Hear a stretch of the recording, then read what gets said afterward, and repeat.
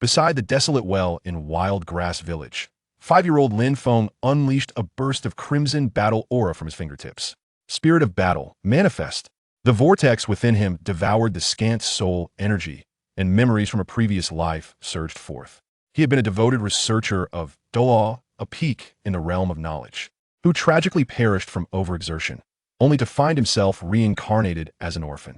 At this moment, Tang San must be sipping porridge in Holy Spirit Village. Lin Feng kicked a stone aside. The celestial herb is mine. The soul bone of Xiao Wu belongs to me.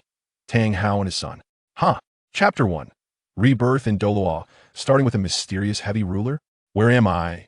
Lin Yu suddenly opened his eyes, greeted not by the sterile white ceiling of a hospital, but by the decaying wooden beams of a dilapidated room, the air heavy with the faint scent of dried grass and earth. His head throbbed painfully, as if struck by a mule, with countless unfamiliar memories flooding his mind like a tidal wave, nearly overwhelming him once more. Minutes later, he lay sprawled on the hard clay bed, his gaze listless as it drifted toward the beams above. Douluo, continent, Lone Grass Village. Lin Yu, 6 years old. Today is the day of martial soul awakening. He processed the memories of the original owner of this body, his lips twitching involuntarily. What a surprise! I've caught the wave of reincarnation, and it's in Douluo continent. As a seasoned reader of online literature, he was quite familiar with this world. Tang San, Xiao Wu, Shrek Academy, the path to godhood. Wait. A sudden jolt of realization shot through him as he sat upright. Today is the day for martial soul awakening. That means a wave of intense anxiety mixed with a hint of absurd excitement washed over him. Knowing the storyline was the greatest advantage. But what if he awakened a useless martial soul with 0 innate soul power? That would be quite the predicament. Heaven help me, I don't ask for the Haotian hammer or the blue lightning tyrant dragon. Just grant me something usable, and perhaps a bit of soul power, he muttered just as a kind. Old man called him outside. The old man was his grandfather in this life, Mike, the village chief of Lone Grass Village, an unassuming little elder. In the village square, children stood in lines, and a young soul master dressed in the official attire of the spirit hall was prepared with a crystal ball and black stone for the awakening ceremony. Next, Lin Yu. Taking a deep breath, Lin Yu stepped forward and placed his hand on the black stone. A chilling sensation coursed through him. Instantly, a radiant light surged forth. A heavy feeling emanated from his palm, the light coalescing into a massive, pitch-black ruler, seemingly cumbersome and devoid of a blade. A weapon martial soul, its form is quite peculiar. Unlike anything I've seen before, the young soul master frowned. Now, let us test your innate soul power. Suppressing his excitement and confusion, why does this ruler seem so familiar? Lin Yu placed his hand on the crystal ball. The crystal ball illuminated, the glow not overwhelmingly bright, but it stabilized in the middle. Innate soul power, level 5, the young soul master announced, his tone flat, tinged with a barely perceptible hint of regret. A murmur arose from the onlookers. Some sighed while others deemed it not too shabby. Level 5, not bad, but becoming a powerful soul master will be quite challenging. Alas, I had hoped that the village chief's grandson would amount to something. Lin Yu felt a jolt in his heart. Level 5? It was neither high nor low, an exceedingly awkward position to be in, stronger than the average person, yet woefully inferior to those prodigies. Particularly when he recalled a certain individual from the neighboring village, a genius with innate full soul power awakening the disparity was staggering. The Xuanzhongke, innate level 5, he mused, gazing at the heavy chur in his hand and feeling its weight. Suddenly, an absurd thought invaded his mind. Could this be what I think it is? But what about my martial arts? Goodness, it cannot be what I suspect. Is this a mere firewood stick akin to an anti-inflammatory? Something feels off, my friend. This is Douluo, not Dupo. Has the delivery gone awry? And what does this innate level 5 signify? Am I already losing at the starting line? How can I compete with that prodigy Tang San? Am I supposed to use my head? The overwhelming contrast left him feeling dizzy. However, just as he was engulfed in despair, a surge of unfamiliar information erupted in his mind. Fengju, initially a low-tier yellow rank, but capable of evolution, Bejiquin, violent steps, flame-dividing waveture, and even the cultivation method for the aerial combat. Technique, Ziyun wings. The sheer volume of information rendered him momentarily frozen, maintaining a facade of post-test disappointment, while internally, a tempest was brewing. I've struck gold. This is truly a Dupo gift package. Although the Fengju starts a bit weak, the combat techniques are genuinely appealing. Self-created soul skills that do not require soul rings. Ha ha ha. What does level 5 even mean? I possess an ultimate cheat. Tang San, wait for me, your cheats are mass-produced, while mine are cross-dimensional airdrops. Xiao Yu, it's alright, level 5 is quite commendable. With diligent training, you will undoubtedly become a soul master. Grandpa Mike's warm hand rested on his shoulder, his tone gentle and reassuring. Lin Yu snapped back to reality, meeting his grandfather's concerned gaze, quickly tempering his exuberance into a semblance of determination, wearing an expression that conveyed, though disappointed, I shall strive on, yes. Grandpa, I will work hard. He nodded vigorously, his eyes shimmering with resolve. Work hard. I must put forth every effort. I need to rush back and study my combat energy. Tang San Xintiangong, that will serve as my stepping stone for transforming combat energy into my energy into a chur. First step, I must swing this impossibly heavy chur. Wait, could this possibly double as a piece of fitness equipment? He dragged the chur, which towered over him, stumbling back home, the blade carving deep grooves into the ground as he began to plot how to practice Bajiquan secretly that evening. Chapter 2. The transformation of Qi into a horse? No, it is the transformation of a ruler. Upon returning to the village chief's modest abode, Lin Yu eagerly shut the door, immersing himself in the contemplation of the concepts swirling in his mind. First and foremost was the technique, burning formula, renowned far and wide. It possessed the potential for evolution. However, its initial state was merely that of the lowly yellow tier, raising concerns regarding both the quality and velocity of the qi cultivated. Internally, he lamented, at the yellow tier's nascent stage, the journey ahead is indeed long and arduous. How many exotic fires must I consume to elevate my capabilities? Does this world even harbor such flames? Am I to seek out Tang San's king of hell seal, or the fiery apricot blossom of the ice and fire yin yang eye? What a cruel jest this is. Yet, despite his grievances, he recognized that having something, however modest, was better than having nothing at all. He immediately endeavored to follow the path outlined by the burning formula. As he initiated the process, a faint current of energy emerged within his dantian, only to be met with excruciating pain as his meridians felt as though they were being torn apart. Gasp! He inhaled sharply, cold sweat instantly cascading down his brow. Damn it! This body is far too feeble. My meridians cannot withstand even the most rudimentary application of this technique. No wonder the formidable figures in the original narrative all laid a solid foundation from a young age. My innate level 5 is utterly inadequate.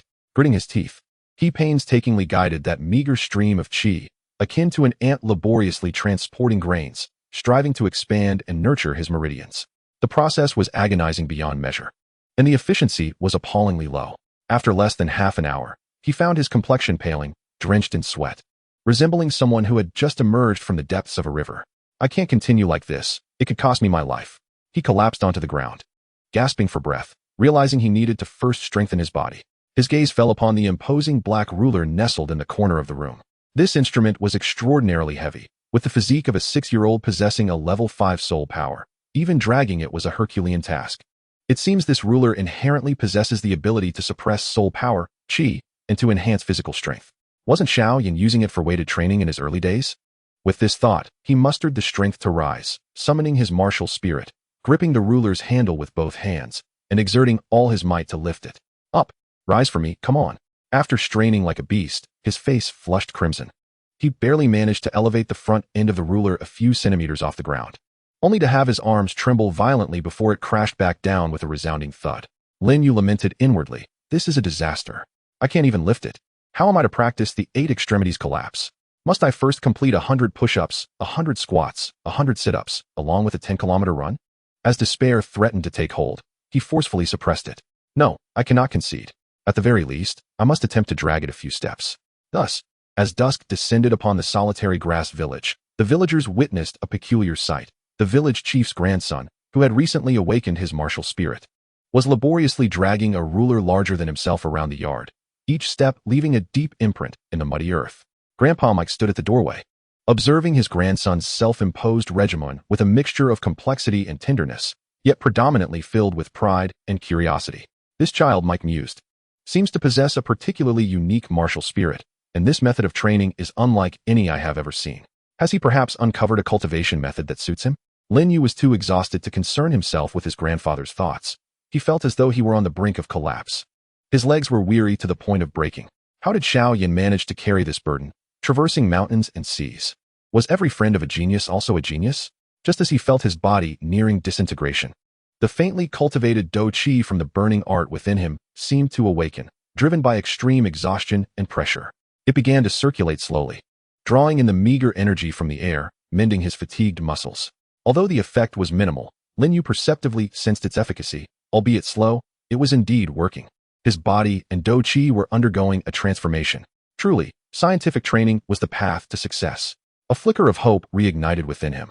That evening, despite the agony coursing through his body, he attempted once more to cultivate the burning art. Although the pain persisted, it seemed marginally smoother than the first attempt, and the absorption of energy accelerated slightly. He recalled the explosive force technique and endeavored to concentrate the feeble Do Qi beneath his feet. An explosion, a muffled sound erupted, reminiscent of a flatulence, as the Do Qi erupted chaotically beneath him, yielding no thrust, and instead causing his foot to tingle, nearly resulting in a clumsy fall. The road ahead was arduous. Nonetheless, it had produced some sound. Was that a form of propulsion? With his entire body aching yet a hint of progress achieved, Lin Yu succumbed to slumber, dreaming of running with that infernal measuring tool, pursued by a shadowy figure wielding the Haotian hammer. Chapter 3, Nodding Academy? The Self-Cultivation of a Film Emperor. Days later, after enduring the grueling training and the meager nourishment of Do Qi, Lin Yu had barely adapted to the weight of the Xuanzhong, mysterious heavy ruler, and could manage a few swings. He now faced a pivotal moment in his destiny, reporting to the Nodding City Junior Soul Master Academy.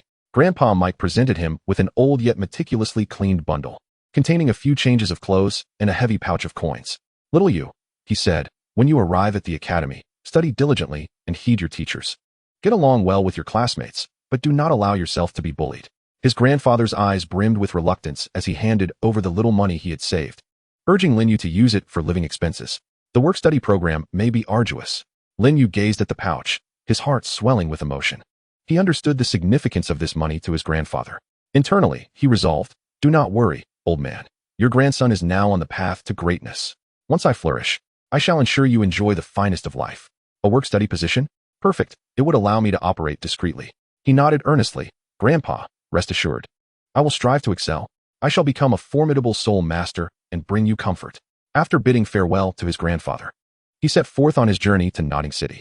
Along the way, he practiced the explosive force technique, albeit with inconsistent success, occasionally tripping on level ground. While contemplating his future plans, Lin Yu mused, at Nodding Academy, alongside Tang San and Xiao Wu. How intriguing to share the same class with these protagonists. My strategy is succinct: survive. Resolutely refusing to be the standout, he chose to observe discreetly and develop quietly. Tang San's hidden weapons, Xiantian skill, and purple extreme magic eye, he would glean what he could from their principles, and if it proved impossible, he would let it be, for he had his own combat skills. The key was to avoid drawing Tang Hao's attention, for he was a formidable figure. Upon successfully enrolling, he was assigned to Dormitory 7. As he pushed open the door, a clear and commanding female voice resonated. "A new work-study student? I am Xiao Wu, the leader here. Do you wish to spar with me?" Lin Yu looked up to see a lively young girl with braided hair, her large, bright eyes fixed on him as she stood with her hands on her hips. Beside her stood a boy in simple attire, his gaze exuding a mix of composure and vigilance. Inner thoughts, goodness. A live version. The rabbit spirit and the pretentious one. This plotline is undeniably strong. Faced with Xiao Wu's assertive demeanor, Lin Yu immediately adopted the demeanor of a seasoned actor, his face displaying just the right amount of tension and a hint of fear. He hastily waved his hands, saying, "No, no, no, great leader. I am quite weak and certainly cannot match you. I concede, I concede." As he spoke, he instinctively took a step back, seemingly afraid of confrontation. Seeing this, Xiao Wu proudly lifted her chin. "You know your place. From now on, you are part of Dormitory 7, and I will look out for you." Tang San observed from the side, slightly furrowing his brow. He felt that this new classmate seemed a bit too timid, and the long object wrapped in cloth behind him emitted an unusual aura. Inner thoughts. This person's martial spirit seems significant. Yet the fluctuation of his soul power is indeed weak. His demeanor is timid. Perhaps I am overthinking it? Lin Yu, keeping his head down, found his bed. Inner thoughts. Perfect. The low-profile persona is successfully established. Did Tang San glance at me a bit longer? It should be fine. He is suspicious but lacks evidence. Now begins my life at the academy, libraries, simulated training grounds, if they exist, and also working to earn money. I am impoverished. I must find ways to earn some extra income, or how can I eat enough to practice combat skills? That night, after all the others in the dormitory had fallen asleep, especially a certain individual practicing Xiantian skill, Lin Yu quietly rose, slipped out of the dormitory, and made his way to a small grove on the back mountain of the academy. In the stillness of the night, It was an ideal time for cultivation. He attempted to unleash his explosive speed once more, channeling his fighting spirit, concentrating it in his feet, controlling the force and direction of the explosion. Explode.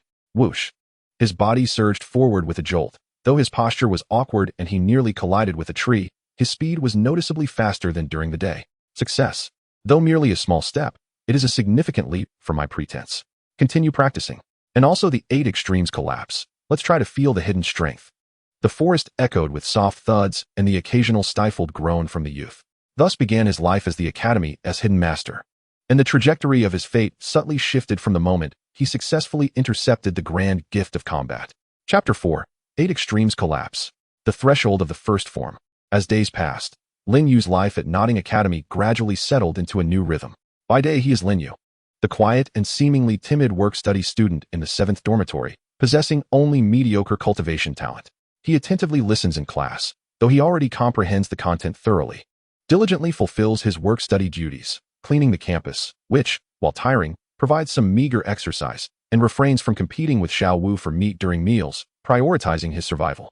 Occasionally, when he encounters Tang San tinkering with those iron objects, parts for hidden weapons, he displays just the right amount of curiosity and confusion, only to be easily dismissed by Tang San with vague references to hobbies. Lin Yu's inner thoughts. Hobbies? I can't believe that. Your hobby is quite costly, involving iron blocks and hidden darts. Fine, you pursue your interests, and I'll focus on my training. Let's coexist peacefully for now. He has mastered the art of inconspicuousness, successfully diminishing Tang San and Xiao Wu's interest in him. Aside from the fact that he seems to possess slightly greater strength than the average Soul Master student, an outcome of his daily clandestine training with the heavy Xianzhong ruler, he possesses no remarkable traits and has completely blended into the background. However, once night falls, Lin Yu undergoes a remarkable transformation. The small forest behind Notting Academy becomes his exclusive secret training ground. Moonlight filters through the sparse branches, illuminating a figure drenched in sweat. Huh, Lin Yu growls, gripping the massive Xianzhong ruler tightly, exerting all his strength to deliver a forward slash. The wind howls, stirring the fallen leaves on the ground. The momentum appears impressive, but the execution resembles a child swinging a large hammer, entirely unrefined, relying solely on brute strength and the weight of the ruler itself. Thud. The blade of the ruler crashes heavily onto a piece of bluestone nearly as tall as a person, sparks flying as a small chunk of stone breaks away. However, the recoil sends Lin Yu's arm tingling, forcing him to stagger back several steps before regaining his balance. Damn, this thing is exceedingly heavy. The rhythm of swinging it is utterly off. How did Xiao Yan manage to wield it with such finesse? He must have had some sort of cheat. Rubbing his sore arm, Lin Yu internally complains. Adapting to the weight of the Xianzhong ruler took nearly half a month. Now, he can barely manage to swing it without toppling over, but using it against an opponent? It's likely that he would exhaust himself before even landing a blow. His foundation is too weak, his physical strength is inadequate, and his soul power, Do Qi, is pitifully low. Breathing heavily, Lin Yu plops down onto the ground, feeling the soreness in his muscles and the faintest trickle of Do Qi within his dantian. The progress of cultivating the burning technique is maddeningly slow. As a low-level yellow-grade skill, combined with his innate level 5 foundation, his efficiency in absorbing the energy of heaven and earth is dishearteningly low. Each night of training yields no visible increase in Do Qi. He can only sense it mentally. Perhaps it's grown a hair's breadth? At this rate, how long will it take to become a fighter? And an emperor at that? It's a mere fantasy. No, I must accelerate my progress. While there is no immediate solution for the technique, I can focus on combat skills. 8 Extremes Burst. Yes, that's the one to practice. The 8 Extremes Burst, an advanced Xian-grade combat skill, is a close-range attack technique that, when mastered, unleashes an attack imbued with 8 layers of power. It's might comparable to a low-level Earth-grade skill. The mere thought of it makes one salivate. After a sufficient rest, Lin Yu rose once more, retracting the heavy Xuanzhong into his body, engaging in combat techniques. This formidable weapon was temporarily unnecessary. He recalled the training methods of the 8 Extremes Burst, mobilizing the internal fighting energy, circulating it through designated meridian pathways, ultimately compressing and condensing it within the fist, elbow, and knee to explode instantaneously, generating a visible force. The hidden force, however, required more intricate control and a stronger physical foundation, which was utterly unattainable at present. He resolved to commence with the most elementary application of force, to sense the gathering of energy. Assuming an awkward stance, he inhaled deeply, attempting to guide the faint trickle of fighting energy towards his right arm. Alas, The moment the energy coursed into the meridian of his arm, a sharp, needle-like pain surged through him, eliciting a muffled grunt. The meridian was too fragile, too narrow. The energy flowed as if one were trying to force a thick rope through a slender straw. Gritting his teeth, he endeavored to maintain the energy circulation, veins bulging upon his forehead. At last, a minuscule amount of fighting energy coalesced upon his right fist. 8 extremes burst. He bellowed, rallying himself, and thrusting his right fist forward with great vigor. A soft sound echoed, akin to a fist striking a thick quilt, not to mention the eightfold force. Not even a gust of wind was stirred. The flicker of energy on the surface of his fist dimmed rapidly, dissipating without a trace. Instead, the excessive exertion strained the muscles that had yet to fully adapt, leaving his arm weak and sore. How embarrassing. What utter humiliation. This power was less than what I could achieve with a simple flailing punch. Lin Yu gazed at his flushed fist, wearied by defeat. Yet, he did not relent. After a brief respite, he would try again. With each attempt, thud, bang. Pain. Time after time, the outcome remained consistent. Either the energy dispersed midway, or it barely coalesced with no potency, each time reverberating painfully through his arm, as if the muscles were being torn apart. Ultimately, he could barely lift his right arm, red and swollen, with even the slightest movement inducing excruciating pain. The trace of fighting energy within him was nearly depleted, leaving his dantian hollow and weak. Damn, this combat technique is exceedingly challenging to master. Without a mentor to guide him, relying solely on his own exploration, how many detours must he traverse? No wonder the scions of affluent families progress swiftly. They have ample resources and instructors. Lin Yu collapsed onto the ground, gazing at the moon above, feeling as though his future was shrouded in darkness. The physical pain was secondary. The psychological blow was far more profound. Here he was, standing guard over a treasure mountain, yet unable to even scrape away the outermost layer of dirt. Such a feeling of frustration was unbearable. Could it be that I truly lack the talent for cultivating combat techniques? Or is it that the rules of this world differ, rendering such techniques unattainable? Once the seeds of doubt sprout, they are difficult to suppress. He lay there for a full quarter of an hour, his mind a tempest of confusion. Surrender? Impossible. Having traversed to this realm with a golden opportunity, must I truly live an uninspired life? Will I merely await the day I am swept into the conflict between Tang San and the Spirit Hall, destined to become cannon fodder? Upon recalling the dignified countenance of Tang San after attaining divinity, Lin Yu felt a surge of rebellious fervor rise within him. No, he absolutely could not concede. If Tang San could ascend to divinity through his profound cultivation and hidden weapons, why couldn't he succeed with his burning technique and combat skills? If one attempt fails, then there shall be 10. If 10 fail, then 100. Is it merely pain? Endure it. A fierce determination welled up from the depths of his heart. Struggling to sit upright, he disregarded the pain in his right arm and began to circulate the burning technique, absorbing the scant energy to gradually mend his bodily injuries. Although the process was slow, the pain did indeed lessen bit by bit. He reflected on the countless failures he had just experienced, seeking to uncover the root of the problem. The flow of his fighting spirit should be correct. Was it the timing of its condensation that was amiss? Or was it the manner of its release that required adjustment? It seemed that each time the fighting spirit reached his fist, it scattered slightly, eluding his control. He pondered deeply. After a sufficient rest, although his right arm remained weak, he switched to his left arm and attempted once more. Failure. He adjusted again, sensing the subtle differences. Another failure. He pressed on. Throughout that night, Lin Yu lost count of how many times he failed, until the first light of dawn began to grace the horizon. He finally returned to dormitory 7, exhausted and sore, as stealthily as a thief. His roommates remained in deep slumber, including the one meditating cross-legged on his bed. Lin Yu quietly climbed back into his own bed, nearly losing consciousness the moment his head hit the pillow. He was utterly fatigued. Yet, in the fleeting second before he succumbed to sleep, he vaguely thought, perhaps, just perhaps, the fighting spirit in his left fist had condensed a tad more than before. Although the progress was minuscule to the point of being negligible, he at least grasped a hint of the threshold ahead. The path of cultivation was long and arduous, yet he had finally stumbled forward, taking his first step. However, to obtain his first spirit ring and officially embark on the path of a spirit master, he required a pivotal opportunity to reach level 10 spirit power. This seemingly close goal still demanded time and perseverance from him. Chapter 5. The Work-Study Student, No, the Rising Star. As dawn broke, the sounds of rustling filled dormitory 7. Tang San awoke from his deep meditation with the precision of a well-set biological clock, a faint hint of purple flickering in his eyes. A mark of his cultivation of the purple extreme magic eyes. He habitually surveyed the dormitory. Most of the work-study students were still lost in dreams. Xiao Wu lay sprawled, her sleeping posture unabashed, mumbling about carrots not to run away. In a corner, his gaze paused slightly.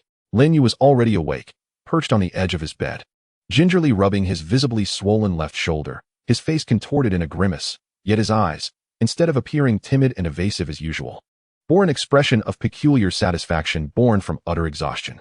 As if sensing Tang San's gaze, Lin Yu immediately resembled a startled rabbit, swiftly lowering his head, his actions halting as he reverted to a demeanor of humble submission, even appearing somewhat timid. The perceptiveness of this individual is truly remarkable. Lin Yu felt a tightening in his chest and quickly settled into his demeanor. Tang San furrowed his brow. Was that fleeting spark merely an illusion? He dismissed the thought, attributing Lin Yu's seemingly weak soul power fluctuations and average physical prowess, aside from a slightly above-average strength, to a lack of significance. Little did he know that this seemingly unassuming person had nearly exhausted himself practicing in the woods the previous night. As Tang San shifted his gaze, Lin Yu let out a sigh of relief, yet heightened his vigilance. I must exercise greater caution in the future. This meticulous and suspicious individual cannot be allowed to detect any flaws. The path to becoming an esteemed actor is fraught with challenges. The daily routine consisted of rising, grooming, working, and attending classes. The life of a work-study student was monotonous yet busy. Lin Yu perfectly embodied the role of an unremarkable, diligent student, sweeping and cleaning without uttering a word or stealing a glance at the commotion around him, particularly during cultural classes, as the teacher explained the fundamentals of soul master knowledge, the classification of soul beasts, and the precautions for soul ring absorption. Lin Yu showcased his Oscar-worthy performance. He would at times feign an expression of sudden enlightenment. Lin Yu, ISNT this common knowledge. At other times furrow his brow as if faced with an insurmountable dilemma. Inner thoughts. Surely the teacher is mistaken. The weakness of the mandala snake is clearly 3 inches below the 7-inch mark, not the throat. And at times pretend to take diligent notes while actually doodling turtles in his notebook, bored and yearning to return to practicing his Baji Zhuang. Seated beside him, Tang San occasionally caught sight of Lin Yu's earnest yet clumsy demeanor, and any subtle doubts stemming from his martial spirit dissipated entirely. It seems that while his martial spirit is peculiar, his insight and talent are indeed limited, far inferior to Xiao Wu's. Not worth concerning myself with. Tang San silently concluded, categorizing Lin Yu as merely a background roommate. This was precisely the effect Lin Yu desired. Yes, yes, yes, continue to ignore me. Treat me as if I were air. I relish being invisible. In the afternoon, practical lessons focused on the fundamentals of soul power control and physical coordination training. When it was Lin Yu's turn, he deliberately acted clumsy. His soul power output fluctuated wildly, and during the walking coordination exercises, he stumbled awkwardly, inciting a wave of good-natured, or not entirely benevolent, laughter. The teacher regarded him with a mix of exasperation and sympathy, shaking his head and offering a few encouraging words. Lin Yu, do not be disheartened. Diligence can compensate for shortcomings. Practice more. Yes, teacher, I shall strive to improve. Lin Yu replied with a face full of feigned shame and determination. Strive? Of course I strive. I am diligently playing the role of a failure. This is far more exhausting than actual training. After class, Xiao Wu bounced over to Tang San, beaming with delight. Xiao San, look at that Lin Yu. He is so clumsy.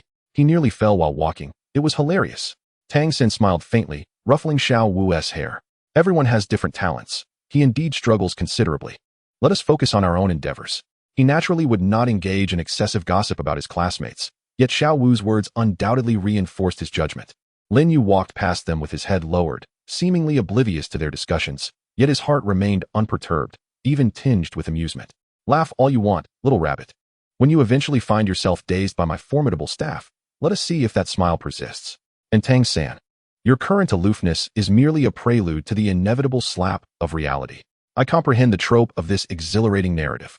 As night descended upon the familiar grove, Lin Yu once again embarked on his self-imposed, arduous training. Armed with the experience from the previous night, he refrained from reckless abandon and began to meticulously perceive the subtle sensations of his fighting spirit coursing through his meridians, adjusting his technique accordingly. The practice of the 8 extremities burst remained a formidable challenge. Each punch was accompanied by excruciating pain and rapid failures.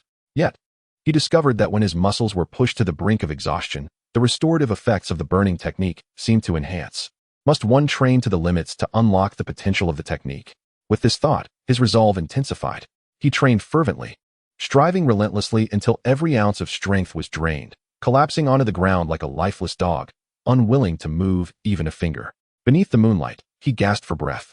Drenched in sweat, his clothes saturated, His right arm and left shoulder remained red and swollen, new aches proliferating throughout his body. Yet this time, he grinned silently.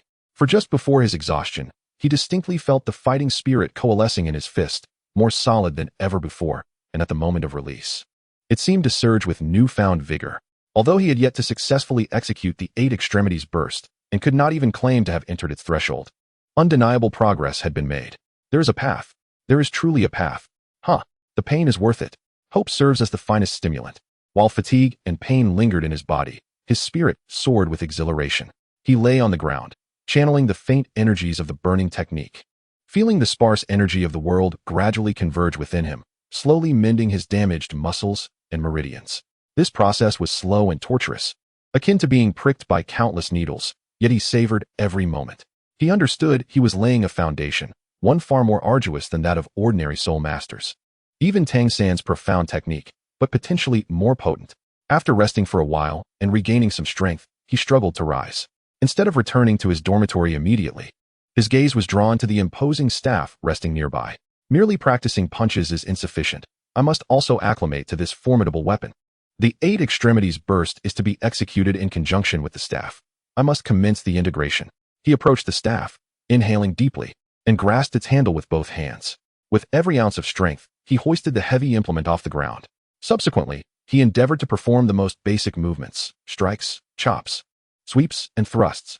Each motion was slow, clumsy, riddled with flaws, and exorbitantly taxing on his stamina. Often, after only a few attempts, he would find himself panting heavily, compelled to pause and catch his breath. Yet, he did not yield. After a brief respite, he resumed his practice. In his mind, he recalled the clumsy yet powerful technique employed by Xiao Yan in his early days with the heavy ruler, where sheer strength triumphed over finesse. One ruler shatters myriad techniques. Yes, that is the spirit. No matter how extravagant the skills, a single strike from my ruler will suffice.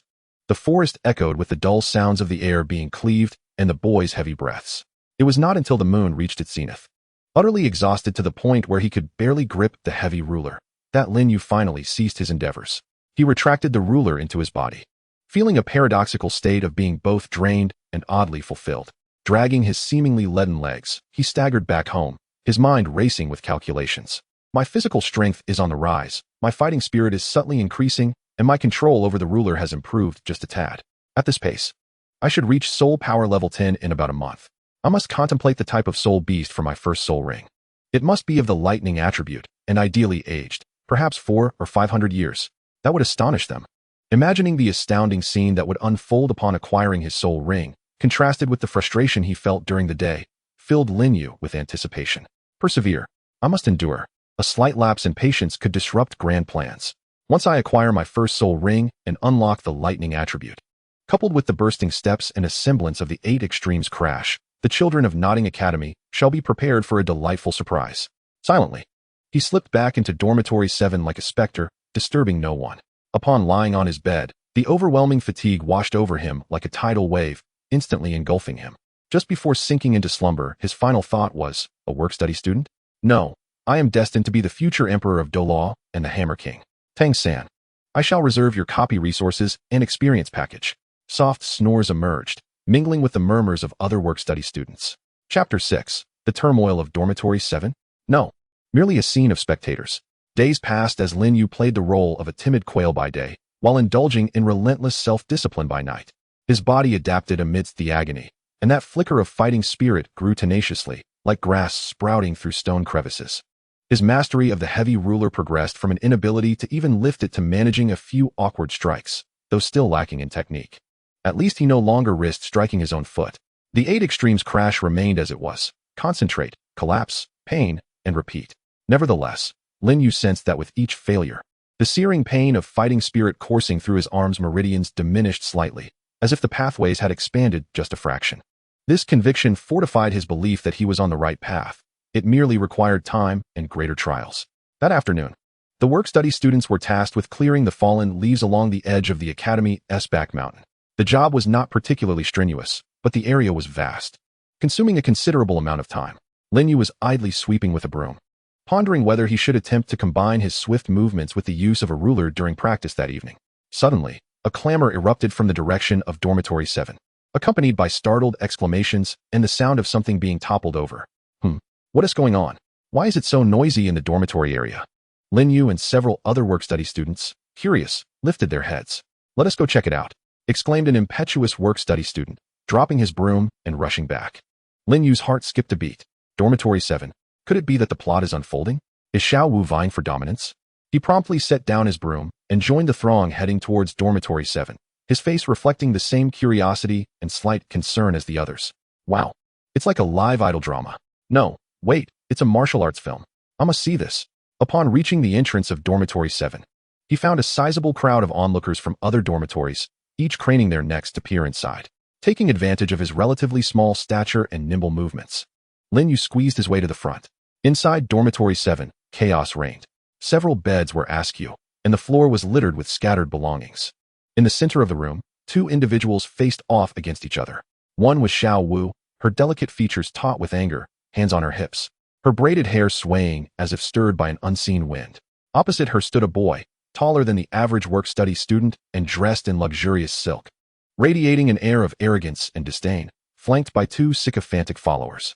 Wang Sheng, is there truly no one left in your dormitory? You send a mere girl like her to assume leadership? How utterly laughable, mocked the boy in fine clothing, surveying the other work-study students in Dormitory 7, who instinctively lowered their gazes upon meeting his eyes. Wang Sheng's face reddened, eager to retort, yet seemingly intimidated. Xiao Wu, undeterred, glared at the boy, her voice ringing clear with indignation. Hey, who do you think you are? How dare you come to our Dormitory 7 and act so brazenly? Looking for a fight?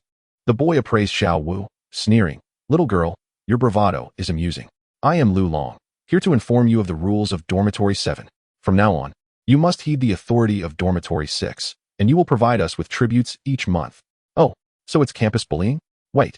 ISNT Lu Long, the minor character who gets defeated by Xiao Wu in one move. The one who grants Tang San experience? Lin Yu suddenly recalled, his heart brimming with excitement at the unfolding drama. Listen to you? Pay tribute? On what grounds? Xiao Wu retorted, her anger escalating. On the grounds that my fists are larger than yours, Lu Long declared, brandishing his fist, the fluctuation of soul power evident around him, revealing he possessed his first soul ring, though merely a white 10-year soul ring. It certainly afforded him the audacity to confront a group of work-study students lacking even a single soul ring. The faces of the students from Dormitory 7 paled further, instinctively taking a step back. Wang Sheng felt a mix of anger and helplessness. Just then, a calm voice broke through the tension. On what grounds do you bully others? As the crowd turned, they beheld Tang San, who had mysteriously returned, standing at the doorway with a calm expression directed at Lu Long. He seemed to have just stepped out, arriving perfectly in time. The protagonist has arrived. Tang San to the rescue. A classic scene. Lin Yu silently cheered within, while outwardly, he mirrored the expressions of relief displayed by others, subtly retreating further into the throng to secure the optimal vantage point for observing the unfolding drama. Another who is unafraid of death. Lu Long cast a glance at Tang San, noting his simple attire, and dismissed him with indifference. What? Do you wish to make a name for yourself? Approaching Xiao Wu, Tang San nodded at her before addressing Lu Long. We are all classmates. There is no need for such hostility. Classmates? Who would consider you impoverished wretches as classmates? Lu Long spat. Enough of your prattle. Either comply with my demands, or I shall force you to. Xiao Wu, incensed, was about to charge forward, but Tang San gently restrained her. Allow me, he whispered. Oh, it is about to get serious. Shintian skill. Ghostly shadow stealth. Control the crane and capture the dragon. Prepare the hidden weapons. Lin Yu's eyes sparkled with excitement. His inner commentator immediately engaged, more thrilled than anyone else present. Seeing Tang San daring to impede him, Lu Long felt his pride wounded and bellowed, You seek death. He swung his fist towards Tang San, the 10-year soul ring illuminating, his punch imbued with a faint soul aura, demonstrating considerable force. However, to Tang San, the speed was akin to that of a snail. In an instant, Tang San altered his footing, his body gliding like a phantom, effortlessly evading Lu Long's strike. Simultaneously, his right hand shot forth like lightning, grasping and pulling at Lu Long's wrist. Lu Long felt a sudden shift in balance, his stance faltering, causing him to lurch forward, nearly tumbling headfirst. Lu Long regained his footing, a mix of astonishment and fury igniting within him as he lunged once more. Tang San remained unperturbed, executing the ghostly shadow stealth, flitting through the arena like a butterfly amidst flowers, leaving Lu Long unable to even brush against his garments. Occasionally, he would strike, merely using the control the crane and capture the dragon to slightly disrupt Lu Long's equilibrium, rendering him increasingly flustered. Oh, The thrill of watching a master in action is truly delightful. Such agility, such technique, undoubtedly the hallmark of Tang's sect's ultimate skills. Alas, he is currently limited to basic techniques. With neither hidden weapons nor the Xianyu hand displayed, Lin Yu observed with rapt attention, fervently jotting down notes in his mind, though he knew he could never replicate them. The surrounding audience was mesmerized, astonished that this newcomer could so deftly toy with Lu Long, who possessed a soul ring. Xiao Wu, beaming with joy, cheered loudly, "Go, San. Strike him. Yes, trip him. Oh, so close." Lu Long's two lackeys attempted to assist, but were intercepted by Wang Sheng and several other bolder students. Lu Long, frustrated by his inability to gain the upper hand, found himself panting and exhausted, his pride thoroughly diminished. With a furious roar, he summoned his martial soul, a short staff radiating the brilliance of a 10-year soul ring, and hurled it towards Tang San, employing his soul skill. "Be careful," Xiao Wu cried out. Tang San's gaze sharpened, no longer merely evading. Seizing the opportune moment, he altered his footwork, swiftly closing in on Lu Long's inner side. As he evaded the strike, his left hand deftly propped against Lu Long's elbow while his right hand gently pushed at his waist. With a mere 4 taels of force, he sent Lu Long, overwhelmed by an irresistible strength, soaring through the air, exclaiming in astonishment as he was hurled out of the 7 dormitories entrance, landing squarely on his backside. His 2 lackeys, struck dumb with shock, hurried outside to assist him. Lu Long, dazed and disoriented, pointed at Tang San, his voice filled with impotent fury. You wait for me." With that, he retreated, aided by his companions, in a most undignified manner. "Wow, Xiao San, you are amazing," Xiao Wu exclaimed, jubilantly bounding over, her eyes sparkling with admiration for Tang San. The other work-study students from the 7 dormitory gathered around, their gazes toward Tang San brimming with respect and gratitude. Wang Sheng, his excitement palpable, declared, "Tang San, you are incredible. From now on, you shall be the leader of our 7 dormitory." "Indeed, the leader." The other work-study students echoed in agreement. Tang San quickly waved his hands, saying, No, we are all classmates. It is only natural to help one another." His gaze swept across the crowd, eventually resting on Lin Yu, who was making a concerted effort to diminish his presence in the corner. Lin Yu felt a jolt. "Why are you looking at me? I'm merely an observer. Please, do not involve me in this." "Indeed," Tang San approached him, regarding him with a calm demeanor as he inquired, "Lin Yu, are you all right? Were you frightened just now?" Lin Yu immediately shook his head vigorously, his face contorted with relief and gratitude. "No, I'm fine.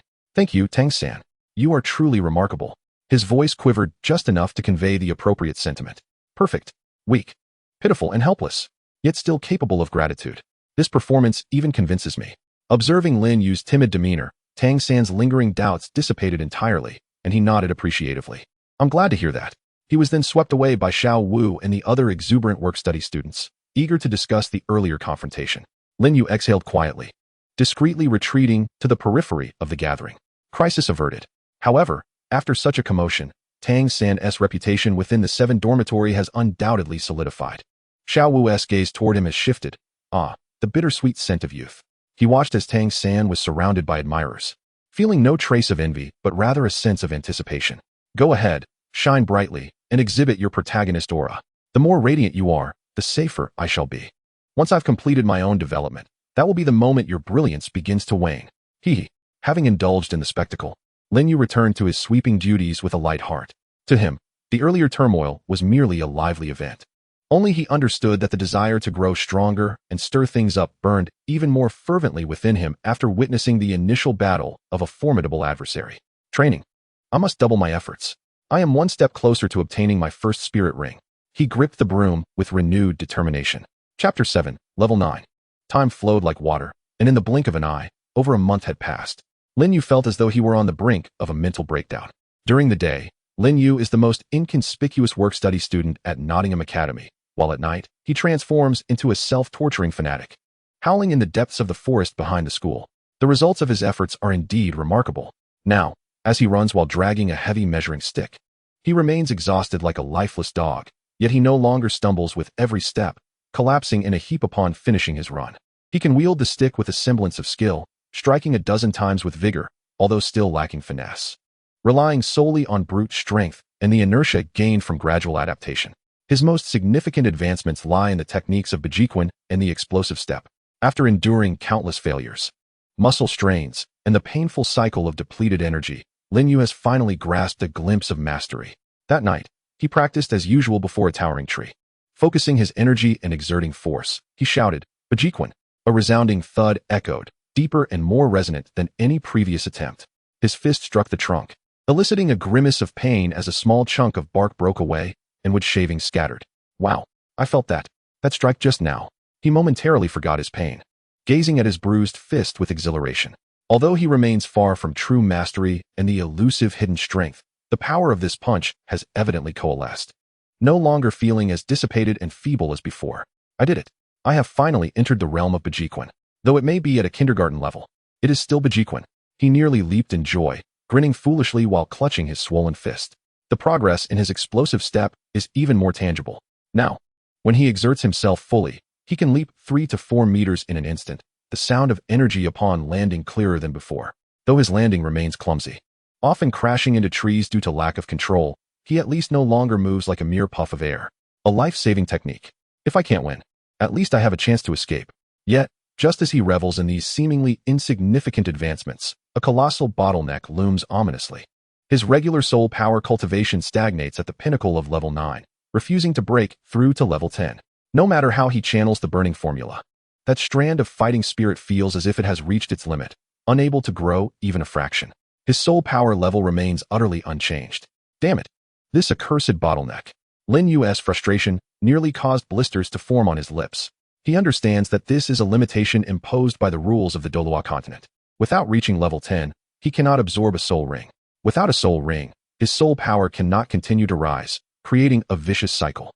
While his fighting spirit cultivation appears unaffected by this limitation, given the differing systems, the growth of fighting spirit is excruciatingly slow. And lacking the transformative quality and soul abilities provided by a soul ring, his actual combat potential is severely constrained. Relying solely on this meager fighting spirit and half-baked techniques, he can manage against ordinary people and low-level soul beasts, but daring to challenge a soul master with a soul ring would be tantamount to courting death. Not to mention attempting to hunt soul beasts for a soul ring. I must reach level 10. I must obtain my first soul ring. This thought has become Lin Yu's greatest obsession. But how can he break through? Methodical cultivation feels like an endless journey.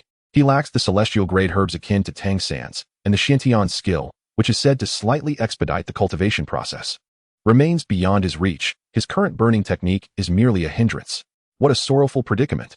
That evening, after yet another unsuccessful attempt to break through to the 10th level, he found himself despondently seated on the back mountain, sighing at the moon. This won't do. I cannot merely wait idly. I must seek out some materials to peruse. Perhaps the tomes of this world contain unconventional methods or precautions regarding overcoming the bottleneck of soul power.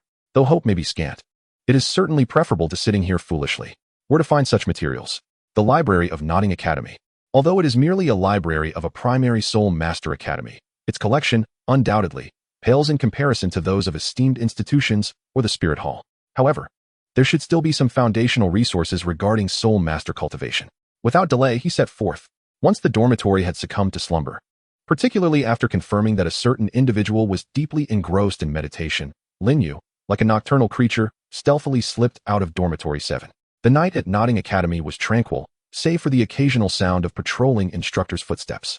Lin Yu held his breath, channeling the fruits of his recent practice in rapid movement. Though still unrefined, it sufficed for evading patrols within the shadows. On several occasions, he narrowly escaped detection, leaving him drenched in cold sweat. Damn it, this feels akin to thievery. All for the sake of becoming stronger. After a considerable effort, he arrived at the base of the library. The library was locked at night, yet this posed no challenge for him. He had previously observed that one of the second-floor windows had a broken latch, which had gone unfixed for quite some time.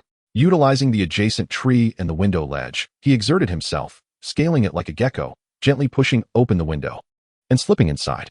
A wave of the scent of old books and dust enveloped him. Moonlight filtered through the window, allowing him to barely discern the towering rows of bookshelves. Done. The night exploration of Notting Academy's library has commenced. He dared not light a lamp and began to navigate through the shelves by the faint moonlight. The library was not extensive, and he quickly located the section on foundational theories of soul masters and soul power cultivation. The selection was limited, and most of the content he had already encountered during his daytime classes or was familiar with. He swiftly skimmed through the volumes, hoping to unearth something unique. Titles such as Introduction to Soul Power Basics, Common Classifications of Martial Spirits, and the 10 major taboo practices in soul ring absorption were all rather pedestrian. Indeed, to expect to find extraordinary manuals or exclusive formulas in such a place was perhaps overly ambitious. Lin Yu felt a pang of disappointment. Just as he was about to abandon his search and retrace his steps, his gaze fell upon a dusty corner at the bottom of the bookshelf. There, haphazardly stacked, were several incredibly worn notebooks and journals, their covers nearly peeling away, evidently untouched for quite some time. What is this? Compelled by an inexplicable force, he crouched down and extracted the most tattered of the bunch. Brushing off the dust, he could barely discern the words on the cover. Discussions and speculations on the bottleneck of low-level soul power. The author's name was now indecipherable. The phrase bottleneck discussions stirred something within Lin Yu, instantly invigorating his spirit. He cautiously opened the book, revealing brittle, yellowed pages adorned with somewhat hasty handwriting. The contents were not systematic theories but rather the musings, conjectures, and hearsay remedies of an aged soul master. Much of what he read appeared absurd, such as the notion that bathing during a thunderstorm could stimulate the breakthrough of thunder attribute martial souls, with a footnote stating, "Tried it, caught a cold." Utterly useless, or that consuming 10-year-old luminescent mushrooms could slightly enhance soul power activation. Noted, had diarrhea for 3 days, no change in soul power. Lin Yu couldn't help but grimace at the nonsensical nature of it all. What on earth is this? Amateur scientists can be deadly. Nevertheless, he persevered and continued reading. Suddenly, a few lines caught his attention. The level of soul power is a process of accumulation and qualitative transformation. Levels 9 to 10 represent the threshold of the mundane, requiring absolute measurement or intense stimulation. Stimulation? Lin Yu held his breath and read on. The so-called stimulation was not external force, but rather the intense consumption and rapid regeneration cycle of soul power itself. It was said that certain soul masters, after life and death battles or prolonged maintenance of soul skills until exhaustion, occasionally achieved breakthroughs. However, this method was perilous and could easily harm the essence. Caution was advised. Furthermore, if there were external pure energy of compatible attributes to guide and impact, the results could be exponentially greater, though this method required an exceptionally high demand for energy, difficult to find in ordinary environments. Upon reaching this point, Lin Yu's eyes suddenly sparkled with excitement. Intense consumption and regeneration? Exhaustion? Pure energy of compatible attributes? The previous notion of life and death combat and utter exhaustion was too dangerous to consider at the moment. Yet the latter idea, pure energy of compatible attributes? Thunder attribute? This is precisely what I lack. A thought struck him like a lightning bolt. The Xuanzhong. My martial soul is the Xuanzhong, but it seems to attract or even absorb lightning. I sensed this during my awakening. Later, while training on stormy nights, he appeared to respond faintly. Previously, he had disregarded it, merely attributing it to the characteristics of his martial soul. But now, in light of the scribbled notes, could it be that my Xuanzhong inherently attracts or transforms lightning energy? If I could guide just a bit of lightning energy, or even simulate that kind of stimulation. A bold, even reckless idea began to take root in his mind. He suppressed his excitement, carefully tucked the tattered notebook back in place, and brushed off some dust to restore its former appearance. Regardless of its utility, this at least provides a direction, far better than aimlessly consuming my energy. He glanced out the window as dawn began to break. It's time to leave. He transformed once more into a shadow of the night, silently slipping out of the library and returning to his dormitory. As he lay back in bed, his heart raced with exhilaration. It is not out of fear of being caught sneaking away, but rather due to the exhilarating, reckless, and perilous breakthrough plan that has just been conceived. The thought of electric shocks sends a shiver of pain through him, yet it is a venture worth pursuing. With his eyes shut tight, his mind races, contemplating where to find thunderous weather and how to safely execute such a daring endeavor. The dawn of a level 10 breakthrough seems to flicker amidst the flashes of lightning. Chapter 8. Engaging in side ventures to earn a bit of electricity. Ever since that fateful night when he pilfered celestial secrets from the library, albeit merely unreliable notes, Lin Yu has become utterly obsessed. His thoughts are consumed by thunder, excitement, and breakthroughs. During classes and work, his mind wanders, constantly glancing skyward, hoping for a day of ominous clouds and thunderous storms that would allow him to implement his audacious plan. Oh, Thunder God and Lightning Mother, please grant me a visit to Nodding City. This believer is willing to trade a lifetime of meat for a torrential downpour. Alas, the heavens do not conspire in his favor. The days stretch on with clear skies, the ground beneath him scorching. Lin Yu's anticipation gnaws at him. Yet he finds himself powerless. Surely, he cannot conjure thunder himself. Moreover, upon reflection, the risks associated with his plan are exceedingly grave. The notes clearly indicate a high likelihood of damaging one's essence. Should anything go awry, not only would he fail to achieve his breakthrough, But he might also end up charred or have his meridians severely disrupted, a rather unfortunate outcome indeed. I must prepare, at the very least. I need some form of protection or perhaps test the waters with a weaker lightning strike, he muses. But where in this world could he find such mild lightning? Unless it were the soul technique of a lightning-affiliated soul master, but which soul master would idly strike a level 9 soul scholar for sport? That path leads to a dead end. Another stark reality confronts him: poverty. The meager earnings of a working student scarcely suffice for his meals. He yearns to procure certain items, like having a blacksmith forge metal rods capable of attracting lightning. He vaguely recalls the principles behind lightning rods, or purchasing materials said to provide minimal insulation or channel soul power, all conjured from his imagination. Yet it all seems utterly fantastical. His pockets are emptier than his face. A capable cook cannot prepare a feast without rice. Without funds, I lack even the opportunity to embrace my own demise. Lin Yu laments helplessly. He must find a way to earn money, to engage in side ventures. But what can a 6-year-old working student accomplish? Working in the city? He is too young, and no one would dare employ him. Furthermore, time is not on his side. Labor? The tasks at the academy are already exhausting enough. Shall I resort to performing arts? Breaking stones with my chest? Or perhaps swallowing heavy objects whole? The very thought sends chills down his spine. With a furrowed brow, he sweeps the ground, and his gaze inadvertently lands upon the academy bulletin board. Numerous notices are pinned there, including rewards for lost pets and purchase requests from upperclassmen. Most purchase requests seek specific herbs from certain years or particular materials from soul beasts, intended for potion making or forging practice. Suddenly, Lin Yu's eyes brighten. Herbs? Materials? I have connections. Though his cultivation of the burning technique was rather lackluster, it remained a fire attribute skill. Moreover, his perception of energy appeared to be slightly more acute than that of an average soul master. Likely an auxiliary benefit derived from his training in fighting spirit and prolonged self-discipline aimed at enhancing his mental fortitude. He promptly approached the bulletin board for a meticulous examination, seeking to purchase 10-year-old blood-condensing grass, with leaves marked by purple veins, at 5 copper soul coins each. Long-term acquisition of sturdy tough skin, from soul beasts aged 10 years and above, price negotiable. Urgently in need of a 20-year-old inkleaf chrysanthemum, with intact roots, for 1 silver soul coin. The prices were modest, yet for the perpetually impoverished Lin Yu, they represented a considerable sum. Theoretically, these items could be found in the expansive, undeveloped forest behind the academy. Notting Academy was in close proximity to the soul-hunting forest, surrounded by mountains where wild herbs and low-level soul beasts were plentiful. However, the identification and collection of these resources demanded a degree of knowledge, luck, and inherent dangers. Let us do this. Isn't it just about foraging and hunting? I have my escape technique, the violent step, escape version, the 8 extremes collapse, beginner version, and the mysterious heavy ruler, fitness version. As long as I don't venture too deep, dealing with 10-year-old soul beasts and ordinary wild animals shouldn't pose much of a problem, right? Though there were risks, they were worth taking. With determination, he immediately began to utilize every spare moment to visit the academy library, this time with utmost transparency, specifically seeking out illustrated guides on common herbs and low-level soul beasts. Leveraging the seemingly enhanced memory bestowed upon him since his transmigration, he diligently memorized the information. Blood-condensing grass thrives in the shade. Its veins are purple. Inkleaf chrysanthemum exudes black sap at night. Ironhide boar has a weakness in its eyes and abdomen, he muttered to himself, resembling a madman. To convincingly portray a studious work-study student, he even approached Tang San with inquiries. Tang San, look at this illustration. It depicts the ironhide boar. Is its hide truly as tough as iron? Lin Yu pointed to a tattered soul beast guide, his face adorned with a curious expression. Tang San glanced over.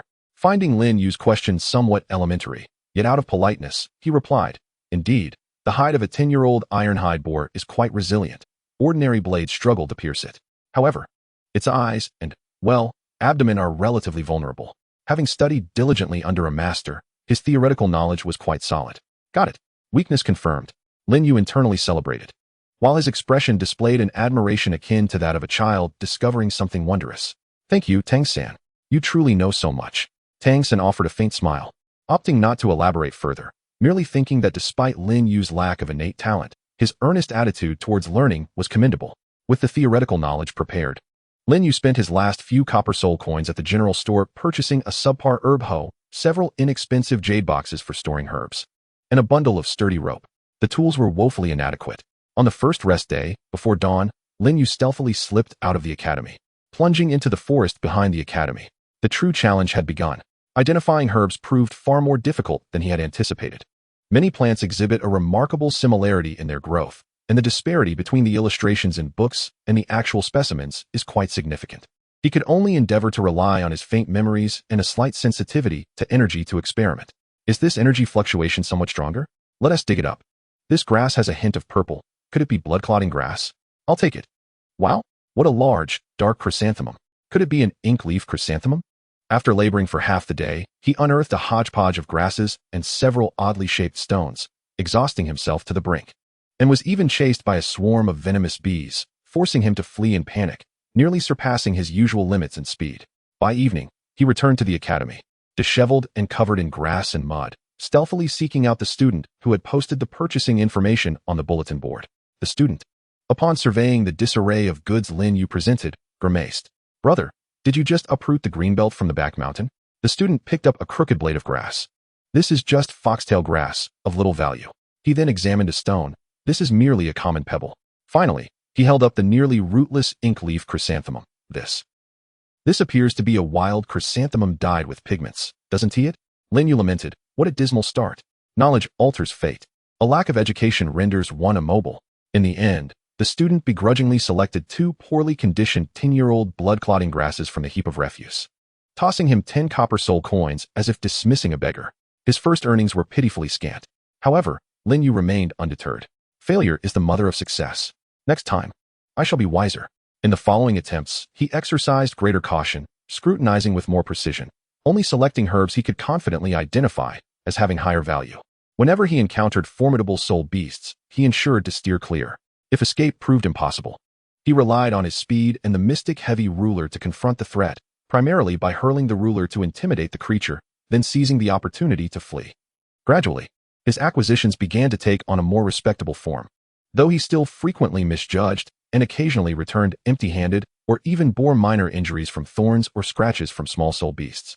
He managed to steadily exchange his finds for copper soul coins and, on rare occasions, stumbled upon a particularly valuable herb, earning a silver soul coin. The earnings were modest, but they accumulated slowly. He finally had enough to visit the blacksmith, where, after much deliberation, he spent several silver soul coins to commission a few slender iron rods with pointed ends and some copper wire, components for his envisioned rudimentary lightning rod device. Gazing at his meager savings, which had vanished in an instant, Lin Yu felt a pang of regret. This is all my hard-earned money. Heaven, please take heed. When the time comes to strike me, be gentle, for this has all been a significant investment. He clandestinely stashed those iron rods and copper wires in a corner beneath his bed, wrapped in tattered cloth. Each night before sleep, he would touch them, as if drawing courage and the tears of poverty from them. Although the process of earning money through side ventures was arduous, it was not without its benefits. Frequent traversals through the mountains and forests, confronting various unforeseen circumstances, have significantly enhanced his practical responses, predominantly his instinct to flee, and his application of the swift step technique. The continuous expenditure of soul power, utilized for evasion and the occasional excavation, seems to have indirectly tempered his fighting spirit. He senses that the 9th-level bottleneck is becoming increasingly pliable, with just one final push needed to break through. At this moment, all that is required is a thunderstorm and a dash of reckless courage. Gazing up at the still clear sky, Lin Yu sighed. The preparations are in order, the funds are ready, the companions are set. All that remains is a favorable wind. Oh, mighty Lord of Thunder, kindly urge your wife to bring forth the rain. Chapter 9. The wind does not come, yet undercurrents surge. Lin Yu eagerly awaited the stars and moon, straining his neck to the point of discomfort. But the skies above Nodding City remained cloudless, devoid of even a hint of impending rain. What has to deal with this weather? Is it the dry season? Wasn't the climate of Douluo continent supposed to be pleasant? His frustration nearly compelled him to give the heavens an irreverent gesture. His plans for a breakthrough, hindered by the absence of essential natural conditions, were indefinitely postponed. The slender iron rods and copper wires, which had cost him a fortune to procure, lay pitifully wrapped in tattered cloth, gathering dust beneath his bed. Lin Yu's mood mirrored that of the elusive thunderstorm, stifled and anxious, with the prospect of a breakthrough dimming. He had no choice but to channel more energy into his side ventures and nightly rigorous training. His skills in herb gathering and wilderness foraging grew increasingly proficient. While he might not amass a fortune, he occasionally managed to earn a modest sum, allowing for better meals or saving for superior equipment in the future. His familiarity with the woods behind the mountain was nearing that of the Academy's gardener. During the evenings, practicing the 8 extremes collapse and the swift step technique, His progress became increasingly evident. Now, a punch could leave a distinct imprint upon a tree trunk, dislodging numerous leaves. When unleashing the swift step with full force, he could instantly propel himself 5 meters away. Though he still landed somewhat unsteadily, he was at least able to manage his direction. He even began to experiment with integrating the explosive force of the 8 extremes collapse and the movement of the swift step while wielding the heavy ruler. The result was simply more fatigue. Often, after only a few attempts, his soul power would be depleted, leaving him sprawled on the ground like a lifeless fish. The road ahead is arduous, he gasped, gazing at the starry sky. When will I be able to exchange blows with Tang San? On this particular day, Lin Yu had just completed his morning duties as a work-study student, cleaning the training grounds equipment, his back aching from exertion. As he prepared to sneak off to the cafeteria for a meal, he suddenly overheard a group of passing students animatedly discussing something. Have you heard? Yu Xiaojiang is going to hold a public lecture. That master of theoretical invincibility? Indeed. Lin Yu halted in his tracks. A public lecture by Yu Xiaojiang? Is it about the choices and absorption of soul rings? He was inclined to attend, relying on the plagiarized theoretical knowledge from the Spirit Hall. While he prided himself on having advanced knowledge, Yu Xiaojiang's theories were undoubtedly substantial. Despite his own shortcomings, Yu Xiaojiang's insights into the nuances and precautions of soul ring absorption would surely surpass his unreliable notes and assumptions. Lin Yu made a swift decision to attend the lecture, eager to assess the formidable theory and to validate his own thoughts. The following afternoon, the grand auditorium of Notting Academy was teeming with attendees.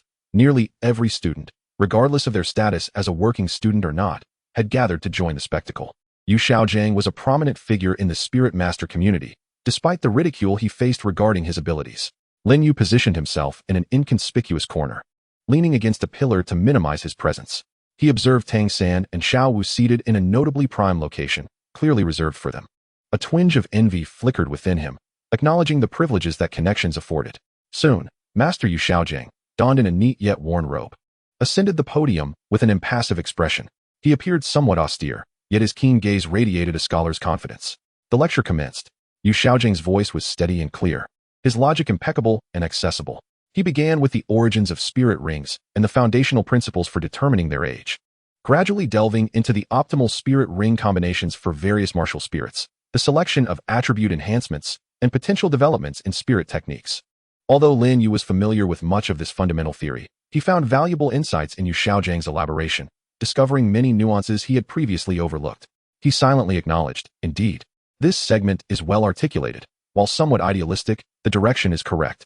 At last, the discussion reached its pivotal point, the absorption of spirit rings. The atmosphere in the auditorium shifted to one of heightened concentration. Yu Xiaojiang adjusted his glasses, his tone growing exceedingly grave. The aspiration to absorb spirit rings beyond one's level is coveted by all spirit masters, yet it is fraught with peril. The crux lies in a trifecta of tests: physical strength, mental willpower, and the inherent quality of the martial spirit itself. Physical strength forms the foundation, determining the extent of spirit power impact one can endure. Mental willpower is crucial, dictating whether one can maintain clarity amidst the tumultuous energy surges and effectively guide the spirit power. The quality of the martial spirit is paramount, determining how much energy one can contain and transform. He meticulously analyzed the potential advantages and significant risks associated with such practices, including catastrophic outcomes such as bodily explosion, martial spirit destruction, or mental impairment leading to a state of idiocy. The audience erupted in gasps, simultaneously captivated and terrified. Lin Yu listened intently, recognizing that this knowledge was precisely what he needed to grasp. However, when a student inquired, "Master, what is the safe threshold for absorbing spirit rings beyond their age? Is there a specific standard?" The master's response caused Lin Yu to furrow his brow. After a moment of contemplation, the master replied, "According to my research, the limit for the first spirit ring typically hovers around 423 years. This figure is derived from extensive data analysis and is deemed a relatively safe threshold. I do not advise anyone to attempt to surpass this limit lightly. It is akin to jesting with one's own life." "For 123 years? Lin Yu pondered incredulously. "For 123 years? What nonsense. I recall that Tang San's first spirit ring was over 400 years, yet it did not reach 423, did it? Having honed his body through the trials of Do Qi and the weighty Xian Zhong Qi, complemented by the foundational burning technique, despite its shortcomings, Lin Yu pondered whether he could attain a level beyond 450 years. He recalled from the original text that Tang San's advancements in spirit ring absorption were closely tied to the Xiantian skill and the ice and fire immortal grass. Although he possessed Do Qi, his burning technique was merely at the low tier of the yellow rank, likely yielding inferior results compared to the Xiantian skill. The lecture continued. Yet Lin Yu found it increasingly difficult to focus. Yu Xiaojiang's subsequent discourse was predominantly filled with admonitions and risk assessments. Emphasizing a core principle, one should not aim too high but rather prioritize stability. As the session concluded, the participants dispersed, many expressing awe towards the notion of surpassing levels, ultimately deciding to adhere to a more conventional approach. Tang San and Xiao Wu followed closely behind Yu Xiaojiang, seemingly engaged in a discussion. Lin Yu trailed at the back of the crowd, his emotions a tumultuous mix. He felt as though a bucket of cold water had been thrown over him. He had anticipated uncovering some earth-shattering secrets, only to be met with warnings against reckless ambition. Nevertheless, he did not entirely relinquish the idea of transcending levels. Rather, he recognized the need to recalibrate his goals. For 150 years? Or perhaps 480? I must oscillate at the very edge of what my body can endure. Otherwise, how can I bridge the gap with those who are already ahead? However, the precise limits of his physical capabilities appeared increasingly nebulous and perilous. He needed a more accurate assessment of his strength. Meanwhile, as they walked, Tang San remarked to Yu Xiaojiang, "Teacher, I find your theory of limits to be exceptionally rigorous." The master nodded, yet sighed softly. Theory is one thing, and reality is another. There will always be a rare few exceptional cases that defy convention. However, such instances demand extraordinary talent, willpower, and opportunity. For the vast majority of spirit masters, adhering to limits remains the wisest course. As he spoke, his gaze inadvertently flicked towards the corner, where a studious student with a peculiar spirit, an odd child with a strange ruler, walked away with his head bowed. There was an unsettling aura about him, though Yu Xiaojiang could not quite articulate why. Tang San contemplated this. Lin Yu, on the other hand, clenched his fists. Exceptional cases? I intend to be that exception. However, it requires a more strategic approach. Perhaps next time I venture to gather herbs, I could seek out lower-tier lightning attribute spirit beasts to test my mettle, to first gauge the intensity of their energy. Thus, a new, albeit reckless, a novel training plan began to take shape in his mind. Chapter 10, Extreme Strain and the Initial Experience with Spirit Beasts. The Master's lecture felt like a bucket of cold water, chilling Lin Yu to the bone, yet it also served to temper the heated thoughts swirling in his mind. The idea of a 500-year spirit ring was indeed far-fetched. That was not merely a challenge to 1's limits. It was akin to delivering takeout right to 1's door, a lavish banquet. Steady now, steady, he continuously reminded himself. The path of extraordinary achievement must be tread carefully. Taking too large a step risks dire consequences. Yet, to completely abandon the pursuit of surpassing levels was out of the question. Without accumulating advantages, how could he possibly compete with Tang San, who had seemingly shifted into a higher gear? Thus, while the objectives necessitate recalibration, the fervor of training must not wane. Rather, it should intensify. How might one more precisely ascertain the limits of their physical endurance? Lin Yu contemplated an unconventional approach, actively seeking confrontation. Of course, he did not intend to invite actual harm. His method involved extreme, exhaustive training. Previously, during his practice of the 8 extremes collapse and the wielding of the heavy mystical ruler, he would cease upon reaching muscle fatigue. Now, he altered his regimen to push himself further, compelling his body to execute 10 additional swings of the ruler and 5 more punches of the 8 extremes collapse after reaching exhaustion. Each repetition felt as though his muscles were being torn apart, and his dantian, depleted of soul energy, throbbed with pain akin to being pierced by needles. Not enough. Still not enough. Again, his eyes burned crimson, akin to a frenzied spirit, as he relied on his indomitable will to sustain a body that had already surpassed its limits. After each session, he felt akin to a puddle of mud, devoid of the strength to crawl back to his dormitory, instead collapsing amidst the trees, channeling the burning technique to absorb the scant energy and gradually mend his body. This method of training inflicted double the agony, yet the results were markedly significant. He could distinctly sense that both his physical strength and pain tolerance were slowly, yet resolutely enhancing through this self-imposed torment. Physical strength, 1. Willpower, 1. He found a semblance of joy amidst the suffering, rallying his spirits. Mere isolation and training proved insufficient. He required real combat experience, or rather, the impact of soul beast energy. An opportunity soon presented itself. That day, he stealthily ventured outside the academy to pursue side endeavors. This time, he delved a bit deeper, aiming for a secluded valley where he had previously discovered a patch of 10-year-old blood-condensing grass. While cautiously gathering herbs, suddenly, the nearby bushes rustled violently, and a foul wind rushed toward him. Lin Yu's hair stood on end. Without a moment's thought, he instinctively rolled aside. Slish! The spot where he had just crouched was marked with 3 deep claw marks. A soul beast, covered in sharp spines and resembling a larger porcupine with exposed fangs, glared at him with blood-red eyes, its gaze fierce. What on earth is that? Lin Yu scrambled to his feet, his heart racing wildly. He quickly rifled through his mental compendium. Arrow spine boar, 10-year soul beast. Average speed, decent defense, attacks via charging and launching spines. Weaknesses, eyes and anus. Having identified his adversary, Lin Yu felt a measure of calm. A 10-year soul beast was within his manageable range, he hoped. Roar. The arrow spine boar let out a low growl, its hind legs pushing off the ground as it charged at him with tremendous force, albeit at a moderate speed. Lin Yu dared not confront it head-on. At his current size, a collision would likely result in a fracture. He immediately activated the burst step, his energy exploding beneath him as he darted sideways, narrowly evading the charge. A prime opportunity. Seizing the moment while the arrow spine boar had overshot and was yet to pivot, a fierce glint flashed in Lin Yu's eyes as a surge of faint soul energy rushed into his right fist. 8 extremes collapse. With a mighty roar to bolster his courage, he struck forcefully at the relatively soft flank of the arrow spine boar. Bang! A resounding thud echoed. The tactile feedback returned, akin to striking a resilient piece of thick leather, sending a jolt of pain through his fist. The spiny boar, feeling the sting, emitted a sharp, piercing squeal and violently thrashed its body.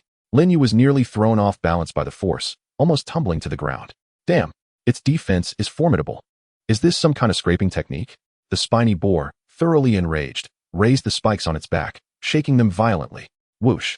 Several spikes, each about an inch long, shot towards Lin Yu like crossbow bolts. Terrified, Lin Yu's soul nearly fled his body as he activated his speed burst once more, scrambling to hide behind a large tree. Thud, thud, thud.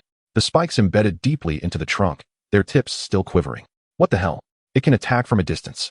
How am I supposed to fight this? Leaning against the tree, Lin Yu panted heavily, his mind racing. A direct confrontation was clearly futile. His attacks couldn't breach its defenses, and it had ranged capabilities. Fleeing?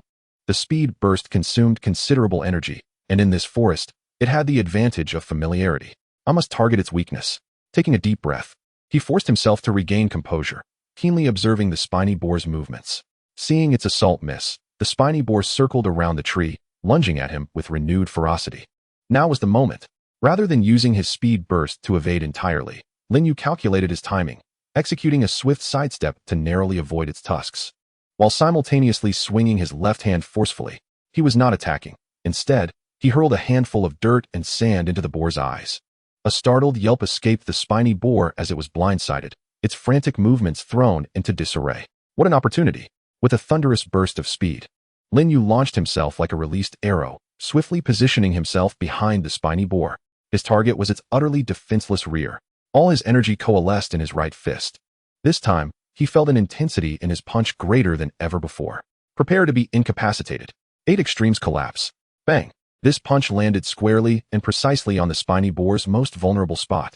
A piercing, distorted wail erupted through the forest. The spiny boar, struck as if by lightning, stiffened momentarily before erupting into a frenzied leap, tears mingling with dirt streaming down its face, thoroughly losing its composure. It careened through several small trees, stumbling chaotically as it fled into the depths of the dense forest, leaving behind a scene of utter chaos and an indescribable odor. Lin Yu maintained his punching stance, panting heavily, his right fist a mess, still throbbing with pain. He gazed in the direction the spiny boar had fled, stunned for a few seconds, before suddenly leaping into the air. Yes, I've won. I have vanquished a 10-year soul beast. He let out an excited roar, although his methods were somewhat unsporting. A victory was a victory. What a rush. While it was merely a 10-year novice, it was still a soul beast. A tremendous sense of accomplishment surged within him.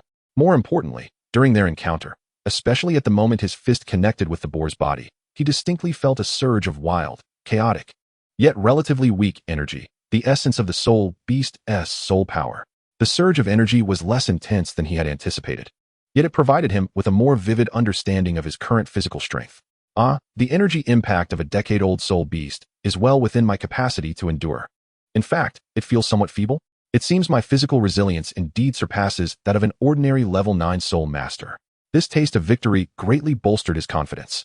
He approached and picked up several sharp quills that the arrow-haired boar had shed, carefully stowing them away. These ought to fetch a decent sum, should not be wasted. After this ordeal, he found himself disinclined to continue foraging for herbs.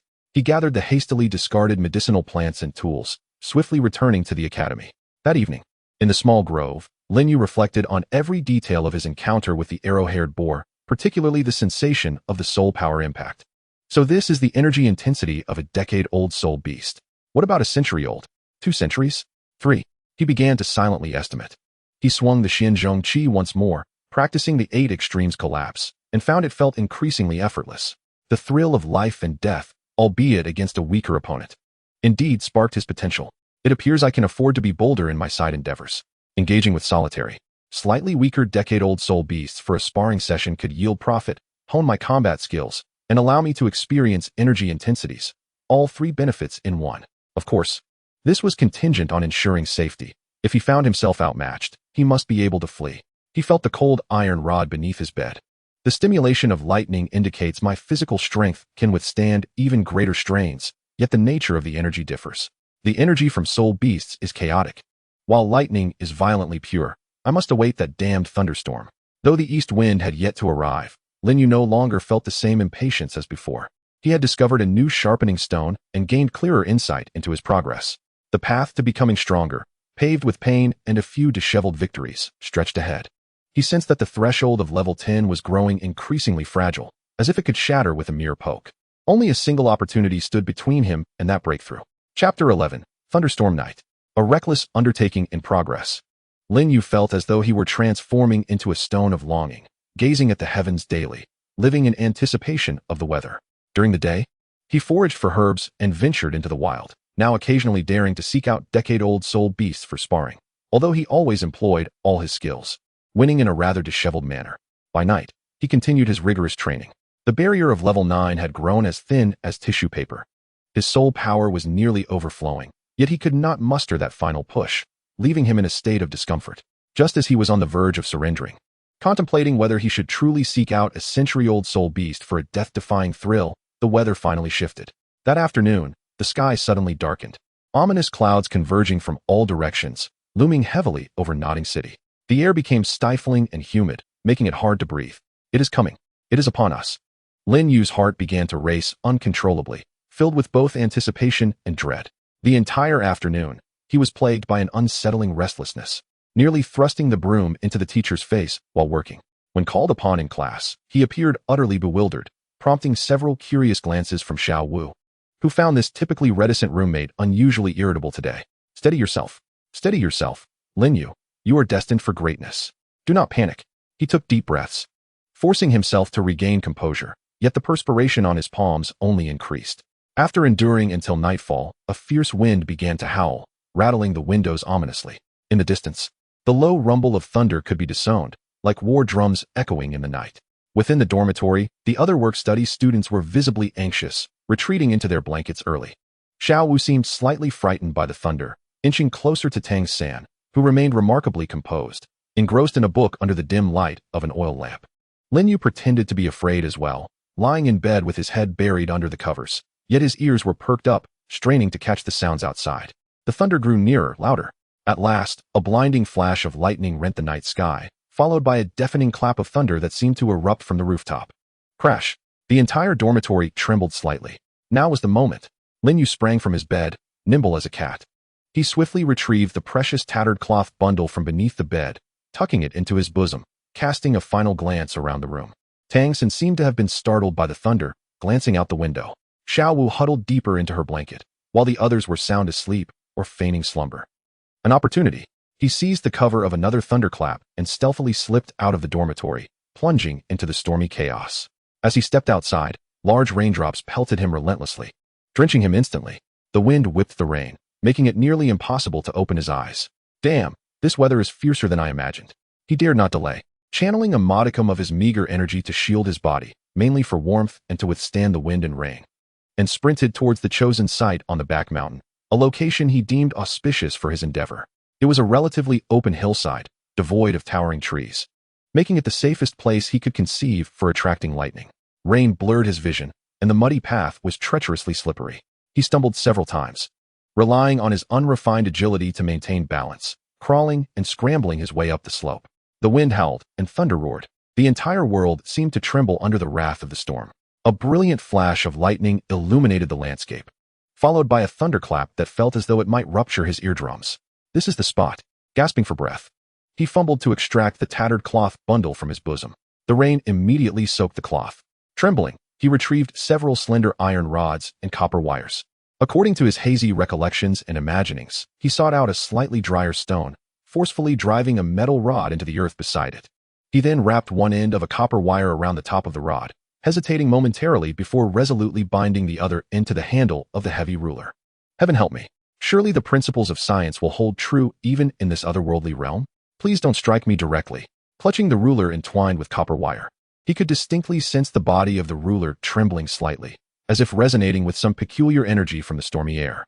Taking a deep breath of the chilling rainwater, he compelled himself to remain calm. Sitting cross-legged upon the muddy ground, he laid the heavy ruler flat across his knees, gripping the handle tightly.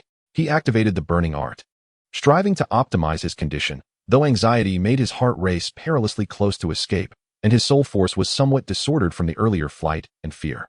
Here it comes, the next bolt of lightning. He fixed his gaze on the overcast sky, alive with darting electric serpents, his mind attuned to the moment. Crack! Another blinding flash of lightning descended, resembling a silver dragon swooping down, seemingly not far from him. Almost instantaneously, as the lightning illuminated the sky, Lin Yu channeled every ounce of his soul force and fighting spirit into the heavy ruler without reservation. Simultaneously, he endeavored to concentrate his mental power sharply, attempting to attract and sense the violent energy of the lightning, guided by the vague instructions in that tattered notebook. He was uncertain if he was acting correctly. It was a gamble with his life. A low hum erupted from the heavy ruler resting upon his knees. The seemingly ordinary dark patterns on its surface appeared to come alive, faint arcs of electricity flickering momentarily.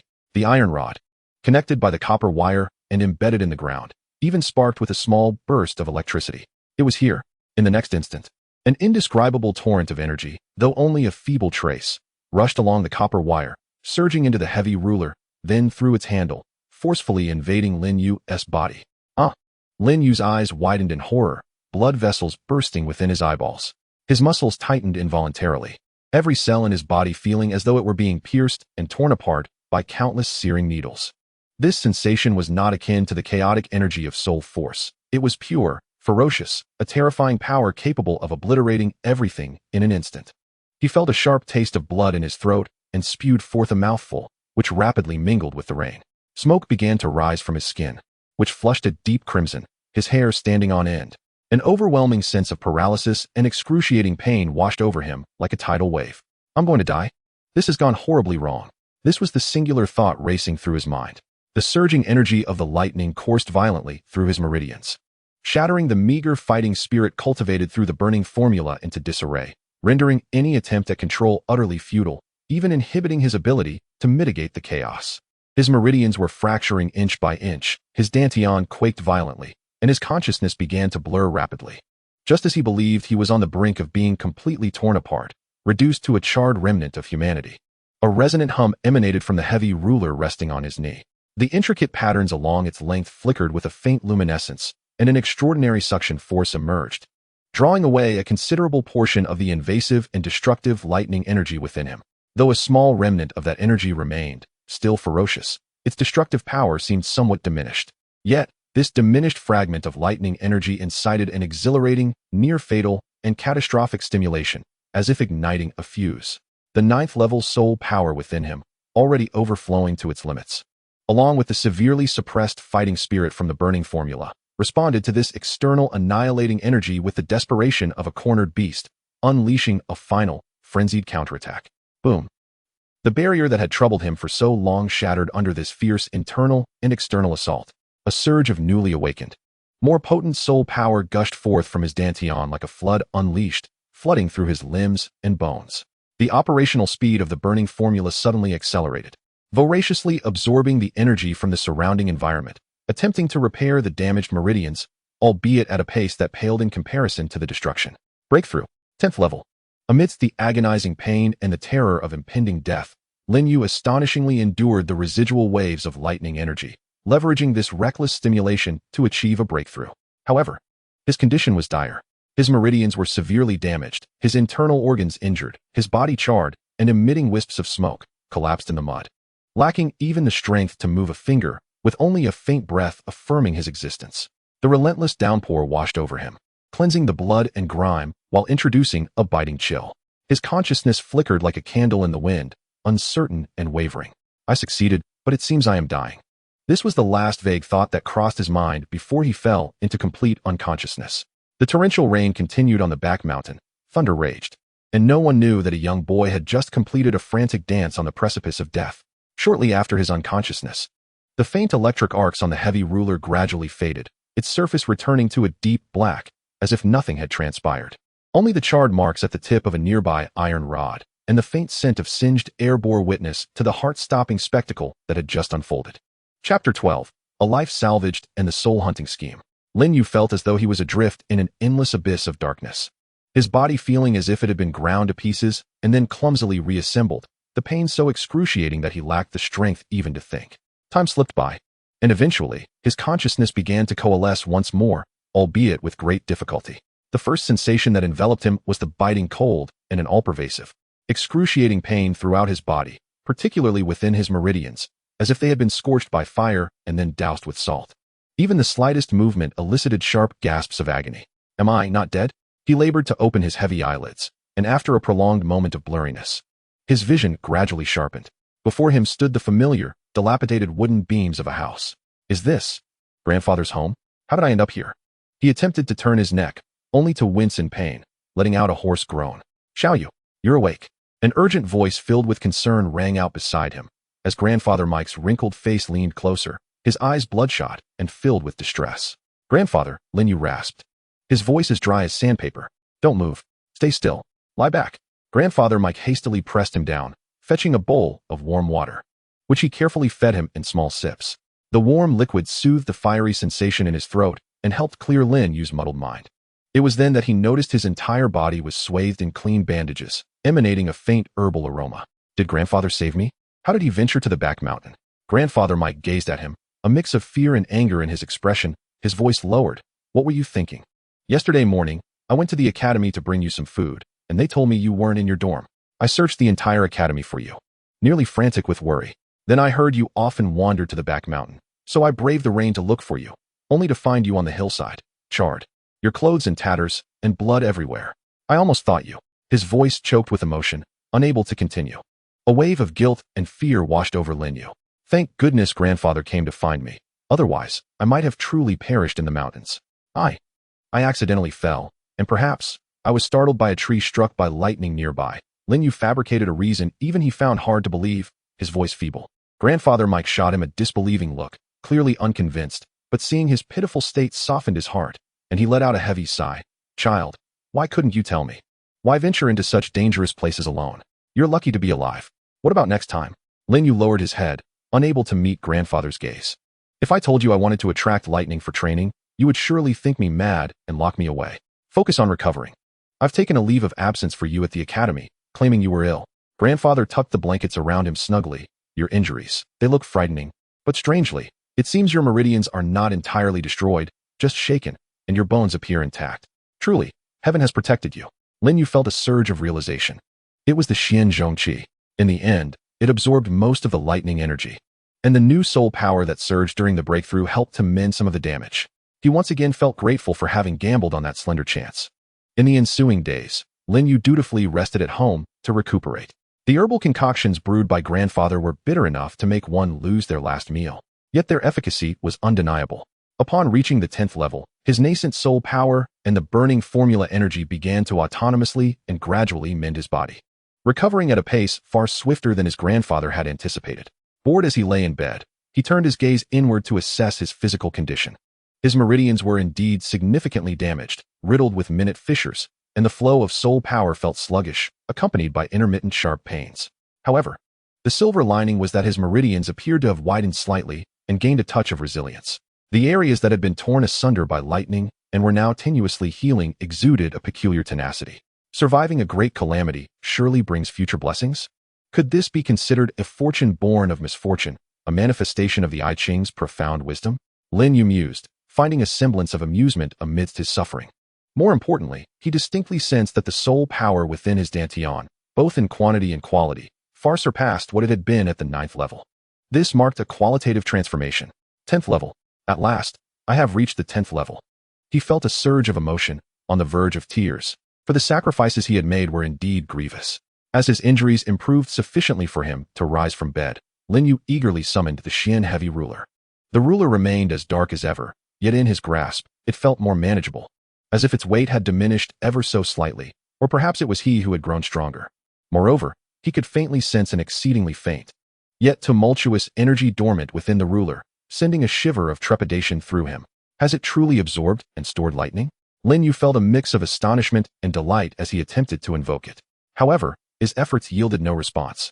That thread of energy was lifeless and utterly unresponsive to his call. Well, it seems my level is insufficient or my method flawed. How disappointing. Though somewhat disheartened, he understood, if he could manipulate lightning at this stage, it would indeed be absurd. During his recovery, he began to fervently devise a plan for his first soul ring. Breaking through to the 10th level was merely the initial step. Acquiring a soul ring was paramount. The selection of soul skills would directly influence his future trajectory. His objective remained to absorb a soul ring beyond his current level, a goal long established. After this reckless endeavor, he had gained a profound understanding of his body's limits. The 423-year threshold posited by Yu Shaojing may serve as a reference, yet it cannot be taken at face value. My body, having been tempered by lightning and self-imposed trials, surely possesses greater fortitude than the average soul master. However, with damaged meridians, this is a disadvantage. He meticulously evaluated his condition. To be prudent, I should aim for a soul beast aged between 400 and 450 years, striving to approach the limit while avoiding recklessness. Should my meridians fail during absorption, it would spell disaster. For the soul beast, his first choice was a creature known as the thunder dolphin.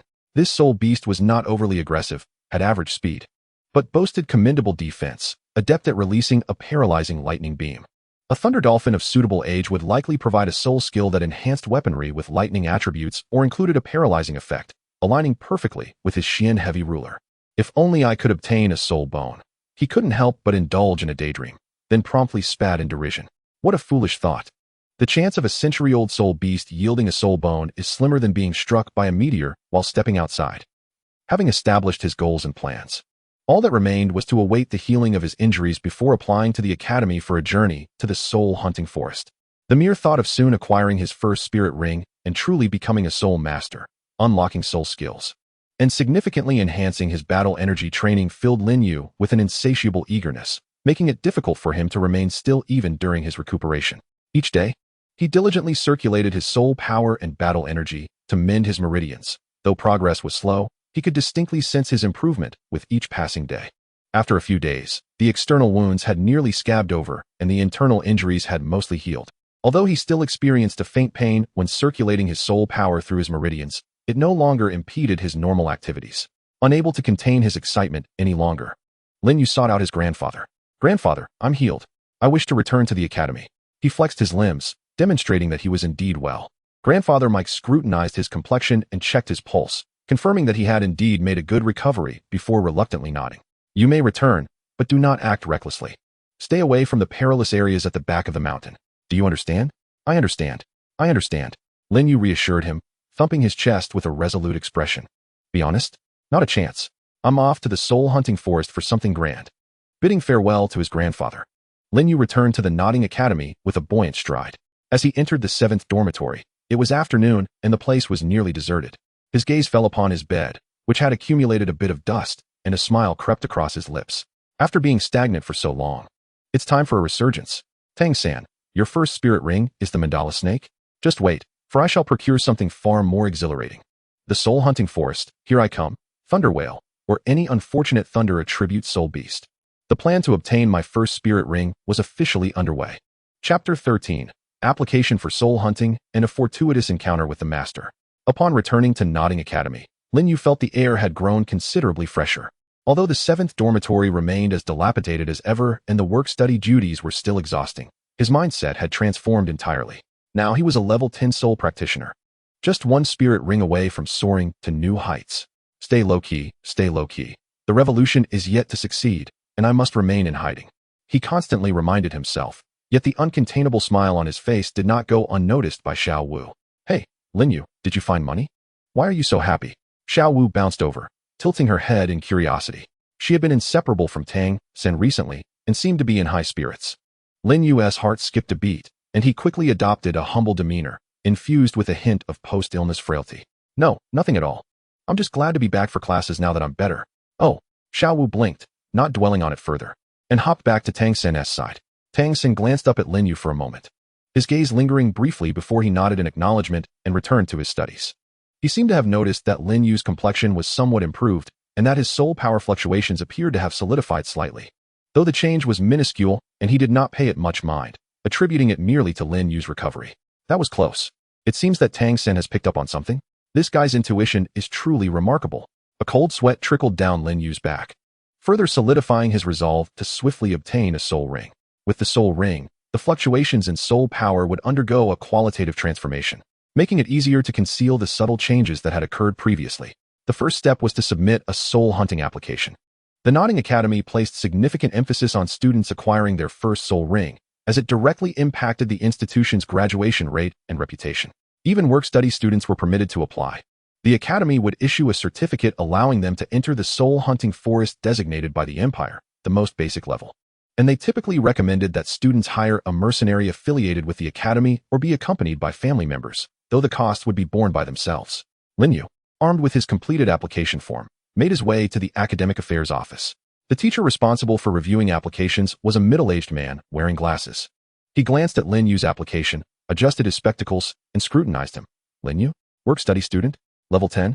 Not bad. When do you plan to go? Have you secured assistance? Teacher, I intend to go as soon as possible. My grandfather will accompany me. Lin Yu had already prepared this explanation. Although his grandfather was elderly, he would bolster Lin Yu's courage, and navigating the periphery of the lowest-level soul-hunting forest should pose no problem, especially as it would save costs. The teacher frowned slightly. Though the soul-hunting forest is merely the most basic level, it remains perilous. Is your grandfather a soul master? No. But we will only observe at the outskirts, looking for a suitable soul beast from the 10th year. Lin Yu lowered his head, his voice diminishing, embodying a sense of longing tempered by financial constraint. The teacher sighed, seemingly accustomed to such situations, and refrained from further commentary. Most work-study students were similar. Achieving the status of a soul master was already commendable, and they hardly dared to be selective in pursuit of an exceptional soul ring. He took the stamp and decisively affixed it to the application form. All right, the certificate is ready. It is valid for 1 month. Once you enter, exercise caution, act within your means, and refrain from reckless ambition. Losing your life is not worth it, the teacher advised routinely. Thank you, teacher. Lin Yu received the certificate as if it were a treasured prize, bowing repeatedly. Done. The first step is complete. With the freshly minted admission ticket in hand, Lin Yu felt a considerable sense of peace. The next task was to convince his grandfather and prepare the necessary supplies for their venture into the forest. He tucked the certificate securely and joyfully made his way outside, mentally calculating how much food to bring and whether to purchase a sharp or short knife. Having barely ventured beyond the Academic Affairs office, he nearly collided with someone at a hallway corner. I'm so sorry. I apologize, Lin Yu quickly exclaimed, looking up to find himself face to face with the stern-faced, sharp-eyed master Yu Xiaojiang. What a stroke of bad luck to encounter him.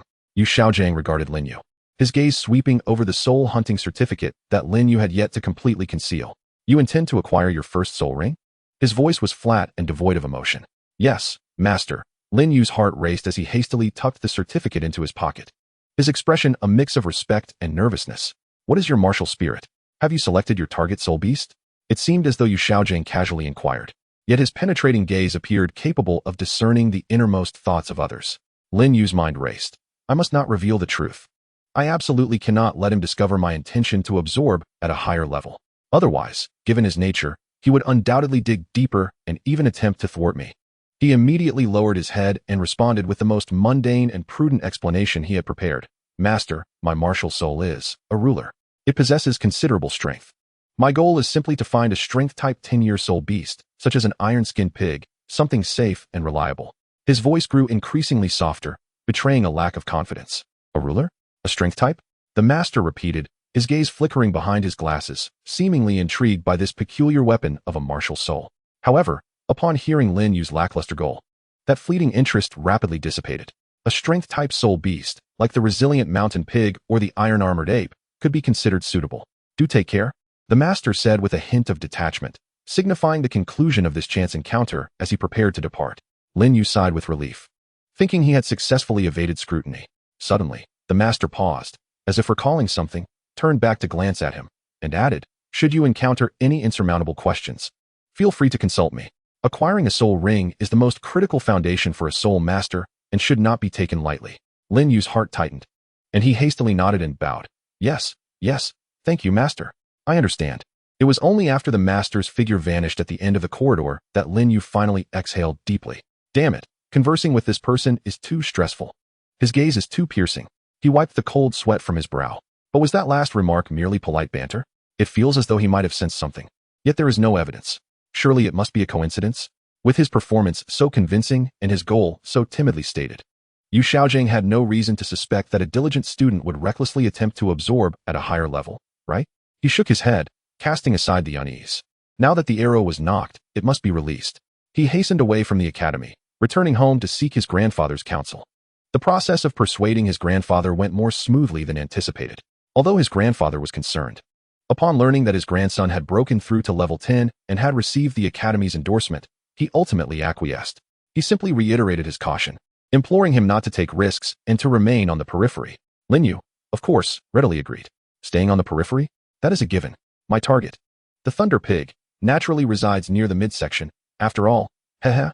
The grandfather and grandson duo began to prepare with great urgency. Rations, water bottles, healing ointments, deworming powder, ropes, and the grandfather's old hunting knife were gathered. Lin Yu also discreetly packed his own belongings, including a few silver soul coins and a stash of copper soul coins, just in case. With everything in readiness, they awaited the dawn to embark on their adventure. That night, Lin Yu lay in bed, tossing and turning, unable to drift into slumber. Excitement, anxiety, and a tinge of fear of the unknown coursed through him. He could hear Tang San's steady breathing from the adjacent bed, likely practicing the Xin Tian Gong, as well as the occasional murmurs of Xiao Wu in her dreams. Upon recalling Tang San's extraordinary first spirit ring, Lin Yu's momentary hesitation and fear were swiftly quelled. He thought to himself, if he can do it, why can't I? I possess battle qi as a foundation, the Xianzhong for body refinement, and have endured the baptism of lightning, albeit with significant aftereffects. I shall give it my all. This time, it was not merely to prove his prowess, but rather to convey to everyone that what Lin Yu had lost must be reclaimed by his own hands. No, more accurately, it was a reminder to himself that what a formidable individual could achieve, he, as a cross-genre underdog, could also accomplish. Fueled by a fierce determination and boundless anticipation, Lin Yu finally drifted into a deep slumber. In his dreams, he wielded the Xianzhong entwined with lightning, striking down a winged serpent into the ground. The soul-hunting forest was on the brink of welcoming an unconventional novice. Chapter 14. Entering the forest alone. The first test of the.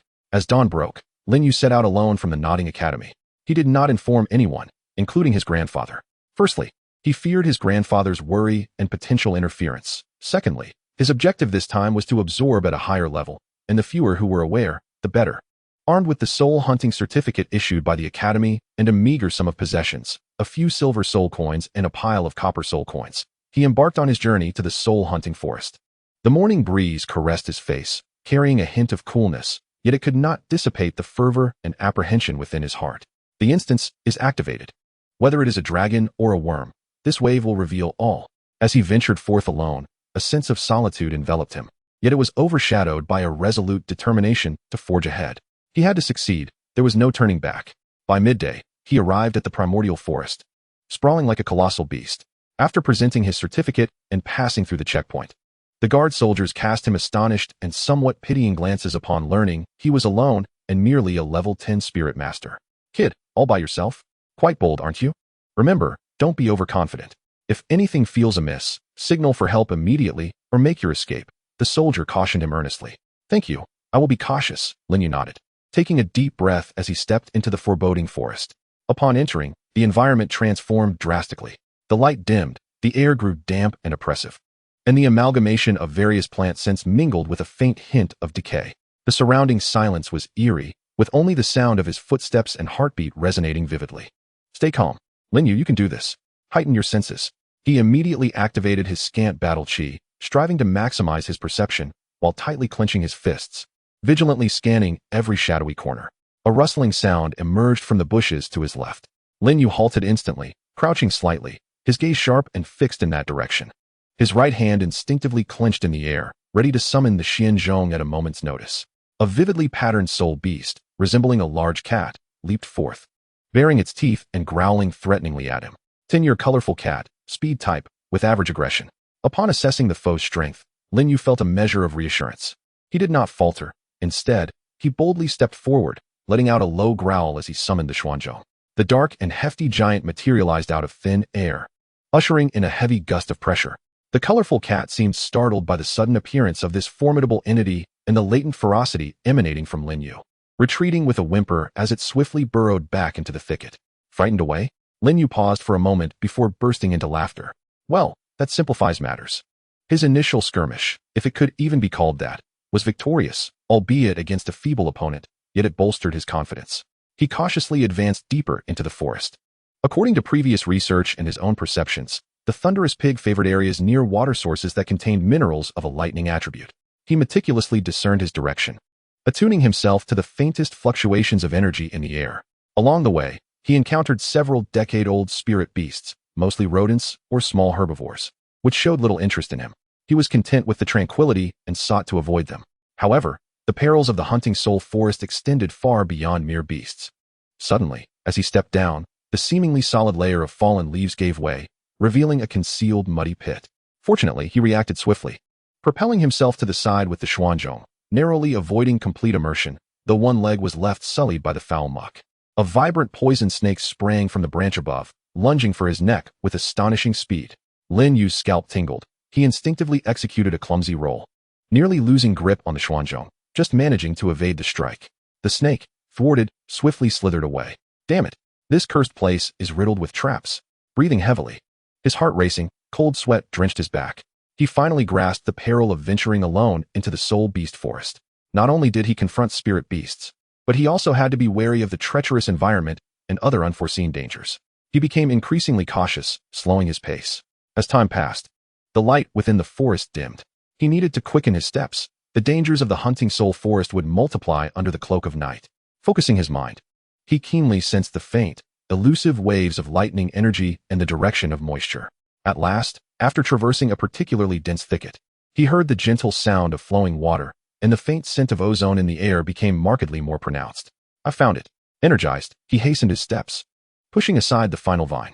Before him lay an expansive vista. A crystal-clear stream meandered through the landscape, the soil by the water exhibiting an unusual deep blue hue, occasionally revealing peculiar pebbles that flickered with faint electric sparks. The trees here were relatively sparse. Yet what captivated his attention were the distinct hoofprints in the mud by the stream, each the size of a bowl and marked with charred edges, alongside several piles of fresh, pungent dung. This is it. This is undoubtedly the realm of the thunderous pig, judging by the size of these prints and the residual energy. Their age is certainly considerable. Lin Yu clenched the handle of his measuring tool with palpable excitement. He meticulously surveyed his surroundings, searching for an ideal location to lie in wait or launch an assault. Ultimately, he settled behind a sloping embankment where the stream curved, a place that offered a relatively unobstructed view while allowing him to conceal his presence. Taking a deep breath, he adjusted his state to its optimal condition and patiently settled into a crouch, akin to the most seasoned of hunters, awaiting the emergence of his quarry. As time ticked away, the forest was filled only with the gentle murmur of the stream and the rustling of leaves in the wind. The wait was excruciating, an intricate tapestry of tension, anticipation, and a flicker of fear intertwined in his heart. He lost track of time, and just as his legs began to numb from the prolonged crouch, a low, agitated grunt echoed from downstream, accompanied by the heavy thud of footsteps and the faint crackle of static electricity. It was here. Lin Yu's heart raced, leaping into his throat. He cautiously peered out towards the source of the sound, only to witness the underbrush sway violently before a colossal creature stepped into view. Its size rivaled that of a young calf, its body cloaked in bristly, steel-like dark brown fur. A row of sharp, bony spines glimmered ominously along its back, and two thick, curved tusks protruded menacingly from its lips, while its small eyes flashed with a wild, electric yellow. By its stature, it was undoubtedly over 300 years old, perhaps even nearing 400. It was none other than his target, the thunder boar. Moreover, it appeared to be a robust specimen in its prime, with a rather irritable temperament. As it approached the stream to drink, the breath it expelled crackled with tiny sparks, exuding an air of agitation. Now was the moment. A fierce glint ignited in Lin Yu's eyes. He knew he could no longer afford to wait. Opportunities such as this are fleeting. Drawing in a deep breath, he unleashed the power within him. allowing his soul, energy, and the faint remnants of fighting spirit to surge in unison. With a sudden burst of strength, he propelled himself forward. Boom! The earth erupted in a spray of mud as his body shot forth like a cannonball, arms raised high with the measuring tool, harnessing the momentum of his descent. All his strength and weight coalesced into a single, devastating strike aimed directly at the Thunderboar's relatively vulnerable neck. Take this. There were no flamboyant techniques. Only unadulterated power and speed, coupled with a resolute intent to kill. The Thunderboar, engrossed in quenching its thirst, remained blissfully unaware of the impending ambush. It only registered the sound of wind rushing past when it finally lifted its head, but by then, it was far too late. The dark measuring tool descended with a terrifying gale, crashing down with tremendous force. The deafening thud reverberated through the air, accompanied by the sickening crunch of bones and the Thunderboar's anguished, piercing wail. Blood erupted forth in a violent spray. Lin Yu's long-planned all-out strike landed squarely on the side of the Thunderboar's neck. Chapter 15, A Grueling Kill. The thunderous creature emitted a heart-wrenching cry of anguish. Its massive form staggering from a blow imbued with tremendous force, a noticeable dent appearing in its thick neck. Blood erupted violently from its mouth, nose, and ears. Yet, astonishingly, no soul rings manifested around it. Instead, the excruciating pain ignited its ferocity. It abruptly twisted its head, its small eyes suddenly suffused with blood and frenzied yellow lightning. Fixating intently on Lin Yu, who had just landed and was still poised with his weapon. With a furious roar that reverberated with sheer rage, the creature disregarded its grievous neck injury, its fur standing on end as dazzling arcs of electricity crackled to life. Lowering its head, its menacing fangs were aimed directly at Lin Yu, its hind hooves frantically clawing at the ground, embodying a reckless resolve to charge once more with unparalleled ferocity. Its speed now exceeding that of before. Is it still alive? Its neck is shattered, and yet it can still move. Lin Yu's pupils constricted, a chill racing through his scalp. The vitality of a century-old soul beast surpassed his wildest imaginings, particularly one as resilient and robust as this powerhouse. The shadow of death loomed ominously. There was no escaping it. He had just used up his burst of speed. The old energy depleted and new energy yet to be born. With a fierce glint in his eyes, Lin Yu recognized that retreat now would lead him to certain doom.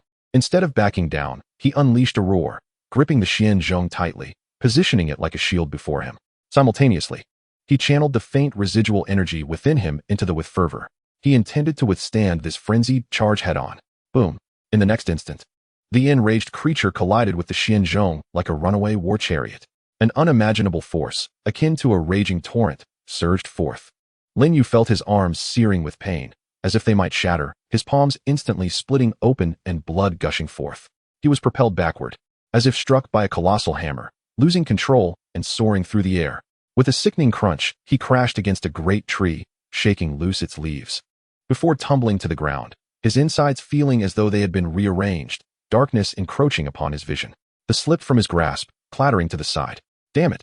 The disparity in strength is insurmountable, he thought, struggling to rise, yet feeling as though his very bones had come undone. The thunderous creature was not unscathed either.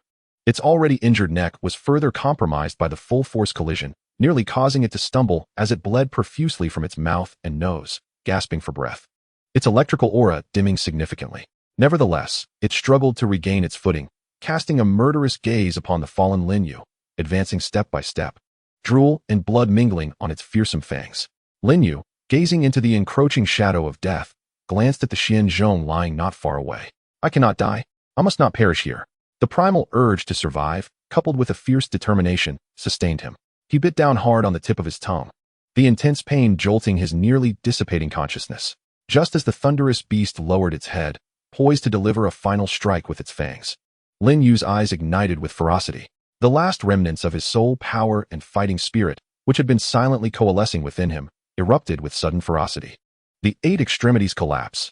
Instead of using his hands, he drove his still mobile right foot viciously into the beast's gravely injured neck. Simultaneously, he leveraged his body to roll forcefully to the side. This strike embodied the culmination of his remaining strength and all his fighting energy, albeit feeble. With a sickening sound, it was akin to the final straw that broke the camel's back. The already fractured cervical bones could no longer withstand the internal explosion of force and shattered completely. The massive form of the beast suddenly stiffened, its forward momentum abruptly halted, the fierce light in its eyes dimming swiftly. It emitted a sound of extreme unwillingness. A wheezing sigh, before collapsing like a mountain of gold and jade, limbs twitching before falling silent. Only then, as its life faded, did a brilliant yellow soul ring begin to materialize slowly above its lifeless body, radiating a gentle, yet powerful energy wave. Coughing violently, Lin Yu lay not far off, each cough sending jolts of pain through his wounds, causing him to grimace in agony. He gazed at the yellow soul ring and then at his own battered and bloodied appearance, managing a smile that was more wretched than weeping. I did it, damn it. I nearly met my end. Hunting souls alone proved far more brutal and perilous than he had anticipated. Yet now he had triumphed. As he beheld the slowly revolving century-old soul ring, all his suffering and trepidation seemed worthwhile. Once his breathing steadied, overwhelming fatigue and pain washed over him. But he dared not linger. He must absorb the soul ring immediately. Struggling to sit upright, he activated the burning art and his soul power, beginning the slow process of healing his wounds, adjusting his state in preparation for the next challenge, the daunting task of absorbing the soul ring beyond his current capabilities. That would be yet another perilous trial, rivaling the deadly struggle he had just endured. The forest lay in silence, save for the gentle babbling of the stream and the heavy breaths of the young man. Meanwhile, the radiant yellow soul ring awaited his conquest. Chapter 16, Absorbing Beyond Limits. A 450-year soul ring. Lin Yu lay sprawled on the cold, muddy ground, feeling as though his body were on the verge of disintegration. His chest burned with pain, each breath laced with blood, while his arms felt too weak to lift, the gash in his palm oozing blood. This 400-year-old creature packs quite a punch, he grimaced, gasping for cold air, each breath pulling at countless injuries. However, at that moment, he had no time to recuperate slowly. The scent of blood spread rapidly through the soul-hunting forest, and darkness was fast approaching. Other predators could be drawn to him at any moment. He had to absorb the soul ring swiftly. Enduring the excruciating pain, he struggled to sit cross-legged. This simple act nearly depleted the scant strength he had just regained. He cast a glance at the luminous yellow soul ring, slowly revolving atop the corpse of the thunder whale, feeling the surging and tumultuous energy it contained. For centuries have passed. Damn it, I will give it my all. With a resolute gaze, he hesitated no longer. Immediately commencing the operation of the flame art and channeling his 10th level soul power, striving to adjust his state to the utmost, despite the circumstances being dire. Come on. He let out a low roar, concentrating his mind, cautiously guiding his soul power to gently touch the yellow soul ring. It was as if a drop of water fell into a boiling pot of oil. The moment his soul power made contact with the soul ring, the originally gentle rotating yellow halo erupted into a blinding radiance. A torrent of thunderous energy, far beyond his imagination, surged forth, reminiscent of a flood breaching its dam, or an enraged spirit of the thunder whale, infused with a wrath capable of annihilating all, violently coursed into his body through the conduit of his soul power. The pain that ensued was an excruciating intensity, tenfold more severe than the impact he had previously endured from the thunder whale. That energy was no gentle stream. It was a roaring tempest of thunder. It rampaged through his narrow, fragile meridians, crashing and tearing them apart. The already damaged meridians, having endured the initial onslaught, were now pushed to the brink, with countless minute fissures rapidly expanding, as if they were on the verge of complete collapse. He coughed up several mouthfuls of blood, his complexion turning as pale as a sheet, his body trembling uncontrollably, and the surface of his skin even displaying faint flickers of electric serpents, bringing waves of intense numbness and searing pain. Hold on, I must endure. He clenched his teeth, blood seeping from his gums, fiercely maintaining the last vestige of clarity within his spiritual sea through sheer willpower. He desperately operated the flame art, attempting to guide and refine this violent energy. However, the inferior yellow-grade flame art appeared so feeble in the face of the 4-century-old soul ring's power, like a mantis trying to stop a chariot. The rate of refinement could not keep pace with the rate of destruction. This cannot continue.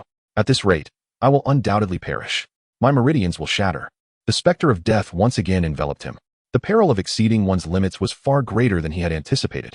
It was not merely a matter of the quantity of energy, but rather the ferocity of its nature. Just as he felt himself on the brink of being utterly torn apart by this thunderous energy, his consciousness teetering on the edge of darkness, a low hum suddenly emanated from the previously silent Xuanzhong. The dark patterns upon its body flickered to life once more, especially at the handle, where it had once absorbed a trace of thunder energy, now glowing even brighter. A peculiar force emanated from the Xuanzhong, not drawing energy from Lin Yu's body, but rather forming an invisible field that began to calm and organize the ferocious thunderous energy that had surged within him. It was as if a tempestuous child was being firmly restrained by an adult. Though it continued to struggle, its destructive force diminished significantly. The influx of energy remains immense and agonizing, yet it no longer manifests as a chaotic and purely destructive onslaught. Rather, it has transformed into a somewhat ordered torrent, as if forcibly guided by the power of the Xian Heavy Ruler into a specific circulatory path. It is the Xian Heavy Ruler. It is assisting me once more. Lin Yu's heart swelled with ecstasy, akin to grasping a lifeline. Seizing this opportunity, he exerted every ounce of his strength to channel the burning art, laboriously directing the now slightly tempered energy flow, meticulously guiding it into his dantian to cleanse and expand his nearly collapsing meridians. The pain remained excruciating. Each circulation of energy felt like a rasp scraping against bone. Yet, at least the situation had stabilized temporarily, transforming a certain demise into a precarious survival. He steadfastly focused his mind, dedicating all his willpower to combat the pain and guide the energy. At this moment, time stretched infinitely. Arcs of uncontrolled electricity occasionally erupted from his body, scorching the surrounding grasslands. His hair stood on end, his skin alternately flushed crimson as if scorched by fire, then pale as if encased in ice. The soul power within his dantian surged wildly, undergoing a qualitative transformation. The meridians, in a relentless tug-of-war between destruction and restoration, were forcibly widened, becoming more resilient, even hinting at a barely perceptible golden sheen and a tingling sensation akin to electric numbness. The operation of the burning art was also pushed to its limits under this immense pressure, although the level of the technique did not elevate. Its operational efficiency and refining speed seemed to exhibit a slight enhancement. Time passed, perhaps a quarter of an hour, perhaps an hour. When the final surge of violent, thunderous energy was finally refined and absorbed into the dantian, the intense agony ebbed away like a receding tide. Lin Yu collapsed backward, sprawled upon the muddy ground, his chest heaving violently as he gasped for air, his entire being drenched in sweat, blood, and muck, a picture of utter disarray. Yet upon his face blossomed an exhausted yet radiant smile. I did it. I truly did it. He reveled in the sensation of the soul power coursing through him, now several times more robust and pure than before, alongside the meridians that had expanded and fortified, tinged with a tantalizing numbness. An unprecedented sense of strength welled up within him. He, Lin Yu, was a first-ring, 11th-level soul master. Moreover, he had transcended his limits, absorbing the essence of a nearly 450-year-old soul ring. After a prolonged moment of recovery, he struggled to sit up, eagerly anticipating the revelation of the first soul skill he had fought so hard to attain. Closing his eyes, he immersed his consciousness within his martial soul, connecting with the newly formed yellow soul ring. In an instant, a surge of information flooded his mind. First soul skill, Thunderstorm Strike. Effect: instantly unleashes the lightning power within the Xian Heavy Ruler, derived from the soul ring and the martial soul's inherent characteristics, endowing the next attack with potent lightning damage and paralysis effects, significantly enhancing both the power and speed of that strike. The potency is proportional to the infused soul power. Thunderstorm Strike. It includes paralysis. It can also amplify power and speed. Lin Yu's eyes suddenly sparkled with an alarming brightness. Incredible. This soul skill is perfectly suited for the Xian Zhong Qi. It embodies the very essence of overwhelming power. He was so exhilarated that he nearly leaped up. But the movement aggravated his injuries, causing him to grimace in pain. Nevertheless, the joy within him was uncontainable. It was worth it. All the suffering and peril had been worthwhile. He cast a glance at the charred remains of the Lei Tun and the now dull Xian Zhong Qi, his heart brimming with gratitude. Old friend, I owe you once again. After resting for a moment to regain a modicum of strength, he struggled to rise. He had to leave this place at once. Approaching the Lei Tun's carcass, he used his still-functioning left hand to painstakingly cut away some of the finest meat and extract a few of the strongest spines, wrapping them in tattered cloth. Then, he reclaimed the Xian Zhong Qi the instant he grasped it. He distinctly felt a surge of dormant lightning energy within the weapon, as if it had strengthened just a little, forging a deeper connection with him. It seems that absorbing soul rings is beneficial for the martial soul itself. Daring not to linger any longer, he discerned the direction and, despite the excruciating pain coursing through his body, limped forward with resolute steps towards the forest's edge. The dying rays of the setting sun filtered through the leaves, illuminating his blood-stained yet hopeful face. The Lin Yu who had been a mere shadow at the Nodding Academy was no more. What returned now was Niu Huluyu. Ah no. It was the aspiring soul master who boasted the first soul ring of 450 years. The solitary struggle for survival in the soul-hunting forest had finally reached its conclusion. Yet, his journey as a soul master was only just beginning. Chapter 17, A Triumphant Return. Lin Yu dragged his battered body through the increasingly dim forest. With each step, His wounds protested, his chest ached, and lifting his arms was a Herculean task. Yet, within him burned a fervent fire, hot and exhilarating. Level 11. The first soul ring of 450 years. Thunderstorm strike. Ha! He winced as he inhaled sharply, replaying the thrilling and victorious moment of absorbing the soul ring in his mind. He had approached with caution, but now his heart raced with urgency, necessitating greater vigilance. The stench of blood was a significant concern. He could only traverse downwind and hastily wash his wounds and the blood stains whenever he encountered a water source. Fortunately, perhaps due to his luck or the fact that this area was the domain of the Lei Tun, no other formidable soul beasts approached, allowing him to reach the forest's periphery without incident. As the last glimmer of daylight was swallowed by the night, he finally spotted the flickering flames at the exit of the soul-hunting forest. 2 sentinels, gathered around a campfire cooking their meals, were taken aback upon seeing Lin's disheveled state, his clothes in tatters, his body smeared with blood and mud, limping with a bulging, ragged bundle slung over his shoulder. They immediately raised their weapons in alarm. Halt! Who goes there? It was I, a work-study student from Notting Academy, who entered in the morning. Lin weakly raised the crumpled soul-hunting certificate, his voice hoarse. The soldier leaned closer to the firelight to examine the certificate, then scrutinized him up and down. His eyes filled with astonishment and a hint of admiration. Kid, impressive. You ventured in alone, emerged like this, and even survived? Did you capture a soul ring? A pang of anxiety gripped Lin's heart, yet he feigned an expression of extreme trepidation mixed with a dash of luck, gasping. I was fortunate to encounter a severely injured century-old soul beast and seized the opportunity, almost didn't make it back. As he spoke, he coughed twice for effect. His complexion pale. An acting moment. The spirit of an Oscar-winning actor possessed him. The soldier glanced at his pitiful state, believing his tale. A 10th-level work-study student managing to kill a century-old soul beast, even one that was injured, and ending up like this seemed entirely plausible. As for the exact number of years, they did not ponder much. After all, a century-old soul ring was quite a commendable starting point for an ordinary soul master. Well then, consider yourself fortunate. Hurry back to recuperate. The soldier waved him off, allowing him to pass. Once he stepped beyond the checkpoint, returning to the realm of humanity, Lin finally exhaled a sigh of relief.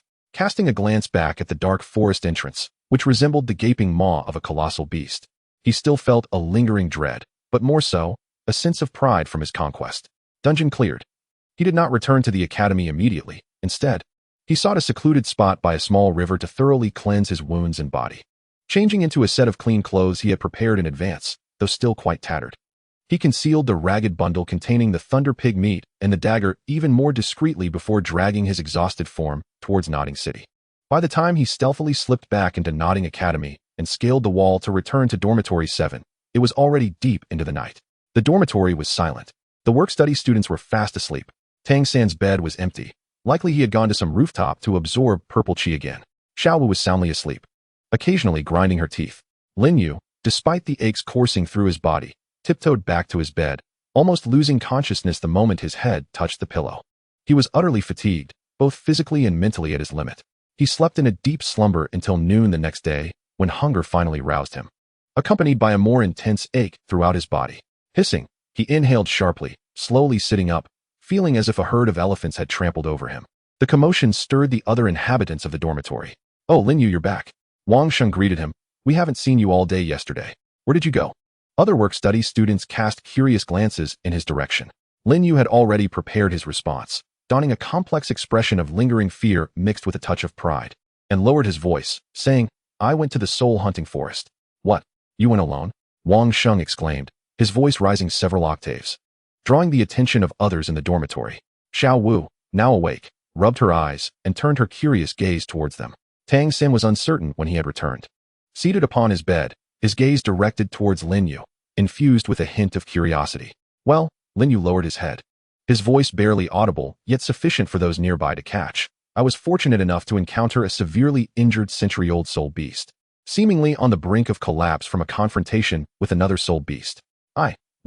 I took advantage of the situation." As he spoke, he cautiously released a fragment of his soul power to validate his claim. Instantly, a palpable wave of soul energy emanated from him, and a vibrant yellow soul ring gradually ascended from beneath his feet, pulsating rhythmically around his form. Although the fluctuations in his soul power were somewhat erratic due to his injuries, the unmistakable clarity of the yellow century-old soul ring could not be disputed. A century-old soul ring. Wang Sheng's eyes widened in astonishment, resembling copper bells, his mouth agape as though it could accommodate an egg. The other students gathered around, their faces etched with shock and envy. My goodness, it truly is yellow. Lin Yu, you've struck gold. A century-old soul ring. How remarkable. Xiao Wu exclaimed, her large eyes blinking in disbelief. Wow, Lin Yu, your luck is incredible. Although she herself hailed from an extraordinary background, she understood the significance of a century's first soul ring to an ordinary human soul master. Tang San observed the yellow soul ring, a glimmer of surprise flickering in his eyes, yet overshadowed by contemplation. He comprehended the daunting challenge of absorbing a century-old soul ring far better than the others. Even a wounded century-old soul beast yielded energy that a mere level 10 soul master could hardly withstand. Noticing Lin Yu's pallid complexion and evident injuries, his doubts lessened somewhat. It seemed the absorption process had indeed been extraordinarily arduous, making his claim of merely striking it lucky somewhat plausible. Nonetheless, an unsettling sense of discord lingered in his mind. It appears he truly succeeded by sheer luck, though the process was undoubtedly not as effortless as he professed. Tang San mused inwardly. His physical constitution seems to be stronger than he presents. Lin Yu absorbed the reactions of those around him, particularly Tang San's scrutinizing gaze. Internally, he scoffed. Yet his visage displayed a fitting blend of embarrassment and trepidation as he hastily retracted the soul ring. Coughing a couple of times, he remarked, it was sheer luck, truly. I almost perished in there, and my injuries are still not healed. He deftly merged the image of a fortunate individual with that of one who had paid a steep price, showcasing his gains while artfully concealing the truth. Indeed, upon hearing his words, the envy of the onlookers softened, replaced with a measure of sympathy and understanding. You are indeed fortunate. Take care of your injuries. With a century-old soul ring, you will surely become formidable in the future. After some discussion, they gradually dispersed, for the working students had their own matters to attend to. Xiao Wu approached Tang San, whispering, I didn't expect Lin Yu to be this lucky. Tang San nodded, choosing not to elaborate further, casting another glance at Lin Yu. Lying on the bed, Lin Yu reveled in the attention bestowed upon him by this stroke of luck, his heart brimming with joy. The first step of deception has succeeded. What follows is a gradual recovery, followed by a subtle display of strength. He closed his eyes, feeling the flowing essence of his 11th level soul power within him. Although his body ached, his heart was filled with an unparalleled sense of reassurance. With the return of the soul hunting, the life of the film emperor transitioned into a new phase. Now, endowed with his first soul ring, he would truly commence his steadfast journey in this realm. In the ensuing days, Lin Yu found solace in taking on the role of a patient in the 7th dormitory. His injuries were genuine and considerable, providing him with a perfect excuse to indulge in idleness. He postponed his work as a student worker whenever possible and often dozed off during classes, ostensibly appearing as if he were in dire need of recuperation. This pitiful FAAD brought a sense of balance to his peers who had previously envied his fortunate circumstances. They thought to themselves, see, acquiring a 100-year soul ring is no easy feat. It nearly cost him his life. Consequently, their demeanor towards Lin Yu became more amicable, and they occasionally lent him a hand with his tasks. Lin Yu reveled in the tranquility, nurturing his wounds while dedicating all his energy to familiarizing himself with his newfound strength and the hard-won first soul ability. Deep in the stillness of night, at the familiar spot behind the nodding academy, Lin Yu's silhouette re-emerged. His injuries had healed significantly, and he was eager to resume his pursuits. He summoned the Xuanzhong ruler. The moment he grasped it, the sensation was profoundly different. Previously, wielding this hefty instrument felt akin to moving a mountain. Now, although it remained weighty, there was a fluidity to it, as if the ruler had seamlessly become an extension of his arm.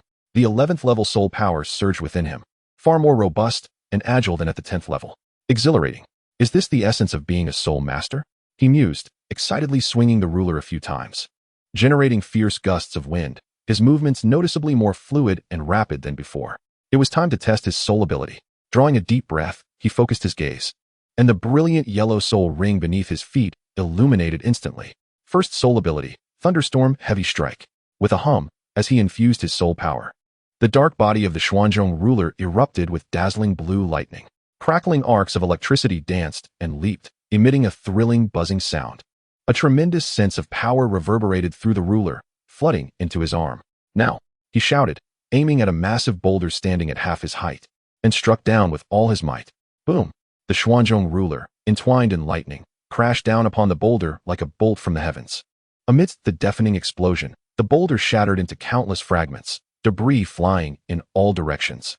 The area struck was charred black, emitting wisps of smoke. With tiny arcs of electricity flickering above, a powerful recoil surged through him, causing Lin Yu's arm to tingle, yet his eyes sparkled with excitement. What overwhelming power! This enhancement in strength, the electrical damage, and the paralysis effect, he exclaimed, gazing at the charred rubble, utterly exhilarated. The might of this strike undoubtedly surpasses that of an ordinary first-ring soul master's ability. I fear I may soon rival certain feeble soul masters of the second ring. Truly, the soul skills bestowed by nearly 450 years of soul rings are remarkable. After numerous experiments, I discovered that the thunderstorm strike consumes a considerable amount of soul power. With my current level of 11, I could only unleash it fully about 4 or 5 times before exhausting my reserves. Moreover, each execution places a significant strain on my arms and meridians, preventing me from using it recklessly and without thought. It seems prudent to reserve this as a trump card, not to reveal its full power lightly, I pondered. Having familiarized myself with the soul skill, I began to study the alterations within the Xuanzhong itself. I distinctly sensed that the thread of electrical energy within the ruler had become considerably more active, forging a tighter bond with me. I endeavored to refrain from activating the soul skill and simply directed soul power into the. Indeed, faint arcs of electricity reappeared along its length. Though far less dazzling than in the activated state, they were still clearly visible. It seems that I can elicit some lightning without the soul skill? My curiosity was piqued. I continued to experiment, meticulously controlling the amount and manner of soul power I infused. I found that when soul power was injected slowly and steadily, the arcs were weak and lacked lethality, yet appeared to persist for an extended duration. Conversely, a sudden surge of soul power could trigger a more potent arc, albeit at a tremendous cost, and without the concentration and amplification effects of the soul skill. What is this? A rudimentary form of lightning enchantment? I mused, stroking my chin. Although its power pales in comparison to the soul skill, it excels in versatility, with manageable consumption, making it suitable for subtle tactics. For daily practice and minor encounters. Even more astonishing revelations awaited. When I ceased infusing soul power, the arcs gradually dissipated.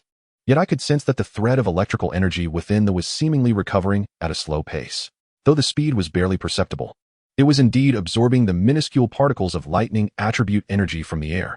By the heavens! Automatic replenishment? No, automatic electrification? My eyes widened in disbelief. Is this truly a power bank? This revelation filled me with exhilaration. It implies that, as long as I do not excessively deplete it, it can maintain a low level of lightning energy, significantly reducing the soul power consumed during my practice and daily usage. Moreover, as the absorbs more lightning energy, could its capacity and replenishment rate not enhance? The potential is immense. I caressed the cold surface of the Xuanzhong, enchanted by its treasure trove of secrets. With this newfound discovery, my enthusiasm for practice intensified. I not only honed my soul skills, but also refined my control over soul power, achieving varying intensities of ordinary lightning enchantment, and learned to wield this increasingly adept heavy with greater ease and efficiency. Days swiftly passed in this fulfilling regimen of training. My injuries soon healed completely, and my strength firmly stabilized at level 11. During the day, he continued to play the role of the fortunate, yet mediocre work-study student. While at night, he fervently honed his strength and the potential of his martial spirit on the secluded hills. Occasionally, in simple sparring sessions among the work-study students, he would inadvertently display a strength slightly greater than that of an ordinary first-ring spirit master, along with fleeting sparks of electricity that appeared so faint they seemed illusory, which he attributed to the residual effects of his unrefined soul skill, further solidifying his persona of a lucky benefactor who could not fully grasp his own power. Tang San observed him coldly on several occasions. Although he acknowledged that Lin Yu's strength was indeed somewhat impressive and the sparks were peculiar, witnessing the clumsy and awkward manner in which Lin Yu utilized them gradually alleviated his suspicions. It seems he truly is just lucky, with limited innate talent and control. Everything was unfolding according to Lin Yu's plans. That night, as he practiced attempting to combine the technique of infusing lightning with the force application of the 8 extremes collapse, with minimal success but a hint of promise, he suddenly perked up, hearing hurried footsteps and sounds of a dispute approaching from afar. One of the voices seemed somewhat familiar. Who could be coming to the hills at this late hour? Lin Yu furrowed his brow, swiftly stowing away his mysterious heavy ruler, and with a flicker of movement, he quietly melded into the shadows of the nearby trees. His instincts hinted at the possibility of impending trouble or perhaps an unexpected opportunity. Chapter 19. The turmoil on the hills and a fortunate victory. Lin Yu, like a cat merging with the shadows, held his breath and focused intently, using the cover of the trees and the night to stealthily approach the source of the commotion. Soon, he discerned the situation clearly. On a small clearing on the hills, 2 groups were at a standoff. One side comprised 3 impeccably dressed individuals, clearly not work-study students, with the leader being Lu Long, the very same who had been thrown out of the 7th dormitory by Tang San. This brat still bore remnants of bruises on his face, now wearing an arrogant expression as he pointed at the other side. On the opposing end stood a solitary figure, Wang Sheng. His face was flushed, panting heavily, and his clothes were muddied, clearly having suffered a setback moments before, as he glared furiously at Lu Long and his cohorts. Wang Sheng, you insolent work-study student. Dare you retort against me? We haven't settled the score from the 7th dormitory yet. Lu Long spat contemptuously, his 2 lackeys eagerly cracking their knuckles with malicious grins. Lu Long, do not overstep your bounds. This hillside is not your property. Wang Sheng, though outnumbered, stood his ground defiantly, his neck stiff with indignation. Humph. I simply find you displeasing and wish to teach you a lesson. What of it? Lu Long sneered, his soul power visibly fluctuating as a white 10-year soul ring appeared. Beat him up. At his command, his 2 lackeys immediately summoned their martial spirits, one wielding a staff and the other a hoe, both adorned with white soul rings, charging towards Wang Sheng. Wang Sheng's martial spirit was a battle tiger, not lacking in aggression, yet he was outnumbered, and Lu Long was also a first-ring spirit master. Despite his desperate attempts to fend them off, he soon found himself taking several blows and was forced to retreat repeatedly, on the verge of collapse. Lin Yu, concealed in the shadows, furrowed his brow. Lu Long, that scoundrel, truly has a short memory for punishment, once again seeking to bully the work-study student. He held a favorable impression of Wang Sheng, considering him straightforward and devoid of malice. To assist or not to assist? If he intervened, it might reveal his strength and draw unnecessary attention. Yet, to stand idly by while witnessing Wang Sheng take a beating weighed heavily on his conscience. In that moment of hesitation, Lu Long, observing that Wang Sheng could only defend himself, grew even more arrogant. He stepped forward, raising his club to swing viciously at Wang Sheng's head. Wang Sheng's pupils contracted. It was too late to block the attack. Damn it, I can't bear to watch. Lin Yu's gaze turned icy, and he made an instant decision. He could not strike too hard, but neither could he allow his companion to be battered. With a sudden surge of power, he darted from the shadows and shouted, "Stop!" The unexpected voice startled Lu Long and his 2 accomplices, causing their movements to falter momentarily. Seizing the opportunity, Wang Sheng hurriedly retreated, escaping the range of attack. Upon recognizing Lin Yu, he was both surprised and anxious. Lin Yu, what are you doing here? Leave. Don't worry about me. Lu Long, upon seeing who had arrived, was initially taken aback. However, upon realizing it was just Lin Yu, who seemed to possess merely the aura of a first-ring spirit master, which Lin Yu had deliberately suppressed, he became boastful again, sneering, I thought it was someone significant. Turns out it's just you, the lucky waste. What? Did you find a century-old spirit ring, and now think you can meddle in affairs that don't concern you? Perfect, let us take you down too. He clearly had heard of Lin Yu's fortuitous acquisition of the century-old spirit ring, but did not believe Lin Yu could be formidable. He merely considered it a stroke of luck. Lin Yu rushed to stand beside Wang Sheng, shielding him with his body, his face revealing a tense yet feigned calmness. Lu Long, the academy forbids private fights. Aren't you afraid of being reported to the teachers for bullying us? Private fight? Who saw it? Lu Long laughed sinisterly. Glancing around, the back mountain was deserted at night. Beating you is futile. Go.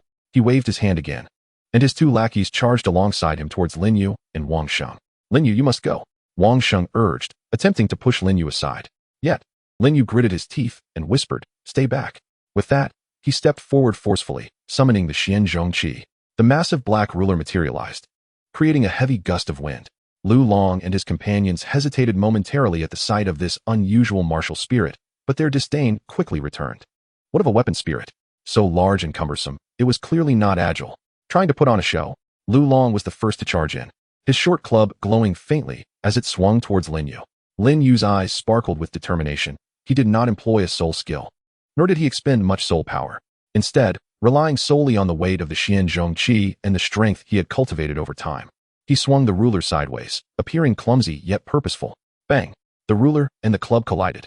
Lu Long felt an unimaginable force surge through the club, numbing his grip and nearly causing him to lose hold of it. He stumbled sideways, thrown off balance. What immense strength! Lu Long thought, astonished.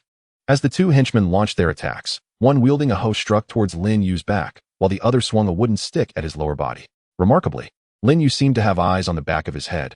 He deftly sidestepped, appearing momentarily flustered as he pivoted. The heavy Xuanzhong, propelled by the momentum of his turn, swept towards the 2 assailants like a door swinging open. The duo, intimidated by the terrifying sight of the heavy weapon, hastily retreated to evade, their strikes rendered futile. In the blink of an eye, Lin Yu employed the simplest of tactics to fend off their assault. Though he appeared somewhat flustered, panting heavily as he gripped as if the previous maneuver had drained considerable energy. Wang Sheng watched in astonishment, his mouth agape. He was aware of Lin Yu's strength, yet he had not anticipated such might. A single had forced back Lu Long. Lu Long, feeling both astonished and infuriated, thought to himself, what good is brute strength? Use your soul skills. Bring him down. He charged once more, his white soul ring illuminating beneath his feet. The short stick radiating an intensified glow as its speed quickened. Simultaneously, his two companions activated their soul skills. Although they were merely 10-year skills with limited power, they added a measure of intimidation to their assault. Confronted with the simultaneous onslaught of soul skills, a look of panic crossed Lin Yu's face. As if he were at a loss. This is it. It must come to an end, or I shall be exposed.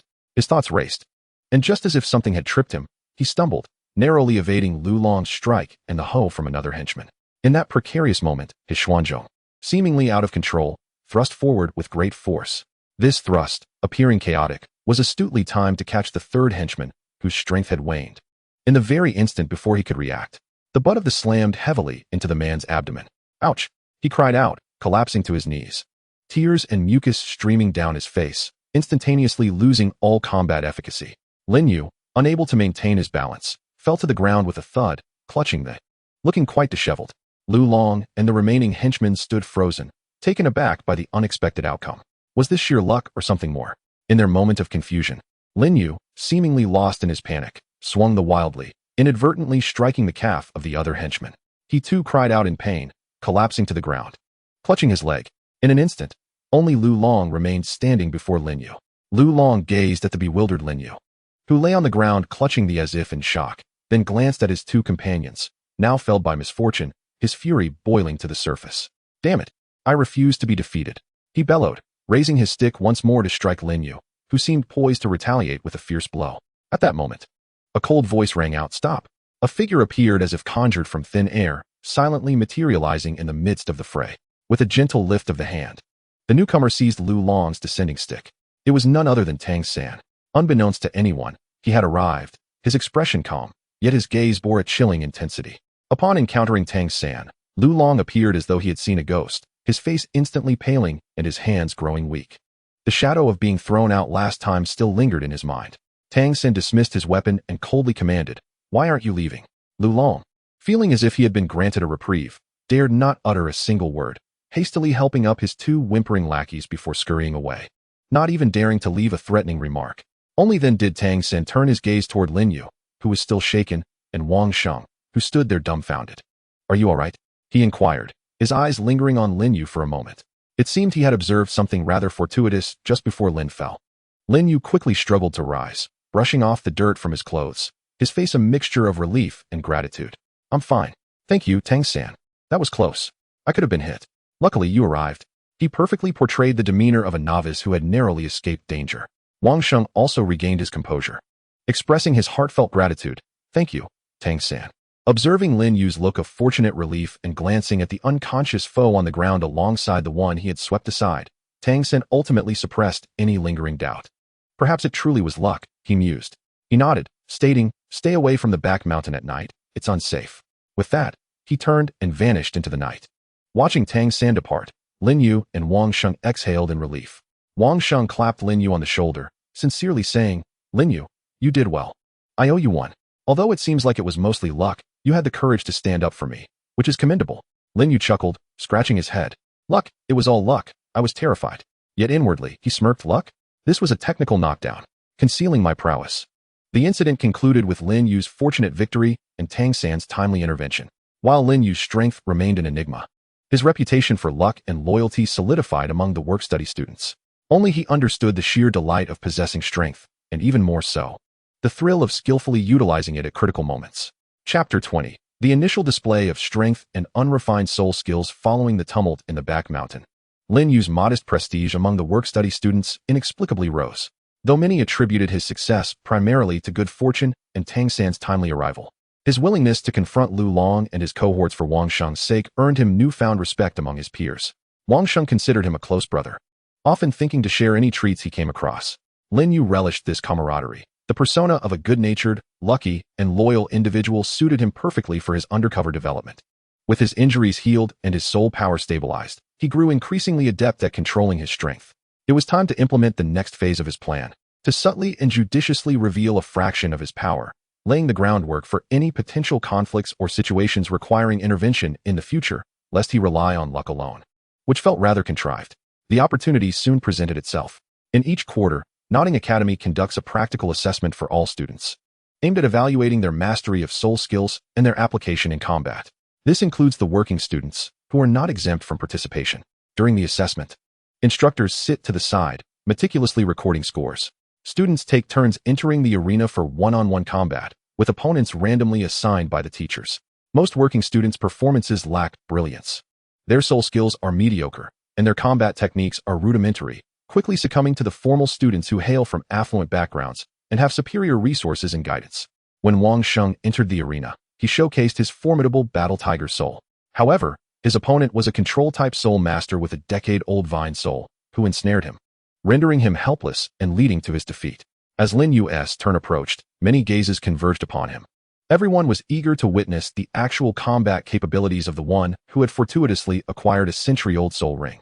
His opponent, a student named Lin Feng, possessed a swift wind wolf soul and also boasted a decade-old soul ring, with the soul skill Wind Claw, which enhanced the speed and sharpness of his strikes. "Begin," commanded the teacher. Lin Feng, evidently familiar with Lin Yu's reputed luck, bore a hint of disdain on his face. He exerted force through his legs and propelled himself towards Lin Yu like an arrow released from a bow, his hands transformed into claws, slicing through the air with a piercing sound. His speed was remarkable. A speed type? A perfect opportunity to test the mastery of the. Lin Yu remained calm internally, though his face betrayed a hint of nervousness as he clumsily summoned the Xianzhong, awkwardly positioning it before him to block. Clang! Clang! Lin Feng's wind claw struck the broad surface of the Xianzhong with rapidity, producing a series of sharp sounds and scattering sparks. Yet, his attacks failed to breach the defense of the, instead resulting in a numbing sensation in his fingers. What a sturdy, Lin Feng thought, startled, and quickly altered his strategy. Leveraging his speed, he began to circle Lin Yu rapidly, searching for an opening. Meanwhile, Lin Yu appeared as a sluggish tank, slowly rotating in place with the Xianzhong in his grasp, seemingly unable to keep pace with Lin Feng's swiftness, and almost getting hit several times, provoking gasps and laughter from the surrounding students. Tang San in the stands furrowed his brow slightly. He sensed that Lin Yu's reaction seemed overly clumsy. Although the trajectory of the swings appeared chaotic, they consistently managed to block attacks at the last possible moment. Was it mere coincidence? Xiao Wu beside him was stamping her feet in frustration. Oh no, Lin Yu is so clumsy. Hurry up and strike him. Just as Lin Feng circled to Lin Yu's side and believed he had found an opportunity, aiming a claw at Lin Yu's back, Lin Yu, as if having eyes on his back, executed a sudden, awkward turn. With the momentum from the rotation, he seemingly swung the haphazardly behind him. This sweep was perfectly timed, coinciding with Lin Feng's moment of exertion, as he surged forward with no strength left to evade. Bang! The heavy surface of the landed squarely against Lin Feng's side. Ah! With a piercing cry, Lin Feng felt an overwhelming force strike him, sending him hurtling through the air as if he had been rammed by a wild bull. He tumbled several times before coming to a halt, wincing in pain and struggling to rise. A profound silence enveloped the arena, as all present stood in stunned disbelief. Was this truly the end? The seemingly invincible Lin Feng, who appeared to possess an undeniable speed advantage, had been effortlessly dispatched by Lin Yu, employing what seemed to be a mere stroke of luck. My apologies," Lin Yu remarked, retracting the Xuanzhong with a sheepish and slightly bewildered expression, as if he too had not anticipated such an outcome. Perfect. The sheer force exerted was overwhelming, and the timing impeccable. It seemed entirely attributable to luck and Lin Feng's underestimation of his opponent, he mused, awarding himself a silent commendation. The instructor, momentarily taken aback, finally declared, "Lin Yu is the victor." An uproar arose from the audience. Goodness, such immense strength. Lin Feng was far too careless. How could he be taken down so easily? What luck! He managed to guess right again. The crowd attributed Lin Yu's success to his uncanny strength and fortunate circumstances. Meanwhile, Wang Sheng and others rejoiced on his behalf, while Tang San's skepticism deepened. Was it mere fortune on one occasion? And what about 2 or 3? The timing and angle of that sweeping strike did not seem to align with the skills of someone entirely untrained. Yet, lacking evidence, he could only observe in silence. In the subsequent trials, Lin Yu again managed to win 2 more matches, either through opponents underestimating him and falling to his inexplicable strikes or through sheer happenstance finding an opening after prolonged assaults. His performance consistently showcased extraordinary strength and a robust martial spirit, yet his technique was lamentably poor, and his soul skills appeared underutilized, having never employed the thunderstorm heavy strike. His victories were decidedly fortuitous until he faced a formidable adversary, Zhang Hao, a defense-type soul master boasting 20 years of soul rings and the iron armor shield as his martial spirit. Zhang Hao's defenses were formidable, his strength substantial, and his demeanor composed, leaving no room for Lin Yu's serendipitous triumphs. The Xuanzhong struck against his shield with a resounding crash, yet failed to penetrate his defenses. Relying solely on strength will not secure your victory against me. Utilize your soul skills, Zhang Hao stated steadily, shield in hand. The spectators echoed his sentiments, clamoring for Lin Yu to reveal his century-old soul skill. They were eager to witness the manifestation of what they assumed to be sheer luck. Understanding that he could no longer conceal his abilities, Lin Yu recognized the necessity of employing a soul skill, albeit in a manner that aligned with his persona. He donned an expression of exertion and hesitation, as though compelled by circumstance, and with a resolute bite of his lip, the yellow soul ring beneath his feet finally illuminated. First soul skill, Thunderstorm Heavy Strike. He bellowed, seemingly exerting great effort to activate the skill. A meager cluster of faint blue sparks flickered to life on the Xuanzhong, crackling weakly and appearing precariously unstable. The glow from them was dim, suggesting a limited amplification effect. His inner self remained steadfast. The performance is on point. Output power controlled at 10. He raised the heavy, spark-laden tool with both hands, employing sheer brute force rather than any semblance of technique, and bellowed as he brought it crashing down upon Zhang Hao's shield. With unwavering resolve, Zhang Hao braced himself, firmly positioning the shield in front of him. The impact resonated with a thunderous roar, far louder than before. Zhang Hao felt an overwhelming force surge through the shield, sending jolts of numbness through his arms as he staggered backward several steps before regaining his balance. To his astonishment, a shallow dent appeared on the shield, accompanied by a slight lingering sensation of paralysis. Nevertheless, he had successfully defended against the strike. Conversely, Lin Yu, having exerted excessive force, stumbled backward, landing on the ground with a thud, the sparks on the tool extinguished in an instant. He gasped for breath, visibly drained, as if his soul power had been severely depleted. A hush fell over the crowd once more. This century-old soul skill, though seemingly unimpressive, demonstrated a remarkable amplification of power. Was it truly that formidable? Yet, why did it feel so inconsistent? And such a tremendous drain on energy? Zhang Hao, observing the dent on his shield and the tingling in his arms, felt a twinge of apprehension. However, he recognized that Lin Yu was clearly at the end of his tether, so he spoke. Your soul skill possesses commendable power, yet your control is lacking, resulting in significant exhaustion. You have lost. The instructor nodded in agreement, declaring, Zhang Hao is the victor. Lin Yu struggled to rise, his face a mask of regret and fatigue. Alas, I still fall short. My control is inadequate. Thank you for your guidance. He epitomized the image of a fortunate individual endowed with a high-level soul skill, yet incapable of wielding it with finesse. The audience suddenly grasped the situation. So that was it. The soul skill was impressive, but he was unable to utilize it effectively. No wonder he hadn't employed it before. A single use left him incapacitated. What a waste of such a splendid soul ring. Admiration morphed into a tinge of regret as they collectively recognized the reality. Tang San, observing Lin Yu's weakened state, reflected on the rather lackluster display of the soul skill and its apparent uncontrollable backlash. Much of his earlier doubt dissipated. It seemed that a deficiency in mastery over the soul skill prevented him from unleashing its true potential. Perhaps that peculiar force and timing were indeed a manifestation of instinctive combat prowess. With the assessment concluded, Lin Yu's results were above average, aligning with his somewhat competent yet fundamentally flawed standing. No one paid him much attention thereafter. Everyone felt they had unraveled the enigma of this fortunate student worker. Lin Yu lowered his head, yet the corner of his mouth curled into an unnoticed smirk. The plan succeeded.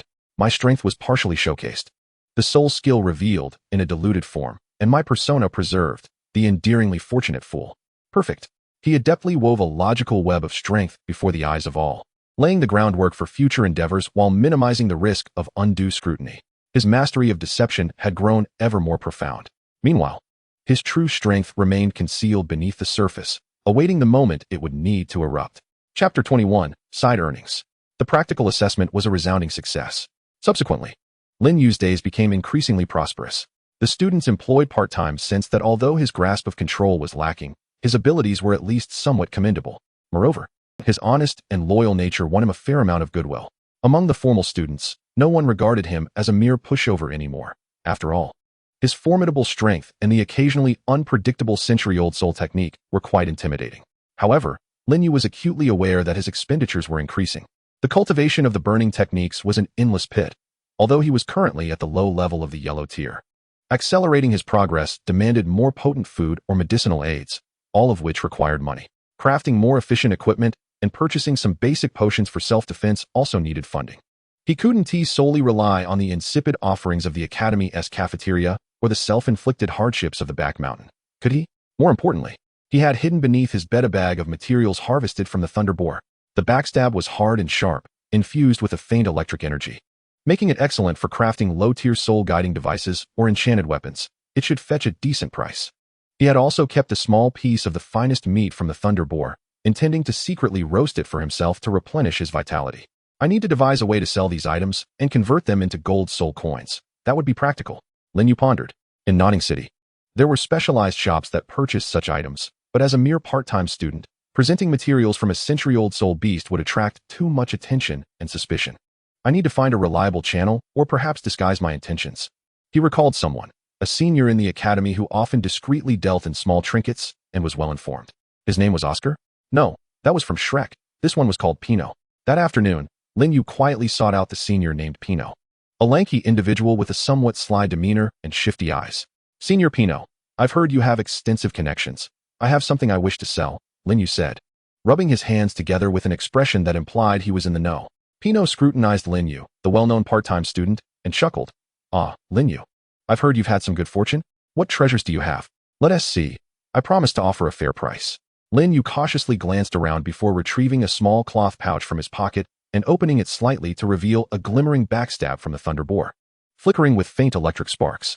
Pino's eyes instantly brightened. He leaned closer for a better look and flicked it with his finger, producing a crisp metallic sound. Oh, a backstab from a century-old thunder boar? Quite impressive. How on earth did you manage to acquire this?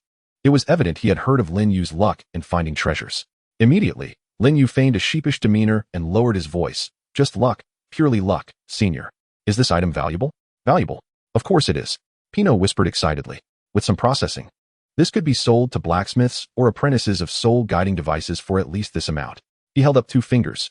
2 silver soul coins? Lin Yu inquired cautiously. Pino rolled his eyes. What are you thinking? 2 gold soul coins. And it depends on the quality. Yours is in good condition. I can help you find a buyer. And it should sell for 2.5 to 3 gold soul coins. Lin Yu's heart leapt with joy, though his visage remained a mask of naivety. Is it truly this many? Then I must trouble you, senior. He produced 2 more items from his possession. Pino's eyes sparkled with excitement as he thumped his chest in assurance. Leave it to me. However, Junior, for the errands and arrangements. He rubbed his fingers together. I understand. A 10% cut. Does that work for you, senior? Lin Yu was quick to grasp the situation. Splendid. It's settled. Pino beamed with satisfaction, swiftly finalizing the transaction details and scheduling their next meeting. With the channel for procuring materials established, Lin Yu's spirits soared. He hummed a cheerful tune on his way back, contemplating the splendid items he could acquire with 3 gold soul coins. First, I shall purchase some quality healing ointments and restorative herbs. Then perhaps seek out some reasonably priced energy ores. He was delightfully engrossed in his plans when he approached the vicinity of the dormitory, only to be met with a cacophony of voices, including a furious shout from Xiao Wu. What are you doing? By what right do you steal? Lin Yu furrowed his brows and quickened his pace. At the entrance of Dormitory 7, Xiao Wu stood defiantly, hands on her hips, glaring at a group of individuals across from her. Tang San stood beside her, his expression calm, yet his gaze was icy. Wang Sheng and several other work-study students wore faces of indignation. Before them stood Lu Long and his entourage, but this time they refrained from physical confrontation. Lu Long brandished an intricately designed pouch, swaying it triumphantly. Steal? This pouch is clearly mine. It fell on the ground earlier, and your work-study students picked it up, intending to keep it for themselves. What is wrong with me retrieving it? Lu Long was adept at twisting the truth. You lie. I spotted it first, Xiao Wu retorted, her braided hair nearly standing on end from anger. The pouch, finely crafted and adorned with intricate patterns, was evidently of considerable value, far beyond what a work-study student could possess. Just because you saw it first, it belongs to you? Where's the evidence? Is your name inscribed on it? One of Lu Long's lackeys chimed in arrogantly.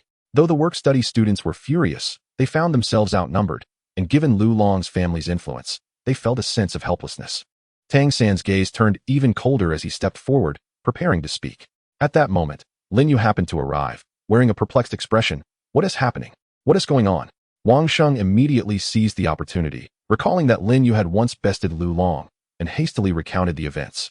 Upon hearing the account, Lin Yu's face transformed with a mix of enlightenment and righteous indignation as he addressed Lu Long. Lu Long, that is simply not right. To steal and then blame others? Seeing Lin Yu, a surge of old grievances welled up within Lu Long, yet recalling Lin Yu's unusual strength and Tang San's presence made him feel a twinge of apprehension. Nevertheless, he hardened his resolve, retorting, "What is it to you? Lin Yu, don't think your luck makes you entitled to meddle. That pouch is mine." Lin Yu scratched his head, feigning an expression of innocent bewilderment. "Yours? How curious. Lu Long, I recall you were rather close with Miss Lilith from the neighboring class. She supposedly sent you a charm last time, if I recall correctly. It didn't look like this, did it? Have I misremembered?" His voice was not loud, yet it resonated with clarity, accompanied by an expression of genuine innocence. The smugness on Lu Long's face instantly froze, and his complexion shifted to a rather unpleasant hue. Their clandestine affair with Lilith was supposed to be a secret. How could this work-study student possibly know? The onlookers around them immediately erupted in knowing hisses and giggles. Lu Long's two lackeys were similarly taken aback, casting strange glances at him. Seizing the moment, Xiao Wu exclaimed, "Look, even he cannot deny it. He stole it." Lu Long found himself trapped, his face shifting from green to white, holding the pouch in his hand, unable to toss it aside or keep it. He could not possibly admit to the origins of the pouch. That would lead to even greater trouble. Tang San cast a sidelong glance at Lin Yu, a flicker of subtle surprise crossing his eyes. This fellow seems rather well-informed, or perhaps just fortuitously lucky. Ultimately, Lu Long, consumed by a mix of anger and humiliation, hurled the pouch to the ground, pointing at Lin Yu and Xiao Wu with a menacing glare. "You will pay for this." With that, he retreated in disgrace, leaving even the stolen goods behind. Xiao Wu cheered, picked up the pouch, and let out a triumphant hum. Then, with curiosity, she turned to Lin Yu. "Hey Lin Yu, how did you know about his affair with Lilith?" Lin Yu immediately donned a bashful expression, lowering his voice and speaking mysteriously. "I happened to see it when I was in town last time buying supplies. But don't spread it around, otherwise, Lu Long will surely come after me." He deftly deflected the credit to chance. The work-study students regarded Lin Yu with newfound intrigue, strong, lucky, and possessing a flair for gossip. The surprise in Tang San's eyes dissipated, replaced by a hint of resignation. So it was merely a coincidence. Indeed, this guy's luck is rather uncanny. Once again, Lin Yu diffused a tumultuous situation in an unexpectedly clever manner. That evening, he secretly grilled a small piece of thunder pig meat, its texture succulent and firm, warming him thoroughly and invigorating his blood. Such a delicacy. Alas, it is too little. Once I sell this, I must buy more delectable treats to replenish myself. A few days later, as agreed, he quietly delivered the thunder pig materials to Senior Pino. A couple of days thereafter, Pino mysteriously approached him, handing him a small pouch. Lin Yu weighed it in his hand, discovering it contained 7 gleaming gold soul coins and a handful of silver and copper soul coins. 3 backstabs, in excellent condition, sold to a generous client for over 8 gold soul coins, with a 10% cut, and the rest is all here, Pino murmured. "I've struck it rich." Lin Yu's heart soared, though his face merely bore a simple, honest smile as he expressed, "Thank you, Senior. Thank you." With this windfall, Lin Yu's confidence surged. He discreetly ventured into town to procure a selection of quality medicinal herbs and a few minerals imbued with faint energy, even acquiring a sharp steel short sword for self-defense.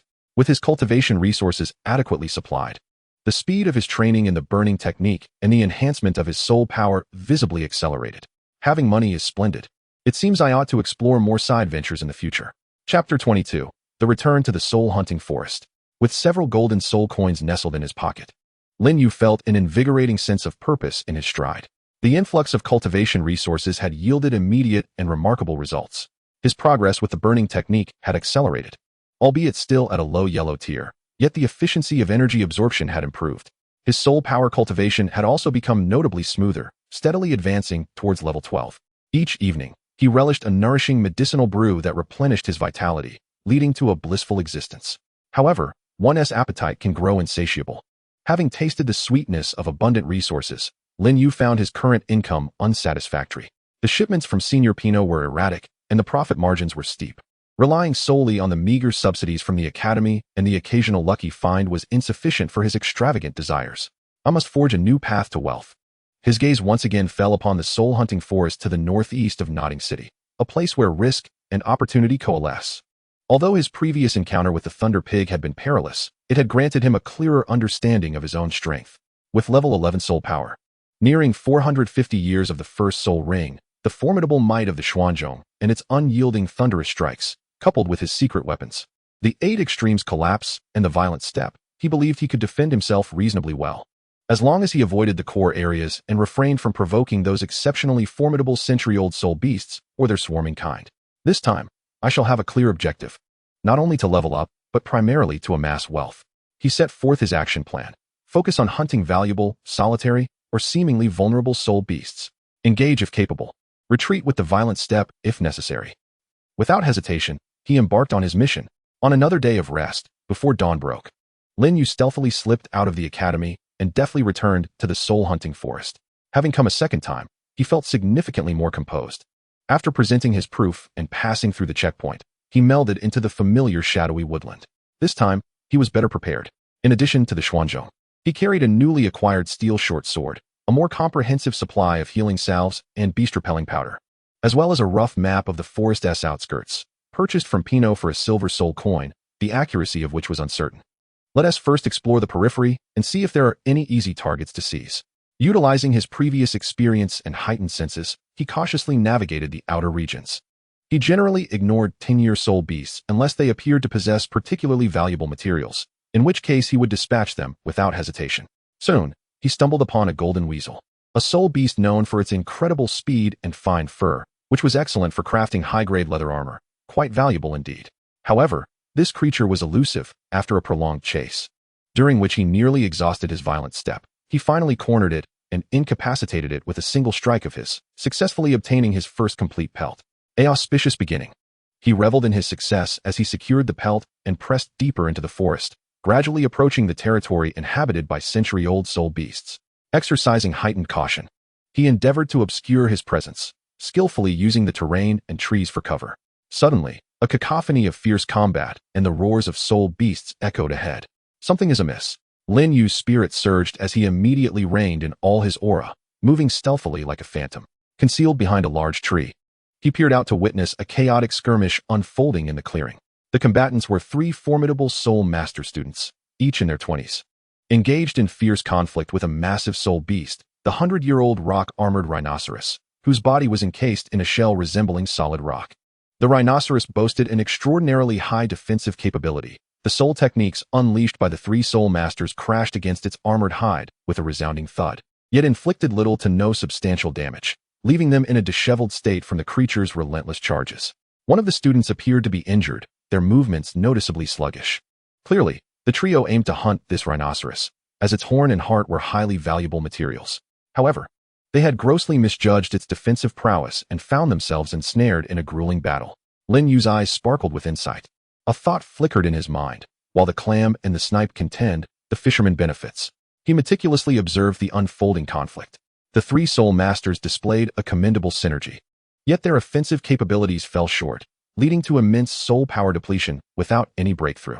The rock-armored rhinoceros, despite its formidable defense, relied on a singular attack method. Its charge, while its speed was less than impressive. There lies an opportunity. Lin Yu's heart raced. He was not inclined to seize the kill. Such actions would be unscrupulous and fraught with danger. Rather, he contemplated a more opportunistic approach. What if the rhinoceros, in its dying throes, retaliated and severely injured, or even killed 1 or 2 of the soul masters? Alternatively, if they were forced to abandon their prolonged assault, he could swoop in to deliver the final blow. Even if they ultimately succeeded, it would likely be a Pyrrhic victory, potentially leaving behind scraps or unharvested materials, allowing him to profit from the aftermath. A surefire venture. He patiently lay in wait, akin to the most seasoned hunter, biding his time for the right moment. The skirmish intensified. The rock-armored rhinoceros, ignited with fury, unleashed a ferocious charge aimed directly at the injured student. Watch out, the other 2 cried, desperately unleashing their soul techniques to intercept the beast, but the rhinoceros pressed on, its thick hide shrugging off their attacks. The injured student's face turned pale, realizing the imminent impact. In that critical moment, Lin Yu sprang into action. Yet, his intent was not to rescue, but rather, he abruptly burst forth from his hiding place, targeting not the rhinoceros nor the student, but rather a small herb at the edge of the clearing, emanating a faint glow with silvery leaves. Silverleaf grass, of considerable age, a precious find.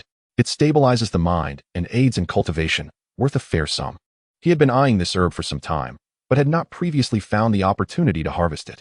At this juncture, all attention was fixated on the life and death crisis unfolding nearby, rendering him unnoticed, a mere shadow amidst the chaos. With deft hands, he swiftly uprooted the silverleaf grass, stashing it away before retreating into the shadows, all within a span of mere seconds. Meanwhile, the injured student ultimately suffered a glancing blow from the rhinoceros's tusk. Letting out a scream as he was hurled backward, his injuries exacerbated. However, the attacks from the other two individuals finally proved effective, striking the vulnerable areas of the rock-armored rhinoceros, particularly its eyes. The creature let out a painful roar, succumbing to madness, and began to charge indiscriminately. The three great soul masters found themselves in a dire predicament. One of them shouted, "We cannot hold on. This beast has gone berserk. We must retreat with Li." They finally entertained the thought of withdrawal, helping their severely injured companion as they fought their way back toward the forest's edge. The frenzied rock-armored rhinoceros pursued them for a short distance, but due to its own grievous wounds, its speed waned, and it ultimately stopped, reluctant to roar a few times before panting heavily, its massive body swaying, clearly nearing its limits. It bore countless injuries, one eye blinded, blood streaming from its wounds, lying on the ground seemingly devoid of the strength to rise. A perfect opportunity presented itself. Lin Yu's heart raced, but he did not rush forward immediately. Who could ascertain whether this beast was merely feigning death, or whether it still possessed a final, lethal strike? He patiently waited for over 10 minutes, confirming that the creature's breath was growing weaker, almost motionless, before cautiously approaching. Stopping several meters away, he picked up a stone and hurled it with force. Thud! The stone struck the rhinoceros's hardened shell, causing it to twitch slightly, unable to lift its head. "It's stable now." Lin Yu hesitated no longer. Excitement flickered in his eyes as he summoned the Xuanzhong ruler. His first soul skill, Thunderstorm Strike. This time he was going all out. He let out a low roar, and the yellow soul ring illuminated. A dazzling blue electric light erupted from the Xuanzhong ruler, crackling ominously. A terrifying power coalesced within. With a powerful push from his feet, he launched himself forward like lightning, soaring high into the air, both hands gripping the ruler, and struck down fiercely at the relatively vulnerable neck wound of the rock-armored rhinoceros. Boom! The thunderous strike. The already severely injured and dying rhinoceros had no strength left to resist this long-planned fatal blow. Its massive head was nearly obliterated by the ferocious lightning and force. Not even letting out a cry, it perished instantly. The bright yellow soul ring gradually ascended from its lifeless body. Lin Yu landed on the ground, panting heavily, gazing at the spoils before him, his face blossoming with joy. "I have struck gold. A complete century-old rock-armored rhinoceros. The horn, the heart, and this entire shell." He envisioned countless golden soul coins beckoning to him. Daring not to delay, he immediately drew his short sword and began the laborious task of dissecting the materials. This was indeed a technical and physical endeavor, especially considering the rhinoceros's formidable defenses, making the process exceedingly troublesome. After spending nearly half a day, drenched in sweat, he finally extracted the most valuable horn and heart intact, along with several substantial pieces of the finest armor, carefully placing them into a large bag he had prepared. Gazing at the enormous carcass left behind and the slowly rotating century-old soul ring, Lin Yu licked his lips. What a pity, I cannot absorb the soul ring, otherwise my cultivation would have surged. The body cannot be taken either. He resolutely shouldered the heavy harvest, discerned the direction, and swiftly departed from this tumultuous place. This expedition into the soul-hunting forest yielded rewards beyond his expectations. The title of King of Bargains seemed to beckon him, and his little treasury was poised to experience a significant influx. Resources for cultivation were secured. Chapter 23. Disposing of stolen goods and the extravagant pauper. Lin Yu trudged along, burdened by the weighty sack, feeling as though his shoulders might collapse under the strain. The materials from the rock-armored rhinoceros were profoundly heavy, compounded by the previous acquisition of golden weasel pelts and other assorted treasures. The sheer weight was astonishing. Damn it, next time I must procure a storage soul guide. Even the cheapest one will suffice. He grumbled inwardly, grimacing as he made his way back. This item was undoubtedly a valuable commodity in the Douluo continent, yet its exorbitant price rendered it unattainable, even if he were to sell himself.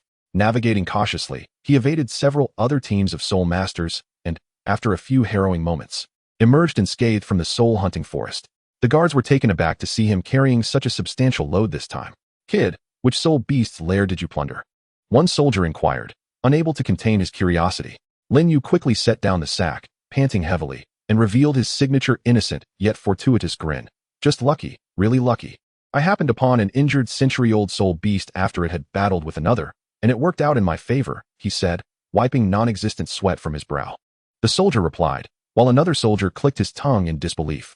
Your luck is truly unmatched. Hurry along, it's dizzying to watch. Gratefully, Lin Yu hoisted the sack once more and puffed away from the checkpoint. His appearance, a frail work-study student carrying a burden larger than himself, was indeed striking. Not returning directly to the academy, he first sought a secluded spot to stash his belongings before hastening to find the resourceful senior, Pino. Upon seeing Lin Yu again, and witnessing him mysteriously unveil a pristine, gleaming horn of the rock-armored rhinoceros and a still pulsating heart brimming with vitality, Pino's eyes nearly bulged from his sockets. Wow, what on earth? Lin Yu, did you rob a mercenary group or something? A century-old rock-armored rhinoceros, and in perfect condition. Its defense is renowned for being formidable. Pino's voice shifted in pitch as he circled the two items, his hands rubbing together in excitement. Lin Yu chuckled, attributing his fortune to fate. Just luck. I happened upon it after it had a fierce duel with another soul beast, and His smile radiated innocence and harmlessness. Pino regarded him as if he were a walking embodiment of a male version of the goddess of fortune. After meticulously examining the quality of the materials, his delight only intensified. This is remarkable. Absolutely extraordinary. This rhinoceros horn is a premium material for Earth attribute soul guides, and the heart is top-notch for refining vitality pills.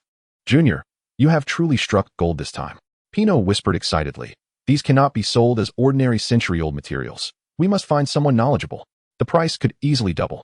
Lin Yu's heart blossomed with joy, though he made an effort to maintain his composure. Senior, I trust your judgment. As per our usual arrangement, rest assured, I'll ensure you receive a handsome profit this time.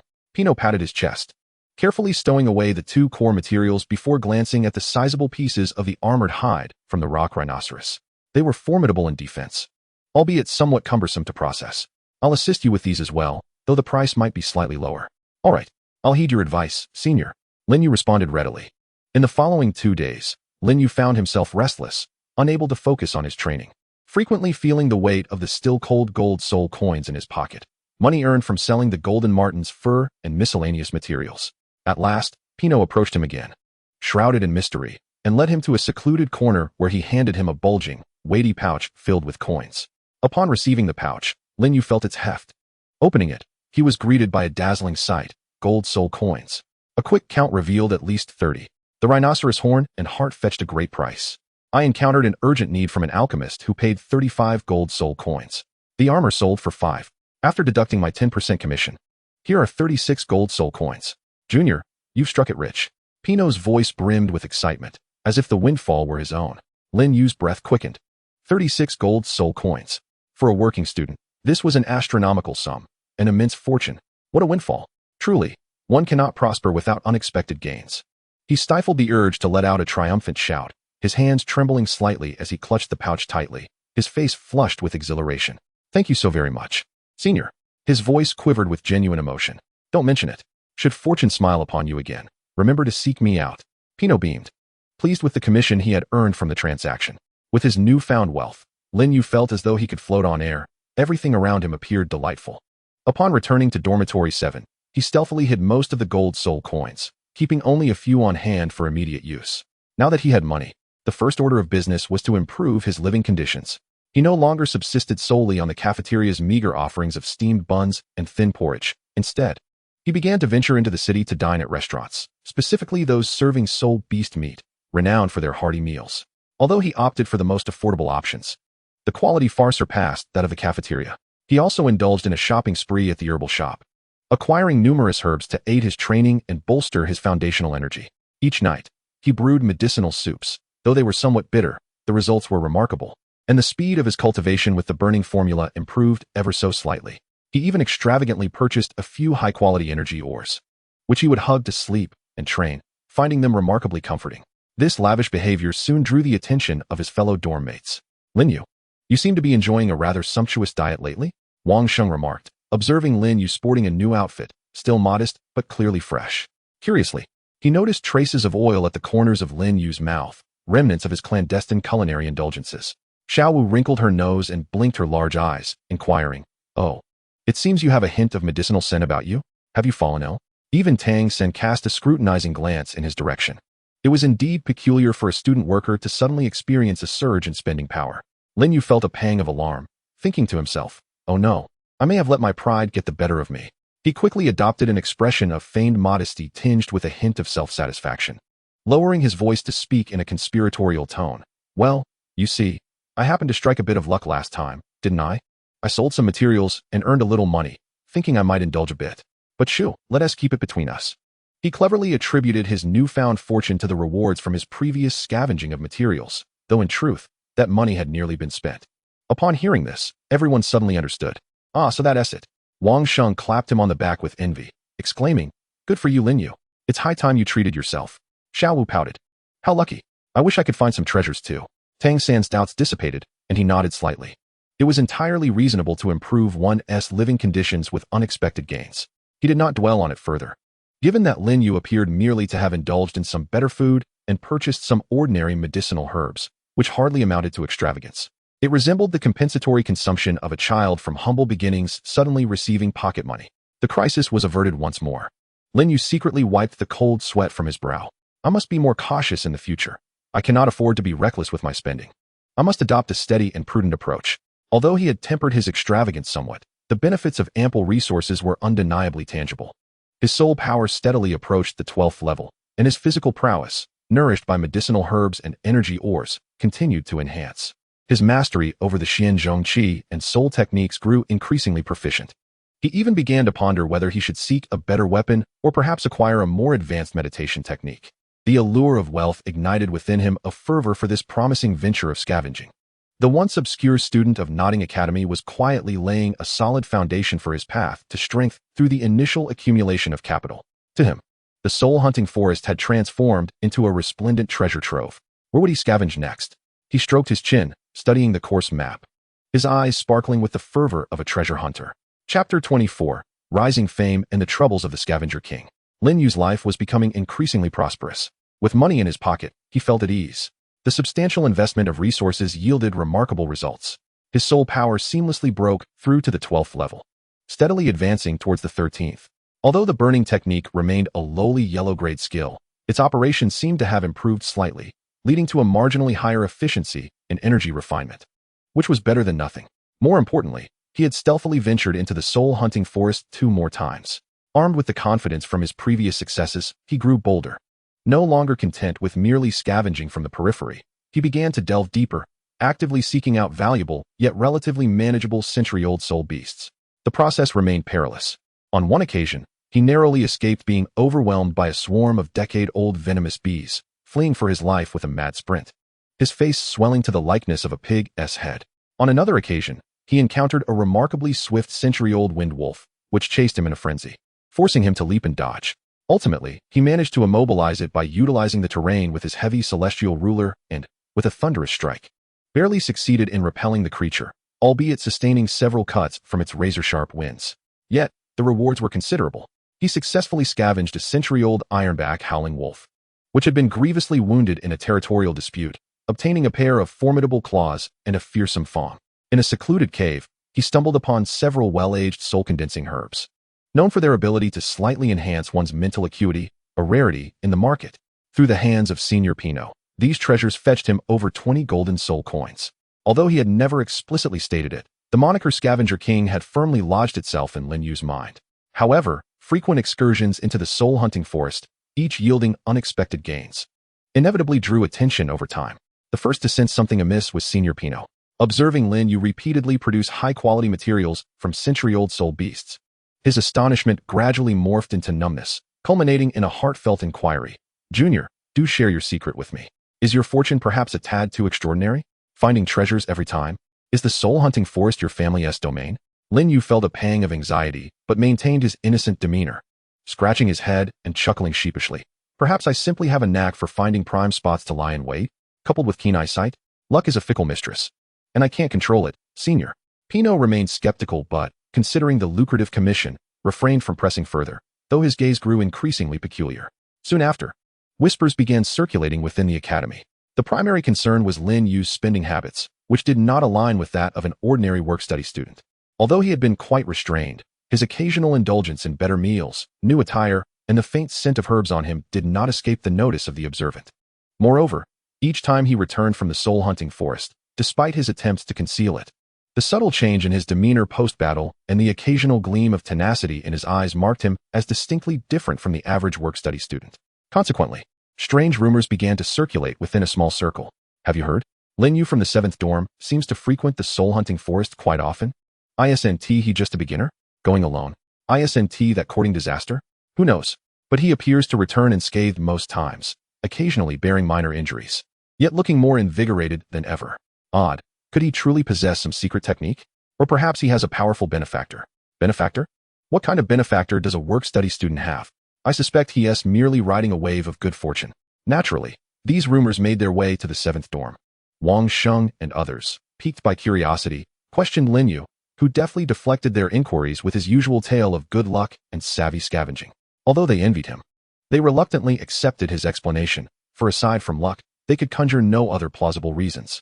However, Tang San's gaze towards Lin Yu deepened with intrigue. Once or twice could be attributed to luck, but to have such fortune consistently? Moreover, he faintly sensed that the subtle fluctuations of soul power emanating from Lin Yu seemed considerably more solid and profound than when he first acquired his soul ring. The pace of this enhancement did not appear to stem solely from his own diligent training.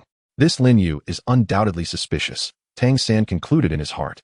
However, he possessed no evidence, and Lin Yu's demeanor was consistently unremarkable. Apart from a stroke of good fortune and somewhat greater strength, his control over soul skills was rather poor, rendering him a quintessential model student. Perhaps he truly possesses some unique method for locating soul beasts or evading peril. Such speculation crossed Tang San's mind. For the world is vast and full of wonders. Lin Yu, too, perceived Tang San's vague scrutinizing gaze, inwardly lamenting, "Damn it, Tang's intuition is far too accurate. If this continues, I will inevitably be exposed." He understood that he must devise a means to quell these rumors or provide them with a plausible explanation. Days later, the opportunity presented itself. A few audacious formal students in the academy, having heard of Lin Yu's recent stroke of luck, intentionally cornered him in the cafeteria. "Hey Lin Yu, I hear you struck it rich lately? Discovered treasure in the soul-hunting forest?" One of the lead students remarked in a mocking tone, extending a hand as if to shove him. Lin Yu's gaze turned icy, yet he quickly reverted to a timid demeanor, retreating a step and murmuring, No. It was merely good luck. I found some materials to sell." "Good luck? Spare us the nonsense. Surely, you possess some secret. Share it with us. Otherwise, don't expect to enjoy your meal today." Another student threatened, clearly intent on extracting the so-called secret of his good fortune. Surrounding diners glanced over, some with expressions of schadenfreude, while others displayed sympathy. Wang Sheng and the others attempted to intervene, but were obstructed by a greater number from the opposing side. Lin Yu's mind raced. Confrontation was out of the question, and revealing his true strength was even less advisable. Submitting? That would lead to even greater troubles in the future.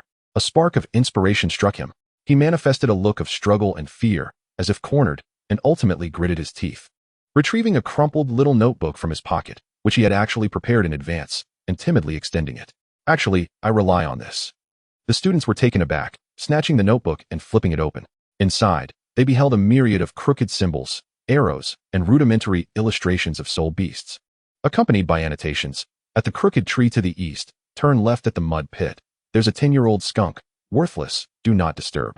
In the third bend of the creek, under the large rock, silverlight fish appear at night, delicious, can supplement meals. In the red earth area on the west slope. Suspected old thunder pig footprints, sat in wait for 3 days, not a single sighting, what a loss. In the northern black forest, a toxic bee nest. Dangerous. Marked. Absolutely do not go." Followed by a gigantic skull drawing. This was undeniably a crude, childlike scrawl of a soul-hunting forest stakeout journal. The information recorded within was trivial, replete with failures and dangers. The students stood agape, exchanging incredulous glances. "Is this your secret?"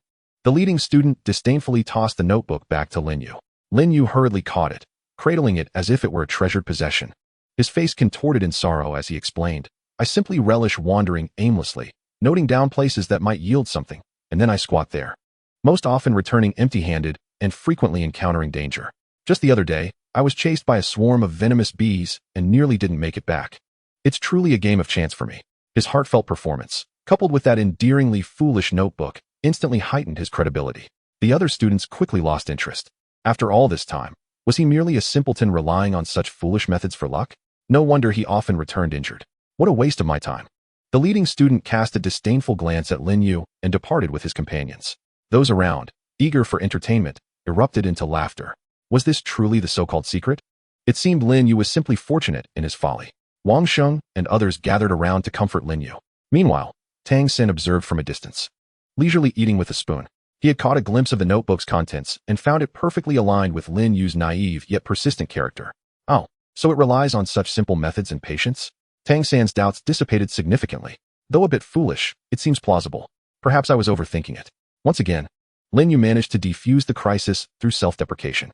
The persona of the king of bargains subtly transformed into that of a lucky simpleton, an ardent squatter. With his head bowed, Lin Yu's lips curled into an unnoticed smile. Perfect. The notebook has proven its worth. From now on, any achievements can be attributed to my unwavering persistence and extraordinary luck. Although he had acquired the reputation of a simpleton, the ability to conceal his true secret was a price worth paying. Yet, as he observed the mocking and sympathetic gazes around him, Lin Yu felt a tinge of discontent. Alas, I am clearly a skilled practitioner. Yet I have been forced into the role of an actor relying on luck. This audience is quite lacking. Chapter 25, Thunder and Lightning Body Refinement and Unintentional Revelations. Armed with that meticulously forged notebook of a simpleton-s squatting notes, Lin Yu successfully transformed his persona from the king of bargains into a man of extraordinary luck and perseverance. While it still sounded somewhat peculiar, it was at least less conspicuous. The whispers within the academy gradually subsided, and discussions of him became tinged with jest and remarks about the uncanny luck of this foolish lad. Lin Yu relished the tranquility, continuing to amass wealth in silence. With ample resources at his disposal, his cultivation steadily advanced, swiftly solidifying his soul power at level 12 and progressing toward level 13. The burning formula remained stuck at the low-level yellow tier, but its slow cultivation speed was bearable. However, he was not content with this. The Xianzhong's ability to absorb and store lightning, coupled with his painful yet effective first experience of lightning body refinement, lingered in his thoughts. It seems that the energy of lightning can stimulate both the body and meridians. Though the process is excruciating, the benefits are undeniable. Could I perhaps control it slightly and create a low-key version of daily refinement? Once this thought took root, it became inescapable. Without hesitation, he resolved to act. Of course, he dared not invoke the wrath of the heavens again. His aim was to harness the trace of lightning energy within the Xianzhong Qi, which had been slightly nourished by the energy of his soul ring. In the stillness of the night, at the familiar spot on the back mountain, Lin Yu summoned the Xianzhong Qi. He focused intently, cautiously attempting to communicate with and guide the faint trace of lightning energy within the body of the process proved to be more challenging than anticipated. That fragment of energy was rebellious and exceedingly difficult to control. After considerable effort, beads of sweat forming on his forehead, he finally coaxed forth a slender arc of electricity, finer than a hair, dancing upon the surface of the... Is this all? What can this do? Lin Yu felt a twinge of disappointment. He tentatively brought his finger closer to the delicate arc ZZ. A slight tingling and prickling sensation surged through him, causing his finger to instinctively retract. There's promise. Though weak, it is indeed lightning energy. His eyes brightened. Even the leg of a mosquito holds value. While he could not engage in the high-intensity electric body tempering, perhaps this low-power electrotherapy was worth a try. He summoned forth another faint arc, gritted his teeth, and pressed his finger firmly against it. ZZ. A persistent, subtle sensation of tingling and prickling radiated from his fingertip, spreading along his finger as if countless tiny needles were gently piercing him. What is this sensation, both pleasurable and painful? Lin Yu winced, feeling quite peculiar. He endured for a while until the arc of electricity was depleted. Raising his finger, he observed a slight redness at the tip, yet no injury was evident. It seems there's little effect. Unwilling to yield, he summoned another arc, this time attempting to guide it into his meridians. The process was even more arduous. As the faint arc entered his channels, it brought with it a familiar, almost tearing pain, though far less intense than the previous lightning strike. Akin to a severe cramp rather than 1,000 cuts, he bore the discomfort, circulating the burning technique, guiding the weak lightning energy to flow slowly through his meridians. Wherever it passed, the walls of his meridians tingled and ached, yet there was also an extraordinary vitality, as if parched earth were being quenched by gentle rain. Though the effects were minimal, barely perceptible in terms of enhancement, they were indeed present. Moreover, the velocity of the burning technique seemed to quicken slightly under the stimulation of this foreign energy. Effective, truly effective. Lin Yu was overjoyed. Although the results were nearly negligible each time, they were safe and sustainable. With perseverance, he could accumulate small gains that would eventually lead to a significant transformation. Henceforth, he added low-power electrotherapy to his nightly training regimen. The process remained painful and tedious, yet he found joy in it, clearly sensing himself growing stronger day by day. This strengthening manifested not only in the speed of his soul power cultivation, but also in his mastery over his body and the Xian Zhong Qi as the electrotherapy progressed. His sensitivity and control over the internal lightning energy of the Xian Zhong Qi became increasingly adept. Now he can effortlessly summon the lightning enchantment on his staff, even controlling the intensity and duration of the thunderbolts. Though the power is not as formidable as his soul techniques, it is far more versatile. His strength, speed, and reflexes have subtly improved under this continuous, gentle stimulation. Wielding the heavy staff feels significantly easier, and the initiation speed and distance of his burst movements have also increased. The dark energy of his 8 extremes collapse seems to condense a tad quicker. These changes are subtle and gradual, almost imperceptible to outsiders. But Lin Yu is acutely aware of them. He needs to find an opportunity to modestly showcase a fraction of his progress, lest his rapid advancement raise suspicions. That opportunity soon presented itself. The academy organized an intergrade endurance training session, requiring students to carry weighted sandbags while running laps around the back mountain of the academy.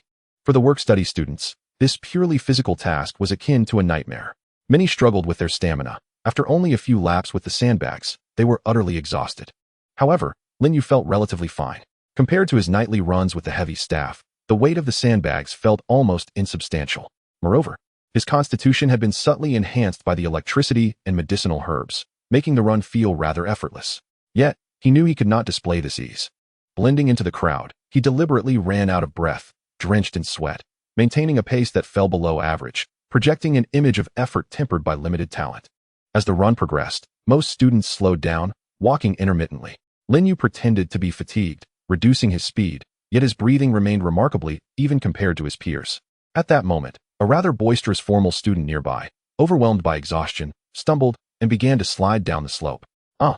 the student exclaimed, flailing his limbs as he teetered on the brink of falling. Lin Yu, standing closest, instinctively reacted. With what appeared to be a casual sidestep, he deftly evaded the student's trajectory, simultaneously extending his right hand with lightning speed to gently grasp the back of the student's collar, pulling him back to safety. The motion was fluid and natural, as if honed through countless repetitions. The student felt a sudden, skillful force that halted his descent, pulling him securely back to the ground, leaving him pale and shaken. Having executed this maneuver, Lin Yu immediately appeared to exhaust his last reserves of energy, staggering back 2 steps before collapsing to the ground. Gasping heavily, his complexion ashen, as if his previous action had been an extraordinary feat to thank you, the shaken student stammered. Finally regaining his composure and glancing at the fatigued Lin Yu, his expression a mix of gratitude and astonishment. He hadn't fully grasped what had just transpired, only that this work-study student had reacted swiftly and displayed considerable strength. The surrounding students witnessed the scene, their surprise evident. "Wow! Did you see how quick Lin Yu was just now?" "Indeed, I could barely see how he moved. And the strength he exhibited was impressive. He stopped that fall effortlessly." The supervising teacher cast an approving glance. "Good reflexes, commendable teamwork, well done. Lin Yu, are you all right?" Lin Yu sat on the ground, continuing his performance, feebly gesturing. "No. It's nothing, teacher, just lacking strength." Yet inwardly, he felt a surge of satisfaction. Perfect. It not only showcases a modicum of strength, but also aligns with the persona of someone who, despite exhaustion, occasionally bursts forth with latent power. Not far off, Tang San, who was running, happened to catch sight of this scene. A flicker of surprise passed through his eyes. Lin Yu's recent evasion and strike, while seemingly simple, exhibited an impeccable sense of timing, bodily coordination, and explosive power that was far beyond what a typically clumsy individual could achieve. It resembled, more than anything, a reflex honed through rigorous training. His physical prowess and control over his body seemed to be significantly stronger than he portrays, Tang San pondered. A sense of doubt creeping in. Could it be mere luck? Or is it possible that his peculiar training regimen is indeed effective? He recalled the times he had seen Lin Yu strolling with that black measuring stick in the evenings. A sense of tension gripped Lin Yu as he sensed Tang San's gaze. Damn it, I've drawn this guy's attention again. He quickly lowered his head, feigning even greater weakness. Fortunately, Tang San merely harbored a fleeting curiosity and did not delve further. After all, Lin Yu's current demeanor genuinely resembled that of someone who had overexerted themselves, and his earlier display could easily be interpreted as a moment of potential unleashed in a critical situation. Upon the conclusion of his weighted training, Lin Yu barely completed the task, further solidifying his image of possessing decent willpower, average stamina, and the occasional explosive potential. No one knew that this exhausted work-study student harbored a strength far greater than met the eye, quietly growing stronger each day in an unconventional manner. The lightning infusion was subtly yet steadfastly transforming his body, while his mastery over power grew increasingly refined through daily performances and practical engagements. The artistry of a cinematic master and the prowess of a soul master were advancing in synchrony. Chapter 26, The Unwanted Team-Up. Time flew by, and Lin Yu had been lurking within Nodding Academy for over half a year. His strength steadily escalated to the peak of level 13, just a step away from level 14, thanks to an accumulation of resources and relentless training. His control over the Xuanzhong stick became increasingly exquisite. While he adeptly wielded lightning enchantments, or so he believed, and his execution of the thunderstorm strike became more proficient. Although he still exhibited an inconsistent performance in front of others, the hidden energy of the 8 extremes collapse could finally yield some effect, and his lightning step had transformed into a vital skill for survival, making him remarkably swift. Life was tranquil yet fulfilling, acting during the day and training at night. With occasional ventures into the soul-hunting forest to procure supplies, his small treasury steadily grew. However, as the saying goes, the tree wishes for tranquility, but the wind does not cease. One day, the academy suddenly buzzed with activity, as discussions erupted regarding a singular event. The preliminary rounds of the elite competition for advanced soul master academies across the continent were about to commence. Though this was merely a preliminary round, involving elite academies from various kingdoms and principalities, and had little to do with their nodding primary academy. This grand event was a major affair within the soul master community, generating immense excitement. Even the junior soul masters were abuzz, eagerly debating which academy was formidable and which talented soul master was exceptional. I have heard that the Royal Academy of Tiando has a formidable team this time. The Star Luo Empire's team is equally impressive. The golden generation of the Spirit Hall is truly terrifying. It seems that our Elemental Academy of the Tiando Kingdom is also quite commendable. As Lin Yu listened to the discussions around him, his heart remained unperturbed, even tinged with amusement. A mere gathering of novices squabbling. What is there to behold? In the end, isn't the championship already predetermined for the Spirit Hall?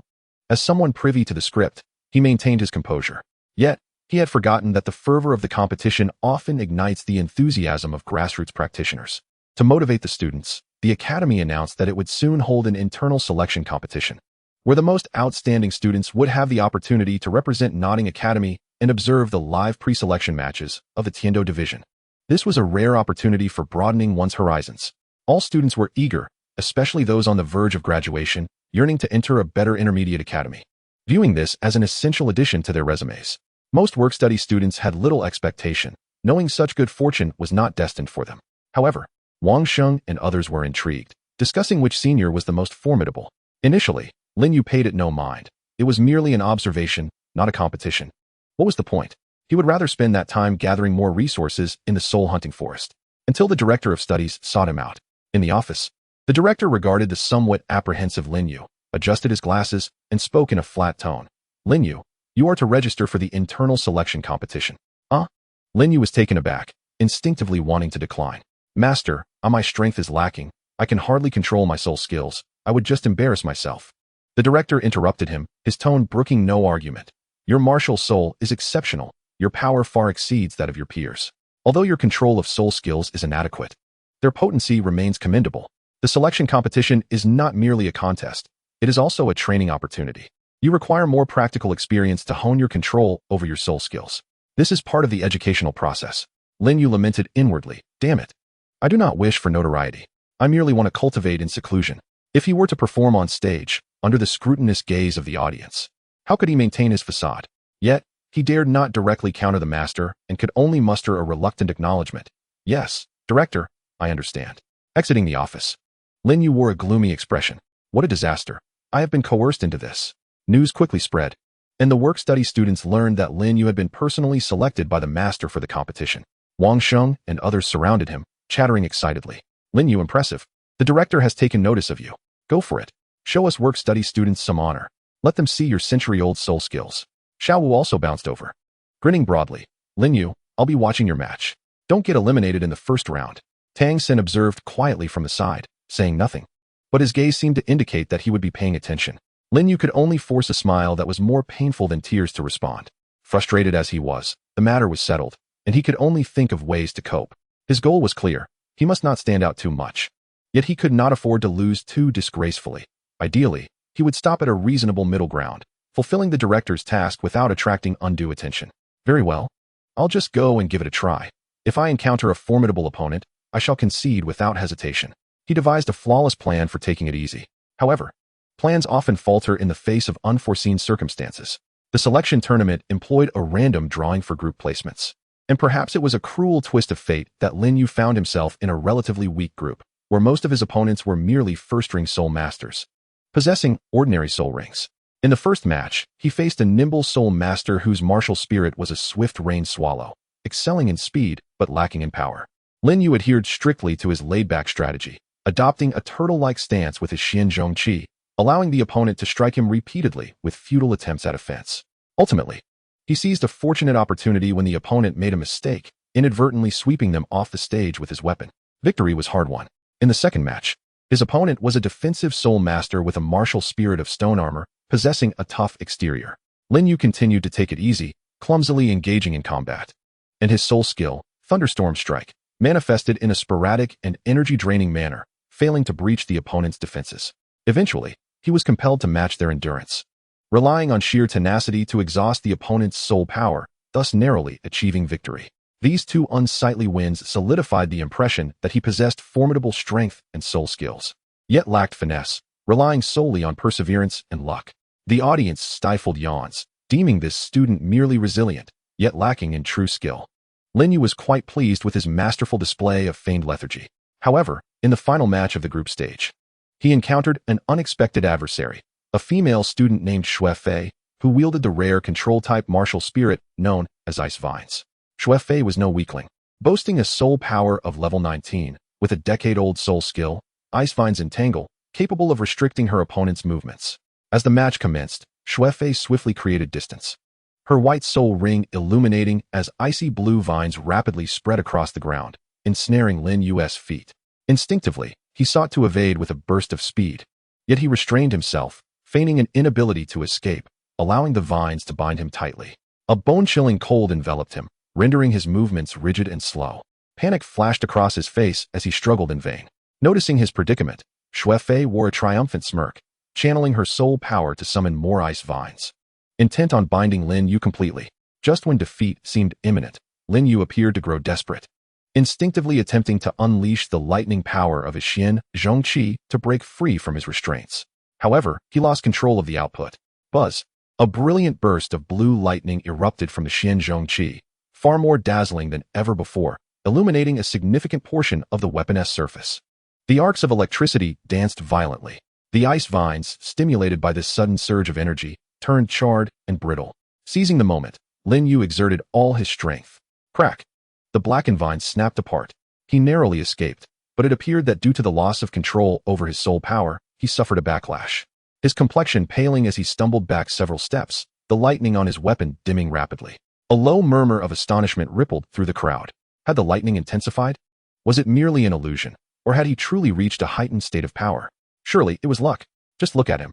He was clearly losing control. Xue Fei was also taken aback, astonished that her ice vines were so easily shattered. Gritting her teeth, she intended to press on with her assault. However, Lin Yu, already at his wit's end, called out urgently, "I concede. I surrender. I cannot fight any longer." The referee momentarily hesitated before declaring Xue Fei the victor. Lin Yu, feeling a wave of relief, cast a wary glance at his ruler and hastily descended from the arena, perfectly embodying the image of someone who, in a stroke of luck, had narrowly escaped but was too exhausted to continue the fight. Meanwhile, Tang San, standing beneath the stage, furrowed his brow once more. The intensity of the lightning that had erupted just moments ago seemed considerably stronger than during their previous assessments. Moreover, while his escape from the ice vines appeared clumsy, the sheer force he exhibited in that brief moment suggested otherwise. His strength is undoubtedly far more complex than it seems. Tang San's gaze deepened. Each time I think I've seen through him, he reveals a subtle dissonance that piques my curiosity. What secrets does Lin Yu truly harbor? Unbeknownst to Lin Yu, his inadvertent display of power had sparked profound suspicion in Tang San. He was busy congratulating himself on his cleverness. Perfect. Not only did I demonstrate lightning's inherent restraint against controlling powers, but I also admitted defeat gracefully, thereby circumventing further matches. The plan is a success. He successfully concluded his participation in the group stages, fulfilling the director's requirements. He had appeared, fought, and gained experience, while maintaining his persona, lucky, strong, yet lacking in control. As for representing the academy to observe, He had no interest in that. Little did he know, due to his unique martial spirit and his explosive performance, he had inadvertently caught the attention of someone significant, despite his mediocre results. The fervor of the tournament continued, while Lin Yu's academic life was poised to embark on a new chapter. Chapter 27, Jade's Great Wetness. The commotion from the selection trials quickly faded, and Lin Yu resumed his low-key existence as a work-study student, believing himself to be inconspicuous.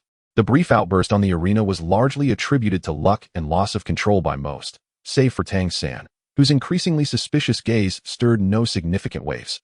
Lin Yu resolved to avoid Tang San in the future, minimizing any potential risks of exposure.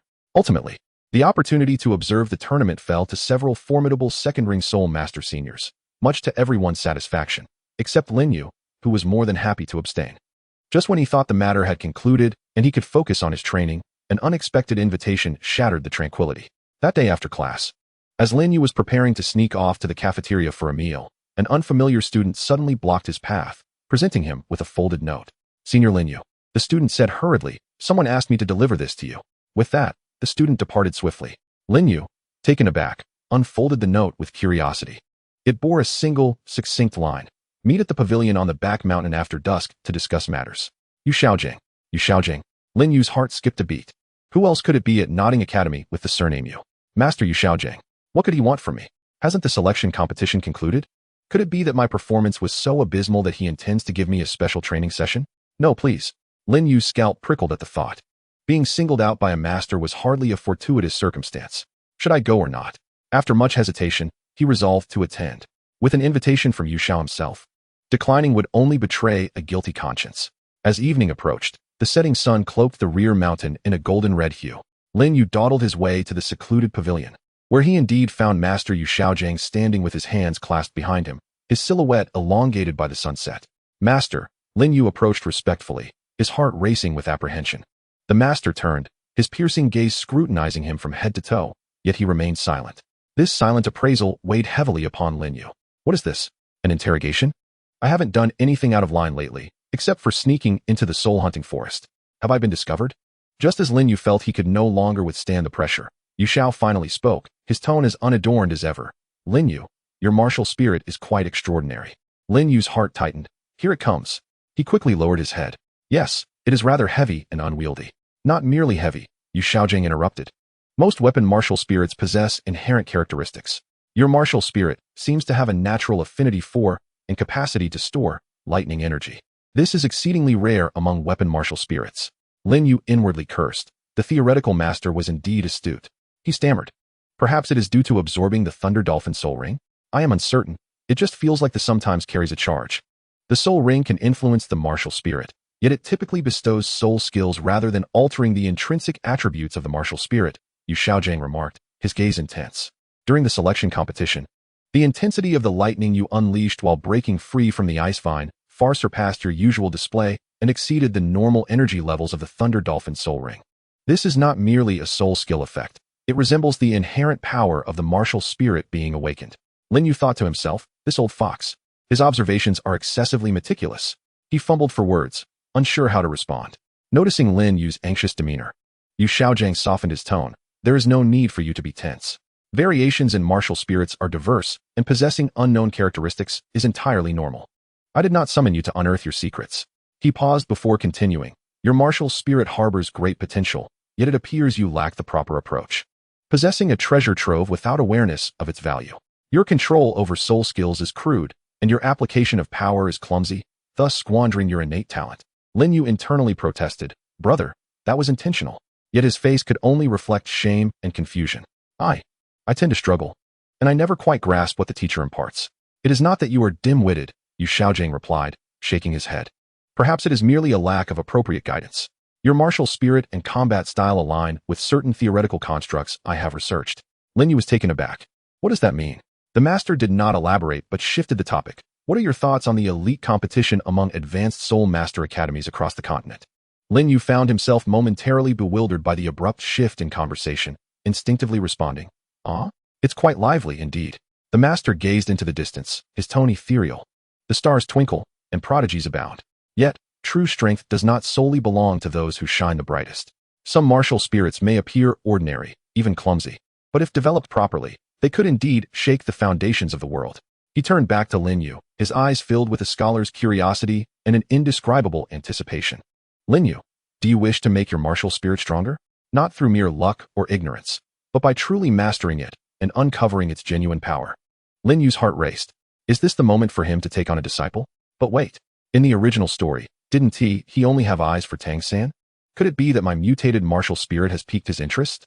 Being closer to Yu Xiaojing would mean being under the watchful eyes of Tang San and Tang Hao. Could he keep his secrets hidden?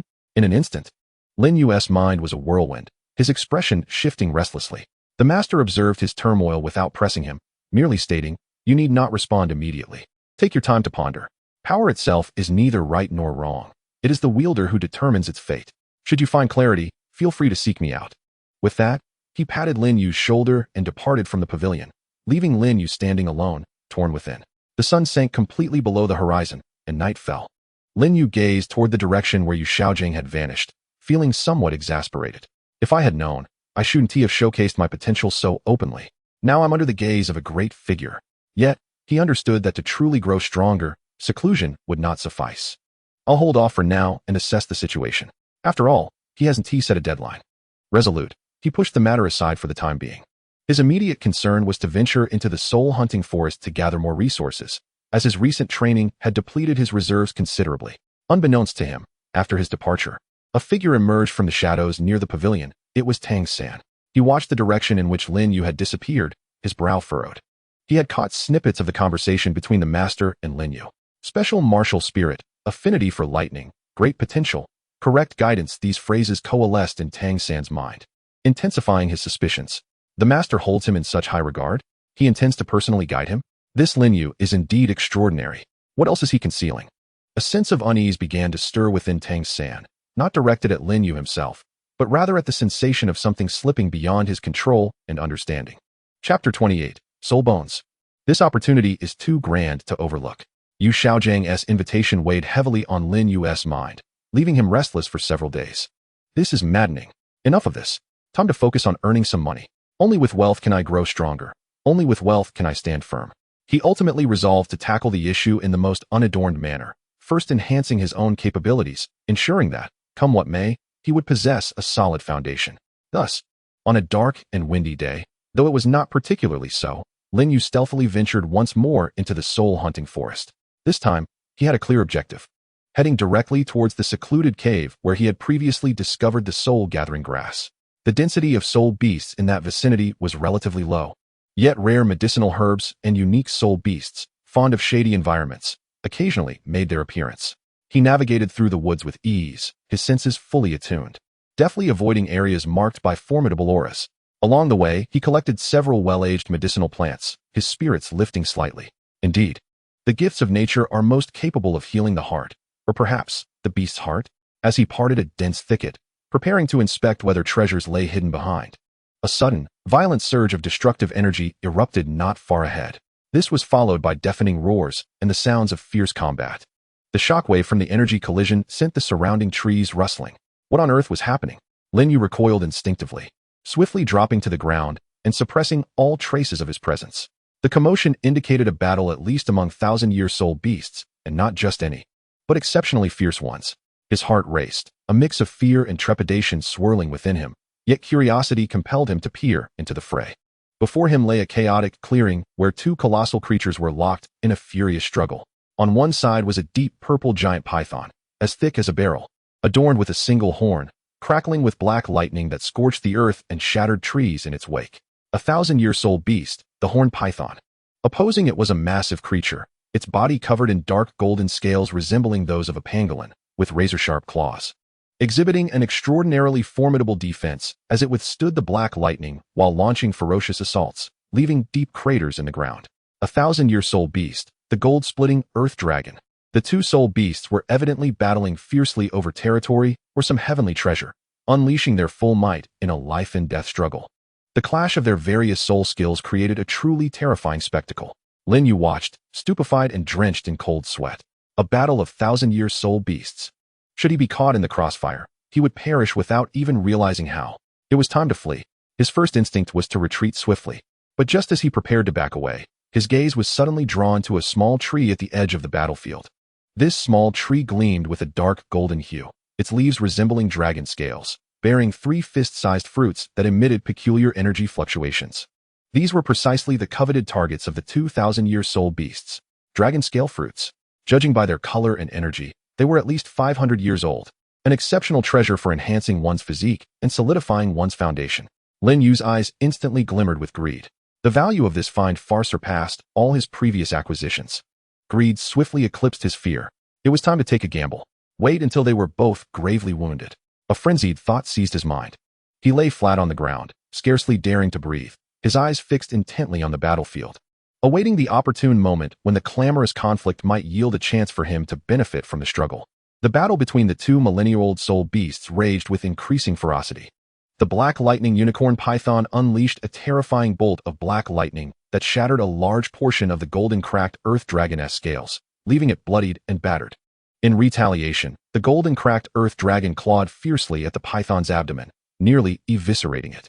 Both creatures, consumed by their bloodlust, attacked with escalating madness, their vitality rapidly waning.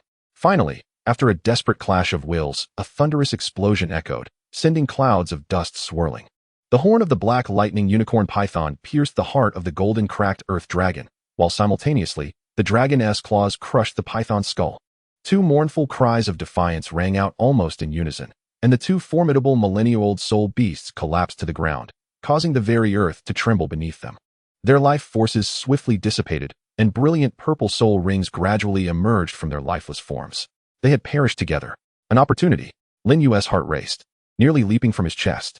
Without a moment's hesitation, he surged forward with unparalleled speed, his body darting towards the dragon scale fruit tree like an arrow released from a bow.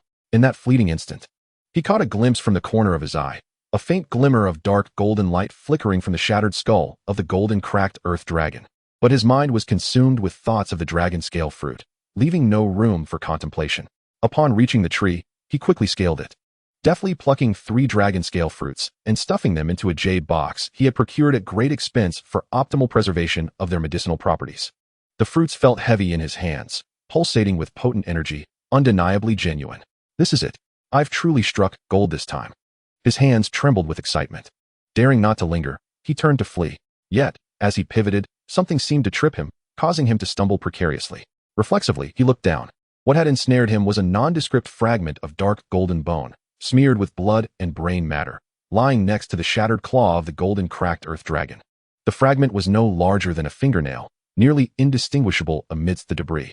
Yet, as Lin Yu's soul power coursed through him with his frantic movement, this minuscule shard emitted an almost imperceptible resonance and pull. What is this?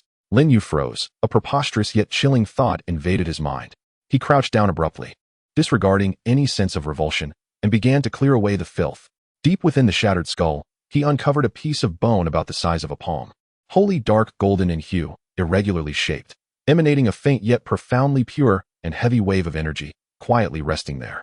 This bone bore natural engravings of incomprehensible patterns, subtly resembling the design of dragon scales. Soul bone. It was indeed a soul bone. Moreover, it had originated from the millennia-old golden cracked earth dragon, likely a highly valuable head or torso soul bone. Lin Yu's mind went blank in an instant, his breath catching in his throat. Soul bone. Goodness. This stroke of luck is beyond comprehension. The overwhelming shock left him rooted to the spot, his body rigid, even the ability to think eluding him. This was no mere fluke. It felt as though he had dined on the very essence of fortune. The rarity of soul bones from millennium-old soul beasts is staggering. With odds so low they are almost unfathomable. And to think this was from a golden earth dragon, a creature renowned for its formidable defenses and profound legacy. The value of its soul bone is beyond measure in golden soul coins. After a fleeting moment of sheer astonishment, an unparalleled ecstasy surged within him, swiftly followed by an immense dread. The joy stemmed from this unexpected windfall, while the trepidation arose from the peril of possessing such a treasure. Should any hint of this discovery escape his lips, it would not only be him, a mere soul master, who would be pursued. Even soul emperors and soul saints might hunt him down. Suddenly jolted back to reality, his heart raced wildly as he hastily unearthed the dark golden soul bone, almost using every limb in a frantic effort to retrieve it. Without a moment to spare for cleansing it, he shoved it into the most concealed spot within his garments. The moment it made contact, a warm, pure energy seemed to seep through his skin, merging with his very being. He dared not gaze again at the corpses of the 2 Millennium Soul Beasts or the floating purple soul rings. Those objects were beyond his reach at this moment. With a burst of unrestrained speed, he propelled himself forward like a startled rabbit, racing toward the forest's edge with an unprecedented urgency. He didn't even bother to conceal his presence, swatting aside any low-tier soul beasts that dared obstruct his path. His singular thought was to flee this place. Immediately, instantly, back to the academy, to hide this scalding hot potato. The previous joy brought by the dragon scale was utterly eclipsed by the seismic impact of the soul bone. He felt as though he carried not a soul bone, but a ticking time bomb liable to detonate at any moment. This expedition into the soul-hunting forest had yielded rewards beyond his wildest dreams, but it also birthed an unprecedented sense of peril. This was not merely a stroke of luck. It felt akin to disturbing the nest of the goddess of fortune. Chapter 29, A Scalding Hot Potato. Lin Yu practically tumbled out of the soul-hunting forest, his speed startling the guards, who watched him flee as though pursued by phantoms, muttering, "What has gotten into this lad? Is he in such haste to gather riches?" He paid no heed to their gazes, racing back to Nodding Academy, scaling walls to slip into Dormitory 7, and diving into his bed. Wrapping himself tightly in his blanket, he finally dared to breathe deeply, his heart still pounding like a drum, waves of anxiety crashing over him. The dark golden soul bone in his possession radiated a palpable warmth. Even through the fabric of his clothes, its energy akin to a searing branding iron, leaving him in a state of disarray. Soul bone, damn it. It truly is a soul bone, he murmured from beneath the covers, his hands trembling as he reaffirmed his discovery. The unique texture and the naturally formed, intricate patterns were unmistakable. Following the euphoria came an unprecedented panic and a profound sense of frustration at his own insignificance. This treasure was far too perilous. Once a whisper of this matter escapes, he will undoubtedly face utter annihilation. Even the revered title Douluo might be swayed. What should I do? What should I do? His mind was a chaotic jumble. And the first thought that instinctively crossed his mind was the invitation from Master Yu Shaojing a few days prior. Should I seek him out? His theoretical prowess is unmatched. Perhaps he possesses a solution? Yet, as soon as this notion emerged, Lin Yu extinguished it vehemently. Nonsense. What use would seeking him be? A man who has yet to break through the 30th level is nothing but a waste. No matter how impressive his theoretical knowledge is. Can he aid me in absorbing this millennium-old soul bone? Can he shield me from the covetous strongmen eyeing my soul bone? Lin Yu's heart brimmed with disdain and contempt. His theories are merely empty rhetoric. The so-called 10 core competitive advantages of martial souls sound impressive, yet when it comes to the profound mysteries that transcend realms, he understands nothing. If he were truly that formidable, would he be condemned to remain a great soul master for life? The more he thought, the more he felt that he could not rely on others, especially not on Yu Shaojing, a theoretical sovereign with lacking personal strength. Rely on mountains, and they will crumble. Depend on others, and they will flee. In this world, the only dependable force is oneself. Only absolute strength can provide security. Absorbing it? Certainly impossible at this moment. That would be courting death. Discarding it? Absolutely out of the question. Concealing it? It must be hidden, but where? Anxiety, fear, excitement, and confusion swirled within him, but ultimately, all these emotions coalesced into an intense, unyielding desire to grow stronger. He felt akin to a 3-year-old clutching a gold ingot in a bustling marketplace, surrounded by menacing giants. What he needed to do was not to find a seemingly knowledgeable caretaker, who might not even be able to protect him, but to transform himself into a formidable guardian of that gold ingot at the swiftest speed possible. For several consecutive days, Lin Yu remained in this state of extreme anxiety, yet with a clear objective. He would drift off in class, pondering the soul bone and his training. Meals lost their flavor. At night, he struggled to sleep as he experimented with various methods, his dark circles nearly rivaling those of a panda. This disheveled appearance naturally attracted the attention of others. Lin Yu, what's wrong? Are you ill? You look terrible. Wang Sheng inquired with concern. Is it a problem with your training? Can't you control your soul skills? Xiao Wu chimed in. Even Tang San cast a scrutinizing glance, sensing that something was amiss with Lin Yu's demeanor. Lin Yu, feeling guilty, could only force himself to fabricate an excuse. No, it's nothing. I've just been having nightmares lately and haven't been sleeping well. Perhaps I was startled during our last venture into the soul-hunting forest. He shifted the blame onto his psychological trauma. The others remained skeptical. Only Tang San, observing Lin Yu's evident restlessness coupled with a fierce determination in his eyes, grew even more suspicious. This was certainly not merely a matter of bad dreams. Lin Yu also sensed Tang San's increasingly penetrating gaze, heightening his wariness. I must resolve the issue of the soul bone swiftly and then elevate my strength with fervor. I cannot attract any further attention. In the stillness of the night, As silence enveloped the world, Lin Yu once again stealthily made his way to the back mountain, retrieving the soul bone that was meticulously wrapped. He gazed at the treasured artifact, his eyes filled with conflict before they transformed into determination. I cannot absorb it, nor can I rely on others. Therefore, I shall conceal it, hide it in a place beyond anyone's imagination. He began to frantically recall every detail from the original work and all available resources. The ice and fire eyes, that's inaccessible now, and besides, it belongs to Tang San.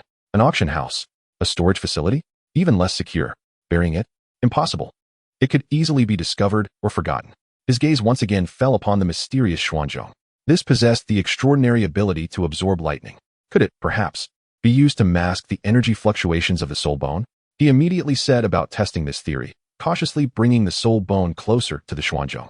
Suddenly, as the soul bone approached it emitted a profound hum, and the dark patterns on its surface began to glow faintly. The dark golden soul bone seemed to have its energy partially absorbed, or rather, restrained by some force field, no longer recklessly radiating outward. Effective. Though it couldn't completely isolate the energy, it significantly reduced the risk of detection. Wonderful. Old friend, you are indeed reliable. Lin Yu rejoiced. In comparison to that perennially level 29 master, his martial spirit was evidently far more trustworthy. He procured resilient beast tendons, securely binding the soul bone to a remarkably concealed position on the inner end of the. To the casual observer, there would be no indication of anything amiss. Grasping he sensed the energy of the soul bone had become subtle and restrained. For now, this will have to suffice. Lin Yu sighed deeply, although risks still lingered. At least he was no longer entirely exposed. From this point forward, he needed to exercise utmost caution while simultaneously striving to enhance his strength. He must reach the level capable of absorbing this soul bone as swiftly as possible. Rapid advancement required resources and more opportunities for serendipity. He glanced toward the direction of the faculty dormitory with a detached expression. Yu Xiaojing. Theory? Ultimately, those are mere externalities. The true principle lies in the strength of my own fists. My path is mine to forge. The system, Douluo Dalu, and the old are my foundation. He decisively abandoned any thoughts of seeking guidance from the master. That seemingly convenient route was fraught with uncertainty and potential danger, especially under Tang San's watchful gaze. Far less secure than wielding his own power. The following day, Lin Yu bore the marks of sleeplessness, yet his gaze was no longer uncertain. Instead, it radiated a fierce self-reliance and a clear sense of purpose. Chapter 30, Frenzied Training. The overwhelming sense of crisis brought by the soul bone hung over Lin Yu like the sword of Damocles, compelling him to entirely discard any lingering hopes of complacency. Relying on others? Unreliable. The likes of Yu Xiaojing, whose theories were grandiose yet rendered him ineffective in dire situations, were of no use. Only his absolute strength constituted the undeniable reality. From that day forth, Lin Yu's training entered a near-manic state of self-discipline. In the evening, the intensity of his training in the back mountains doubled. Previously, he would wield the Xuanzhong until exhaustion, then rest. Now, he pushes himself to continue for an additional 50 strikes, 100, until his arms can no longer be lifted. And he is consumed by a pain akin to muscle tearing. He does not relent until every drop of soul power is expended. The practice of Bajiquan has become a harrowing ordeal. No longer satisfied with leaving mere imprints on trees, he now confronts the hard rocks, even secretly procuring discarded iron ingots for his training. Each collision sends shockwaves of pain through his bones, often resulting in bloodied knuckles. Yet, he merely bandages his wounds and swallows some healing herbs, returning the next night to continue. The training grounds for his violent strides have become increasingly extreme. No longer a flat forest floor, they are now riddled with obstacles and traps, compelling him to execute various evasive maneuvers at breakneck speed. With bruises and scrapes becoming a commonplace occurrence. The most intense aspect is the low-power electrotherapy. Previously, he merely guided a weak electric arc to stimulate his meridians, but now, gritting his teeth, he attempts to increase the power, although still hesitant to summon heavenly thunder. The energy nourished by the soul bone within the Xuanzhong seems to have awakened a considerable amount of lightning power, which he now summons with greater ferocity. Crackle. Thicker arcs of electricity leap across and the accompanying pain escalates exponentially. Each time he channels the lightning into his meridians. It feels akin to being pierced by a red-hot iron needle, causing his body to convulse in agony, drenched in cold sweat. Yet, he resolutely bites down on a cloth, enduring in silence. He can distinctly feel that under this near self-inflicted trial, the resilience and width of his meridians, as well as the strength of his physical form, are visibly, at least in his perception, improving at a remarkable pace. The speed of the operation of the Fengju has also been hastened slightly by his efforts. In addition to his grueling nightly training, his daytime existence as a shadowy figure has also become increasingly arduous. He must constantly divert his attention to suppress the restless soul power and surging vitality within him caused by his frenzied training. Striving to maintain the facade of a talented individual who is diligent yet progressing slowly. Especially in the presence of Tang San, he is on high alert, fearful of being discerned by this intuitively perceptive prodigy. Simultaneously, his thirst for resources has reached its zenith. The soul-hunting forest has become his second home, frequented even more than the dining hall. With his ever-growing experience and enhanced strength, along with a touch of luck, his success rate in scavenging has increased significantly. No longer limited to century-old soul beasts, he now targets special and valuable herbs, minerals, and even accompanying treasures within certain soul beast nests. The process remains perilous. On several occasions, he narrowly escaped disaster, relying solely on his swift strides and a modicum of cunning. The materials he collected are exchanged through Senior Pinot for golden soul coins, which he almost instantly transforms into training resources. High-quality energy ores are consumed like candy, while the medicinal herbs for his baths are potent enough to incapacitate a bull, and the soul beast meat he consumes is selected from the most energy-rich parts.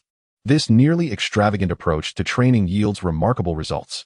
His soul power level soared rapidly, soon breaking through to the 14th level and advancing swiftly towards the 15th.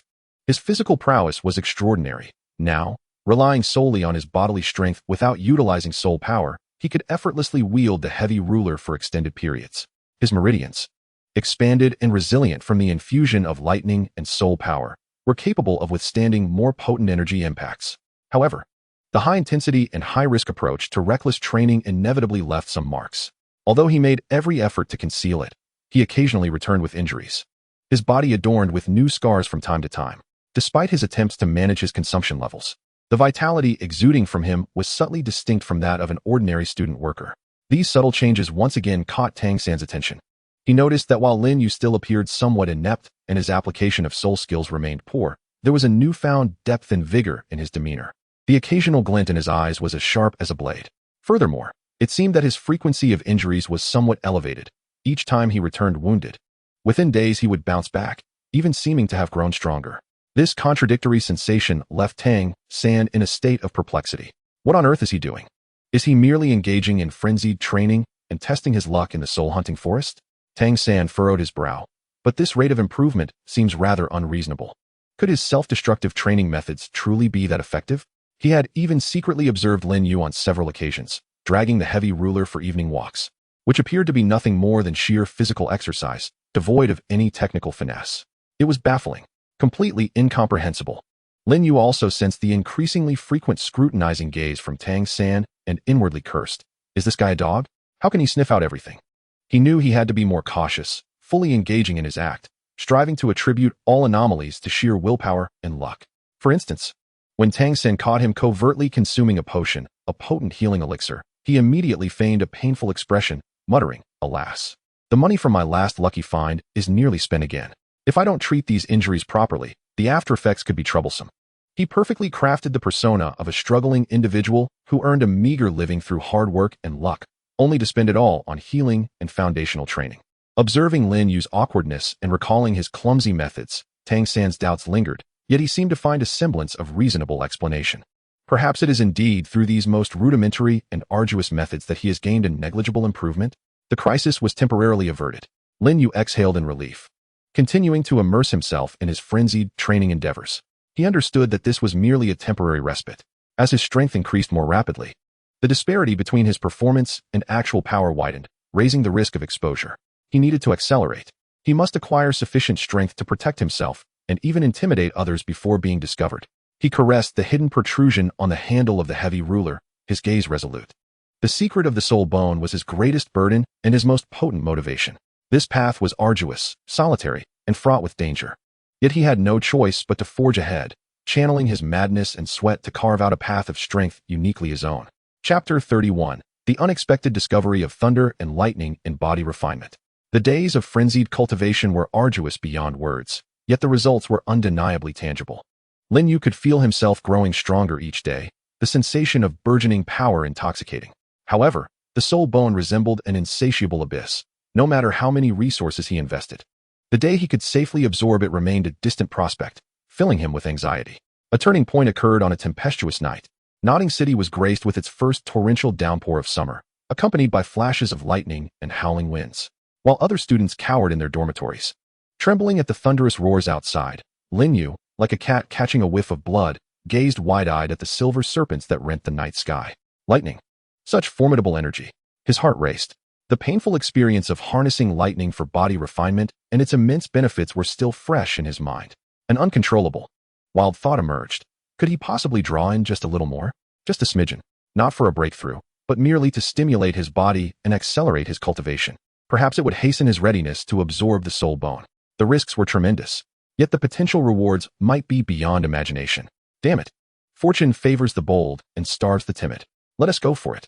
His overwhelming desire for strength ultimately overshadowed his fear. Once more, he stealthily slipped out of the 7th dormitory, braving the torrential rain to reach a relatively open, yet more concealed hollow in the back mountain. Skillfully, he set up the iron rod, connected the copper wire, and wrapped the other end around the heavy ruler.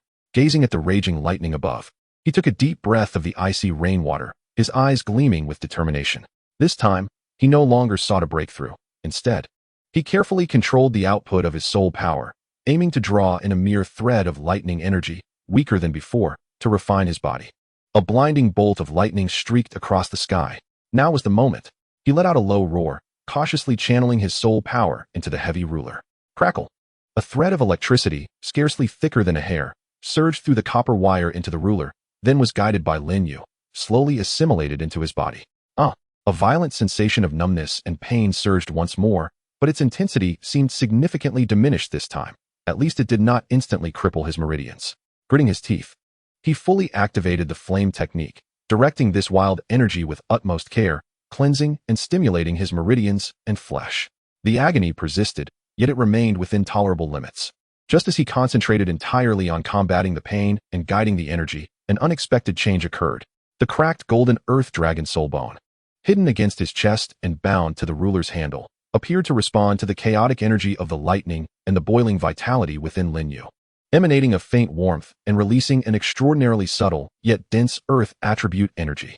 The surge of energy did not rush directly into the meridians. Rather, it flowed like a gentle stream, gradually permeating his body, nurturing the muscles, meridians, and bones ravaged by lightning, and creating a peculiar fusion with the fighting spirit cultivated through the burning technique. Destruction and restoration. Fury and weight. Two distinctly contrasting energies astonishingly formed a delicate balance at this moment. Lin Yu distinctly felt that the meridians torn by lightning were, under the nurturing of this dense energy, healing at an accelerated pace, becoming more resilient and expansive. Moreover, the operation of the burning technique, stimulated by these two energies, had also become notably more vigorous. What is this? The energy of the soul bone has been activated. Lin Yu was taken aback, followed by a rush of exhilaration. Initially, he merely sought to expedite his cultivation through lightning, but inadvertently discovered a method to invoke the energy of the soul bone. Although it was only a trivial trace, it undoubtedly represented a monumental breakthrough. This meant that he might not need to wait until reaching a sufficiently high level to gradually absorb and utilize the energy of the soul bone. Even if it were only a minuscule amount each time, over time, it would lead to substantial advancements. Furthermore, it could accelerate his current bodily refinement. Wonderful. There is always a way out. He was so excited that he nearly lost control of the energy guidance. Hastily, he gathered his focus, concentrating more intently on controlling the process. He guided the minuscule lightning stimulation while simultaneously absorbing the faint energy emanating from the soul bone for repair and nourishment. This process was extraordinarily taxing on his mental faculties, yet the enhancement to his body far surpassed the tedium of regular cultivation and low-power electrotherapy.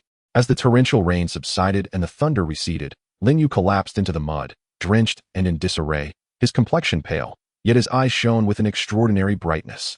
Although his soul power was significantly depleted and his spirit fatigued, he could distinctly sense that, following this phase of lightning-induced refinement of the soul bone, both his physical strength and mental fortitude had markedly improved. His meridians were also more unobstructed. Indeed, fortune favors the bold. He struggled to sit up, feeling the changes within his body, unable to suppress a smile at the corners of his mouth.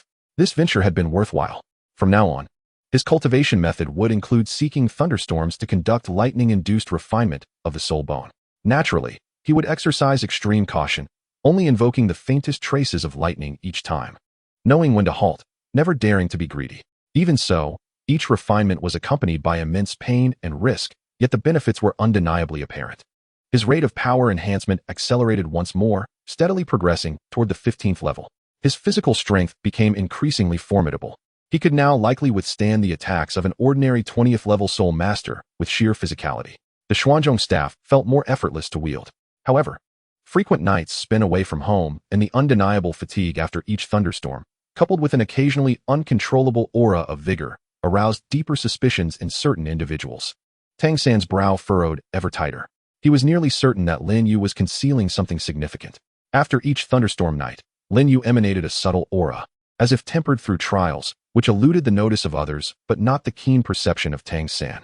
What was he truly engaged in? That aura did not seem to stem from mere cultivation. Rather, it resembled the aftermath of some profound refining. Tang San's curiosity and doubt reached their zenith. He resolved that on the next thunderstorm night, he must follow Lin Yu to uncover the truth. Unbeknownst to Lin Yu, he was entirely immersed in the joy of discovering a method for rapid enhancement. On this particular day, he had once again returned from the soul-hunting forest with considerable gains, his spirits soaring. Upon entering Dormitory 7, he overheard Wang Sheng and others enthusiastically discussing the preliminary rounds of the elite competition for high-level soul masters across the continent. Tang San quietly listened nearby, his gaze occasionally drifting toward Lin Yu, who had just entered. Lin Yu feigned interest, inwardly scoffing at the commotion. A bunch of novices squabbling. What is there to see? His mind was solely focused on acquiring more resources, ensuring the safety of his next lightning refinement, and hastening his ascendance to a level capable of truly absorbing soul bones.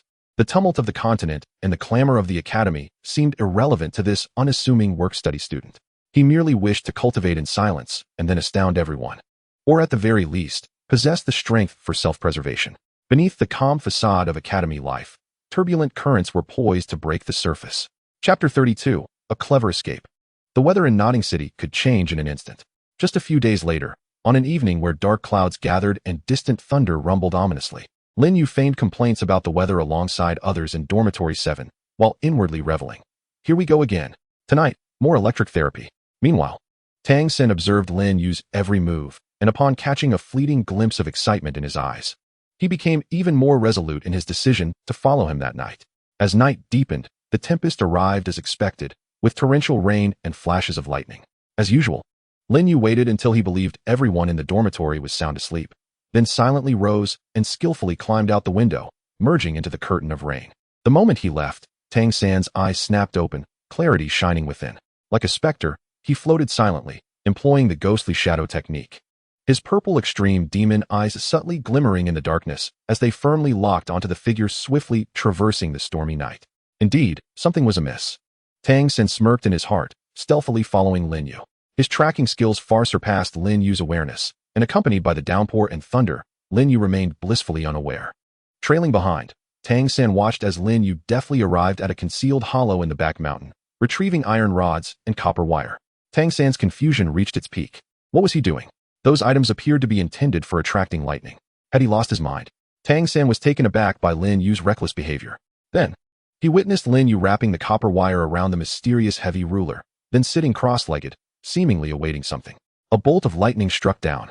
At the very moment the thunderclap resonated, Tang San distinctly observed the fluctuations of soul power emanating from Lin Yu.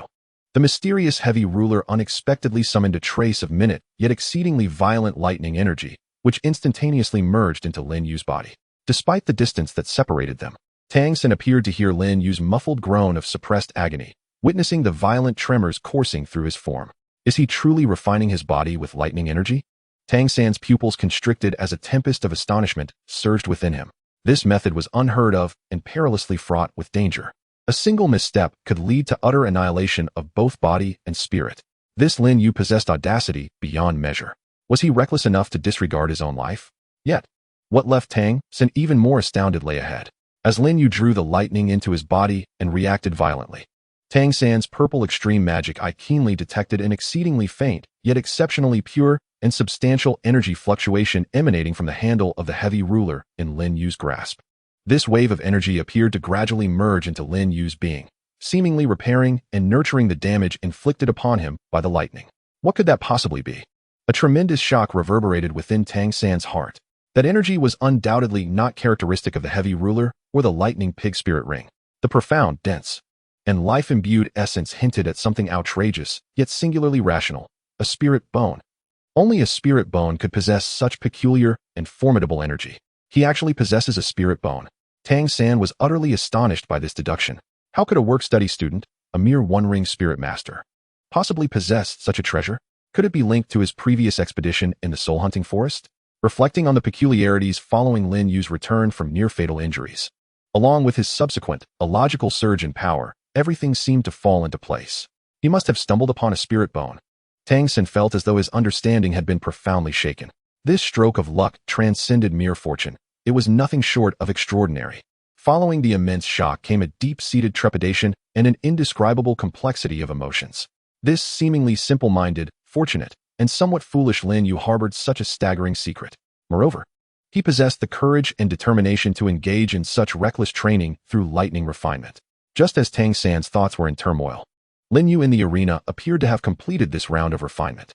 He exhaled deeply, relaxing his body, and began to gather his belongings in preparation to depart. Tang San immediately suppressed all his presence, concealing himself in the shadows like a statue, his mind racing. What should I do now? Expose him? However, this thought was swiftly quelled. Revealing Lin Yu's secret would offer him no advantage. It would instead irrevocably offend an individual possessing a spirit bone with an unconventional training regimen. Who could say what other secrets he might hold? Furthermore, the allure of the spirit bone was too great. Should the news leak, it would undoubtedly attract immense trouble, potentially disturbing the peace of Nodding Academy. More importantly, Tang San perceived within Lin Yu the embodiment of a different possibility, one that did not rely on innate talent, but rather on immense willpower, extraordinary fortune, and relentless striving toward strength. This had certainly shaken his inherent beliefs. Just at the moment of Tang San's hesitation, Lin Yu, who was busy tidying up his belongings, suddenly paused. Something is amiss. Lin Yu's heart contracted violently. An overwhelming sense of danger surged within him, as if he were being watched by something extraordinarily terrifying. This instinct had been honed through countless experiences on the brink of life and death in the soul-hunting forest, having saved him several times. Someone is nearby? Every hair on his body stood on end, cold sweat pouring down his back, colder than the rain. Who could it be? A teacher? A formidable figure from the academy? Or perhaps, someone coveting the soul bone? A profound fear gripped him. The soul bone had been exposed. What should he do? Can he escape? In that fleeting moment, Lin Yu's mind raced with unprecedented speed. He must not panic. Absolutely must not panic. He forced himself to continue his actions, pretending to nonchalantly stow away the copper wire and iron rod. Yet every muscle in his body was taut with tension. His soul power swirling beneath the surface, ready to unleash a desperate flight or fight response. Simultaneously, his brain was racing to devise a strategy. The opponent had not acted immediately. Were they observing him? Or were they uncertain? A sudden idea struck him.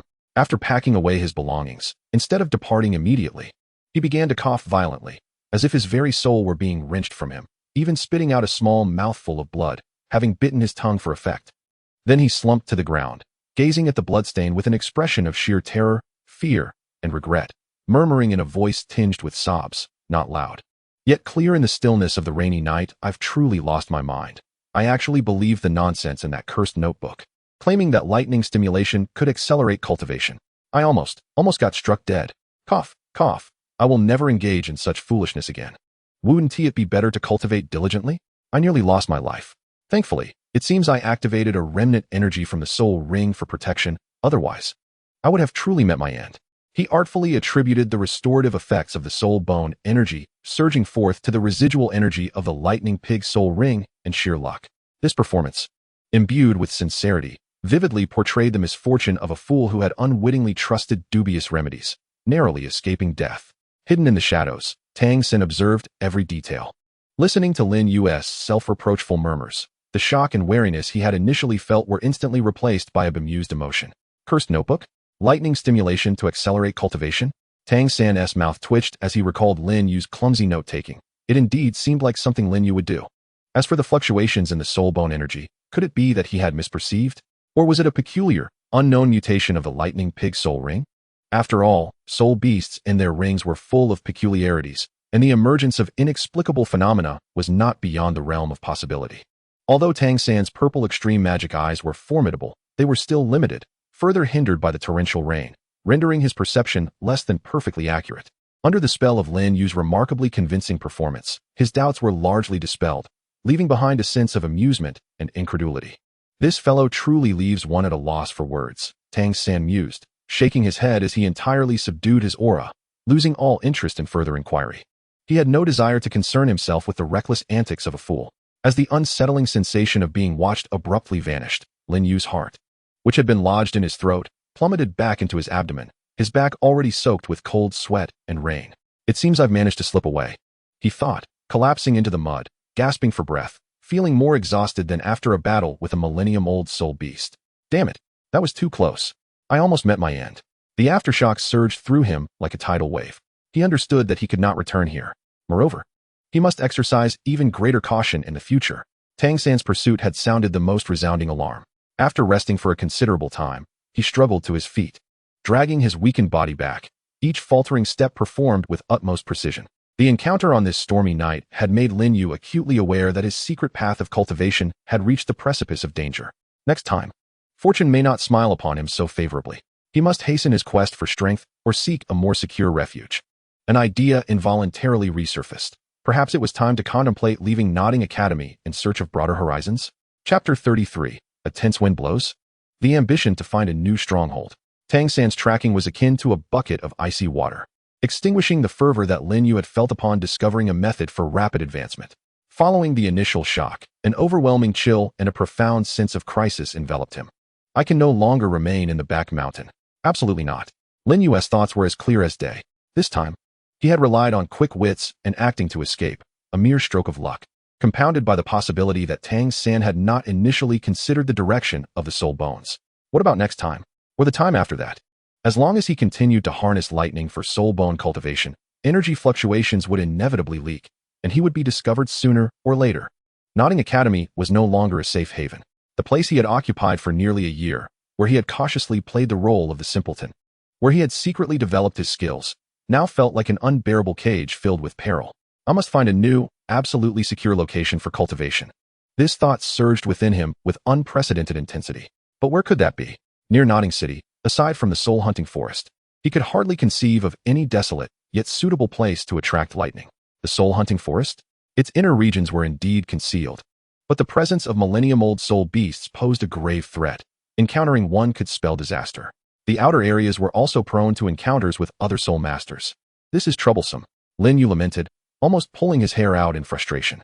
In the days that followed, he adopted a demeanor of utmost caution, dutifully remaining in the dormitory at night to sleep. In reality, he lay awake contemplating his escape and minimizing his outings during the day to reduce his visibility. Fearful of attracting any further attention, he even began to consciously distance himself from Tang San, avoiding all unnecessary interactions. It seems that Tang San has temporarily reduced his attention towards him due to the previous mishap, which allowed Lin Yu to breathe a sigh of relief. Though his vigilance remained unyielding, his progress and strength enhancement had stagnated, without the stimulation of lightning or the nurturing energy of soul bones. Relying solely on the grinding of ores and ordinary cultivation was excruciatingly slow. This disparity heightened Lin Yu's anxiety. He desperately needed a solution. He turned his thoughts towards Senior Pino.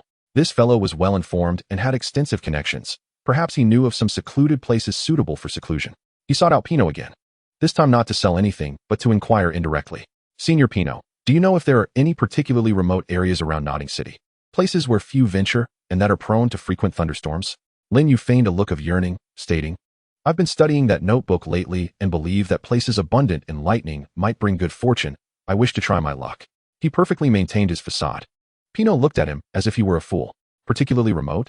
And frequently thundering? Have you lost your mind? What good could come from such desolate places? Are you eager for death? Lin Yu chuckled foolishly. Hey, just asking casually. Who knows, it might be worth it. Pino stroked his chin and pondered. Now that you mention it, there is indeed a place. 50 miles west of the city lies an abandoned mining area known as Thunder Valley. I've heard it used to produce a type of lightning attribute, but the veins have since run dry. The terrain there is quite peculiar, making it relatively easy for lightning to strike. Hardly anyone goes there. Rather eerie. Thunder Valley? An abandoned mining area? Prone to lightning? Unvisited? Lin Yu's eyes instantly brightened. This sounded like a treasure trove tailored just for him. He suppressed his excitement and continued to extract information. Is it really safe there? Are there formidable soul beasts? Soul beasts? There might be some trivial 10 or 100-year-old ones, but nothing particularly powerful. After all, it's not too far from the city, and if there were any valuable items, they would have been cleared out long ago. Pinot scoffed. However, the area is prone to collapses and has a complex terrain, so be cautious if you decide to go. You wouldn't want to fall into some abandoned pit and become a laughingstock. Thank you, Senior. I was just inquiring. I may not necessarily go, Lin Yu said, content with the information he had gathered as he slipped away. Thunder Valley, abandoned mining area. Upon returning to the 7th dormitory, Lin Yu lay in bed, his mind racing with plans. The distance was not considerable, the terrain was complex and easily concealable, and it possessed the conditions for lightning. Perfect. However, there were risks. Unfamiliar terrain could harbor unknown dangers, and frequent departures from the academy required a plausible excuse. An excuse, I have it. Lin Yu's eyes twinkled as he recalled that versatile notebook for staking out. A few days later, Lin Yu began to casually mention in front of Wang Sheng and others. That notebook mentioned a valley to the west, where rare ores used to be found. I wonder if there are still scraps to be picked up. I've hit a bottleneck in my cultivation recently and can't seem to settle down. I truly wish to find a secluded place to reflect quietly. I'm growing weary of always going to the soul-hunting forest. It would be delightful to try my luck somewhere new. He successfully implanted the idea of wandering to the abandoned mine in the west to gather discarded items and seek solace into the minds of those around him. Feeling that the time was ripe, he approached his homeroom teacher with a sincere expression to request leave. Teacher, I have recently encountered a bottleneck in my cultivation. My soul power is increasing slowly, and my mindset has become somewhat restless. I have heard that there is an abandoned mine in the west of the city, which is relatively tranquil. I wish to take a few days off to change my environment, hoping it will help me calm my mind for cultivation. Furthermore, I might even stumble upon some residual ores, he added, purposely displaying a bashful demeanor. The homeroom teacher, observing Lin Yu's earnest yet troubled expression due to his limited talent, recalled his persistent fascination with various unconventional remedies and treasure hunting. With a sigh, the teacher did not ponder too deeply, merely thinking that the boy was somewhat obsessed, yet still approved his leave, repeatedly reminding him to prioritize safety. Leave granted. The first hurdle was cleared. Lin Yu immediately began his preparations. A detailed map, as thorough as possible, ample provisions and water, healing ointments, insect repellent powder, lighting tools, and ropes. He gathered all conceivable supplies, even purchasing a sturdy pickaxe and a mountain-cutting knife from the blacksmith shop. On the eve of his departure, he meticulously checked the Xuanzhong ruler, ensuring the soul bone was well concealed. Gazing at the dark patterns on the ruler, he took a deep breath. Old partner, I am counting on you this time. A new journey awaits. I hope it unfolds smoothly. The next morning, before dawn, Lin Yu set out alone from Nodding Academy, his bulging pack slung over his shoulder. Heading toward the west, his departure went largely unnoticed. Everyone assumed he was off on another of his peculiar treasure hunts.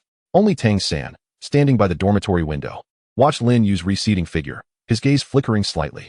Heading to the abandoned mine in the west, seeking tranquility for cultivation, Tang San felt something was amiss, though he could not pinpoint exactly what. Ultimately, he shook his head, dismissing it as perhaps overthinking. That fellow always managed to do the most unexpected foolish things. Meanwhile, as Lin Yu walked through the morning mist, his emotions were a blend of tension and anticipation. The tale of Nodding Academy had reached a temporary conclusion, while ahead lay the unknown Thunder Valley. It represented new risks and fresh opportunities. His relentless path of cultivation would continue secretly in this new locale. The journey to strength never faltered. Yet this time, he knew he must exercise greater caution and prudence. The winds were fierce, a new stronghold awaited. He was on his way. Chapter 34, Thunder Valley. A new haven for cultivation? Lin Yu trudged westward with his heavy pack. The nearer he approached the Thunder Valley described by Pinot, the more desolate the surroundings became. The official road gradually transformed into a rugged path, ultimately vanishing entirely. The landscape was comprised of rolling hills and abandoned fields, with scarcely a soul in sight. A faint, peculiar scent reminiscent of sulfur mingled with metallic rust began to permeate the air. Relying on Pinot's vague directions and the rudimentary map he had acquired, Lin Yu struggled to discern his path. After an entire day of walking, as the sun began its descent in the west, he finally arrived near his destination. Before him lay a vast, desolate valley, seemingly cleaved by a colossal axe. The mountain walls on either side bore a somber reddish-brown hue, dotted with numerous entrances to mines of varying sizes, resembling a honeycomb, though many had collapsed and become blocked. The ground was scattered with rusted tracks of mine carts, dilapidated wooden supports, and various abandoned mining tools, creating a scene of utter disarray. From deep within the valley, a muffled rumble could be heard, not thunder, but rather the sound of water flowing or wind swirling from the depths of the earth. The sky here appeared darker than elsewhere, with clouds hanging low. This is it, Thunderclap Valley. Lin Yu felt a surge of excitement, yet his caution heightened. There was an unmistakable aura of malevolence about this place. He refrained from venturing too deep and instead sought a relatively intact and spacious mine entrance on the periphery to serve as a temporary base. After thoroughly inspecting the cave for any signs of spirit beast nests or risks of collapse, he finally set down his belongings. After resting for a night, he commenced his initial exploration of the valley at dawn the following day. Indeed, the terrain proved to be extraordinarily complex. With bottomless abandoned pits, concealed crevices, and precarious mine shafts, every step required utmost care. Armed with a pickaxe, he cleared the vines and thickets obstructing his path, advancing slowly. He encountered some spirit beasts, mostly minor rock-type creatures or those favoring shadowy environments, such as the ore-consuming iron-toothed rats and the shadowy scorpions crawling along the rock walls, which posed little threat and were easily dispatched or driven away. Pino was not mistaken. There are indeed no formidable spirit beasts here. It seems they have long been eradicated. Lin Yu felt a slight sense of reassurance. His greater concern was whether this place truly attracted lightning.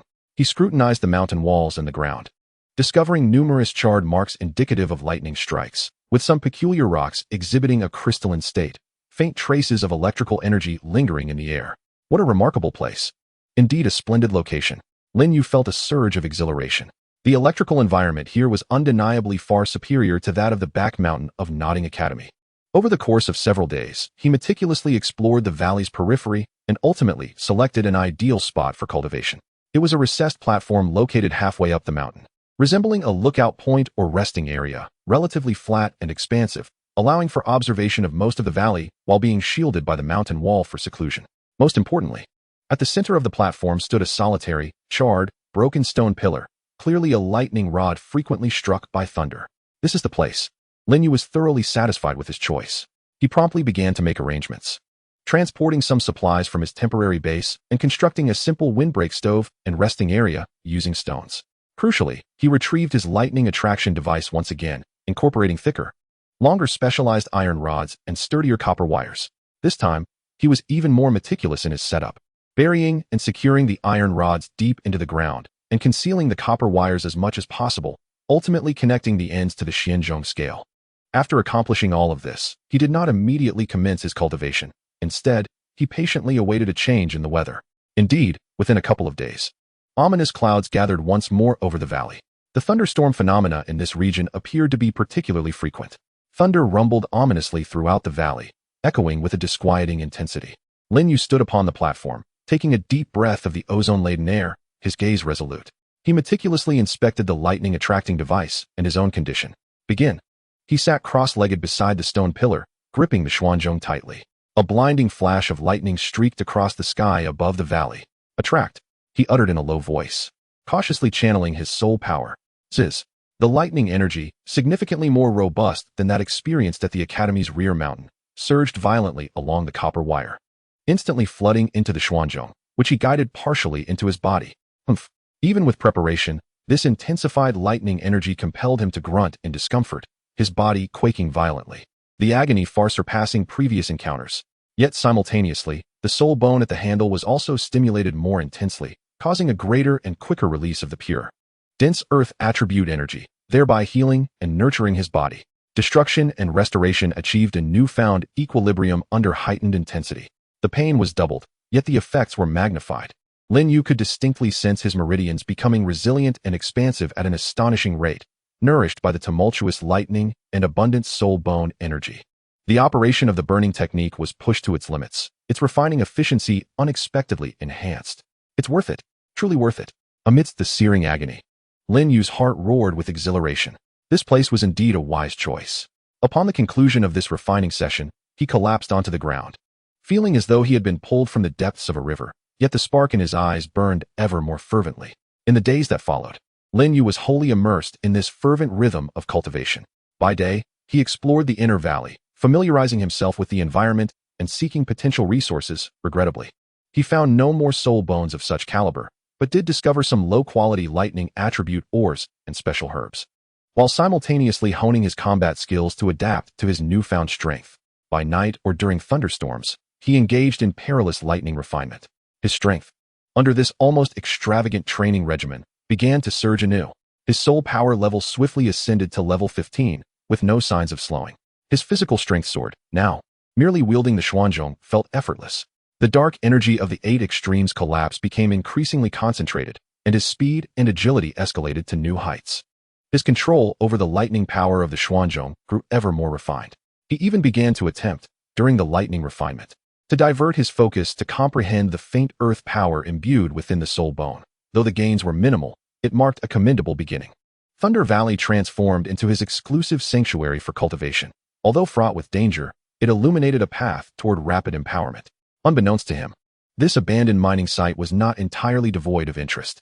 On the afternoon of the 7th day since his arrival, while foraging for a rare type of thunder moss near a mine deep within the valley, he was suddenly startled by the sound of hurried footsteps and voices emanating from the depths of the cavern. Were there others present?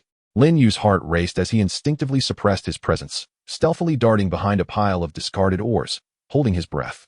Soon, 3 rugged men clad in uniform mercenary attire emerged from the mine, cursing as they walked. Damn it, another fruitless trip.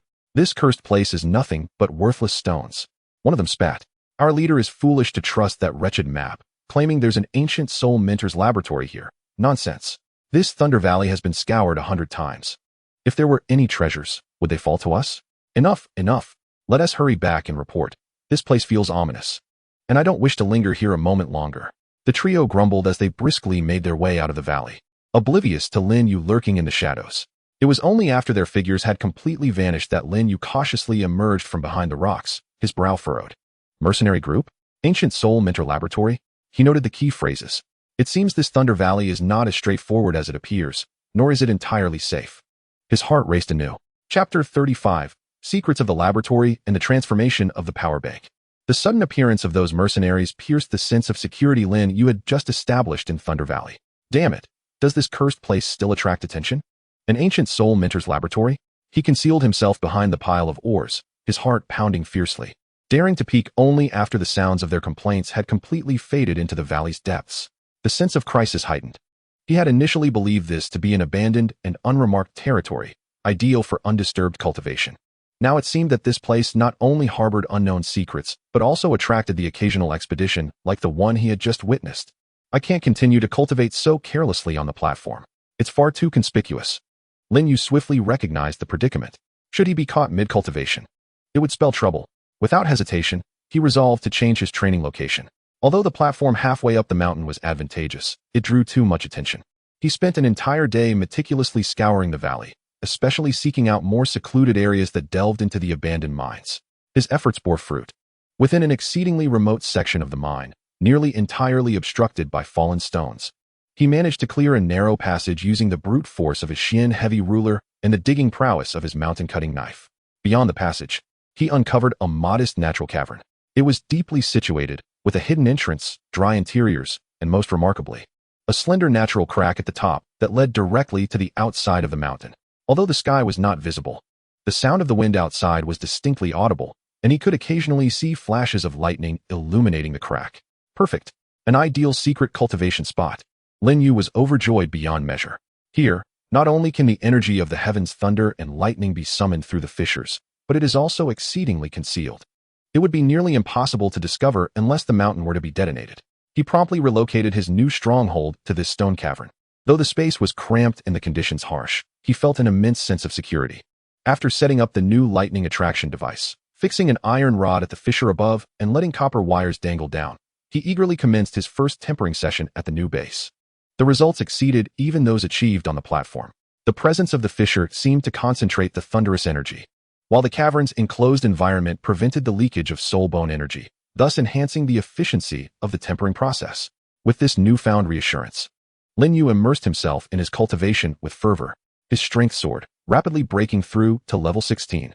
His resilience and control over lightning had significantly improved, now channeling thunderous energy that was twice as potent as before, yielding even more pronounced enhancements. However, soon a new dilemma arose. His soul power cultivation could not keep pace. The low-tier yellow-grade technique, Burning Art, even when bolstered by resources and lightning, had nearly reached its limits in refining soul power. The disparity between his physical strength and soul power level widened, akin to uneven wooden planks in a bucket, hampering his overall progress. Damn it, this wretched technique. It truly holds me back. Lin Yu grumbled in frustration, yet felt powerless. Advanced techniques were elusive, Where could he find one? On this day, after yet another tempering session, he sensed a further increase in his physical strength, yet his soul power growth was negligible. In his vexation, he began to unconsciously strike the cavern walls with his heavy ruler as a means of venting. Thud, thud, thud. The ruler crashed against the rock face, sending sparks flying. Suddenly, one strike produced a hollow sound. Lin Yu paused, curiosity piqued, and leaned closer to the spot he had just struck. He tapped again with the ruler. Thud, thud, indeed. It was an echoing sound. There was emptiness behind. A secret chamber. A thought flashed through his mind, and Lin Yu's spirits lifted. Could fortune be smiling upon him once more? He immediately retrieved his pickaxe and began to carefully excavate the area of the hollow sound. The rock face was not thick, and after a short while, the pickaxe suddenly met with emptiness. An opening, just wide enough for a person to pass through, appeared before him, revealing a dark void from which a musty, faintly metallic scent emanated. Lin Yu's heart raced as he ignited a torch he had prepared earlier, cautiously venturing inside. Beyond the entrance lay a narrow, man-made passage sloping downwards. After traversing roughly 10 meters, the path opened up before him. A man-made stone chamber, approximately several dozen square meters in size, came into view. The interior of the chamber was in disarray, covered in dust and cobwebs. Several stone tables and chairs lay overturned, and the metallic lamp holders on the walls had long succumbed to rust. In one corner, some shattered glass vessels and indistinguishable metallic fragments were scattered about. Most striking was a semi-human-sized stone platform at the center of the chamber, upon which rested a basketball-sized metal sphere adorned with intricate patterns. Its surface connected to numerous corroded and fractured wires and pipes. The orb itself appeared dull and tarnished, covered in rust. Is this truly the ancient Soul Mentor's laboratory? Lin Yu's eyes widened, filled with a blend of excitement and disappointment. The thrill stemmed from having actually located it, while the dismay arose from its pitiable state, which bore no semblance to a treasure trove. He raised his torch and began a meticulous search. Beneath an overturned stone table, he uncovered several tattered notes inscribed on peculiar beast skin parchment.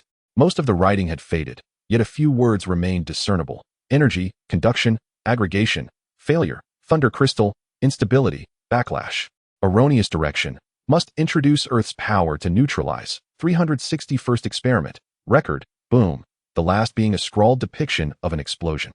Lin Yu found himself in a fog of confusion, but when combined with the metallic sphere at the center of the stone chamber, he surmised that this place had once served as a laboratory dedicated to the study of energy conduction and aggregation, seemingly with a focus on lightning, which had ultimately culminated in an explosion. A bunch of research fanatics, he muttered, continuing his search. Eventually, he discovered the sole item that remained relatively intact, nestled within a rusted iron cabinet in the corner, a palm-sized, unremarkable metal plate, gray and unassuming. One side of the plate was smooth, while the other was intricately engraved with exceedingly complex and esoteric patterns, resembling the incomplete core of a soul-guiding array or a component of a larger apparatus. He attempted to infuse it with a trace of soul power. A faint hum emanated from the plate as the engravings dimly glowed for an instant before extinguishing, offering no further response. Is it defective? Lin Yu felt a twinge of disappointment, yet inexplicably, he refrained from discarding the plate and instead tucked it into his pocket, recognizing it as the only seemingly whole object in the laboratory. After concluding his search and confirming there was nothing more to uncover, Lin Yu reluctantly exited the stone chamber, carefully concealing the entrance once more. Although he had not discovered the anticipated arcane manual or a powerful soul-guiding device, the mere existence of this laboratory granted him a deeper understanding of Thunder Valley, along with a heightened sense of caution. Upon returning to the cave, he examined the metal plate for a while longer, yet remained perplexed, ultimately placing it in a corner. His cultivation continued. On a stormy night a few days later, Lin Yu resumed his refining process. The ferocious energy of lightning surged into his body, bringing forth the expected agony. The soul bone energy within the handle of the heavy Xian ruler was once again roused, overflowing with nourishment. Everything proceeded as usual. However, midway through the refining, an unforeseen anomaly erupted. A particularly thick bolt of lightning streaked across the sky, causing the influx of lightning energy through the fissure to swell dramatically. Lin Yu was caught off guard, the sudden surge of energy forcing him to cough up a small amount of blood, nearly losing control. In that moment of turbulent energy, the gray metal plate he had carelessly discarded in the corner seemed to be activated by the anomalous energy fluctuations, and the intricate patterns upon it erupted into a blinding white light. A powerful suction suddenly emanated from the metal plate. Not only was he frantically absorbing the tumultuous energy of lightning that permeated the air, but he also began to draw upon the lightning energy within himself and the Xian Zhong Qi. What on earth? Lin Yu was taken aback. attempting to control the energy, yet he was utterly unable to resist the formidable pull. The lightning energy coursing through his body, the energy on the ruler, and even the faint energy emanating from his soul bone surged uncontrollably towards that metallic plate, as if all rivers were converging into the sea. The brilliance on the metallic plate intensified, its patterns swirling as if animated. In merely a few breaths, Lin Yu felt as though he were being drained entirely. The refining process was abruptly interrupted, leaving his body weak from the sudden withdrawal of energy. Just when he thought his demise was imminent, the metallic plate's pull finally reached saturation, and its radiance gradually stabilized. At that moment, the metallic plate had transformed completely. It had turned a deep azure, with a surface flowing with gentle yet surging lightning energy, emitting a low, buzzing hum, resembling a supercharged battery brimming with electricity. It ceased to absorb energy. Instead, it began to slowly and steadily release an exceptionally pure, gentle, and easily absorbable lightning energy that enveloped the entire cavern. Lin Yu was momentarily stunned. He cautiously absorbed a trace of the pervasive pure energy. Instantly, a wave of unparalleled comfort spread throughout his body. This energy was mild yet potent, requiring no effort to refine, effortlessly converting into his own soul power, and even providing a subtle nourishment to his physical body and meridians. The efficiency surpassed his usual cultivation by more than tenfold. What is this? Lin Yu gazed at the metallic plate suspended in midair, radiating a brilliant azure glow, his eyes widening in astonishment, soon followed by a surge of exhilaration. It has transformed the violent lightning energy into gentle, absorbable energy. This contraption is an energy converter? A supercharger? He instantaneously grasped the purpose of the metallic plate. He comprehended the research direction of that laboratory. They intended to create a device that could safely harness lightning energy. Although the laboratory had failed and ultimately exploded, this unfinished core component had fortuitously been activated by him in this crude manner. A true survival against all odds. Lin Yu was so overwhelmed with excitement that he nearly wept, just when he was lamenting the inadequacy of the burning technique and the slow pace of his cultivation. A supercharger had fallen from the heavens. Although the charging method of this device was somewhat perilous, requiring lightning strikes, and its capacity appeared limited, it would cease to absorb once full. It undoubtedly provided the perfect solution to his bottleneck in soul power cultivation. Henceforth, Lin Yu's cultivation method underwent a significant upgrade. On stormy nights, he would summon lightning to activate the metallic plate, the charger, and absorb the pure energy it released using electricity. Additionally, he could slowly absorb the energy naturally dissipating from the metallic plate during ordinary times, idle leakage. His soul power cultivation speed skyrocketed. The strength of his body and the level of his soul power finally began to rise in synchrony. Chapter 36, A Surge in Power and the Approaching Return. With the support of the supercharger, Lin Yu's cultivation has ascended into a new dimension, entering a truly extraordinary mode. Previously, he toiled away, painstakingly refining the meager energy found within the heavens and earth, or risking his life to summon lightning for body tempering, all while scavenging for the residual energy of soul bones. Now, however, he directly absorbs the pure lightning energy transformed by the metal plate, achieving efficiency that surpasses tenfold. Moreover, the process is safe and devoid of pain, even bordering on delightful. Each stormy night becomes a grand feast for him. He merely needs to cautiously draw down a portion of the lightning, activate the metal plate, and then comfortably sit back, voraciously absorbing the gentle, yet surging pure energy that permeates the entire cavern. The sensation is akin to a famished individual suddenly finding themselves in an all-you-can-eat buffet. His soul power skyrockets, as if propelled by a rocket. 16th level, 17th level, 18th level. In just over a month, his soul power has leaped 3 levels. The speed of such advancement would astonish many. As his soul power surged, his physical strength did not lag behind. After each charging session, the metal plate gradually ceased releasing energy, reverting to its dull gray form.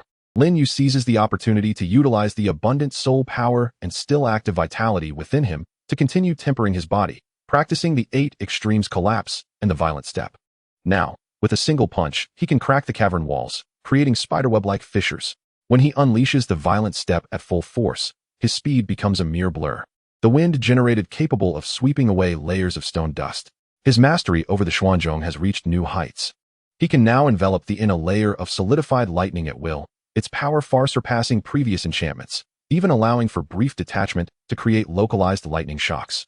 Naturally, in front of others, he still disguises this ability as an erratic soul skill effect. The combination of the supercharger, soul bone, and self-discipline has produced results akin to a chemical reaction. Lin Yu can sense that he is now capable of defeating 10 of his former self from when he first arrived at Thunder Valley. Even against some ordinary three-ringed soul masters, he believes he might possess the strength to contend. Of course, this is merely his belief. The rapid expansion of his power brings with it an unparalleled sense of assurance and confidence, easing the tension that had long gripped his nerves. Yet, he remains grounded, acutely aware that such strength is still insignificant in the grand scheme of the continent. The secrets of soul bones remain an untouchable taboo, and the enigmatic laboratory and metal plate serve as reminders that this world harbors forces far beyond his comprehension.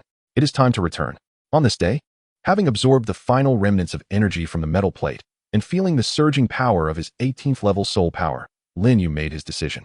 It has been over 2 months since he left Nodding Academy. The holiday has long since expired, and if he does not return soon, it may truly raise suspicions. Moreover, the resources available outside are ultimately limited. The soul-hunting forest has become somewhat beneath him, and to acquire better resources or seek information of a higher caliber, he must return to the human gathering places. More importantly, he required a new and more plausible excuse to elucidate the rapid enhancement of his abilities. Although he had endeavored to suppress it, possessing an 18th level soul power among first-ring soul masters was indeed commendable, especially compared to the 13th level he had when he departed. A significant leap.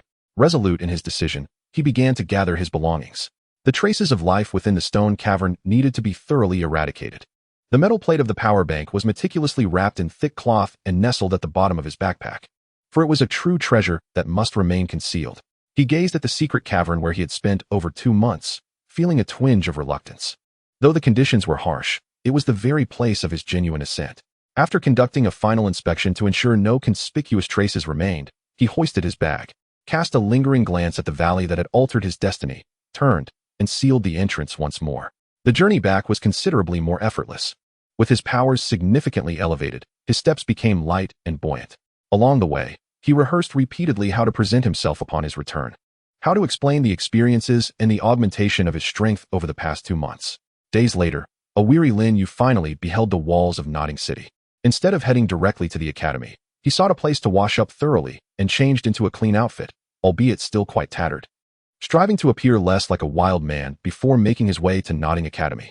Upon arriving at the academy's entrance, he unexpectedly encountered Wang Sheng, who was preparing to go out. Wang Sheng stared at Lin Yu for a moment, then widened his eyes in astonishment, as if he had seen a ghost. Lin Yu, you're back. Wang Sheng stuttered, circling Lin Yu and scrutinizing him from head to toe. Goodness, did you go mining or engage in battle? You look so much more robust. Lin Yu's aura seemed to have strengthened as well. At that moment, despite his efforts to temper his demeanor, the frenzied training and soaring power of the past 2 months had undeniably transformed his essence. His skin had taken on a healthy wheat-like hue. His physique appeared notably more muscular, and his gaze was sharper and deeper. Standing there, he exuded a naturally formidable presence, no longer that timid, frail work-study student of the past. Lin Yu felt a pang of anxiety, silently reflecting, is it truly that apparent?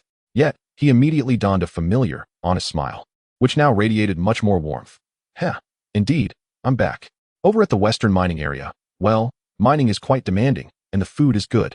There's plenty of game in the mountains. As for soul power, with a bit of luck, I stumbled upon some energy-rich ores and absorbed a bit. And it seems I've gained some strength. He casually delivered the explanation he had meticulously prepared. Mining, absorbing, or energy? Wang Sheng was momentarily taken aback. Although it sounded somewhat implausible, given Lin Yu's consistent luck and peculiar behaviors, it didn't seem entirely impossible. Your luck is unrivaled. Wang Sheng could only marvel and lightly punch Lin Yu's shoulder. Hurry back. The teacher has inquired about you several times and nearly thought you were missing. Lin Yu nodded with a smile, feeling a sense of relief wash over him.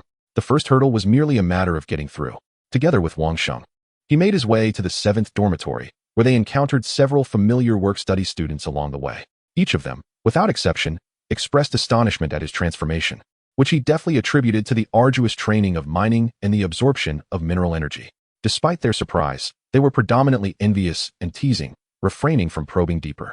It wasn't until he entered the 7th dormitory that the atmosphere shifted.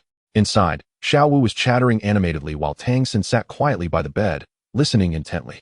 The moment Lin Yu stepped in, Tang San's gaze, sharp as a cold bolt of lightning, instantly fixed upon him. That look was piercing, as if it sought to penetrate his very essence. Lin Yu felt as though he were being scrutinized by a perilous spirit beast, a chill racing down his spine as his previously relaxed demeanor tightened to its utmost. The greatest test had arrived. He sensed Tang San's gaze linger on him for several seconds, particularly noting his noticeably robust physique and the subtly potent aura he exuded. Xiao Wu noticed Lin Yu and bounded over in surprise, exclaiming, "Wow, Lin Yu, you're back. Oh my, you seem to have become more handsome. No, more muscular." Lin Yu endeavored to maintain his composure, offering Xiao Wu a smile before turning to Tang San, presenting a grin that he hoped appeared natural. "Tang San, I'm back." Tang San slowly rose and approached Lin Yu, his deep-set eyes unwavering, his tone calm, yet tinged with an unmistakable air of scrutiny. "It's good that you're back. It seems you've made quite a few gains over the past 2 months." While this statement sounded like a mere greeting, Lin Yu discerned the underlying skepticism and examination within it. He understood that this stage would not be as easily navigable as it had been with Wang Sheng and the others. His covert existence had now entered its second act, and this time he was confronted by a Tang San whose strength and insight far surpassed what he had encountered before. The true trial was just beginning. Chapter 37, Tang San's Probe. The air in the 7th dormitory seemed to freeze. Tang San's calm, yet palpably weighty gaze bore down on Lin Yu like a searchlight, making him feel utterly exposed, as if stripped bare before his opponent, with all his secrets laid bare. "Damn it. This guy isn't about to unleash a deathly blow on me, is he?" Lin Yu internally lamented, though his face betrayed none of his turmoil. Instead, he endeavored to maintain an expression that combined naivety with a hint of pride, scratching his head and responding to Tang San's remark. "Yes, I was quite fortunate. I actually found some good things in that abandoned mine." He patted his bulging backpack, adding, "Mining is indeed exhausting, but it has certainly helped me build my physique." He deliberately separated the notions of physical training and soul power enhancement, attempting to obscure the focal point.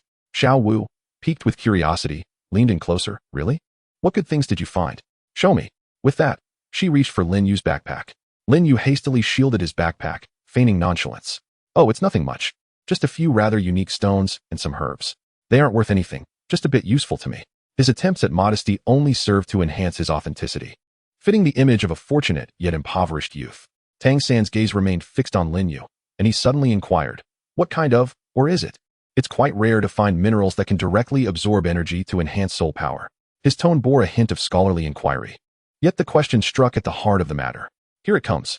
As anticipated, Lin Yu was prepared. He immediately donned a slightly arrogant expression, as if to say, "You wouldn't understand. It's a type of blue stone, with a somewhat prickly texture. I don't really know its name. I think I read something like it in my notes, suggesting it has some use for thunder attribute soul masters. I tried guiding my soul power through it, and the energy was gradually absorbed, boosting my soul power a bit." He once again attributed his success to that infallible yet dubious notebook and the peculiarities of his martial soul. "Oh, blue, with a numbing sensation?" Tang San pondered, nodding thoughtfully. "It sounds like a low-grade thunderstone, which indeed contains a faint trace of lightning energy. Your martial soul is a ruler, but with a lightning attribute, so it's not surprising you can absorb it." He truly provided a theoretical explanation. While it sounded reasonable, Lin Yu felt an unsettling calm, as if a storm loomed on the horizon. Sure enough, Tang San shifted the conversation, casually asking, "How much did you absorb? Did your soul power increase by 2 levels? Or 3? Though he seemed to conjecture offhandedly, his eyes were fixed intently on Lin Yu's reaction. Lin Yu's heart raced. This fellow is probing my limits. When he left, he was at the pinnacle of level 13. Now he was actually at 18. Revealing this would astonish everyone. Yet, he had already employed a rudimentary method from burning technique to suppress his soul power fluctuations to around level 15. He feigned surprise, expressing, "How did you know, Tang San? Your eyesight is impressive. It seems I've indeed improved by 2 levels. I'm nearing 15. I didn't expect such a good outcome. Perhaps it's just a good match for me." He deliberately understated his level to appear more credible. 2 levels, you say?" Tang San's gaze swept over Lin Yu once more, seemingly assessing the truth of his words. Lin Yu's robust physique and vigorous aura did not seem typical for someone who had merely raised their soul power by 2 levels. Yet it could be excused as the result of mining training. Ultimately, Tang San refrained from further inquiries, simply stating, "You are quite lucky. However, external enhancements are secondary. Your foundation is of utmost importance, and you must fortify it further." Yes, I understand. Thank you for the reminder." Lin Yu nodded eagerly, adopting a humble demeanor while inwardly sighing in relief. Had he finally passed through the scrutiny? However, Tang San's subsequent actions caused Lin Yu's heart to race anew. He approached Lin Yu with a natural ease, as if greeting an old friend, and patted him on the shoulder, saying, "It's good to have you back. In the future, if you venture into such dangerous places, do let me know in advance." With a seemingly casual slap, Lin Yu sensed an exceedingly subtle soul force emanating from Tang San's palm, attempting to infiltrate his body. The Xiantian skill. He seeks to uncover my secrets. An alarm rang in Lin Yu's mind. He must not succeed. His meridians, tempered by lightning and the energy of soul bones, far surpassed those of his peers. His soul power was not merely the Xiantian skill or ordinary soul energy, and this probing would surely reveal him. In the blink of an eye, Lin Yu reacted instinctively. The muscles within his body, honed through relentless training, tightened instantaneously. His soul power instinctively coalesced at his shoulder, while his foot appeared to stumble inadvertently, causing his body to tilt slightly. With a sharp clap, Tang San's palm struck Lin Yu's shoulder. Yet that probing soul force was deftly repelled by Lin Yu's tensed muscles and the skillful redirection of the force, along with the natural resistance of his own soul power, preventing it from delving deeply. Ouch! Lin Yu cried out in feigned pain, grimacing as he rubbed his shoulder. Tang San, how has your strength increased so much? Mining has left me sore all over. Please don't touch me. He masterfully portrayed an image of weary, aching flesh, unfit for contact. Tang San's hand froze midair, a flicker of surprise and deeper suspicion flashing in his eyes, though he had not exerted his full strength. The control he possessed meant that an ordinary soul master could not possibly perceive such a subtle probe, let alone skillfully evade his scrutiny. Lin Yu's instantaneous reaction and soul power resistance were far beyond what a mere 15th-level soul master could exhibit. It was a primal instinct forged through relentless trials. Moreover, the strength of his muscles indicated that his physical prowess vastly outstripped his soul power level. A wave of astonishment surged through Tang San. Could one truly achieve such a level through mining training? Ridiculous. Yet he maintained a calm facade, retracting his hand with a semblance of apology. My apologies. I was not attentive. It seems mining is indeed arduous. Indeed, Lin Yu seized the opportunity to express his grievances, embellishing the hardships and minor dangers encountered during mining, successfully steering the conversation away. Xiao Wu, Wang Sheng, and others listened with rapt attention, gasping and laughing at intervals. Tang San also listened intently, yet the scrutiny in his gaze remained undiminished. He recognized that Lin Yu was undoubtedly fabricating tales. The secrets harbored by this roommate were far more profound than he let on. That formidable physique, that keen reflex, that inexplicable rate of advancement could not merely be attributed to luck and mining. However, he lacked evidence. Lin Yu's performance was flawless, and all explanations held up under scrutiny. It seemed further observation was imperative. Tang San resolved to keep a closer watch on this enigmatic roommate moving forward. As Lin Yu animatedly recounted his harrowing adventures in the mine, he discreetly observed Tang San's expression from the corner of his eye, noting that he appeared to have temporarily set aside his suspicions, which brought a measure of relief to his heart. That was close. This Tang San is exceedingly perceptive. I nearly revealed my true self. A bead of cold sweat trickled down his back. He understood that this was only a temporary reprieve. The seeds of doubt had already been sown in Tang San's mind and would not easily dissipate. In the academy henceforth, one must tread with utmost caution, every step akin to walking on thin ice. His return, seemingly tranquil, conceals turbulent undercurrents. Not only must he conceal his soul bone and power bank, but he must also shroud his burgeoning strength and physique. Chapter 38. The Art of Modesty upon returning to Nuoding Academy. Lin Yu felt as though he were traversing a tightrope. Tang San's piercing gaze, which seemed capable of unraveling one's innermost thoughts, would occasionally fall upon him, imbued with scrutiny and inquiry.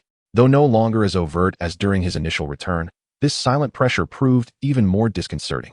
Damn it, this life is unbearable.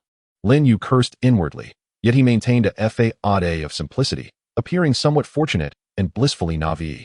He understood that he must swiftly rationalize his transformation to allay Tang San's suspicions. Merely relying on a narrative of mining and absorbing scrap or would suffice to deceive Wang Sheng and the others, but to hoodwink Tang San, a greater finesse was required. How to rationalize?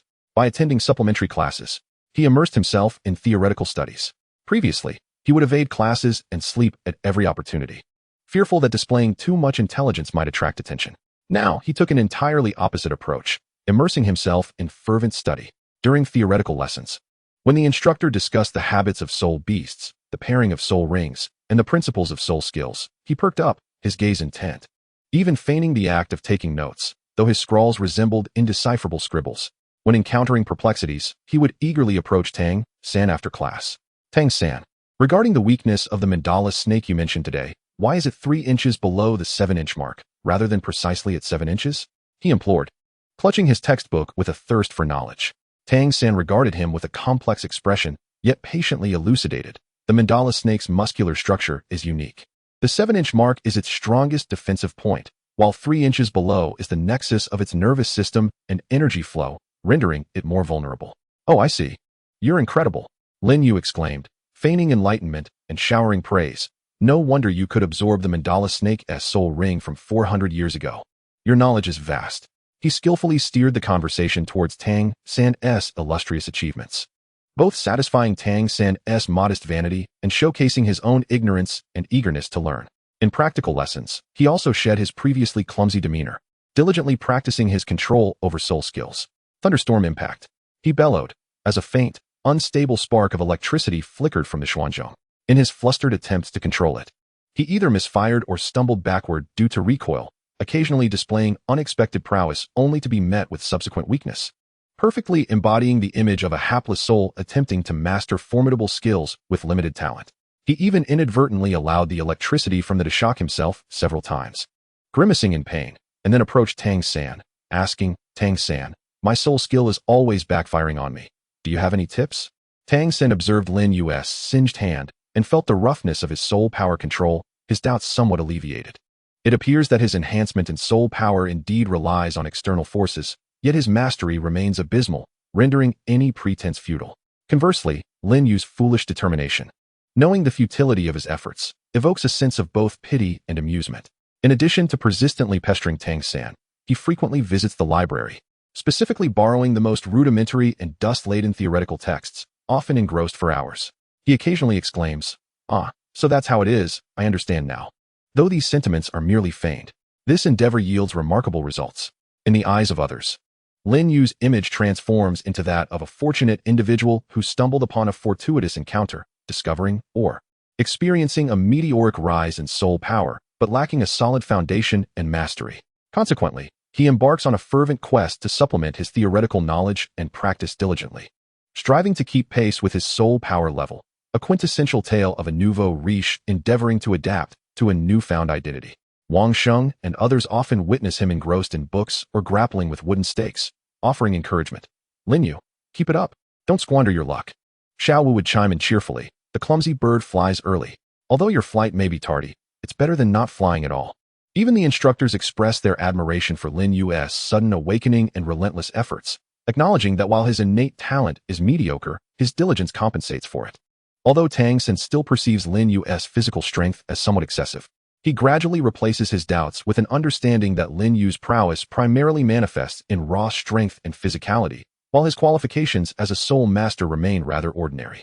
Occasionally, he even offers Lin Yu a few pointers on force application techniques or soul power control. Lin Yu outwardly expresses gratitude, yet inwardly revels in delight. Perfect. This is precisely the effect I desired.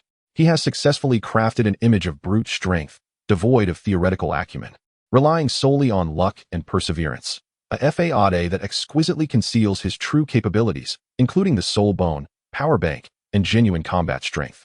With the crisis temporarily averted, Lin Yu does not allow himself to relax.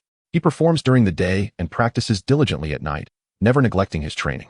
He refrains from causing a stir in the back mountain, instead discreetly extracting the metallic plate of the power bank during the still hours of the night at the 7th dormitory. This treasure, even if it does not attract lightning, absorbs heavenly energy at an exceedingly slow pace, emanating a faint, pure energy. Although its efficiency pales in comparison to direct charging, its safety and subtlety offer an advantage, allowing for a steady flow. He relies on this minimal leakage, combined with the accumulation from Thunder Valley, as his soul power steadily and resolutely approaches level 19.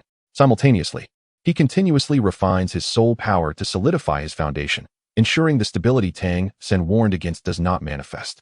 Days pass in this rhythm of feigned ignorance by day and clandestine training by night, until one day, the Academy announced a significant piece of news. To prepare for the forthcoming academic year assessment, an internal competition would be held to evaluate the students' learning outcomes over the year, with substantial rewards for the victors. Upon hearing this news, Lin Yu felt a sudden jolt in his heart. A competition? On stage again? His scalp tingled with apprehension. The previous selection competition was merely for observation, allowing him to concede without concern. However, this time it is an assessment for the academic year. Any signs of insincerity would be too conspicuous, especially after he had just experienced a surge in spiritual power through diligent effort. Yet, stepping onto the stage could potentially expose his true capabilities. Tang San would undoubtedly be watching closely. What to do? Lin Yu found himself ensnared in a predicament once more. Participation entails risk, while abstaining raises suspicion. After all, would it not appear cowardly to withdraw after just having exerted oneself? As he wrestled with these thoughts, Tang San's gaze fell upon him again, imbued with a subtle hint of intrigue, as if to say, "How do you intend to perform this time?" Lin Yu steeled himself. No escaping this. If he must put on a show, he would make it a grand one. A more intricate plan for performance began to take shape in his mind. This time, he would not only compete, but also aim to astonish, in a manner befitting his new persona, uniquely Lin Yu. The upcoming college competition was poised to become yet another splendid stage on his path to becoming a cinematic star. Chapter 39, The Competition. Inflicting damage upon oneself while wounding the enemy. News of the college competition spread like wildfire throughout Notting Academy. Notices were posted in the square, promising substantial rewards, particularly for the work-study students. The top 10 would receive a considerable amount of gold soul coins, while the top 3 might even earn rare soul beast materials or low-tier soul guiding devices. Now, even the typically indifferent work-study students were eager to test their luck. Lin Yu gazed at the notice, his heart heavy with worry. He desired the gold soul coins and yearned for the soul beast materials even more, yet he feared exposure. Resolved, he bit the bullet and signed his name on the registration form. The competition would follow a single elimination format, with participants drawn randomly. Fortune did not favor Lin Yu this time. In the first round, he drew a formidable opponent, Zhang Hao, the very same from the previous selection competition, whose martial spirit was the iron armor shield, a defensive soul master. Upon hearing the news, many felt a wave of concern for Lin Yu. He was in for a tough battle against Zhang Hao, as his lackluster soul skills would be ineffective against such a robust defense. Indeed, no matter how strong one may be, if one cannot breach the shield, it is all for naught. It seemed likely he would be eliminated in this round. Wang Sheng and others approached to console him. Lin Yu, it's all right, just do your best. Zhang Hao is indeed a tough opponent. Yet, Lin Yu was secretly elated. This was perfect. He had been pondering how to lose gracefully, and Zhang Hao's formidable defense provided an ideal excuse. However, he maintained an expression of determined resilience. As if burdened, yet unyielding. Yes, I will give it my all. This will be a good test of my recent training. Tang San observed quietly, his eyes calm, seemingly curious to see how Lin Yu would perform this time. On the day of the competition, the arena was thronged with students. As Lin Yu and Zhang Hao prepared to take the stage, the atmosphere intensified with excitement. Everyone was eager to see if this fortuitous work-study student could once again create a miracle. Begin. The referee's command echoed. Zhang Hao, clearly recalling Lin Yu, did not dare to be careless. He immediately unleashed his martial spirit, the heavy iron armor shield, protecting himself. His white soul ring illuminated beneath him, fully activating his defenses. Lin Yu, come at me. With a fierce roar, Lin Yu steeled himself and summoned the Xuanzhong ruler, charging forward with heavy steps and delivering a straightforward strike against the shield. Bang! A dull thud echoed, yet the shield remained unmoved. While Lin Yu felt a numbing shock reverberate through his arm, causing him to stagger back 2 paces. The force was considerable, yet utterly ineffective. Zhang Hao smirked confidently, remaining steadfast in his defense. Unyielding, Lin Yu launched several more strikes, only to meet the same futile resistance. He was unable to breach Zhang Hao's defenses. Frustration creased his brow as he circled Zhang Hao, seeking an opening, though his movements appeared clumsy to the onlookers. A chorus of boos and laughter erupted from the audience. It was clear, he relied solely on brute strength. Get down. Tang San furrowed his brow slightly. Had Lin Yu's movements become a trifle more agile? Was it merely an illusion? In the arena, Lin Yu seemed incensed by the mockery, abruptly halting his advance as his golden soul ring blazed to life beneath him. First soul skill, Thunderstorm Strike. A flicker of unstable, yet seemingly more solid, blue lightning erupted from the Xuanzhong ruler once more, gripping the ruler with both hands. He summoned every ounce of strength to deliver a powerful downward blow upon the shield. Useless, Zhang Hao bellowed, bracing the shield resolutely. Boom! A far greater clash resonated. This time, Zhang Hao's expression shifted dramatically. A surge of overwhelming force struck him, the shield trembling violently and sending a jolt of paralysis coursing through him, forcing him to retreat 3 steps to regain his balance. A distinct charred mark marred the surface of the shield. Meanwhile, Lin Yu fared far worse, as if all his strength had been siphoned away. The tremendous backlash hurled him to the edge of the arena, where he crashed heavily, relinquishing his grip on the Xuanzhong ruler. He lay sprawled on the ground, spitting out a small mouthful of blood, his complexion pale and struggling to rise. A hush fell over the crowd before an eruption of astonished gasps ensued. Incredible! Was it nearly shattered? That lightning seemed to have intensified. Yet, he too appeared incapacitated. Was this a mutual defeat? Zhang Hao felt a pang of trepidation as he eyed the mark on the shield, secretly relieved. He glanced at Lin Yu, who lay powerless on the ground, and exhaled. Addressing the referee, "Teacher," he seems before he could finish, an unexpected turn of events unfolded. Lin Yu, still on the ground, displayed a flicker of defiance and ferocity in his eyes. With a sudden strike against the floor, he summoned formidable physical strength to rise once more. Unsteadily, he retrieved the Xuanzhong ruler, panting heavily, and flashed a grim smile at Zhang Hao. "Not yet. Let us go again." With that, he struggled to lift the ruler once more, his soul ring flickering uncertainly, as if he intended to forcibly activate his soul skill. However, his body swayed perilously, and the fluctuations of his soul power appeared alarmingly unstable, leaving onlookers to perceive that he was exhausting himself, a final desperate effort. Zhang Hao's expression shifted. He had no desire to endure another blow of such extraordinary strength. What if the shield truly shattered, causing him embarrassment? Seizing the moment while Lin Yu had yet to unleash his soul skill, he lunged forward and struck with the shield. Bang! Lin Yu was caught at just the right moment, letting out a startled exclamation as he tumbled down from the stage, rolling helplessly on the ground for 2 full turns before finally coming to a halt, utterly motionless. The referee was momentarily taken aback before declaring, "Zhang Hao wins." A wave of astonishment swept through the audience below. The outcome was indeed brutal. Although Lin Yu had lost, the sheer force of his final strike and his indomitable spirit left a profound impression. Alas, it was so close. Had he been able to fully master that soul technique, he might have emerged victorious. He had pushed himself to the limit, even to the point of spitting blood.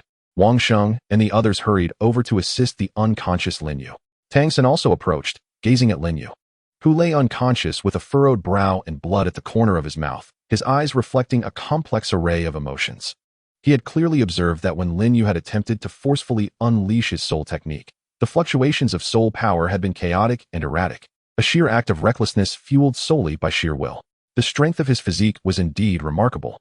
He had endured a blow from Zhang Hao's shield and still managed to move. It appeared that his enhancements were primarily in physical prowess and brute strength, while his control over soul techniques remained utterly chaotic, even becoming more unstable due to the rapid increase in soul power. Tang San reached a conclusion, and his lingering doubts dissipated. Such a self-destructive strategy of inflicting harm upon oneself while attempting to damage the opponent was, without a doubt, foolish, unbeknownst to anyone. As the unconscious Lin Yu was carried away, his mind was racing with self-approval. Perfect. It not only showcased an improved defensive capability, nearly breaking through defenses, but also exposed a critical flaw, unstable control, prone to backlash, leading to a logically inevitable severe injury and defeat. What a masterful performance. The Oscars owe me a little golden statuette. He was carried back to the dormitory, weak and lying down for several days, relishing the sympathy and care from those around him, feeling quite pleased. As the tumult surrounding the competition gradually subsided, Lin Yu's persona became even more solidified, a lucky, strong, hard-working individual, albeit with limited talent and an exceedingly reckless fighting style. However, just when he thought he could comfortably lay low for a while, a sudden piece of news disrupted his plans. Master Yu Xiaojiang sought him out once more. In the office, the master regarded Lin Yu, who was still recovering and appeared pale, and uttered words that sent shockwaves through Lin Yu's heart. "Lin Yu, your cultivation method seems to have strayed from the path." Chapter 40. Hypocrisy and Pretense. I shall not serve. In the office, the atmosphere seemed to solidify once more. Lin Yu's heart sank. Strayed from the path? What had he discerned? Had his soul bones been exposed? Yu Xiaojiang maintained a stoic expression, attempting to keep his gaze sharp. But to Lin Yu, it seemed imbued with a sense of superficiality, as if merely a display of empty rhetoric. His tone was calm, yet carried an air of feigned profundity. Your issue lies not in the control of soul techniques, but in your foundation. He paused, adopting a tone as though he could see through everything as he continued. Your recent rapid increase in soul power has relied on external forces, has it not? The thunder-patterned stones from the western mine? Absorbing them directly results in volatile and chaotic energy, placing immense strain on your meridians, harboring infinite hidden dangers. Do you not feel your soul power is unstable, sluggish in its flow? Even during cultivation, do your meridians sometimes ache? Lin Yu nearly burst into laughter. Hidden dangers? Lingering pain? Laozi's meridians have been tempered by the energies of thunder and soul bones, rendering them more resilient than the finest black iron. My soul power is so solidified that it could be lethal. You, a pitiful creature forever trapped at level 29, dare to speak to me about foundations and hidden dangers? Internally, he was fervently ridiculing, yet his face maintained a facade of feigned terror. He pretended to stammer. Master, how did you know? I absorbed a bit of thunder-patterned stone, and it seems I'm feeling a bit unwell. He followed the other's lead, eager to see what nonsense this old man would utter next. Yu Xiaojing, noticing the situation, displayed a barely perceptible smirk of satisfaction, seemingly relishing the role of a sage dispensing wisdom. With a tone imbued with earnestness, he proclaimed, "The cultivation of a soul master is akin to building a tower. If the foundation is unstable, the collapse is merely a matter of time. Your current state, though it appears as an advancement, is but a fade. You are hollow within. If this continues, not only will future achievements be elusive, but even breaking through level 30 may prove insurmountable, potentially jeopardizing your very essence and jeopardizing your path as a soul master." Level 30? My ambition is to reach the title of Douluo. How dare you, a lifelong soul master, attempt to intimidate me with your notion of level 30? Lin Yu's disdain deepened internally, yet he maintained a mask of abject horror and regret, his acting skills soaring. "Ah? Is it that serious? Master, what should I do? I beseech your guidance." He was keen to see what profound insights this theoretical king could offer. Yu Xiaojing was thoroughly pleased with Lin Yu's reaction and, at last, revealed his true intent. Extending an olive branch with an air of condescension, "It is not too late for remediation, but it requires the right guidance. If you trust me, follow my lead. I shall assist you in organizing your energy, reconstructing your foundation, and guiding you to uncover the true potential of your martial soul." Again with this routine, Lin Yu scoffed inwardly. Learn from you? Learn how you remained forever stuck at level 29? Absorb your lofty yet impractical theories? Or perhaps learn how to foster a lackluster apprentice while you bask in self-satisfaction? I possess the burning art, combat skills, soul bones, and a power bank. Do I truly need your inept guidance? He could vividly imagine that if he acquiesced, it would lead to an endless barrage of theoretical indoctrination, fruitless foundational training, and a stifling existence under Tang San's scrutiny. How long could he conceal all his secrets under such close observation? The risks were monumental, with zero returns. Even negative returns could ensue. What if he declined? The reasons to refuse were abundantly clear. Lin Yu's expression of fear and longing swiftly dissipated, replaced by a resolve and obstinacy. He abruptly lifted his head, gazing steadfastly at Yu Xiaojing, his tone imbued with youthful defiance. "Master, I appreciate your goodwill. However, I believe the path of a soul master should be forged independently. I acknowledge that there may be issues with my foundation, but I wish to tackle them myself. I want to solidify it through my own strength. If I encounter insurmountable obstacles, I shall return to seek your counsel." His words were fervent and impassioned, embodying the spirit of a student who, having experienced a stroke of luck, became a bit carried away, a stubborn and obstinate figure. "Did you not claim that my foundation is unstable? Very well, I shall fortify it through my own efforts." This rationale is both noble and imbued with determination. As a teacher, you surely cannot undermine a student's enthusiasm, can you? Yu Xiaojing was evidently taken aback by Lin Yu's audacious refusal, momentarily stunned, his brow furrowed in frustration, as if he wished to express anger but could not find a suitable justification. He was accustomed to having his theories revered, to the adulation and reliance of others, and had never encountered a student so oblivious to his own best interests. "Do you even comprehend what you are saying? Relying on yourself? Do you believe the issue of foundational stability is so easily resolved?" Yu Xiaojing's tone was laced with a hint of indignation and disbelief. "I understand it is challenging, yet I wish to give it a try," Lin Yu retorted, defiantly raising his chin, embodying the spirit of a stubborn child. "Moreover, I believe that mining has proven to be quite beneficial. My strength has increased significantly. Perhaps if I continue mining, I can rectify my foundational issues." He once again employed mining as a shield. Yu Xiaojing was nearly rendered breathless by Lin Yu's foolishness, his complexion darkening. He felt utterly incapable of communicating with a steadfast individual who believed that mining could strengthen one's foundation. A wave of futility washed over him, akin to playing a lute to a cow.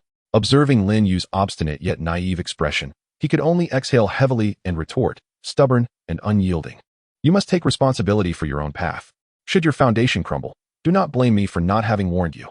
With that, he turned and stormed away, clearly agitated. As Yu Xiaojing's figure receded, Lin Yu's heart soared with joy, though his face retained a mask of defiance until the office door closed. At which point he exhaled a long sigh, the cold sweat finally breaking forth. "Damn it, I finally managed to bluff my way through. Dealing with such an arrogant old fossil is exhausting." He recognized that he had irrevocably offended the master. Henceforth, he would likely receive no guidance from this theoretical luminary within the academy. Yet, this was precisely what he desired. A blessing in disguise. Upon leaving the office, Lin Yu felt an undeniable lightness in his step, liberated from a significant burden. As he returned to dormitory 7, Tang San's gaze fell upon him, filled with inquiry. Lin Yu immediately donned an expression of indignation yet unwavering resolve, sighing towards Tang San. Tang San, the master said I have foundational issues and wished to guide me. But I declined. Surprise flickered in Tang San's eyes. Why? To him, receiving guidance from a teacher was a monumental opportunity. Lin Yu lifted his head, striving to appear spirited yet somewhat foolish. I believe the path of a soul master must be forged independently. Perhaps the master is correct. But I wish to attempt it on my own first. I refuse to believe that I cannot reclaim my foundation through my own practice. He reiterated his commitment to training. Tang San regarded him, his expression complex. He could not comprehend Lin Yu's obstinate determination, yet he seemed slightly moved by this naive tenacity. After all, he too, in some respects, was a lofty individual, unable to grasp the efforts of the common person. Ultimately, he simply stated, the teacher is also acting in your best interest. Since you have made your decision, do take care of yourself. There seemed to be a subtle air of detachment in his tone. Upon hearing that Lin Yu had declined the master's guidance, Wang Sheng and Xiao Wu, along with others, deemed him insane and came forth to dissuade him. Lin Yu steadfastly countered their concerns with naive assertions about wanting to rely on himself and the benefits of mining for personal development, successfully crafting an image of a stubborn individual resistant to advice.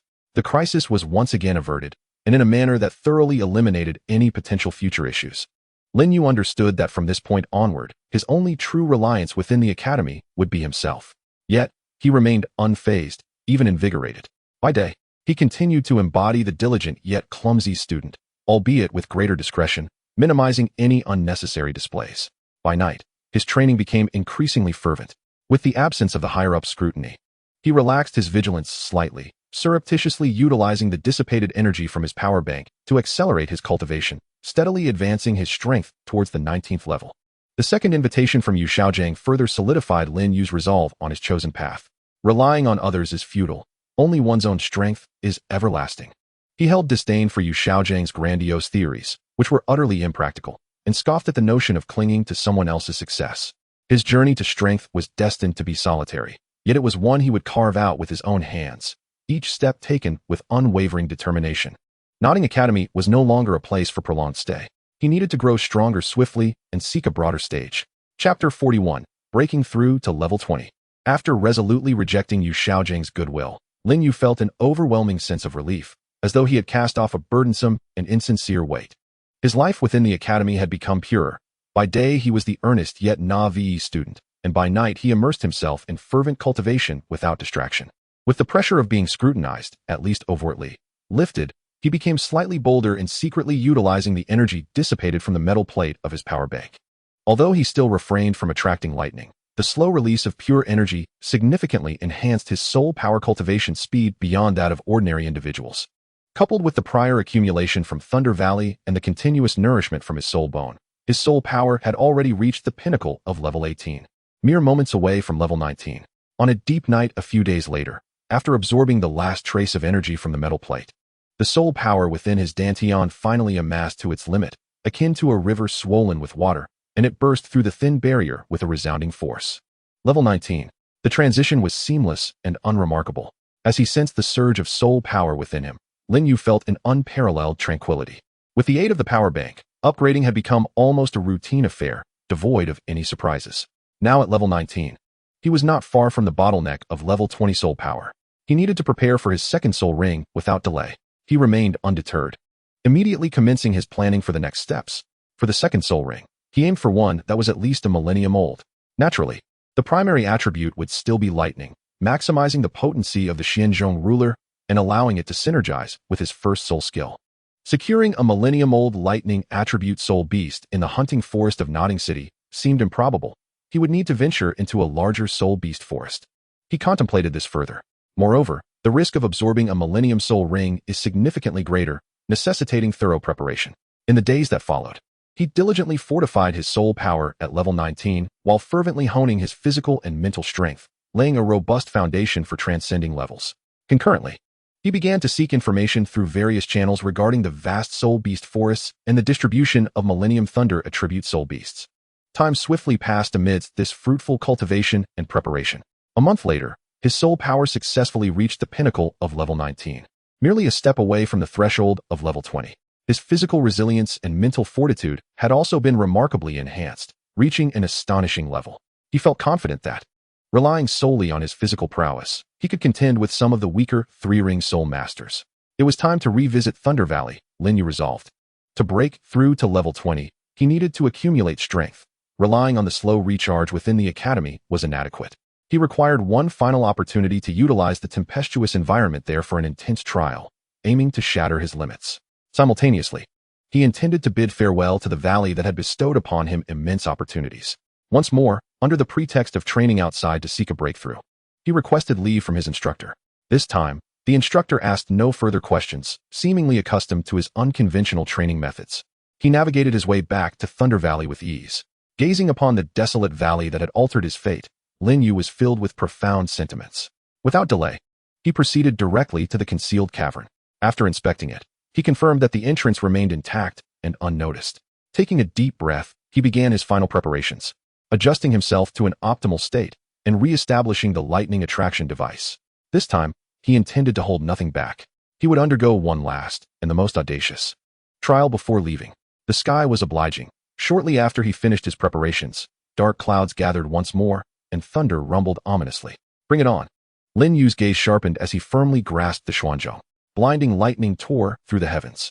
Attract, he roared, channeling all his soul power, no longer cautiously guiding a mere thread, but instead summoning as much of the raging thunder as possible. Boom! A surge of thunderous energy, thicker than any he had encountered before, roared like a tempestuous dragon, violently coursing through the copper wires into the xuanzhong, then flooding into Lin Yu's body. Even though he had braced himself, the overwhelming energy shock still elicited a painful scream from him. His meridians felt as though they were on the verge of being torn asunder. Electric serpents danced across his skin, emitting wisps of smoke. Simultaneously, the soul bone at the handle was thoroughly stimulated by this extreme force, unleashing a torrent of dense, earthen energy that desperately sought to mend his ravaged body. The metallic plate of the energy source radiated with brilliance, voraciously absorbing the pervasive lightning energy and converting it into pure energy for release. Destruction, restoration, absorption, transformation. The four forces reached an exceedingly precarious equilibrium within Lin Yu's body. It felt as though his form had transformed into a colossal battlefield, enduring exquisite agony and impact with every passing second. Yet he gritted his teeth, clinging fiercely to the last vestige of clarity within his spirit, furiously channeling the burning technique to guide the tumultuous surge of mixed energies towards the final and most ferocious assault on the 20th level barrier. Boom, boom, boom. The energy surged like a tsunami, relentlessly battering against the formidable barrier. Each impact brought forth excruciating pain, yet also loosened the barrier by a fraction. His willpower, under this extreme trial, was tempered to a steel-like resilience. His mental acuity was intensely focused, as if it were on the verge of igniting. Time became an abstract concept, and just as he felt on the brink of being utterly overwhelmed, his consciousness fading into oblivion, a sharp crack echoed, seemingly emanating from the depths of his soul. The 20th level barrier crumbled before the terrifying torrent infused with heavenly thunder, soul bones, and external energies. A more vast and pure soul power surged forth from his dantian like a flood breaching its dam, coursing through every corner of his body. His meridians, in the cycle of destruction and restoration, became broader and more resilient, while his physical strength ascended to new heights. And his mental prowess felt as if it had been cleansed, becoming more refined and acute. He had achieved a breakthrough.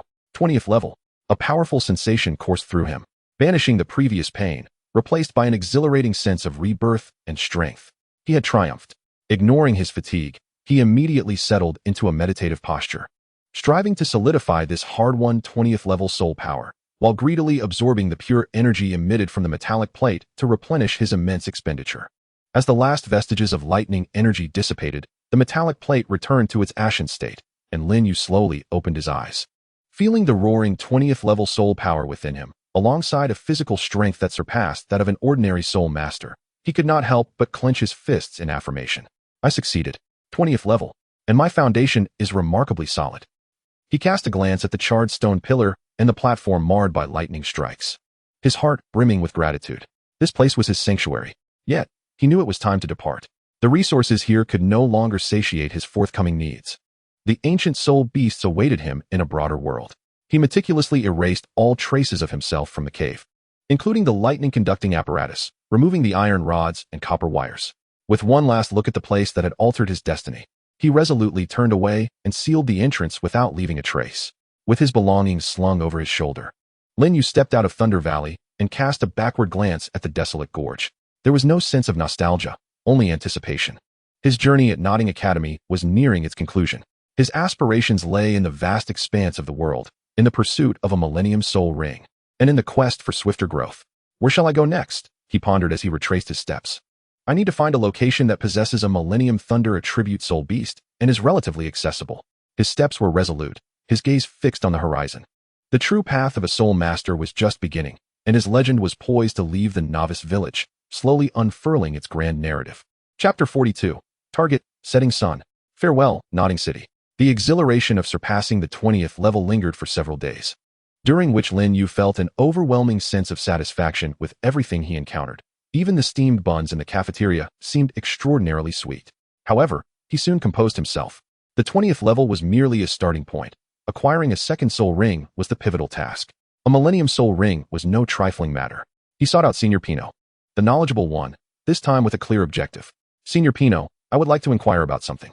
Are there any soul beast forests nearby that are abundant in Millennium Soul Beasts? Preferably those of the lightning attribute. Lin Yu rubbed his hands together, wearing an expression that conveyed his eagerness for adventure. Pino regarded him with a look of disbelief. Millennium Soul Beasts? And lightning attribute, no less? Are you seeking death? You're only at level 20, yet you're already aiming for a Millennium Soul Ring? Do you think Millennium Soul Beasts grow on trees? Lin Yu had already prepared a retort, chuckling mischievously. Of course not. I'm merely gathering information to broaden my horizons. Who knows? I might stumble upon a rare encounter where two beasts are locked in combat. He invoked the notion of luck once more. Pino rolled his eyes in exasperation but nonetheless replied, There's no chance around Notting City. Even Century Soul Beasts are considered rare in the soul hunting forest. If you truly wish to find a Millennium Soul Beast, you'll need to venture further afield. The nearest location would be the Sunset Forest within the Tiando Empire. That area is significantly larger than our soul hunting forest, and it is rumored to house numerous Millennium Soul Beasts, even tales of 10,000-year beasts. It's exceedingly perilous. Sunset Forest? Lin Yu's heart stirred at the mention. He had some recollection of that name, as it was where Tang San acquired his fourth soul ring in the original narrative. Although not a core area, it indeed had its fair share of Millennium Soul Beasts. How does one reach the Sunset Forest? Is it far? He hastily inquired. It's not too far, but not exactly close either. From Notting City, head eastward. If all goes smoothly, it would take approximately 10 days' journey, Pino assessed him. Are you truly intent on going? I must warn you, that place is no joke. The death of a soul master there is as casual as a game. I'm just asking, Lin Yu laughed off the concern. Though his mind was already set on his goal, it was indeed the Sunset Forest. In the following days, he began making final preparations for his journey. First, he converted all his possessions into gold soul coins. With the savings he had accumulated, along with the materials he had recently procured from Pino, all gathered from Thunder Valley, he now carried nearly 100 gold soul coins, a substantial fortune that could ensure a modestly comfortable life for an ordinary person. Next came a grand procurement. Superior healing potions, antidotes, beast-repelling powder, ample durable provisions, water pouches, ropes, spare clothing, and a more detailed map of the Sunset Forest vicinity. He even visited the blacksmith, spending a considerable sum to commission several sharper and sturdier throwing knives and a short crossbow to address his deficiencies in ranged combat. With everything in place, the final step was to depart from the academy. He could not sneak away, as that would arouse suspicion. He needed a plausible, long-term reason for his absence. On that day, he approached his homeroom teacher, his face bearing the weight of gravity and reluctance. Teacher, I would like to apply for withdrawal from the academy, he murmured. The teacher was taken aback. Withdrawal? Lin Yu, having just surpassed level 20, stood at the precipice of a promising future. Why, then, would he choose to withdraw from school? He had meticulously crafted a tale, his visage reflecting both resignation and determination. Teacher, there has been an issue at home that requires my assistance. I may not be able to return to school for quite some time. He deliberately spoke in vague terms, leaving room for imagination. The homeroom teacher regarded him with a sigh. It was not uncommon for students from working-class families to face hardships, and he thought little of it, merely feeling a sense of regret. Since this is your family's decision, I cannot say much. If the opportunity arises, you may return in the future. Thank you for your care over the years, teacher. Lin Yu bowed, his performance impeccable. The withdrawal procedures were completed swiftly. The news spread, and the residents of Dorm 7 were taken aback, expressing their sorrow. Wang Sheng and others surrounded him, chattering and urging him to reveal the circumstances behind his departure. Lin Yu simply shook his head, wearing an expression that suggested unspoken burdens. My family needs me. It cannot be helped. Perhaps we shall meet again by fate. He patted Wang Sheng's shoulder, discreetly slipping a small pouch containing several gold soul coins into his hand, a token of gratitude for his consistent support. Before beginning to gather his meager belongings, little Wu rushed over, her large eyes blinking curiously. Lin Yu, you're leaving? What a pity. I won't have anyone to tell me mining stories anymore. Lin Yu smiled gently. I'll tell you more stories when the opportunity arises. Ultimately, his gaze fell upon Tang San, who sat quietly by the bed, his eyes calm and devoid of emotion. Lin Yu approached, offering what he hoped was a sincere smile. Tang San, I'm leaving. Take care.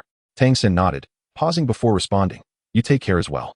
The outside world is not like the academy. Be cautious. His words seemed to carry a deeper meaning, yet he chose not to elaborate further. Lin Yu inwardly scoffed, thinking, what else with the pretense? I've had far more thrilling experiences outside than you. However, he solemnly nodded in agreement. Yes, I understand. Without further farewells, Lin Yu hoisted his bag and, under the watchful gaze of his fellow working students, stepped out of Dorm 7 and then out of Nodding Academy. Standing at the entrance of the academy, he glanced back at the place he had inhabited for nearly a year. Here, he had concealed himself, lurked, struggled, and genuinely embarked on his path to strength. There was little sentimentality, only a hint of liberation and a stronger sense of anticipation. Turning away, he strode forth without a trace of hesitation. He did not exit the city immediately, but lingered for another day, thoroughly erasing any traces he might have left behind, acquiring additional supplies under a false name. The following morning, at dawn's first light, a youth clad in plain gray attire, shouldering his pack and resembling an ordinary adventurer, merged with the sparse crowd as he exited Nodding City's eastern gate. He cast a final glance at the silhouette of Nodding City in the morning glow, a faint smile gracing his lips. Farewell, Novice Village. My journey officially begins. After orienting himself, he set forth along the official road, resolutely heading eastward, towards the direction of the Sunset Forest. The sunlight stretched his shadow long, imbued with the essence of the unknown and boundless possibilities. What he remained unaware of was that shortly after his departure, a figure quietly appeared at the city gate, gazing into the direction he had taken. With profound eyes, it was Tang San. He stood there for a considerable time before softly murmuring to himself, "Have you chosen to leave? Perhaps it is for the best. I hope fortune will always be your protector." With that, he turned and returned to the academy, seemingly casting this minor episode aside. Meanwhile, Lin Yu had completely left behind all that was Nodding City. The official road was lengthy. At first, he could still see villages and fields along the way. But as he ventured further east, human presence dwindled, and the path became increasingly rugged. Traveling alone was monotonous, yet for Lin Yu, it was a rare opportunity for relaxation. No longer did he need to wear a facade, allowing him to fully embrace the strength bestowed by his 20th level soul power. Growing accustomed to the surging might of his physical form, at night, when camping in the wild, he would draw out a power bank, absorbing its faint energy to continue stabilizing his cultivation. Days later, he officially entered the territory of the Tiando Empire, ever closer to the Sunset Forest. The surroundings began to take on a more primitive essence, with occasional glimpses of low-tier soul beasts lurking at the edges of the woods. One evening, while preparing to camp by a small stream, he suddenly heard the sounds of combat and the roars of soul beasts not far off, mingled with human shouts of anger and alarm. What is happening? Lin Yu furrowed his brow, immediately concealing his presence and stealthily making his way closer. Hiding behind a large tree, he peered out. Across the stream, he saw what appeared to be a mercenary squad besieging a massive soul beast. The creature resembled a giant bear, its entire body covered in earthy yellow crystalline armor, with exposed fangs and formidable strength, capable of snapping a small tree with a single swipe. It was undoubtedly a formidable 100-year soul beast, with an age exceeding 500 years. The mercenary squad, however, appeared to be in dire straits. There were only 4 of them, 3 second-ring Great Soul Masters and 1 first-ring Soul Master. Although their coordination was relatively good, their attack seemed unable to penetrate the crystalline giant bear's defenses, forcing them to retreat. Instead, one member already injured and moving sluggishly. Rock-armored Violent Bear? A soil attribute soul beast with exceptional defense. Lin Yu immediately recognized the creature. Its fur and crystalline armor were quite valuable. His gaze swept over the mercenary squad, and a thought flickered in his mind. Should I intervene? This was not at the academy, where numerous eyes would scrutinize him. Perhaps he could stretch his muscles a bit and simultaneously test his current combat abilities? Chapter 43, Witnessing Injustice? A chance to hone his skills. Across the stream, the battle intensified. The rock-armored Violent Bear possessed astonishingly robust defenses. The soul techniques of the mercenary squad's Great Soul Master struck it, producing loud thuds, yet only leaving faint white marks on the crystalline armor, failing to inflict any substantial damage. Conversely, each swipe of the bear's paw carried terrifying force, forcing the mercenaries to evade clumsily, perilously close to disaster. The injured spirit master moved sluggishly, narrowly avoiding the swipe of a bear's paw, thanks to a timely intervention from a companion, leaving his face ashen with fear. "Captain, this beast's defenses are too formidable. We must retreat," an anxious blade-wielding spirit master exclaimed. The leader, a burly man wielding a shield, wore a grim expression and gritted his teeth. "Hold on a moment longer. Its weaknesses lie in its eyes and abdomen. Look for an opportunity." However, striking the agile, ferocious bear's eyes and relatively vulnerable abdomen was no simple task. Hidden behind a tree, Lin Yu observed keenly.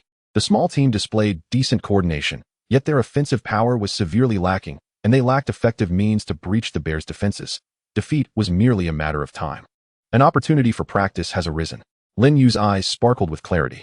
He was not a saint, but neither was he devoid of compassion. Offering a hand could serve to test his prowess and possibly yield some benefits, such as a mercenary's gratitude or assistance in dealing with the bear's carcass. Why not seize the chance? The crucial question was how to assist. Should he dash out and slay indiscriminately? That would contradict his principle of maintaining a low profile. A smile crept across his lips as an idea took shape. He discreetly withdrew a distance, then deliberately made a rustling sound, clearing his throat twice before pretending to stumble upon the scene, rushing from the forest and calling out to the opposite bank of the stream. "Hey, big brother over there, do you need assistance?" His sudden appearance momentarily startled both parties. The armored bear roared, seemingly exhilarated by the presence of yet another potential prey.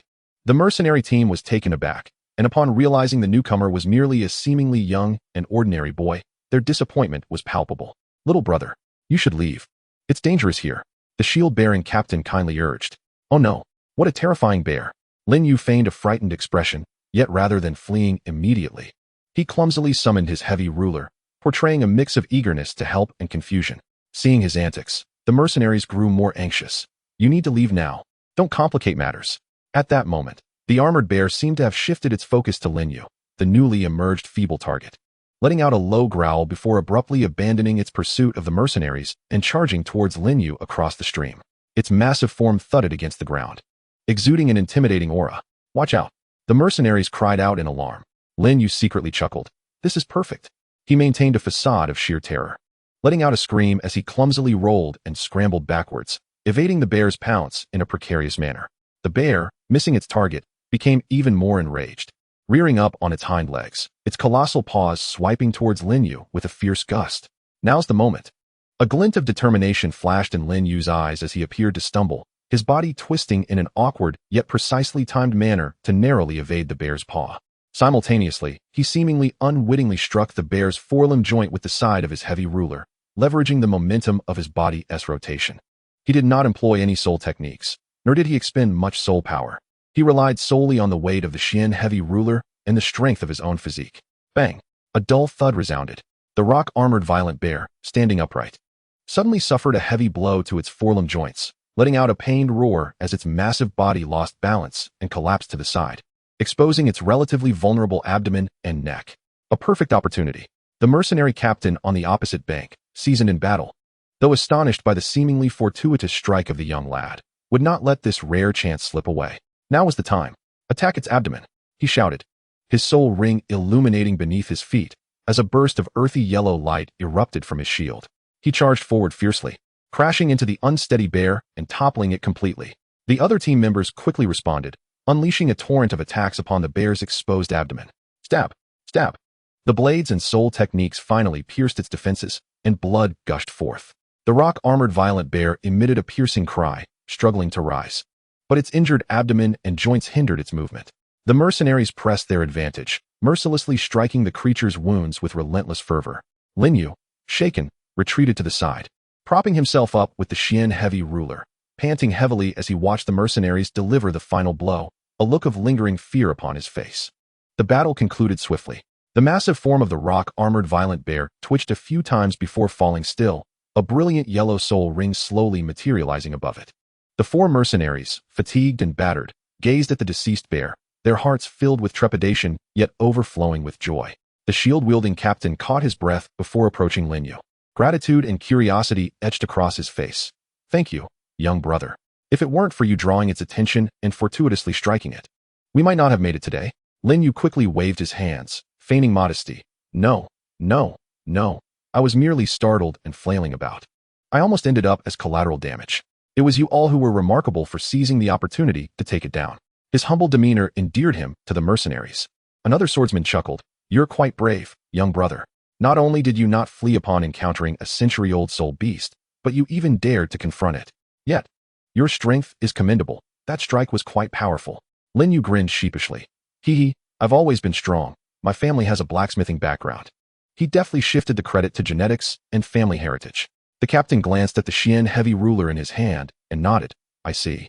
But what brings you out here all alone in this desolate wilderness? This place is not far from the Sunset Forest. It's perilous. Lin Yu, having prepared his response, wore an expression of helplessness. My family has fallen on hard times, and I intended to seek refuge with relatives in Tiando City, so I took this route, thinking it would be shorter, a standard tale of a downtrodden soul. The mercenaries, upon hearing this, displayed expressions of sympathy. The captain pondered for a moment, then retrieved a small pouch of coins from his pocket and handed it to Lin Yu. Take this, young brother. It should help you buy some food on the way. We owe you for your assistance, and the carcass of this bear holds significant value. We cannot let your help go unrewarded. Lin Yu felt a sense of amusement in his heart, yet outwardly he declined, saying, I really can't accept this. I haven't contributed much. Take it. It's not easy to be out here, the captain insisted, pressing it into his hands. Reluctantly, Lin Yu accepted the gesture, weighing the small pouch that contained approximately a dozen golden soul coins. While it wasn't a substantial amount, it represented a kind sentiment. Thank you, big brother, he expressed sincerely. By the way, young brother, I see you're headed east as well. Would you like to accompany us? We are returning to our camp ahead to rest, and it's conveniently along the way. The captain extended the invitation. Observing Lin Yu's robust physique and honest demeanor, they were inclined to travel together for mutual support. Lin Yu quickly weighed his options. Traveling in a group would spare him the trouble of asking for directions and allow him to glean more information about the Sunset Forest from these seasoned mercenaries. As long as he maintained his FAAD as a strong but somewhat naive blacksmith apprentice, he believed he would be fine. Thus, he displayed a look of delight. Really?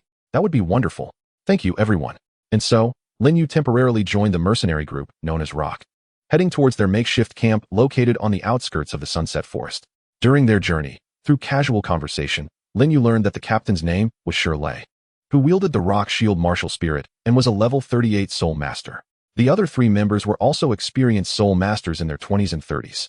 They had spent years operating on the periphery of the Sunset Forest, hunting soul beasts and gathering medicinal herbs to make a living.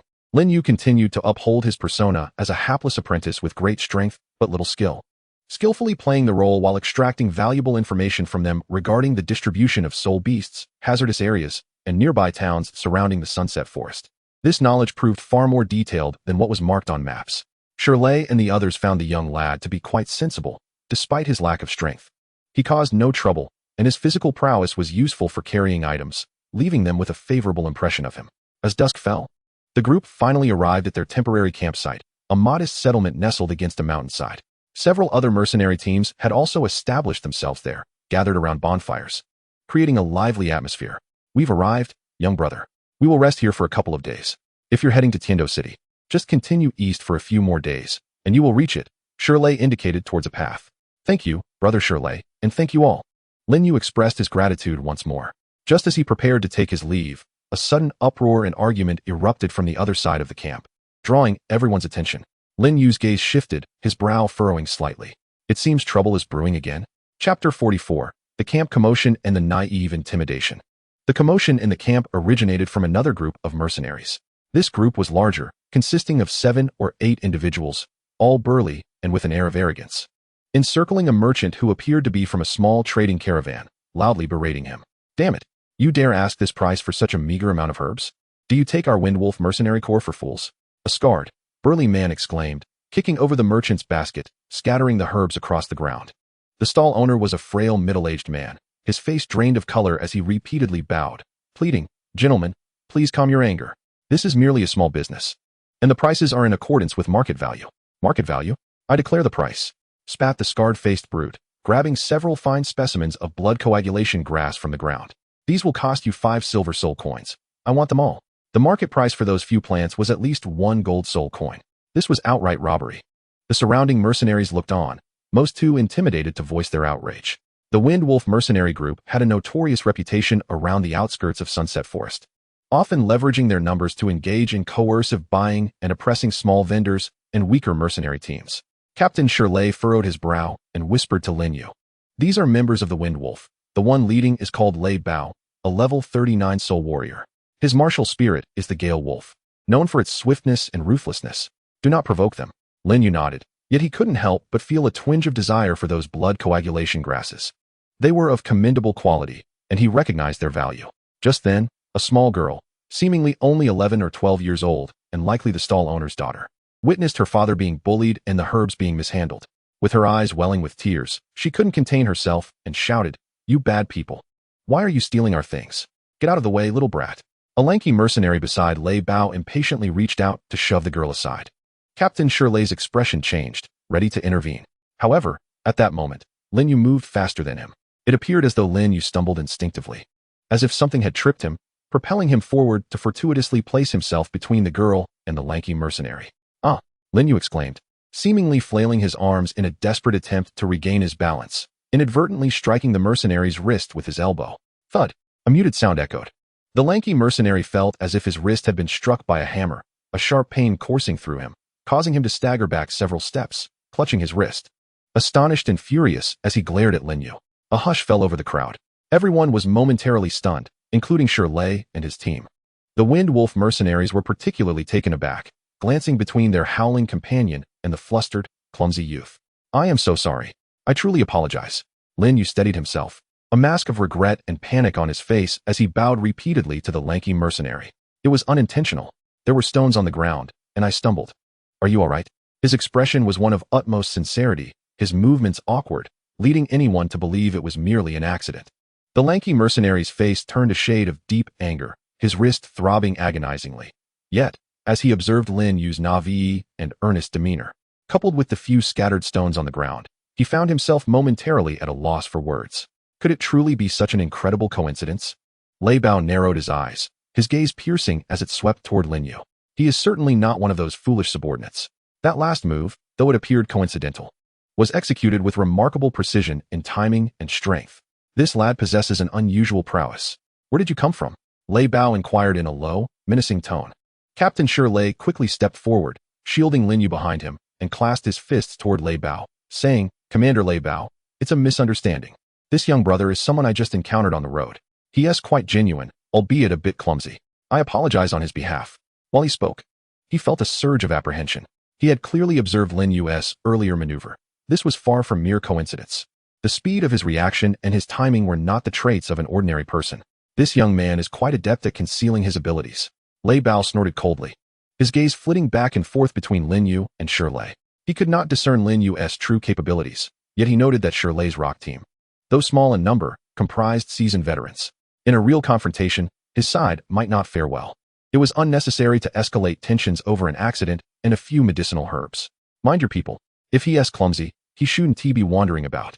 Lei Bao finally spat out a sinister remark, casting a fierce glare at the stall owner before storming off with his subordinates, leaving behind even the few blood-condensing herbs. What could have spiraled into chaos was unexpectedly quelled. The mercenaries who had gathered to watch sighed in relief, their gazes toward Lin Yu tinged with curiosity and intrigue. The stall owner hurried over to express his gratitude, thrusting the blood-condensing herbs into Lin Yu's hands. "Young brother, thank you. Please take these herbs. They hold little value, but it's a token of my appreciation." Lin Yu quickly declined. "Uncle, I cannot accept this. I merely lost my footing. It was not intentional." In the end, Shirley mediated the situation, persuading the stall owner to sell Lin Yu some healing ointments at a reduced price, thus settling the matter. Once the Wind Wolf group departed, the atmosphere in the camp lightened. Shirley pulled Lin Yu aside, his expression complex as he lowered his voice. "Young brother Lin Yu. Earlier you." Lin Yu felt a pang of anxiety, but his face immediately assumed an expression of fear and grievance. "Brother Shirley, I truly didn't mean to. I was terrified. Is that big guy all right? Am I going to get into trouble?"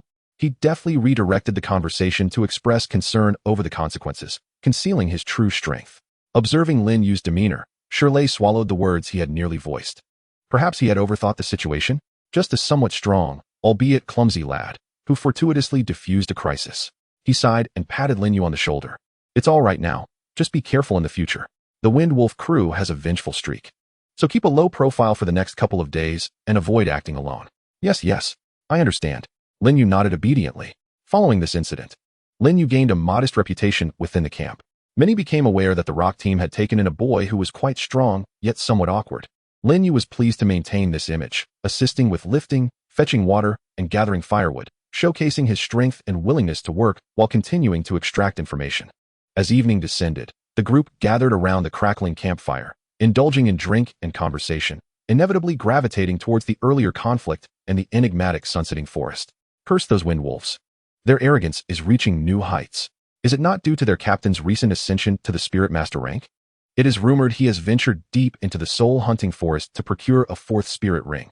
When he returns, these ruffians will be even more insufferable. At the mention of a Spirit Master, the others were taken aback. A captain of a mercenary group at such a level represents the pinnacle of combat prowess in this region. Lin Yu listened intently, mentally noting this critical information. Windwolf Captain, Spirit Master, a matter of caution. Shirley took a swig of his drink and sighed. Indeed. We must exercise caution and avoid unnecessary confrontations with them. The sunsetting forest is far from peaceful. Besides the soul beasts, we must also be wary of other humans. He paused, glancing at Lin Yu with a note of concern. Young brother Lin Yu, be exceedingly careful on your journey to Heavendo City. I've heard unsettling news about the outer regions of the sunsetting forest. Several small teams have mysteriously vanished. No traces left behind, as if they simply evaporated into thin air. Vanished? Lin Yu's expression turned fearful. What happened? Were they attacked by formidable soul beasts? Not likely, replied an older mercenary, shaking his head and lowering his voice. There were no signs of struggle, as if they simply disappeared without a trace. Some speculate they may have encountered something unclean. Or perhaps they were targeted by a soul beast or soul master adept at concealment. The campfire crackled ominously, and the atmosphere shifted into something eerie. Lin Yu furrowed his brow. The disappearance of mercenaries? This does not bode well. He instinctively heightened his vigilance. After a while, the group settled down for the night. As Lin Yu lay on his modest bedding, gazing up at the myriad of stars, he pondered the implications. The Wind Wolf mercenary group. The mysterious disappearances. This sunsetting forest appears to be far more intricate and perilous than he had anticipated. The following morning, Lin Yu bid farewell to Shirley and the others. Thank you for your kindness, brothers. I must continue my journey. Shirley nodded, offering a few parting words of caution, along with a small pouch of jerky for the road. Departing from the mercenary camp, Lin Yu resumed his trek towards the sunsetting forest, this time with heightened caution, remaining vigilant not only against soul beasts but also the ambient sounds around him. Utilizing the detailed intelligence provided by Shirley and his companions, he skillfully avoided several known danger zones and the habitual territory of the wind wolves, opting instead for relatively safer paths. Days later, he finally arrived at the fringes of his destination, the sunsetting forest. Before him lay a vast expanse, dense and ancient, exuding a primal essence. Inhaling deeply, Lin Yu's gaze sharpened. The sunsetting forest, I have arrived. The 1,000-year spirit ring shall be mine. He adjusted the burden on his back, tightened his grip on the heavy staff, and stepped into this new realm teeming with both opportunity and peril. The true challenge has only just begun. Chapter 45. Entering the sunsetting forest, traces of the thunder leopard. Upon stepping into the sunsetting forest, Lin Yu immediately sensed a stark contrast in the oppressive atmosphere compared to the soul-hunting forest of Nodding City. The trees here were taller and sturdier, their canopies obscuring the sky and casting a dim light. The air was heavy and humid, thick with the pungent scent of decaying foliage and an ominous, unknown danger. The surroundings were eerily silent, save for the rustling of his feet on the thick carpet of fallen leaves and the distinct sound of his own heartbeat. Goodness! The ambience here was palpably elevated. Taking a deep breath, Lin Yu felt not fear, but rather a surge of excitement. This was indeed a place befitting a soul master. He immediately heightened his senses, extending his mental acuity like a spider's web to meticulously probe the surroundings. Meanwhile, the Xianzhong Qi was firmly gripped in his hand, ready to confront any unforeseen circumstances. Guided by a rudimentary map provided by Shirley and information he had gathered himself, he opted for a relatively safe route towards an area rumored to be frequented by millennia-old lightning attribute soul beasts. Along the way, he encountered numerous soul beasts. 10-year-old ones had become nearly the bottom of the food chain here, while century-old beasts were commonplace. Suddenly, a century-old phantom leopard, lurking in the treetops, launched a surprise attack. Its speed astonishing as its claws glinted ominously, aiming for Lin Yu's nape. Without even turning around, Lin Yu discerned its position by the sound of the wind and, with a swift motion, swung the chi backwards. Bang! The hefty surface of the chi struck the phantom leopard's flank with precision, accompanied by the sickening sound of bones snapping. The leopard didn't even have time to scream before it was sent hurtling away, crashing against a tree trunk, lifeless and limp. Too weak. Lin Yu shook his head, even too indifferent to deal with the carcass.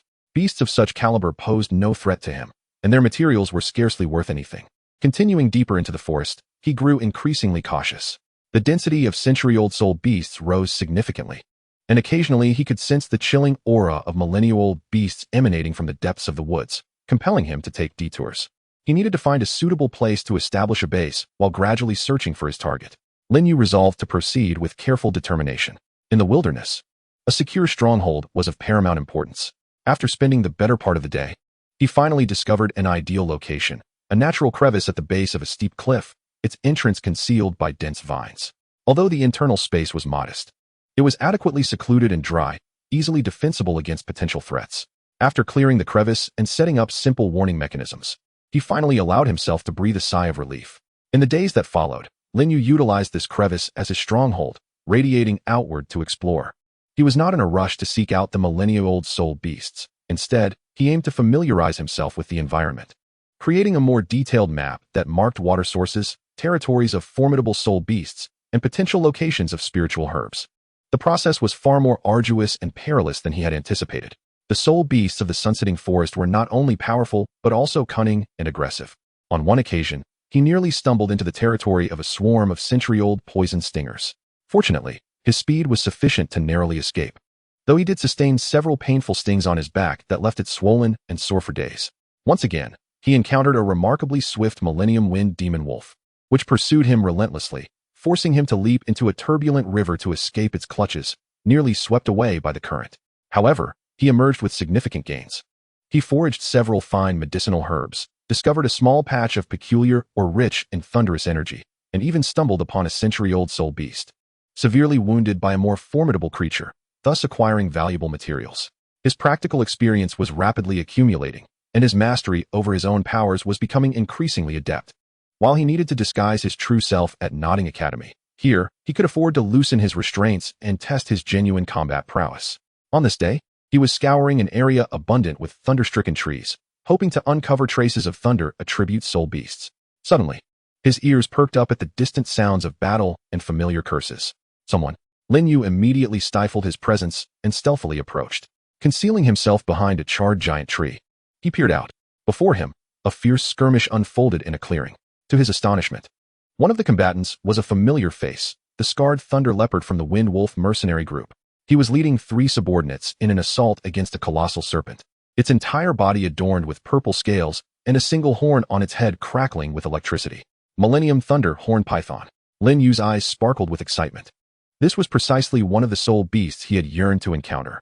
Judging by its size and energy fluctuations, it was undoubtedly over 1,000 years old. However, the circumstances for the Thunder Leopard and his companions appeared grim. The Thunderhorn Python was exceptionally formidable, unleashing fierce electrical assaults and possessing robust defenses. Although the leopard, a level 39 soul master, was incredibly swift and his claw strikes were fierce, he struggled to breach the python's defenses and was instead forced into a precarious situation by the relentless electricity. His 3 subordinates could only harass from the periphery, facing peril at every turn. One of the mercenaries lay motionless on the ground, charred and unresponsive. Damn it, this creature's lightning is infuriating. Be cautious, the leopard roared, activating his 3rd soul ring, his speed surging once more as he transformed into a blur, launching a fierce strike at the python's vulnerable spot. Sizzle. Sparks flew, but only a few white marks were left on the scales. The python, feeling the sting, let out a piercing cry, its horn erupting with brilliant electric light as a thick bolt of purple lightning surged towards the leopard. The leopard's expression shifted. He swiftly dodged, yet still felt the arc graze him, a muffled groan escaping his lips as his body succumbed to momentary paralysis. Seizing the opportunity, the python's massive tail swept forth like a steel whip, targeting the now sluggish leopard. "Captain, watch out!" one subordinate cried out, recklessly leaping forward in a desperate attempt to shield him. But it was too late. Boom. Both the leopard and the subordinate were struck by the python's tail, sent hurtling through the air like broken kites, crashing heavily to the ground. The leopard coughed up blood, while the subordinate lost consciousness entirely. The remaining 2 mercenaries were paralyzed with fear, their attacks losing all form. The Thunderhorn Python let out a victorious hiss. its cold serpent eyes locking onto the injured leopard as it glided closer, preparing to relish its prey. What an opportunity! Lin Yu's heart raced with exhilaration. When the clam and the snipe vie, it is the fisherman who reaps the benefits. This is truly a providential opportunity. An injured millennium-old thunder python. Moreover, the Wind Wolf mercenaries have essentially lost their combat prowess. If one seizes the moment, there exists a significant possibility of capturing this ideal soul beast. The immense temptation before Lin Yu quickened his breath. He tightened his grip on the mysterious heavy ruler, his soul power beginning to surge quietly. Yet, at the very instant he prepared to charge forth, reason forcibly suppressed his impulse. No, the risk is too great. He abruptly regained his composure. First, the thunder leopard was not yet dead. This creature was a level 39 soul master, and its dying counterattack should not be underestimated. Could he stealthily eliminate it? To kill for a soul ring? Lin Yu questioned whether he had truly reached such an extent. Second, even if he dealt with the thunder leopard, the Millennium Thunder Python, though injured, remained ferocious. Confronting it alone, victory or defeat was uncertain, and it was highly likely they would both suffer grievous wounds. Third, and most importantly, the leader of the Wind Wolf mercenary group was a soul sect. If there were other Wind Wolf members nearby, or if the thunder leopard possessed some special means of communication, then eliminating their kind would lead to endless repercussions. To provoke an enemy of soul sect caliber over a mere soul ring was far too unwise. The pros and cons became immediately clear. I can pick up the spoils, but I cannot stake my own life. Lin Yu swiftly made his decision, remaining still and observing the unfolding events. He suppressed the yearning within, like the most patient of hunters, continuing to conceal himself in the shadows and watch carefully. In the arena, the thunder python had already swum to the thunder leopard's front, opening its gaping maw, poised to strike. Despair and reluctance flashed in the thunder leopard's eyes as it struggled to evade, but its injuries were severe, hampering its movements. Just at this critical juncture, an unexpected change occurred. A fierce glint suddenly flickered in the thunder leopard's eyes, as if it had resolved upon a certain determination. It abruptly retrieved an item from its bosom and crushed it forcefully. A peculiar, exceedingly faint mental wave instantly radiated outward. The movements of the thunder python abruptly faltered, a trace of confusion flashing in its serpentine gaze, as if it were momentarily disrupted by an unseen force. In that fleeting moment of hesitation, the thunder leopard unleashed its final reserves of potential, rolling swiftly to the side. The thunder python's gaping maw grazed its body, biting into the dirt. Hiss! The thunder python seemed incensed, shaking its head and once more locking onto the thunder leopard. Yet this brief reprieve of 1 or 2 seconds was already sufficient. In the distance, an extraordinarily formidable energy wave, imbued with a savage aura, sped towards them with astonishing velocity, accompanied by a furious howl. Who dares to harm my Wind Wolf comrades? The voice thundered like an explosion, causing Lin Yu's eardrums to resonate. The Soul Sect. The leader of the Wind Wolf has returned. Lin Yu was taken aback, instantly retracting his own aura to the utmost, nearly halting his breath, his heart pounding with trepidation. Damn it! Thankfully, I did not rush out. This thunder leopard indeed has a backup plan. He fixated intently on the scene before him. Speed so dazzling it was almost blinding. Before him stood a middle-aged man with a grim visage, adorned with 4 soul rings, 2 yellow and 2 purple, proclaiming him as a formidable soul master. His gaze swept across the scene, and in an instant, fury surged within him. Incompetence. Ignoring the fallen subordinates strewn across the ground, he lunged directly at the 1,000-year-old thunder horn python. With a flash, his 4th soul ring illuminated. The 4th soul skill, Wind Wolf Sky-Rending Claw. Terrifying azure claw shadows tore through the air, exuding an aura of annihilation as they ruthlessly struck towards the python. Sensing the imminent threat, the thunderhorn python desperately concentrated its electric energy, preparing to retaliate. Yet, the disparity between a soul master and a 1,000-year soul beast was colossal. With a swift motion, the azure claw shadows effortlessly breached the python's defenses, leaving behind gaping wounds that exposed its very bones. The lightning strikes barely grazed the soul master's attire. The python let out a heart-wrenching wail before collapsing heavily to the ground, struggling for a brief moment before falling silent. A profound purple soul ring gradually manifested. The Wind Wolf commander, without a glance at the soul ring, approached the barely conscious thunder leopard and coldly inquired, "What transpired? Who was responsible?" The thunder leopard, with great effort, lifted a hand to point at the lifeless python, stammering, "Commander, it was this beast, we." Before he could finish, he succumbed to unconsciousness.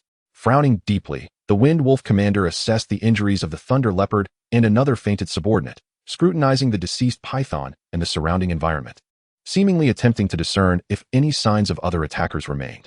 In the shadows, Lin Yu held his breath, minimizing his presence. After a moment of examination, the commander appeared to find nothing amiss, ultimately snorting in disdain as he hoisted the Thunder Leopard and the unconscious subordinate with ease, neglecting the lifeless team member and the purple soul ring on the ground. In an instant, he vanished into the depths of the forest like a wraith, swift to arrive, swift to depart. It was only when the terrifying aura of the Soul Master had completely dissipated that Lin Yu dared to exhale the breath he had been holding, his back drenched in cold sweat. What a close call. Indeed, Soul Masters are as fearsome as they are reputed. A sense of trepidation lingered within him. Gazing at the colossal corpse of the Thunder Python and the slowly rotating purple soul ring, a flicker of regret crossed Lin Yu's eyes, yet more so was his relief. Although a 1,000-year soul ring was enticing, his life held greater value. This sunset forest was fraught with peril, not solely from soul beasts, but also from humans. He refrained from approaching the soul ring and the python-esque carcass, aware that the Wind Wolf commander might return or leave some mark behind. To act would be tantamount to courting death. Silently, he retreated from this den of strife. This encounter deepened his understanding of the significance of strength and instilled a greater caution within him. He must swiftly seek a suitable 1,000-year soul beast to obtain a soul ring and enhance his power. Otherwise, in this sunset forest, he would forever remain prey in the eyes of others. His gaze hardened with determination as he cautiously ventured deeper into the forest. Chapter 46. Thunder Leopard.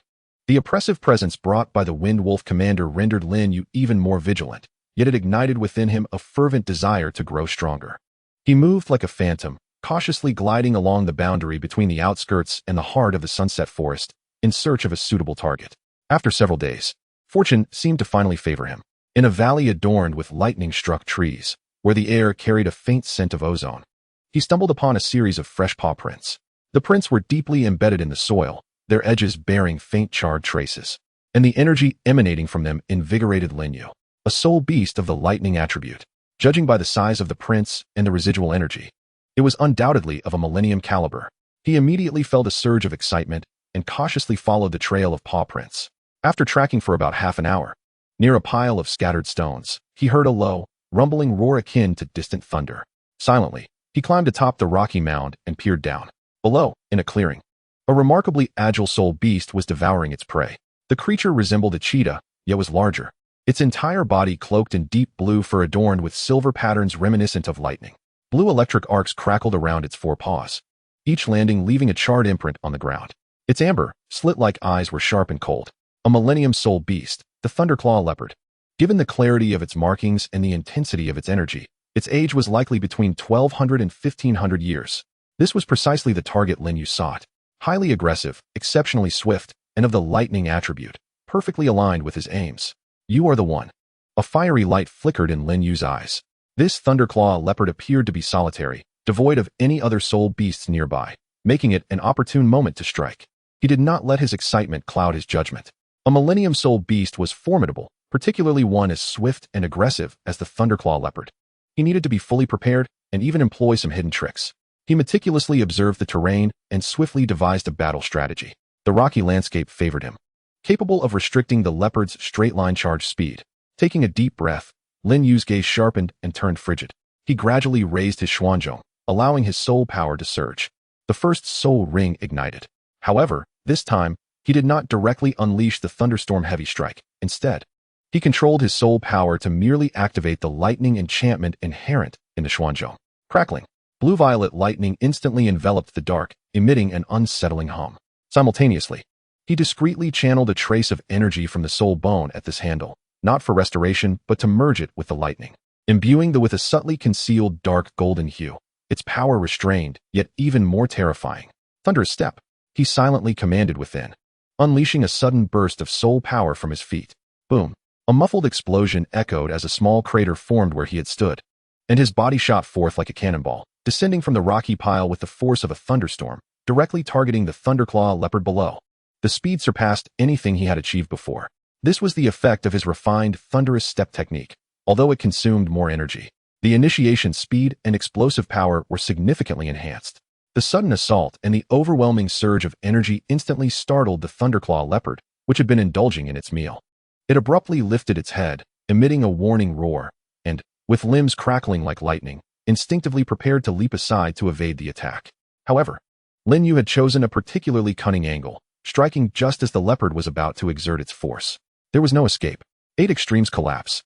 In midair, Lin Yu twisted his waist to channel his strength, not employing a slicing motion with the heavy ruler, but instead, with his left fist clenched tightly. He concentrated a faint surge of fighting spirit. This minuscule energy, infused with the power of lightning evoked by the heavy ruler, was unleashed in a punch aimed at the spot where the Thunderclaw leopard would land. He had no expectation of landing a direct hit. His purpose was to seal its position. Boom. The punch, enveloped in the wind of thunder, struck the ground along the leopard's evasion path, sending shards of stone and sparks of electricity flying. The Thunderclaw leopard, clearly unprepared for such an odd attack, was compelled to interrupt its leap, its body momentarily stiffening. Now was the moment. Lin Yu had already landed, propelled by immense inertia and forward momentum, his hands gripping the heavy ruler, now entwined with raging lightning. The true killing move erupted at this instant. First soul skill, Thunderstorm Heavy Strike. Cut for me. Roar. The long-prepared soul skill finally unleashed its full potential. The lightning radiance on the heavy ruler doubled in intensity. Power, speed, and electric damage surged together in a frenzied crescendo. The ruler's edge tore through the air, producing a deafening thunderclap, and with the might to cleave mountains and shatter stones, it struck fiercely at the Thunderclaw leopard's neck. This series of assaults, from the violent footstep ambush to the 8 extremes collapse sealing move, culminating in the Thunderstorm Heavy Strike, flowed seamlessly like a river, occurring in the blink of an eye. He had perfected the synergy of speed, strength, timing, and the integration of combat techniques and soul skills to their utmost at this moment. The Thunderclaw leopard sensed the mortal threat. Its amber vertical pupils constricted instantaneously. In this life and death moment, it unleashed the ferocity of a millennium-old soul beast. Rather than evade, it rose up on its hind legs, the electric energy coalescing violently on its forepaws, transforming them into 2 colossal claws of lightning, boldly confronting the descending heavy ruler. Simultaneously, it opened its gaping maw, rapidly forming a highly concentrated blue lightning sphere within, launching it directly at Lin Yu's face. An embodiment of both offense and defense. A ferocious counterattack. Come on. The fierce light in Lin Yu's eyes mirrored that of the beast. He understood that retreat was not an option. To withdraw would mean succumbing to the relentless rhythm of the Thunderclaw leopard's electric onslaught. Ignoring the oncoming lightning sphere, he poured all his soul power and strength into the heavy ruler. He had confidence in his physical defense and the blocking capability of the heavy ruler. Boom. Crack. The earth-shattering explosion resonated through the valley.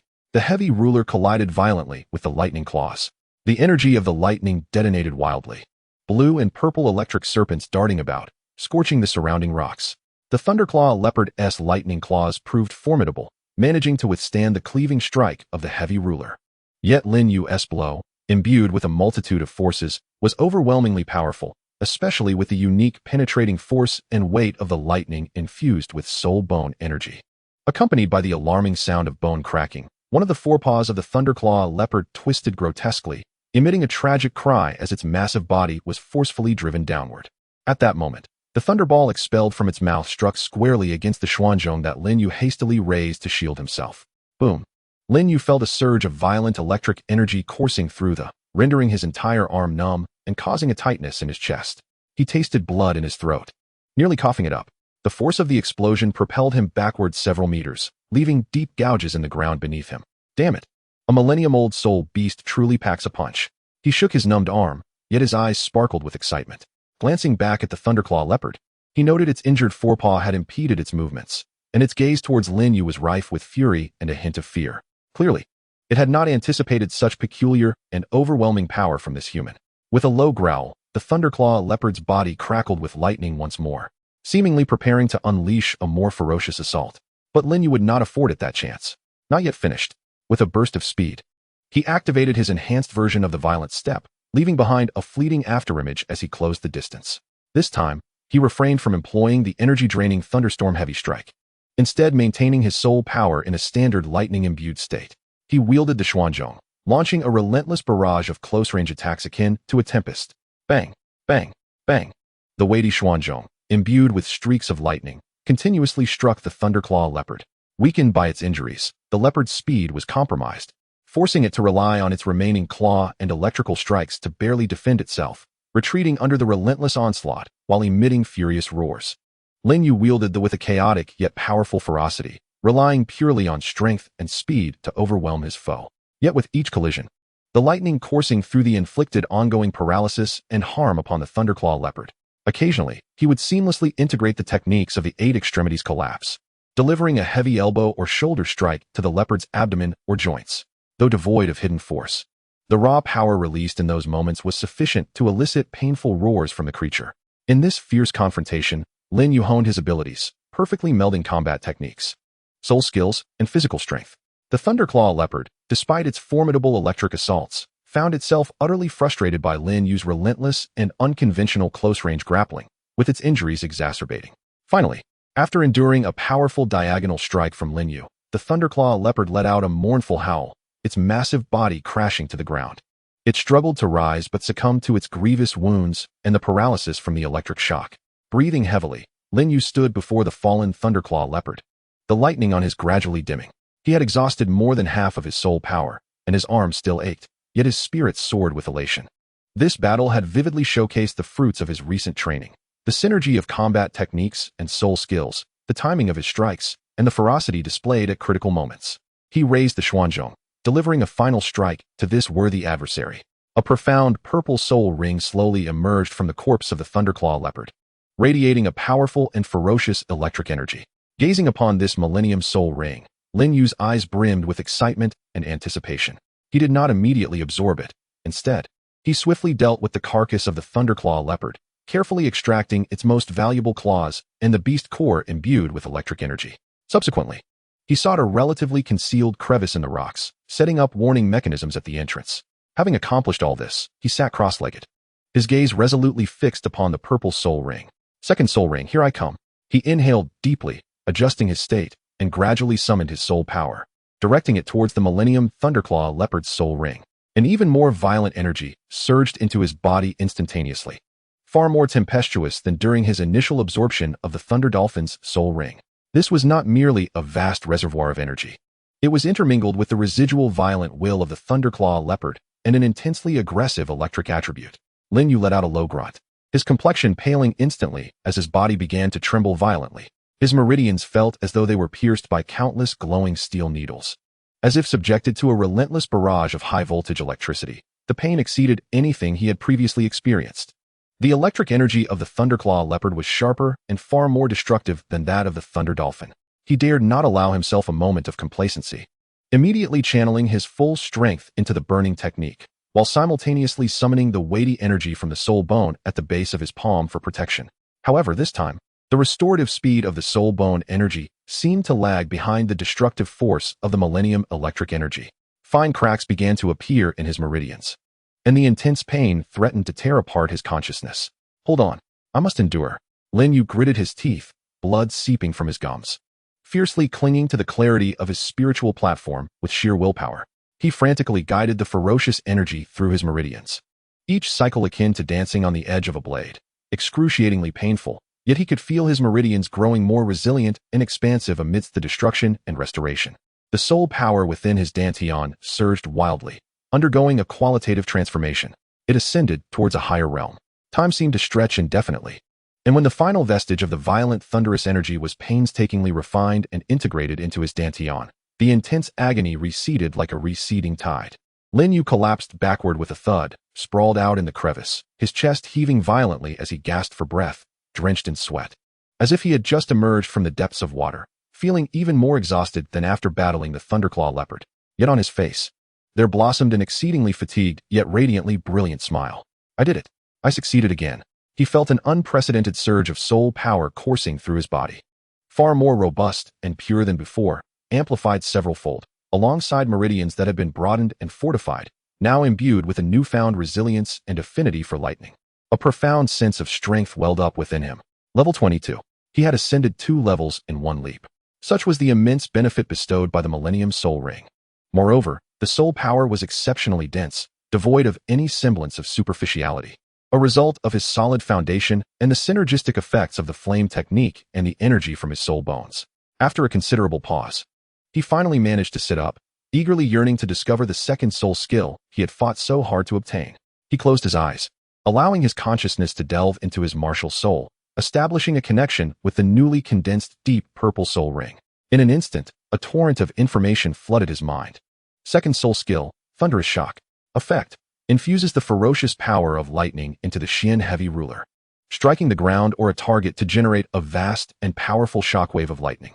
The shockwave inflicts sustained lightning damage and a severe paralysis effect on enemies within its range, and can to some extent disrupt or even interrupt the release of an enemy's soul skills.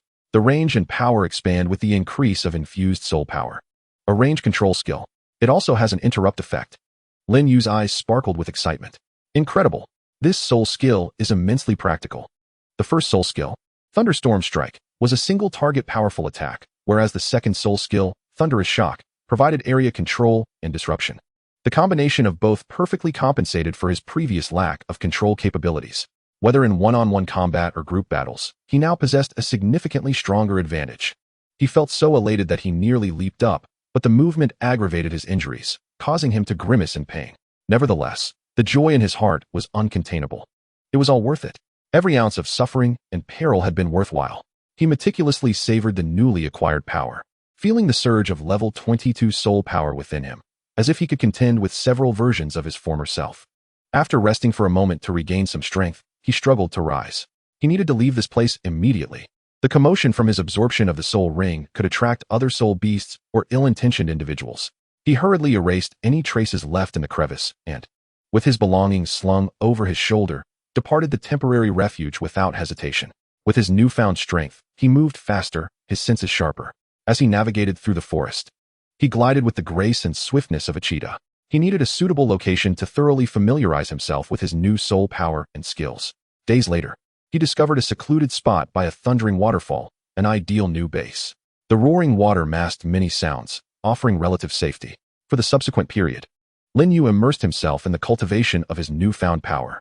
He practiced Thunderous Shock repeatedly, progressing from an initial inability to control the range and intensity to eventually mastering precise control over the shockwave's magnitude and even its directional spread.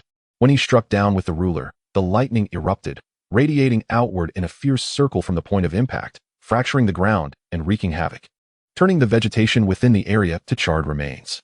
Enemies within the vicinity are inevitably ensnared in a perpetual state of paralysis and rigidity, a thought that evokes a thrilling sensation.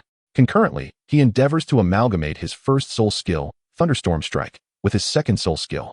For instance, he first employs Thunder Tremor to control the battlefield, rendering foes immobile in their stupor, and then swiftly follows up with a Thunderstorm Strike for a precise single-target elimination. The strategy may be simplistic, yet its efficacy is undeniably brutal. His mastery over soul power has become increasingly refined, thanks to the absorption of a Millennium Soul Ring and the continuous operation of the Burning Art, allowing him to wield the electrical force of the Xian Zhong Qi with ever greater finesse. His overall strength has undergone a qualitative leap. On this day, while practicing by the pond, he suddenly hears a commotion upstream, accompanied by the cries of a woman, interspersed with the roars of soul beasts and the sinister laughter of men. Another incident. Lin Yu furrowed his brow, instinctively reluctant to meddle. The sunset forest is rife with entanglements and vendettas, far too numerous to navigate. Yet, the woman's cries seem to grow increasingly urgent. The sounds of conflict advancing toward the waterfall. Damn, what a nuisance. Lin Yu curses under his breath, quickly suppressing his aura and concealing himself behind a massive rock by the pond. Before long, several disheveled figures burst forth from the woods, dashing toward the water's edge. Leading the charge are two young women, clad in what appears to be academy attire, bearing injuries and pallid expressions, their fluctuations of soul power faint. Hot on their heels are three men, their faces twisted in malevolence, dressed in mercenary garb, each wearing a lascivious grin.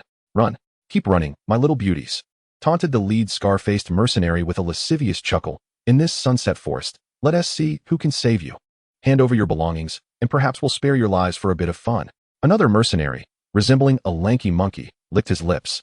The two female students, terror-stricken, found themselves cornered against the pond, with no path of escape. Do not come any closer. We are students of Tsanghui Academy. Our teacher is nearby, shouted one braver student, her voice trembling yet defiant. Tsanghui Academy? Huh, who are you trying to scare? In this forsaken place, who would know if we kill you? The scar-faced man scoffed derisively. Advancing menacingly, hiding behind the rock, Lin Yu couldn't help but grimace. Tsanghui Academy? The very institution that was nearly annihilated by Tang San's Bat-Wing reincarnation? Truly, misfortune follows them wherever they go. Initially, he had no intention of intervening, yet the brazen demeanor of the three mercenaries was intolerable. Moreover, Their obvious intentions of lechery and pillage incited his disdain. Fine, consider this a chance to test my skills. His gaze hardened as he made his decision. Just as the scar-faced mercenary reached out to seize one of the female students. Boom! A sudden, thunderous explosion erupted from the vicinity. From behind the massive rock by the pond, a violent surge of blue and purple lightning shockwaves burst forth without warning, like a stone cast into a tranquil lake. The ripples rapidly expanded. The three mercenaries had not anticipated the presence of another, let alone such a wide-area assault. Caught off guard, they were instantly engulfed by the thunderous shockwave. Ugh! Three individuals simultaneously let out anguished cries, overwhelmed by a sudden surge of paralysis that coursed through their bodies, rendering their muscles rigid and momentarily disrupting the flow of their spirit power. Dizziness engulfed them, and they nearly collapsed to the ground. It was Lin Yu's second soul skill, Thunder Shock. Before the trio could recover from their stupor, a figure darted forth from behind a massive stone, moving with astonishing speed. It was Lin Yu. He raised the heavy scale, his hands aloft, the weapon enveloped in a tempestuous glow of condensed lightning, primed for his first soul skill, Thunderstorm Strike. His target was none other than the scar-faced leader, a three-ringed soul master. Who dares? The scar-faced man, a formidable soul master, was the first to regain a sliver of composure from the paralysis, his expression a mixture of fury and fear as he attempted to summon his soul skill for defense. Yet, Lin Yu afforded him no opportunity. Die! With a chilling shout, the heavy scale, crackling with terrifying lightning, descended like divine retribution. The speed, strength, and timing were impeccably executed. The scar-faced man barely had time to position his soul weapon, a long blade, before, crack, under the overwhelming force of the thunderstorm strike. The long blade shattered with a resounding snap. The blade of the heavy scale cleaved downwards without hindrance. Splatter. Blood sprayed forth. The sinister grin on the scar-faced man's face froze, replaced by pure terror and disbelief as his body was sent flying by the strike. A horrific charred wound marring his chest. He was clearly doomed. This transpired in an instant. From the ambush of the thunder shock to the lethal thunderstorm strike that felled the soul master, it was almost a blink of an eye. The remaining two mercenaries, barely recovering from their paralysis, were horrified to witness their leader dispatched in an instant by a suddenly appearing youth. Their souls fled in terror, leaving no trace of their former wicked intentions. Run! They screamed, turning to flee. But Lin Yu would not allow them to escape. His gaze was icy as he activated his enhanced steps, swiftly closing in on the lean monkey-like mercenary. The heavy scale required no soul skill. A mere sweeping strike sufficed. Bang! The lean mercenary was struck as if by a speeding carriage, shrieking as he was hurled away, crashing into a tree, silenced forever. The last mercenary, terrified and trembling, fell to his knees, prostrating himself in desperate supplication. Spare me, noble hero. We were wrong. We will never dare again.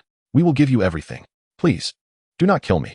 Lin Yu halted, pressing the heavy scale against his throat, and coldly inquired, Who are you? Why were you pursuing them? Terrified, the mercenary spilled his confession like beans from a bamboo tube. We are from the Wild Fox mercenary group. We saw the two girls alone and thought they might possess something valuable, so we harbored ill intentions. Please spare us. The Wild Fox mercenary group. I have not heard of them. They must be a minor group operating at the fringes of the Sunset Forest. Lin Yu furrowed his brow, glancing towards the two stupefied female students from Tsanghui Academy. At that moment, the girls were utterly dumbfounded, gazing at the youth who had suddenly appeared and effortlessly dispatched three villains, as if beholding a celestial being descending from the heavens. Especially the bloody black giant ruler in his hand and the palpable aura of electricity surrounding him instilled a sense of awe in them. Thank you so much for saving our lives. The female student who had spoken earlier quickly pulled her companion and bowed in gratitude, her voice trembling with fear. Lin Yu waved his hand dismissively, his tone indifferent. I merely passed by. The forest is unsafe. You should leave at once. He had little interest in engaging further with these novices. Skillfully, he rummaged through the bodies of the three mercenaries, discovering a few coin pouches and some trifles, which he casually pocketed. As for the treasures the two female students mentioned, he had no curiosity to inquire further. Having completed his task, he sheathed the black ruler, casting not even a glance at the two female students, and with a flicker of his figure, he vanished once more into the dense woods, concealing his achievements and reputation.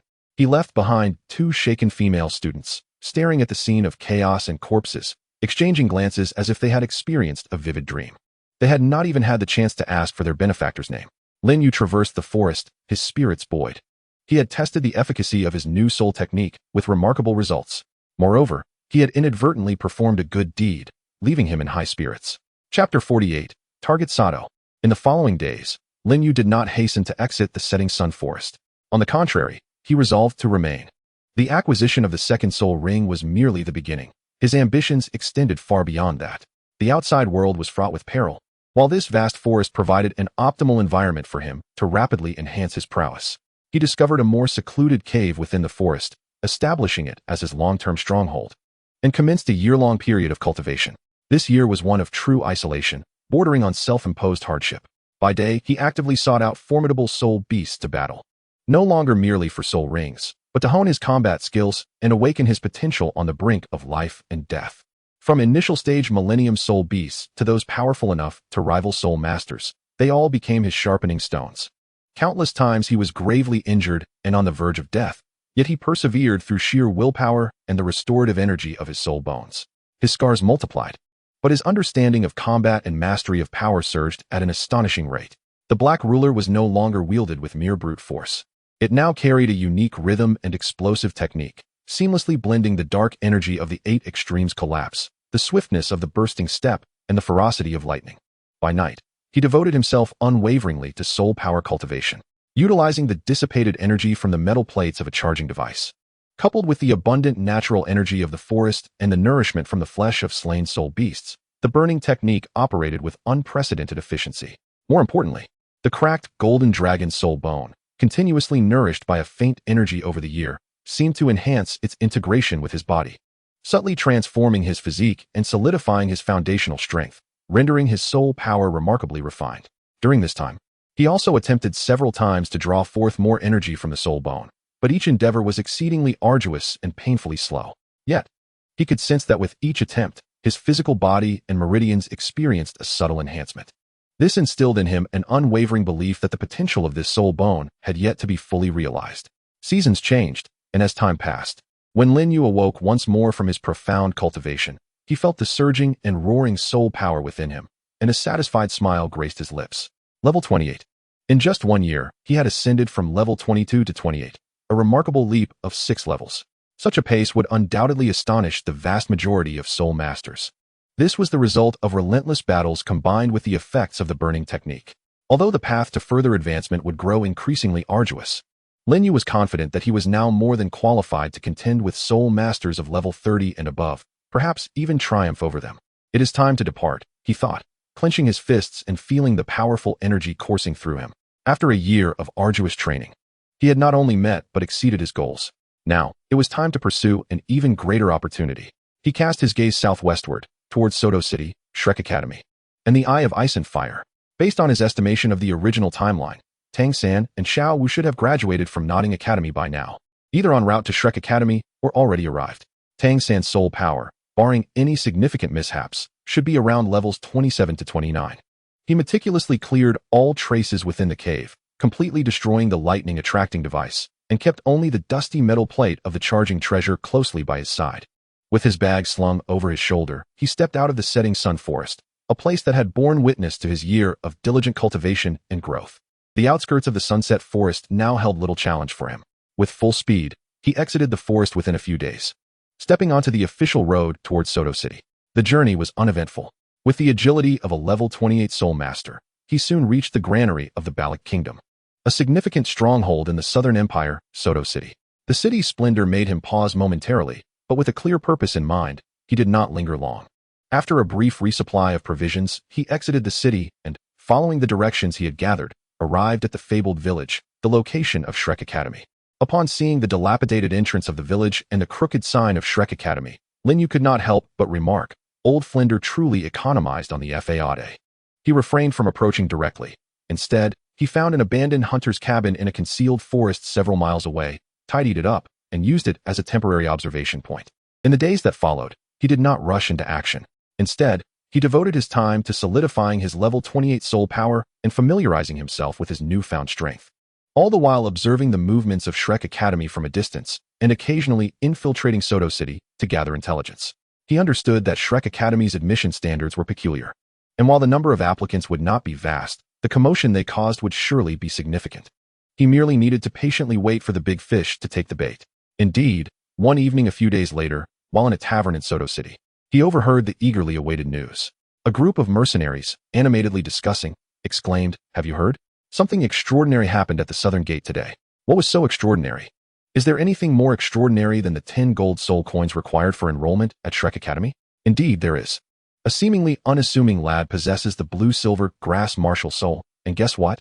He is a soul master. It appears his level is quite respectable. He exchanged blows with a power-type battle soul master without suffering a loss. Blue-silver grass. Can it really fight? Surely this is mere boasting? Absolutely true. Many witnesses can attest to it. That blue-silver grass is quite formidable, both resilient and entangling. Beside him is a little girl wielding a rabbit martial soul, who is also impressively skilled. A blue-silver grass soul master? A little girl with a rabbit martial soul? Lin Yu paused momentarily, a knowing smile flickering in his eyes. Here they come. Tang San and Xiao Wu. The show is about to begin. He set down his cup, left his meal payment, and rose from the tavern. His figure swiftly blending into the night of Soto City. He understood that the days of waiting were at an end. The enrollment at Shrek Academy was imminent. Returning to the hunter's cabin outside the city, Lin Yu's gaze pierced through the darkness, resting upon the direction of the dilapidated village, his expression sharp and cold. Tang San, your treasure of celestial herbs, all your fortunes. I, Lin Yu, have preemptively reserved them. This time, my soul power and hidden cards are no less than yours, and I am fully aware of your future. Let us see how you play this out. The night in Soto City suddenly grew intriguing. Chapter 49. Tang San arrives at Shrek. The tavern's news confirmed the arrival of Tang San and Xiao Wu, bringing Lin Yu a sense of reassurance. He knew the annual enrollment spectacle at Shrek Academy was about to unfold. Sure enough, early the next morning, just as dawn broke, the dilapidated path leading to Shrek Academy began to see the rare appearance of a few figures. Most were parents accompanying their children, dressed splendidly, standing in stark contrast to the surrounding desolate village, their faces adorned with anticipation, anxiety, and a hint of pain from the 10 gold soul coins they had spent on enrollment. Lin Yu had long since stealthily concealed himself among the dense foliage, not far from the entrance of Shrek Academy. Utilizing his formidable mental prowess and concealment skills, he perfectly blended into the shadows of the branches, patiently awaiting the arrival of his targets. His gaze was sharp, scanning each individual approaching to register. This one won't do. The soul power fluctuation is too weak, barely at level 17 or 18. This one is somewhat intriguing. Their martial soul seems to be a blade. Soul power should exceed 20, but their aura is tenuous, likely boosted by medicinal pills. Oh, and what do we have here? A rather hefty individual? A food-type martial soul? As he observed, he silently critiqued in his mind. These were all potential background figures to keep an eye on. As the sun climbed higher, the registrants came and went, most appearing dejected, clearly having failed that peculiar test. The elderly Yusong, responsible for the initial challenge, maintained his usual languid demeanor. Yet the imposing presence of his 6 soul rings, white, yellow, purple, black, still held many in awe. Lin Yu observed keenly, a cold smile curling upon his lips. The 6-ring soul emperor guarding the gate, Flander truly makes the most of his resources. Just as he pondered whether today would yield any surprises, or if Tang San and Xiao Wu had completed their registration yesterday, a slight commotion arose from the back of the crowd. His gaze instantly locked onto the source. They had arrived. A boy and a girl were making their way through the throng. The boy donned a blue outfit, his appearance unremarkable, yet his gaze steadfast. The girl sported scorpion braids, her large eyes sparkling with vivacity, bouncing with exuberance. It was none other than Tang San and Xiao Wu. Lin Yu's mind sharpened to a razor's edge, his pupils constricting as he scrutinized the pair. The fluctuations of soul power revealed Tang San to be, at level 27, remarkably solid. It appeared he had not neglected his Shantian skill. Xiao Wu also stood at level 27, her aura even more lively and spirited. He swiftly made a comparison against his own level 28 soul power, bolstering his confidence. In terms of raw strength, he had surpassed Tang San and matched Xiao Wu. He watched as Tang San and Xiao Wu exchanged 20 gold soul coins, noted Xiao Wu's playful complaints regarding the registration fee, and observed Tang San's composed demeanor in response. Then came the segment for testing bone age and soul power. When Tang San extended his hand, the elderly Yusong squeezed his wrist, a look of astonishment crossing his face. Have you practiced some soul technique? Tang San, maintaining his composure, withdrew his hand, the Xianyu hand, and merely released his soul power. 2 yellow 100-year soul rings ascended from beneath his feet. Age appropriate. Soul power at 27. Blue silver grass. Li Yusong's astonishment deepened as he scrutinized Tang San, as if observing a rare specimen. Monsters are commonplace, yet this year seems particularly exceptional. Very well. You have passed. Enter. Gasps and murmurs of amazement rippled through the crowd. To cultivate blue silver grass to level 27? That was indeed remarkable. From the treetops, Lin Yu smirked slightly. Only 27. Hardly worth the fuss. Just wait. There are even stranger occurrences to come. Next was Xiao Wu, also possessing 27 levels of soul power and 2 yellow soul rings. Though not as striking as Tang San's blue silver grass, her achievements at this age were nonetheless extraordinary, allowing her to pass smoothly. The two entered the dilapidated academy gates amidst envious glances. Lin Yu's gaze followed them until they vanished from sight. He did not depart immediately, but instead continued to lurk, curious to see if any other anomalies would emerge today. Indeed, it was not long before another noteworthy figure captured his attention. A stunningly beautiful girl with a captivating figure approached alone, her demeanor frosty and radiating an aura that commanded distance. Zhu Zhuqing. Lin Yu's eyes sharpened. The little cat from the Star Luo Empire had also arrived. Zhu Zhuqing, with her 27 levels of soul power and the spirit of the nether cat, underwent her test with similar efficiency, eliciting admiration for her high soul power at such a tender age, and she too entered the academy without hindrance. Subsequently, several more individuals arrived, yet none captured his interest further. The sausage vendor, Oscar, with his sinister gaze, and the white tiger, Dai Mubai, along with the fiery phoenix, Ma Hongjun, were likely picked up by Flinder long ago or had enrolled the previous year. As the sun began to set and the registration period neared its conclusion, no one else approached. Li Yusong yawned, preparing to close up shop. At that moment, Lin Yu's gaze flickered as he spotted the last hurried figure approaching. A lively young girl, donned in a pink dress with a bob haircut and large, expressive eyes, was breathlessly running towards him. Wait, teacher, wait. I want to register. It was Ning Rongrong, the little princess of the Seven Treasure Glazed Tile School. Li Yusong felt a tinge of impatience, but still conducted her assessment. Level 26 Spirit Power. With the martial spirit of the Seven Treasure Glazed Tile Pagoda. Although her spirit power level was not the highest among the monsters today, the emergence of her martial spirit significantly shifted Li Yusong's demeanor to one of seriousness. Ning Rongrong successfully entered the academy. Thus, the initial team of the Shrek's 7 monsters, excluding Oscar, Dai Mubai, and Ma Hongjun, had all gathered, forming what could be considered a formidable class. Lin Yu observed everyone's circumstances keenly and had already formed a mental note. Tang San, level 27, control system, blue silver grass, hidden weapons, Xian Tiangong, and purple extreme demon eye. Xiao Wu, level 27, assault system, agility techniques. Zhu Zhuqing, level 27, agility attack system, nether spirit cat. Ning Rongrong, level 26, support system. 7 treasure, glazed tile pagoda. Dai Mubai, estimated to be around level 37, assault system, sinister gaze white tiger. Oscar, food system, exact level unknown. Ma Hongjun, strong attack system. Exact level unknown. As for myself, level 28, strong attack and control system, self-proclaimed. Xian Zhong Qi, lightning, 8 extremes collapse, violent steps, soul bones, and a power bank. On paper, my spirit power level ranked highest among the new students, yet there remained a gap when facing Dai Mubai. However, in terms of true combat prowess, bolstered by a variety of hidden cards and extensive experience in life and death battles, Lin Yu was confident that he would not be inferior to anyone, perhaps even stronger than all except Dai Mubai. He watched as Li Yusong packed up and returned to the academy, and the crowd at the entrance gradually dispersed. Night began to descend. Lin Yu, like a falling leaf, silently glided down from the treetops, drawing no attention. Instead of returning to the hunter's cabin outside the city, he circled the periphery of Shrek Academy, meticulously surveying the terrain. He dared not venture deep within the academy for fear of the dangers posed by experts like Flinder and Zhao Wuji. Yet, he needed to familiarize himself with everything on the outskirts, including potential hidden paths, visual blind spots, and areas where Tang San might later operate. His movements were light and agile. His level 28 spirit power and formidable mental strength allowed him to easily evade the villagers and the simple guards around the academy. In a secluded corner near the academy's back wall, he suddenly halted, his nose twitching slightly. A strong medicinal scent, along with a fluctuation of spirit power? Following the scent and energy, he stealthily approached. Beneath the rear wall, several small medicinal plots had been cultivated, flourishing with common herbs. Beside these plots stood a rudimentary alchemical furnace, still radiating warmth, as if it had recently been employed. Could this be the work of Oscar? Lin Yu pondered, recognizing the value of this information. He continued his exploration, quietly committing to memory the terrain surrounding the academy, the pathways, and even potential escape routes for nocturnal escapades.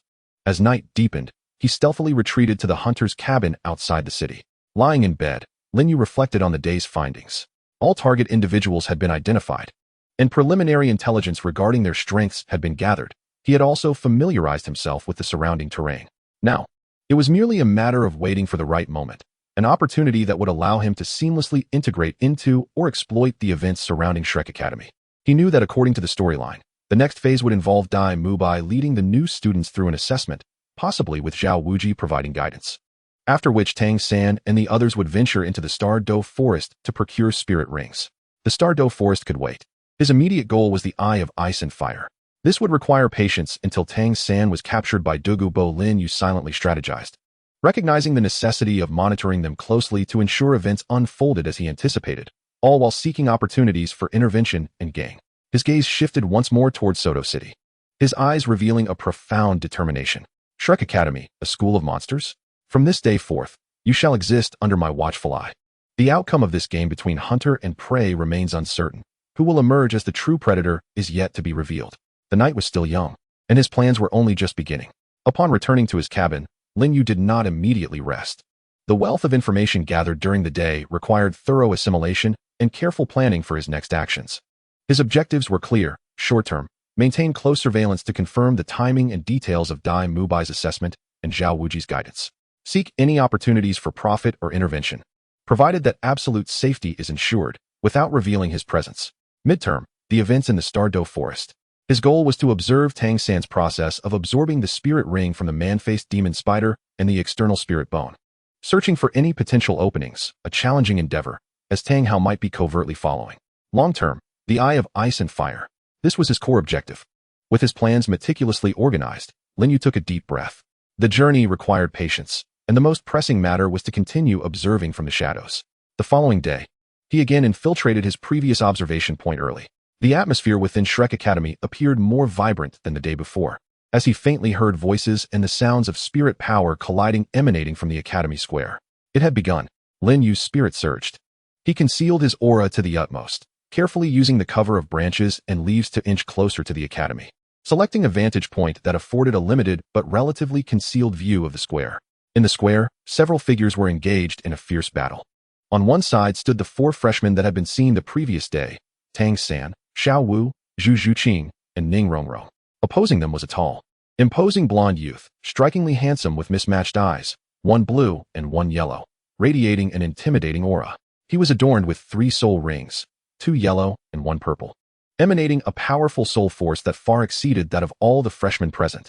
Dai Mubai, a rank 37 soul master. Lin Yu's gaze sharpened. He had finally laid eyes on the main figure. At that moment, Dai Mubai appeared to be holding back, seemingly toying with and testing his opponents. With effortless grace, he skillfully parried Xiao Wu's agile maneuvers and Zhu Zhuqing's fierce claw strikes using his speed and strength. The 7 treasures glazed tile? How intriguing, Dai Mubai remarked, raising an eyebrow, a flicker of interest sparking in his demeanor. Yet he remained composed, activating his first soul skill, the White Tiger Shield. A layer of white light enveloped him, significantly enhancing his defensive capabilities. Xiao Wu's nimble strikes and Zhu Zhuqing's ethereal thrust merely stirred ripples against the barrier. Impressive speed and strength, yet the offensive power still leaves much to be desired, Dai Mubai critiqued, shifting his gaze toward Tang San, who had been observing from the periphery, waiting for an opportune moment. And you, blue silvergrass boy, are you merely going to watch? Tang San's expression remained calm, undisturbed by the taunt. He had been meticulously analyzing Dai Mubai's movements and habits. Suddenly, he made his move, utilizing his first soul skill, Entanglement. Several strands of dark blue silver grass erupted from beneath Dai Mubai's feet, swiftly wrapping around him in an attempt to restrict his movement. Child's play, Dai Mubai retorted sharply, his body quaking as powerful soul energy surged forth, instantly severing most of the blue silver grass. However, during this brief moment of hesitation, Xiao Wu and Zhu Zhuqing launched their attacks anew. Concurrently, Tang San flicked his wrist, and a series of faint whistling sounds pierced the air as several projectiles shot towards Dai Mubai's non-vital areas. Hidden weapons, Lin Yu observed from the tree, narrowing his eyes. Tang San had indeed employed them. Dai Mubai was evidently caught off guard by this form of assault. In his hurried attempt to evade and block, while he emerged unscathed, he appeared somewhat flustered, with a tear marring his sleeve. Pausing, he glanced at the rip in his clothing and then back at Tang San, a glimmer of surprise and amusement flickering in his mismatched eyes. Hidden weapons? I underestimated you. However, this must come to an end. Activating his 3rd soul skill, the White Tiger's Vajra transformation, Dai Mubai's physique swelled, muscles rippling with explosive power, and his aura surged to an alarming level. The purple soul ring at his feet radiated brilliantly. "Be careful," Tang San exclaimed in alarm. But it was too late. With the White Tiger's Vajra transformation unleashed, Dai Mubai's speed, strength, and defense escalated to a terrifying degree. In the blink of an eye, he broke through Zhu Zhuqing's interception, brushed aside Xiao Wu's agile techniques, and charged directly toward the support position occupied by Ning Rongrong. Ning Rongrong's complexion drained of color. She had not anticipated the opponent's swiftness.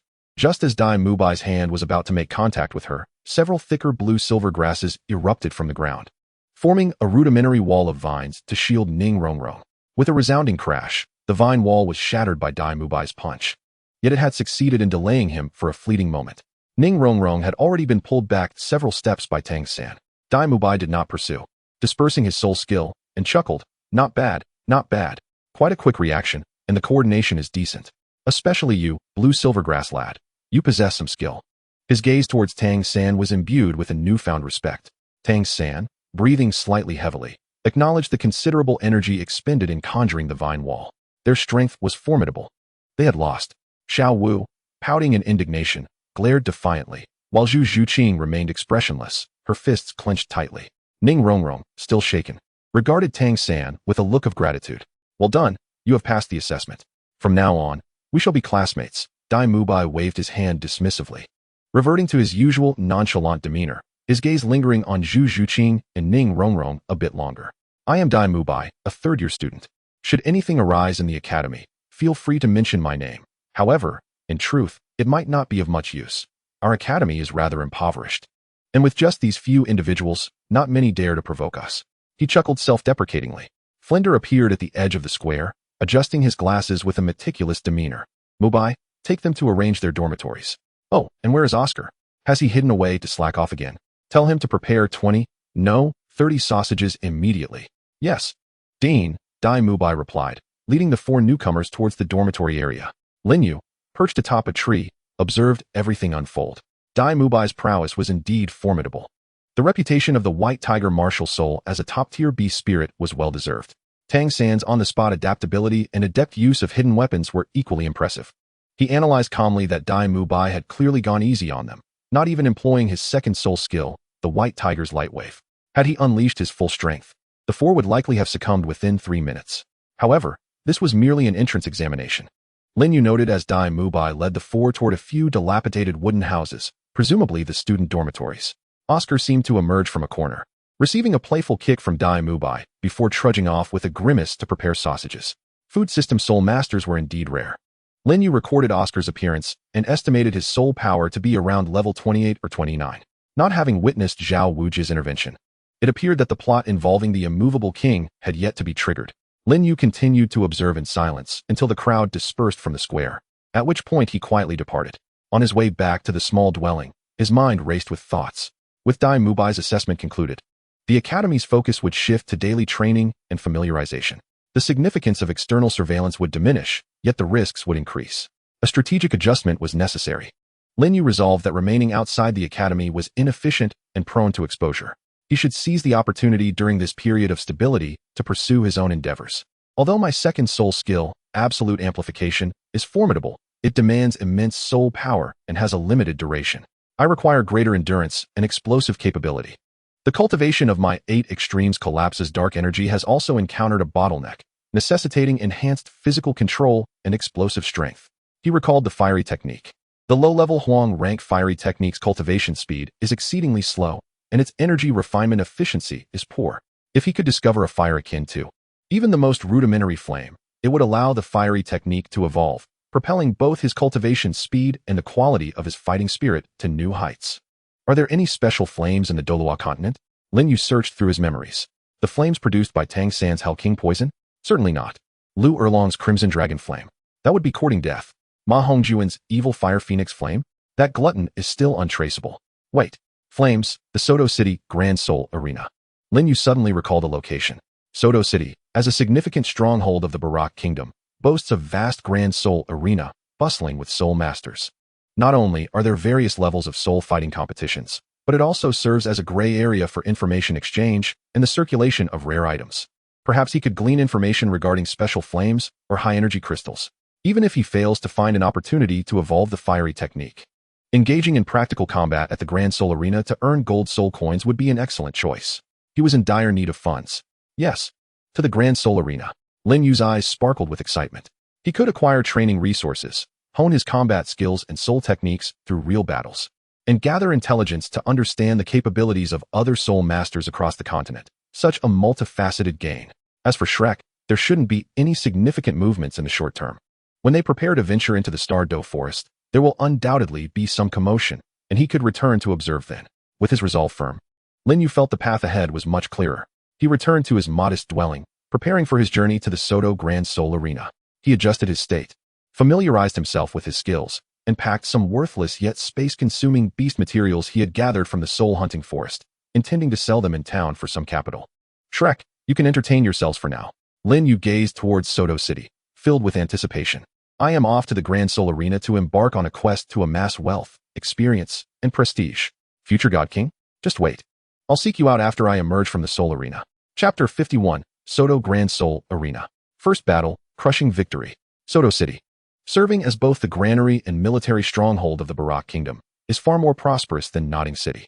The broad streets are bustling with traffic, flanked by numerous shops, with the sounds of vendors calling out and haggling echoing throughout. Lin Yu paid the city entry tax and joined the throng, stepping into this vast metropolis. He first sought out a nondescript general store, disposing of the miscellaneous beast materials from his backpack, which netted him several gold soul coins.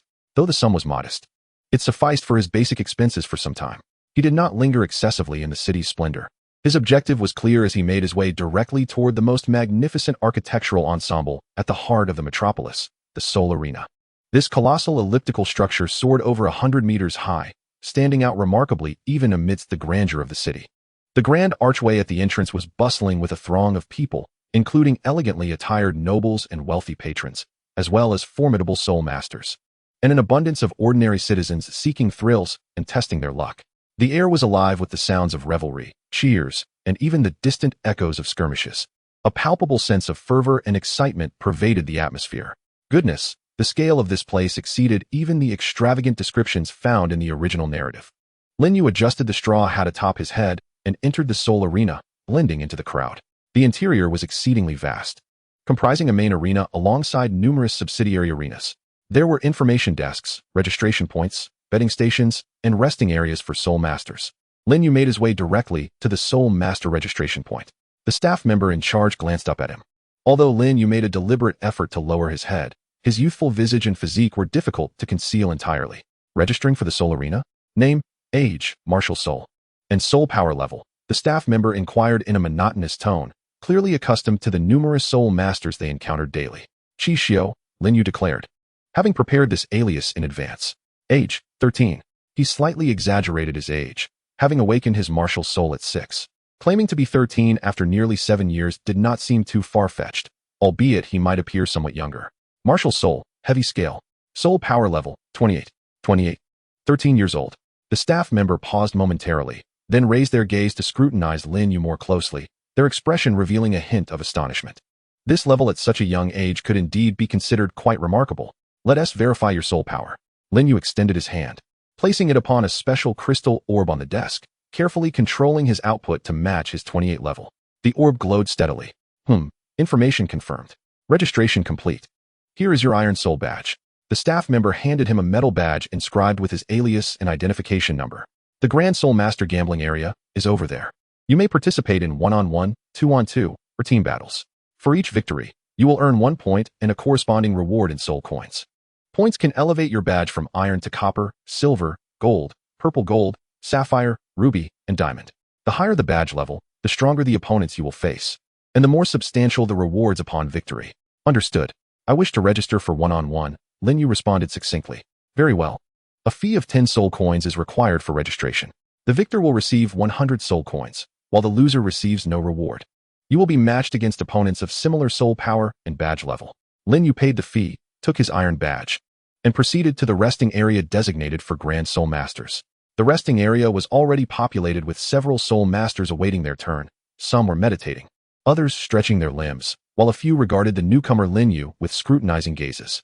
Sensing the fluctuations of his 28-level soul power and his remarkably youthful aura, many displayed expressions of disdain or curiosity. It seems that everywhere is the same. strength reigns supreme.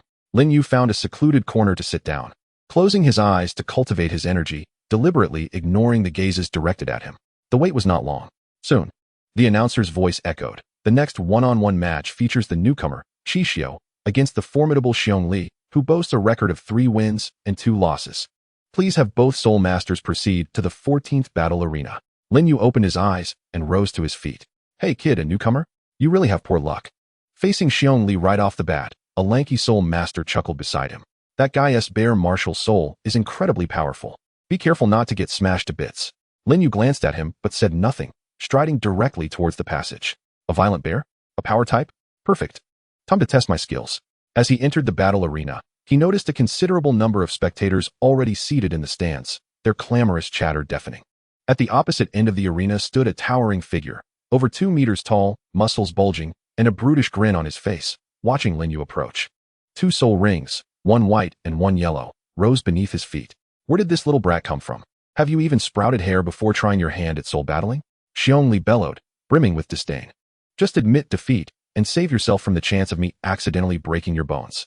The referee, an elderly soul master of the soul ancestor rank, expressionless, reiterated the rules. No intentional maiming or killing.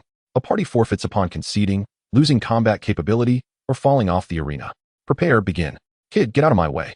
Xiong Li roared, his first soul ring glowing as he activated his first soul skill, Bear Strength. His arms swelled with muscle, propelled by a violent gust, charging directly at Lin Yu with brute force, aiming to overpower him. A gasp arose from the stands, as they envisioned Lin Yu being sent flying.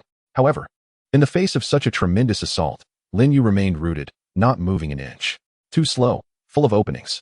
Just as Xiong Li was about to collide with him, Lin Yu's feet shifted slightly, his body slipping away at an unusual angle, akin to a loach. Executing the simplified version of his practiced, evasive maneuver, Xiong Li's determined charge missed completely, and the powerful inertia forced him to stumble forward. What? He paused, astonished at the opponent's speed. Seizing the moment when Xiong Li's old strength had waned and new strength had yet to arise, Lin Yu struck. He did not call upon his martial soul, nor did he employ any soul skills. Instead, he merely twisted his waist, angled his body, and with a clenched fist, concentrated his modest fighting spirit into his punch, imbued with an unstoppable force. 8 extremes burst. The low shout resonated alongside a muted thud. Lin Yu's fist accurately struck a vital point beneath Xiong Li's ribcage. Bang! Xiong Li's massive form jolted, his cruel grin abruptly frozen, replaced by sheer agony and disbelief. He felt an exquisitely vicious power penetrate his body, instantly disrupting the flow of his soul power, causing his internal organs to ache as if they had been dislocated. He let out a painful groan, his massive frame uncontrollably collapsing to the ground, cold sweat instantly beading on his forehead, rendering him temporarily unable to rise. The entire arena fell into a brief silence. What had transpired? That seemingly frail lad appeared to have merely dodged and then delivered a punch. And now, Xiong Li was kneeling? How could this be possible? Xiong Li was a formidable soul master with a record of 3 victories and 2 defeats, renowned for his strength. The referee, taken aback, hurried forward to assess the situation, discovering that while Xiong Li had not sustained severe injuries, he had evidently lost his fighting capability for the time being. Qi Xiu wins. The referee proclaimed loudly, his gaze toward Lin Yu tinged with astonishment. After a moment of silence, the stands erupted into greater chaos, filled with gasps of admiration, curses, and a plethora of curious discussions. A swift defeat? A single punch? What soul technique was that? He had not even revealed his soul ring. A self-created soul technique? That seemed implausible. How old could he possibly be? Luck. It must have been a fortunate strike to hit Xiong Li's weakness. Lin Yu maintained a stoic expression, retracting his fist. He was entirely unperturbed by the outcome. The hidden force of Ba Ji Bong was specifically designed to penetrate opponents who, despite possessing strength, had crude defenses. Against opponents of the same rank or even slightly superior, seizing upon a flaw yielded remarkable results. A staff member presented him with a small pouch containing exactly 100 gold soul coins. His first points were also recorded on the iron badge. 100 gold soul coins. He weighed the pouch in his hand, finding it quite satisfactory. Instead of departing, he chose to continue registering for the next matches. In the subsequent 2 one-on-one battles, his opponents were both soul masters of levels 27 and 28, wielding weapons that were a sword and a leopard spirit, respectively. Drawing from the experience of the first match, Lin Yu found the subsequent encounters even easier. Utilizing the agility of his explosive steps and the sudden ferocity of Ba Ji Bong, He swiftly identified flaws and achieved victory with a single strike. He didn't even need to employ his martial soul, the Xianzhong Qi, with 3 battles and 3 victories, all executed with clean precision. He finally garnered considerable attention. This newcomer, Qi Xiu, was rather extraordinary. He exhibited remarkable speed and formidable attack power. That boxing technique was impressive. He seemed not to have even utilized his martial soul. With 3 consecutive wins, he appeared to be a promising prospect. In the resting area, those soul masters who had previously gazed at him with disdain now regarded Lin Yu with solemnity and caution. Meanwhile, Lin Yu silently calculated his gains, 300 gold soul coins and 3 points. At this rate, achieving his goal of acquiring training resources seemed entirely feasible. However, he was acutely aware that this was due to the weakness of his opponents and the element of surprise in his combat skills. As his winning streak continued, accumulating points and facing increasingly formidable and experienced adversaries, it would become progressively challenging for him to exploit their weaknesses. He needed stronger opponents to refine his skills. Lin Yu mused inwardly, and furthermore, it was time to test the practical effects of his martial soul and soul techniques. Just as he was preparing to register for his 4th match, a staff member approached him, exhibiting a markedly respectful demeanor. "Mr. Qi Xiu, your outstanding performance has caught the attention of our supervisor. The supervisor inquires if you would be interested in participating in tonight's cross-level challenge." "A cross-level challenge?" Lin Yu raised an eyebrow. Indeed, typically, it is the low-ranking soul masters with remarkable achievements who challenge opponents of a higher tier. For instance, should you be a great soul master, you might find yourself matched against an entry-level soul venerable. Naturally, the risks and rewards are considerably elevated. Should you emerge victorious, the prize would be tenfold that of an equal-tier competition, with points calculated similarly. A soul venerable? Lin Yu's heart stirred. Currently, he stands at the 28th level as a great soul master. Armed with various hidden strengths, he theoretically possesses the capability to contend with, even triumph over, an entry-level soul venerable of 31 or 32 levels. This presents a splendid opportunity to test his limits. Moreover, the rewards are substantial. Very well, I shall participate. Lin Yu did not hesitate long before agreeing. A wise decision. Please take a moment to rest. I shall notify you once the match is arranged. The staff member departed, visibly pleased. Lin Yu took a deep breath, a spark of combat fervor igniting in his eyes. A soul venerable, how fitting. Let me see just how formidable my Xuanzhong Qi truly is. He moved to a corner of the resting area, closing his eyes to meditate, restoring his condition to its peak as he awaited the forthcoming battle. Chapter 52, The Challenge Beyond 1S Level. In the resting area, Lin Yu meditated with closed eyes, the burning technique gradually operating within him, recuperating from the subtle exhaustion of the previous 3 battles and adjusting his state to its zenith. The gazes of other waiting soul masters upon him had transformed entirely, shifting from initial disdain and curiosity to a palpable sense of wariness and inquiry. This newcomer, who claimed to be a Qi master, possessed unfathomable strength. 3 swift victories, without even utilizing his martial soul. Such feats were beyond the ordinary. Now, he dares to challenge a soul venerable beyond his level? Truly, a young calf knows no fear of the tiger. Having won a few fortunate matches has led him to forget his place. The disparity between a soul venerable and a great soul master is one of essence. Very well, let him experience some hardship and understand the weight of true strength. Various thoughts permeated the resting area. Lin Yu remained oblivious, his heart tranquil. This challenge beyond his level was not born of blind confidence. The unique weight and characteristics of the Xuanzhong Qi, the explosive force of the 8 extremes collapse, the peculiar speed of the bursting step, combined with the instantaneous explosive power and paralyzing effect of his first soul skill, thunderous strike, all formed the foundation of his confidence. If his opponent is merely an entry-level soul venerable, a battle may not be out of reach. "Mr. Qi Master, your challenge beyond your level has been arranged." The staff member approached once more, his tone more respectful. "Your opponent is Feng Bei, a 31st level agility-type soul venerable, known for his speed and unpredictability. With a record of 21 victories and 10 defeats. Please proceed to the 3rd duel arena. The match is about to commence." Feng Bei, agility type? Lin Yu opened his eyes, a glint of sharpness flashing within. A speed type? How perfect. This shall be an excellent test of the bursting step and the might of thunderous strike. He rose, striding purposefully toward the passage. The 3rd duel arena was evidently larger than the previous ones, with an even greater audience present. Challenges beyond 1S level always garnered more attention and stakes. As Lin Yu stepped onto the stage, carrying the enormous, cloth-wrapped object, a tremendous uproar erupted. Is that him? The newcomer Qi Master? He dares to challenge beyond his level? He appears far too young. And what exactly is he carrying? Feng Bei, an experienced combatant. moved with remarkable speed and ferocity. This young man was destined for misfortune. The odds were enticing. I wager on Feng Bei's victory. On the opposite side of the soul-fighting platform stood a diminutive, sinister-eyed middle-aged man, adorned with 2 thin mustaches. Beneath him, 3 soul rings, 2 yellow and 1 purple, revolved slowly, emanating the formidable pressure of a soul sovereign. Indeed, it was Feng Bei. Upon noticing Lin Yu, particularly sensing the unmistakable aura of a great soul master emanating from him, a cruel smile crept upon his lips. Young man, it is not too late to concede. Otherwise, my claws are merciless, should I inadvertently mar your visage. Do not blame me. Feng Bei licked his lips with a flick of his tongue, his fingernails sharpening to a glistening, dark sheen. The referee, a soul zone, solemnly reiterated the rules. Lin Yu remained silent, quietly summoning his martial spirit.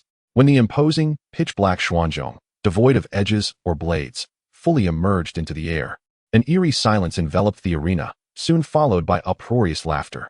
What is that? A ruler? A firewood stick? Ha! Is this his martial spirit? Does it really look like that? Is he here to amuse us? How does he intend to fight with that? Is he planning to swap people with it? I'm dying of laughter. Feng Bei, momentarily taken aback, soon erupted into even more derisive laughter. Ha! Young man, have you truly run out of weapons? Did you bring a door plank? Very well. Witness how I dismantle both you and your pitiful. Amidst the cacophony of ridicule, Lin Yu remained composed, grasping this handle as his internal fighting spirit and soul power began to flow in unison. The weight of the Xuanzhong was something he had long since acclimatized to. And now, wielding it, he felt an innate sense of stability, as if it were an extension of his very being. Prepare, begin. The referee's arm descended. First soul skill. Gale step. Feng Bei emitted a sharp laugh as his first soul ring illuminated, transforming him into a wisp of green smoke. His speed surged abruptly, leaving behind a trail of afterimages as he circled towards Lin Yu from the side, his claws lunging directly towards Lin Yu's ribs. The velocity surpassed any opponent Lin Yu had previously encountered. So fast, Lin Yu's expression sharpened, refusing to underestimate the threat. Violent step. With a slight explosion of fighting spirit beneath his feet, Lin Yu propelled himself backward just in time, raising the Xuanzhong as if wielding a colossal shield to defend himself. Screech. Feng Bei's claws scraped against the broad surface of the Xuanzhong, producing a cacophonous grinding noise and sparking a shower of embers, yet failing to budge the even slightly, leaving only faint white scratches upon its surface. What? Stunned by his failure to land a hit, Feng Bei felt as if his claws had struck the hardest metal, sending a slight tingling sensation through his fingers, startling him. Is this truly that resilient? Although Lin Yu successfully blocked the strike, the soul sovereign level power contained within Feng Bei's claws still reverberated through causing Lin Yu's arm to tingle slightly. His strength is substantial. There is some skill here. Let us see how many more of these attacks you can endure. Feng Bei moved again, like a specter, shifting positions constantly, his claws striking from various cunning angles, targeting the vulnerable spots that Lin Yu struggled to defend against with the hefty. In an instant, the soul-fighting platform appeared to be engulfed by multiple shadowy figures of the wind beast, dark claws swirling through the air, enveloping Lin Yu's form. The incessant clatter of clashing echoed all around. Lin Yu wielded the heavy Xuanzhong with a seemingly clumsy grace. Yet he consistently managed to deflect or parry the wind beast's assaults by mere inches. His explosive footwork was executed to perfection, allowing him to nimbly evade in a confined space. Although he spent most of the time on the defensive, appearing somewhat disheveled, he remarkably withstood the ferocious onslaught of a soul master. The audience's laughter gradually faded, replaced by astonishment and hushed whispers. This lad, he actually held his ground? They danced in a manner that was impenetrable. Such immense strength. His footwork is peculiar. He always seems to narrowly evade fatal strikes. The wind beast, unable to break through, began to lose composure.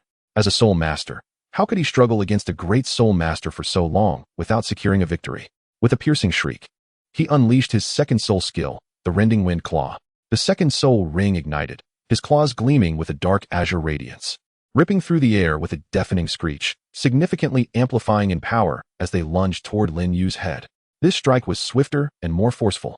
Lin Yu's pupils constricted, realizing he could no longer remain purely defensive. First soul skill, thunderous impact. A vibrant silver lightning burst forth from the dark body of the Xuanzhong. Crackling electric serpents coiled wildly around it. An overwhelmingly heavy sensation of power surged forth, causing the very air around it to feel dense and sluggish. He did not retreat. Instead, he gauged the trajectory of the wind beast's advance, gripping the firmly, and with the might to cleave mountains, he smashed it forward. They, enveloped in raging thunder, boldly confronted the wind beast's rending wind claws. To clash head-on, a death wish. The wind beast's eyes glinted with malice as he sensed his opponent daring to counter his second soul skill with raw strength, intensifying the power of his claws. Boom. The force of thunder collided violently with the dark claws. Soul power surged, electric serpents erupted. The anticipated scenario of the shattering and the opponent perishing did not materialize. Instead, an unimaginable force emanated from the. It was not merely the combined power of soul energy and lightning. It was the tremendous weight inherent to the itself, far exceeding his expectations, merged with the crushing impact of the skill. What? The wind beast felt as if his claws were ensnared by a rapidly descending iron mountain. An unstoppable force instantly shattered his claw's might, tearing through his protective soul energy. Crack! A sound reminiscent of bone fracturing echoed. Ah! The wind beast let out a wretched scream, his entire being struck by that terrifying force, lifting his feet off the ground and sending him hurtling backward. His arms numb with agony, his chest heaving as blood surged within, nearly forcing him to spit it out. Lin Yu, too, was jolted back by the recoil, staggering 3 or 4 steps before regaining his balance, his arms aching, soul energy significantly depleted, yet his gaze grew ever brighter. Effective. The weight of the Xuanzhong, combined with the explosive force of thunderous impact and the characteristics of lightning, is immensely powerful. The audience erupted in astonishment. He held his ground. He even repelled the wind beast? What kind of soul skill was that? Lightning? Such strength. His martial spirit is undoubtedly extraordinary. That ruler possesses something peculiar. Feng Bei awkwardly adjusted his posture to land in midair, staggering back several steps before finally stabilizing himself. He looked at his trembling claws, with shattered nails bleeding, filled with both shock and fury. Damn it, I will tear you apart. He was utterly enraged, no longer holding back, unleashing his third soul skill. The chaotic wind shadow kill. The purple millennium soul ring beneath his feet suddenly illuminated. In an instant, Feng Bei's figure became indistinct, and the next moment, it split into 3 indistinguishable azure wind shadows, simultaneously surging toward Lin Yu from 3 different directions with unprecedented speed. Each wind shadow exuded a sharp, killing intent and soul power fluctuations. This was his most formidable soul skill, embodying speed, duplication, and lethal attack. Faced with this sudden onslaught, Lin Yu felt an immense pressure. The 3 directions nearly confined all his evasion space. He could not withstand the full force. He had to discern the true body. In this critical moment, Lin Yu's mental energy was highly concentrated, and the burning technique operated at its zenith, sensing the 3 incoming energy waves. To the left, the strongest energy, that must be the true body.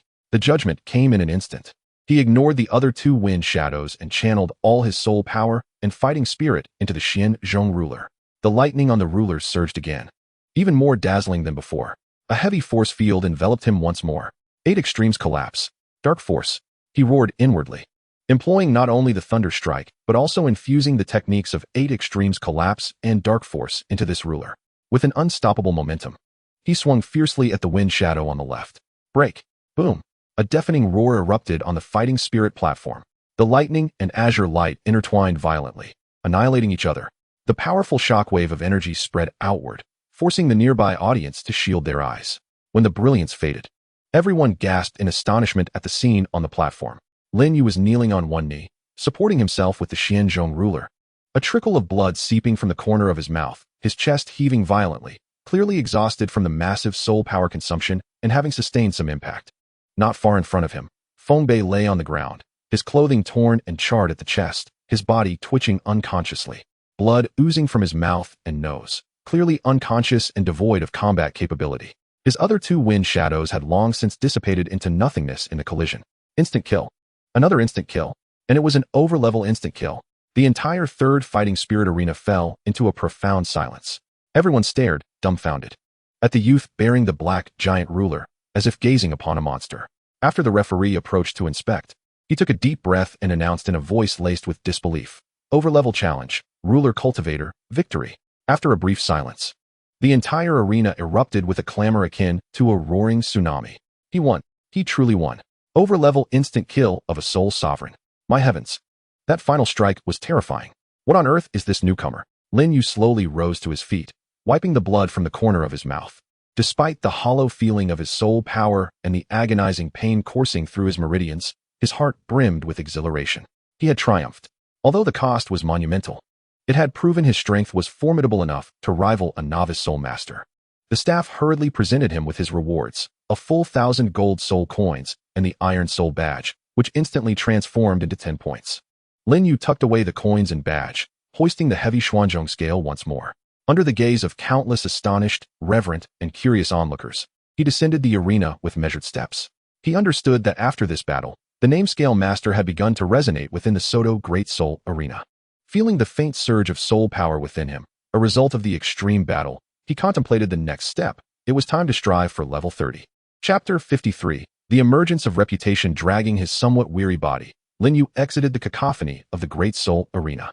Though his soul power and stamina had been severely depleted, and his meridians ached, the weight of over 1,000 gold soul coins and the vivid 10 points on his Iron Soul badge made it all worthwhile. Instead of immediately returning to the small dwelling outside the city, he sought a mid-range inn in Soto City that appeared clean and tidy, renting a private room. It was time to treat himself better. Leaning the Xuanzhong scale against the wall, he collapsed onto the soft bed in a starfish position, exhaling deeply. Living in that drafty little shack every day was hardly ideal. With money in hand, his training environment should improve as well.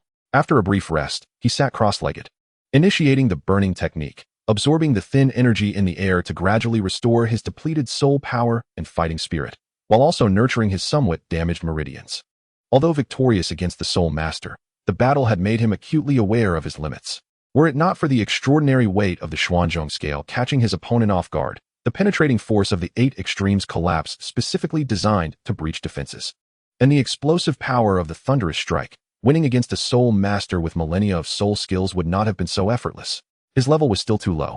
At 28, no matter how many tricks he had up his sleeve, the total quantity and quality of soul power posed a formidable obstacle. Lin Yu turned his gaze inward to the moderately sized cyclone within his dantian. He needed to elevate to level 30 swiftly, acquire a 3rd soul ring, and achieve a qualitative leap. The training speed of the burning technique was excruciatingly slow, being a low-grade yellow technique. And in this realm with energy density far inferior to that of the Douluo world, it was akin to a drop in the ocean. It appeared that seeking special flames or high-energy substances to evolve the burning technique must be prioritized. Alternatively, could he perhaps devise a strategy from the celestial herbs within the ice and fire yin-yang eye? He pondered, but that was a matter for the future. The immediate goal was to reach level 30. After approximately an hour of cultivation, his soul power had nearly fully recovered, and the piercing pain in his meridians had largely dissipated. Lin Yu opened his eyes, feeling significantly rejuvenated. He descended to the inn's restaurant for a lavish dinner, spending 5 gold soul coins as a reward to himself. While dining, he could faintly overhear several patrons at the neighboring table who appeared to be soul masters, engaging in hushed conversation. Have you heard? Today, a remarkable newcomer has emerged in the Grand Soul Arena. Have you heard of him? His name is Chishio, right? With his iron will, he achieved 3 consecutive victories, ultimately even defeating Feng Bei, who is a level 31 soul master. Is that true? Feng Bei may not possess the best character, but his strength is undeniable. Absolutely true. I was present in the 3rd arena at that moment. That young man wields a black ruler as his martial spirit. It appears cumbersome, yet when swung, it is terrifyingly powerful, accompanied by lightning. In the final blow, my word, Feng Bei was sent flying, unconscious. Is it really that extraordinary? It seems that Soto City has birthed another prodigy. I wonder how he compares to those little monsters from Shrek Academy. Who knows, but those from Shrek seem to be quite active lately. Upon hearing the mention of Shrek, Lin Yu momentarily paused his meal, his ears perking up, but the conversation quickly shifted to another topic. Are the Shrek members also active? Are they in the Soto City arena? Lin Yu's thoughts stirred. It appears he must seek an opportunity to witness their matches firsthand and gauge their current combat prowess. After finishing his meal, rather than returning to his room, Lin Yu stepped out of the inn once more, heading toward another direction, the commercial district of Soto City.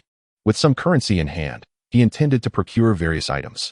Basic healing potions and soul power recovery elixirs may not match the efficacy of celestial-grade products, yet they are better than nothing. He also sought sturdy fabrics to better wrap his heavy ruler. Constantly carrying such an obvious door plank was too conspicuous. Additionally, he needed some provisions and clean water for unforeseen circumstances. More importantly, he required a detailed map of the outskirts of the Stardoe Forest, in preparation for the impending quest to obtain a 30th level spirit ring. Although he had a general sense of direction, an accurate map would help him avoid many unnecessary troubles. After perusing the commercial district and acquiring the necessary supplies, he spent nearly 100 gold soul coins. Observing the rapidly depleting pouch, Lin Yu once again lamented that the path of a soul master is indeed a financially draining endeavor. As he prepared to return to the inn, carrying his belongings, He passed a street corner where a crowd had gathered, seemingly engrossed in some commotion, accompanied by murmurs and sighs. Alas, old Mike truly has it tough. The land in Gutsao village is barren. How much yield can one expect? Indeed, times are becoming increasingly difficult. Gutsao village? Old Mike. Grandfather. Lin Yu's heart raced as he squeezed through the crowd. In the center, he saw a middle-aged man in patched clothing, weary and troubled, lamenting to those around him. It was Uncle Jem, a villager from Gutsao. There's nothing we can do. This year's weather has been poor, and the harvest is worse than in previous years. The village is already impoverished, and after paying the kingdom's taxes, the remaining grain is barely enough to last until spring. The village chief is so anxious that his lips have blistered, urging me to come to the city to see if I can find some odd jobs or sell the little hides and mountain goods we've gathered for some money to buy food. Lin Yu grasped Uncle Jem's arm firmly, his voice steady as he inquired, Uncle Jem, what is happening? Is the village short on grain? How is my grandfather faring? Uncle Jem was taken aback, turning to see Lin Yu. Initially stunned, his expression quickly transformed into one of familial affection as he exclaimed, Ah, it is you, Xiaoyu. At last. Alas. He sighed heavily. The village chief is well, but he is anxious and stressed. This year has been challenging for the village. The taxes have not diminished. Yet our harvest is significantly poor. We are on the brink of starvation. I came this time to bring whatever we could sell, hoping to exchange it for even a little sustenance. Upon hearing this, Lin Yu felt a wave of relief wash over him, glad that no one had been bullied. Yet his heart ached for the village's plight. He was aware of the desolate state of Gutsao village, but he had not anticipated such dire circumstances. His grandfather, as the village chief, must be under immense pressure. Uncle Jem, how are the sales going? How much more do we need? Lin Yu inquired calmly. Uncle Jem's face was etched with sorrow. The goods from Pizzi Mountain have little value. After a day's toil, we have scarcely sold 10 gold soul coins. We are far from affording enough grain. What about the subsidies from the Spirit Hall? Lin Yu suddenly recalled. I remember that after becoming a soul master, the Spirit Hall issues monthly subsidies. Although I haven't collected mine, surely my grandfather can do so on my behalf. Uncle Jem shook his head. He has collected it. The village chief goes to the branch of the Spirit Hall in Nodding City each month to receive your share. 10 gold soul coins have been a significant help. Otherwise, the village would have struggled through last winter. However, this year, with the current situation, 10 gold soul coins hardly suffice. Lin Yu realized that his grandfather had been relying on the Spirit Hall's subsidies to sustain the village. A pang of sorrow struck his heart. His grandfather had never mentioned these difficulties to him, always reminding him only to focus on his cultivation. Without hesitation, he retrieved his money pouch and counted out 100 gold soul coins, placing them into Uncle Jem's hands. Uncle Jem, take this money and use it entirely to buy grain. It should help the village through this crisis. Uncle Jem stared at the hefty pouch of gleaming coins, his eyes widening in disbelief, his hands trembling. 100 gold soul coins? Xiaoyu, this is far too much. Where did you acquire such wealth? Did the academy reward you so generously? I earned it through some tasks I undertook outside. Fear not, it's all clean money. Lin Yu reassured him, patting his shoulder. Remember, purchase plenty of grain, and urge my grandfather not to skimp. He should eat and drink well. With the remaining funds, see if you can procure better seeds or find ways to enhance the village's land. Uncle Jem, overwhelmed with emotion, felt tears welling in his eyes as he clutched the pouch tightly, nodding fervently. Yes, yes, this is splendid. The village chief can finally breathe a sigh of relief. Xiaoyu, you have truly made something of yourself. Gutsao village has birthed a true dragon. I thank you on behalf of all the villagers. No need for thanks. I am also a part of Gutsao village. Lin Yu smiled. Now, hurry back and be cautious on your way.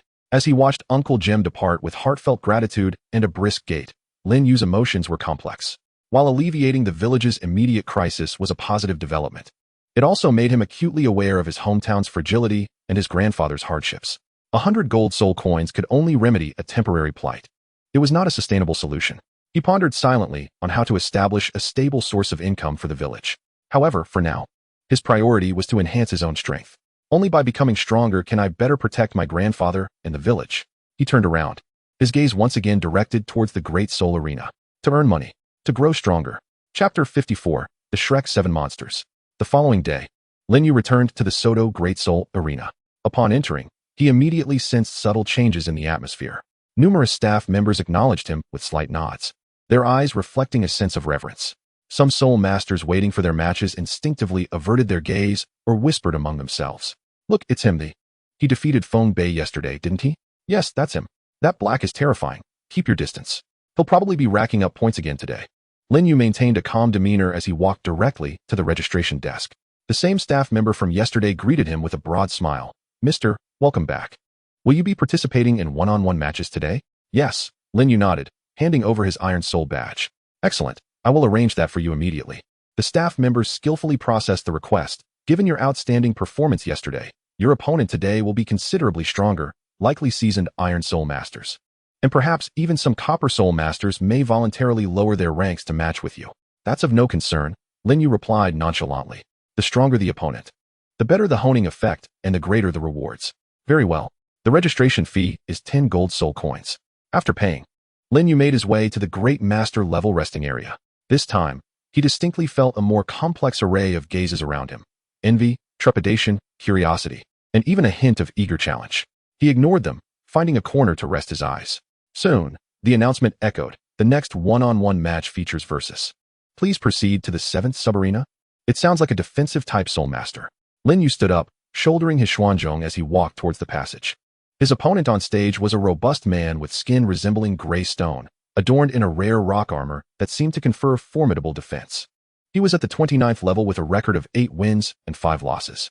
"I've heard you possess great strength," boomed, thumping his solid chest. "Come, let me see if you can shatter my stone shell." The referee declared the match to begin. Lin Yu wasted no time and launched his attack. Violent step. His figure flickered as he swiftly closed the distance. Thunderous strike. The Xuanzhong descended with a crackling bolt of lightning. Bang! A resounding thud echoed as rock fragments flew. Staggered back, his chest armor displaying minute cracks, blood surging through him as a look of shock crossed his face. Such immense strength, and the paralyzing effect of lightning. Yet, his defense was indeed astonishing, as he absorbed the blow and withstood it. First soul skill, rock solidification. He bellowed, his first soul ring glowing as the rock armor around him thickened and hardened. My turn. Second soul skill, earthquake wave. He stomped his foot, sending an invisible shockwave through the ground towards Lin Yu. Lin Yu felt an instability beneath his feet and immediately executed a powerful leap to evade the core of the shockwave. Futile. Your defense is impenetrable, the rock armor boasted, charging forward in an attempt to crush him with sheer strength and defense. Adjusting his posture midair, Lin Yu maintained a calm demeanor. Strong defense? Let us test the prowess of my hidden strength. As he descended once more, he refrained from employing the Grand Thunder Strike, instead concentrating his soul power and fighting spirit into a singular point at the tip of his weapon. The technique of 8 extremities collapse was imbued within, as he deftly directed a seemingly gentle thrust towards the chest of the rock armor. The rock armor, indeed complacent, stood firm, preparing to take the hit. A peculiar muffled sound resonated. The tip struck the chest of the rock armor. The triumphant expression on his face instantly froze, transforming into one of profound agony and disbelief. He felt an exceedingly sharp force that transcended his impenetrable rock exterior, penetrating deeply and severely injuring his insides. With a cough, he expelled a mouthful of blood, collapsing to the ground as if his very bones had been extracted. The rocky armor swiftly dissipated, leaving his face pale and devoid of fighting spirit. Lin Xiu wins. The referee announced loudly. The crowd erupted in astonishment. Another victory. Has the rock armor's defense truly been breached? What kind of attack was that? It seemed like just a mere touch. Lin Yu sheathed his weapon and left the stage. Against such purely defensive opponents, the hidden strength of 8 extremities collapse proved more effective than the Thunder Strike. Over the course of the following day, Lin Yu engaged in 4 more one-on-one matches. His opponents varied, including power attackers, agility fighters, and control specialists. He no longer sought mere instant kills, but instead employed his abilities strategically. He matched his speed and agility against the opponent's agility fighters using his powerful leaps. He withstood the might of power attackers with the weight and defense of the Xian Heavy. He even experimented with the paralyzing effects of lightning to disrupt the skill releases of control-type soul masters. The alternating use of the bright and dark energies of 8 extremities collapse allowed his understanding and application of combat techniques to flourish in real time. For matches, for victories, his score skyrocketed, swiftly reaching the threshold required for promotion to Copper Soul Fighter. The Iron Soul Fighter badge was retrieved and replaced with a Copper Soul Fighter badge. The rewards grew increasingly substantial. Mr. Lin Xiu, congratulations on your promotion to Copper Soul Fighter. A staff member respectfully presented the new badge. In Copper Soul Fighter level matches, your opponents will be significantly stronger, many around level 30, and some may even possess a 3rd soul ring. Would you like to continue? Lin Yu shook his head. Continuous battles, while his soul power could recover, had left him somewhat mentally fatigued. He needed to assimilate the gains of the day. Moreover, he had other plans. stowing away the copper badge and the bulging purse, having earned nearly 1,000 gold soul coins today. Lin Yu did not exit the arena but instead made his way to the audience section, entering the Grand Soul Master Team competition area of the main arena. His purpose for being there was to observe. Based on the fragmented information he had overheard yesterday, it was highly likely that the Shrek 7 monsters were also here for Team Soul battles. The vast team battle arena buzzed with excitement, the stands filled to capacity, with the deafening cheers echoing all around. On stage, an intense 7-on-7 team battle unfolds, with soul skills colliding and dazzling lights illuminating the arena. Lin Yu settles into an inconspicuous corner, his sharp gaze sweeping across the various resting areas and the soul fighting platform. After waiting through approximately 2 matches, when the host's passionate voice announces the next team, Lin Yu's spirit is invigorated. The upcoming team contest features the rising dark horse, the Shrek 7 monsters, pitted against the seasoned powerhouse, the Mad Rhino team. Let us welcome both teams to the arena. Amidst thunderous applause and murmurs of curiosity, 7 familiar figures emerge from the passage, stepping onto the central soul fighting stage. It is none other than Tang San, Dai Mubai, Xiao Wu, Zhu Zhuqing, Ning Rongrong, Ma Hongjun, and Oscar. Except for Oscar, who appears somewhat anxious, the rest exude an unwavering fighting spirit. Particularly, Dai Mubai's eyes blaze with fierce determination. Tang San remains as composed as ever, his gaze scanning the opposing team, seemingly engaged in rapid analysis. As expected, they have arrived. Lin Yu leans slightly forward, intently watching. This is his first opportunity to observe the fledgling Shrek 7 monsters in action. The Mad Rhino team, true to its name, comprises 7 tall and robust individuals, with the captain, Mad Rhino, a formidable level 38 assault soul master wielding a rhinoceros spirit, a force to be reckoned with. The match commences. Relying on their physical advantages and soul power levels, the Mad Rhino team launches a fierce charge, akin to war chariots barreling toward the Shrek 7 monsters. Dai Mubai roars, activating the White Tiger's golden body, fearlessly meeting the opposing captain head-on. Xiao Wu, agile and swift, entwines herself around an opponent with her flexible skills. Zhu Zhuqing moves like a phantom, targeting the enemy's weak defenses with her sharp claws. Ma Hongjun unleashes purplish-red evil fire from the air, creating disturbances and attacks. Ning Rongrong's 7 treasure glazed tile shines brightly, accurately amplifying her teammates. First, strength. Second, speed. Meanwhile, Oscar, stationed at the back of the team, rapidly crafts recovery sausages and large sausages for emergencies. And Tang San, the core of the entire team.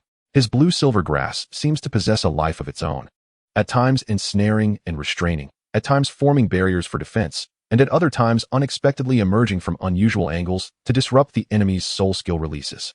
His control over the battlefield flawlessly integrates the individual strengths of the Shrek 7 monsters. Blue-silver grass, entwine.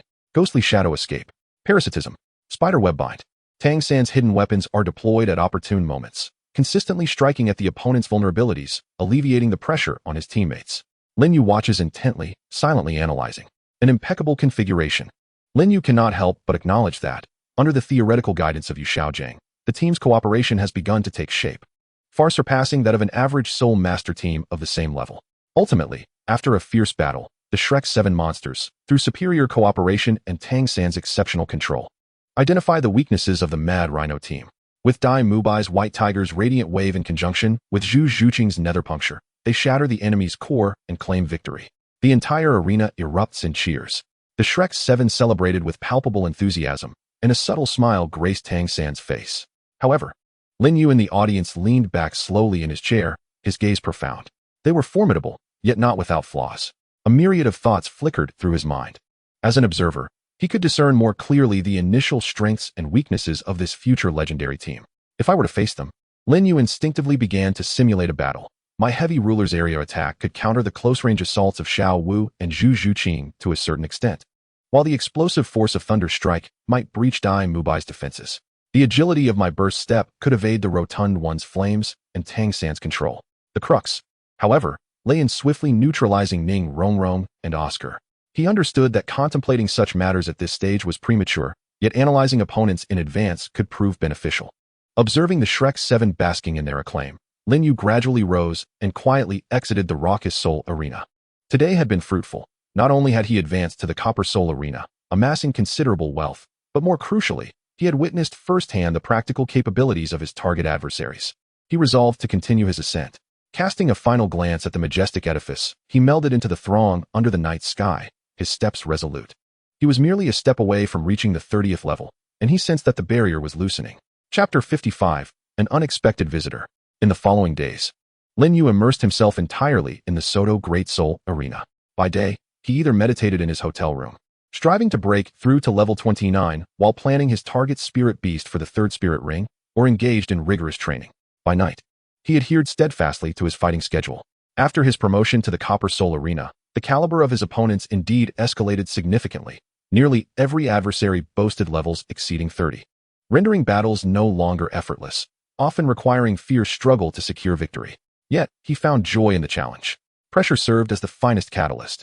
The high-intensity combat, coupled with the intense expenditure and recuperation of soul power and the continual refinement of combat skills, propelled his practical experience to unprecedented heights.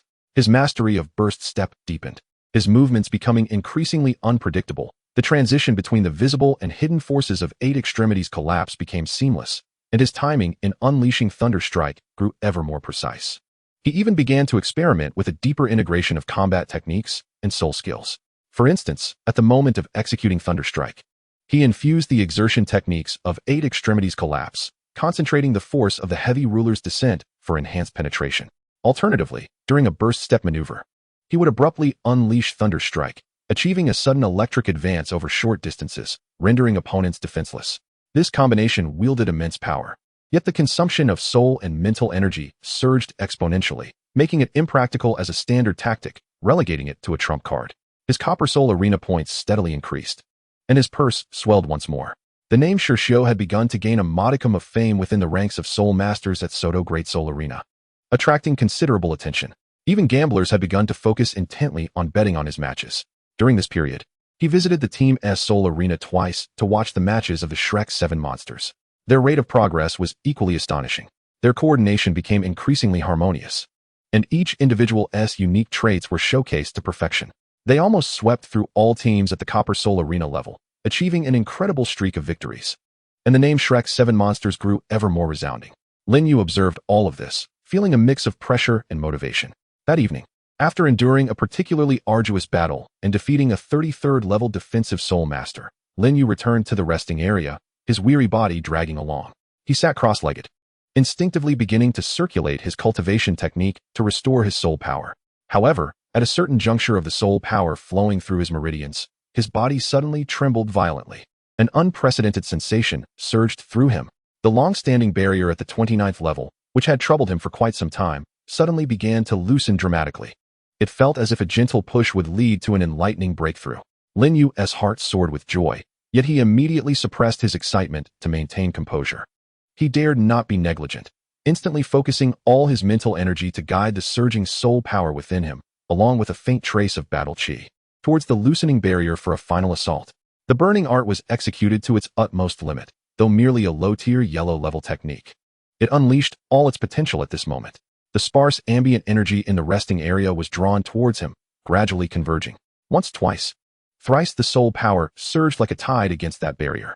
He could distinctly feel the cracks on the barrier multiplying and growing denser.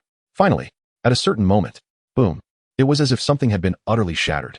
The soul power vortex in his dantian suddenly expanded, becoming more solid and robust. A torrent of soul power, significantly more potent than before, flooded throughout his body, cleansing every meridian and every cell. The fatigue dissipated entirely, replaced by an unprecedented sense of fullness and strength. The small step from level 28 to 29 had been breached, although there remained a step to the formidable threshold of level 30. The enhancement from breaking through this minor level was tangible. His total soul power, recovery speed, and physical strength had all seen improvement. Lin Yu slowly opened his eyes, exhaling a long breath of turbid air, his gaze sparkling with brilliance. He had finally reached level 29. He clenched his fist, feeling the surge of power within him. Once he reached level 30 and obtained his third soul ring, his strength would undergo a profound transformation.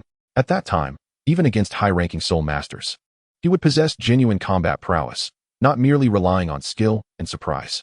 In high spirits, Lin Yu decided to conclude his activities for the evening and return to solidify his newfound breakthrough.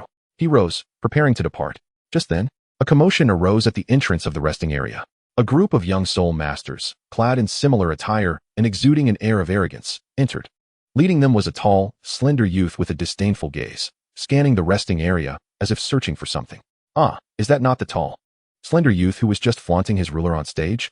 The moment he caught sight of Lin Yu, who was preparing to depart, a sinister smile crept upon his lips as he strode directly towards Lin Yu, blocking his path. The lounge fell into an immediate hush, with all eyes converging upon them, some eager for entertainment, others relishing the spectacle. Lin Yu halted, his brows furrowing slightly. Is there something you need? I've heard that you've been rather audacious of late, the tall youth remarked, his tone dripping with disdain. A newcomer who wins a few matches suddenly believes he is above his station? We are from Tsanghui Academy. He scrutinized Lin Yu from head to toe. Seeing you possess some skill, I'll extend an invitation for you to join us. When we engage in team battles, I can offer you a substitute position. What do you say? Tsanghui Academy? Lin Yu recalled that in the original tale, it was merely a secondary institution for advanced soul masters, populated by students who were notoriously arrogant and fond of stirring trouble. They had even been reprimanded by Tang San and his companions in the Stardow Forest. So, they have come to provoke and undermine him, with such audacious demeanor. Not interested, Lin Yu replied, dismissing them and attempting to walk past. Stop. The tall youth's expression darkened as he reached out to seize Lin Yu's shoulder. Are you refusing to acknowledge who we are at Tsanghui Academy? With a chilling gaze, Lin Yu slightly shifted his shoulder, deftly evading the grasp. Tsanghui Academy? I've never heard of it, he replied, his tone flat yet laced with an invisible mockery. You. The tall youth's face flushed with rage. You're quite arrogant. Do you dare to step onto the soul arena and spar? I'll show you just how high the heavens are and how deep the earth lies.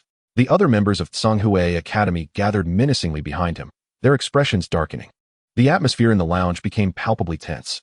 Lin Yu surveyed the group of soul masters, none exceeding level 29, having just achieved his own breakthrough. He found little interest in engaging them. Want to fight? Very well. Lin Yu gestured toward the registration area. Let us sign up for a one-on-one match. I shall oblige. As for all of you joining in, he cast a glance at the others. I lack the inclination to indulge children in their play.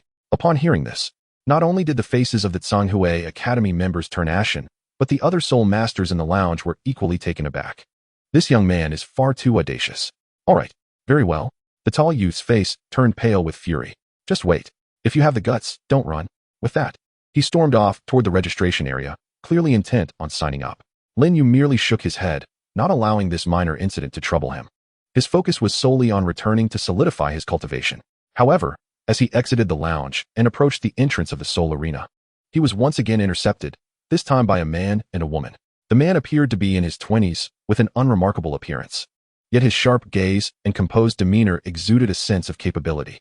The woman, somewhat younger, was strikingly beautiful, her eyes filled with curiosity and a hint of scrutiny. Dressed in casual attire, Lin Yu keenly sensed an air of discipline about them that was distinct from ordinary soul masters or nobles. Mr. Chishio, please. Allow me a moment. The man spoke, his tone unexpectedly polite. Lin Yu halted, his caution heightened. And who might you be? Why are there so many visitors today? We mean no harm. The man smiled faintly, extending a delicate metal token engraved with a tower-like design.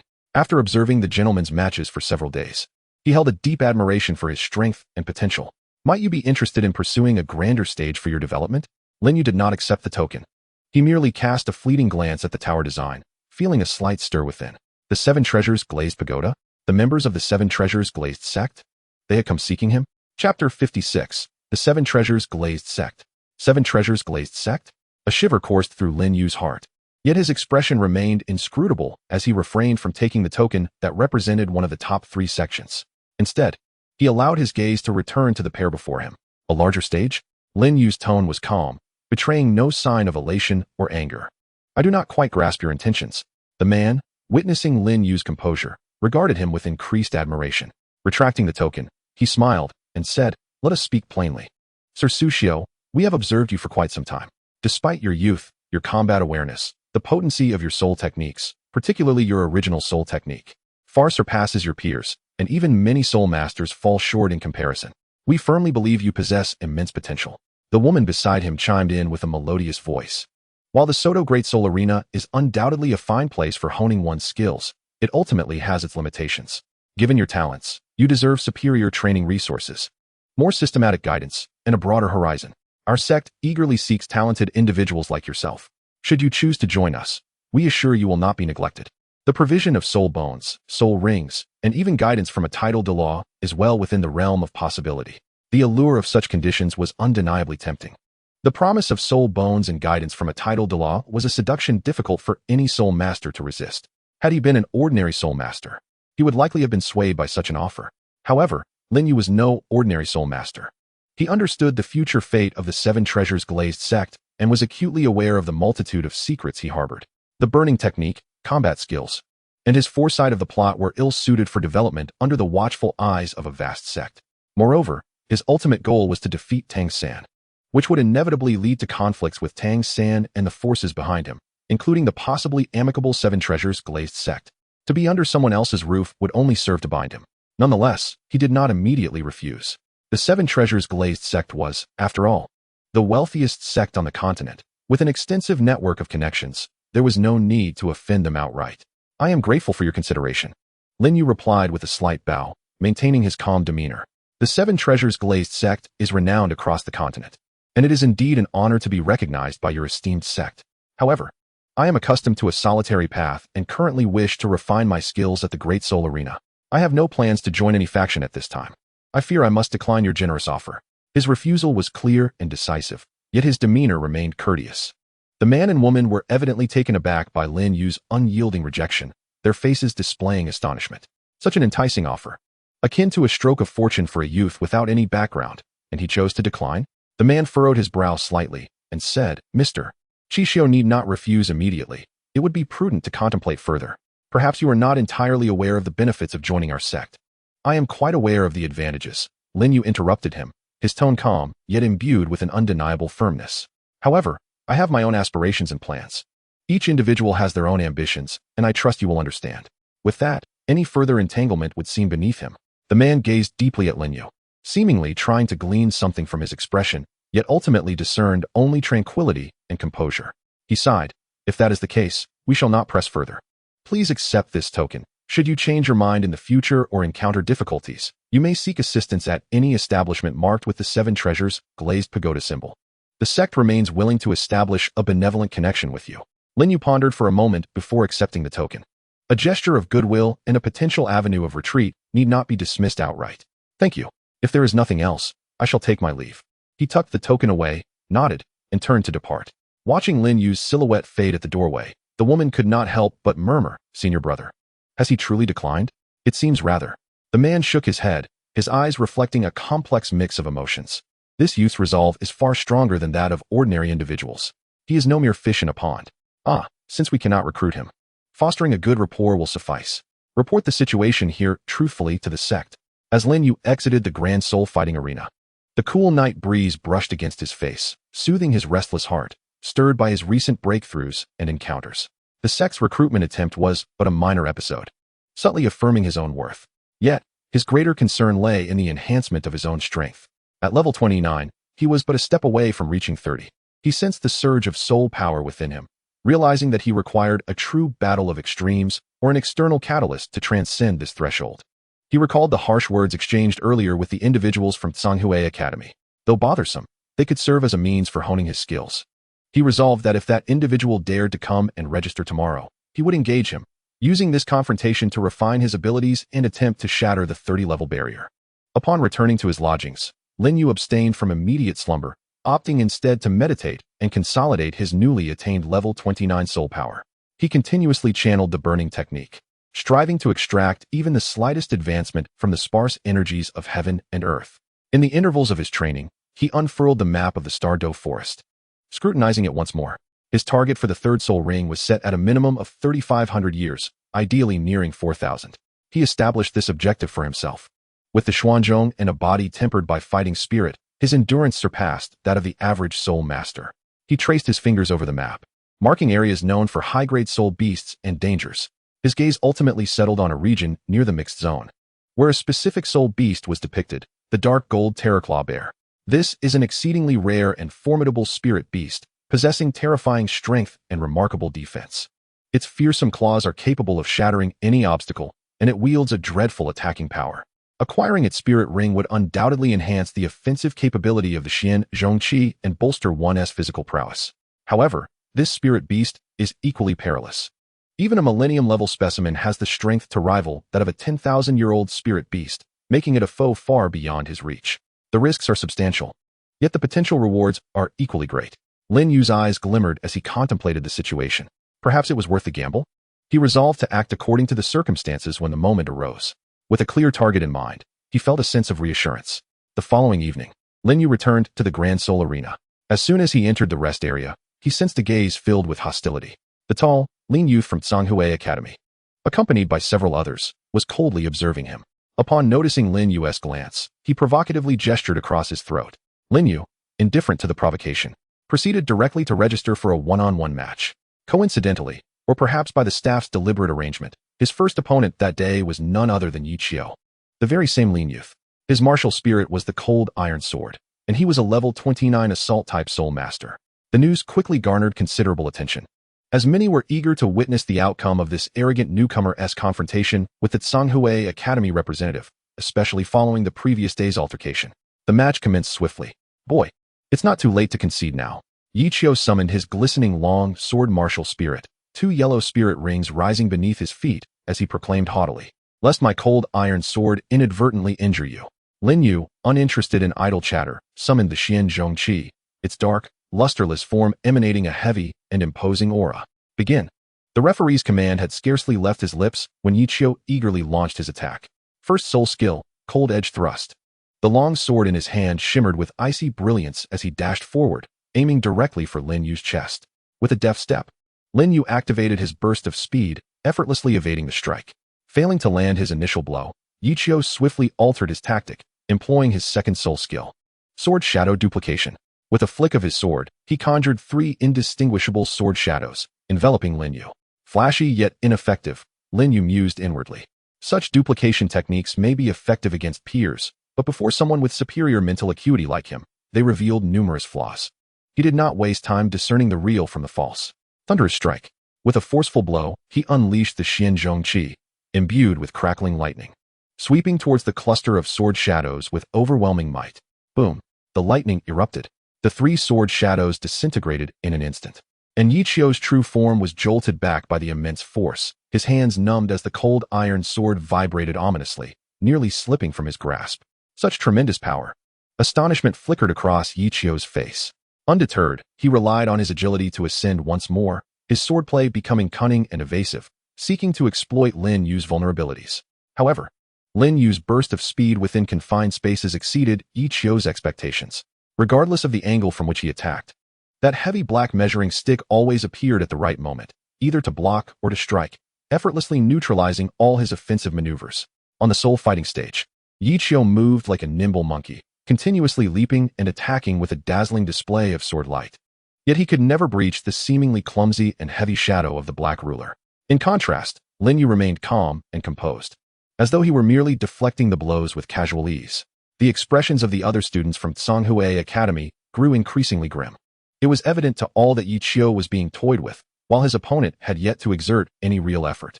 "Is dodging and blocking all you can do?" Yi Qiu shouted in frustration, his mindset beginning to waver after failing to land a hit. Lin Yu finally spoke, a hint of mockery in his tone. "Your attacks do not even qualify for me to take seriously. You seek death." Yi Qiu was completely enraged, channeling his soul power madly into his martial spirit. "I will take you on." He leapt fiercely, concentrating all his strength into a single strike, descending from above with ferocity. A glimmer of brilliance flashed in Lin Yu's eyes. An opportunity. He ceased to block, taking a deep breath, feeling his soul power surge within him. Thunderous strike. 8 extremes collapse. He gripped the ruler tightly, thrusting it upward from below with a reverse flick. The lightning on the Xuanzhong ruler was blindingly brilliant. And what was even more terrifying was the concentrated power contained within it, imbued with an unwavering resolve to shatter everything in its path. This was a perfect fusion of strength and technique. Crack. Boom. First came a crisp sound of breaking. Yi Qiu's cold iron sword martial spirit was forcibly shattered. Immediately after, the ruler struck unimpeded against his protective soul power. A horrifying force erupted. Yi Qiu spat out a mouthful of blood, flying backward like a kite severed from its string, crashing heavily against the edge of the soul fighting stage's barrier before sliding down and losing consciousness. Silence enveloped the arena. Instant kill. Another instant kill. And in such a devastating manner, shattering the opponent's martial spirit. The Tsanghui Academy members were left dumbfounded, their faces pale with shock. Lin Yu stood there, having retracted his ruler, feeling the slight boil of soul power within him from that ultimate strike, the 30-level bottleneck seemed to have loosened just a fraction. He cast a glance at the remaining members of Tsanghui Academy, casually stating, "Who else wishes to play house?" The few who met his gaze recoiled in fear, none daring to respond. Only then did the referee come to his senses, announcing loudly, "Ruler Cultivator, victory." Lin Yu did not even glance at the unconscious Yi Qiu as he turned and left the stage. Following this battle, no one would dare to provoke him lightly again. Moreover, he felt that the door to the 30-level threshold had opened a slight crack for him. The quest for the third soul ring was imminent. Chapter 57, Level 30. Journey to the Stars. As Yi Qiu was carried away by the members of Tsanghui Academy, his pallid face and the surrounding soul master's gazes filled with awe and a hint of fear were all noted by Lin Yu, yet his heart remained unmoved. Such opponents no longer stirred much of his combat desire. His ambitions were always directed towards higher and further aspirations. Descending from the soul arena, he did not bother to collect the prize from the match, but instead sought out a staff member. "Please assist me in checking my points," he requested. Handing over the bronze soul badge, the staff member respectfully accepted it and quickly completed the inquiry. "Mr. Su, your current score stands at 187 points, and your accumulated prize money amounts to 3,400 gold soul coins. Would you like to withdraw it now?"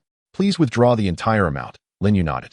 The substantial sum would sustain him for an extended period and even allow for the purchase of excellent medicinal herbs to aid in his cultivation. With the heavy purse in hand, Lin Yu felt a renewed sense of confidence. The adage "money makes the world go round" holds true in any realm. Upon leaving the Grand Soul Arena, he did not return directly to his inn, but instead delved once more into the city of Soto. This time, he had a clear objective: to procure supplies for entering the Stardow Forest. He gathered high-quality healing potions, antidotes, deworming powder, sufficient durable rations, and clean water for half a month, robust ropes, fire-starting tools, and even a small pouch of costly phosphorescent powder for marking or emergency illumination. In total, he spent nearly 500 gold soul coins. Finally, he entered a weapons shop. Although the Xianzhong Qi was formidable, it was not convenient for certain specific tasks, such as handling ingredients or when precision was required. He selected 2 finely crafted, sharp, and resilient steel short blades, one for personal concealment and the other strapped to his calf for emergencies. With all preparations complete, he returned to his inn room. Lin Yu meticulously organized the supplies he had purchased, placing them into a sturdy leather satchel. He securely hid the remaining nearly 3,000 gold soul coins, carrying only about 300 for travel expenses and minor expenditures. Having accomplished all this, he sat cross-legged on the bed and entered a meditative state once more. Though his battle with Yi Qiu was brief, that final, concentrated strike infused with quintessence had solidified his recent breakthrough to the 29th level of soul power, and he felt the 30-level barrier teetering on the brink of collapse. He sensed he was but a step away from the final breakthrough, as the burning technique slowly commenced. Despite the efficiency of energy absorption remaining modest, Lin Yu's mind was entirely immersed in the surging soul power within him. He guided the soul energy, repeatedly washing over the barrier that had become as thin as a cicada's wing. Time passed gradually. The moonlight outside waned, ushering in the darkest hour before dawn. Then, in a fleeting moment, Lin Yu experienced an epiphany, channeling all his soul power and the combat energy he had cultivated over the past days into a singular force. Launching an all-out assault on the final threshold.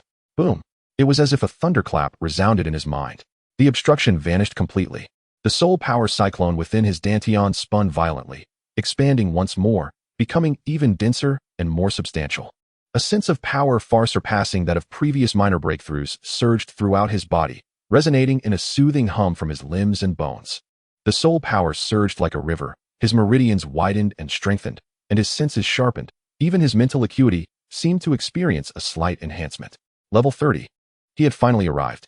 Lin Yu abruptly opened his eyes, a brilliant light flashing within, illuminating the dim room like 2 bolts of cold lightning before gradually subsiding. He exhaled a long, satisfying breath, feeling the transformative changes coursing through his body, and an uncontrollable smile of excitement spread across his face. Level 30. He clenched his fist tightly, for he could finally obtain his third soul ring. Reaching this milestone signified his official entry into the realm of quasi-soul respect. Without a moment's hesitation, Lin Yu swiftly rose to his feet. At this moment, he was invigorated. At the pinnacle of his condition, the perfect time to embark on his journey. He slung his prepared satchel over his shoulder, meticulously wrapped the Xianzhong Qi in a newly acquired thick oilcloth, securing it behind him. After checking his short blade and coin pouch, he quietly exited the inn. At this hour, the eastern horizon was just beginning to lighten, while Soto City remained ensconced in slumber. The crisp air filled his lungs with a refreshing chill. heightening Lin Yu's alertness. He disturbed no one as he walked along the silent streets, quickly making his way through the western gate of Soto City. Following the map's guidance, he strode purposefully towards the Stardow Forest. The Stardow Forest, situated in the southeast of the Barak Kingdom, sprawled across multiple nations. Renowned as one of the most famous habitats for soul beasts on the Douluo continent, and a primary destination for soul masters seeking soul rings. Departing from Soto City, it would take Lin Yu approximately 2 days to reach his destination at full speed. Along the way, he paused little, nibbling on dry rations when hungry and sipping clear water when thirsty, spending most of his time on the road while continuously familiarizing himself with the surge of power that came with reaching level 30, as well as adapting to the demands of long-distance travel. On the afternoon of the second day, a vast, seemingly endless green barrier, as if connecting heaven and earth, emerged on the horizon. A primal, vast, and perilous aura enveloped him. He had arrived at the Stardow Forest. The closer he drew, the more he could sense its grandeur and mystery. Towering ancient trees obscured the sky, and various bizarre plants flourished, with a faint mist wafting through the woods, occasionally pierced by the heart-stirring roars of beasts and the chirping of insects from deep within the forest. In the outer regions of the forest, traces of soul masters were already visible.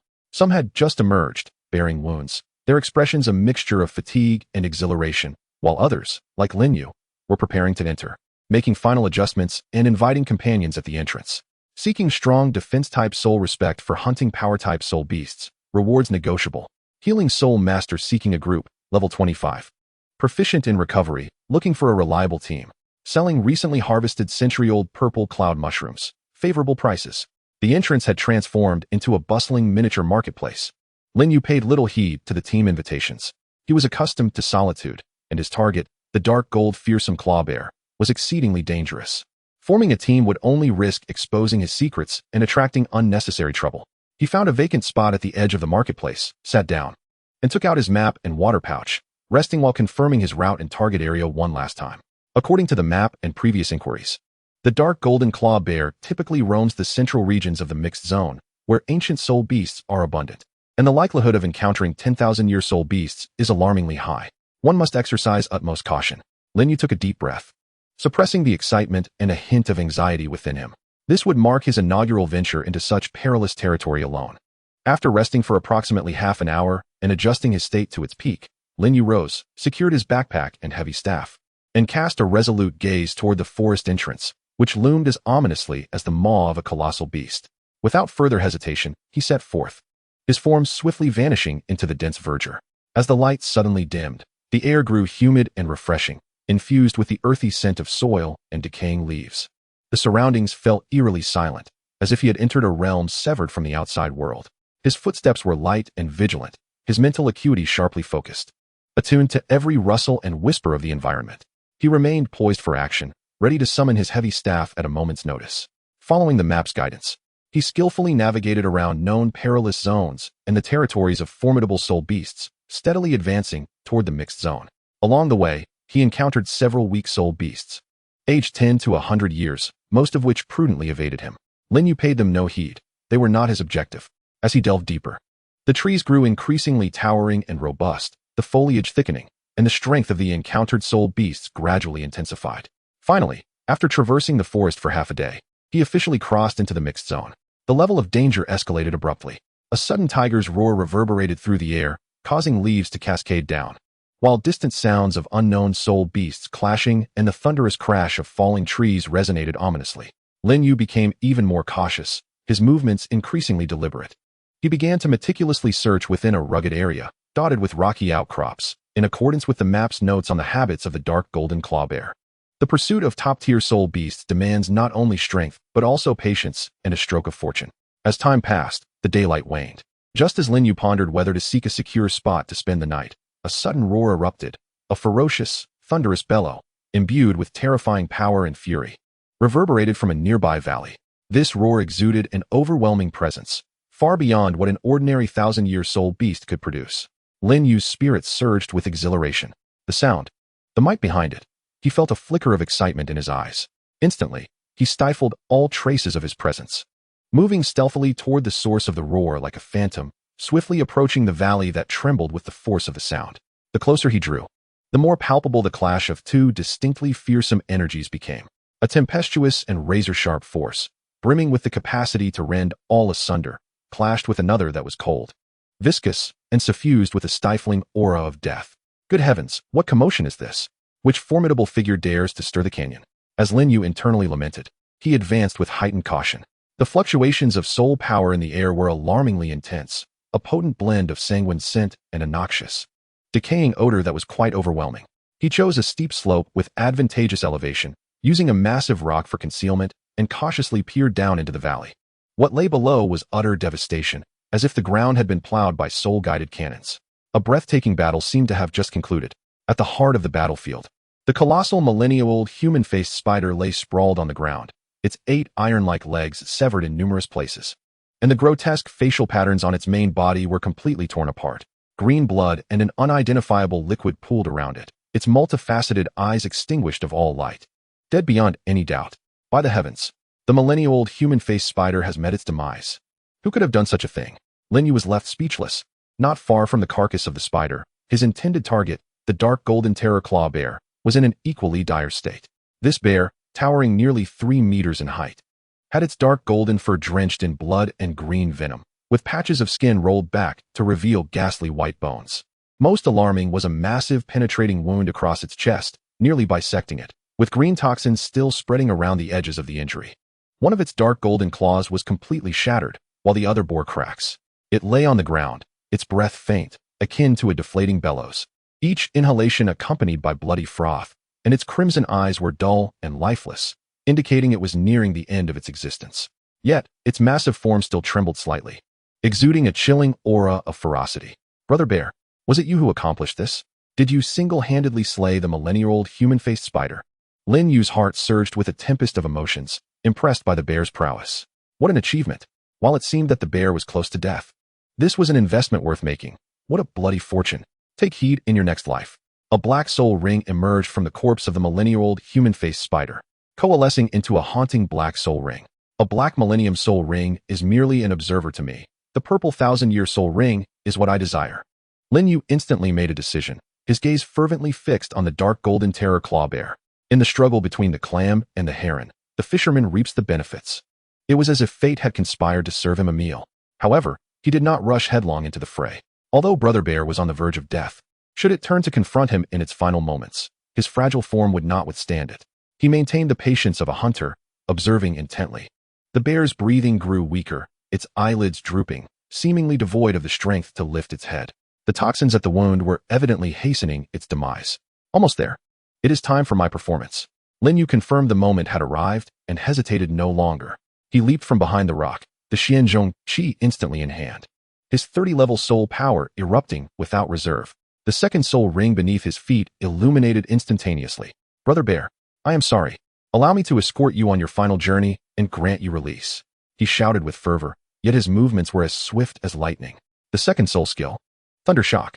He chose not to engage in close combat, for who could tell if this ferocious bear still possessed the strength for a final strike. The heavy flail, entwined with raging lightning, was thrust forcefully into the ground. Boom! A powerful wave of electrical energy radiated from the point of impact, swiftly engulfing the prostrate dark gold terror claw bear.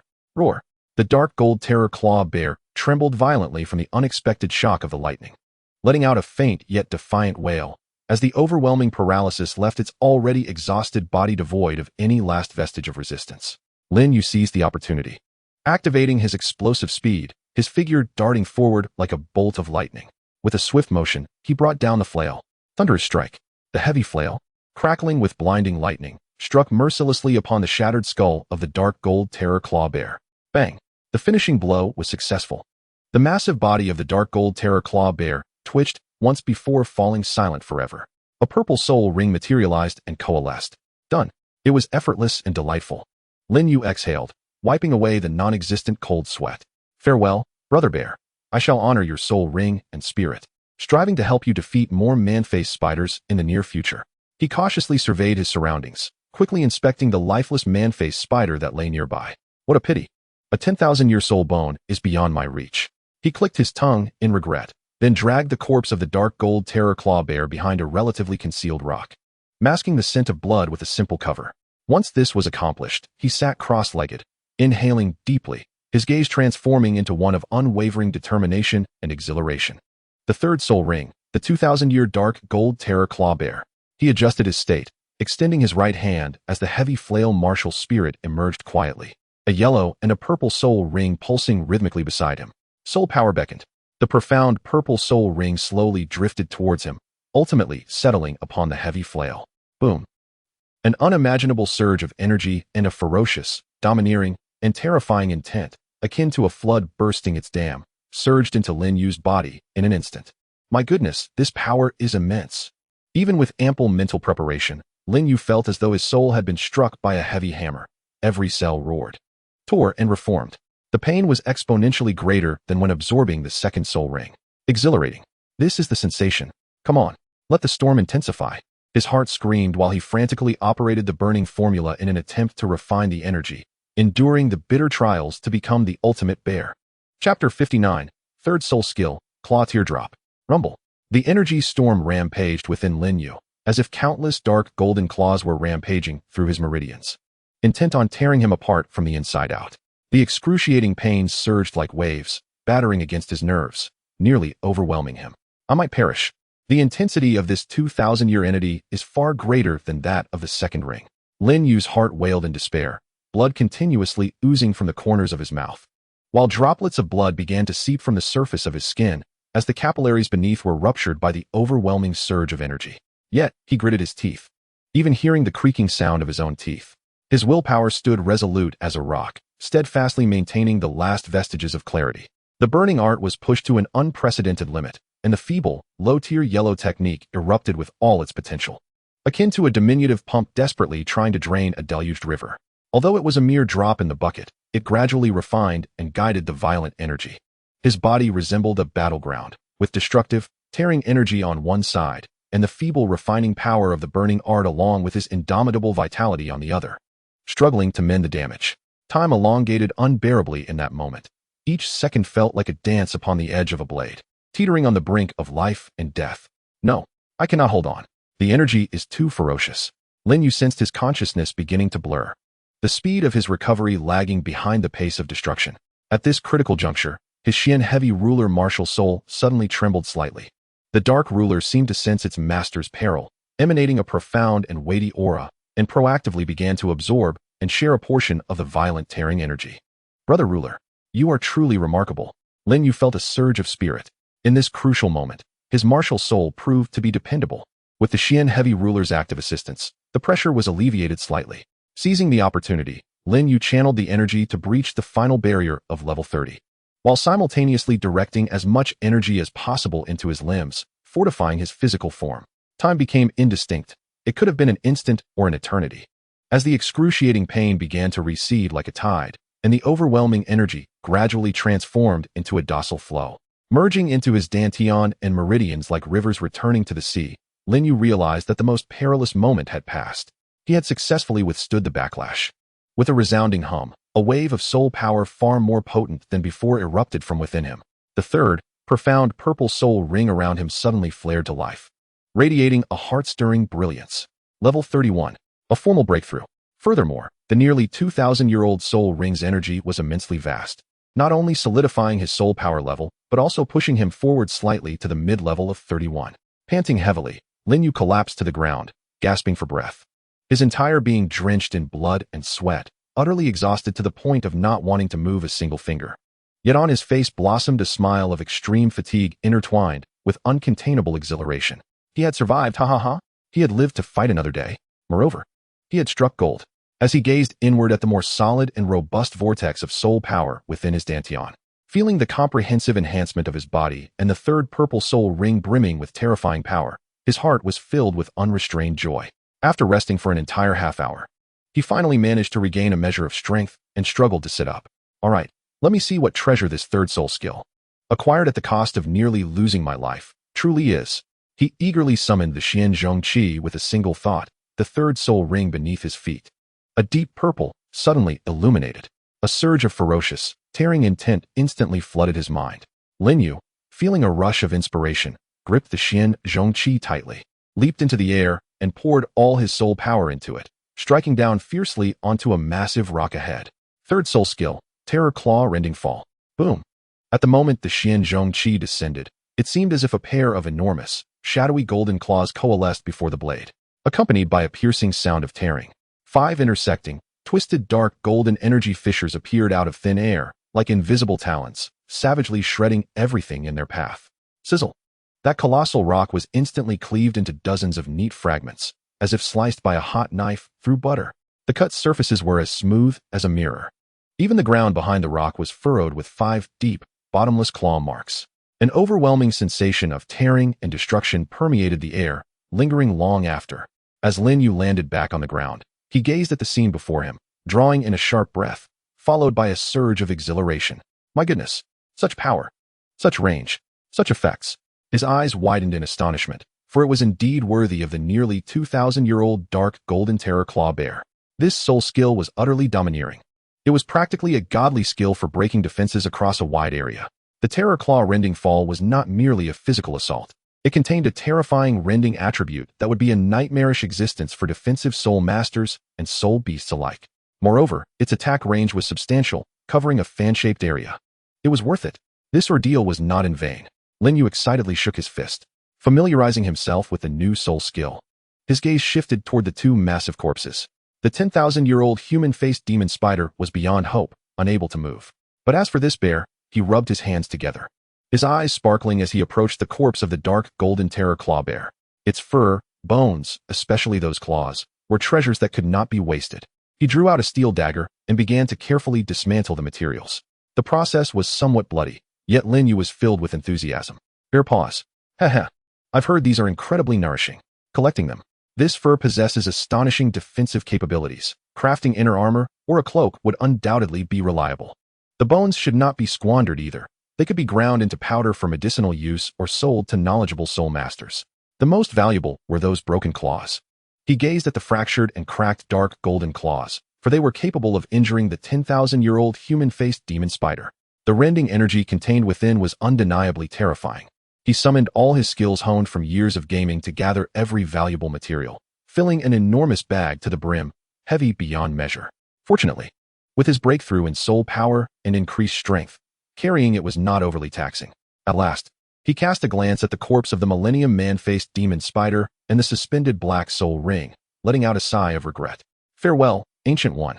It's not that I lack desire, but rather that I cannot digest such a bounty. With determination, he turned away, shouldering his heavy pack, discerning his direction, and hastily departing towards the outskirts of the Stardow Forest. The gains from this expedition far exceeded his expectations. It was imperative to leave this treacherous place swiftly. The scent of blood from the fallen Millennium Soul Beast would soon attract more formidable entities. As he journeyed back, Lin Yu's spirits soared. Though he bore some injuries and his soul power had yet to fully recuperate, his steps were remarkably light. Having secured his 3rd soul ring, he had leveled up and struck a windfall. How delightful! While on the road, he began to contemplate how to manage the materials he had acquired.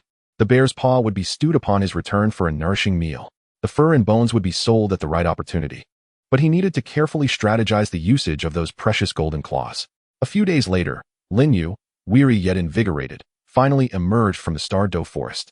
Once again beholding the outline of Soto City, he did not immediately enter the city. Instead, he took the time to cleanse himself in a nearby stream, changing into fresh attire and removing the remnants of blood. Only then did he resemble an ordinary soul master. Bearing a large bundle as he mingled with the crowd and entered the city, he chose not to return to his previous inn but sought another, securing a room. Upon closing the door, the first task was to meticulously unpack and organize the materials, particularly the pair of dark golden claws, which he found increasingly appealing. A fortune indeed. He cradled the largest severed claw, grinning like a child weighing 200 pounds. After resting for a night and fully restoring his condition, Lin Yu resolved to visit the Soul Master trading market in Soto City, hoping to sell some of the materials he no longer needed in exchange for gold soul coins, while also inquiring about skilled craftsmen who could handle the dark golden claws. He donned a wide-brimmed hat to slightly obscure his features and set off with a portion of his materials to the eastern district of Soto City.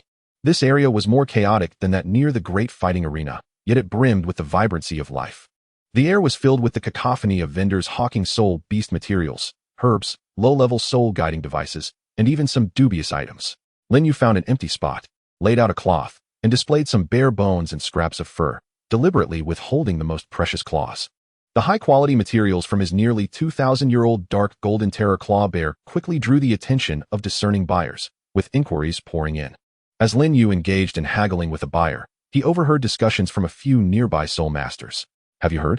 The Shrek's 7 monsters won again in team battles yesterday. Yes, they defeated a team entirely composed of soul kings. It's simply outrageous, especially that Tang San. His control ability is astonishing. It's said his soul power is nearing level 30, and he might soon acquire his 3rd soul ring. Level 30? So soon. Lin Yu's hand faltered slightly in the negotiation. Tang San was also approaching level 30. A subtle curve graced the corners of his mouth, a testament to his swift acumen. With this thought, his spirits lifted further, and he gestured grandly to the buyer before him, proclaiming, "Very well. I shall accept your price. It is a deal." In that moment, he felt an unwavering confidence. Chapter 60. Market Turmoil and Reunions with Old Friends. The makeshift stall that Lin Yu had set up in the corner of the market soon became one of the liveliest spots in the vicinity.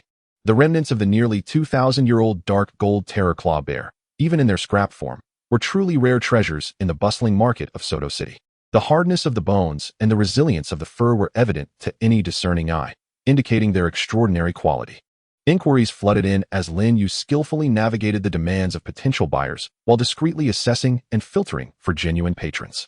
"Brother, how much for this bare bone?" A burly man with a face full of flesh pushed his way forward, pointing at the largest leg bone. 300 gold soul coins, a fixed price. Lin Yu replied without lifting his gaze. 300? Why don't you go steal it? The robust man's eyes widened in disbelief.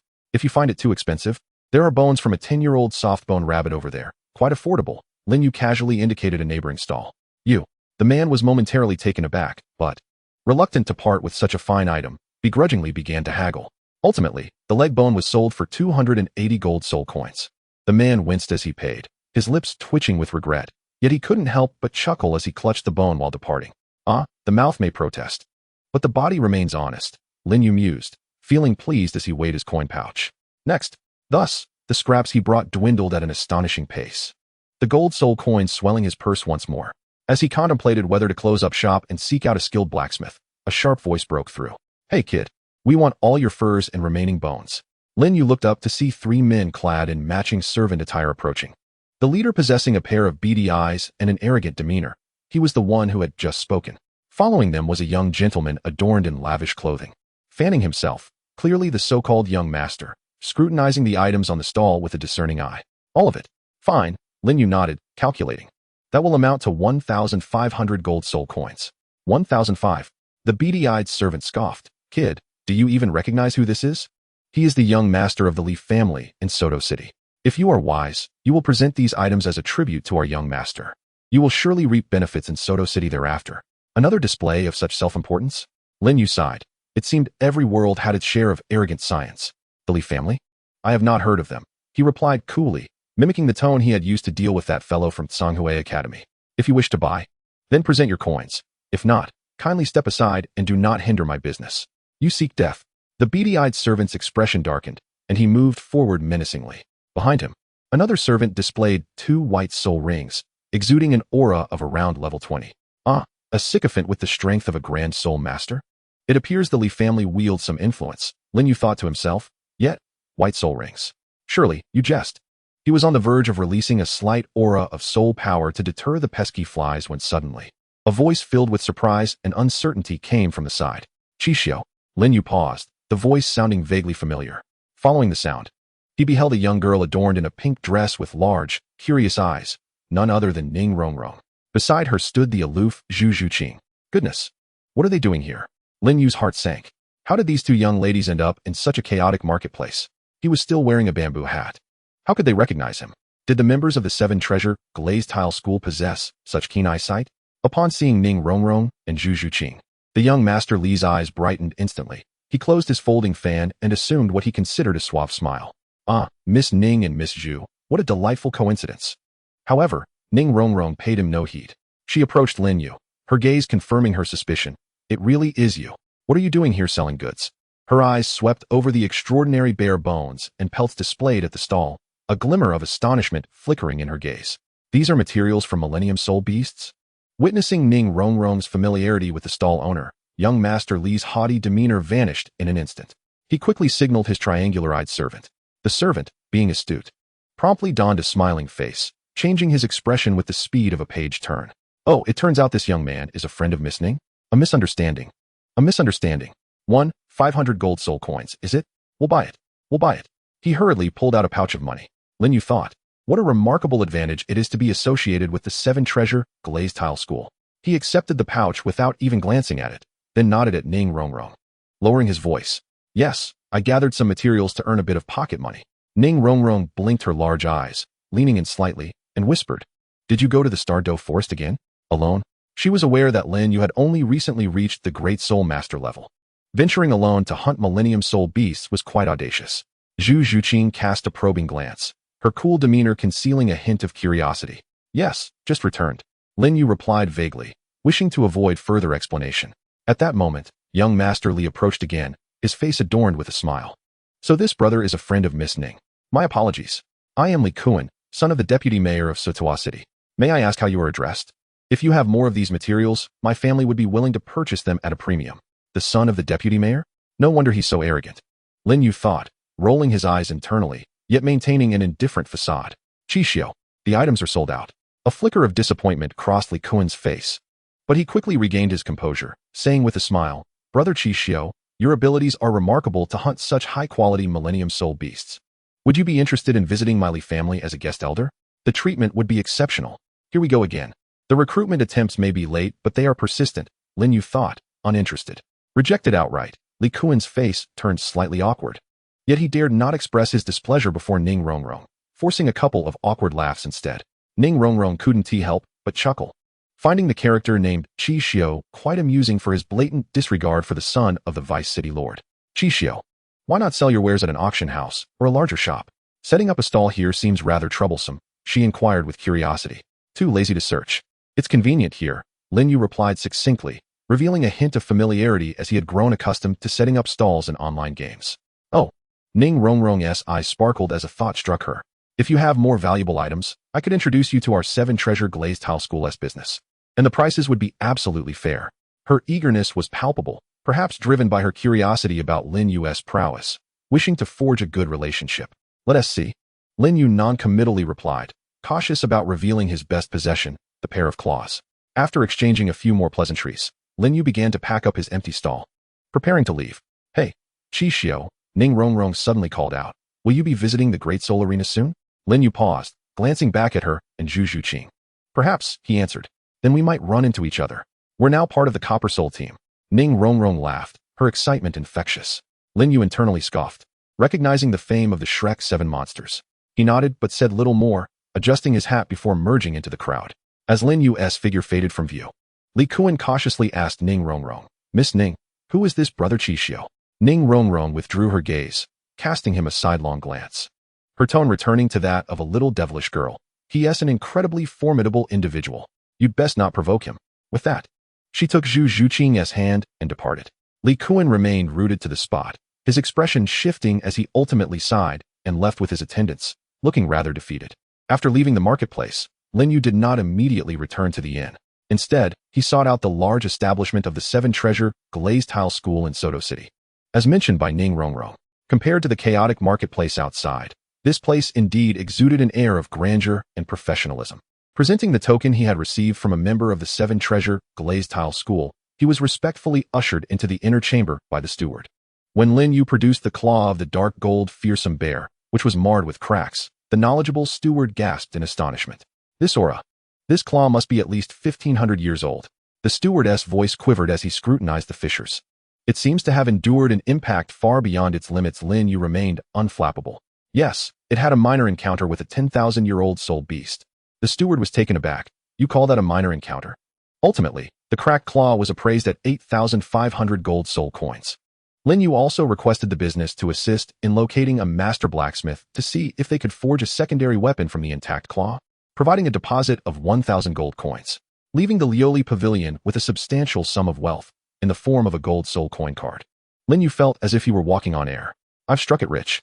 Utterly rich. At present, my friend has become a person of considerable means. His heart swelled with joy, for indeed, one cannot attain wealth without unexpected fortune, just as horses cannot thrive without nightly fodder. In high spirits, Lin Yu resolved to indulge himself at the finest tavern in Sotoa City, intending to reward himself handsomely. However, as he approached the entrance, he encountered several old acquaintances. Their arms draped over one another, exiting with bruised faces and cursing vehemently. Damn it, that bunch of paupers from Shrek. Their blows were truly vicious. Especially that little rabbit. His strikes were excessively fierce. And the blue-silver grass soul master, so insidious. It was none other than the individuals from Tsanghui Academy, with Yi Zhiqiu at the forefront, his arm in a sling, appearing quite woeful. Upon noticing Lin Yu standing at the tavern's entrance, their eyes met, and the atmosphere became instantly charged. Yi Zhiqiu's face turned pale, instinctively taking a step back, evidently haunted by the psychological trauma from their last encounter. Yet, as if struck by a sudden thought, he glanced at his companions, despite their injuries, and then at the solitary Lin Yu, a flicker of resentment and malice flashing in his gaze. Chixiu. Yi Zhiqiu hissed through clenched teeth, realizing their paths had crossed once more. Observing their dismal state, coupled with their earlier remarks, Lin Yu quickly comprehended the situation. Oh, so you've been schooled by the Shrek 7 monsters? Have you come here to drown your sorrows in drink? He thought to himself, feeling no sympathy and even suppressing a chuckle. Disinterested in these defeated foes, he made to stride into the tavern. Halt! Yi Zhiqiu suddenly blocked his path. While the other Tsanghui students, their expressions unfriendly, encircled him, subtly forming a blockade. What's this? Have you recovered from your injuries? Looking to stretch those limbs again? Lin Yu paused, raising an eyebrow beneath his hat. Yi Zhiqiu's complexion fluctuated between hues of green and white, his voice trembling with false bravado. You brat, don't get too arrogant. Last time, we were careless. You want to escape today. Lin Yu sighed, his tone laced with a hint of resignation and mockery. I must say, you've just been beaten, your injuries are still fresh, and yet you rush to seek another round? Is this a new form of training, enhancing your resilience by continually enduring blows? You. Yi Zhiqiu nearly spat blood in frustration. Enough with the chatter. Today, we shall show you what we are made of. Brothers, summon your martial spirits. Despite their injuries, the Tsanghui students simultaneously revealed their martial spirits, most being weapon spirits. With fairly ordinary soul ring configurations, one white and one yellow, or two whites, their soul power fluctuating around the 25th or 26th rank. The commotion at the tavern entrance immediately drew the attention of passers-by, who paused to watch. Oh, it seems a fight is about to ensue. Aren't those the individuals from Tsanghui Academy? What conflict have they found themselves in now? Who is that person in the hat? One against many? I believe he is called Chixiu. I heard he defeated Yi Zhiqiu in the Grand Soul Arena just a few days ago. Is that true? How formidable. Lin Yu regarded the motley crew before him with little interest. Well then, perhaps this is an opportune moment to test the practical application of my new soul skill? A subtle smile graced his lips. At the very moment when conflict was about to erupt, a languid, yet slightly mocking voice emerged from within the tavern. Oh, I wondered why it was so noisy outside. It turns out the esteemed members of Tsanghui Academy are here performing their tricks. Chapter 61, Wicked Eyes and White Tiger? Testing a new ruler. As this lazy yet overtly sarcastic voice echoed, the expressions of the members from Tsanghui Academy darkened instantaneously, their faces resembling that of a diehouse. Lin Yu slightly tilted his head, directing his gaze towards the tavern entrance. There stood Dai Mubai, arms crossed, casually leaning against the doorframe. His wicked eyes glinting with unmasked mockery and disdain as they surveyed Yi Zhiqiu and the others. Behind him, Ma Hongjun was struggling to stifle his laughter, his shoulders shaking. While Oscar peered curiously, wearing an expression of eager anticipation. Oh, the Shrek folks? And it's that flamboyant Dai Mubai? Lin Yu mused internally, sensing the burgeoning excitement. Upon seeing Dai Mubai, Yi Zhiqiu was flooded with a mix of old grudges and new grievances, his lips trembling with indignation. Dai Mubai, mind your own business. This is a matter between us and him. Oh, Dai Mubai elongated his tone, sauntering over leisurely, disregarding Yi Zhiqiu entirely as his gaze settled on Lin Yu. Taking in his appearance. Ruler? I hear you've been making quite a name for yourself lately. What's this? Have these misfits provoked you? Lin Yu shrugged, his tone nonchalant. Perhaps they are simply fond of my ruler and wish to engage in closer contact. Ha. Ma Hongjun could no longer contain his laughter. Boss Dai? This guy talks just like you, such a pain. Dai Mubai grinned widely, revealing a row of pearly whites, then turned to Yi Zhiqiu. Hey, Yi Zhiqiu, your Tsanghui Academy must be akin to cucumbers, right? A real slap. Hurry and scram, don't ruin my appetite. Humiliated so brazenly, Yi Zhiqiu's face flushed crimson. However, glancing at Dai Mubai, and then at the inscrutable Lin Yu, and considering his own group of injured subordinates, the last vestiges of his feeble courage crumbled under the weight of reality. You all wait for me. He spat. leaving behind a hollow threat as he and his disheveled followers awkwardly squeezed through the crowd in retreat. TCH, all bark and no bite, Lin Yu scoffed inwardly. As the members of Tsanghui Academy made their hasty exit, the onlookers gradually dispersed. Dai Mubai clapped his hands, as if brushing off dust, before turning to face Lin Yu, his wicked eyes radiating unabashed interest and a hint of condescension. Ruler? I've heard you've been quite the sensation in the fighting soul arena lately. His tone bore a hint of condescension, yet acknowledged Lin Yu's impressive skills. What do you say? Interested in joining our Shrek Academy? Although we only accept monsters and not ordinary folk, I find you possess a modicum of potential, and I could make an exception. Another recruitment attempt. This time delivered in a tone reminiscent of benevolent patronage. Lin Yu's brows furrowed beneath his hat. Only accept monsters? Such audacity. He scoffed silently, thinking, do you truly believe Shrek is the center of the universe?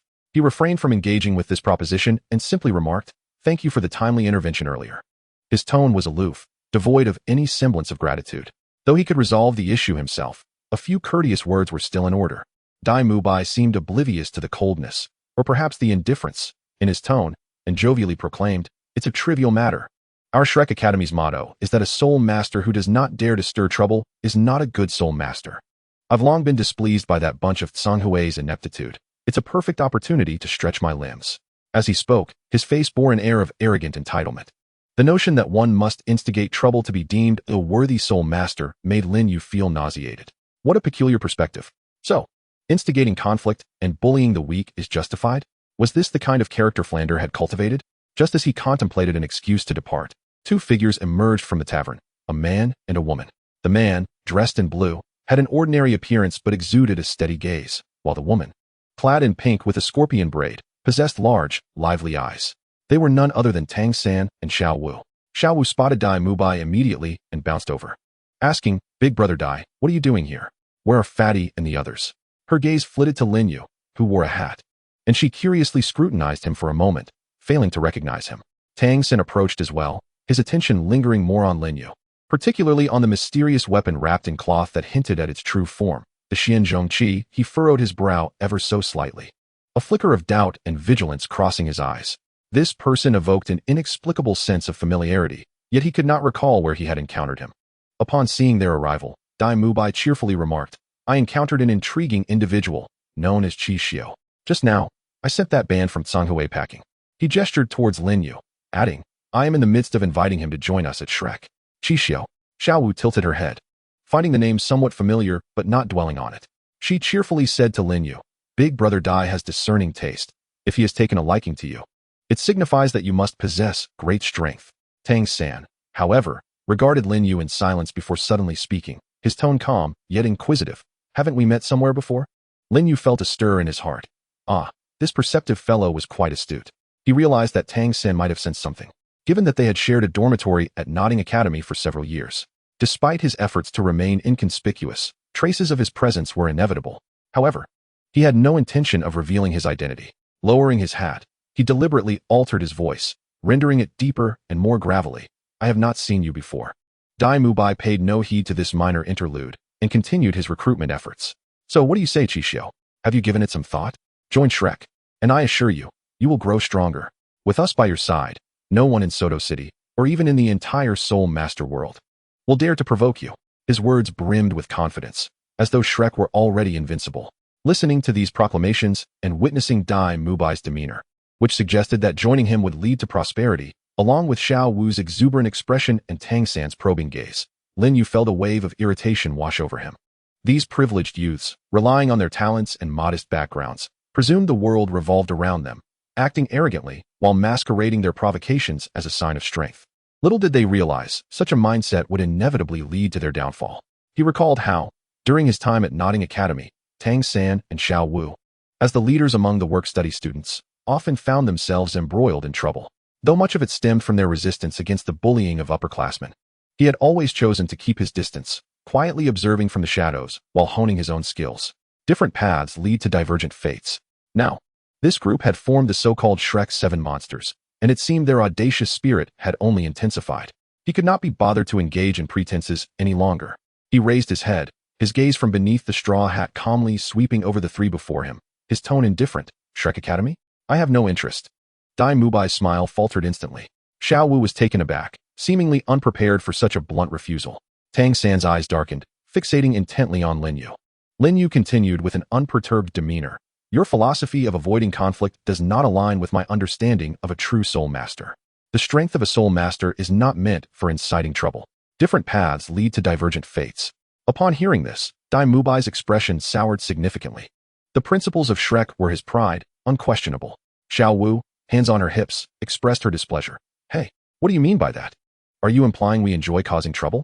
Tang San stepped forward, positioning himself protectively in front of Xiao Wu. Addressing Lin Yu with a chill in his voice. Your words seem rather excessive, don't you think? We at Shrek have our own reasons for acting as we do. Reasons? Is it merely the size of one's fists that defines reason? Lin Yu thought to himself with a smirk, disinterested in further debate. Just then, he sensed the rising battle intent and soul power emanating from Dai Mubai, who seemed eager to engage in a physical confrontation. Lin Yu's mind sparked with excitement. This was the perfect opportunity to test his new soul skill and awaken them from their delusions. He deliberately adopted a tone laced with provocation as he addressed Dai Mubai. What's the matter? Unable to articulate your thoughts, you resort to violence? Is this the principle of Shrek? Dai Mubai, incited by his words, seethed with anger. You arrogant brat. Today, I shall teach you what it means to be outclassed. Mubai? Tang San attempted to intervene, sensing something unusual about Lin Yu and wishing to avoid unnecessary complications. Yet, Dai Mubai, consumed by rage, was not in a state to listen. This was precisely the outcome Lin Yu desired. He turned towards the open space behind the tavern. Want to fight? Follow me. Dai Mubai scoffed and strode after him. Tang San and Xiao Wu exchanged glances, reluctantly following suit. Upon reaching the clearing, Dai Mubai unleashed his martial soul, the White Tiger. Manifesting 3 soul rings, 2 yellow and 1 purple, exuding a formidable aura. Reveal your martial soul. Show me what qualifications you possess to act so arrogantly. Lin Yu slowly removed the heavy ruler from his back, unwrapping the cloth. 3 soul rings materialized quietly, 1 yellow, 1 purple, and 1 deep, nearly black purple.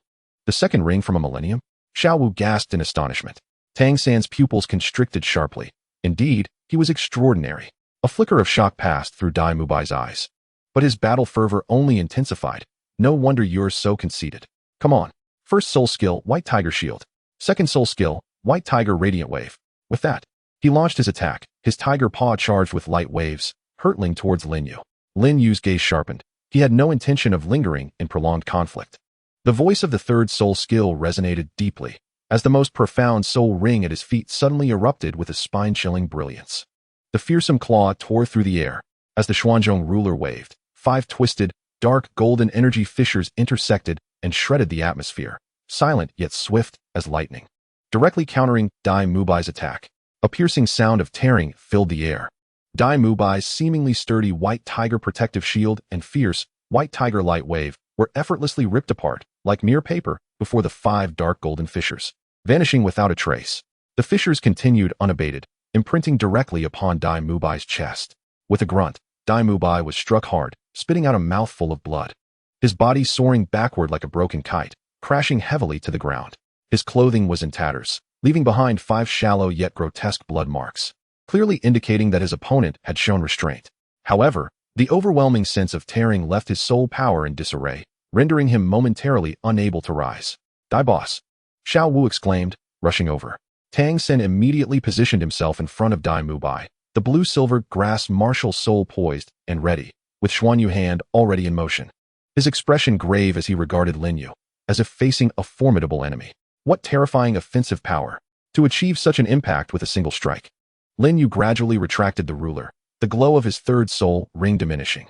He did not even glance at the bloodied Dai Mubai, his gaze sweeping over the astonished Tang San and Xiao Wu, his tone remaining calm, yet imbued with an undeniable authority. This is my qualification. Shrek is not so remarkable. Do not provoke me. With that, he disregarded the trio, hoisting the Xuanzhong ruler and striding away, leaving behind the stunned Shrek trio, bewildered and speechless in the vast arena. The setting sun elongated his shadow, solitary and aloof. Chapter 62. The Name of Ruler Cultivation. Lin Yu, bearing the Xuanzhong ruler, vanished around the corner, leaving the Shrek trio in disarray on the open ground. Xiao Wu hurriedly helped Dai Mubai to his feet, her eyes drawn to the 5 deep yet exceptionally grotesque blood marks on his chest, along with the mixture of pain, shock, and disbelief etched upon his face, causing her to stomp her foot in frustration. That guy? So despicable. Such severe force.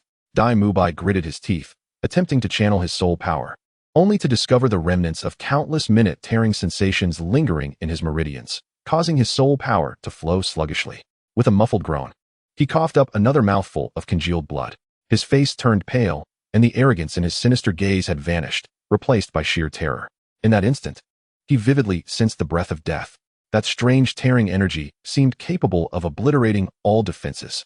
Tang San's expression grew exceedingly grave as he crouched down to examine Dai Mubai's injuries, speaking solemnly. It is an exceedingly domineering tearing attribute attack, directly damaging Mubai's protective soul power and some of his meridians. Fortunately, there was no intent to kill, otherwise.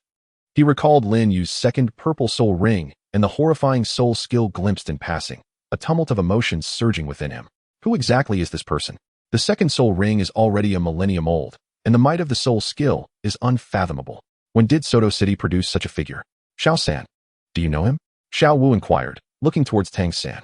Tang San shook his head, his brows furrowed in contemplation. I am uncertain. Yet the essence of his martial soul, that ruler, along with his tone of voice, evokes an inexplicable sense of familiarity within me.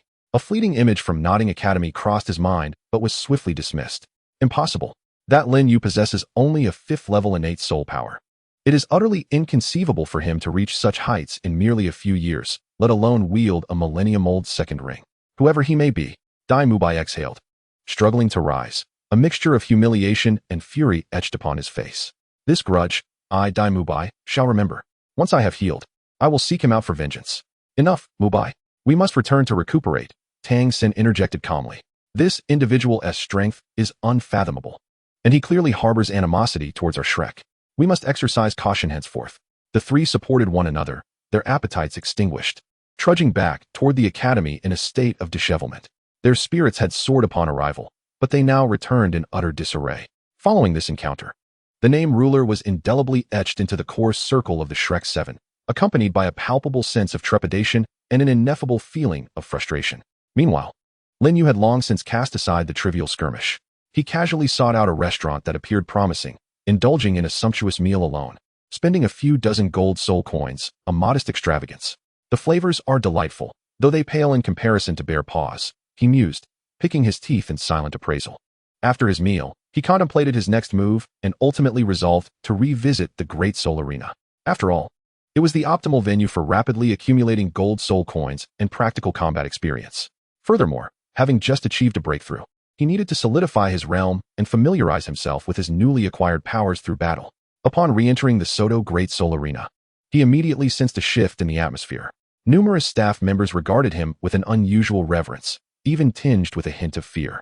Some soul masters awaiting their matches instinctively distanced themselves from him, whispering among themselves incessantly.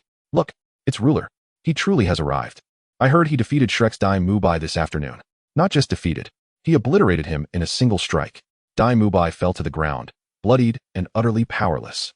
My heavens, is that true? Dai Mubai is a 37th level soul venerable. Absolutely. Many witnessed it firsthand. The evil-eyed white tiger was cleaved aside by a ruler. This fellow is terrifying. Who in the Copper Soul Arena can contend with him? Lin Yu thought to himself, how swiftly the news spreads. Are these soul masters in Soto City akin to trumpets? With an impassive expression, he approached the registration point for the Copper Soul Arena.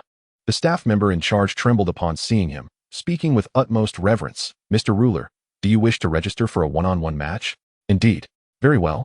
Allow me to arrange that for you immediately. The staff member's speed of operation doubled, due to your recent remarkable achievements. The organizing committee has decided to move your next match to the main arena. Does that suit you? The main arena? Lin Yu nodded nonchalantly. That is acceptable. The news spread rapidly. The enigmatic dark horse, ruler, would make his debut tonight in the main arena. In an instant, the audience surged forth, eager to witness the prowess of the formidable individual rumored to have defeated Dai Mubai in a single strike.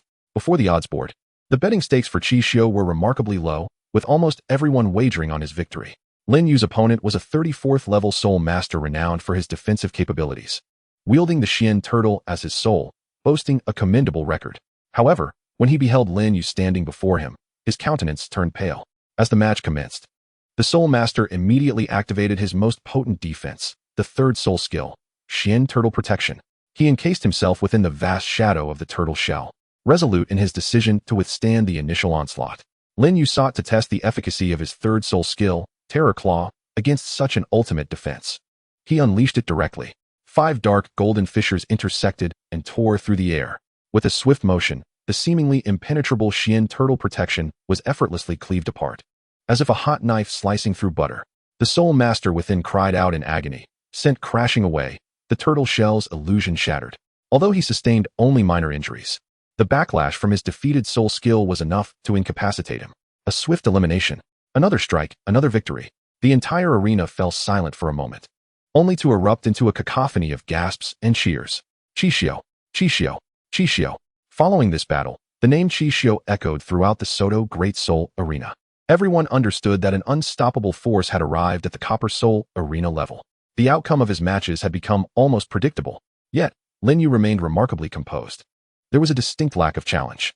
He sensed that it had become increasingly difficult to find an opponent at the Copper Soul level who could truly engage him. Just as he contemplated whether to apply for a higher-ranked Silver Soul competition, a staff member hurriedly approached him, handing him a letter. Mr. Qixio, this is a message entrusted to us for you. Perplexed, Lin Yu accepted the letter. Who would write to him? He had no acquaintances in Soto City. Upon opening it, he found the script elegant and assertive. Dear Mr. Qixio, recently, I have heard of your remarkable feats in the Soul Arena, achieving consecutive victories that are truly admirable.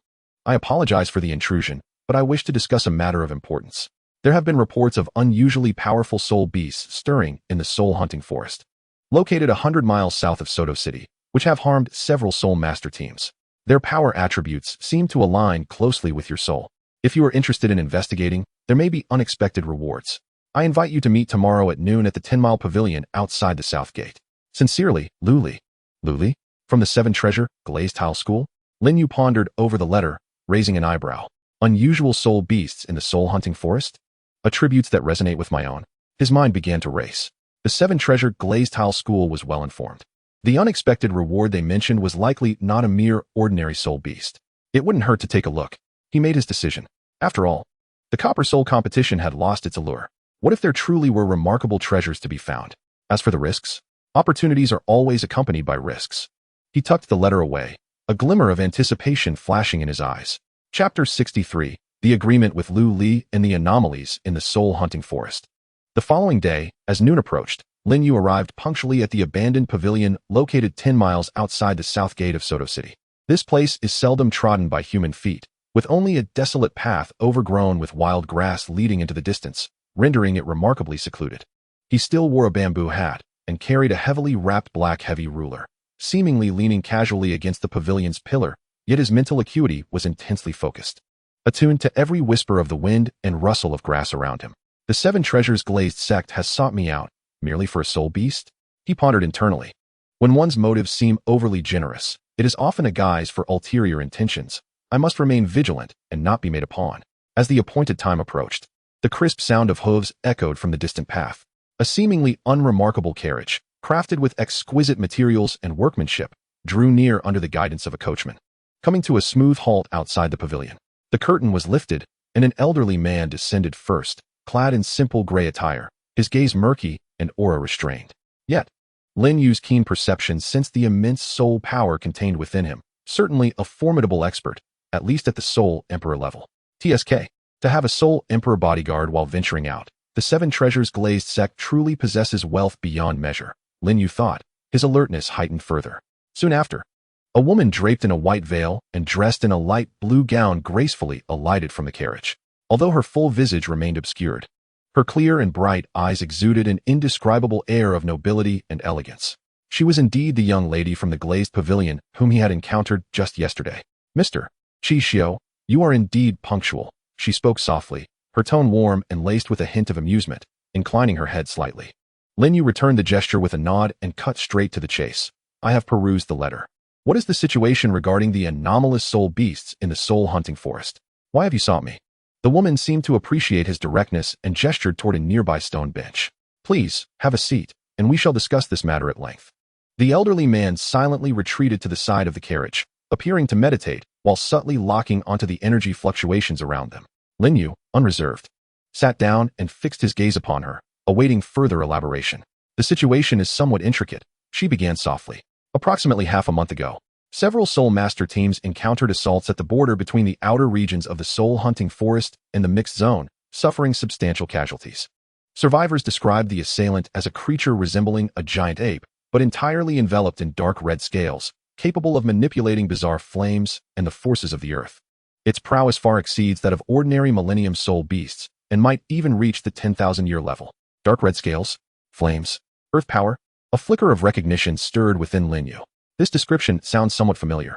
The woman continued, our sex merchant convoy also fell victim, resulting in losses of both goods and personnel.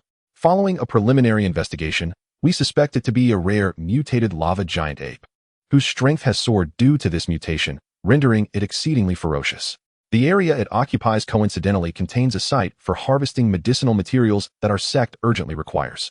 So, you wish to eliminate it, or at least drive it away? Lin Yu inquired. Indeed, the woman admitted candidly.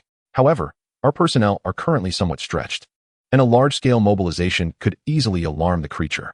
Having heard of your formidable prowess, particularly your astonishing strength and apparent resistance to flames, I am audaciously extending an invitation for collaboration.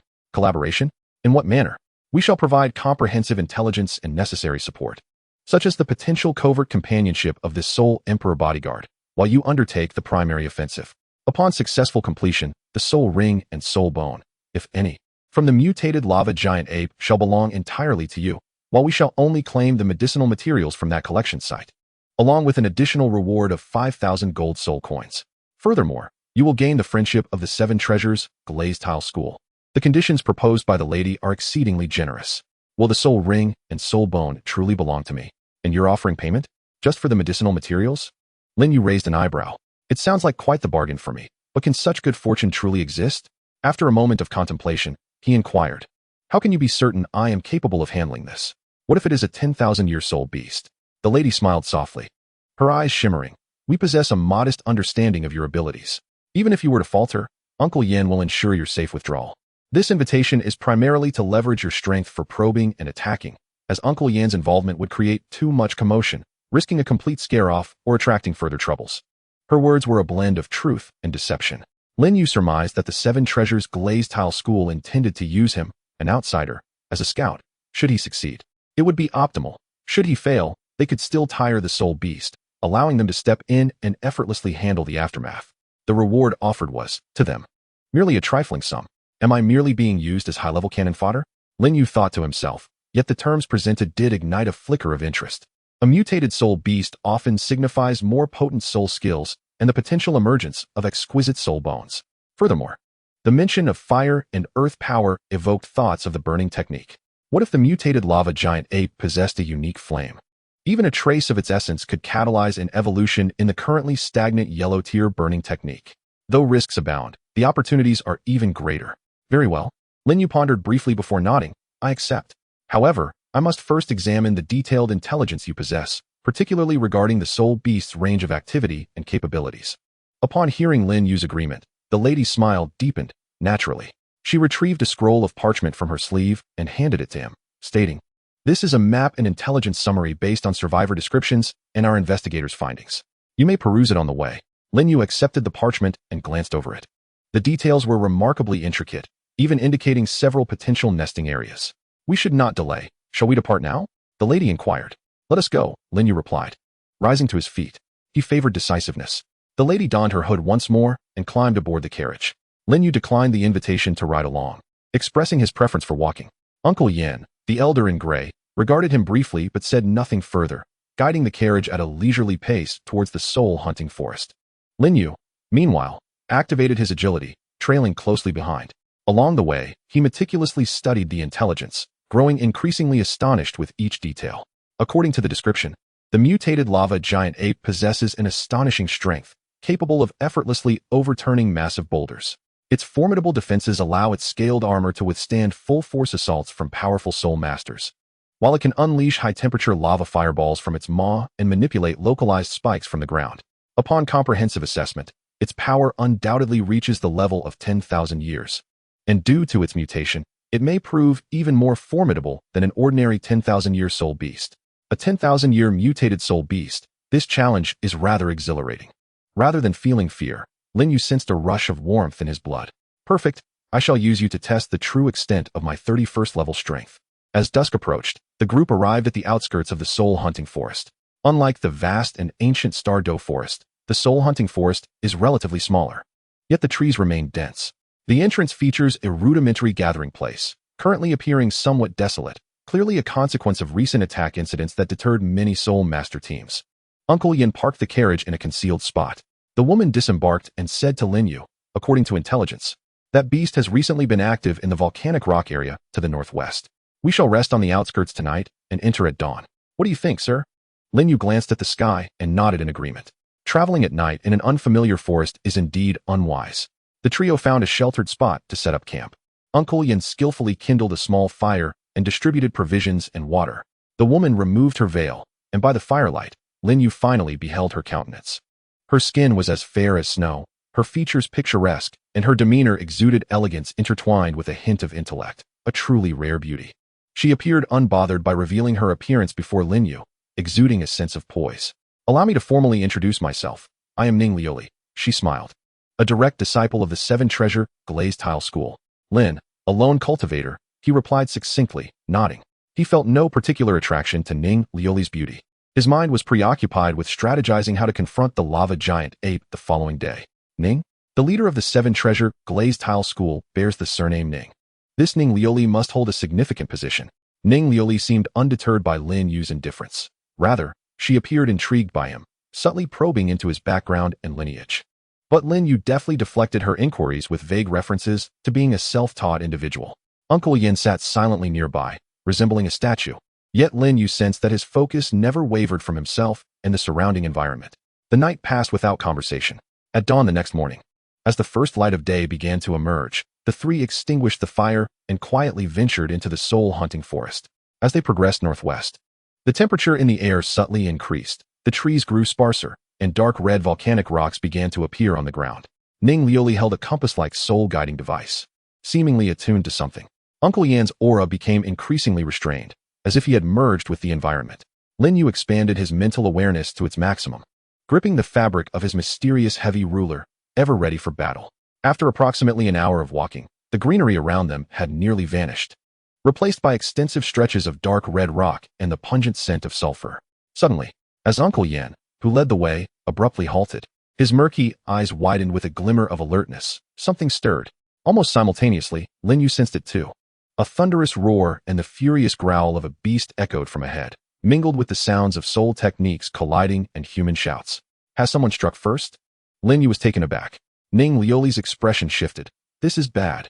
Someone has disturbed that creature. Let's hurry and take a look.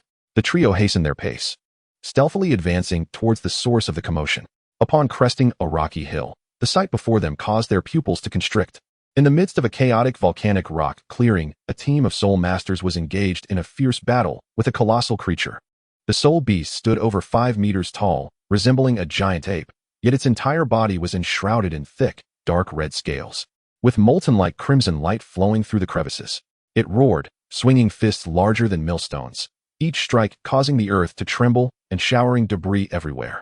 Occasionally, it would open its mouth to unleash searing fireballs of lava, forcing its adversaries to dodge desperately. This was indeed the mutated lava giant ape mentioned in the intelligence reports. Moreover, the team battling it made Lin Yu's heart skip a beat. The familiar blue-silver grass entwined, the agile scorpion tail techniques, the piercing ghostly strikes, the rotund figure spewing malevolent flames into the air, and the radiant hues of enhancement. The Shrek 7 monsters? Why are they here again? Lin Yu was utterly speechless. Why do these troublemakers seem to be everywhere? And why have they ventured into the soul-hunting forest, provoking a 10,000-year-old mutated soul beast? Observing the situation in the arena, it was evident that the Shrek 7 monsters were at a disadvantage. Although they coordinated well, their attacks paled in comparison to the overwhelming power and defense of their foe. Dai Mubai appeared to be still nursing old wounds, reluctant to withstand the lava giant ape's heavy strikes. Tang San's blue-silver grass barely impeded the creature's movements, which were easily severed. Ma Hongjuan's malevolent flames had little effect on the scales. Only Zhu Zhuqing's speed could occasionally create some disturbances, yet it proved insufficient to deliver a fatal blow. Ning Rongrong's enhancements and Oscar's sausages were the only keys to their tenuous survival. The lava giant ape, evidently enraged, slammed its fist into the ground. Careful stab, Tang San exclaimed in alarm. Dozens of sharp rock spikes erupted violently from beneath the feet of the Shrek 7 monsters. They scrambled to evade, their formation instantly thrown into chaos. Seizing the opportunity, the lava giant ape's enormous hand, radiating a terrifying heatwave, aimed directly at the fatigued Ning Rongrong. Rongrong, look out! Oscar cried out in horror, but it was too late for rescue. Ning Rongrong's face paled, her radiant colors faltering. In that critical moment, a figure darted from the side like a wraith. It was not Lin Yu, but the previously silent Soul Emperor, Uncle Yin. His speed was astonishing, arriving just in time to grasp Ning Rongrong around the waist, narrowly whisking her away from the impending doom of the lava giant ape's assault. The massive palm struck empty air, leaving a charred imprint upon the ground.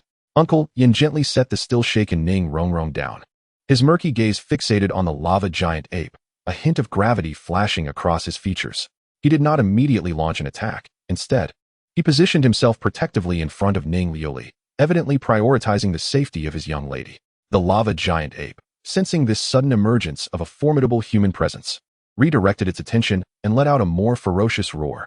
The members of Shrek finally exhaled in relief, retreating to regroup, their eyes widening in surprise upon spotting Ning Liuli and Uncle Yin. Sister Liuli? Grandpa Yin? What are you doing here? Ning Rongrong exclaimed in astonishment. Dai Mubai, Tang San, and the others quickly recognized the esteemed young lady of the Seven Treasure Glazed Tile School, their expressions laden with confusion. Ning Liuli hastily clarified. We have come in pursuit of this mutated soul beast. You have been far too reckless.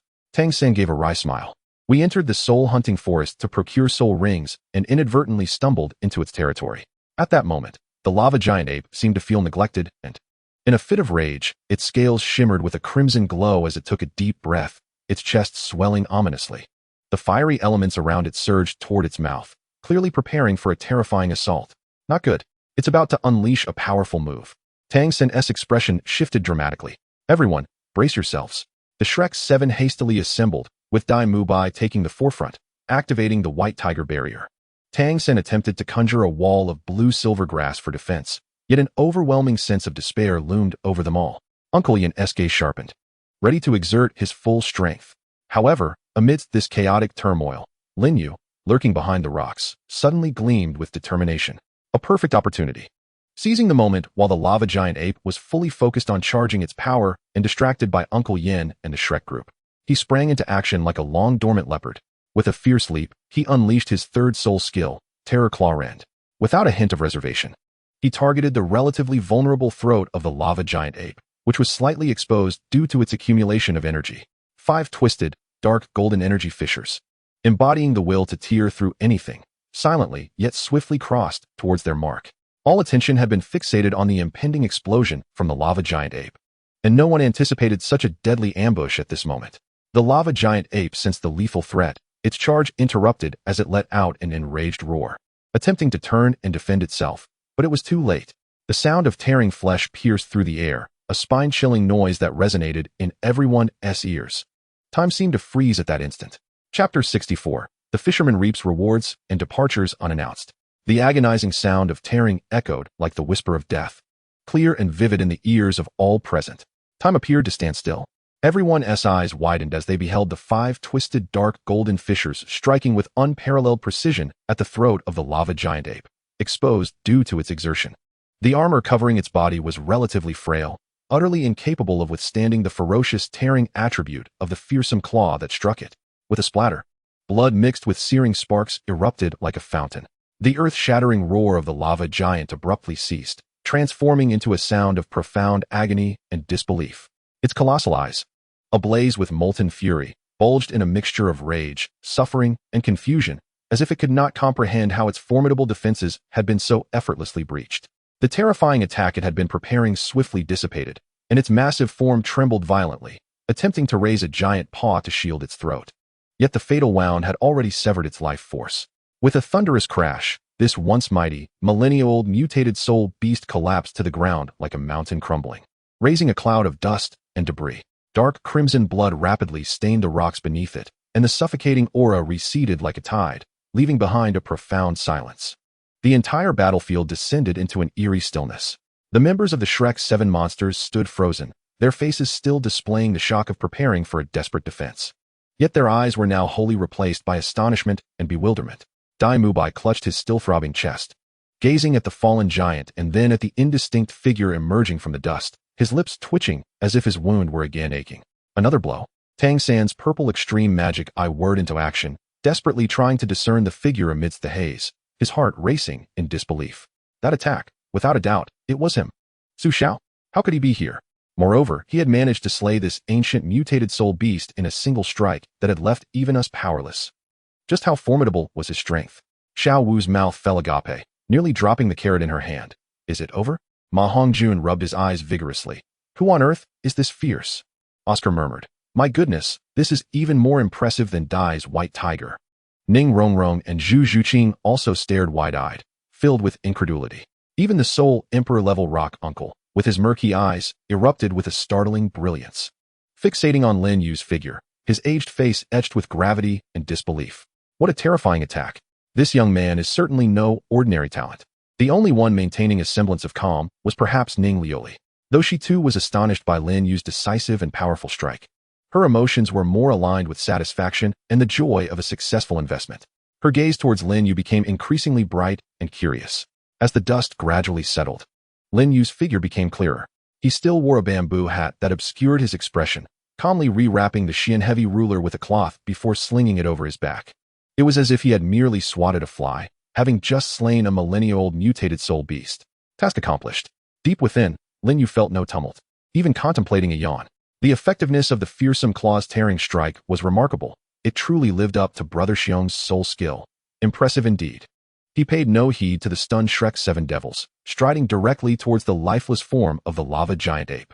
At that moment, an immensely dense stream of black energy was surging from the corpse, coalescing in the air into a soul ring of profound radiance, pulsating with terrifying energy, a 10,000-year soul ring. And moreover, a mutated one. Simultaneously, a piece of peculiar skeletal material, shimmering with a dark red glow and resembling solidified lava, began to slowly emerge from the creature's head, a soul bone, a 10,000-year soul bone. A treasure had appeared. Lin Yu's eyes sparkled with delight. Although he could not utilize this soul bone himself due to a lack of compatibility, it was indeed a priceless gem. Without hesitation, under the complex gazes of the onlookers, he reached out to claim the soul ring and soul bone. These spoils rightfully belonged to him. Wait a moment. Dai Mubai could not help but interject. His face etched with reluctance and internal struggle. This 10,000-year soul beast had been discovered by them first, and they had expended considerable effort to weaken it. Although it was ultimately slain by another, it felt unjust to walk away empty-handed. Lin Yu paused, tilting his hat slightly to regard Dai Mubai. His voice calm, yet imbued with an invisible pressure. What? Do you have an objection? Dai Mubai found himself momentarily speechless under Lin Yu's gaze. Recalling the experience of being defeated in a single strike, he swallowed his words, his face flushing with embarrassment. Tang San stepped forward, grasping Dai Mubai's arm. And with a complex tone, he addressed Lin Yu. Lord Qixio, we mean no offense. We are grateful for your timely assistance. Since you have vanquished this soul beast, the soul ring and soul bone rightfully belong to you. Though he felt a pang of regret, he understood the dynamics of power, recognizing that their opponent's strength was unfathomable. And he had indeed saved them. Morally and logically, they had no grounds to contest. Only then did Lin Yu retract his gaze, dismissing them as he continued to collect the soul bone. The soul ring was beyond his ability to absorb, so he relinquished it, while the soul bone was directly placed into his storage belt. At that moment, Ning Lioli approached, her smile radiant as she remarked, Congratulations, Mr. Qixio, on your bountiful harvest. She glanced at the soul bone, her eyes filled with admiration, yet devoid of greed. The foundation of the Seven Treasures glazed tile school was strong enough to remain composed in the face of a mere 10,000-year soul bone. Lin Yu nodded in acknowledgement. Pleasure in collaboration. The medicinal materials are yours. He fulfilled his promise, showing no interest in the so-called medicinal items. Ning Lioli signaled, and Uncle Yin swiftly moved towards a specific direction, evidently to gather the targeted herbs. The Shrek group observed this scene, finally realizing that Lin Yu was allied with the Seven Treasures glazed tile school, specifically dispatched for the mutated soul beast. They had merely stumbled upon the situation, almost becoming cannon fodder, ultimately serving as a garment for another. The atmosphere grew somewhat awkward and heavy. Ning Lioli glanced at the disheveled and downcast Shrek 7 devils. Then at Lin Yu, who exuded an air of aloofness, and with a gentle smile, she sought to ease the tension. Well, since the crisis has been averted and everyone is safe, that is what matters. Rongrong, how did you come to provoke this mutated soul beast? Ning Rongrong, finally emerging from her state of shock, spoke with a tone of feigned innocence. We accepted a task from the academy and accidentally trespassed into its territory, only to be relentlessly pursued and attacked. Her voice dwindled, and she felt a twinge of embarrassment. Lin Yu commented, "Such luck is unparalleled. Shrek's predicament is indeed formidable." He had little desire to listen further. The task was complete, the reward secured, and it was prudent to depart. He addressed Ning Liuli. "The matter is resolved. I shall take my leave." With that, he did not afford anyone a moment to react, swiftly vanishing amidst the intricate volcanic rock formations, his speed astonishing. "Hey, Mr. Chixiu." Ning Liuli attempted to call out to him, but it was too late. She could only stamp her foot in frustration, wondering how he could move so swiftly. The Shrek gang gazed in the direction of Lin Yu's disappearance, their emotions a tangled web. The individual was powerful, enigmatic, and aloof. Having rescued them while claiming the lion's share of the benefits, then departing without a word of courtesy. This sense of utter disregard felt more painful than defeat itself. Dai Mubai struck a nearby rock with his fist, his expression a mix of resentment and indignation. Tang San furrowed his brow, silently etching the name Chixiu and the terrifying tearing soul skill deep into his memory. Xiao Wu pouted, "Humph, what's so impressive about him? So rude." The others exhibited a range of emotions. Ning Liuli observed the disheartened group of youths and sighed gently, offering words of comfort. "Well, there are always those stronger and more capable out there. Let this serve as a lesson. We must proceed with greater caution in the future. Let us leave this place. Uncle Yin will catch up after gathering the medicinal herbs." After this encounter, the Shrek 7 experienced the bitter taste of defeat and the overwhelming superiority of their peers. Their pride severely wounded. The name Chixiu loomed over them like a shadow. Meanwhile, Lin Yu had long distanced himself several miles away. He sought a secluded cave to meticulously assess his gains, a 10,000-year spirit bone, the head spirit bone of the lava giant ape, imbued with fire attribute mental shock and enhancement abilities, along with the promise of friendship from the 7 treasure glazed tile school and 5,000 gold soul coins to be redeemed. The harvest was gratifying. Lin Yu nodded in satisfaction.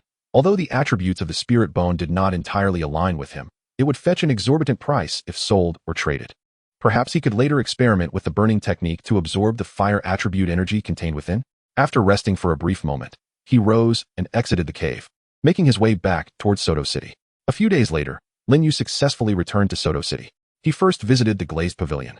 Ning Liuli seemed to have yet to return, but upon presenting his token, the steward readily disbursed the promised 5,000 gold soul coins. With a substantial sum in hand, Lin Yu once again made his way to the Soto Great Soul Arena. This time, he headed directly to the registration point for the Silver Soul Arena. The Copper Soul Arena no longer offered him the challenge and pressure he sought. It was time to ascend to a higher stage.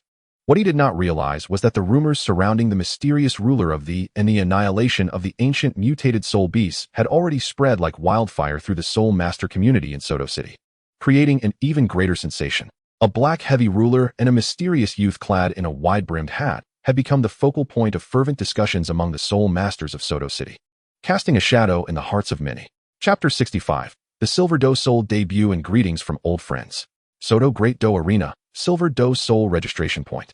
In stark contrast to the raucous atmosphere of the Copper Do Soul area, this place exuded a profound tranquility, yet the pressure in the air was palpable. Those who could mingle here were at least of the Soul Sovereign rank, most of whom had weathered countless battles. Upon seeing Lin Yu approach, especially when they noticed the exaggerated winning streak and astonishing points displayed on his Copper Do Soul badge, the staff's demeanor shifted to one of greater respect, tinged with a hint of reverence. "Mister, are you certain you wish to apply for advancement to Silver Do Soul?" The staff member inquired cautiously. The opponents at the Silver Do Soul level average above level 35, and there may even be powerful soul ancestors among them. "Absolutely," Lin Yu replied succinctly.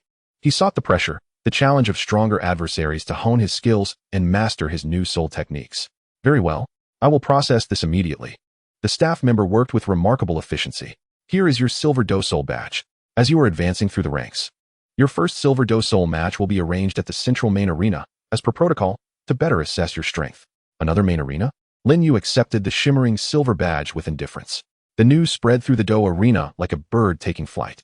"Have you heard? That monster has advanced to Silver Do Soul.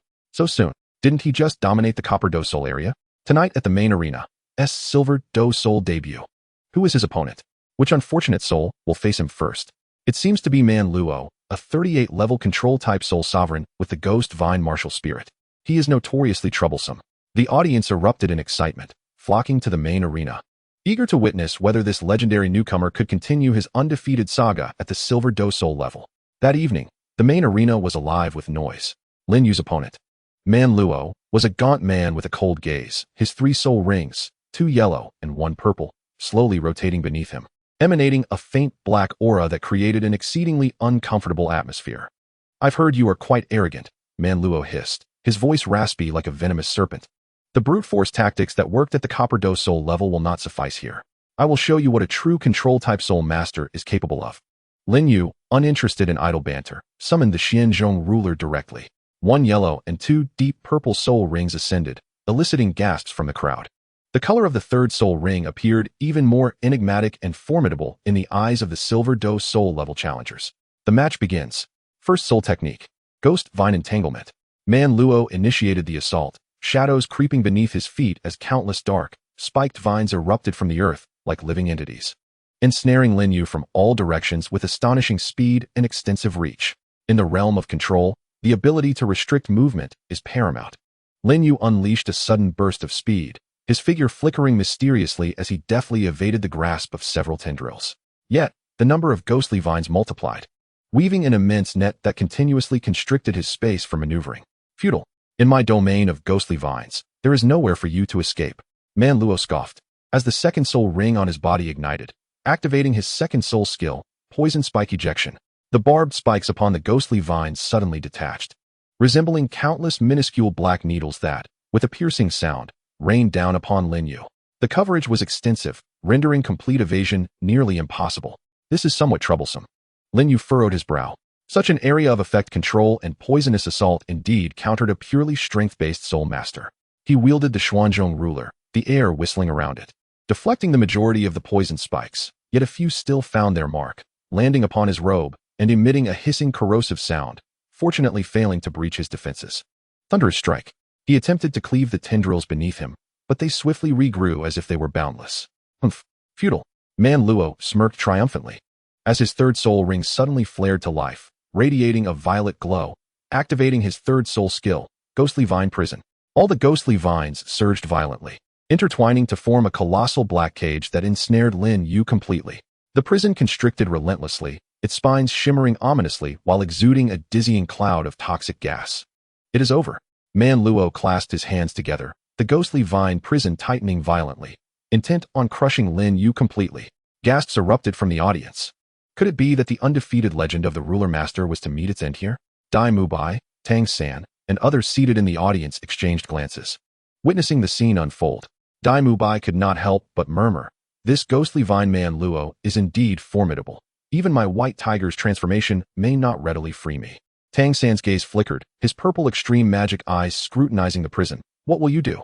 Just as everyone believed Lin Yu's defeat was inevitable, the imprisoned Lin Yu remained unexpectedly calm. "The control system does possess some merit. Alas, you cannot contain me." With a low, resonant voice that pierced through the prison, he declared his 3rd soul skill, Terror Claw Rend. Buzz. A torrent of violent, destructive intent erupted from within the prison. In an instant, under the astonished gazes of countless onlookers, the seemingly indestructible ghostly vine prison, capable of restraining even a soul sect for a moment, was mercilessly torn apart from within by invisible colossal claws. Screech. The ear-piercing sound of tearing filled the air. Countless ghostly vines snapped, black ichor splattering everywhere. The once resilient prison was, in a fleeting moment, forcibly torn asunder, creating a massive breach. Lin Yu stepped forth from the chaos, unscathed. The dark golden energy cracks upon the Xuanzhong ruler gradually dissipated. "What?" The triumphant expression on Man Luo's face froze, transforming into sheer astonishment and disbelief. "My ghostly vine prison. How is this possible?" His martial spirit was intertwined with the ghostly vine, and the cage was forcefully torn apart, causing him to suffer a backlash. He let out a muffled groan, a trace of blood escaping from the corner of his mouth. The audience erupted in a frenzy. Torn asunder? That was Manro's 3rd soul skill. Was it so easily shattered? What kind of soul skill was that? It was exceedingly domineering. The members of Shrek also wore grave expressions. Dai Mubai instinctively touched his chest, as if the sensation of tearing had returned. Tang San's eyes were filled with shock and contemplation. Such sheer offensive power seemed purposefully designed to break defenses. My blue-silver grasp may not stand a chance. Lin Yu would not grant his opponent a moment's respite. The instant he broke free from the cage, he unleashed a powerful surge of speed. He moved like a phantom, instantly bridging the distance between himself and the stunned Manro, who was frozen in place from the backlash. Manro's pupils constricted as he hastily attempted to retreat for defense. But it was already too late. 8 extremes burst. Lin Yu shouted, not using a weapon, but instead delivering a heavy punch imbued with dark energy straight to Manro's abdomen. Bang! A muffled thud echoed. Manro's body arched violently, his eyes bulging, and a mixture of bile and blood spewed forth as he was propelled off the ground by the overwhelming force, crashing beyond the arena's limits. After a brief struggle, he lost consciousness. A moment of silence enveloped the arena, followed by an explosion of fervent cheers. Another victory, and in an even more brutal, overpowering fashion.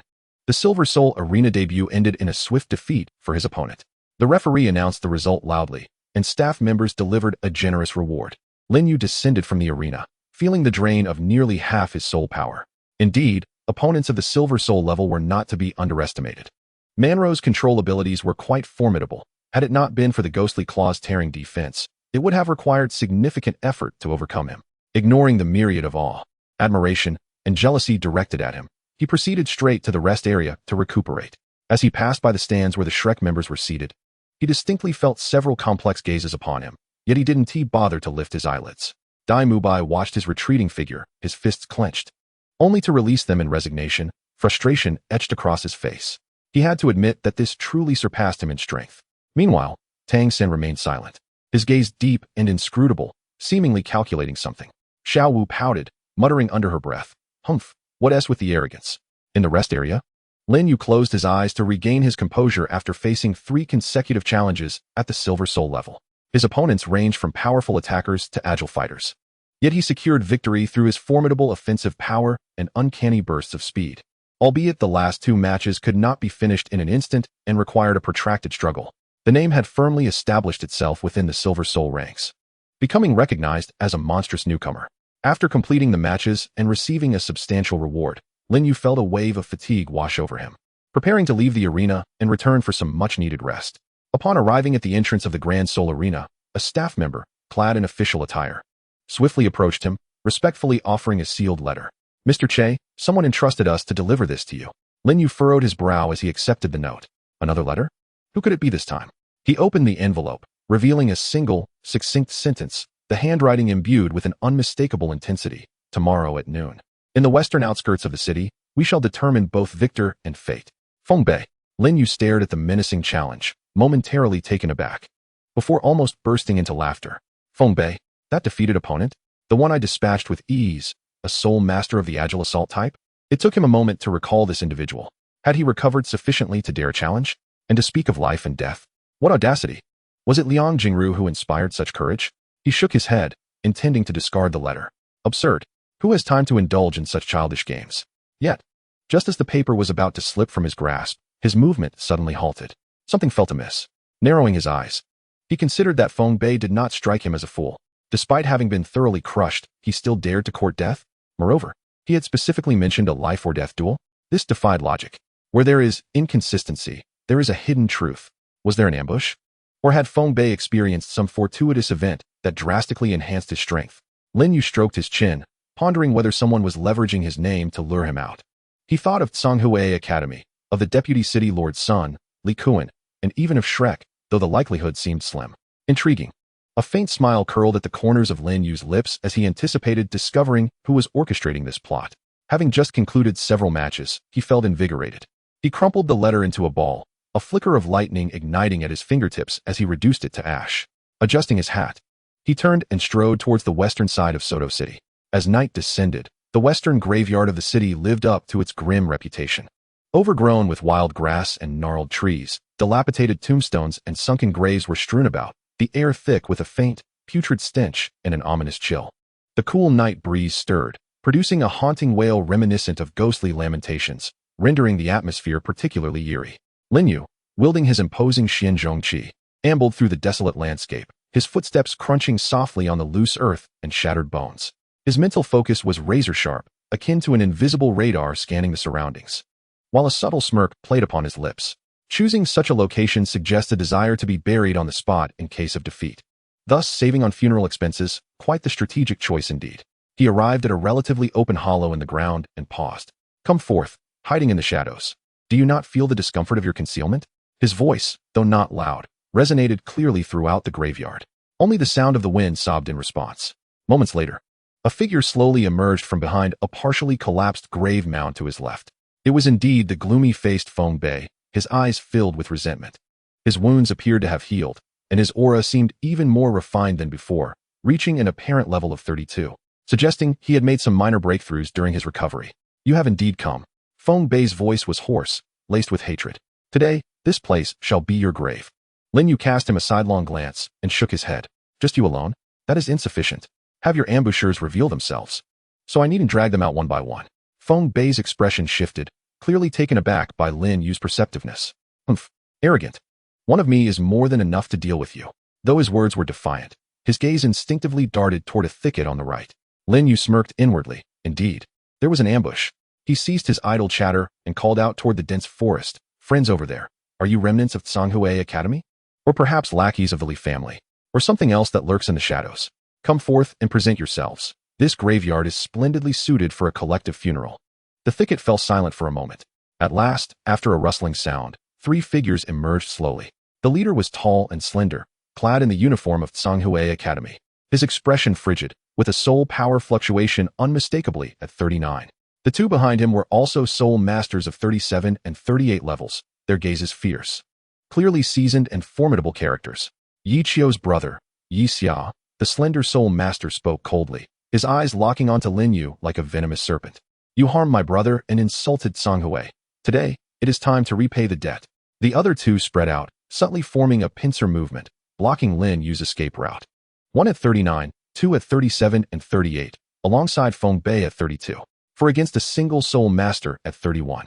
Ah, how flattering, Lin Yu mused inwardly, unperturbed, even finding it somewhat amusing. This was the extent of Tsanghui Academy's prowess. With the arrival of reinforcements, Feng Bei's courage surged, and with a piercing shriek, he commanded, "Stop wasting time. Attack."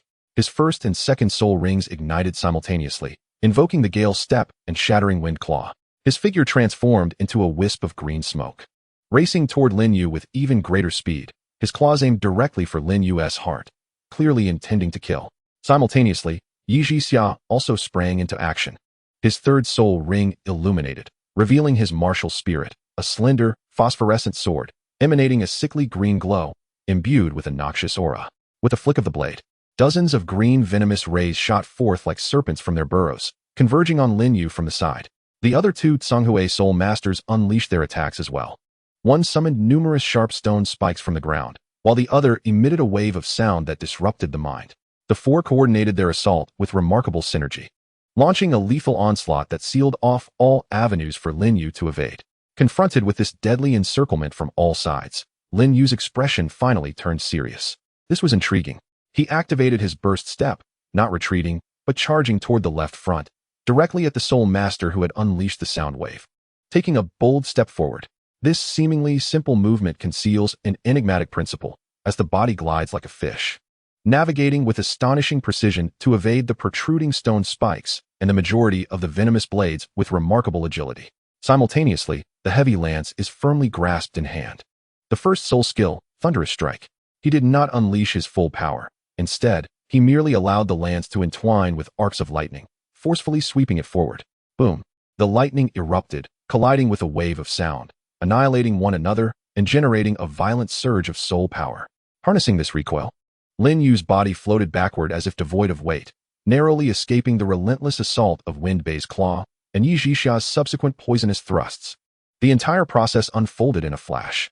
Lin Yu resembled a solitary leaf caught in a tempest, appearing perilously close to danger, yet consistently dodging every attack by mere inches. His movements exquisitely fluid and elusive. The 6 harmonies body technique, Lin Yu silently recited in his mind. This was the result of his initial exploration of a technique that combined the violent steps and the combat memories stored in his mind, emphasizing extreme evasion in confined spaces and the utilization of force. Today, its practical application yielded unexpectedly favorable results. Such a slippery fellow. Yi Xia's expression darkened, her sword intent accelerating, the emerald blade resembling a toxic web ensnaring Lin Yu. The other 2 soul masters intensified their assault, with stone spikes and sound waves persistently disrupting his movements. Wind Bei, like a relentless parasite, clung tightly through sheer speed. Lin Yu executed the 6 harmonies body technique to its fullest, weaving and dodging amidst the 4 assailants. The heavy lance served alternately to block and to unleash thunderous strikes, repelling 1 or 2 foes, appearing perilous yet never truly struck. However, he recognized that prolonged defense would lead to defeat. The opponents held a generally higher level of soul power than he did. Enduring would be disadvantageous. It was time to test something new. Seizing an opportunity, he forcefully parried Yi Zhixia's venomous blade, using the momentum to execute a backflip, temporarily escaping the encirclement of the 4, landing in a relatively open area. The 4 immediately regrouped for another assault. Lin Yu took a deep breath. The burning technique surged violently within him, his soul power merging with a faint trace of fighting spirit, both infusing into the heavy lance. With both hands gripping the lance, he assumed a peculiar starting stance, the lance vibrating slightly, a searing aura beginning to emanate. Yi Zhixia sensed this heat, her brows furrowing as she sharply commanded, "Do not give him a chance. Strike with all your might." The 4 surged forward once more with full force. At that moment, a brilliant light erupted from Lin Yu's eyes as the 3rd soul ring beneath his feet suddenly illuminated. Yet what he unleashed was not the fearsome claw. Flame separation, devouring wave lance. His deep voice reverberated like thunder. With both hands gripping the lance, he swung it in a sweeping arc from below to above. Boom!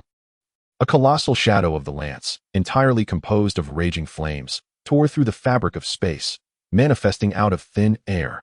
This flame was not an ordinary red but bore a faint tinge of azure, with a terrifying temperature that instantly distorted the surrounding air, and the parched grass beneath ignited and burned to cinders. The colossal flame, radiating an aura of destruction capable of incinerating the very fabric of existence, boldly confronted the 4 assailants. What? The expressions of Yi Zhixia and his companions morphed drastically, their eyes swiftly filled with dread. The energy contained within the shadow of the flame sent shivers through their very souls. "Retreat!" Yi Zhixia shrieked, wildly wielding the azure phosphor sword in a desperate attempt to fend off the onslaught. The other 2 soul masters also exerted every effort to unleash their defensive soul techniques. Wind Bei, the swiftest among them, attempted to flee backward. However, it was too late. The flame-severing tsunami, a terrestrial-level combat technique, was not so easily evaded. The immense flame, with its overwhelming force, instantly consumed their defenses. Hiss, hiss, hiss. The toxic radiance of the azure phosphor sword evaporated. The stone spike shield melted away. The sonic barrier was torn asunder. A chilling scream erupted suddenly. The 237 or 38 level soul masters bore the brunt of the attack. Their defenses crumbled like paper before the flame-severing tsunami. Immediately engulfed by the flames, their martial spirits twisted and shattered, their bodies transformed into fiery specters, thrashing upon the ground for a few moments before succumbing to silence, the air thick with the acrid scent of charred flesh. Yi Zhixia, with his 39 level soul power and martial spirit quality, barely withstood the initial wave of impact, yet the azure phosphor sword was rendered incandescent, nearly obliterated. He himself was violently propelled backward by the terrifying force, crashing heavily against a gravestone, his chest scorched black, grievously injured and sprawled on the ground. Seemingly on the brink of death, only Wind Bei, having acted swiftly and positioned at the periphery, was merely grazed by the edge of the flame's shadow. Yet, one arm was instantaneously carbonized, and he collapsed to the ground, howling in agony. One strike, merely a single strike, of the 4 soul masters. 2 perished, and 2 were gravely wounded. In the center of the chaotic burial ground, a trench exceeding 10 meters in length appeared, charred and still emitting wisps of smoke and flames. Lin Yu let out a slight breath, his complexion somewhat pale.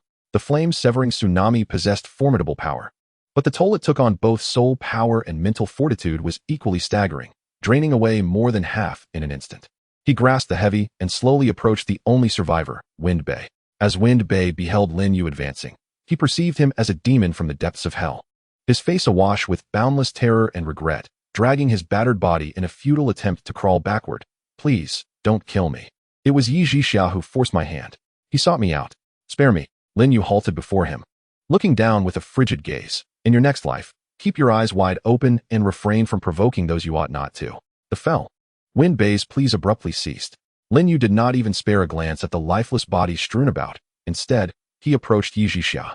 Although Yi Zhixia had not yet drawn his last breath, his gaze was vacant, brimming with resentment and fear. "The Tsanghui Academy will not let you go," he threatened intermittently. Lin Yu, uninterested in his ramblings, swiftly ended his life with a single strike. After completing these actions, he quickly searched the 4 individuals. discovering a handful of gold soul coins and miscellaneous items, though regrettably, nothing of significant value. Paupers, he scoffed disdainfully. Just as he prepared to depart, he detected the faintest sound of air being sliced in the distance. Is there someone else? A chill coursed through his heart as he immediately suppressed his aura with all his might, executing a swift movement akin to that of a stealthy cat. Silently infiltrating the dense grove of withered trees nearby, holding his breath and concentrating intently. Moments later, a shadowy figure descended upon the scene like a wraith. The newcomer was enveloped in a black cloak, a mask obscuring their face, exuding a chilling and formidable presence. Undoubtedly a powerful Soul King. He gazed upon the scorched corpses strewn across the ground, particularly the terrifying chasm carved by flames, his masked eyes brimming with shock and gravity. What a ruthless method. What a horrifying fire soul technique. He crouched down, meticulously examining the wounds of Yijixia, his voice hoarse. Such destructive power was not something an ordinary soul sovereign could wield. Who exactly was that slender figure? After thoroughly investigating the area, he seemed to find no further clues. Finally, his gaze turned toward the direction in which Lin Yu had vanished. After a moment of contemplation, he chose not to pursue, his figure flickering out of sight, swiftly disappearing into the night. In the grove of withered trees, Lin Yu let out a slow sigh of relief, a cold sweat breaking out on his back. A Soul King. To think there was a Soul King lurking in the shadows. A wave of trepidation washed over him. Fortunately, he had decisively employed the Flame Division to swiftly conclude the battle and made a hasty retreat. Tonight's turmoil was far deeper than he had anticipated. Daring not to linger any longer, he confirmed the Soul King had departed and immediately left the mass grave at his utmost speed, returning to Sitoa City. Following this battle, the two new combat techniques had begun to reveal their brilliance, yet the toll they exacted exceeded Lin Yu's expectations. Chapter 67, Breakthrough and Undercurrents. Lin Yu nearly slinked back to the inn, hugging the walls as he maximized his mental energy, ensuring no one was tailing him before slipping through the door, bolting it shut with determination. Damn it, I almost capsized in the gutter. He leaned against the door, exhaling deeply, his heart still racing. A Soul King. They actually sent a Soul King to stalk me. Those old geezers at Songhui Academy are playing a dangerous game. He approached the table, pouring himself a glass of water and gulping it down, the icy liquid bringing him a modicum of calm. Reflecting on the Soul King's chilling presence, he felt a lingering apprehension.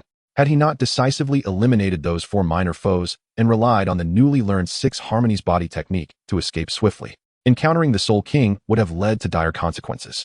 Strength. It still boils down to a lack of strength. Lin Yu clenched his fists, a profound sense of urgency washing over him. Level 31 is still insufficient in the presence of a Soul King. I must elevate my rank as swiftly as possible. He sat cross-legged on the bed, promptly activating the burning technique to recover his soul power. The recent use of the Flame Division had nearly depleted a substantial portion of his soul and mental energy, leaving his meridians aching. As the technique commenced, the thin ambient spiritual energy gradually flowed into his body, refining into soul power and a faint trace of battle chi. The process remained excruciatingly slow. This wretched burning technique, the lowly yellow grade, is truly a torment. Lin Yu mentally lamented. I need to find some exotic fire or a high-energy treasure. Otherwise, at this rate, when will I ever shatter the limits of a tidal Douluo? As he lamented while diligently cultivating, he suddenly sensed that the speed at which he absorbed and refined the essence of the primordial energy today seemed to be slightly quicker than usual. Is it just an illusion? He concentrated his mind to perceive it more carefully. It was not an illusion. The operation of the burning technique indeed flowed just a tad more smoothly, and the refining efficiency appeared to have undergone a barely perceptible enhancement. What is happening? Lin Yu was momentarily stunned, then recalled the intense effort he had exerted while using the flame-splitting wave cutter earlier. The sensation of completely draining his soul power and mental strength in an instant. Could it be that after extreme consumption, it actually stimulates the burning technique and boosts the efficiency of cultivation? A possibility dawned upon him, stirring his heart. It was akin to how one's body temporarily enhances nutrient absorption after strenuous exercise. Let us give it a try. No longer content with a slow recovery, he began to actively and even more fervently operate the burning technique, daring to challenge the delicate meridians he usually refrained from due to pain. Hiss. Excruciating pain surged once more intense than during regular cultivation.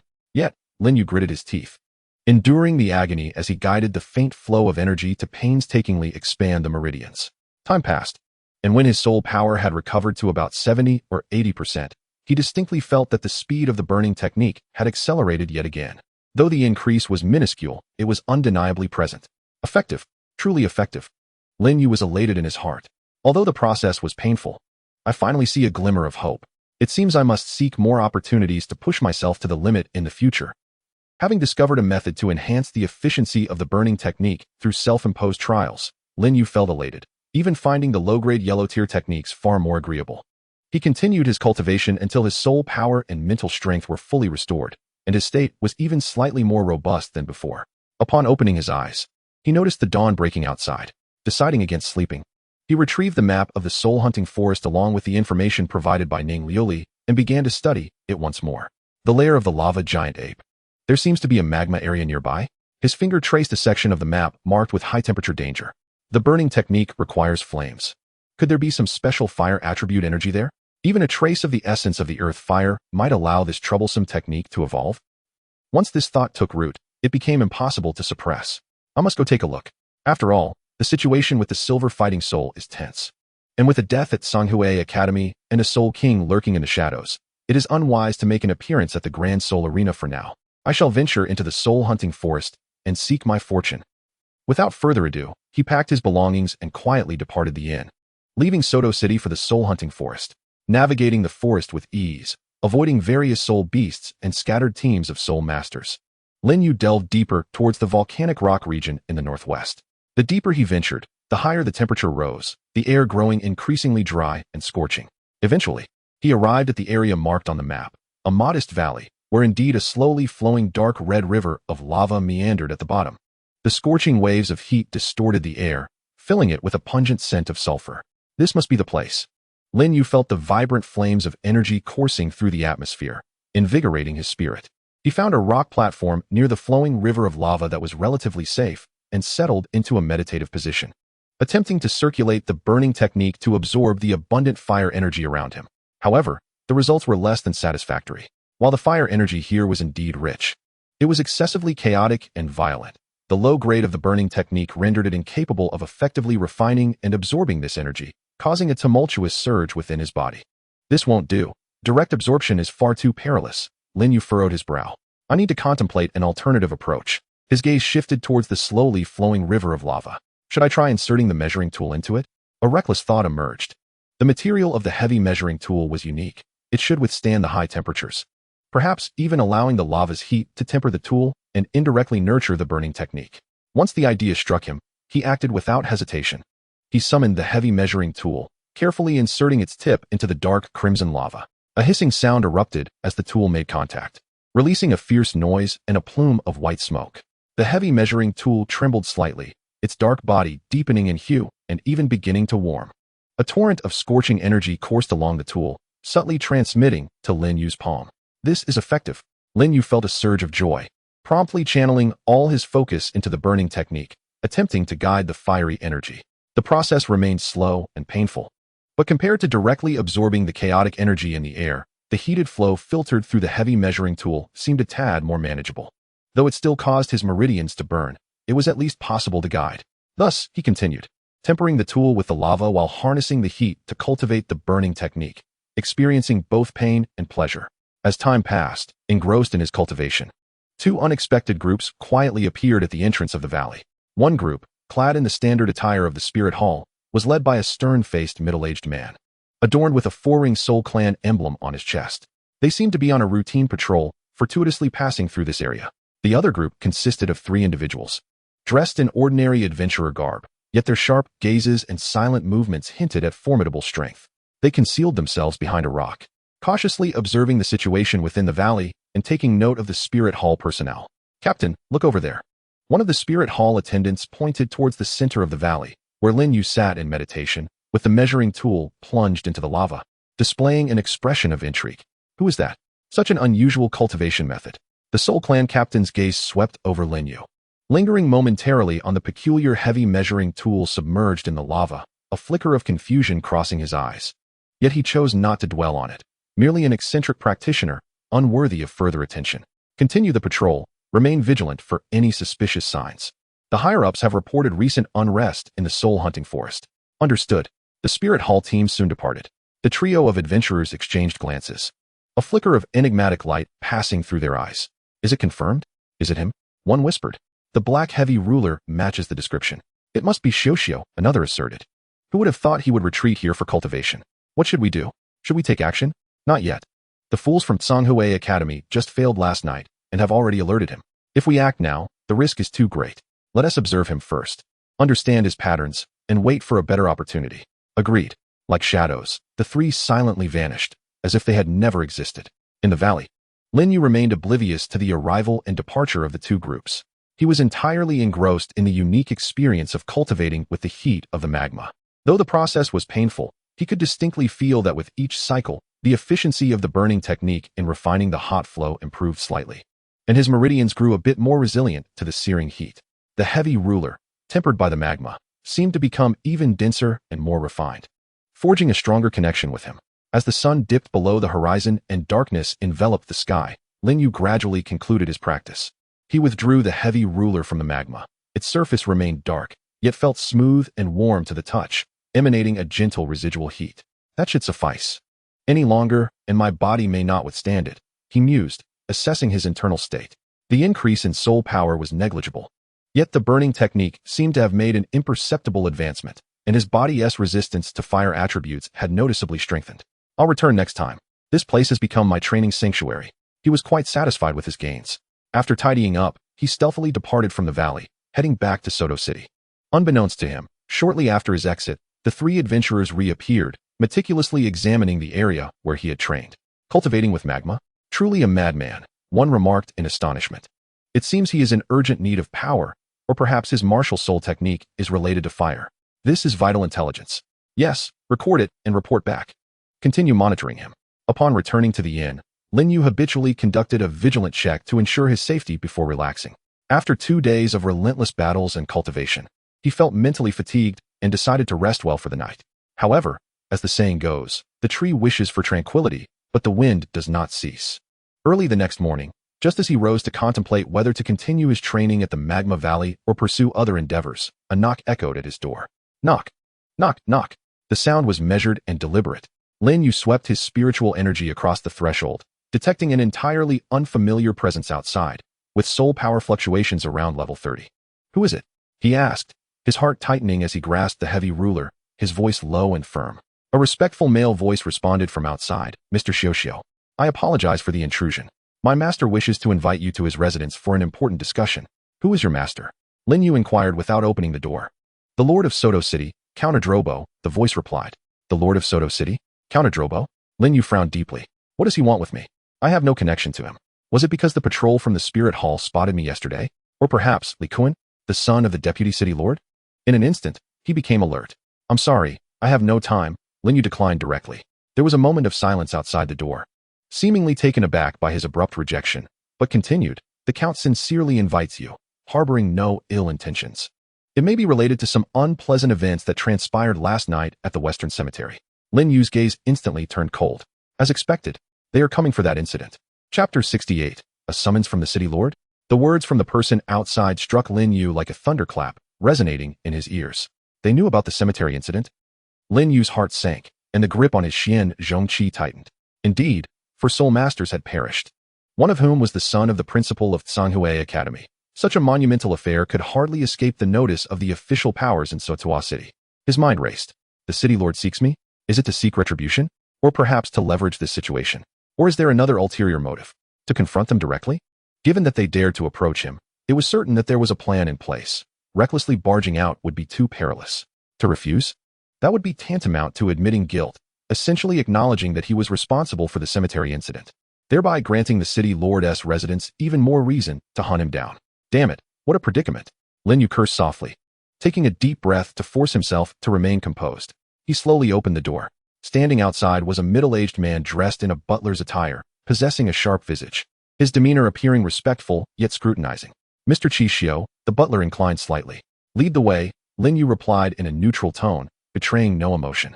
Since evasion was futile, he might as well discover what intentions the Earl of Douluo had in store. Please follow me. The butler gestured as he stepped aside. Exiting the inn, they indeed found a lavishly adorned carriage emblazoned with the City Lord's emblem, flanked by 4 solemnly poised guards, all of soul master rank. Quite the display. Lin Yu internally scoffed, calmly stepping onto the carriage. The carriage made its way unimpeded, directly entering the City Lord's residence, located in the heart of Sotoa City. The estate was far grander than Lin Yu had envisioned. Rather than a mere residence, it resembled a small fortress, heavily guarded with patrolling sentinels visible everywhere. The butler guided Lin Yu through successive courtyards until they arrived at a secluded study.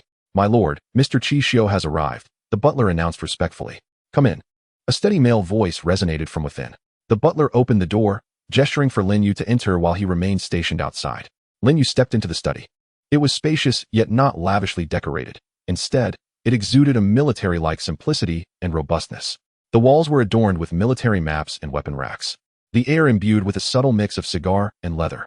A tall, robust man clad in casual attire, with a resolute face and piercing hawk-like eyes, stood before a massive map of the Baloch Kingdom. He appeared to be in his 40s, with high and prominent temples, and a breath as deep as the sea, exuding a pressure that surpassed even that of the Soul King from the previous day. A Soul Emperor? Perhaps even a Soul Saint. Lin Yu felt a chill in his heart. This lord of Soto City was no ordinary man. The individual in question was none other than Count Odro, the lord of Soto City. Odro turned, his gaze landing on Lin Yu with a palpable intensity, as if he sought to pierce through him. Lin Yu stood there, neither humble nor arrogant, allowing the scrutiny while the burning technique within him quietly circulated, warding off the invisible pressure. The silence lingered for several seconds. A flicker of barely perceptible surprise crossed Odro's eyes, seemingly taken aback by Lin Yu's calmness under his gaze. He spoke slowly, his voice deep and magnetic. An intriguing moniker, and a rather unique martial spirit. He gestured to the sofa beside him. "Please sit." Lin Yu complied without hesitation, getting straight to the point. "You summoned me, Count, not to study my martial spirit, I presume?" Odro settled into his chair behind the desk, lighting a cigar and exhaling smoke in slow rings. "Young man, you are quite forthright. I appreciate directness, so I shall not beat around the bush. Last night, at the Western Cemetery, 4 individuals met their demise. 3 Soul Seniors from the Tsanghui Academy, along with a rogue Soul Senior named Feng Bei. Their deaths were gruesome, as though they had been instantly incinerated by an exceedingly violent fire martial technique. Are you aware of this?" Lin Yu remained composed, even taking a sip from the teacup on the table. "Oh, is that so? I was meditating at the inn last night, and am not well informed. Do you suspect me? Count, are we engaging in a psychological battle? My friend, having lived 2 lives, I have seen my fair share of scenes. My heart is as steady as a rock." Odro scrutinized him for several seconds before suddenly laughing, though the mirth did not reach his eyes. "Has suspicion? Perhaps. After all, in Soto City, the only young Soul Senior with formidable fire abilities and a grudge against the Tsanghui Academy appears to be you." Lin Yu set down the teacup and shrugged. "There are many Soul Masters with fire abilities. Perhaps the Tsanghui Academy has stirred trouble with another adversary? Count, you must adhere to the evidence in your investigations." "Evidence?" Odro leaned back in his chair, his fingers lightly tapping the table. "In Soto City, my word is sometimes considered evidence." This statement, though delivered in a calm tone, carried an undeniable air of authority and dominance. Lin Yu narrowed his eyes. "Is the Count attempting to impose a charge upon me?" "No," Odro shook his head. Shifting the conversation, "I have no interest in assigning blame. My sole concern lies with the stability and interests of Soto City. Those incompetent individuals from the Tsanghui Academy are no loss. I have long found them to be a nuisance." This revelation left Lin Yu momentarily stunned. What was happening? Wasn't he here to face accusations? Douluo regarded his perplexed expression and quietly remarked, "Those fools, including the deputy mayor's young scion, Li Kuan, have secretly manipulated the patrol records of the Lord's mansion to track your whereabouts. They conspired to eliminate you, and I am fully aware of it." Lin Yu's heart trembled at the revelation. He knows. This only deepened Lin Yu's confusion. "I tacitly approved." Douluo exhaled a smoke ring, his tone eerily calm. "A group of restless individuals requires a firm hand. Let them stumble upon the iron plate and taste a bit of hardship. It is not entirely a bad thing." His gaze sharpened once more. "However, that iron plate of yours seems excessively hard, shattering their toes in the process." Lin Yu replied, "So? You are employing me as a weapon to eliminate internal instability?" A hint of sarcasm colored his words. "Thus, dear Count, you summoned me today to express your gratitude for my assistance in clearing your path? You may interpret it that way," Douluo conceded, acknowledging the truth. "However, more importantly, I have recognized your strength and potential." He rose and approached the window, gazing out at the bustling city of Soto. Soto is a crucial stronghold of the Baloch Kingdom, a nexus of various forces. The Martial Soul Hall, the 7 Treasures Glazed Sect, the Elephant Armor Sect, and even the Star Luo Empire extend their reach here. As the lord of this city, I occasionally require special individuals to handle particular matters. He turned to Lin Yu. "You are a fitting candidate, young, powerful, with a clean background in my view, and sufficiently ruthless. Should you work for me, I can suppress the matters concerning the graveyard of the dead, and the Tsanghui Academy would not dare trouble you. Moreover, you would gain access to the resources of the Lord's mansion, golden soul coins, cultivation materials, and even soul bones would not pose a problem. This is far superior to fighting for your life alone in the Great Soul Arena. Are you offering me a position? Lin Yu finally grasped the other party's intent. Is this an attempt to recruit me as your hidden blade? The conditions were indeed tempting. Security, cultivation resources, and the backing of the Lord's mansion. Yet, Lin Yu, without a hint of hesitation, shook his head decisively. I appreciate your kindness, dear Count, but I am accustomed to my freedom and cannot abide by constraints. Working for you would likely disappoint your expectations. To serve another? To act according to another's whims? Impossible. His goal was to defeat Tang San and live freely, not to be anyone's enforcer. Douluo appeared unfazed by the rejection, though his gaze grew somewhat colder. Young man, pride can be a virtue. However, excessive rigidity may lead to a downfall. The waters of Soto run deep, and without support, a talent like yours could easily be extinguished. The Soul King who spied on you yesterday, had my people not frightened him away in advance, do you believe you could have left the graveyard of the dead so effortlessly? Lin Yu's heart raced once more. The Soul King from yesterday was driven away by the Lord's mansion. It seems Count Douluo is far more inscrutable than I had imagined, and his control over Soto is formidable. Nevertheless, he remained steadfast in his choice. I appreciate your goodwill, dear Count, but my decision is resolute. Lin Yu rose to his feet, his tone resolute. Douluo fixed his gaze upon him, and the atmosphere in the study grew palpably oppressive. An intangible pressure of spiritual might permeated the room, making it difficult for Lin Yu to breathe. Was a confrontation imminent? Every muscle in Lin Yu's body tensed, ready to spring into action at a moment's notice. However, mere seconds later, that pressure receded like a tide. Douluo returned to his chair, gesturing dismissively, his voice devoid of any discernible emotion. Enough. Each has their own ambitions. I shall not impose. You may leave. Lin Yu was somewhat taken aback by how readily he was allowed to depart, yet he refrained from probing further, clasping his fists in farewell. I bid you adieu. He turned and exited the study without hesitation. Observing Lin Yu's retreating figure, Douluo's gaze deepened, and he spoke softly to the air. Keep an eye on him. See if he has anyone backing him. If not, once he has endured enough hardship, he will naturally return to seek my assistance. From the shadows, a low voice replied, understood. Lin Yu stepped out of the city lord's manor and climbed into the carriage he had arrived in, remaining silent throughout the journey. It was only upon reaching the vicinity of the inn that his taut nerves began to relax. This Count Douluo was indeed a formidable character. As he reflected on their earlier meeting, he recognized the blend of benevolence and menace in Douluo's demeanor, his methods astutely cunning. Allowing him to leave, it seemed, was not without ulterior motives. Perhaps he wished to ascertain if Lin Yu had any allies. Or perhaps he intended to wait until Lin Yu was thoroughly battered by reality before extending his hand. However, it was clear that remaining in Soto City was no longer a viable option. With the Tsanghui Academy, the enigmatic Soul King, and now the inscrutable City Lord, troubles were multiplying. Upon returning to his room, he began contemplating his next steps. He needed to elevate his rank. The burning technique required evolution. And lingering in the small magma river of the soul-hunting forest was not a sustainable solution. He unfurled a map of Douluo continent, his gaze sweeping across it. He needed to seek a more extreme fiery environment or perhaps high-energy treasures from heaven and earth. His finger eventually settled on a location, the Sunset Forest. According to his recollections from the original text, Douluo Dalu's medicinal garden, as well as the ice and fire Yin-Yang Eye, lay deep within the Sunset Forest. It was a true treasure trove, a veritable cache. Not only were there countless immortal-grade herbs, but also springs of extreme heat and extreme cold. The ice and fire Yin-Yang Eye ignited a fervent spark in Lin Yu's eyes. That was the ideal place for him to cultivate the burning technique. Furthermore, if he could obtain even a single immortal herb, his strength would undergo a qualitative leap, though the presence of the old poison master Douluo rendered it exceedingly perilous. The opportunities were equally immense. He resolved firmly, once the situation calmed down, he would set forth for the Sunset Forest without delay. Just as he was mapping out his future, a sudden peal of urgent bells resonated from outside. Dong, dong, dong. The sound was resounding, echoing throughout the entirety of Soto City. Lin Yu paused, moving to the window. He observed the crowd in the streets becoming agitated, all gazing upward towards the clock tower at the heart of the city. A curfew bell? What was happening? Something significant must have occurred in the city. Return home. The city lord has ordered a lockdown throughout the city. Immediately, a battalion of fully armed guards from the lord's manor stormed into the streets, establishing checkpoints for inspection. And the atmosphere grew tense in an instant. Lin Yu furrowed his brow. Martial law? At such a critical moment? Is it merely a coincidence? An ominous premonition washed over him. Moments later, a powerful and urgent knock echoed at his door. Bang, bang, bang. Open up. The Lord's manor is searching for fugitives. Open the door immediately. The stern reprimands of the guards rang out from outside. Lin Yu's expression darkened. They have arrived. Audros. You truly have no intention of letting me go easily. Chapter 69, Breaking the Impasse. The flame-splitting, wave-devouring ruler paves the way. Open the door.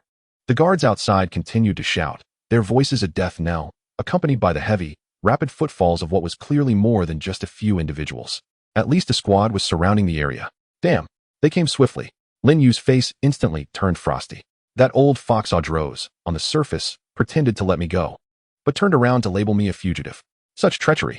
Confronting them head-on. It is certain that there are more than just ordinary guards outside. There must be soul masters among them, perhaps even the Soul King from yesterday. Once ensnared, there would be no escape before the Lord's forces arrived. Surrender? That is out of the question. Once imprisoned, my life and death would no longer be in my hands. I must break through immediately. In a flash of inspiration, Lin Yu made his decision. His keen gaze swept the room, swiftly determining his escape route. Through the window. Behind the inn lay a relatively secluded alley. Smash the door. The captain's cold command rang out from outside. Bang. The heavy wooden door was violently struck, groaning under the pressure. Now is the moment. Lin Yu's soul power erupted within him. With a burst of speed, he darted not towards the door, but lunged towards the rear window. At the same time, the heavy ruler was already gripped tightly in his hand. Trying to escape?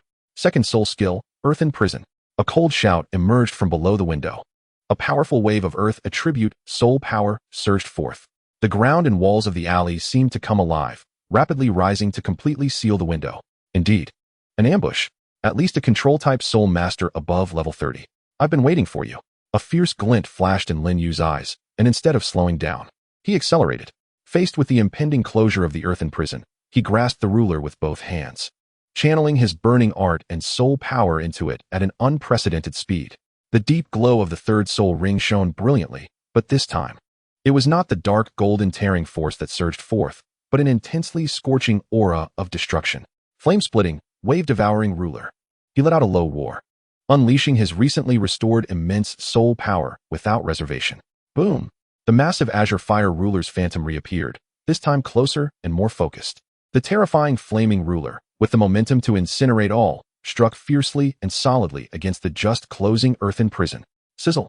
There was no violent explosion, only an excruciating burning sensation and the sound of obliteration.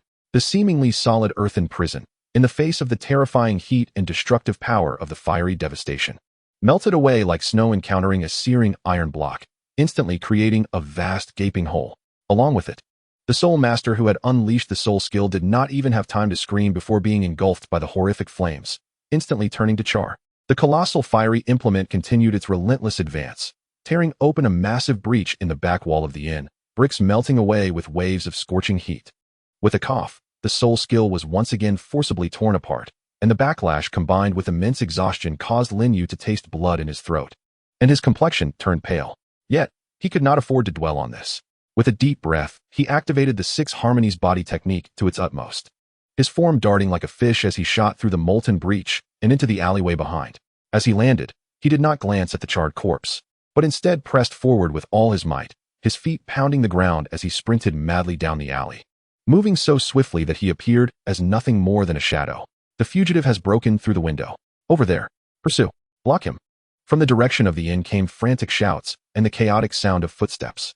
Several figures leapt onto the rooftops, hot on his heels, one of which exuded an extraordinarily powerful aura, the Soul King.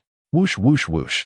Several arrows infused with soul energy whizzed through the air, narrowly missing Lin Yu as they embedded themselves into the wall ahead. Without looking back, Lin Yu fully engaged his mental perception, executing the 6 Harmonies body technique to its pinnacle, weaving through the alleyway with ghostly agility, narrowly evading the attacks and encirclements behind him. More guards poured out from various entrances, attempting to intercept him. Get out of the way. Lin Yu roared, swinging the heavy ruler. Thunderous strikes. The blinding lightning caused several guards at the front to be sent careening back, spitting blood as they were struck. He dared not linger, maintaining his speed as he charged toward the west gate of Sitoa City, which he recalled to have relatively weak defenses. Suddenly, from the side, another controlling soul master struck. Countless black vines erupted from the ground, ensnaring Lin Yu's legs. Without a glance, Lin Yu swung the ruler back, 5 dark golden fissures flashed in an instant. With a rip, the ghostly vines shattered. The Soul Master let out a cry, collapsing to the ground in despair. Lin Yu did not pause, continuing his frantic run. Blood trickling from the corner of his mouth. Having unleashed 2 formidable techniques, his body was pushed to its limits. But the pursuers were multiplying, especially the Soul King, whose speed was relentless, drawing ever closer. Boy, you cannot escape. The cold voice echoed from above, carrying the immense pressure of the Soul King. Lin Yu could even feel the fierce gale rushing towards him from behind. This cannot continue.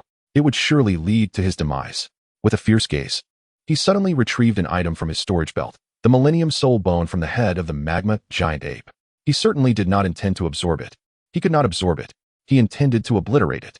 Damn, what a tremendous loss. Yet, his life was of utmost importance. Lin Yu's heart bled, but his actions were resolute and unwavering. He fervently infused the remnants of his soul power into the soul bone, simultaneously hurling it violently toward the approaching Soul King. Here is a delightful gift for you. The Soul King, upon witnessing a soul bone radiating a potent energy wave hurtling toward him, instinctively paused, only to have a flicker of greed flash in his eyes as he reached out to grasp it. Just as his fingertips were about to make contact with the soul bone, a fierce glint surged in Lin Yu's eyes, and he silently intoned, "Explode." The furious soul power he had infused into the soul bone was instantly triggered, awakening the exceedingly unstable, millennia-old fire attribute energy contained within. Boom! That ancient soul bone erupted like a colossal bomb, detonating violently in mid-air. A terrifying wave of energy, intermingled with raging flames and the lingering roar of the molten giant ape's fury, swept across a radius of several dozen meters in an instant. What? No. The Soul King was caught off guard, his avarice transforming into boundless horror. He never anticipated the opponent would be so ruthless as to self-destruct a priceless treasure. In a frantic attempt to defend himself, he summoned all his strength, yet he was still hurled away by the cataclysmic explosion, akin to a strike from a soul emperor. His protective soul power shattered instantly, blood gushed forth, and he crashed heavily into a residential area, his fate uncertain. The surrounding guards and low-level soul masters fared no better. Swept up by the shockwave, either dead or grievously injured, their cries of agony filling the air. The colossal cloud of dust and chaos generated by the explosion swiftly enveloped the entire area. Lin Yu, propelled forward by the shockwave, staggered and coughed up blood. Yet he seized this momentum to accelerate further. Without a backward glance, he plunged into the enveloping haze, deftly maneuvering through the confusion, evading the gaze and pursuit of his foes. Cough, damn it, my soul bone. He coughed blood while feeling a pang of heartache, but his feet dared not falter. Seizing the opportunity presented by the city's sudden upheaval from the explosion, he slithered through narrow alleys and scaled low walls, hastening toward the western city wall. As anticipated, the defenses there were relatively weak, with most troops redeployed within the city to contain the chaos and maintain order. Gazing at the imposing, towering wall, Lin Yu took a deep breath.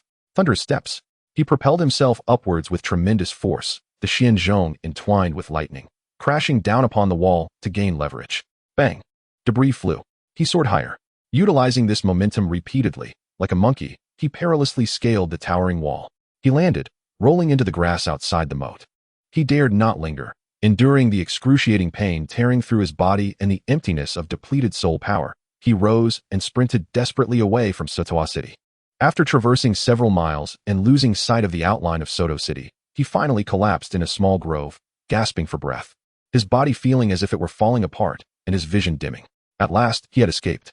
He sensed the emptiness in his dantian and the excruciating pain in his meridians, recalling the self-destructive soul bone that had shattered, chilling his heart.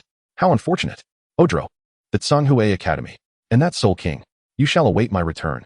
He gritted his teeth, vowing to settle the score once he emerged from the ice and fire duality eyes. After resting for a moment, he struggled to sit up and discern the direction. The sunset forest lay to the northeast of Soto City, not a short distance away. The road ahead was long and fraught with peril, yet he had no alternative. Swallowing a handful of healing pills, Lin Yu dragged his weary, injured body back onto the path. His objective had never been so clear, the sunset forest. The ice and fire duality eyes. Only there could he swiftly recover, grow stronger, and gain the means to exact vengeance on all who wished for his demise. The silhouette of the youth stretched long in the setting sun, unsteady yet resolutely determined. Chapter 70, Survival in the Wilderness. Lin Yu plunged into the depths of the dense forest, daring to halt only when he could no longer hear any sounds emanating from the direction of Soto City. Leaning against a sturdy tree, he slid to the ground, feeling as if all his bones were about to dislocate, each breath sending sharp pangs through his insides. Damn it. This time he truly bore the brunt of misfortune. He turned his inward gaze to his hollow, still aching dantian, recalling that invaluable soul bone, his heart bleeding. Odro, you wretched schemer, await your reckoning. Cursing aside, he had pressing matters to address. His condition was dire, his soul power was depleted, his meridians damaged, and he bore internal injuries. In this desolate wilderness, even a soul beast of several decades could easily turn him into a snack. He needed to regain some capacity for self-defense. Summoning his resolve, he rummaged through his storage belt for all the healing medicines he possessed, indiscriminately consuming both internal and external remedies, and washed them down with several gulps of water. With that, he immediately sat cross-legged, struggling to circulate the burning technique. As he initiated the technique, a severe stabbing pain coursed through his meridians, nearly causing him to faint. His dantian, parched like cracked earth, absorbed the external energy at an excruciatingly slow pace. It would take an eternity to recover at this rate, Lin Yu despaired. At this speed, before he could regain even 50% of his power, he would likely be devoured by a passing soul beast or caught by pursuers. Just as he was on the verge of giving up, he suddenly sensed something unusual. The healing medicines he had swallowed began to dissolve, their medicinal properties typically dispersing slowly throughout his body. Yet, at this moment, they seemed to be faintly drawn by the burning technique, with a small portion of the medicinal essence attempting to intertwine with the meager flow of fighting spirit. Moreover, with this integration, the speed of the burning technique's operation appeared to accelerate, albeit by an infinitesimal degree, though still agonizingly slow. It is undeniably a tad quicker than merely absorbing the primordial energy of the heavens and earth. Lin Yu felt a surge of spirit, realizing the energy of medicinal pills can also be refined by the burning technique. Though the efficiency is painfully low, it is still better than having nothing at all. Seizing this newfound hope as if it were a lifeline, he hastily retrieved several mediocre restorative herbs he had previously gathered. Without a second thought for their bitterness, he stuffed them into his mouth, chewed them into a pulp, and swallowed, directing all his effort to channel the burning technique to refine the dispersed medicinal potency. The process remained excruciating, akin to laboriously sawing through meridians with a rusty saw, yet the recovery of his soul power did indeed improve, albeit marginally. A breakthrough, he exclaimed. Sensing a glimmer of hope, it seems this infuriating burning technique is not entirely useless. At least it allows me to nibble on any energy source, even if the process is rather unseemly. Thus, he persevered through the torment, diligently operating his technique while, like a hamster, he extracted every possible source of energy from his surroundings, low-quality herbs, even some energy-rich jerky, meticulously chewing and laboriously refining them with the burning technique. The efficiency was dismal, and the ordeal was painful, yet it was safely concealed. For an entire day and night, he remained hidden within a tree hollow, akin to a hibernating beast, silently tending to his wounds and gradually regaining his strength. By the following evening, he had managed to restore roughly 10% of his soul power, and his internal injuries had eased considerably. At least he could move without impediment. At last, I possess some capacity for self-preservation, Lin Yu exhaled in relief. Emerging from the tree hollow and stretching his stiff body, his stomach growled. His previous supplies had been nearly consumed as fuel. I must procure some food, preferably soul beast meat, as it is rich in energy. With renewed determination, he began to cautiously scour the forest for prey, maximizing his mental perception to avoid the presence of formidable beings, deliberately seeking weaker soul beasts aged 10 or 20 years. Before long, he successfully struck a plump burrowing mouse, a 10-year soul beast, known for its delectable flesh, with a precisely thrown stone. He built a fire and roasted the meat. Although devoid of seasoning, Lin Yu relished the meal with fervor, his hunger overpowering any concerns. Having satisfied his appetite, he resumed his cultivation. This time, he endeavored to refine the energy contained within the soul beast meat. Indeed, the energy provided by the soul beast meat was significantly more potent than that of ordinary herbs and jerky. Though the refinement process with the burning technique remained slow, the speed of his recovery was markedly accelerated. It appears I must hunt more soul beasts in the future. It serves multiple purposes: practice, sustenance, and aiding my cultivation. A trifecta of benefits. Lin Yu discovered a renewed motivation. In the ensuing days, he embarked on a wilderness survival-style training regimen within the forest. By day, he cautiously hunted low-year soul beasts to procure food and energy. By night, he exerted himself fully in the burning technique, refining the energy from his food and soul beast meat, slowly recuperating his soul power and injuries. Although gradual, each day brought improvement. His mastery over the 6 harmonies body technique became increasingly adept, allowing him to maneuver with greater agility and precision in confined spaces. Occasionally encountering spirit beasts that had existed for 2 or 3 decades, he was able to vanquish them without resorting to soul techniques, relying solely on his agility and the weight of his mysterious heavy staff. 5 days later, his soul power had recovered to approximately 30%, and his injuries had healed significantly. On this day, he stumbled upon a small waterfall and pool, deciding to cleanse himself of the blood and sweat that clung to him. Stripping off his tattered garments, he leaped into the refreshing waters, releasing a contented sigh. However, just as he relaxed and savored the momentary coolness, an unexpected change occurred. The 7 treasures glazed tile sect token he wore around his neck, which he had kept hidden close to his body, suddenly began to emit a slight warmth without warning. What? Lin Yu was taken aback, instinctively pulling it out. The metal token, adorned with a carving of the glazed tower, now radiated a faint, colorful glow and was growing increasingly hot. Simultaneously, the burning technique within him, which had been operating sluggishly, seemed to be provoked by some unseen force, accelerating its movement autonomously. It became exceedingly restless, akin to a starving wolf catching a whiff of flesh, violently surging through his meridians and transmitting an intense emotion of longing. What is happening? Lin Yu was alarmed, nearly leaping from the water. What has gotten into the burning technique? And what is the matter with this token? He abruptly looked in the direction indicated by the token, which pointed towards behind the waterfall. There seemed to be something there, strongly attracting the burning technique and activating the 7 treasures glazed tile token. Is there something behind the waterfall? Lin Yu's heart raced. Whatever can provoke a simultaneous reaction from the burning technique and the 7 treasures glazed tile token is certainly not an ordinary object. The spirit of adventure swiftly overcame his caution. He quickly donned his clothes, grasped his heavy staff, and cautiously approached the side of the waterfall to observe closely. Behind the flowing water, there appeared to be a subtle crack in the rock wall, just wide enough for a person to squeeze through. The alluring sensation emanated from deep within that crevice. To go or not to go? Lin Yu hesitated for a mere fraction of a second. Fortune favors the bold, while the timid starve. What if it is some rare treasure? Gritting his teeth, he braved the cascading water, held his breath, and slipped sideways into the narrow fissure.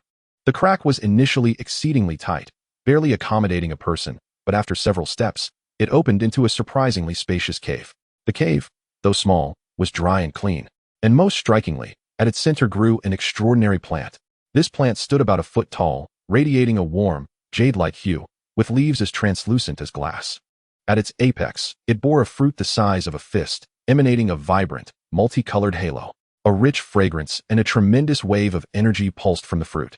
Meanwhile, the 7 treasures glazed tile token had become astonishingly hot, its glazed tower pattern glowing brilliantly, nearly resonating with the fruit.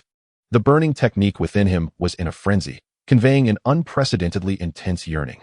An overwhelming impulse to seize that fruit surged within him, a desire that disregarded all caution. What treasure is this? Lin Yu's eyes widened in astonishment. Though he had no familiarity with the object, he could intuitively discern its extraordinary value. It was undoubtedly a remarkable natural treasure, seemingly of immense significance to the 7 treasure glazed tile school. I've struck gold. This time I truly have. His hands trembled with excitement.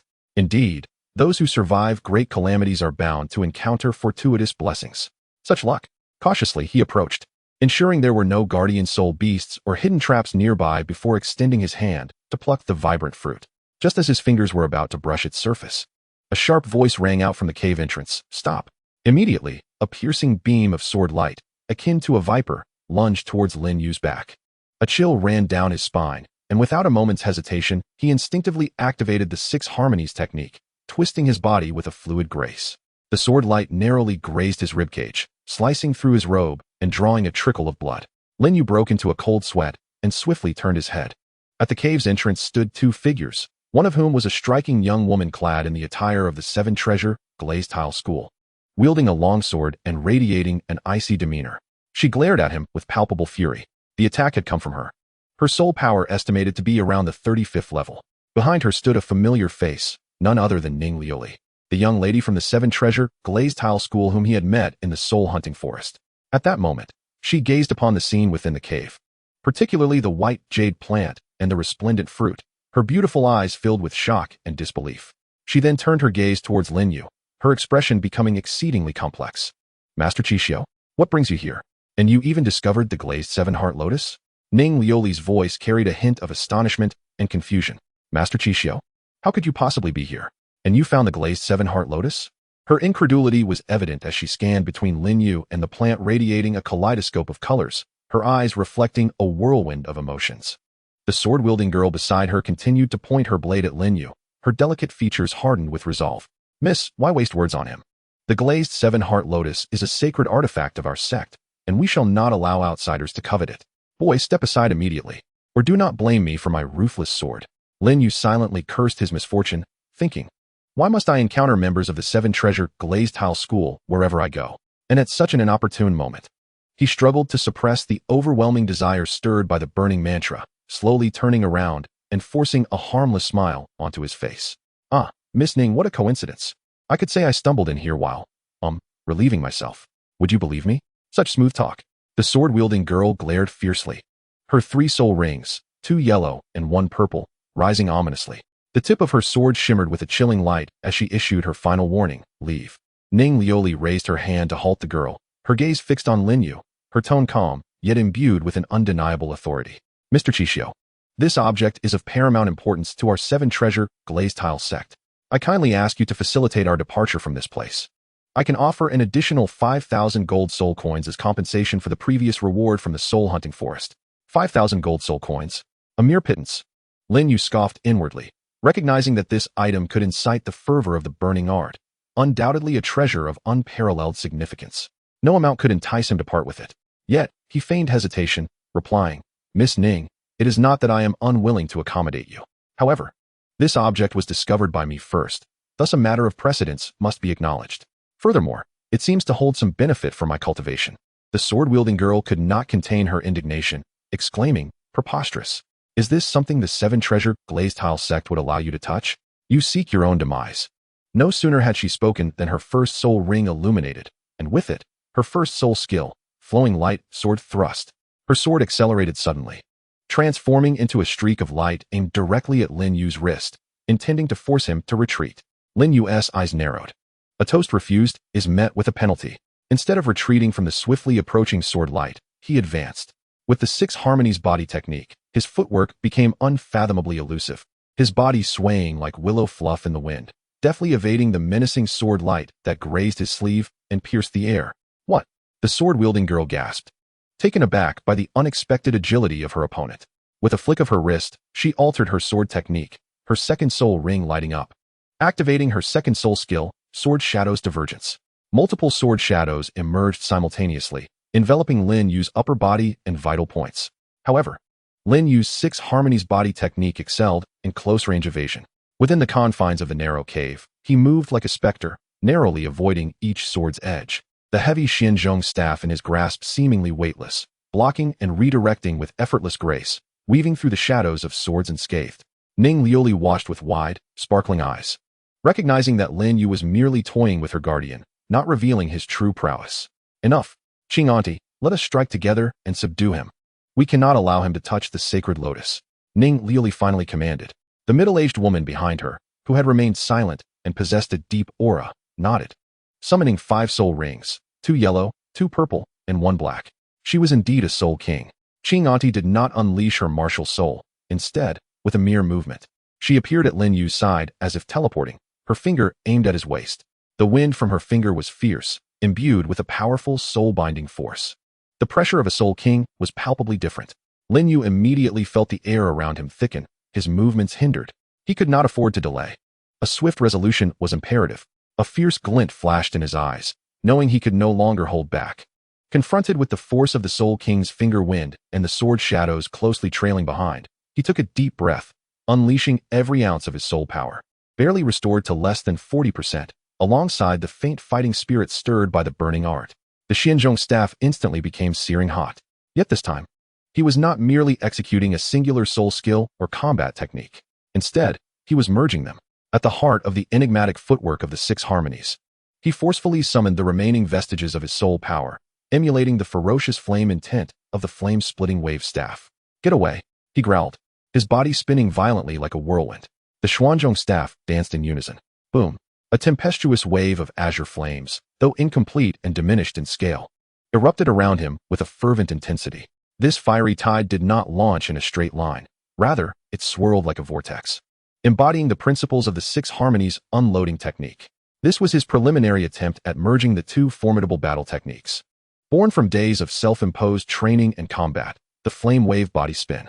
Although it lacked the authenticity and potency of the true flame-splitting wave staff, its unexpected nature and chaotic range provided an advantage. Sizzle. The searing vortex of flames instantly engulfed the sword-wielding girl's blade shadow, forcing her to recoil in alarm. Her sleeves singed. The Soul King Qing Yi's pointed gesture was also momentarily disrupted by the sudden flames, causing a slight hesitation in her focus. But her formidable strength allowed her to unleash her soul power, dispersing the flames directed at her, though it briefly impeded her movement. It was precisely this fleeting moment that Lin Yu sought. Paying no heed to the Soul King and the girl behind him, he channeled all his strength into a forward dash. His target, the glazed seven-heart lotus. You dare. Ning Liuli's complexion paled. Although she was a supportive spirit master, she instinctively unleashed the seven treasures glazed tower, declaring, enhancement. A ray of colorful light shot towards Qing Yi, attempting to bolster her. But it was too late. Like a hunting cheetah, Lin Yu seized the lustrous, multicolored fruit with one swift grasp, its surface warm to the touch, the overwhelming energy threatening to overflow. The burning technique within him resonated with an eager hum. Without hesitation, he yanked with all his might. Crack! The fruit, along with a small segment of its pearlescent stem, was wrenched free. In that instant, as the fruit detached from the stalk, the entire glazed seven-heart lotus dimmed rapidly. No! Ning Liuli cried out in heart-wrenching despair. You little thief! Release the sacred object. Qing Yi roared, unleashing the full force of her Soul King pressure.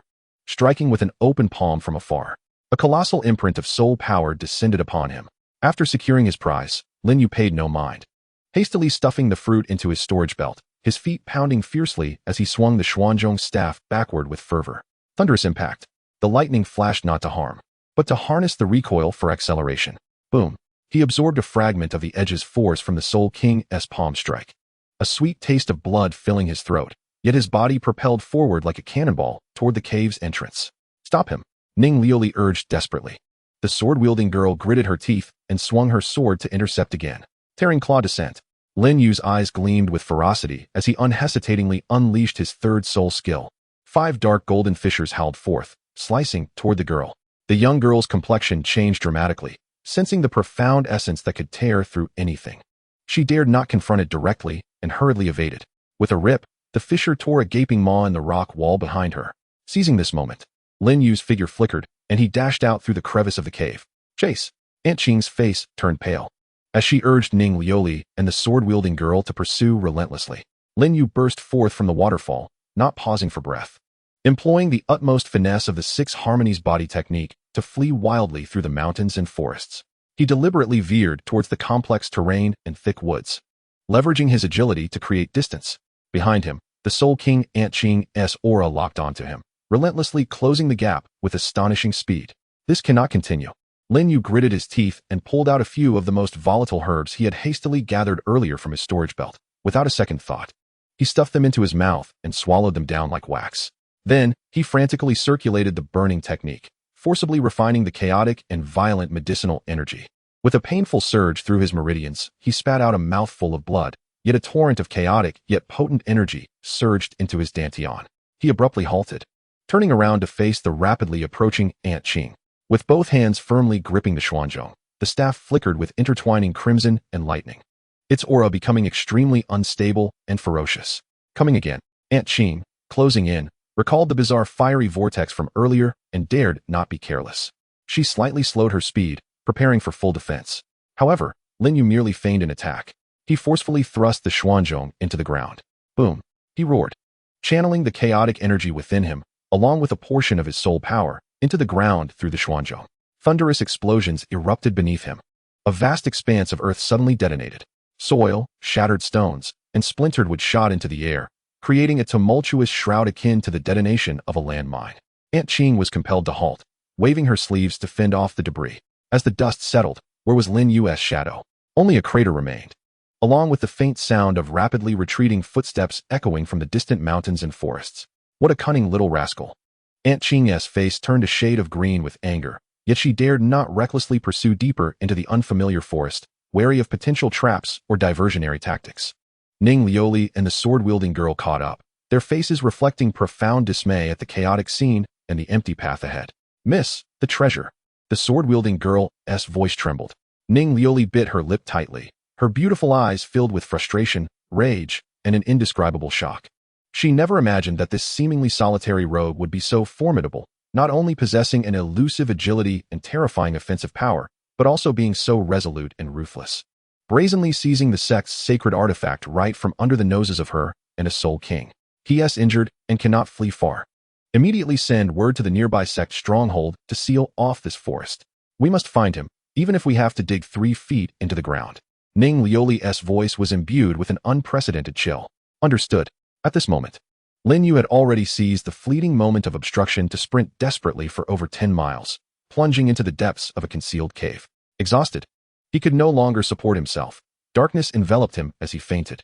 In his embrace, the glazed 7-heart lotus fruit emanated a soft, iridescent glow, gradually nourishing his severely injured body, resonating in a subtle and extraordinary harmony with the self-operating burning technique within him. Chapter 72. Evolution of the Burning Technique. Intermediate Yellow Tier. Lin Yu felt as though he were trapped in a bizarre dream. In this dream, he was alternately submerged in magma and frozen in eternal ice. The extremes of heat and cold mingling in a manner that defied description. His meridians felt as if they were being repeatedly sliced and stitched by countless tiny blades. The pain excruciating, yet his consciousness remained acutely aware. He thought to himself, I'm going to die. I'm really going to die. This time, it's gone too far. Douluo didn't kill me. The 7 treasures glazed sect didn't kill me. But I might end up perishing due to the treasure I seized. His heart wretchedly cried out, feeling as if he were a balloon on the verge of bursting. Just as he believed he was on the precipice of spiraling into oblivion, the glazed 7-heart lotus fruit pressed against his chest suddenly radiated a warm, gentle, iridescent glow. This glow, akin to the finest spring rain, gradually seeped into his almost collapsing body. Wherever it touched, the chaotic and violent energy seemed to be soothed and tamed by an invisible hand, cooling the burning heat and warming the icy chill, mending the torn fragments. Lin Yu was taken aback, sensing the agony that threatened to explode within him recede like a tide, replaced by an indescribable sense of tranquility and fullness. Especially within him, the burning technique, which had previously been as burdensome as an ox pulling a heavy cart, upon encountering this iridescent glow, suddenly emitted a joyful hum, its operational speed accelerating several-fold. No longer was it a difficult and obscure struggle. It became smooth, natural, and even tinged with a hint of greed. As it fervently absorbed and refined the vast medicinal potency contained in the iridescent glow, his damaged meridians, under the combined influence of this glow and the burning technique, visibly repaired and widened at an astonishing rate, growing increasingly resilient. Within his dantian, the soul power vortex, which had previously been the size of a small puddle, now surged like a flood unleashed from a dam, wildly expanding, rotating, and solidifying. The level of soul power began to soar like a rocket. 32, 33, 34. It surged up to the pinnacle of 34 before gradually coming to a halt. And this was not the most significant transformation. The greatest change was in the burning technique itself. When the last trace of the iridescent glow was completely absorbed and refined by the burning technique, the pathway of its operation became exponentially more complex and exquisite. The efficiency of absorbing and refining the essence of heaven and earth was, in comparison to before, a world apart. If the previous burning technique was akin to a leaky funnel, it had now transformed into a sturdy little bowl. A wave of enlightenment washed over Lin Yu. The burning technique had evolved. From the wretched low yellow rank, he has finally ascended to the intermediate yellow rank. Though it may seem but a minor elevation, for Lin Yu, it is akin to a rebirth. This signifies that his future cultivation speed will accelerate dramatically. He is no longer that despairing snail. By heavens, he has truly struck gold. Lin Yu was so exhilarated that he nearly awakened from his stupor with a laugh. This glazed 7-heart lotus fruit is indeed a remarkable treasure. Not only has it saved my life, but it has also allowed me to break through 3 levels, even upgrading the abominable cultivation technique. Thank you, 7 treasure glazed sect. Should there be any treasures in the future, I shall seize them from you once more. Time passed, though Lin Yu could not tell how long. Slowly, he opened his eyes. Before him lay the rough stone ceiling of the cave. He sprang upright, immediately inspecting his body. His injuries were completely healed. Not only that, but he felt unprecedentedly invigorated. His soul power surged like a roaring river, reaching a pinnacle of level 34. His meridians were wide and resilient, faintly radiating a warm glow. His mental strength had also significantly increased, with a broader and clearer range of perception. Instinctively, he activated the burning technique, and in an instant, the technique responded. The elemental energy from the surrounding world joyfully surged into him, swiftly refined into pure soul power and a fighting spirit vortex that was at least 3 times sturdier than before. Exhilaration surged through Lin Yu as he couldn't help but punch the air. This feeling was simply sublime. Is this the cultivation speed of a normal technique? I adore it. He recalled the fruit and quickly retrieved it. The glazed 7-heart lotus fruit had dimmed considerably, having shrunk in size, yet it still emitted waves of pure energy. It seemed that most of the energy had been absorbed, leaving just a bit behind. Lin Yu carefully stored it away. It was a precious life-saving item that needed to be conserved.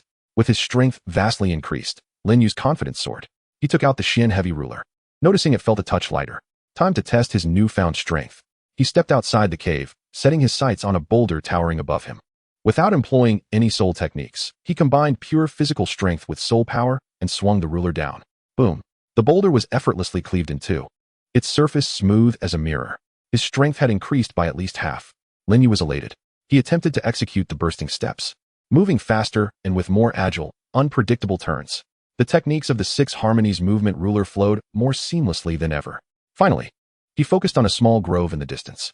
He wished to test the power of his evolved burning technique-enhanced fighting skills. Taking a deep breath, he activated the evolved burning technique with full force, channeling his soul power and the considerably enhanced fighting spirit into the Xian heavy ruler. The ruler instantly became searing hot, swirling with a dark red glow, even hinting at a fleeting, almost imperceptible, rainbow aura. Flame-splitting wave ruler. He roared, swinging the ruler. Boom! A colossal azure flame ruler, denser, hotter, and larger than before, materialized from thin air, with an awe-inspiring ferocity akin to the burning mountains and boiling seas. The force descended upon the grove with tremendous impact.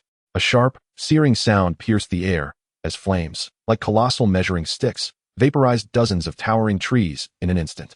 The earth was furrowed into a deep, blackened chasm stretching 20 to 30 meters, with the surrounding rocks melting into a molten crimson flow.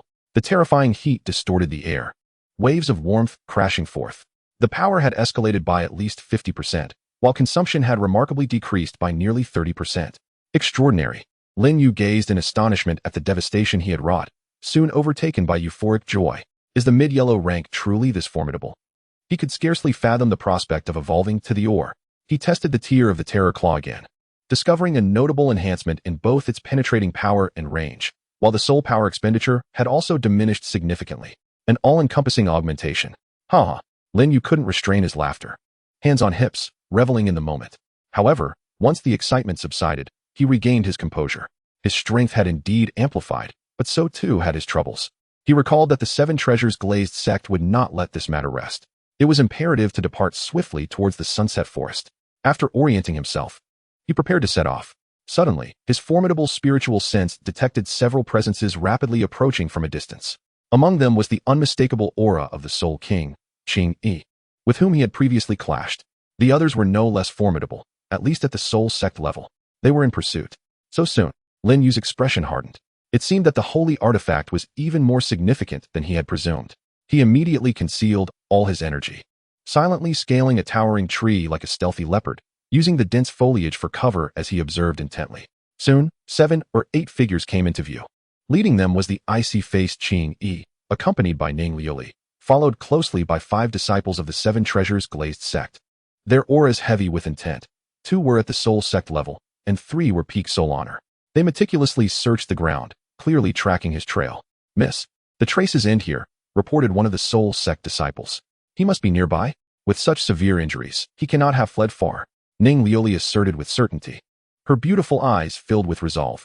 Split up and search. Even if we have to turn this mountain upside down, we will find him and reclaim the holy lotus. The group immediately dispersed, fanning out to scour the area. Lin Yu, concealed within the tree, regarded them with a cold gaze. 1 soul king, 2 soul sects, and 3 peak soul honors. They had indeed invested heavily. Previously, he would have had no choice but to flee. But now, he observed as a lone peak soul honor disciple gradually approached the very tree in which he was hiding, a chilling smile gracing his lips. Just you wait. Let us see what I am capable of now. Like a serpent poised to strike its prey, he silently tightened his grip on the heavy measuring stick. Chapter 73, The Hunt Begins. The soul honor disciple of the 7 Treasures glazed sect remained blissfully unaware of the imminent danger. Cautiously, he parted the underbrush, his gaze meticulously scanning the ground for any potential traces. As he approached the great tree where Lin Yu was concealed, the branches above suddenly shook violently. A shadow, akin to a predatory owl, silently swooped down. There were no fluctuations of soul power, no murderous intent emanated, only an overwhelming and suffocating pressure of wind. The disciple, though seasoned, felt a surge of alarm. His scalp prickled, and without a moment's hesitation, he attempted to unleash his martial spirit and retreat. But it was too late. 8 extremes collapse. Lin Yu's deep voice resonated in his ears. Thud. The formidable weight of the Xuanzhong struck his back with the force of a fly-swatting motion. There was no earth-shattering roar, only a dull sound that made one's teeth ache. The disciple's body stiffened abruptly, his eyes bulging and bloodshot. He felt an exceptionally vicious and penetrating force invade his being, without even the chance to release his martial spirit. A half-hearted gasp of despair escaped his throat, and his body collapsed forward, lifeless on the spot. His face bore the traces of sheer terror and disbelief. Instant kill. From the ambush to its conclusion, it lasted less than a second. A peak soul master, who could not muster even a semblance of resistance, was utterly annihilated. Lin Yu landed with the lightness of a feather, making no sound whatsoever. He cast not a glance at the corpse below, swiftly dragging it into the dense thicket nearby to conceal it. The entire process was clean and efficient, reminiscent of the most seasoned of hunters. One down. Lin Yu's gaze turned cold. After his power enhancement, dealing with such trifles required no soul techniques. He once again vanished into the shadows of the forest, sensing the positions of the other pursuers. The next target was a solitary soul master, 100 meters to the left. Utilizing his enhanced mental strength and the peculiar agility of the 6 harmonies wandering, Lin Yu glided through the woods like a specter, drawing nearer with remarkable speed. The same tactic. Another sudden ambush. Once more, it was a pure physical strike combined with the 8 extremes collapse's dark energy. The soul master barely had time to emit a brief cry of alarm before his skull was shattered by the Xuanzhong, blood and matter splattering everywhere. The second one. Lin Yu's heart remained unperturbed as he swiftly disposed of the body, vanishing yet again.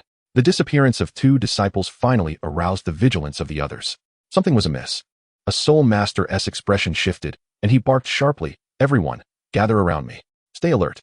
The remaining 4 immediately clustered together, backs against one another. Warily scanning the surrounding silent woods, the atmosphere grew palpably tense. Ning Lioli's face turned pale, her hand gripping the 7 treasure glazed tower trembled slightly. She finally realized that this individual was not the injured cornered beast they had imagined, but an extremely dangerous adversary skilled in lurking and assassination. Aunt Qing's complexion darkened, her soul king-level mental strength radiating outward like a tide, yet all she could sense was a haze of confusion and deathly silence. The opponent evidently possessed exceptional concealment skills. Cunning rat, come out. A tempestuous soul master could no longer contain his fury, unleashing a thunderous roar as his soul rings ignited. He struck a nearby dense thicket with a powerful fist, resulting in a resonating explosion as the foliage shattered into oblivion. At that very moment, just as his previous strength waned and new vigor had yet to surge, Lin Yu's figure materialized from the shadows behind him like a specter. In a chilling tone reminiscent of death's decree, he executed his 3rd strike, the rending claw. This time, Lin Yu employed a soul technique.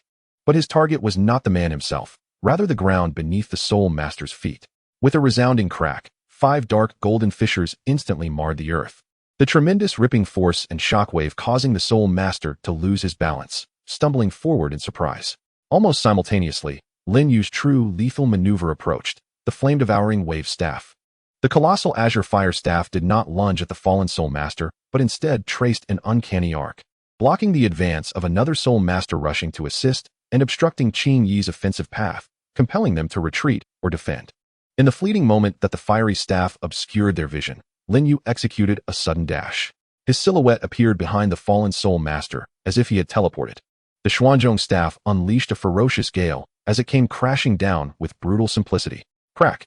The sickening sound of shattering bones echoed through the air. The soul master barely had time to fully manifest his martial soul before being struck midsection by this long-planned, forceful blow.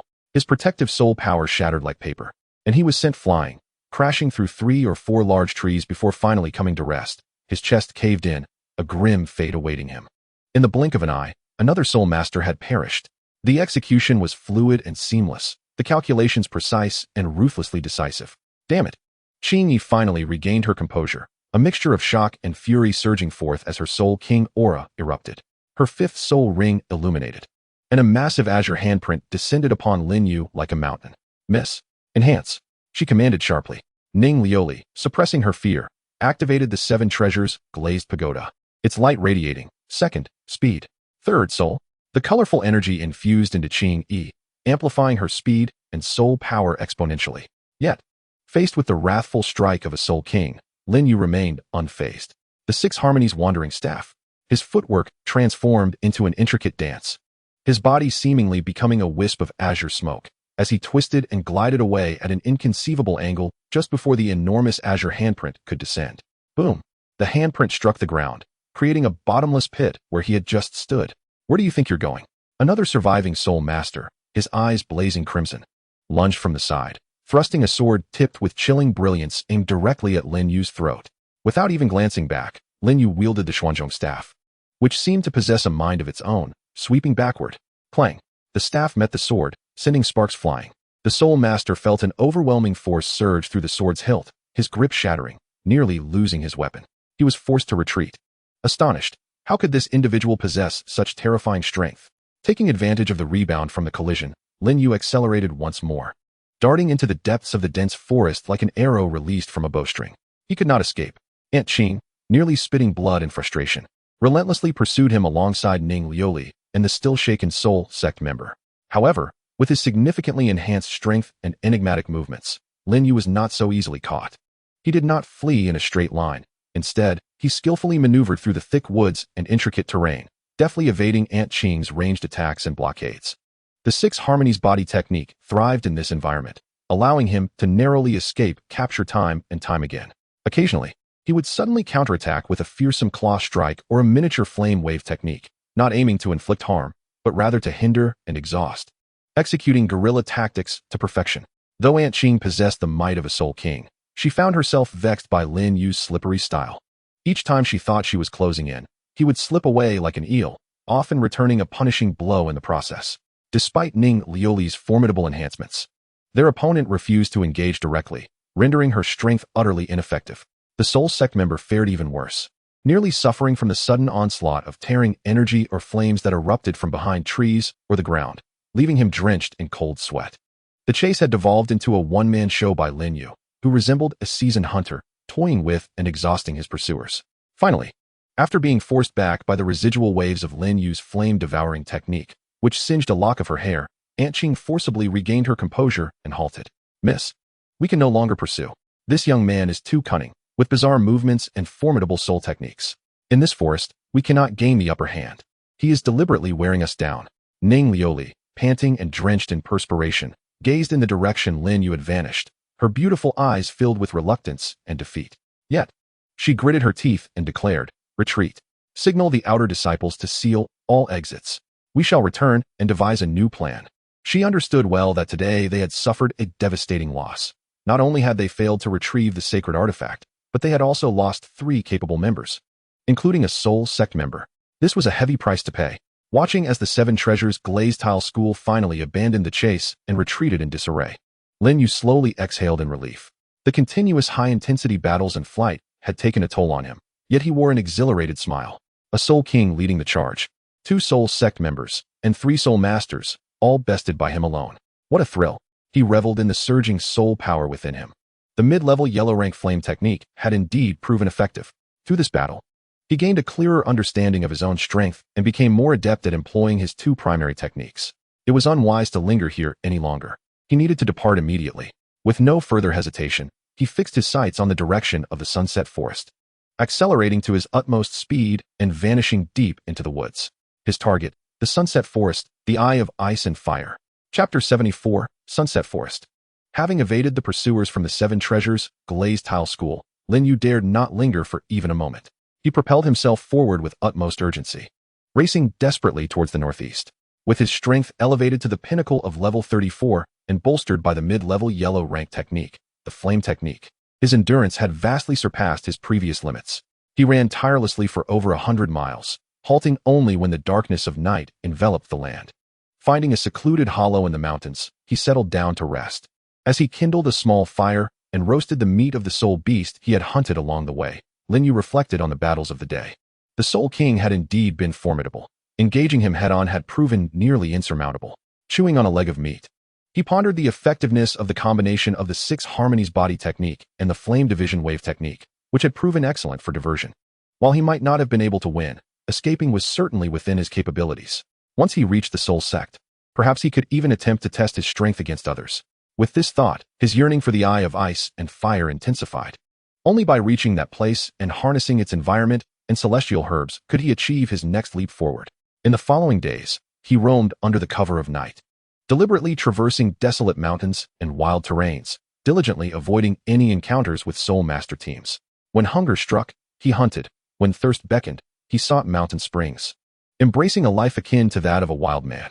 Thanks to the flame technique continually refining the energy from the soul beast meat, his soul power not only remained unscathed by his arduous journey but actually progressed steadily, edging closer to the threshold of level 35. His physical strength and mental fortitude were further honed through this intense wilderness survival. During this period, he faced several dangers. Once, he inadvertently trespassed on the territory of a 10,000-year soul beast, its terrifying aura sending him fleeing in panic. It was only through the 6 harmonies body technique that he narrowly escaped. On another occasion, he encountered a strange miasma. Fortunately, his quick reflexes allowed him to hold his breath and flee, albeit he was left dizzy for a considerable time afterward. The wilderness of Douluo continent was indeed unforgiving. Chewing on detoxifying herbs, Lin mused that it was no wonder soul masters preferred to travel in teams. Solitary ventures were fraught with peril. After several arduous days, Lin, now weary yet with eyes sharper than ever, finally stood upon a towering ridge. Before him lay an endless expanse of ancient and dense primordial forest, the Sunset Forest. According to his hazy memories and map indications, the Eye of Ice and Fire should be located within a valley at the forest's core, shrouded by the poisonous formation of the poison Douluo Dalu. He had finally arrived. Taking a deep breath, Lin did not plunge immediately into the depths of the forest, but rather sought a place to rest and adjust his condition to its optimal state. The core area was fraught with peril, necessitating utmost caution. The following morning, Lin officially stepped into the Sunset Forest. Upon entering, he sensed the distinctiveness of this place. The density and average age of soul beasts here were evidently higher. 1,000-year soul beasts were commonplace, and he could even faintly perceive the terrifying aura of 10,000-year soul beasts emanating from the depths of the forest. He became increasingly vigilant, maximizing his mental acuity to avoid any unnecessary conflicts. The deeper he ventured, the more bizarre the temperature fluctuations became. One moment, it felt as stifling as a steam room. In the next, a bone-chilling breeze would cut through the air. The vegetation on the ground appeared peculiar, often characterized by one side adorned with heat-resistant crimson shrubs, while the other boasted cold-loving, dark green moss. It seems the direction is correct. Lin felt a surge of joy rather than surprise.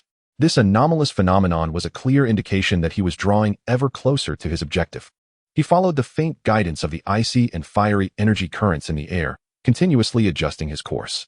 After a day of cautious traversing, he finally sensed that the energy fluctuations ahead had become extraordinarily intense and concentrated. Before him lay the entrance to a valley shrouded in vibrant, toxic miasma. The miasma was a kaleidoscope of colors, unmistakably lethal, with even the surrounding rocks corroded into a pitiful state. Within the valley, he could faintly discern 2 utterly distinct energy fluctuations of extreme heat and extreme cold. The Eye of Ice and Fire. There was no doubt. That miasma was undoubtedly the defensive poison formation laid by the enigmatic Dalu. At last, he had found it. Lin's heart raced with excitement. However, gazing at the dense, colorful miasma, he furrowed his brow. This poison formation appeared formidable indeed. He picked up a stone and tossed it in. The stone was instantly enveloped by the miasma, emitting a hissing sound as it corroded before his very eyes at a visibly accelerated pace. By heavens! The toxicity! Lin felt a shiver run down his spine. A direct assault was out of the question. He would likely be reduced to a mere puddle before even entering. He needed to devise a plan. He circled the edge of the poison formation, observing meticulously. He discovered that the formation was not flawless. The intensity of its energy seemed to fluctuate subtly, and certain areas contained relatively thinner miasma. A pattern? A spark ignited within him. He found a spot where the miasma was less dense, settled into a cross-legged position, and began to channel the burning art with all his might, while cautiously drawing forth a thread of the extreme energy aura emitted from the Eye of Ice and Fire ahead. Buzz! Upon contact with that thread of ultimate energy, the burning art surged into a frenzied operation, as if invigorated. His craving for the ice and fire energy reached a fever pitch. Simultaneously, He was astonished to notice that the colorful miasma in front of him seemed to exhibit a slight reduction in hostility. Even a minuscule trace of toxic energy appeared to be drawn towards the burning art, attempting to be refined. Although he was immediately met with the excruciating sting of the poison coursing through his meridians, which prompted him to halt abruptly. Lin Yu's eyes lit up. Could it be that the burning art could gradually wear down the energy of this poison formation? Although slow, it seemed feasible.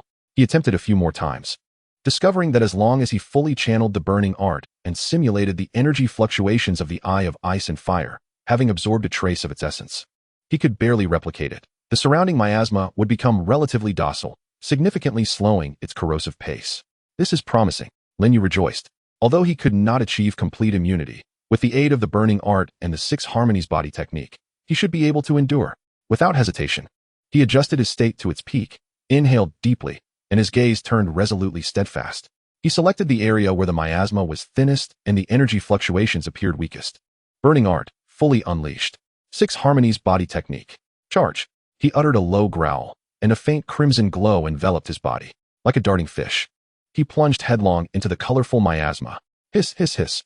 As soon as he entered, the terrifying poisonous energy coiled around him like a relentless parasite, voraciously eroding his protective soul power and physique. His skin felt as though it were being pricked by countless needles, and his vision blurred. Lin Yu gritted his teeth, enduring the torment as he executed the 6 harmonies body technique to its utmost, striving to minimize his time within the toxic haze.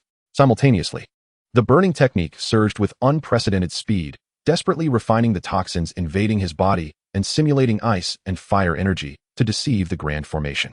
Each step felt as though he were dancing on the edge of a blade. His soul power surged forth like a dam bursting. The mere dozens of meters through the miasma felt interminable, as if he were traversing the chasm between life and death.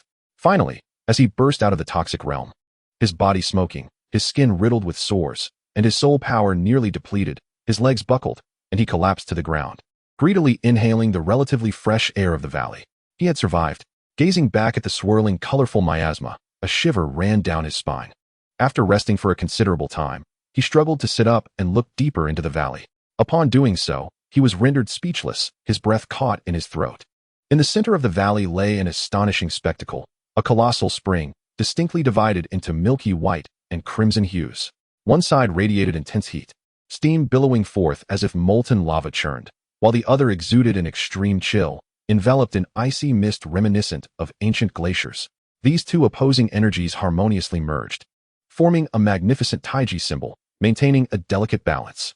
Surrounding the spring, the dense essence of heaven and earth coalesced into a faint mist, nourishing the extraordinary flowers and grasses that thrived in abundance. Each flower and plant, unique in form, emanated astonishing energy fluctuations and a brilliant radiance, many of which he had only encountered in his external memories as celestial treasures. 8-sided shimbing grass, fiery apricot blossoms, heavenly mushroom chrysanthemum, autumn water dew, the Eye of Ice and Fire, a genuine treasure trove. Lin Yu's eyes widened in disbelief, nearly drooling with excitement. He had struck gold. This time, he truly hit the jackpot. Tremors of exhilaration coursed through him. All his pain and peril felt worthwhile in that moment. But then, a pang of anxiety gripped his heart. Wait, where was Douluo? Where was that old poison master? He cautiously scanned his surroundings, amplifying his mental perception to the maximum. The valley was eerily silent. Save for the bubbling sound of the spring and the faint rustling of growing flora, there was no other movement. It seemed the master was not at home, gone out. Lin Yu's heart soared with joy. Heaven is aiding me. He stifled the impulse to rush forward and seize the treasures, first observing carefully to confirm there were no evident traps before cautiously approaching the Eye of Ice and Fire. The closer he drew, the more he could feel the terrifying nature of the two extreme energies, one capable of incinerating him, the other capable of freezing him solid. Meanwhile, the operation of the burning art reached an exhilarating peak, emanating an overwhelming sense of excitement and desire. Lin Yu was consumed with a fervent determination to harness the power of this spring for his cultivation. However, diving directly into it would likely spell instant doom. He needed a medium. His gaze fell upon the edge of the spring, where a fiery apricot blossom radiated warmth, alongside the frost-covered 8-pointed ice grass. A bold thought surged forth. Chapter 75, The Alchemical Body of Ice and Fire. As he beheld the fiery apricot blossom and the 8-pointed ice grass within arm's reach, Lin Yu's heart raced uncontrollably. He decided to take the plunge. One must risk it all to gain something worthwhile. according to the experiences recorded in the original text. Consuming these two items together would grant immunity to the damage from the Eye of Ice and Fire, though he found this notion somewhat far-fetched. He had little choice at that moment. Taking a deep breath, he steeled his resolve. He approached the frigid extreme cold spring and cautiously excavated the 8-pointed ice grass with his Xian-heavy ruler. The grass felt bone-chilling to the touch, as if it could freeze one's very soul. He then dashed to the searing extreme heat yang spring, swiftly plucking the fiery apricot blossom. The intense heat assaulted him, as if he were grasping a red-hot iron. Today, he would experience the clash of ice and fire. With a roar in his heart, he shut his eyes, steeled his mind, and opened his mouth, as if indulging in a spicy delicacy, to simultaneously shove the two opposing herbs into his mouth, chewing recklessly before swallowing with determination. As the leaves entered his stomach, Lin Yu felt as though his abdomen had transformed into a battlefield. On one side, the extreme cold threatened to shatter his very soul, while on the other, the terrifying heat sought to incinerate all. The two opposing forces clashed violently within him, exploding and tearing at his insides. With a spurt, he expelled a mouthful of blood, half of which was congealed with ice shards, while the other half boiled with scorching heat. The surface of his skin was a horror to behold. One side was thickly coated in frost, with muscles stiffened, while the other turned a fiery red, bubbling and festering. I'm going to die. This is a disaster. The wisdom from the original text is unreliable. Lin Yu felt as though he would be utterly torn apart from within in the next instant, his consciousness beginning to blur. In this life and death moment, the burning art, now evolved to a mid-level yellow stage, seemed to awaken, responding to the onslaught with unprecedented speed. It ceased to differentiate between the cold and heat, transforming into a ravenous black hole, desperately swallowing and refining the extreme energies that threatened to rupture him. Moreover, the aura emitted by the Eye of Ice and Fire appeared to resonate with the rampaging energy within Lin Yu, subtly forming a pull. Leap in. A wild thought surged through Lin Yu's nearly collapsing consciousness. Summoning his last vestige of instinct, he exerted every ounce of strength and lunged forward with all his might. Splash! He plunged headlong into the starkly contrasting Eye of Ice and Fire, half of his body submerged in the searing yang spring, while the other half immersed in the chilling yin spring. Boom! A magnificent and pure surge of ultimate energy surged violently into his body through every pore. It should have been fatal. Yet, intriguingly, the two celestial herbs he had ingested began to manifest their effects at this moment. They transformed into two thin layers of energy membranes, one frigid and the other searing, perfectly shielding Lin Yu's vital organs and major meridians, preventing the terrifying energy from annihilating him instantaneously. Meanwhile, the burning technique was refining the influx of energy with unprecedented efficiency. Lin Yu's body became a battleground, as well as a furnace. The extreme heat and cold energies incessantly ravaged and tore apart his muscles, bones, and meridians, but were swiftly restored and reshaped by the pure energy refined by the burning technique and the medicinal properties of the two celestial herbs. Destruction and rebirth unfolded within him at an astonishing speed. The agony he endured far exceeded any previous experience. It felt as if he were being executed slowly, only to be healed repeatedly, a relentless cycle. Lin Yu's consciousness fluctuated amid the excruciating pain, teetering on the brink of collapse. Yet a resolute desire for strength and a fierce will to survive compelled him to endure. Time became a nebulous concept. Perhaps it was a fleeting moment, or perhaps an eternity.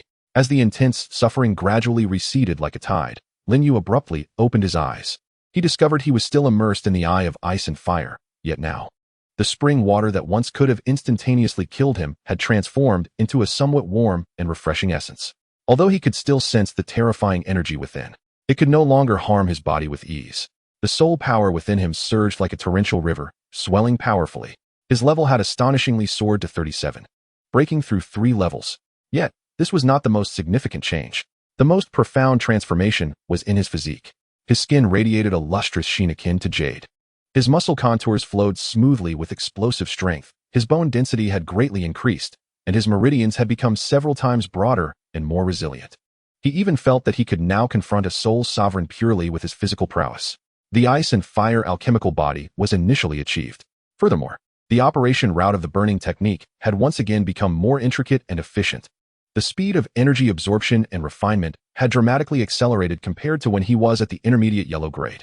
Now at the advanced yellow grade, under the extreme energy stimulation from the Eye of Ice and Fire and the 2 celestial herbs, the burning technique had remarkably evolved, advancing to the advanced yellow grade. Though still the lowest rank, it was but a step away from the profound grade. His cultivation speed had surged once more. Ha ha ha. It was a success. He had persevered. Lin Yu, exhilarated by the transformative changes within him, yearned to roar with joy. Rising from the spring, water cascaded off his body, leaving no trace upon his skin. He swung his arm, generating a howling wind, feeling an inexhaustible reservoir of strength coursing through him. Eager to test his newfound physical strength, he approached a massive boulder and, without employing any soul power, struck it with a pure punch. Boom! The boulder shattered with a resounding crack, exploding into countless fragments.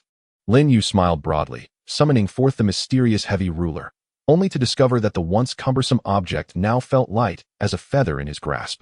Acquainted with the changes in his body, his gaze finally settled upon the dazzling array of celestial herbs surrounding the eye of ice and fire.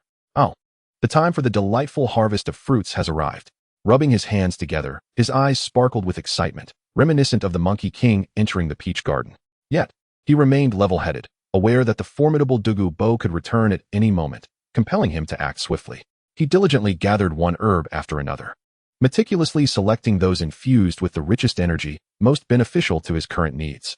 With each herb he collected, he carefully stored it in a jade box, placing it within his storage belt. Regrettably, many of the herbs were not suitable for immediate consumption, or he would surely burst from indulgence. Gazing at the treasures strewn about, he felt a pang of wistfulness, resolving to savor them later. Just as he reveled in his gathering, a sudden violent disturbance erupted from the valley's entrance. A terrifying aura, wild, cold, and brimming with unbounded fury, swept through the entire valley like a tempest. Who dares to pilfer from me? A thunderous roar reverberated, shaking the very ground beneath him. Douluo has returned. Lin Yu's expression shifted dramatically as he hastily shoved the freshly harvested herb into his belt. What the hell? The old poison master is back. Without a moment's hesitation, he turned and sprinted deeper into the eye of ice and fire, into the most chaotic and toxic region of the valley. The terrain there was more intricate. Perhaps a glimmer of hope awaited him. Thief, come here. Douluo's figure appeared like a specter at the valley's entrance, his fury palpable as he beheld the ravaged herb garden and Lin Yu standing by the spring. His hair nearly stood on end, as green poison mist surged towards him like a tsunami. Chapter 76. The Poison Douluo. Douluo's roar, laden with murderous intent, struck Lin Yu like a bolt of lightning, sending shivers down his spine and nearly causing his soul to flee his body. This is bad. The old poison master is back. He felt a chilling, palpable murderous intent locking onto him, as if his very blood was freezing. The pressure of a title Douluo far surpassed that of a soul king. It was an absolute oppression at the level of existence itself. Run. He must flee. Into the poison formation. This was his only path to survival. Lin Yu dared not hesitate for even a moment, nor glance back at Douluo's enraged visage, which was likely green to begin with. He unleashed the full potential of his body, bolstered by the ice and fire tempering, merging his movements with the technique of the 6 harmonies, propelling himself to unprecedented heights. He transformed into a blurred shadow, desperately racing towards the most toxic region at the valley's rear. Ant, leave it to me. Douluo, enraged, felt his fury ignite as he realized that his treasured hoard, guarded for a lifetime, was being stolen. He didn't even employ soul skills. He merely reached out with his hand. In an instant, the air around Lin Yu seemed to solidify into the most resilient glue, trapping him in place. His ghostly figure suddenly halted, ensnared as if caught in an invisible quagmire, rendering him utterly incapable of advancing even a fraction. Not even a finger could he stir. Lin Yu found himself bereft of any means of resistance. A chill coursed through his heart. The disparity was insurmountable. In a fleeting moment, Douluo appeared before Lin Yu like a specter, his piercing green serpent eyes scrutinizing him with a frigid detachment, as though appraising a lifeless body. The oppressive aura nearly suffocated Lin Yu. A mere soul sovereign has dared to infiltrate my herb garden and breach my poison formation? Quite intriguing. Douluo's voice was chilling, laced with astonishment, yet more so with a palpable intent to kill. Speak. Who sent you? Reveal it, and I may grant you a swift end. Lin Yu felt his bones creaking, yet he forcibly suppressed the terror within, his mind racing. To confront him directly would lead to certain death. He had to devise a means of survival. He could only gamble on this. With great difficulty, he lifted his head to meet Douluo's suffocating gaze, striving to keep his voice steady, even managing to muster a semblance of a mocking smile, though it appeared more akin to a grimace. Douluo, should you slay me, no one will be able to cure the deadly poison afflicting both you and your granddaughter. The impact of his words was akin to a thunderclap. The coldness and murderous intent on Douluo's face momentarily froze, transforming into utter shock and disbelief. His aura wavered, instinctively tightening the binding he had placed upon Lin Yu. What did you say? How could you possibly know? This was his greatest secret. He suffered from the backlash poison of his martial spirit, enduring torment day and night, even leading to his son's untimely demise, and his sole granddaughter, Douluo Dalu, also succumbed to this dreadful toxin. He had scoured the continent in vain for a cure, relying solely on the ice and fire eyes and his formidable cultivation to suppress it. How could this youth possibly know? Observing Douluo Dalu's reaction, Lin Yu felt a flicker of reassurance. He had struck the right chord. He continued, laboring to speak. Not only do I know, but I also understand that during every rainy night at the stroke of midnight, you experience excruciating pain like needles piercing your head and soles, as if being devoured by a swarm of ants, a fate worse than death. With each word he uttered, Douluo Dalu's complexion shifted, the shock and murderous intent in his eyes intertwining. These symptoms were known only to him, a truth that no outsider could fathom. Moreover, your granddaughter, Douluo Dalu, must already be exhibiting mild symptoms, such as occasional dizziness while cultivating, the control of the green phosphor snake's poison beginning to slip away. Am I correct? Lin Yu pressed on, these details drawn from the original narrative now serving as his lifeline. Who are you? What are you? Douluo Dalu's voice trembled imperceptibly, his grip on Lin Yu loosening ever so slightly. The boy's revelations were uncannily accurate. This could no longer be attributed to mere coincidence. Who I am is of no consequence. Lin Yu felt the pressure lessen slightly, drawing a breath as he spoke rapidly. What matters is that I can resolve your predicament. This poison, relying on the ice and fire eyes, merely offers a momentary respite. The more rigorously it is suppressed, the more catastrophic the eventual backlash will be. If you do not find a way to eradicate it, your granddaughter's fate will undoubtedly be more tragic than your own. Douluo Dalu fixed his gaze upon Lin Yu, the emerald slits of his serpent-like eyes flickering with a tumult of emotions. Shock, skepticism, murderous intent, and a faint glimmer of hope intertwined. He fell into silence for several moments, his voice growing colder. Boy, do you think fabricating these lies can deceive me and prolong your wretched existence? No one has ever resolved this poison. Just because it hasn't been done before doesn't mean it can't be done now. Lin Yu met his gaze without flinching, asserting, I can discern your symptoms at a glance, which surely speaks for itself. If you doubt me, you may kill me right now, then await the grim task of retrieving your granddaughter's remains. Alternatively, take a gamble and trust me just this once. After all, I am in your grasp and cannot escape, am I not? He was overtly showcasing his worth, leveraging Douluo Dalu's affection for his granddaughter as a bargaining chip. Douluo Dalu fell silent once more, the only sound being the hissing of the swirling poisonous miasma surrounding them. His gaze was as sharp as a blade, as if he sought to see through Lin Yu entirely. After a protracted silence, he suddenly snorted coldly, intensifying the force that bound Lin Yu. Not to crush him, but to seize him roughly, transforming into a green flash that instantaneously returned to the vicinity of the ice and fire duality eye. With a thud, Lin Yu was violently thrown to the ground, disoriented yet fortunate enough to retain his life for the moment. Douluo Dalu loomed over him, his tone still frigid but with considerably diminished murderous intent. Boy, I shall spare your life for now. You claim to possess the means to dispel the poison. Where's your evidence?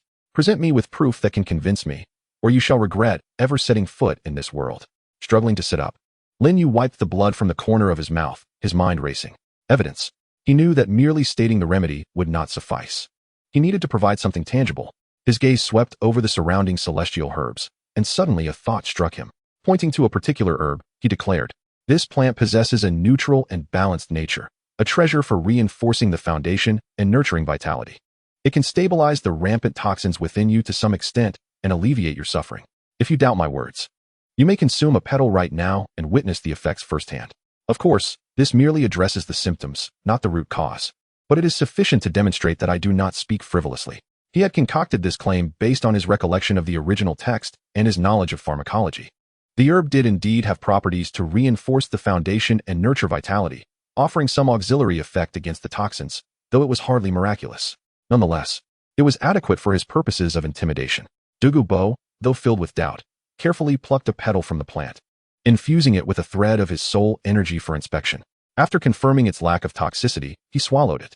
As the petal entered his abdomen, it transformed into a gentle and pure energy that dispersed throughout him. To the vast toxins within his body, this energy was akin to a drop in the ocean. Yet it did manage to slightly calm the agitated toxins stirred by his anger and excitement, and the incessant, nagging pain diminished just a fraction. At his level, he was acutely sensitive to changes within his body. This slight effect was enough to stir a tempest within his heart. He suddenly turned his gaze toward Lin Yu. The doubt in his eyes replaced at last with astonishment and a flicker of fervent hope. Is this lad truly speaking the truth? Does he genuinely possess a solution? Douluo inhaled deeply, forcibly suppressing the excitement that surged within him. Though his countenance remained somber, his tone softened considerably. Very well, young man. From this moment onward, you shall remain here with me, and you are forbidden to leave. The matter of your departure shall only be discussed once you have completely alleviated the poison afflicting both me and Yin Yin. Should you dare to entertain any tricks, humph. He snorted coldly, the underlying threat unmistakable. With a flick of his wrist, a green toxic mist entwined around Lin Yu's wrist like chains, forming a peculiar poisonous pattern. This is my green phosphor snake venom. Should you attempt to leave the confines of this valley, or should I will it, you will instantly succumb to the poison. And not even a celestial being could save you. Lin Yu gazed at the venomous mark on his wrist, feeling a sense of relief wash over him. His life was momentarily secured. Although his freedom had been curtailed, it could be seen as a blessing in disguise, allowing him to cultivate in this precious location under legitimate circumstances. He wore a reluctant expression, feigning resignation. Sigh. Very well, very well. What choice do I have against you? However, he continued, the antidote requires time and resources, and these celestial herbs. You may use the herbs here at your discretion. But should I discover any misappropriation or waste on your part, Douluo's eyes turned sharp. Rest assured, I am a professional with a strong sense of ethics. Lin Yu hastily assured him, though internally he was elated. Use them as I wish. Heh, old poison master, I graciously accept your generosity. Lin Yu surveyed the plethora of celestial herbs scattered around him and the eye of ice and fire, a subtle smile playing on his lips. Just wait, old poison master, and see how I will optimize your precious medicinal garden. I mean, how I will assist in the prudent utilization of resources. Chapter 77, A Place to Eat, Sleep, and Cultivate. Observing the serpentine green mark on his wrist, Lin Yu curled his lip in disdain. The green phosphor snake venom? Who are you trying to scare? Once I upgrade my burning technique or find an antidote herb, I will dissolve this in no time. He felt no pressure at all, even finding it somewhat amusing. Compared to being directly struck down, this outcome was nothing short of perfect. Douluo shot him a cold glance, warning, young man. Focus on researching the antidote, and do not entertain any ill intentions. I am well aware of every herb in this vicinity. With that, he vanished into the depths of the valley. Once Douluo departed, Lin Yu instantly revitalized, shedding any semblance of the earlier reluctant demeanor. With hands on his hips, he surveyed this extraordinary paradise, inhaling the almost liquid essence of the world around him. His gaze fell upon the abundant celestial herbs and the eye of ice and fire, and he couldn't help but beam with joy. House arrest? This was no mere confinement. This was a luxurious arrangement complete with food, shelter, and top-tier cultivation resources. Old Poison Master, thank you. You truly are a benevolent soul. He mentally bestowed a good citizen card upon Douluo. The immediate priority was to tend to his injuries and replenish his soul power. Earlier, in a bid to preserve his life, he had completely exhausted his soul power, and his back still throbbed from the old Poison Master's venomous claws. He hurriedly dashed to the edge of the ice and fired 2 springs. First, carefully scooping up a handful of the scalding spring water from the Yang spring. It felt merely warm, well within his tolerance. Next, he gathered a handful of the chilling water from the Yin spring, which provided an excellent cooling effect for his back. Without hesitation, he shed his tattered upper garment, revealing a robust torso, and alternated washing the wound on his back with the waters from both springs. The extreme heat sterilized, while the extreme cold alleviated pain. And combined with the self-healing ability of the ice and fire golden body, the wound visibly began to scab and heal at an astonishing rate. How delightful! This spring water is truly remarkable, suitable for both external and internal use. He sighed with contentment. After tending to his external injuries, he sat cross-legged beside the 2 springs and began to cultivate the advanced yellow-grade technique, the burning arts. As he initiated the technique, a wave of comfort washed over him, nearly prompting a moan of pleasure. It was so smooth, so efficient.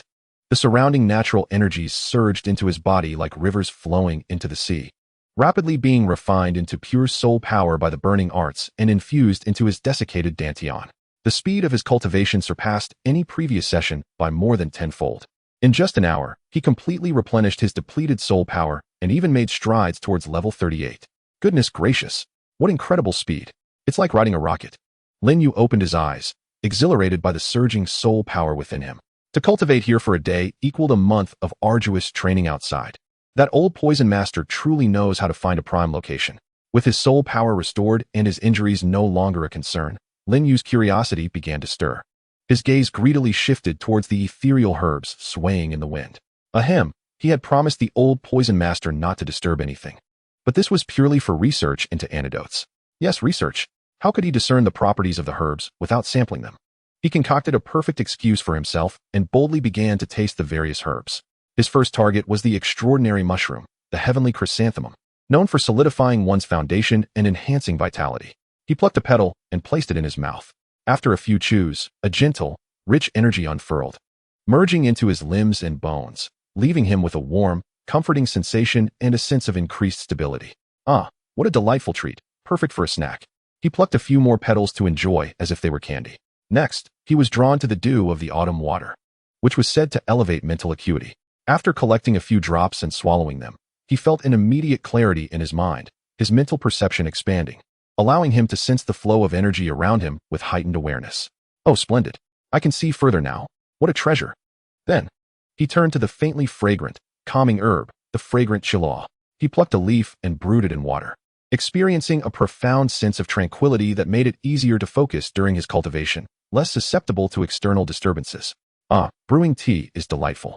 Thus, under the guise of researching the properties of herbs, he embarked on a joyful tasting journey, cautiously sampling each celestial herb in moderation, ensuring he neither overindulged nor neglected the tangible enhancements they provided to his body. In this process, the technique of the burning art played an indispensable role, effectively refining the medicinal properties of various celestial herbs, allowing for their gentle absorption and preventing any conflicts. Lin Yu felt his soul power, physical body, and mental strength steadily and rapidly enhance under the nourishing effects of this practice. Naturally, he did not neglect his primary objective, contemplating methods to counteract the poison. Utilizing his extraordinary memory, he was aware that he would require both the star anise ice grass and the fiery apricot blossom as medicinal guides, combined with several other auxiliary herbs. However, he deliberately prolonged his deliberation, feigning deep contemplation while, in reality, he sought to grant himself more time for cultivation. Over the course of several days, he lived in unparalleled comfort. By day, he fervently practiced the burning art beside the eye of ice and fire, and by night, he savored various celestial herbs, leading a life more pleasurable than a vacation. His strength steadily progressed towards the 38th level, while both his physical resilience and mental acuity increased daily. During this time, the esteemed Douluo visited him several times. Each time he found Lin Yu either furrowing his brow in contemplation, though truly pondering what to eat next, or meditating, which was indeed earnest practice, allowing him to relax, albeit with reminders to hasten his progress. One day, Lin Yu sensed that the moment was ripe, and delaying further might cause the old poisoner to lose patience. He resolved to commence his formal performance.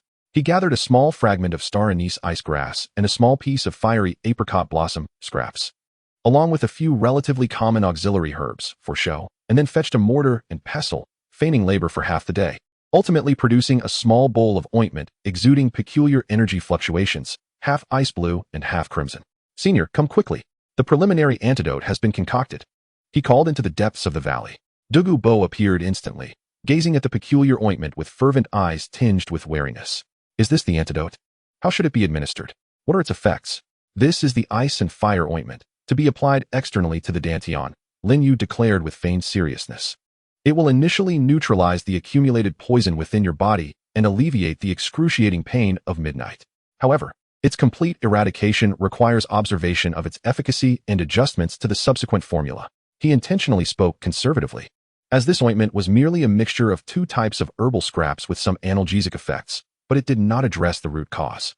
Douluo, though skeptical, cautiously probed the ointment with a wisp of soul power, carefully sensing its essence, and indeed felt the pure ice-fire energy along with a hint of detoxifying properties.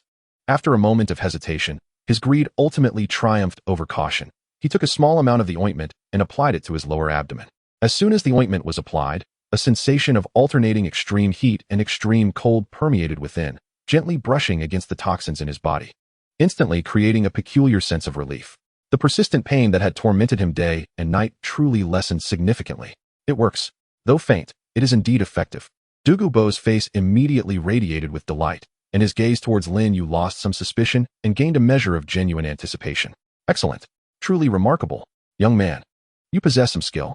Continue your research. Whatever herbs you need, feel free to utilize." Mission accomplished. Lin Yu inwardly celebrated while maintaining a facade of humility.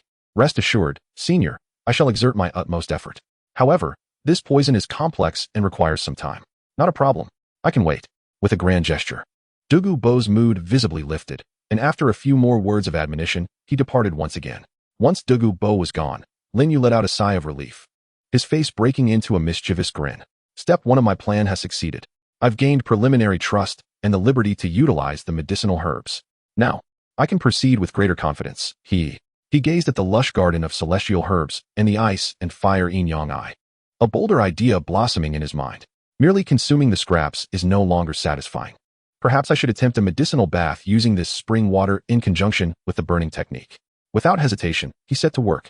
He fashioned a stone pit, drawing the spring water from the ice and fire yin-yang eye, and stealthily gathered a considerable amount of supplementary herbs, each a top-tier celestial variety, to toss into the pit.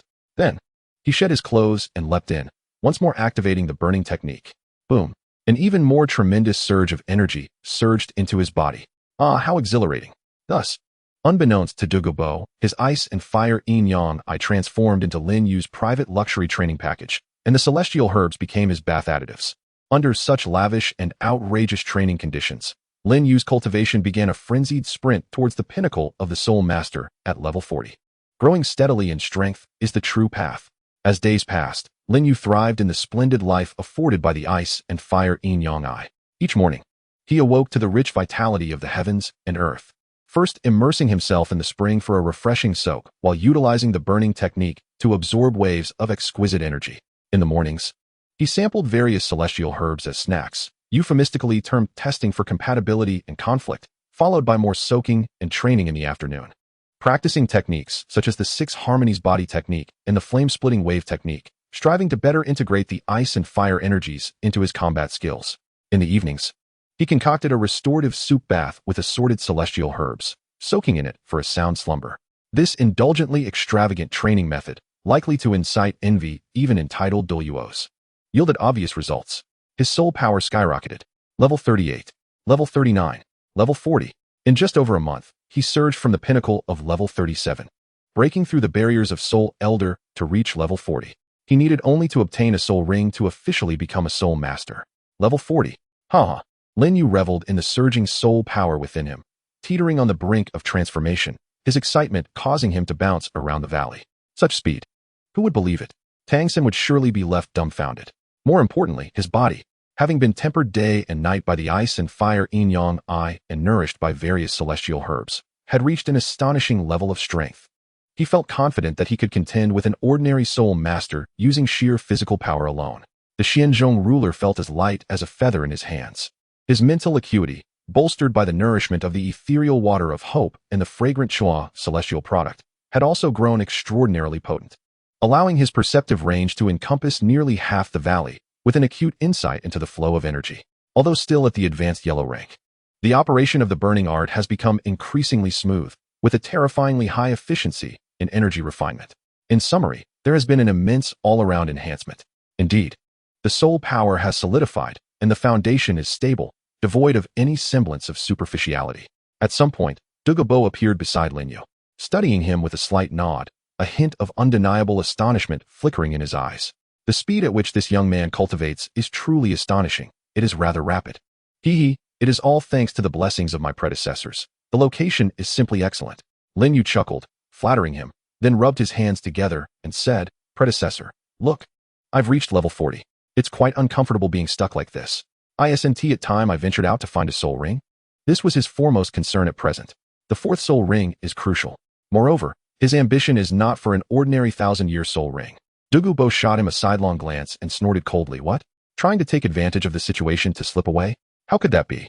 Lin Yu quickly protested, shaking the toxic mark on his wrist. With just a thought from you, I would be finished. Do I dare run? I genuinely wish to enhance my strength to expedite the research of the antidote for you and Miss Yin Yin. Just think. If I become a soul master with greater soul power and higher mental strength, wouldn't researching the antidote become a matter of efficiency? Douluo Dalu squinted at him, seemingly assessing the veracity of his words. To be frank, he was indeed somewhat tempted. The stronger Lin Yu becomes, the greater the possibility of crafting the antidote. Moreover, with the biphosphor snake's poison mark on him, he need not fear any tricks from this young man. What kind of soul ring do you desire? Douluo Dalu inquired. Lin Yu took a deep breath, his eyes ablaze, and declared astonishingly, "Predecessor, I wish for a 10,000-year soul ring. Ideally, one that is power or attack-oriented." A 10,000-year soul ring? Upon hearing this, Douluo Dalu's pupils constricted slightly, and for the first time, a clear expression of disbelief crossed his face as he scrutinized Lin Yu from head to toe. "Young man, do you know what you are saying? To absorb a 10,000-year soul ring as your fourth? Do you think you are a title Douluo? You are utterly unaware of the dangers." It is no wonder Douluo Dalu reacted so strongly. In the realm of soul masters, it is well known that the limit for the fourth soul ring is around 5,000 years, and only the fifth soul ring begins to reach 10,000. Attempts to absorb beyond 1's level are not unheard of, but the typical outcome is catastrophic. Yet Lin Yu remained undeterred, earnestly stating, "Predecessor, I am not speaking recklessly. Look at my first 3 soul rings." As he spoke, his soul rings emerged, 1 yellow and 2 purple. Particularly, the third soul ring was a deep shade of purple, its age evidently surpassing that of an ordinary 1,000-year soul ring. "My physical strength far exceeds that of my peers, and I have undergone the tempering of the ice and fire yin-yang eyes, consuming numerous herbs that fortify the foundation and enhance vitality. My mental strength is also sufficient to withstand the soul shock of a 10,000-year soul beast. I possess over 70% certainty." His words were a blend of truth and exaggeration. He had confidence, though not quite to the extent he claimed, yet the momentum was imperative. Douluo Dalu regarded Lin Yu's extraordinary soul ring configuration, especially the almost black third soul ring. And considering this young man's ability to endure the energies of the ice and fire yin-yang eyes, as well as the biphosphorus snake's poison, he fell silent for a moment. This young man indeed cannot be measured by ordinary standards. Humph, even if your body can withstand it. How will you cope with the soul shock of a 10,000-year spirit beast? This is no trifling matter, Douluo Dalu said coldly. I have my own methods to deal with the soul shock, esteemed elder, rest assured, Lin Yu replied confidently. His formidable mental strength, derived from the power of Wang Chuan Xiu Xuan, the resilience of his soul from 2 lifetimes, served as his greatest assurance. Douluo Dalu scrutinized him for a while, seemingly weighing his options. Finally, he snorted, "Very well, since you are intent on courting death, I shall indulge you. It will be interesting to see just how much ability you possess. If you cannot endure, remember to call for help. Perhaps I can spare your life." "Thank you, esteemed elder," Lin Yu exclaimed with joy. Having a title Douluo as a bodyguard to hunt a 10,000-year spirit beast is indeed a rare privilege. However, Douluo Dalu's tone shifted, his gaze sharpening. "Before you depart, you must first assist Yan Yan in concocting some antidotes. She seems to be ailing of late." "Here it comes." Lin Yu felt a stir within, realizing that this was Douluo Dalu's test and a crucial opportunity to gain his trust. He had long been prepared for this. "Not a problem," he declared, patting his chest, and promptly rushed to the medicinal garden. With practiced ease, he gathered several herbs that were mild in nature, capable of neutralizing toxins and fortifying vitality, each of which he had personally tested for efficacy. Then, he feigned an elaborate preparation process, though his technique was rather crude, relying heavily on the superior quality of the herbs. In the end, he produced a small vial of emerald green liquid, emanating a delightful fragrance. "Esteemed elder, this is a blend of Ning Shun from the exquisite Yuxiang Tenguban from the rare Qirong Tongtianju, complemented by several other gentle herbs. A drop taken daily will effectively alleviate Miss Yan Yan's suffering during toxin flare-ups and stabilize her soul power," he stated earnestly. Though the principal merely relied on the potent properties of the high-grade herbs, Douluo Dalu accepted the vial, scrutinizing it carefully. Once he confirmed that it was non-toxic and possessed pure, gentle properties, he nodded in satisfaction. "Good, I shall have Yan Yan try it. If it proves effective, I shall remember your contribution."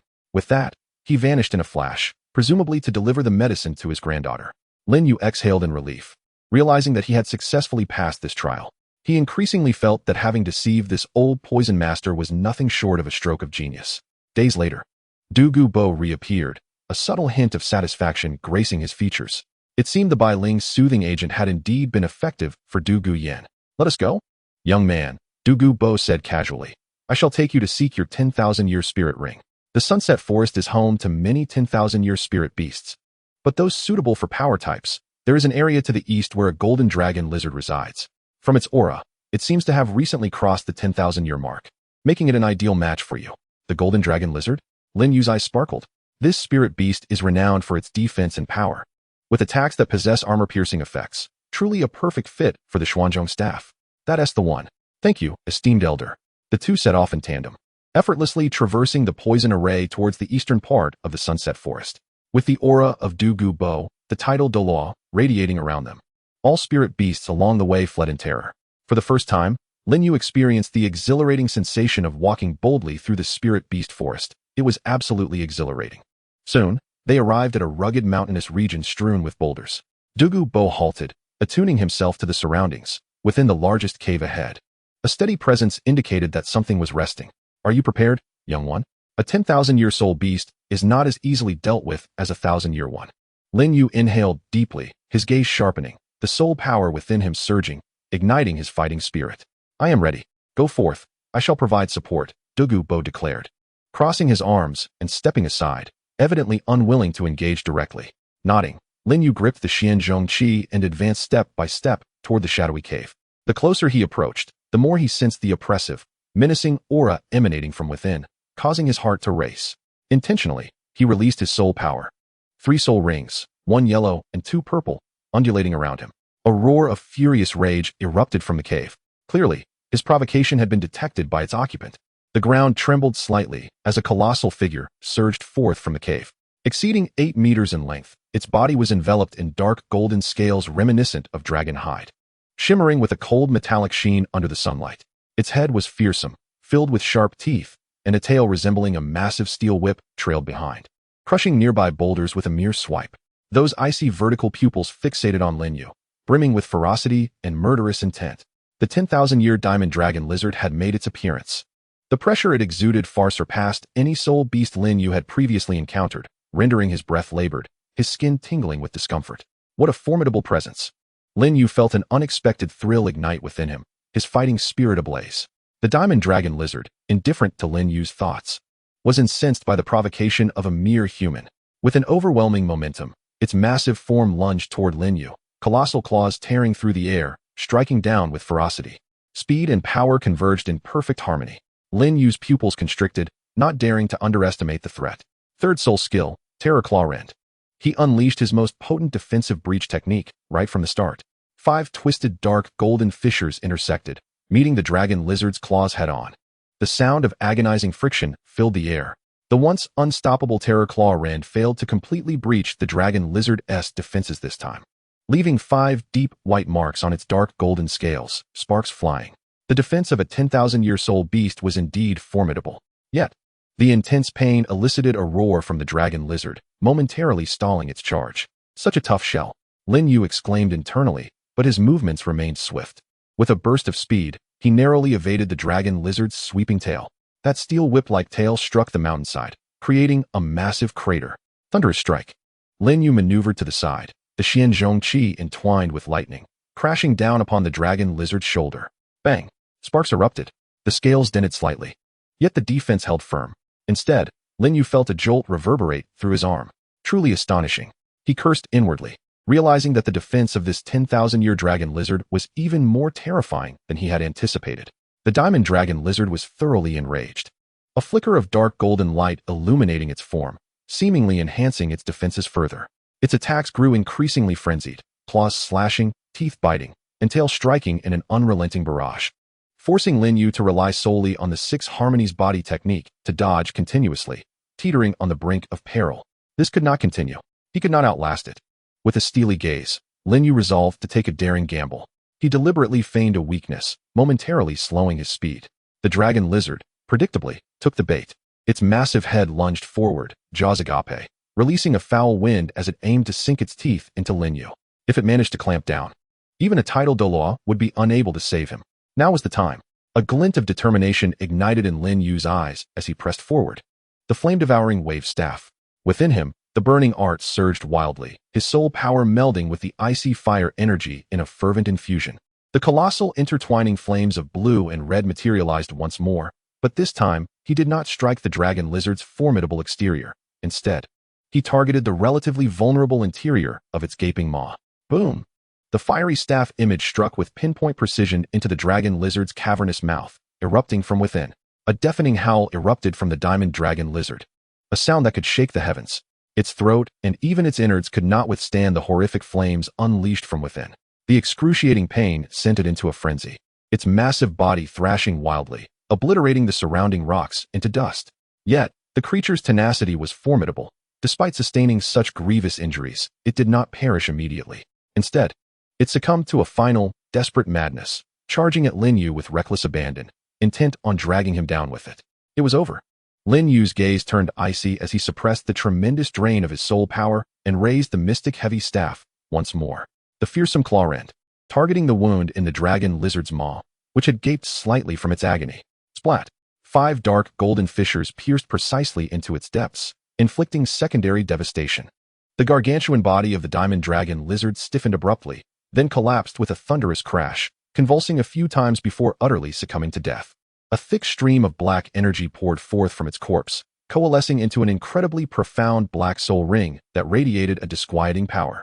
The 10,000-year fourth ring was within reach. Lin Yu panted heavily, gazing at the black soul ring, his eyes brimming with exhilaration and gravity. Chapter 79, The 10,000-Year Soul Ring. As he beheld the soul ring, suspended above the lifeless form of the diamond dragon lizard, as deep as a black hole, Lin Yu's heart raced uncontrollably. Excitement, tension, and a hint of fear of the unknown intertwined within him. The 10,000-Year Soul Ring. He inhaled deeply, forcing himself to regain his composure, instead of immediately absorbing it. He first settled into a meditative posture, channeling the burning art to swiftly recuperate the soul power expended during the battle, while also optimizing his mental state. With a flick of his wrist, he placed several leaves of the miraculous herbs, which fortified his essence and safeguarded his spirit, into his mouth, allowing their pure medicinal energy to flow throughout his body. In the distance, Douluo Dalu observed with arms crossed, his expression impassive, yet his eyes concealed a glimmer of curiosity and scrutiny. He was eager to witness whether this remarkable young man, known for his miraculous feats, could indeed make history by absorbing the Millennium Soul Ring with the essence of the Soul Sect. With preparations complete, Lin Yu's gaze turned resolutely steadfast. He extended his hand, and the Xuanzhong martial spirit materialized quietly, with 1 yellow and 2 purple soul rings swirling gracefully around him. Soul power was summoned. That profound black Millennium Soul Ring, seemingly burdened with immense weight, descended upon the Xuanzhong with an overwhelming sense of suffocating pressure, slowly yet irresistibly enveloping it. Boom! An indescribable surge of colossal energy, imbued with a ferocity and dominance that resonated with a sense of tearing and heaviness, rushed into Lin Yu's body like a deluge breaking through a dam. Ag! Despite being mentally prepared, Lin Yu let out a heart-wrenching scream, feeling as though every cell within him was being torn apart, crushed, and then forcibly reassembled. His meridians surged as if scorched by a red-hot iron, the agony far surpassing that of absorbing the 3rd soul ring. This was not merely an energy impact. It came with the unique soul tremors of a Millennium Soul Beast, a remnant of a feral and violent dragon lizard, akin to a frenzied beast, surged directly into Lin Yu's sea of consciousness. Here it comes. Lin Yu gritted his teeth, his eyes aflame with red, veins bulging on his forehead. He clung to the last vestige of clarity in his spiritual realm, consolidating his evolved and formidable mental strength along with the resilience forged through 2 lifetimes into an indomitable shield, staunchly resisting the onslaught of that soul tremor. His exterior bore the marks of struggle, veins protruding like serpentine dragons, skin oscillating between a fiery crimson and the shadowy gleam of golden scales, rendering him an intimidating figure. The dual assault of energy and soul left him akin to a fragile boat amidst a tempest, on the brink of capsizing.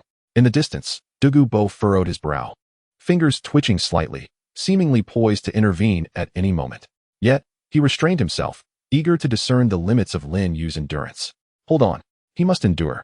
Lin Yu's heart screamed fervently, as the Feng Ju was pushed to an unprecedented threshold, frantically refining the torrent of terrifying energy and mending his ravaged body. The powerful essence of the foundational herbs was proving invaluable at this moment, safeguarding his heart and vital organs. Time seemed to stretch interminably.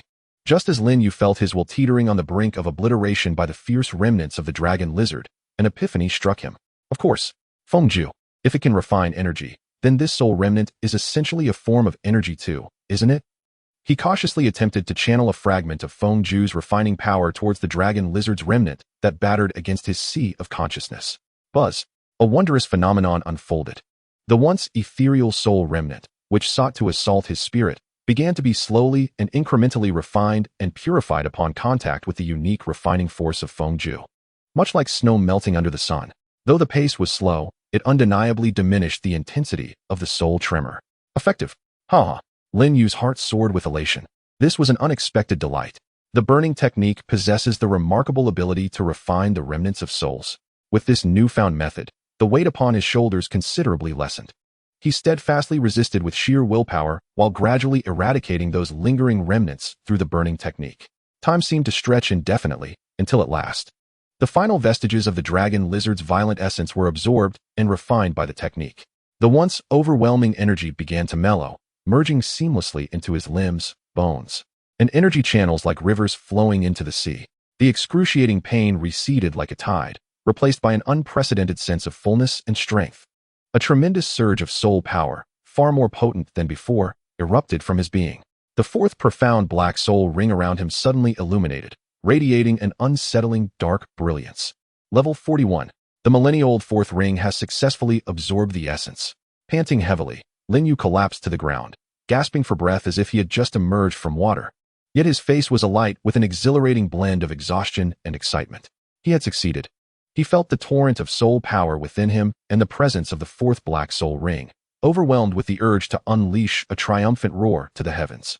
In the distance, Douluo Dalu observed this scene, and a hint of undeniable astonishment broke through his previously tense expression as he murmured softly to himself, "Incredible, it truly succeeded. This boy is an anomaly." After resting for a moment, Lin Yu struggled to sit up, eager to test the soul skill bestowed by the millennia-old soul ring. He summoned the heavy scale, and with a mere thought, the fourth black soul ring shone brightly beneath his feet. A heavy, domineering intent surged into his mind, as if it could shake the very earth. With clarity of purpose, Lin Yu gripped the heavy scale tightly, channeling his soul power fervently into it, then plunged the scale into the ground with great force. The fourth soul skill, Dragon Lizard Quake Strike. Boom. The earth trembled violently in a fan-shaped area around the point where the heavy scale struck, rolling and tearing as if an invisible colossal dragon lizard was thrashing beneath the surface.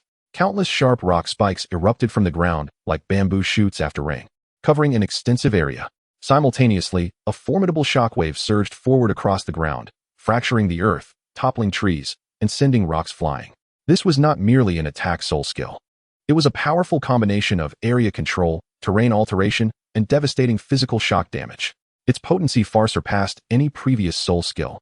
Goodness, such an expansive range, such powerful control. Lin Yu was taken aback by the might of this soul skill. The millennia-old soul ring indeed proved to be extraordinary. Its capabilities were nothing short of a weapon for group battles. Who would dare to congregate before me in the future? He was thoroughly pleased with this new soul skill. It perfectly complemented the characteristics of the heavy scale, compensating for his previous lack of wide area control abilities. Having familiarized himself with the new soul skill, he approached the corpse of the diamond dragon lizard. A millennia-old soul beast, it was a treasure trove that could not be wasted. He deftly began to dismantle its materials, particularly the astonishingly resilient dark gold scales and the powerful tail, both of which were invaluable assets. As he severed the head of the dragon lizard, he suddenly felt the tip of his knife make contact with something solid. With utmost caution, he made an incision and discovered a bone that shimmered with a dark golden hue, its irregular shape emanating a formidable energy. A soul bone. The soul bone of the ancient diamond dragon lizard.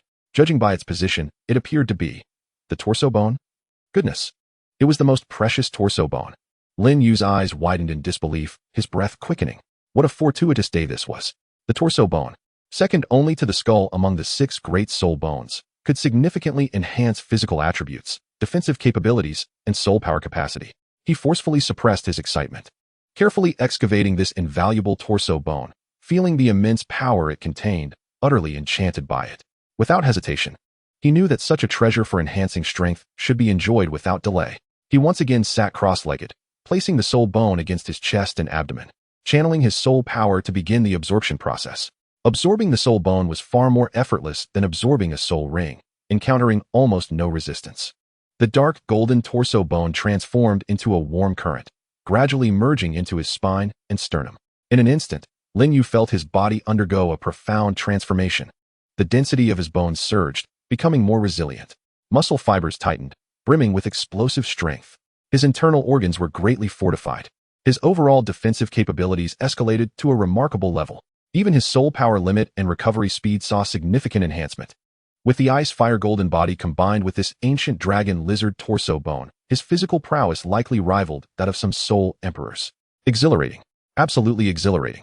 Lin Yu rose to his feet, moving his body and feeling an overwhelming surge of power, as if a single punch could shatter a mountain. This expedition into the Sunset Forest had yielded unimaginable rewards. Not only had he successfully secured the fourth ring of a millennium, ascending to the rank of Soul Master, but he had also acquired a supreme torso soul bone. His strength had undergone a qualitative leap. In the distance, Douluo Dalu observed the fleeting dark golden glow emanating from Lin Yu and the surge in his aura, his lips twitching slightly, feeling a twinge of envy. This young man was indeed extraordinarily fortunate. Lin Yu, regaining his composure, collected the other valuable materials from the dragon lizard and approached Douluo Dalu, clasping his fists in gratitude.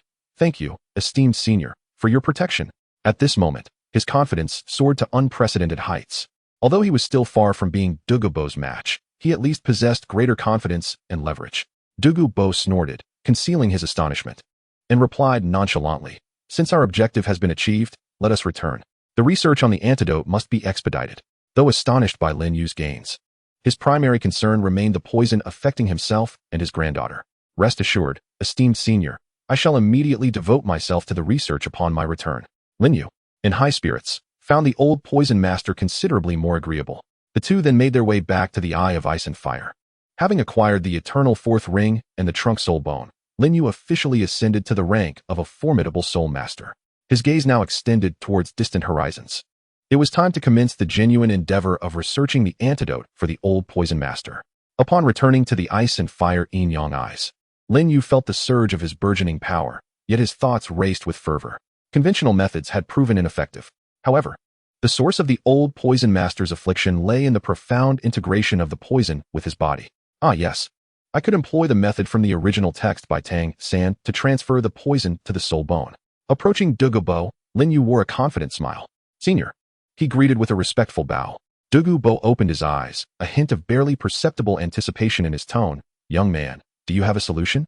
Lin Yu's previous displays, particularly his ability to absorb soul rings and soul bones beyond his level, had garnered Douluo Dalu's genuine respect and hope for this enigmatic youth.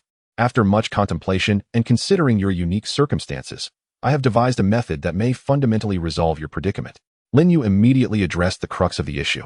"Senior, the source of your suffering lies in the deep entanglement of the toxins with your body, particularly your bone marrow, making it impossible to eradicate, resulting in your continued torment.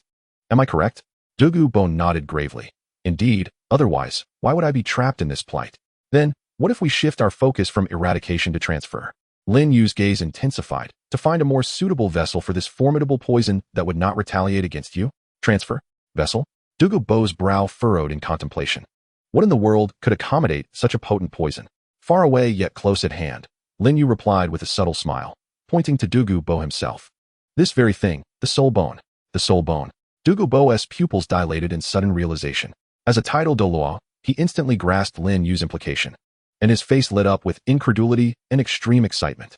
"Are you suggesting that we force the toxins entwined with my flesh and marrow into the soul bone, to use the soul bone as a poison reservoir?" "Precisely," Lin Yu affirmed. "The soul bone is a wondrous creation of heaven and earth, a repository of energy, connected to the soul of the soul master, yet independent of the physical form. It can withstand and store this immense toxin. Once the poison resides within the soul bone, it will be separated from your body's essence, thus eliminating any possibility of backlash. Furthermore, through the soul bone, you can still command this power as if it were an extension of yourself, and it may even become more concentrated and potent due to its singular focus." These words struck Douluo Dalu like a thunderbolt, dispelling the fog of uncertainty clouding his mind. He had devoted his life to the study of toxins, but had never considered such an approach. He had continually struggled against the poison, never realizing he could invite it into a vessel, transforming it into a wholly controllable force. "Brilliant. Truly brilliant." "Ha ha." Douluo Dalu laughed heartily, his voice echoing through the valley. "The soul bone can indeed absorb poison. How had I never thought of this? You truly are remarkable." However, after the exhilaration subsided, he quickly regained his composure, his gaze sharpening as he looked at Lin Yu. "The method is extraordinary, but how shall we implement it? The toxins, deeply rooted within the essence, are compelled into the soul bone, a process fraught with agony and peril. The slightest misstep could result in an explosive release of poison, leading to the shattering of the soul. He himself possesses a fragment of a head soul bone, fully aware of its feasibility, yet cognizant of the inherent dangers. This is the crux of the matter." Lin Yu's expression turned serious. "This undertaking demands extreme precision and formidable external assistance. The control rests upon your formidable will and soul power, esteemed senior. As for the external aid," he paused, extending his palm. a faint aura of fighting spirit swirling at his fingertips, emanating a peculiar essence of refinement. Perhaps the special technique of your junior could assist in stabilizing the toxins and provide you with support. Douluo Dalu fixed his gaze intently on the unusual energy at Lin Yu's fingertips, having sensed its extraordinary nature earlier, and now perceiving its profound depth. After a moment of silence, a resolute glint flashed in his eyes. Very well, I shall place my trust in you. Should this method succeed, you will be my eternal benefactor. Tell me how I can assist you. With the plan established, neither party lingered further. Douluo Dalu selected his soul head soul bone as the ultimate vessel for the toxins, given its close connection to the mind and the precision required for control. The two sat cross-legged facing each other. Esteemed senior, throughout this process, it is imperative to maintain focus, guiding your soul power to protect the heart meridian and brain, concentrating all intent on communicating with the head soul bone, designating it as the soul outlet for release. Your junior will employ his technique to stabilize the toxins and breach the stubborn nodes. Lin Yu instructed solemnly, his demeanor grave. Although this method does not rely on celestial herbs, it imposes greater demands on both parties, particularly on the refining capabilities of the burning technique. Douluo Dalu nodded firmly, determination evident in his azure eyes. Let it be. I can endure. As he spoke, Douluo Dalu completely relinquished his suppression of the internal toxins, summoning his will to actively guide the immense, marrow-deep, azure phosphorus snake, king poison, toward the location of the head soul bone on his forehead. Immediately upon stirring the toxins, Douluo Dalu emitted a muffled groan of anguish. His entire body trembled violently, and a grotesque array of multicolored poison patterns erupted upon his skin, as if countless serpents writhed and tore within him. This excruciating agony of self-extraction far surpassed any previous bout with poison. Lin Yu, refusing to slacken his efforts, swiftly pressed his hands against Douluo Dalu's heart acupoint, channeling the burning technique with all his might. A peculiar refining force, though not overwhelmingly powerful, bore an extraordinary quality of nurturing all things, gradually flowing into Douluo Dalu's body. This force did not directly attack or neutralize the toxins. Rather, it functioned as an efficient lubricant and stabilizer. Wherever it passed, the originally rampant and resistant toxins surprisingly became considerably more docile, more easily directed by Douluo Dalu's soul power toward the head soul bone. Simultaneously, this force subtly repaired the damage to Douluo Dalu's meridians caused during the toxin extraction. The burning technique indeed proved to be profound. While it could not directly dissolve such potent poison, it could assist in guiding and stabilizing it. Lin Yu felt a surge of joy within, maintaining the output of his technique with all his strength. Douluo Dalu's sensations were most pronounced at this moment. He had initially anticipated a harrowing and arduous struggle, even steeling himself for the possibility of severe bodily harm. However, upon the infusion of Lin Yu's extraordinary power, he was astonished to discover that the resistance to the toxin had significantly diminished, rendering the guiding process remarkably smoother. Though the agony remained intense, it was now within a manageable scope. This young man possesses such marvelous techniques. His heart trembled with awe, yet there was no time for further contemplation. He concentrated all his mental faculties, fervently directing the toxin towards the soul bone in his head. Buzz, buzz, buzz. The phantom of the soul bone at the forehead of Douluo Dalu flickered violently, emanating a formidable pull, akin to an insatiable black hole, voraciously absorbing the torrent of potent toxins. The color of the soul bone deepened into a more profound darkness, its aura growing increasingly terrifying. Time flowed slowly amid the excruciating pain and unwavering focus. The mist of the ice and fire eyes seemed to stir slightly due to the immense energy transfer. Lin Yu's complexion gradually paled, beads of sweat forming on his brow. Maintaining the operation of the burning formula to assist a title de law in such a meticulous endeavor posed a tremendous test to both his soul power and mental fortitude. Yet he gritted his teeth, regulating the output of his refining force. The toxic patterns on Douluo Dalu's surface gradually faded, while the radiance of his head soul bone intensified, exuding a pressure that was heart-stopping. When the final trace of the primal toxin completely detached from Douluo Dalu's corporeal form and merged entirely into the head soul bone, a sudden transformation occurred. Boom! A powerful aura erupted from within Douluo Dalu, a brilliant light soaring skyward, only to swiftly retract and settle into tranquility. He abruptly opened his eyes and coughed out a small mouthful of dark red blood, the last remnants of toxin stripped away. What followed was an unprecedented sensation of relief. A sense of clarity. It felt as though he had cast off the heavy shackles he had borne throughout his life. The flow of soul power within him moved with unparalleled ease, devoid of any lingering discomfort. Meanwhile, the vast toxic energy was now securely stored within the head soul bone, ready to be summoned at will, without fear of backlash. It was a success. Truly a success. Douluo reveled in the exhilarating feeling of rebirth, overwhelmed with emotion. He swiftly turned, grasping Lin Yu's shoulder, carefully controlling his strength, his voice trembling with excitement. We succeeded. I have never felt this good before. He gazed at Lin Yu, who appeared pale from exhaustion, his eyes brimming with profound gratitude and astonishment. Without relying on any external elixirs, it was solely this young man's extraordinary techniques and brilliant insights that had alleviated his lifelong suffering. Lin Yu, my brother. Douluo spoke with utmost seriousness, even tinged with reverence. Such a great favor cannot go unacknowledged. This kindness and sentiment I shall never forget. From this day forth, we shall address each other as brothers. Should there be any command, as long as it does not contravene my own principles, in matters concerning the Bai Lin Snake Emperor's poison, there shall be no second thoughts. This promise bore the weight of a mountain. Lin Yu took a breath, revealing a smile. Brother Douluo, your words are too generous. I am truly gratified to have been able to assist you. He understood that this pure, self-sufficient bond had earned him the unreserved trust and friendship of Douluo. Under the setting sun, the hands of the elder and the young tightly clasped together, solidifying a sincere friendship that transcended generations.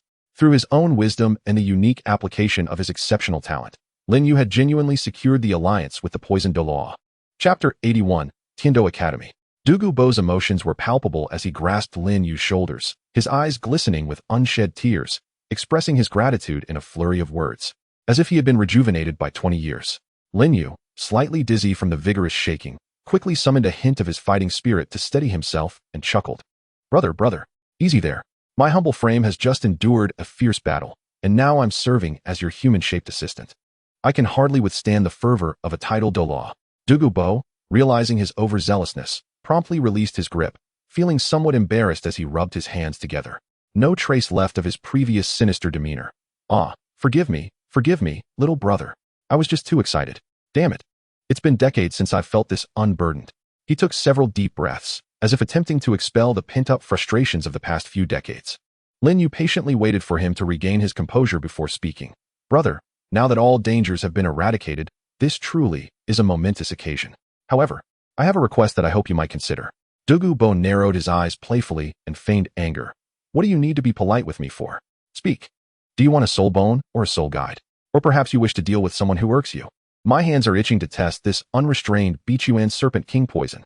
Goodness, this elder brother seems to have taken on a violent streak after being cured, Lin Yu thought, hastily waving his hands. No, brother, violence is not the answer. The matter is this. He donned an eager expression, thirsting for knowledge. I have spent many years in a small place and have seen little of the world. Now that my cultivation has achieved a modest level, I believe it is time to venture forth, to explore a broader horizon, and perhaps find a reputable academy to further my studies and make new friends, so as not to be confined in isolation. I have heard that the imperial capital of the Tiando Empire, Tiando City, is extraordinarily prosperous, and that the Tiando Royal Academy is among the continent's finest institutions. Douluo, a shrewd veteran, immediately grasped his intent and burst into hearty laughter. Is that all? You wish to attend the Tiando Royal Academy? Simple. Leave it to me. He pounded his chest with a resounding thud. Those 3 old codgers on the Academy's committee will treat me with respect. Moreover, I have some connections with Prince Xuesheng of the royal family. Getting you in is merely a matter of a word. Lin Yu's heart swelled with joy, though he maintained an air of humility. I am deeply grateful, brother. However, I do not wish to stand out too much. A reasonable identity for entry would suffice. That's easily arranged. Douluo stroked his beard, a glint of inspiration flickering in his eyes. You shall enter as my distant nephew. With the esteemed Douluo as your elder, would they dare to refuse your admission? Who would dare speak ill? As for strength, he assessed Lin Yu and remarked, you are currently at the soul master level, with a 4-ring cultivation.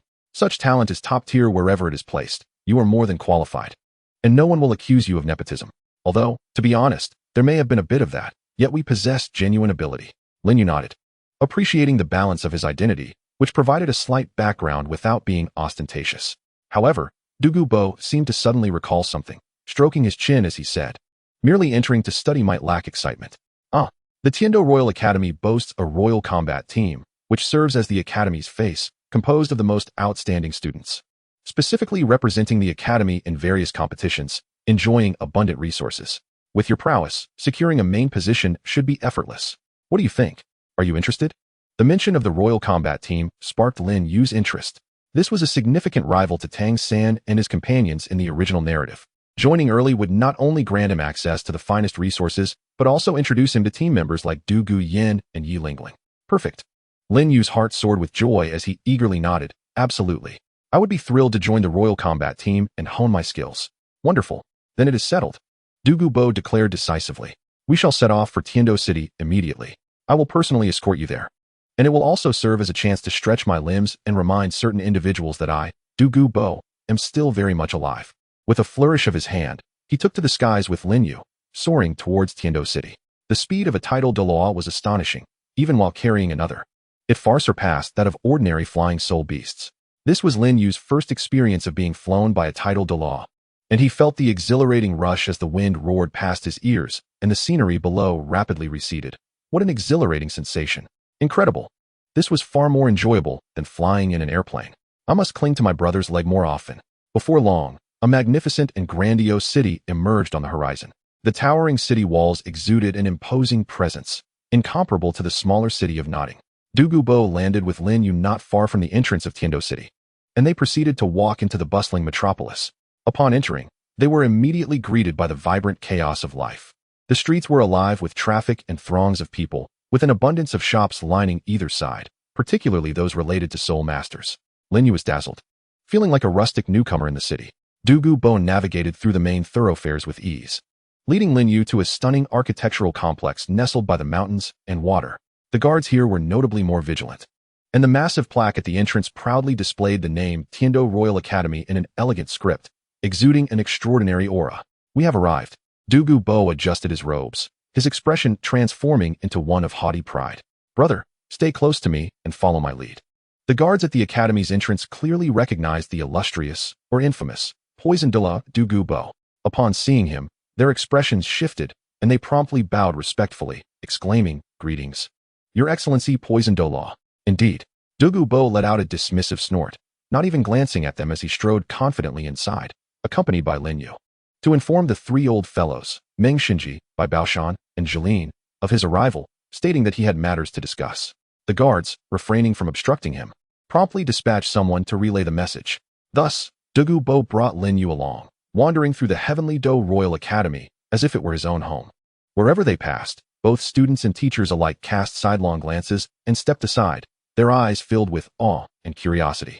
Lin Yu trailed behind, feeling a surge of satisfaction.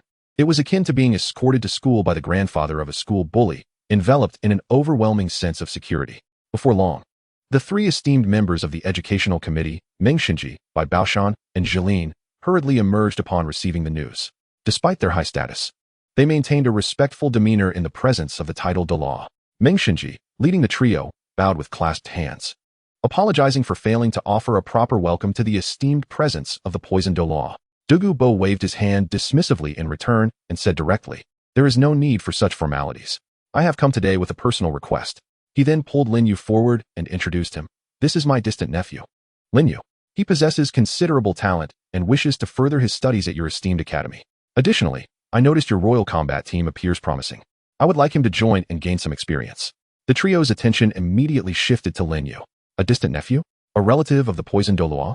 The implications of such a connection were profound, especially since the Poison Dalu himself had taken the time to deliver him personally. Numerous thoughts raced through their minds.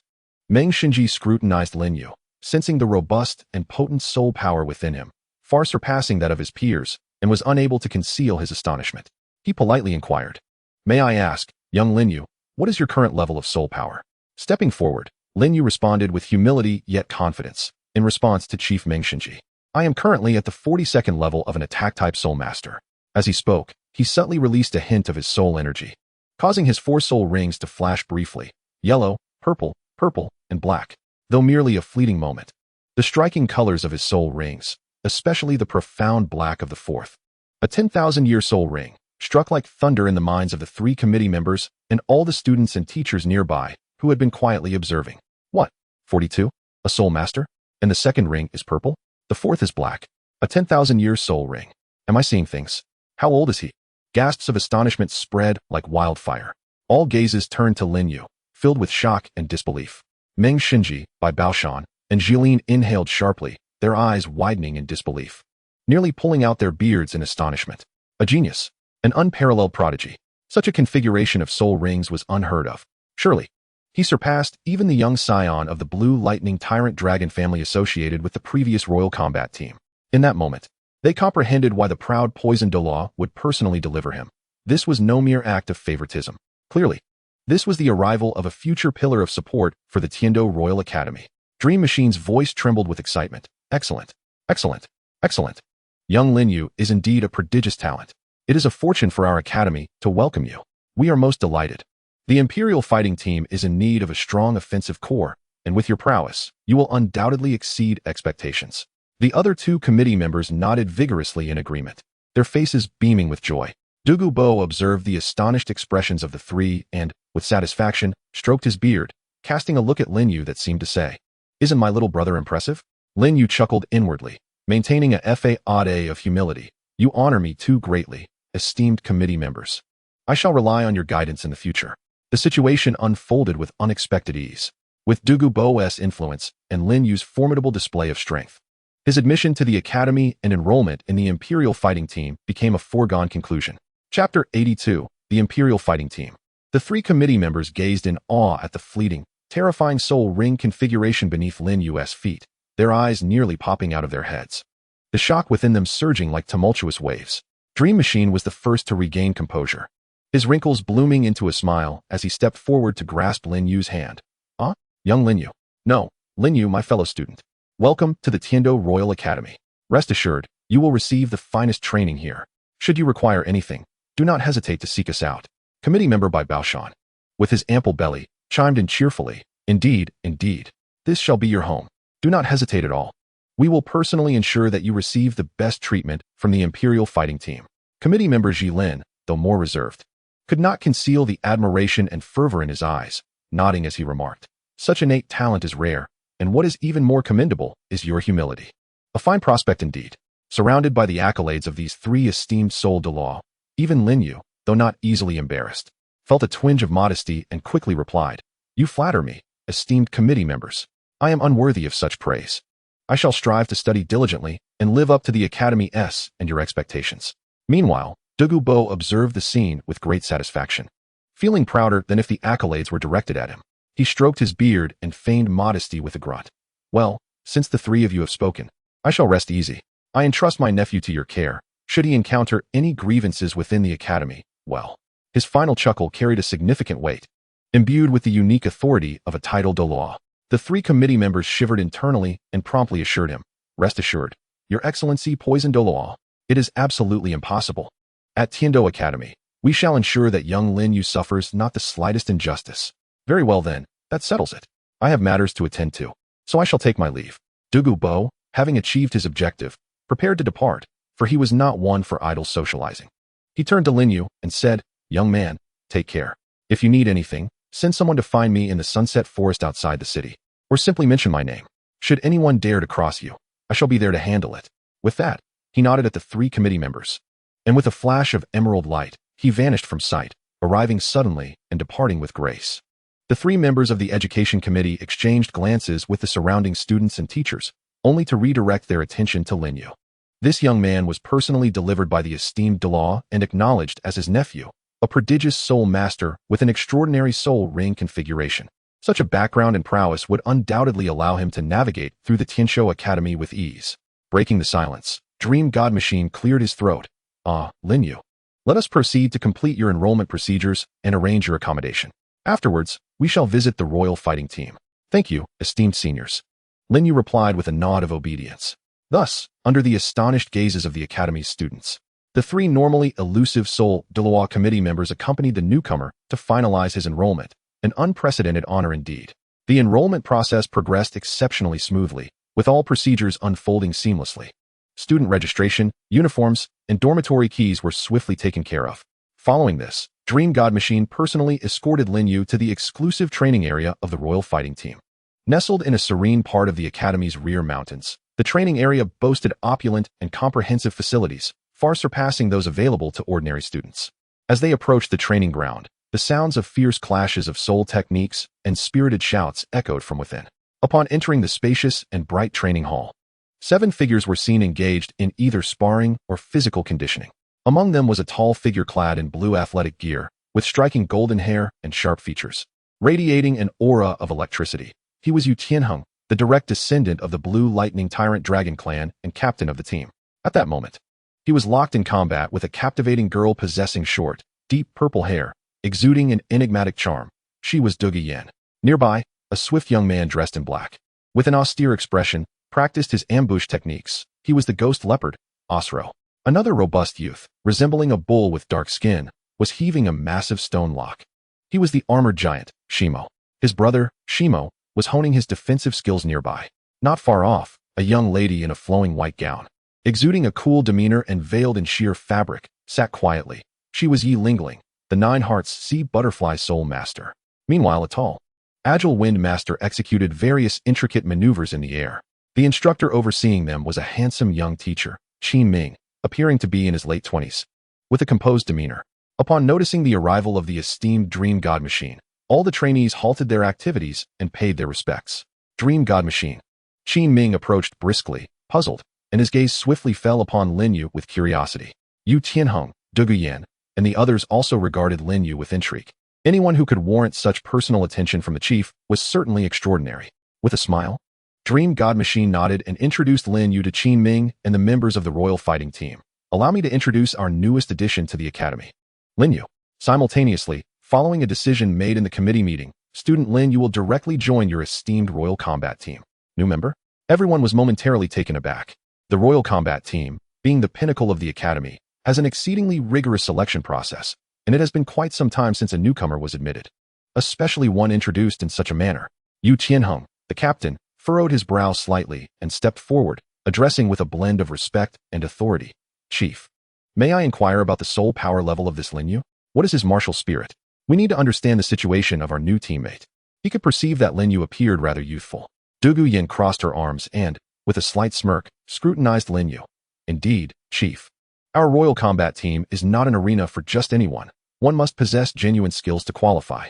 Her forthright nature, coupled with her grandfather being a titled Douluo, made her words direct. Other members, though silent, exhibited expressions of skepticism and curiosity. Teacher Qin Ming also glanced towards Meng Xinji, awaiting an explanation. Meng Xinji had anticipated such a reaction. He chuckled, unperturbed, and added a touch of suspense. As for Lin Yu's strength, it will undoubtedly surpass your expectations. Would it not be more enlightening for you to experience it firsthand? Teacher Qin, how about arranging a spar? Let Lin Yu go a few rounds with Tianheng. A duel with the captain? The group was startled once again. Yu Tianheng, being a formidable rank 39 Assault Soul Master, wielding the blue electric Tyrannosaurus Rex martial spirit, was nearly unmatched at the Soul Master level. To have this newcomer spar with the captain? Yu Tianheng paused, turning his gaze toward Lin Yu, a hint of combativeness igniting in his eyes. Oh, what does Lin Yu think? Lin Yu touched his nose, contemplating. To face the captain right away?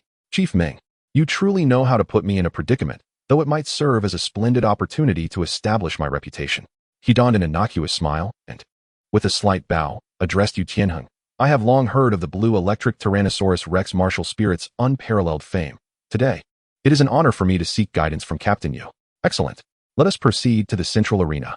Yu Tianheng, being straightforward, immediately grew enthusiastic upon receiving the challenge. The group moved to the standard arena located in the center of the training hall. All members of the Royal Combat Team, including the aloof Yi Lingling, gathered curiously around. Qin Ming and Meng Xinji positioned themselves at the edge of the arena. Yu Tianheng and Lin Yu stood facing each other. Royal Combat Team, Yu Tianheng, rank 39 Assault Soul Master, Martial Spirit, Blue Electric Tyrannosaurus Rex. Yu Tianheng clasped his fists, his voice solemn.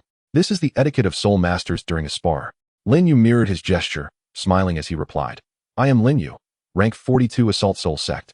Martial Spirit. Xuanzhong Qi, his voice, though not loud, struck like thunder, resonating throughout the training hall. What level? Rank 42? Soul Sect. Is this a jest? He appears even younger than the captain. Soul Sect. How is this possible? The exclamations erupted instantaneously. Osro nearly dropped the dagger in his hand. Shimo gaped in astonishment. Yu Feng almost plummeted from the air, and even the usually composed Yi Lingling exhibited a flicker of shock in her cold gaze. Yu Shenheng's calm demeanor abruptly froze, his pupils contracting in disbelief as he gazed at Lin Yu.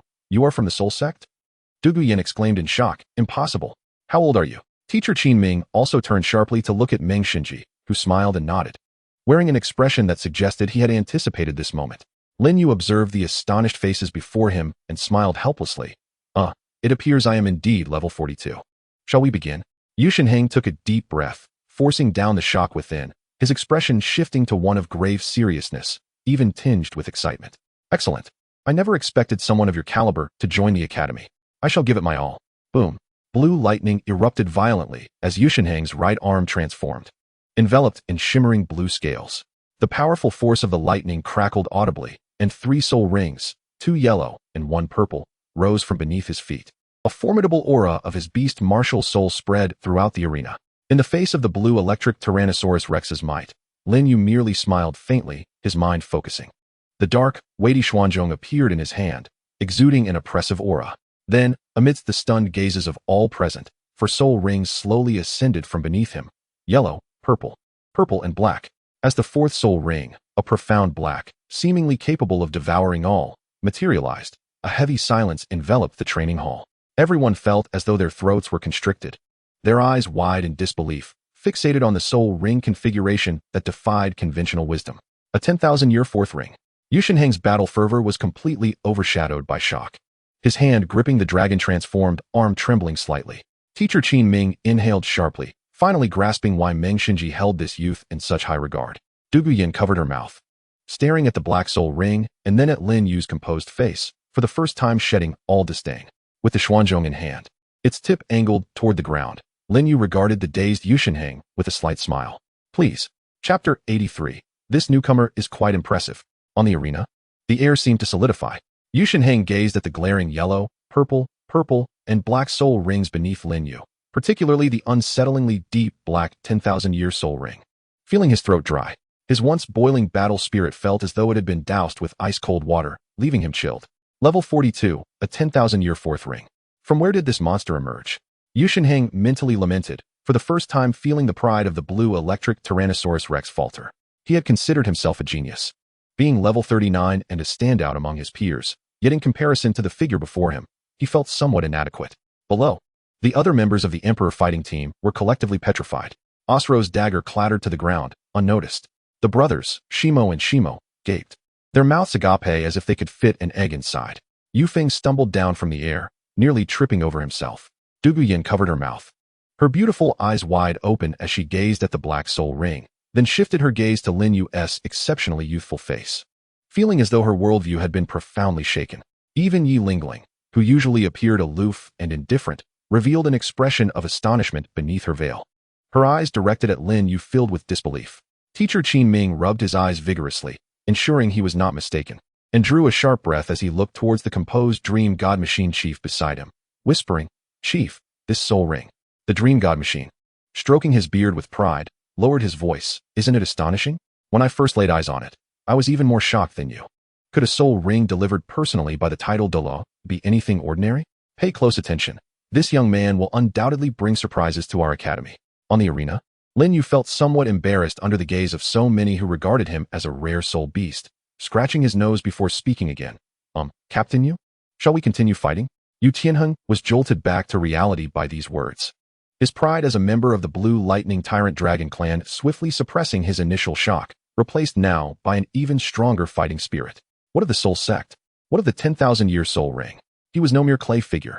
To falter before battle was not his style. Fight! Of course, we shall fight. Yu Tianheng roared, his body enveloped in crackling lightning as his 3rd soul ring suddenly illuminated, activating his 3rd soul skill, Thunder Fury. Boom. His attack power and lightning attribute surged dramatically, his momentum reaching its zenith. With no hesitation, he unleashed his 1st soul skill, Thunder Dragon Claw.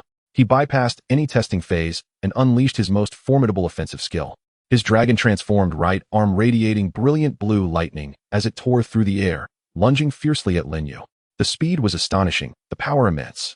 The crowd below held their breath, eager to witness how this soul master with a 10,000-year soul ring would respond to the captain's full-throttle assault. Yet, facing the ferocious Thunder Dragon Claw, Lin Yu remained remarkably calm. He did not even employ a soul skill, merely gripping the seemingly cumbersome Xian Zhongqi tightly with both hands. A glimmer of excitement flickered in his eyes. As the Thunder Dragon Claw approached, Lin Yu made his move, He chose not to evade but instead channeled power from his waist and abdomen, using his legs to drive his torso, and then his waist to propel his arms, sinking his shoulders to gather strength. The heavy Xianzhong qi surged forward with an overwhelming force, rising sharply from below. The blade sliced through the air with a deep, resonant howl. Boom! The broad body of the Xianzhong qi struck the Thunder Dragon Claw with pinpoint precision. Rather than the anticipated explosion of energy, a far more muffled and jarring sound echoed. Yu Tianheng felt an unimaginable force emanating from the pole, a sensation akin to colliding with a rapidly moving mountain rather than striking a claw. The lightning coursing through his arm dissipated significantly, a sharp pain radiating from the point of impact, rendering his dragon-transformed right arm numb. He was forced to stagger back 7 or 8 steps before regaining his balance, his face a mask of astonishment. As for Lin Yu, he merely swayed slightly, causing a few minuscule cracks to appear on the stone slab beneath him, before nonchalantly retracting the Xianzhong qi remarkable strength. The combination of the ice-fire golden body, the dragon lizard's sturdy frame, and the extraordinary heaven-piercing chrysanthemum yielded exceptional results. Lin Yu felt immense satisfaction with the power of his physical form. Silence reigned. An eerie stillness enveloped the arena. All onlookers were rendered speechless. Engaging in a direct confrontation? To withstand the ferocious claw of the blue electric Tyrannosaurus Rex, fueled by the fury of thunder? And to think this was a soul respect battling a soul sect? The outcome was that the captain was actually pushed back by a mere foot. I must be mistaken, mused Osro as he picked up his dagger. Murmuring to himself, the captain's Thunder Dragon Claw was thwarted? Merely by brute force? Graphite's honest visage displayed a look of utter bewilderment. This individual must be a soul beast cloaked in human skin. Yu Feng could not help but exclaim. Dugu Yin also discarded any semblance of disdain, her gaze turning gravely serious, tinged with a hint of trepidation. She questioned herself. She would never dare to face that strike head-on, let alone repel it with such casual ease. Yu Tianheng shook off the numbness in his right arm, his eyes regarding Lin Yu with an entirely new perspective. No longer did he see a mere paratrooper, but rather a true rival worthy of his utmost effort. Such formidable power, such a dense martial soul, Yu Tianheng declared solemnly, his tone imbued with respect. But I have yet to concede. Second soul skill, thunderous might. His second soul ring illuminated, unleashing countless bolts of lightning that spread like a net towards Lin Yu, aiming to restrict his movements. Faced with this sweeping assault, Lin Yu finally stirred, his eyelids flickering. First soul skill, thunderous strike. His first soul ring glowed, and violent silver lightning coiled around the Xianzhong qi, the weapon seemingly gaining weight, charged with an unstoppable momentum. He did not flinch, but instead swung the staff directly. The heavy shaft, entwined with thunder, shattered the oncoming barrage of lightning arrows as if they were mere twigs, obliterating them with a resounding crash. The clash of silver lightning and blue arrows erupted in a cacophony of explosive sounds. Attempting to counter me with lightning attributes? My thunder is no less potent. Lin Yu chuckled inwardly, empowered by the might of the Xianzhong qi and the first soul skill's thunderous enhancement. He surged forth, cleaving a path through the electric web, swiftly closing the distance to Yu Tianheng. Yu Tianheng's expression shifted. He had not anticipated that his opponent could so audaciously breach his area of effect. As Lin Yu approached, he let out a low growl, condensing his first soul skill, the Thunder Dragon Claw, preparing for close-quarters combat. However, at the moment he unleashed his claw, Lin Yu's second soul ring flickered beneath him. Second soul skill, Thunderous Shock. The Xianzhong qi did not strike at Yu Tianheng directly, but instead slammed forcefully into the ground. A low hum resonated as an invisible, heavy shockwave, infused with the power of thunder, surged outward from the Xianzhong qi's epicenter. The ground trembled slightly, and the air vibrated with a deep, resonant buzz. Yu Tianheng felt a sudden numbness beneath his feet, a powerful tremor coursing through the ground and reverberating throughout his body, causing his vital energy to surge slightly. His forward momentum abruptly halted, his movements momentarily distorting and slowing. Now was the moment. Lin Yu's gaze sharpened, seizing this fleeting opportunity as his third soul ring blazed to life, radiating a brilliant purple light. The third soul skill, Terror Claw Rend. Before him, the edge of the Xuanzhong suddenly manifested 3 colossal and grotesque dark golden claw phantoms, coalesced from soul power. The claws glimmered with a chilling light, exuding an aura of terror that threatened to rend everything apart. Accompanied by Lin Yu's sweeping motion with the claws lunged fiercely towards the momentarily incapacitated Yu Tianheng. The speed was astonishing, the angle devious. Yu Tianheng, having exhausted his previous strength and yet to regain his vigor, found his body still affected by the thunderous shock, leaving him utterly incapable of effective defense or evasion. He could only watch helplessly as the horrifying claws approached. With great effort, He crossed his dragon-transformed arms before him, channeling his soul power to its utmost. The claws struck with ferocity against Yushinheng's defenses, emitting a bone-chilling tearing sound. The resilient dragon scales were marred, leaving deep white scratches, sparks flying. The colossal impact sent Yushinheng hurtling away from the ground. Thud!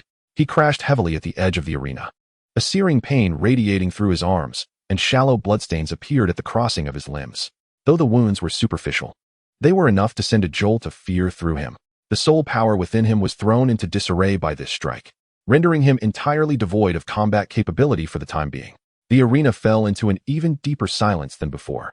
All eyes were on Lin Yu, who stood atop the stage, wielding the heavy, as the ghastly claw phantoms slowly dissipated, as if they were gazing upon a humanoid beast of prey. From repelling with sheer force, to forcibly breaking through with the first soul skill, then using the second soul skill to control and disrupt, and finally culminating in the decisive third soul skill, Terror Claw Rend, the entire sequence flowed seamlessly, exuding an overwhelming pressure. Remarkably, even the terrifying 10,000-year fourth soul skill remained unutilized. This newcomer was not merely impressive, he was utterly extraordinary. Lin Yu sheathed the Xuanzhong and approached the edge of the arena, extending his hand to the struggling Yushinheng, a look of sincere apology gracing his features. I apologize, Captain Yu, for not controlling my strength properly.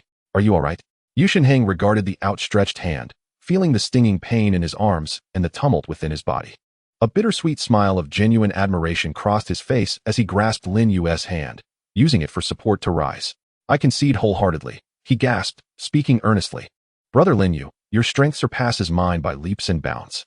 Welcome to the Royal Fighting Team. From now on, you shall be our principal force of attack. In that moment, he genuinely acknowledged this new teammate. Below, the applause erupted like thunder. This time, it was even more fervent and sincere than before.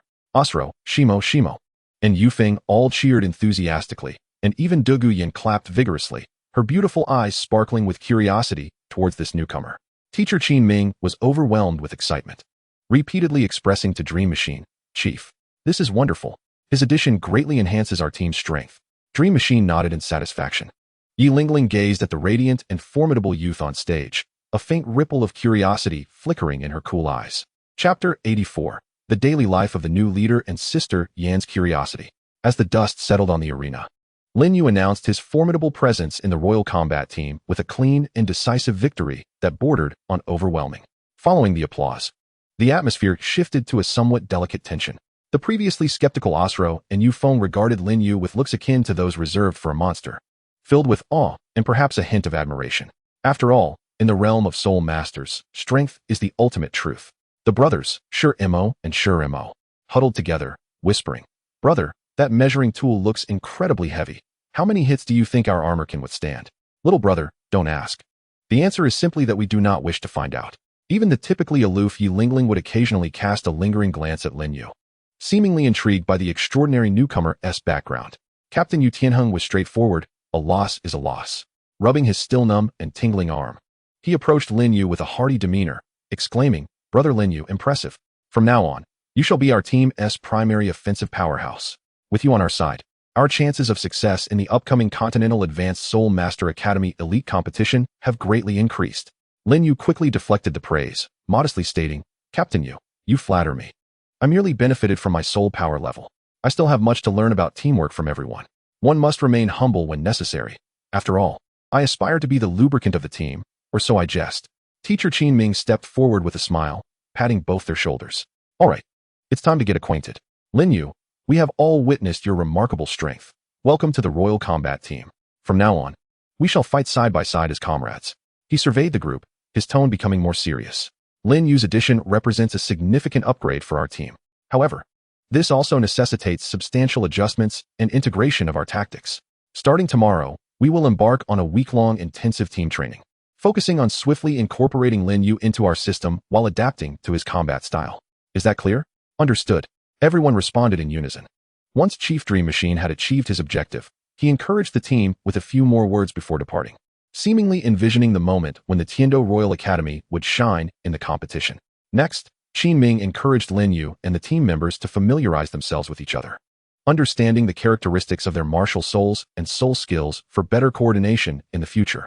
When it was Lin Yu's turn to introduce himself, he succinctly stated, I am Lin Yu, a level 42 Assault System Soul Master. With a martial soul, Xianzhongqi, my first soul skill is Thunderous Strike, which augments both lightning and strength. My second soul skill is Thunderous Shock, which creates a disruptive area of effect. My third soul skill is Fearsome Claw Rending, a single target armor-piercing attack. And my fourth soul skill is Dragon Lizard Earth-Shaking Blow, which provides extensive control and damage. Listening to this unpretentious yet undeniably formidable soul skill introduction, the crowd could not help but gasp in admiration. The synergy of this soul skill, combining both offense and control, was nothing short of perfection. Particularly, the fourth soul skill. Merely hearing its name instilled a sense of dread. Having gained a mutual understanding, Qin Ming declared the training session concluded for the day, advising everyone to return home and rest well in preparation for the grueling training that awaited them the next day. The group dispersed. Lin Yu also prepared to return to his solitary villa to thoroughly digest the day's insights while contemplating how to judiciously utilize the team resources to further his own development. Not long after stepping out of the training hall, he heard a somewhat languid yet curious female voice call from behind. "Hey, newcomer, wait a moment." Lin Yu turned to see Douluo Dalu approaching, her hands clasped behind her back, gracefully striding forward with her strikingly long legs, her purple hair glistening in the sunset. "Senior Douluo Dalu, is there something you need?" Lin Yu paused, a perfectly measured look of curiosity gracing his face. Here she came, the granddaughter of his esteemed benefactor. This was a relationship worth nurturing. As Douluo Dalu approached, she scrutinized him from head to toe, her captivating eyes sparkling with unabashed curiosity. "You must be Lin Yu, right? What is your relation to my grandfather?" She tilted her head, her tone inquisitive. "I have never heard Grandpa mention any distant nephew. Moreover, for him to personally bring you here and hold you in such high regard, it hardly seems like something characteristic of him." As anticipated, the question had arisen. Lin Yu had mentally prepared for this, and a bashful yet respectful smile emerged on his face. "Senior Douluo has saved my life. I encountered some trouble in the Sunset Forest, and fortunately, he came to my aid. Recognizing my potential, he chose to mentor me. The title of nephew was merely a convenience to prevent me from being bullied." His words were a blend of truth and embellishment, elevating Douluo's stature while clarifying their relationship, subtly hinting at his own promising potential. Douluo, upon hearing of the life-saving grace and a hint of talent, and recalling Lin Yu's extraordinary soul ring configuration and strength, instantly displayed a look of understanding. Her grandfather, though eccentric, was fiercely protective of those he acknowledged, and it made sense that such a remarkably gifted individual would garner his favor and protection. "Now I see." Douluo nodded, her wariness and curiosity towards Lin Yu diminishing significantly, replaced instead with a newfound appraisal befitting of peers. "You are indeed fortunate to have caught my grandfather's eye. However, your prowess is truly exceptional. It is no wonder he regards you so highly." Her tone became more relaxed, imbued with a hint of sisterly authority. "All right then. Since Grandpa is looking out for you, I shall also look after you at the academy. If that scoundrel Yu Tianheng or anyone else dares to give you a hard time, just let me know, and I will take care of them." Lin Yu readily accepted, a smile illuminating his face. "I appreciate it in advance, Sister Yin. It's nothing." Douluo waved her hand dismissively, displaying a generous demeanor, before her curiosity piqued once more.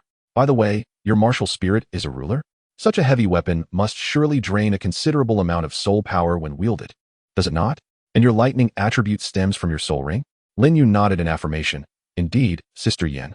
The Xianzhongqi does require a significant expenditure of energy, which renders me somewhat apprehensive about prolonged battles. The lightning attribute originates from my first soul ring." "Apprehensive? Nonsense. My brother possesses the burning art for endurance, along with the ice-fire golden body as a solid foundation. My stamina is indeed formidable. However, one must not reveal all their trump cards." "No wonder," understood Douluo, "yet your strength is quite astonishing. To repel Tianheng, who unleashed the Thunder Fury, through sheer physical power alone is akin to embodying a humanoid soul beast. Have you perhaps ingested any rare treasures that enhance the body?" Lin Yu's heart jolted. How perceptive. Although his face betrayed a semblance of surprise, he responded, "Sister Yin, your insight is remarkable. I did have a minor fortuitous encounter in my youth, which rendered my physique slightly more robust than that of my peers at the same rank." Just a smidgen." Douluo shot him a skeptical glance, clearly unconvinced that it was merely a little, yet she refrained from further inquiry. After all, everyone harbors their own secrets. The two continued to converse casually about the academy and the battle team, with Douluo discovering that although Lin Yu's strength was exceptionally formidable, he was not at all disagreeable in conversation. In fact, he possessed a certain charm that enhanced her impression of him. "Very well. I shall not delay your rest any longer. We shall meet at the training grounds tomorrow. Do not be late, for Teacher Qin is quite rigorous in his training methods. Dugu Yan waved goodbye and turned to leave, her braided hair gracefully arcing through the air. Observing Dugu Yan's retreating figure, Lin Yu stroked his chin. Mission accomplished. I have begun to integrate into the team, received the captain's approval, and established a preliminary rapport with my brother's granddaughter. Next, I shall relish the resources of the Tiando Academy and, perhaps, see if I can enhance my abilities before the grand competition. While the celestial herbs may be gone, the Academy's simulated training grounds, the various medicinal repositories, and my brother's connections still offer ample opportunities for gain. He strode contentedly towards his lavish single villa, already contemplating a visit to the Academy's medicinal repository the following day. Eager to discover any items that might facilitate the evolution of the burning art or strengthen his combat techniques. Life was increasingly filled with promise. Chapter 85. Surprises in the Simulated Training Grounds and Medicinal Repository. Early the next morning, as dawn barely broke, Lin Yu awoke precisely at the behest of his biological clock. Feeling the surging soul power within him and the increasingly solidified vortex of combat energy, he stretched contentedly. After a brief wash, he donned his flamboyant white and gold-trimmed school uniform and gazed at his reflection in the mirror. One is indeed judged by their attire, dressed thusly. I appear rather dashing. After indulging in a moment of self-admiration, he stepped outside with renewed vigor, heading towards the exclusive training grounds of the Imperial Battle Team. Upon his arrival, he discovered that everyone else was already present, engaging in warm-up exercises under the guidance of Qin Ming. Brother Lin Yu, you've arrived. Yu Tianheng was the first to spot him, greeting him with even greater enthusiasm than the previous day. After a night of reflection, he had fully accepted the reality of his defeat and felt exhilarated to have such a powerful ally on the team. Good morning, Lin Yu. The brothers Shirimo and Shirimo grinned amiably. Oslo nodded at him, acknowledging his presence. The breeze swirled in the air, and when he whistled, Dugu Yan cast him a glance that seemed to say he appreciated his punctuality. Even the usually quiet Yi Lingling offered him a slight nod. The atmosphere was quite pleasant. Lin Yu responded with a smile, greeting everyone. Good morning, everyone. Good morning, Teacher Qin. Qin Ming observed Lin Yu, who had arrived on time and was brimming with energy. And a flicker of satisfaction crossed his eyes. With such talent coupled with humility and punctuality, he was particularly fond of this team member. Well, everyone is here. Today marks the beginning of a week-long intensive training session, Qin Ming announced, clapping his hands to gather everyone. The morning would be dedicated to team tactical discussions and simulated combat, while the afternoon would focus on physical training and soul technique coordination. First, we need to adjust our core tactics to accommodate Lin Yu's addition. Qin Ming began to elaborate on the new tactical concept. Initially, the royal fighting team was centered around Yu Tianheng and Dugu Yan as dual cores, one focused on frontal assault, the other employing poison for control. With Lin Yu, a more formidable offensive player, joining, the tactical focus naturally shifted towards him.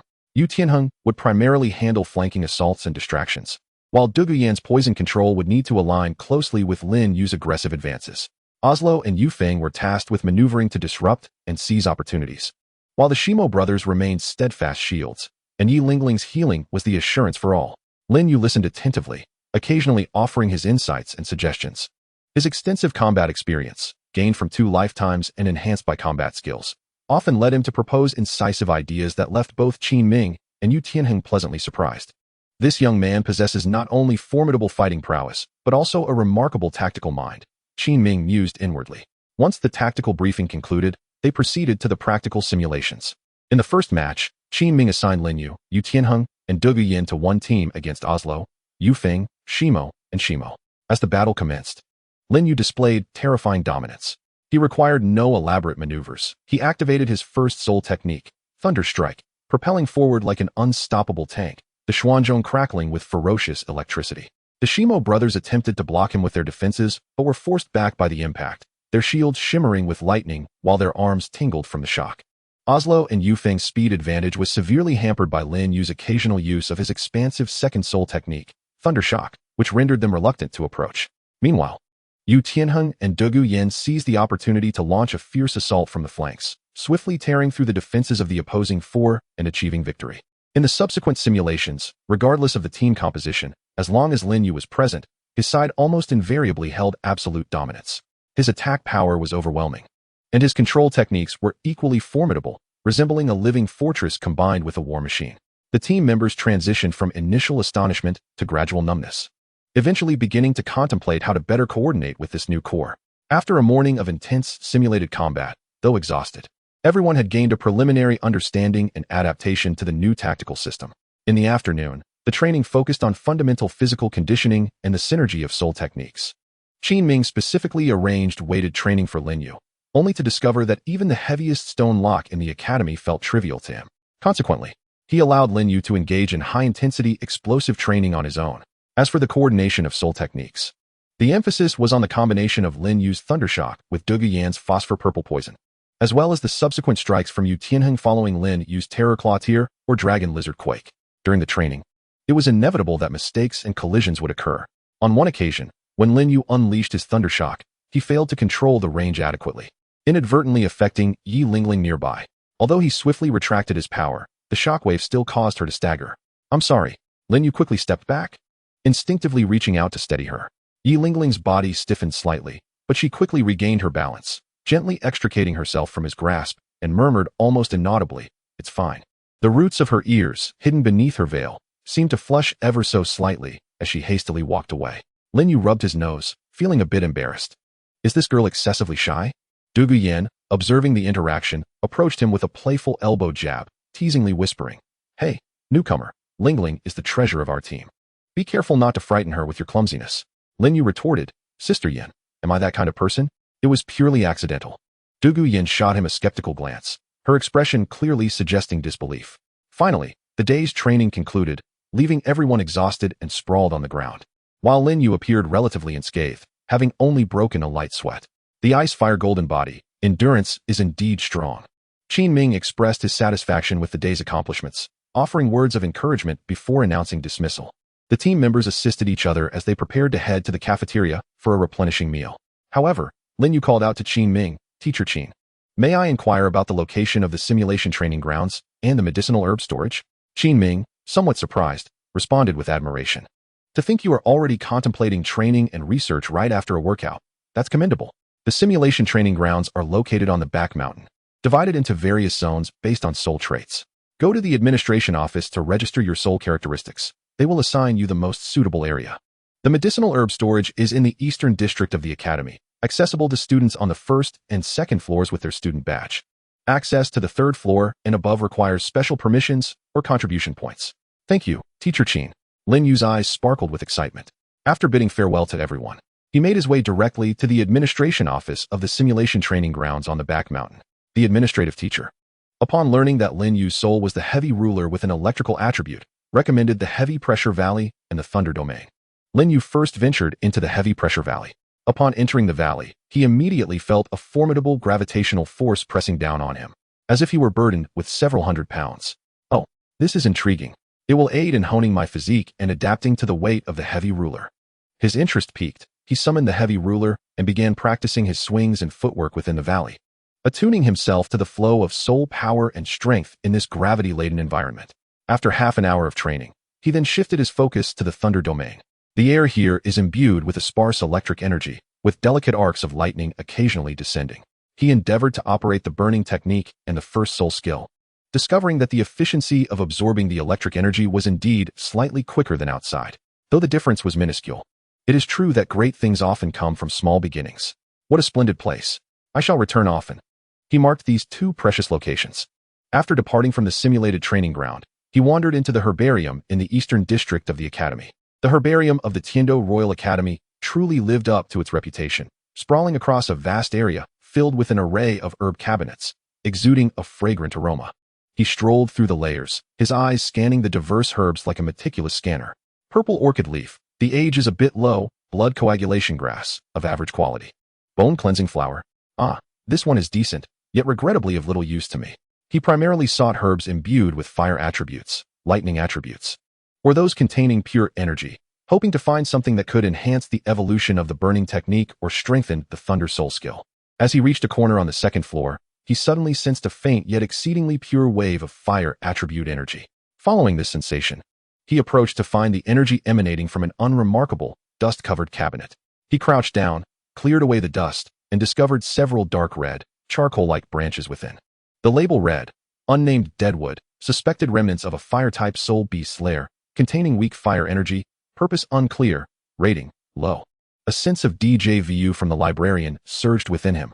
Lin Yu's heart raced, suppressing his excitement as he carefully sensed with his spiritual power. This is hardly weak fire energy. It is, in fact, energy condensed to the utmost. The texture, the aura. This is clearly the charred root of the earth fire lotus heart wood, which can only be nurtured deep within a volcano. Although the energy has significantly diminished, the core still retains a hint of the original earth fire.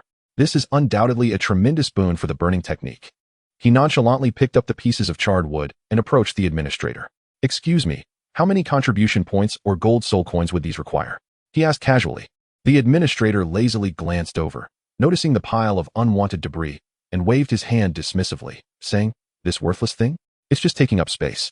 If you want it, 10 gold soul coins will suffice." Lin Yu's heart soared with joy as he maintained an outward composure, producing 10 gold soul coins as if purchasing a few cabbages, and tucked the remnants of the earth fire lotus heart wood into his possession. "What a fortune! I've struck gold." He stifled the impulse to laugh heartily as he exited the herbarium. Upon returning to his luxurious villa, Lin Yu eagerly retrieved the pieces of charred roots. "With this, perhaps I can facilitate the evolution of the burning technique. The speed of my cultivation and refinement abilities could see a significant enhancement." He adjusted his state, grasping a piece of charred root, and commenced the operation of the burning technique, attempting to absorb the faint yet incredibly pure essence of earth fire energy within. Chapter 86. Team Cohesion. In the villa's training chamber, Lin Yu sat cross-legged, cradling the unassuming, charcoal-like root of the earth fire lotus heartwood. He took a deep breath, his gaze sharpening with focus. Success or failure hinged upon this moment. He hoped to successfully draw forth the essence of the earth's primordial fire. Grasping the withered root with both hands, he slowly closed his eyes, allowing the technique of the burning art to operate at full capacity within him. Within his dantian, the minuscule vortex of fighting energy began to spin at an unprecedented speed, generating a unique pull in an attempt to extract energy from the root. However, the process did not proceed smoothly at first. The seemingly ordinary root possessed an extraordinarily resilient exterior and an unusual inertia. The pull of the burning art was akin to a cow sinking into the sea, merely able to siphon off a faint trace of dissipating fire attribute energy, hardly significant. Indeed, it is not so simple. Lin Yu was undeterred, instead sharpening his concentration. He meticulously controlled the vortex of fighting energy, condensing the pull into a finer, sharper drill aimed at the subtle and pure energy core hidden within the root. This endeavor was exceedingly taxing, demanding a high level of mastery over the burning art.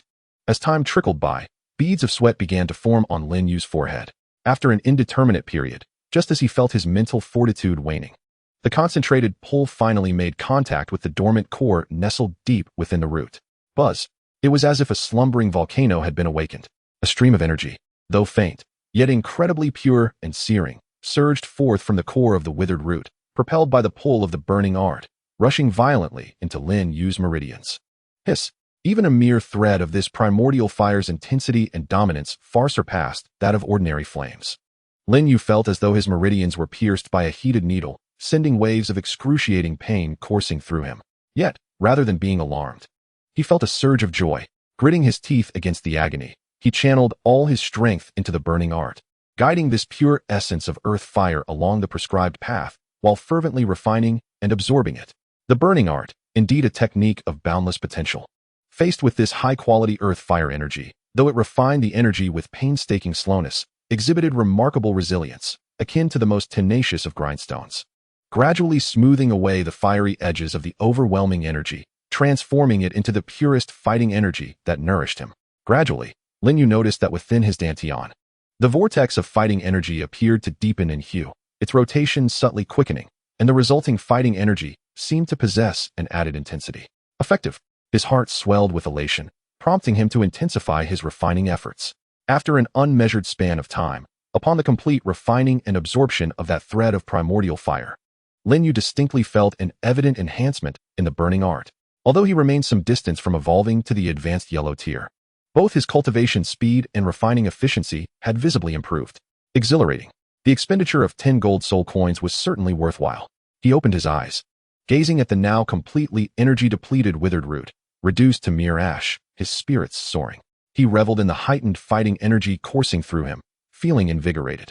In the ensuing days, Lin Yu led a life of order and fulfillment. During the day, Lin Yu punctually participated in the integration training of the Imperial fighting team. Under the strict guidance of Qin Ming and through numerous simulated battles, he quickly assimilated into the team. He began to familiarize himself with each teammate's combat style and habits. For instance, Yu Tianheng exhibited fierce and domineering attacks, often seeking opportunities from the flanks, though he could occasionally become overly aggressive. Du Guyan employed unpredictable poison techniques and possessed formidable control abilities, yet relied on her teammates to create a safe environment for her to unleash her toxins. Osro and Yu Feng, swift as the wind, excelled in harassment and assassination, yet were somewhat fragile. Shimo, with solid and reliable defense, stood as the team's most trusted shield. Though lacking in mobility, Yi Lingling, though taciturn, always managed to drop her 9-heart begonia at the most critical moments, turning the tide and serving as a reassuring guarantee for everyone. Lin Yu gradually discovered his optimal role within the team, embodying a core artillery unit with both terrifying offensive capabilities and a modicum of control. His task often involved striking with thunderous force or using the dragon lizard's ground-shaking blow to open up the battlefield after Shimo had withstood the initial assault, thereby creating opportunities for Yu Tianheng and Du Guyan, or directly overwhelming the enemy with brute strength. His second soul skill, Thunderquake, was developed for various applications. It could interrupt opponents' soul skill releases, create openings for Osro and Yu Feng's incursions, and even synergize with Du Guyan's poison mist diffusion. The team's synergy was steadily increasing, although there were occasional coordination mishaps, such as Lin Yu's strike affecting too broad an area and nearly catching Osro in its wake, or Yu Feng soaring too high and straying from Yi Lingling's healing range. Everyone was learning and adjusting at an impressive pace. In his spare time, Lin Yu immersed himself in the simulated training grounds of the Pressure Valley and the Thunder Domain, honing his physical form, familiarizing himself with soul skills, and enhancing his soul power. In the evenings, he returned to the villa to practice Do Chi using the burning technique, consolidating his progress. He also made several visits to the medicinal herb repository, attempting to scavenge for resources, though such opportunities were rare. He only managed to procure some ordinary fire-type herbs of decent quality, which he purchased with his pocket money to enjoy as snacks. During this time, Du Guyan sought him out several times, sometimes to discuss tactical coordination, other times simply out of curiosity about him and his grandfather, Du Gubo. Lin Yu deftly deflected her inquiries with pre-prepared responses, leading to a burgeoning camaraderie between them. Yu Tianheng frequently challenged him, more accurately, sought to torment him, ostensibly to help the new teammate acclimate, but in truth, he wished to glean insights or discover methods to counter Lin Yu. Despite his repeated defeats, he remained undeterred, with his skills improving under pressure. Even Yi Lingling, though still reticent, no longer regarded Lin Yu with such unfamiliarity during training. Occasionally, when Lin Yu overexerted himself, she would silently offer him a fruit to restore his soul power, leaving him pleasantly surprised. Thus, a week of intense integration training swiftly passed. On the afternoon of the 7th day, Qin Ming conducted a final evaluative team battle. The complete lineup of the Imperial Combat Team, consisting of 7 members, faced opponents personally simulated by Qin Ming, who possessed the strength of 3 Soul Elders. The battle was extraordinarily intense, with Qin Ming's simulated adversaries applying considerable pressure. However, this time, the coordination of the Imperial Combat Team had undergone a remarkable transformation. Shimo stood resolutely at the forefront, akin to an immovable boulder.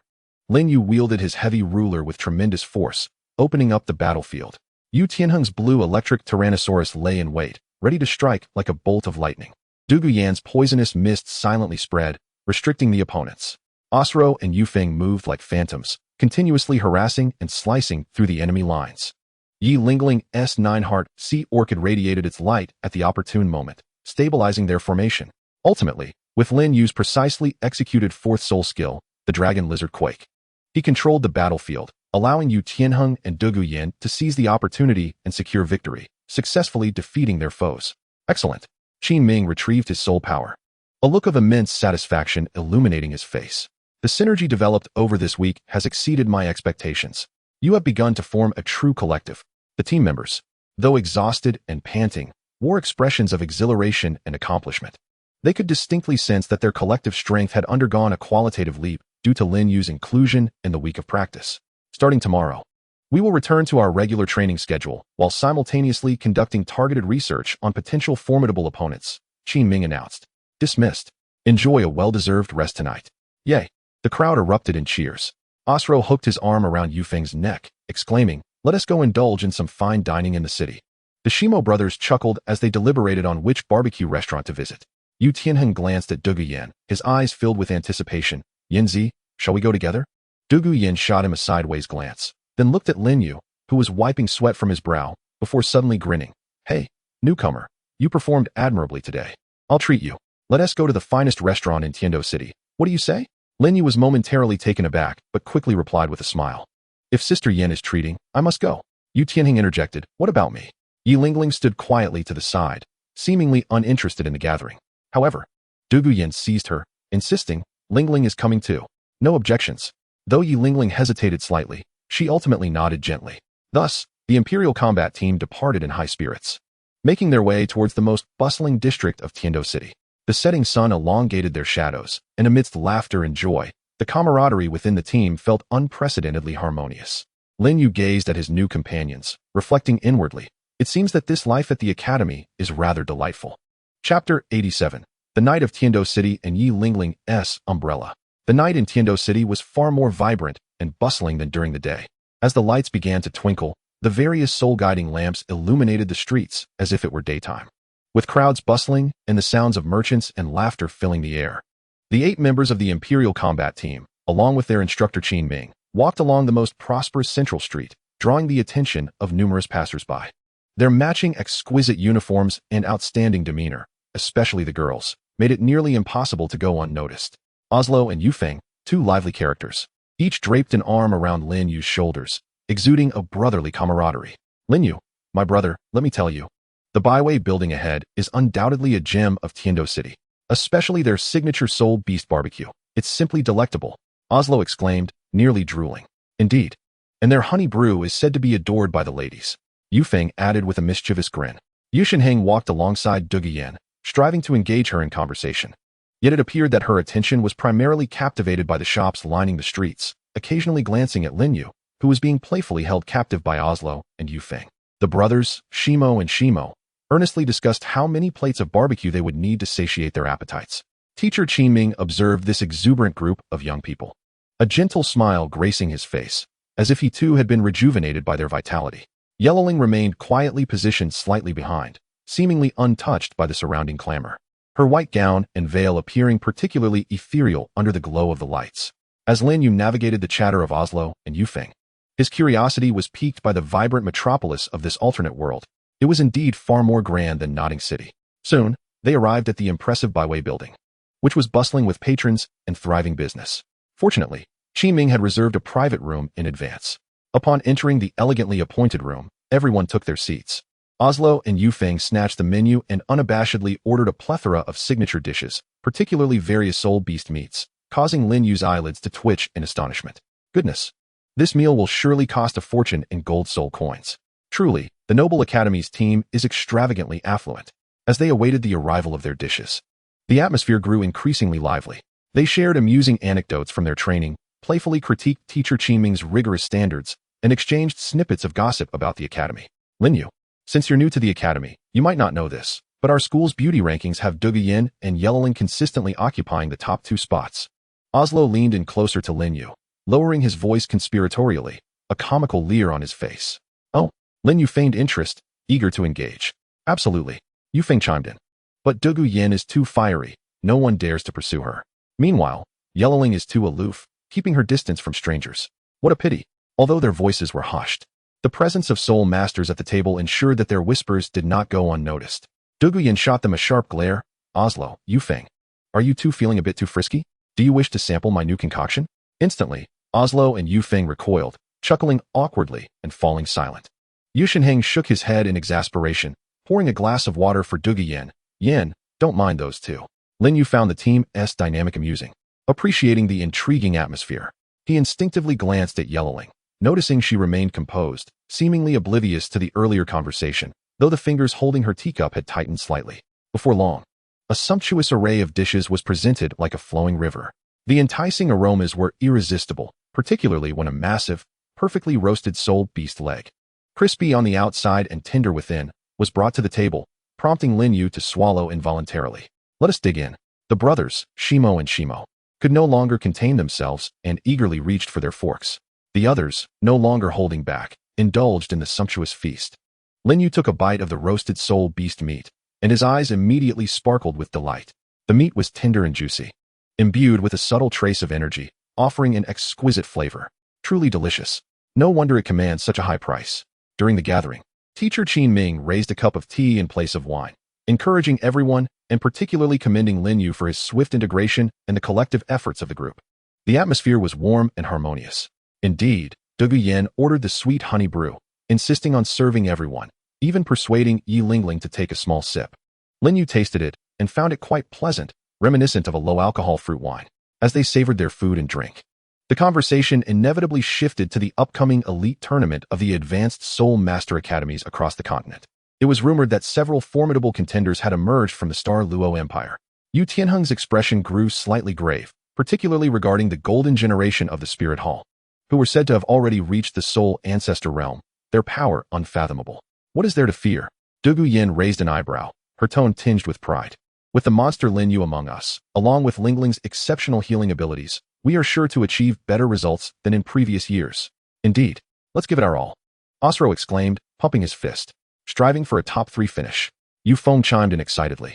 Lin Yu smiled but remained silent, his mind racing with thoughts. The golden generation of the Spirit Hall, Hulina, Xieyu, Yan, indeed formidable opponents. However, he was no pushover. Come what may, the outcome was yet to be determined. He noticed that Yi Lingling's hand, holding her cup, seemed to tremble imperceptibly at the mention of the Spirit Hall, though she quickly regained her composure. Yet, that fleeting oddity did not escape Lin Yu's keen observation. Does she harbor sentiments regarding the Spirit Hall? The gathering continued in a lively atmosphere for nearly 2 hours before concluding. When the bill arrived, Lin Yu marveled once more at the extravagant expenditures of his teammates. Douluo Yan, unfazed, promptly settled the payment, living up to her lineage as the granddaughter of a titled Dalu. Stepping out of the 100 Flavors building, the night had deepened, and the streets were considerably less populated.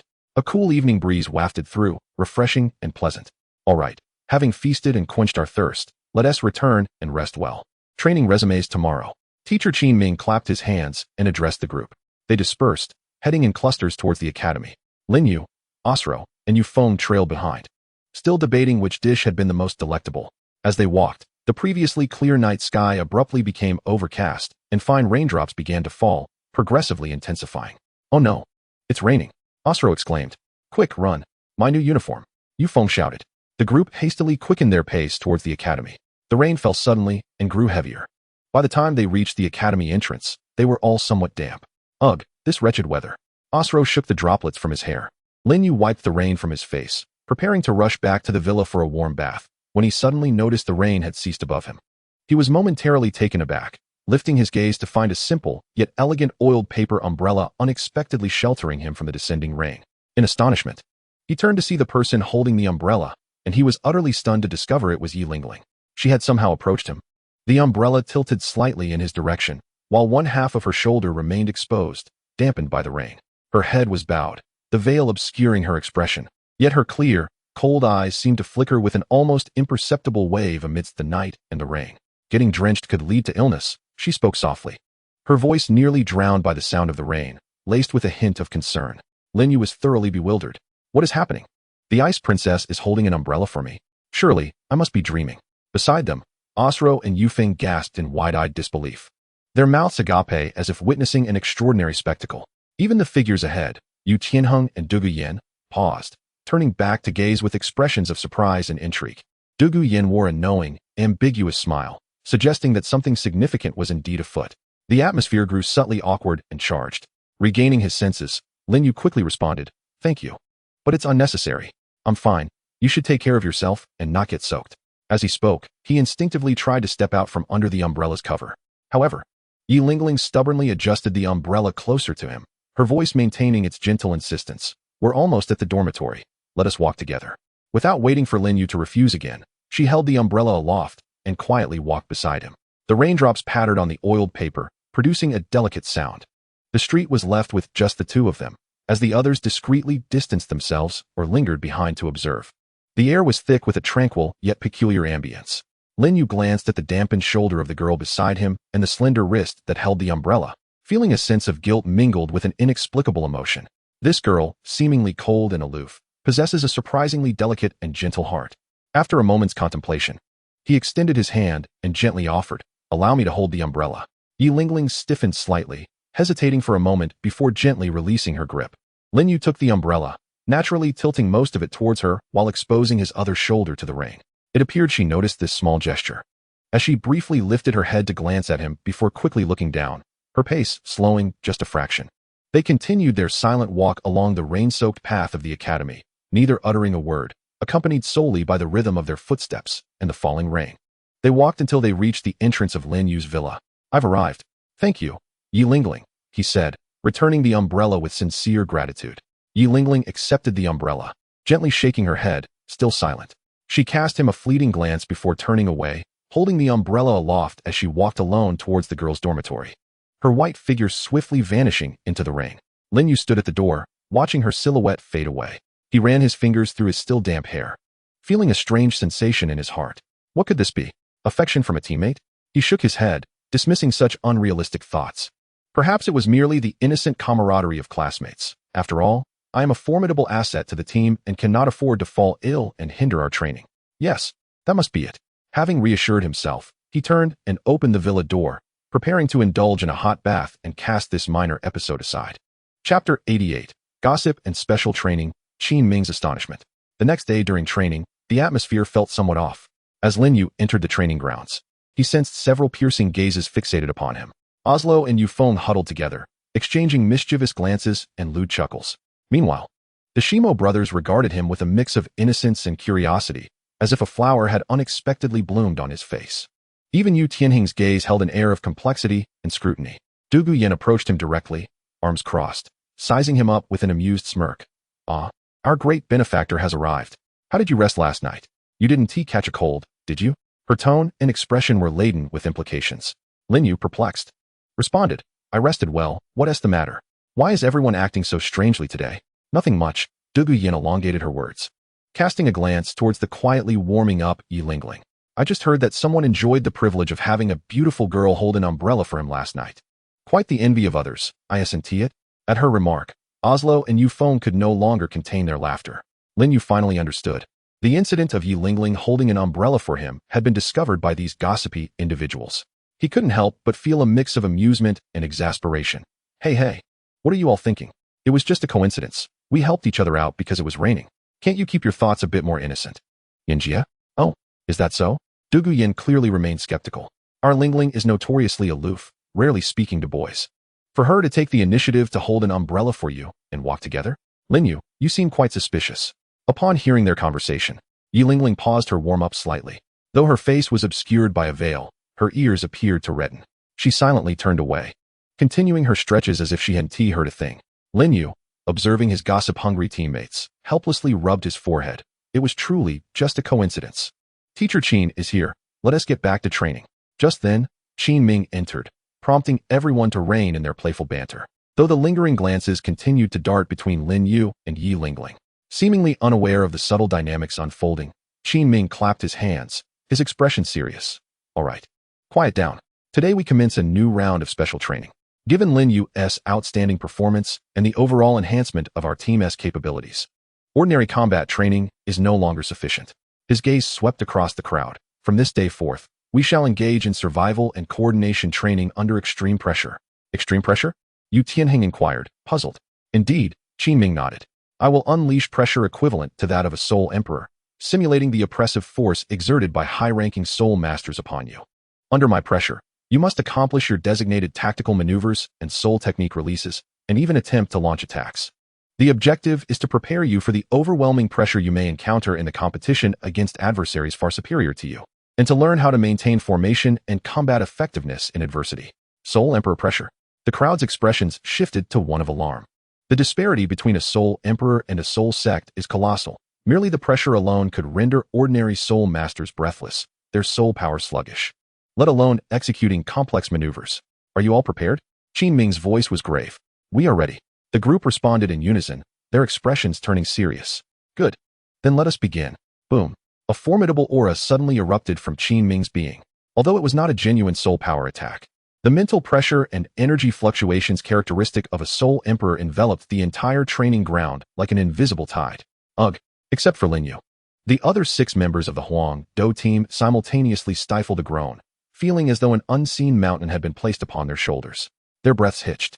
Their soul power became exceedingly difficult to channel, and their bodies trembled slightly, their faces paling. Even Yu Tianheng and Dugu Yan, possessing the highest levels of soul power, could barely maintain their footing, their veins bulging on their foreheads, finding it exceptionally arduous to lift their arms. Such immense pressure. Asro's teeth chattered. I can't move. Yu Feng felt as if he were pinned to the ground. The Shimo brothers leaned against each other, relying on the defensive attributes of their martial spirits to barely withstand the pressure, yet they too swayed unsteadily. Yi Lingling's body swayed even more, appearing somewhat overwhelmed. However, amid this oppressive weight, there stood one figure who, although feeling the pressure, did not react as intensely as the others. It was none other than Lin Yu. He merely sank slightly, his breath quickening a tad, before swiftly adapting. Soul Emperor pressure? It seems rather mundane. It pales in comparison to the might of the tidal Douluo known as the Old Poison, and is nothing compared to the soul tremors and the agony endured during the absorption of a 10,000-year soul ring. He not only stood firm, but could also move his limbs, curiously sensing the pressure. The physique honed by the ice and fire golden body.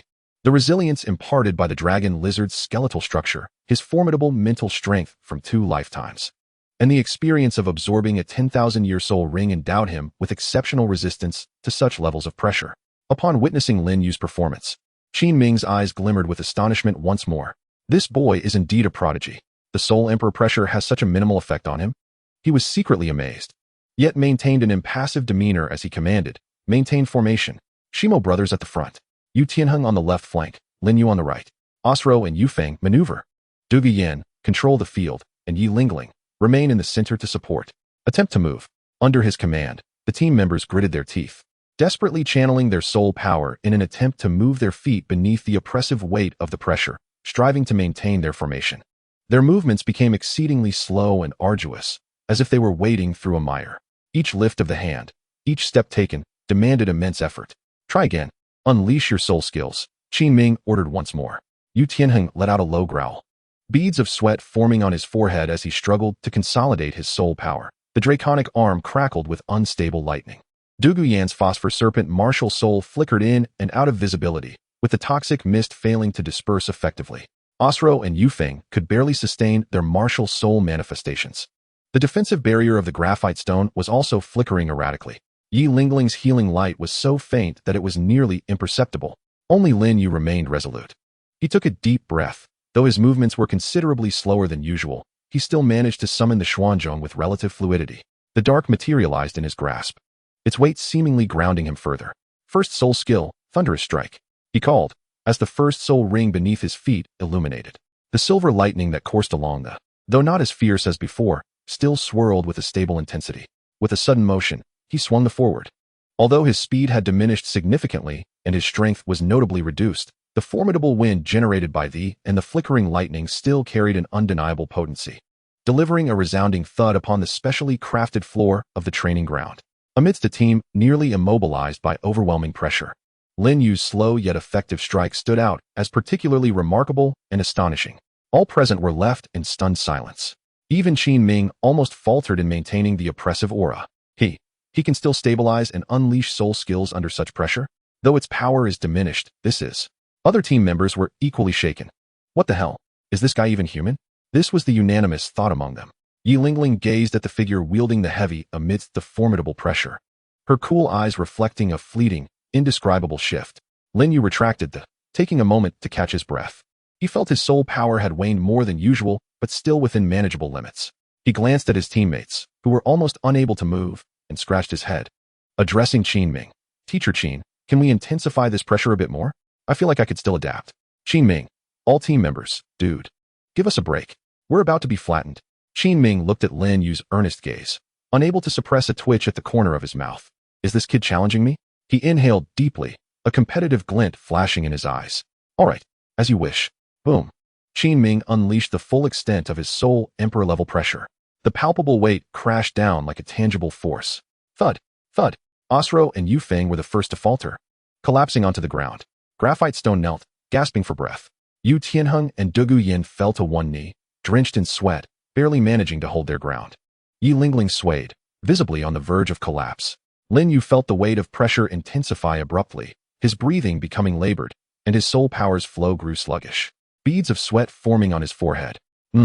This intensity is quite intriguing, he thought. gritting his teeth as the power of the ice and fire golden body activated instinctively, allowing him to endure the overwhelming pressure. Though his legs trembled slightly, he stood resolutely, refusing to fall. His gaze burned intensely as he looked at Qin Ming, his eyes seemingly conveying a message. Not bad. I can withstand it. Qin Ming, observing Lin Yu who remained unwavering under extreme pressure, even exhibiting a spark of excitement and challenge in his eyes, felt a sense of astonishment that was beyond measure. This young man was truly exceptional. The Tiando Royal Academy had indeed discovered a treasure this time. Chapter 89, Arrival of Shrek. Time passed swiftly amidst rigorous and painful training. Under the oppressive Soul Emperor's hellish training led by teacher Qin Ming, the strength and camaraderie of the Royal Combat Team grew day by day. That morning, yet another sweat-drenched pressure confrontation training came to an end. As was customary, everyone collapsed onto the ground, gasping for air, with even their complaints about Lin Yu's inhuman strength dwindling. Lin Yu, as usual, was the first to recover, while regulating his breathing. He pondered, this pressure training is remarkably effective. I feel my control over soul power has become much more refined. It seems I can even layer the hidden strength of the 8 extremes collapse. Just as everyone hurriedly sought to recover, preparing for the afternoon's tactical debriefing, the training grounds door was flung open, and a staff member rushed in, displaying an expression of urgency and unrest. Teacher Qin, this is bad. Something has happened. The staff member exclaimed, panting heavily. Qin Ming furrowed his brow and stood up, asking, what is the matter? What has happened? It's at the school gate. A few individuals arrived claiming to be from Shrek Academy, bearing your letter of recommendation, wanting to visit for an exchange. But they were intercepted by the 4th Prince Xuebing and his entourage, and it seems a conflict has erupted. The staff member replied anxiously. What? Shrek Academy? The Dean Flinder and his group have arrived? Qin Ming's expression changed instantly, clearly taken aback by this news. The mention of a confrontation heightened his concern. How could Xuebing be involved? This is outrageous. He quickly instructed his team, you all stay here and rest. I will go investigate. With that, he swiftly dashed towards the Academy's entrance. Shrek Academy? A confrontation? The members of the Royal Combat Team exchanged glances, their faces reflecting curiosity and astonishment. Shrek Academy? Is that the same one we encountered at the Soto City Great Soul Arena? Osro inquired with intrigue. It appears so, Yu Feng nodded. The 4th Prince Xuebing? That spoiled brat. How did he get involved? Du Guyan scoffed, clearly unimpressed by Xuebing. Yu Tianheng frowned slightly. After all, he is a prince. This could lead to complications. Upon hearing the keywords Shrek and Xuebing, Lin Yu's heart stirred with understanding. Oh, this plotline is indeed unfolding. It appears that the Avalanche is deliberately seeking trouble, only to be reprimanded, culminating in the classic scenario where the elder brother arrives to provide support. Instantly, his interest was piqued. The opportunity to witness the unfolding drama had arrived. Furthermore, he could assess the current capabilities of Tang San and his companions. With this thought in mind, he promptly addressed the others. Brothers, it seems there is some excitement to behold. What if Teacher Qin encounters difficulties alone? Shall we not also go and take a look? Young people are rarely devoid of curiosity, especially when the commotion may involve other academies and members of the royal family. Upon hearing this, everyone immediately perked up. The fatigue from their training seemed to diminish significantly. Let us go see. Let us discover which academy possesses the audacity to cause a disturbance at our doorstep. Perhaps we can even glean some insights into our opponents.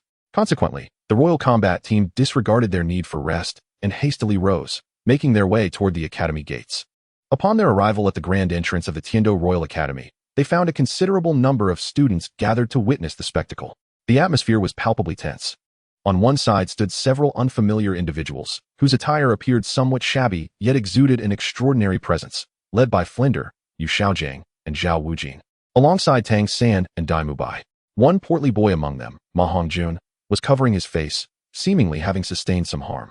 On the opposing side, a young man clad in splendid garments, with a pale complexion and an air of arrogance, was surrounded by a group of lackeys. This was the 4th Prince, Xuebing. He was currently berating the Shrek crowd, his tone brash and domineering. Scattered on the ground lay several of Xuebing's followers, groaning softly, evidently having just been subdued. Teacher Qin Ming stood between the two factions, his expression grim, as he endeavored to explain and mediate. Your Highness Xuebing, these individuals are indeed my former mentors and friends, bearing my letter of recommendation to visit and exchange ideas, not mere rabble. There must be some misunderstanding. Qin Ming spoke to Xuebing, attempting to maintain a courteous tone, though his underlying dissatisfaction was unmistakable. Misunderstanding? Xuebing scoffed, his demeanor haughty. Qin, you are merely a teacher. What qualifications do you possess to bring these mysterious individuals into the academy? Who knows what ulterior motives they may harbor? To confront a prince and injure my subordinates is a grave offense. Unless I receive a satisfactory explanation today, none shall leave. Dean Flinder's countenance darkened as he adjusted his glasses. Your Highness, it was your people who first spoke impertinently and initiated hostilities. We merely acted in self-defense. Self-defense? To lay hands in the presence of this prince is a profound disrespect. Shuebong retorted arrogantly. I see you are nothing but a group of ruffians. Guards, seize them. The soul masters accompanying him promptly advanced, their soul rings glowing, preparing to strike. On the Shrek side, Dai Mubai, Tang San, and the others immediately assumed a defensive stance. Their soul power surging, the atmosphere becoming charged with tension. At that moment, a cold voice emerged from the outskirts of the crowd. What is happening here? This clamor is utterly unbecoming. The crowd parted to reveal a middle-aged man clad in splendid attire, his demeanor imposing, accompanied by a retinue of guards. It was none other than Prince Shuexing. Upon seeing his ally arrive, Shuebong immediately lamented, Uncle Wang, your arrival is most timely. This group of unruly individuals dares to intrude upon the academy and even lays hands upon me. Qin Ming shows them undue favoritism. Prince Shuexing's gaze swept across the scene, ultimately resting upon Flander and his companions. A flicker of disdain evident in his eyes as he spoke in a measured tone. The Royal Academy of Tiando is a sacred ground of the Empire. How dare you behave so recklessly? Qin Ming, as a teacher of the academy, what punishment do you deserve for bringing outsiders to stir up trouble? Qin Ming's expression shifted dramatically, ready to defend himself. Yet, Prince Shuexing offered him no opportunity, addressing someone behind him directly, Mr. Dugong. It seems we require your assistance to clear the premises, lest any common riffraff feel emboldened to act with impunity within my Tiando Academy. As his words fell, a chilling aura descended upon the gathering. A flash of emerald light signaled the silent arrival of an elderly man clad in a dark green robe, his hair matching the hue, and his gaze as frigid as that of a venomous serpent. It was none other than the poisoned Douluo Dalu. The mere release of even a fraction of the title Douluo's oppressive presence rendered all soul masters and soul sect members present breathless and pale. The members of Shrek Academy felt as though they stood on the precipice of disaster, with Flander, Zhao Wujin, and others breaking into a cold sweat, acutely aware of the terrifying power this elder possessed to crush them at will. Dugong Bo's expression remained impassive as his emerald eyes scanned the group from Shrek, finally settling on Prince Shuexing, and he inquired in a calm tone, Your Highness, how shall we proceed? Prince Shuexing, wearing a triumphant smile, replied, Mr. Dugong, please escort these unwelcome guests away, lest they tarnish the sanctity of the academy. Dugong Bo nodded, his gaze returning to Shrek's members, the chilling intent within his eyes causing them all to feel as though they had plunged into a frozen abyss. In that moment of tension, Dugong Yen, part of the royal battle team, could no longer contain herself and exclaimed, Grandfather. Dugong Bo cast a fleeting glance at his granddaughter before his gaze shifted to Lin Yu beside her, his expression momentarily betraying a flicker of emotion, yet he remained resolute. Lin Yu stood amidst the crowd, observing the unfolding drama with clarity. His brother was merely acting. It seemed he had long harbored discontent towards the Shui family, yet was compelled by obligations to stand by them. He noticed Tang San preparing to retrieve some hidden weapon, likely a life-saving item, such as the soul-devouring lantern. At that very moment, Teacher Qin Ming gritted his teeth, stepping forward to bow deeply to Prince Shuexing and Dugong Bo, his tone heavy yet resolute. Your Highness, Lord Dugong, this matter is entirely of my making. Shrek Academy is my alma mater, and my esteemed teachers and friends have come to pay a visit, only to suffer this indignity. The fault lies solely with me. If Tiando Royal Academy does not welcome us, then I, Qin Ming, have no face to remain here. He abruptly turned to Flander and the others, declaring with unwavering conviction, Dean, Master, Teacher Zhao, I shall leave with you. The room erupted in astonishment. None could have anticipated that Qin Ming would resign from his position at Tiando Royal Academy in defense of Shrek Academy. Flander and the others stood in shock, their eyes filled with a mix of complexity and gratitude as they regarded Qin Ming. Meanwhile, Prince Shuexing's expression darkened, taken aback by Qin Ming's fierce resolve. The loss of an exceptional teacher at the Soul Emperor level is indeed a significant blow to the academy. However, the words have been spoken, and they cannot be retracted. Dugu Bo displayed no outward emotion, maintaining his indifferent demeanor. Shuelang appeared somewhat taken aback, as the developments seemed to surpass his expectations. Qin Ming no longer hesitated. He cast a remorseful glance towards the Imperial battle team, particularly at Yu Qianheng and Dugu Yen, then resolutely joined the ranks of Shrek Academy. Let us depart. Flanders inhaled deeply, casting a lingering gaze at the plaque of the Heaven Do Royal Academy before turning away with the Shrek group and Qin Ming. Thus, This farcical episode concluded with the Heaven-Do Royal Academy suffering the loss of an outstanding teacher. The members of the Imperial Battle Team watched Qin Ming's departing figure in silence, their emotions intricate and conflicted. They had lost a commendable mentor. Lin Yu observed the scene, stroking his chin. While it was indeed a pity that Qin Ming had left, the primary concern was that Shrek Academy would likely head to the Blue Tyrant Academy next. Lu Erlong and the Golden Iron Triangle. Quite intriguing. It was just that Xiao Wu had not been discovered by Douluo. Wasn't it said that a 100,000-year-old transformed soul beast could not evade the gaze of a titled Douluo? Chapter 90. The coach has abandoned us. The atmosphere in the training ground was somewhat oppressive, with Qin Ming leaving alongside the Shrek Academy members. It felt as though a heavy stone weighed down on the hearts of every member of the Imperial Battle Team. It was not that they harbored any significant grievances against Shrek. Rather, the problem was the absence of their coach. With the preliminaries of the elite competition for high-level Soul Master Academies looming just around the corner, at such a critical juncture, the head coach had abandoned them. What was to be made of this situation? Oslo kicked a training apparatus in frustration, exclaiming, "What kind of situation is this? How could Teacher Qin leave just like that? Is that Shrek Academy truly so paramount?" Yu Feng hung his head, lamenting, "Indeed, what will happen to our training? What about the competition? Will the Academy assign us a new teacher? Could anyone understand us better than Teacher Qin?" The Shimo brothers squatted nearby, their faces etched with worry, as if the sky were about to fall. Yu Tianheng furrowed his brow, feeling the weight of leadership more than anyone. He attempted to steady the morale of his comrades. "Everyone, do not panic. The Academy will surely arrange for a new coach promptly. The immediate priority is for us to remain composed. We must not cease training." Though he spoke with conviction, uncertainty lingered in his heart. A new coach would require time merely to familiarize themselves with the team and devise new strategies. Could they possibly catch up to the rhythm of the competition? Dugu Yin crossed her arms, her expression far from cheerful. Her concern was not for the training, but rather her sense of frustration. With her grandfather summoned for support, it felt peculiar that they had driven away their own team as teacher. She cast a sidelong glance at Lin Yu, who had remained silent, and remarked irritably, "Hey, newcomer. Don't you usually have plenty of ideas? Why are you suddenly mute?" All eyes immediately turned to Lin Yu. Indeed, there was an extraordinary figure among them. Lin Yu, stroking his chin, contemplated. Though Qin Ming had departed, could this turn of events be a hidden blessing? Perhaps a more lenient coach would facilitate my free expression. Or perhaps I shall take matters into my own hands.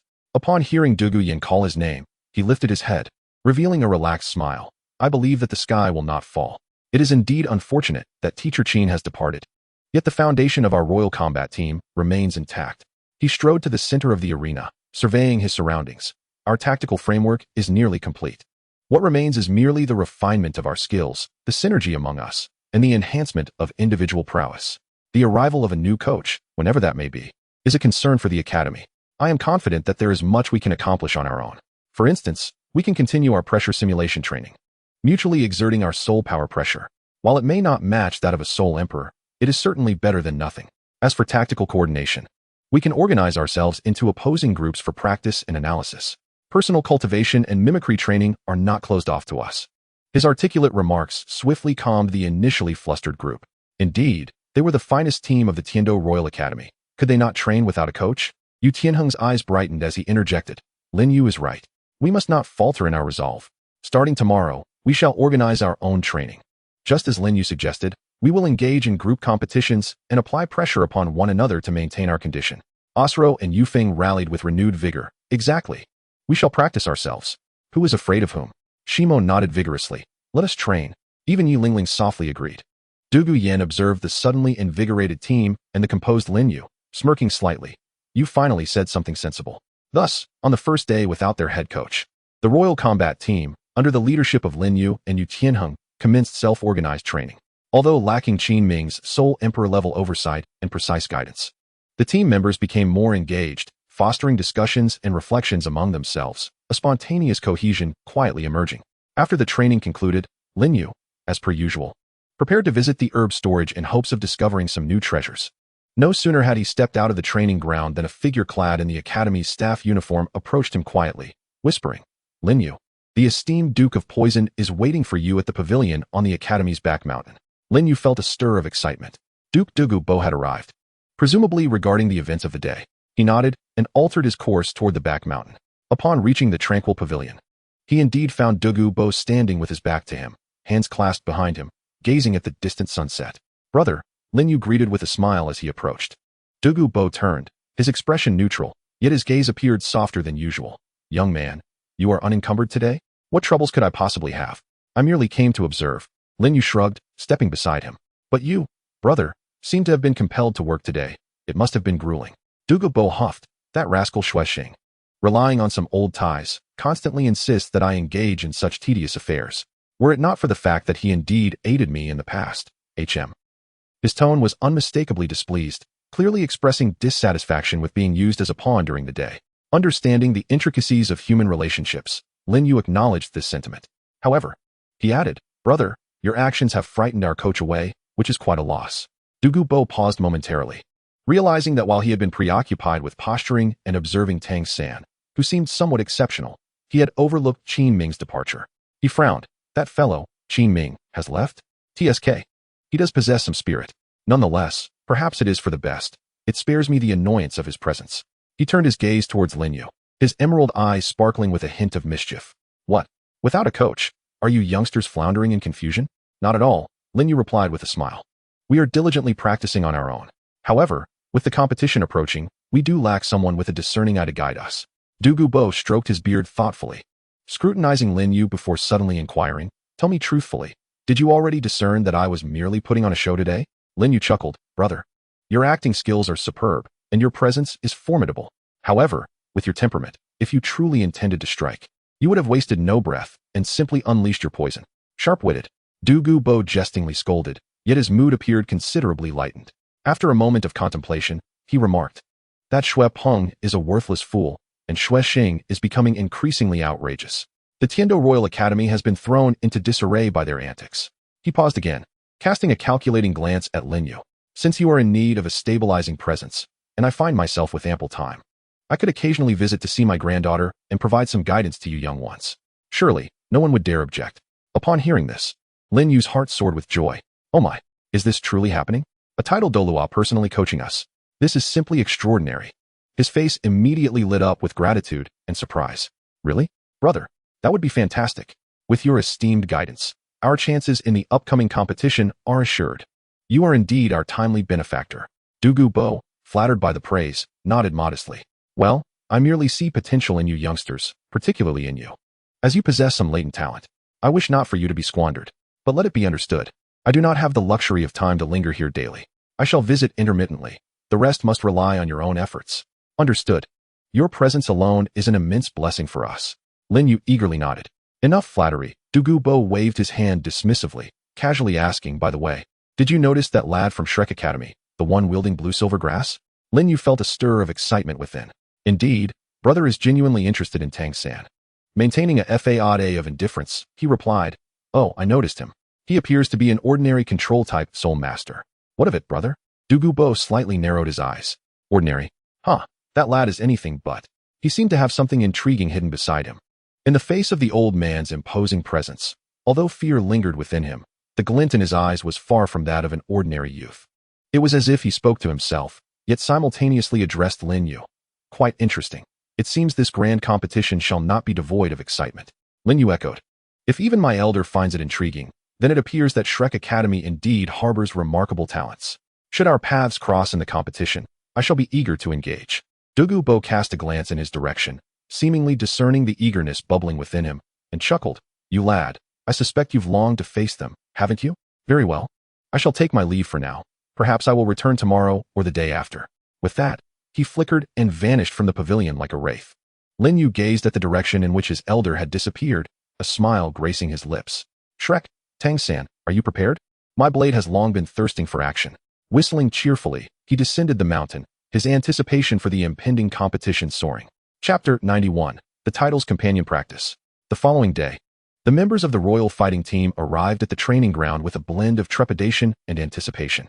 Although Lin Yu and Yu Tianheng had bolstered their spirits the previous day, the absence of their steadfast instructor, Qin Ming, left an undeniable void. The training felt somewhat lacking.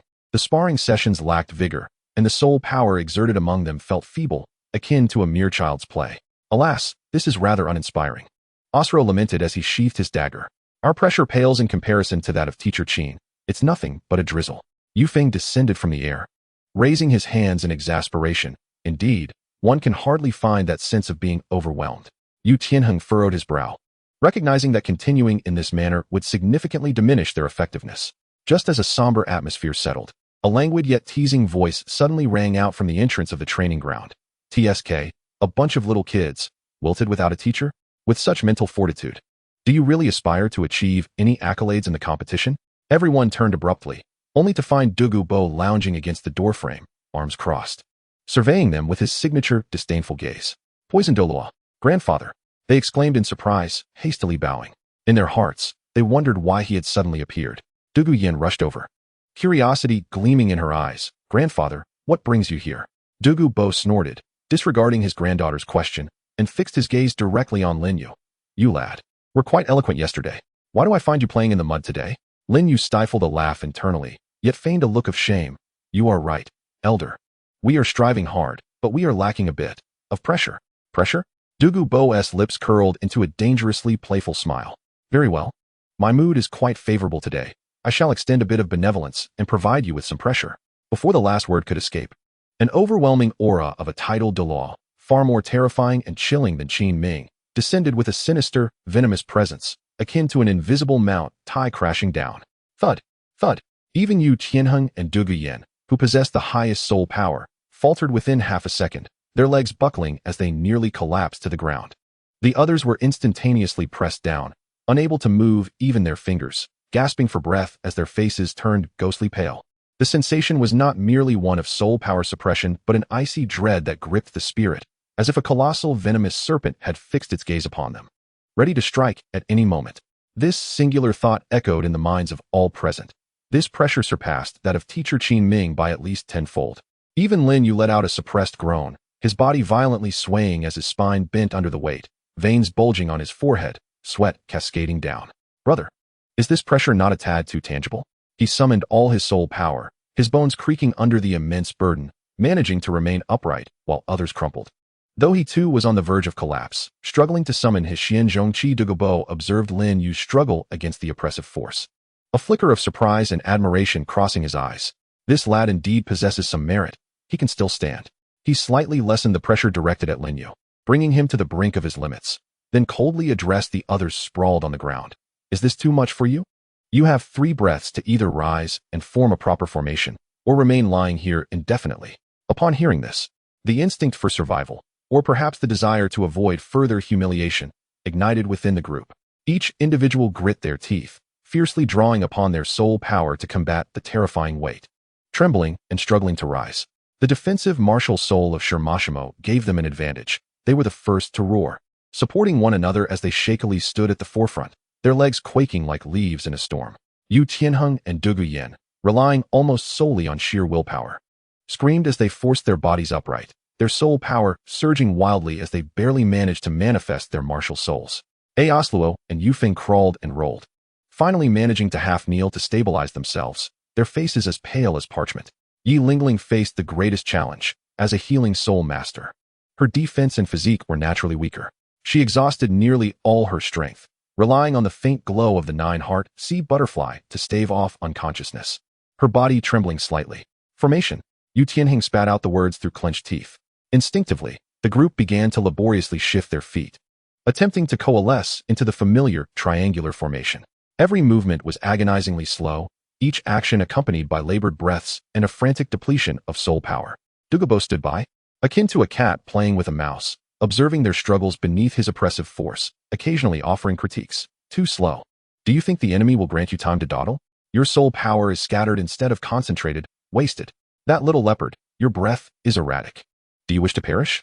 And you 2 defensive kids, why are your legs shaking? Steady yourselves. Yin Yin, is your poison merely for show? Under such pressure, will it not be utilized? The girl responsible for healing, focus your mind. Your healing light is nearly extinguished. His words struck like frigid whips upon the hearts of all present, compelling them to extract every last ounce of potential and concentration. Lin Yu found himself at the very epicenter of this oppressive force, acutely aware of every muscle and fragment of soul energy protesting within him. Yet, the burning technique operated frantically, striving to refine this pressure into energy for himself. He struggled to lift the heavy ruler, attempting to solidify his soul skill. The first soul skill, as the lightning flickered on the ruler, wavered chaotically due to the tempestuous fluctuations of soul energy, making stable release nearly impossible. Control. Precision. The sharp voice of Douluo thundered in his ears.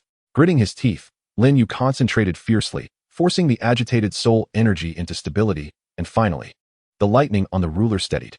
Though its power was far from as usual, it was undoubtedly a significant breakthrough. Under Douluo's acerbic guidance, the others also toiled to adjust and improve. Despite the excruciating pain, they sensed that under such extreme pressure, their mastery of soul energy, willpower, and even understanding of their martial spirits were escalating at an astonishing pace. This enhancement far surpassed what they could achieve through weeks of training. Observing the palpable progress of these young souls, particularly Lin Yu's extraordinary adaptability and comprehension, Douluo silently nodded in approval. Indeed, they were all promising seedlings. He did not maintain maximum pressure throughout. Instead, he alternated between intensifying and alleviating it, simulating the fluctuating pressures of battle, forcing them to learn how to adjust and respond dynamically. For an entire morning, the royal battle team struggled, collapsed, and barely reassembled under Douluo's merciless tidal level pressure, enduring a hellish training regimen. When Douluo finally lifted the pressure, everyone, including Lin Yu, crumpled to the ground like limp ragdolls, utterly unwilling to move even a finger. Each individual resembled someone pulled from the depths of water, drenched and pale, yet deep within their eyes sparkled a glimmer of excitement and achievement. They could distinctly feel the magnitude of their progress over just that morning. Douluo regarded the scattered, exhausted forms with disdain, wrinkling his brow as he tossed a small jade vial. Inside are pills for fortifying and nurturing your essence. Each of you should consume one. Do not waste your efforts, lest you bring disgrace upon me. With that, he vanished in a blink, leaving no trace behind. The group gazed at the vial as though it were a lifeline, struggling to crawl over and divide the pills. A gentle medicinal power unfurled, swiftly nourishing their nearly depleted bodies and meridians. Phew, we are alive. Osro exhaled. The poison Douluo's pressure is terrifying, but so effective. Yu Feng's eyes sparkled. I feel my control over soul energy has greatly improved. Yu Tianheng, sensing the solidity of his soul energy within, nodded emphatically. Indeed, this training is priceless. Douluo gazed in the direction her grandfather had vanished, her expression a tapestry of emotions, yet predominantly infused with pride. She turned to Lin Yu and queried, "Hey, newcomer, did you know my grandfather would arrive?" Lin Yu, reclining on the ground, chuckled softly. "What abilities do I possess to foresee that? Perhaps our esteemed elder took pity on us, bestowing his benevolence." He mused internally. It could also be that the old man, feeling a bit restless, sought some amusement. Regardless of the circumstances, the training crisis of the royal combat team was entirely alleviated, and they had fortuitously gained the friendship of a titled Douluo as a benefactor. In the days that followed, as foretold, Douluo would unexpectedly appear at the training ground every few days, and without uttering a word, he would unleash the oppressive might of a titled Douluo, subjecting the members of the royal combat team to a torturous yet beneficial experience. Through this rigorous ordeal, each member's prowess surged remarkably, and their teamwork reached unprecedented heights. They brimmed with an unparalleled confidence in the upcoming grand competition. Meanwhile, Lin Yu, amidst the relentless pressures, diligently honed his fighting spirit, soul skills, and techniques, eagerly awaiting the moment to dazzle on the grand stage. Chapter 92. The grand tournament commences. Time swiftly passed under the relentless motivation of Douluo's love and the grueling practice of the team members. For months later, the elite competition of the advanced soul master academies across the continent, specifically the preliminaries of the Tiando Empire, was about to officially commence. On the eve of the opening, the academy convened a grand mobilization meeting. 3 esteemed members of the educational committee attended in person, delivering impassioned speeches. However, when their gaze swept over the royal combat team, particularly landing on Lin Yu, the anticipation and satisfaction in their eyes were nearly overflowing. Prince Xuexing and Xuebing also feigned attendance, uttering a few grandiloquent words of encouragement. Yet their insincerity was palpable to all. Douluo rolled her eyes at them, dismissing their presence. Following the mobilization meeting, the team leader, a middle-aged instructor reassigned by the academy, primarily responsible for logistics and scheduling, with tactical guidance relying mostly on the team members themselves and occasional consultations with Douluo, distributed 2 splendid new uniforms embroidered with the emblem of the Tiando Royal Academy to each member. Lin Yu examined the ostentatious white and gold uniform, his lips twitching in bemusement. Good heavens, the design was as flamboyant as described in the original text. Donning it felt akin to becoming a moving signboard, ensuring no one remained unaware of their affluent academy. Nevertheless, despite the jest, on the day of the opening ceremony, Clad in this resplendent attire and traversing the dedicated passage from Tiando City to the Great Soul Arena, basking in the envious, admiring, and curious gazes of the multitude, was indeed a rather exhilarating experience. Look, it's the Tiando Royal Academy. Wow, how dashing. That golden-haired captain is so cool. That purple-haired lady is stunning. The black-haired one seems quite handsome too. I've heard they are exceptionally strong this year. Listening to the murmurs around them, the members of the Royal Combat Team unwittingly straightened their spines, adorned with confident smiles. Even the typically aloof Yi Lingling appeared to have slightly elevated her posture. Lin Yu felt a surge of excitement in the vibrant atmosphere. What a grand occasion. Under Lin Yu's persuasion, the Royal Combat Team chose to forego their direct advancement to the finals and began their journey from the preliminary rounds. Arriving at the magnificent Heaven Do Grand Spirit Arena, they were greeted by a throng of spectators, the atmosphere charged with palpable enthusiasm. Teams from prestigious Spirit Master Academies across the various kingdoms and principalities of the Heaven Do Empire gathered, banners fluttering, youthful spirits soaring. The opening ceremony was elaborate and solemn, graced by the presence of Emperor Shui Yi, who personally announced the commencement of the tournament, eliciting thunderous applause. The Platinum Bishop of the Spirit Hall, Salus, delivered a speech with a veneer of politeness, yet his gaze swept over the academies with a condescending scrutiny. After the drawing of lots, the opponents for the first round of the preliminaries were determined. The Royal Combat Team was fortunate, facing a team named the Purple Star Academy, hailing from a small principality, whose strength was rather mediocre, with their best member only at the 35th level of Spirit Elder, clearly there to gain experience. It was a safe bet. Osro snapped his fingers, eager to hone his skills and find his rhythm for the competition. Do not underestimate them, reminded Yu Tianheng, his expression relaxed yet serious. Soon, it was the Royal Combat Team's turn to take the stage. As the host announced the next match, the Heaven Do Royal Academy Team versus the Purple Star Academy Team. All eyes in the arena converged upon them. Amidst the deafening cheers and murmurs, the 7 members of the Royal Combat Team strode confidently onto the central platform. In contrast, the 7 members of the Purple Star Academy appeared visibly tense, their palms sweating as they beheld the Royal Combat Team's resplendent uniforms and the formidable aura they exuded. Particularly Lin Yu, whose subtle yet palpable pressure was unmistakable. After the referee briefly outlined the rules, he waved his hand. The match begins. Brothers, unleash your martial spirits. Yu Tianheng commanded. Instantly, dazzling soul rings illuminated the Royal Combat Team's side. Yu Tianheng, yellow, yellow, purple, purple. Dugu Yan, yellow, yellow, purple, purple. Osro, yellow, yellow, purple. Yu Feng, yellow, yellow, purple. Shimo, yellow, yellow, purple. Shimo, yellow, yellow, purple. A uniform and optimal configuration showcased the profound heritage of the Heaven Do Royal Academy, eliciting gasps from the audience.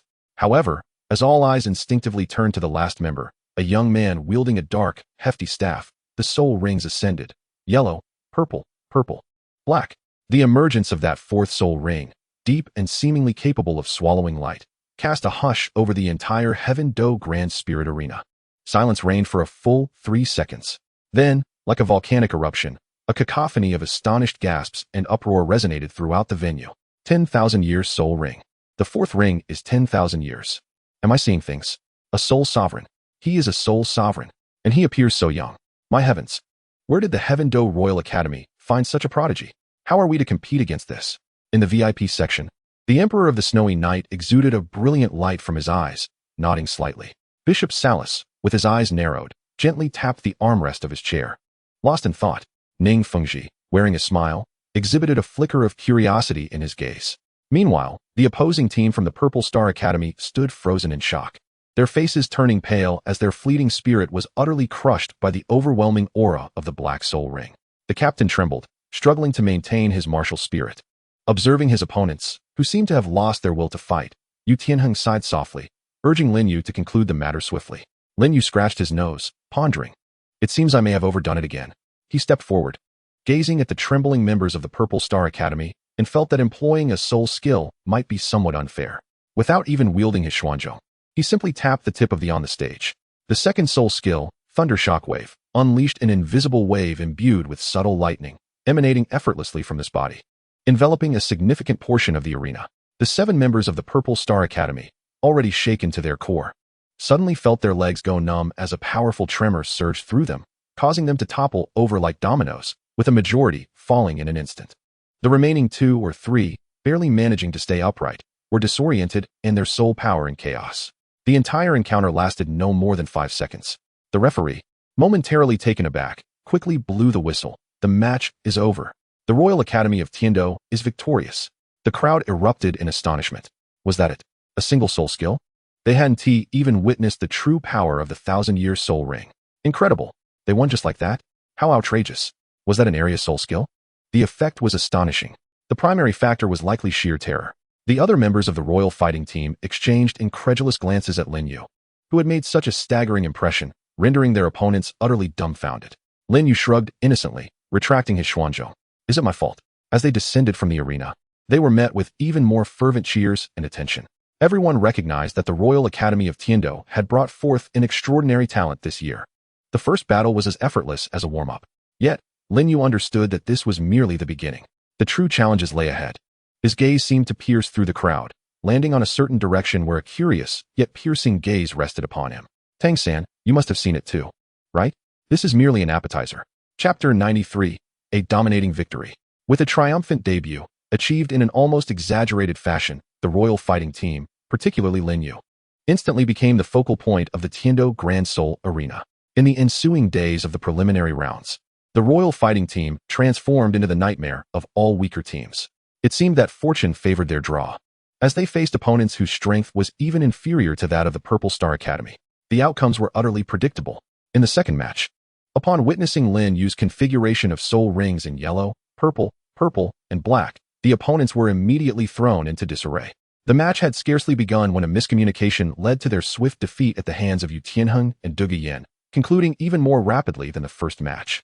In the third match, the opponents attempted to sidestep Lin Yu, concentrating their firepower on the flanks, Osro and Yu Feng.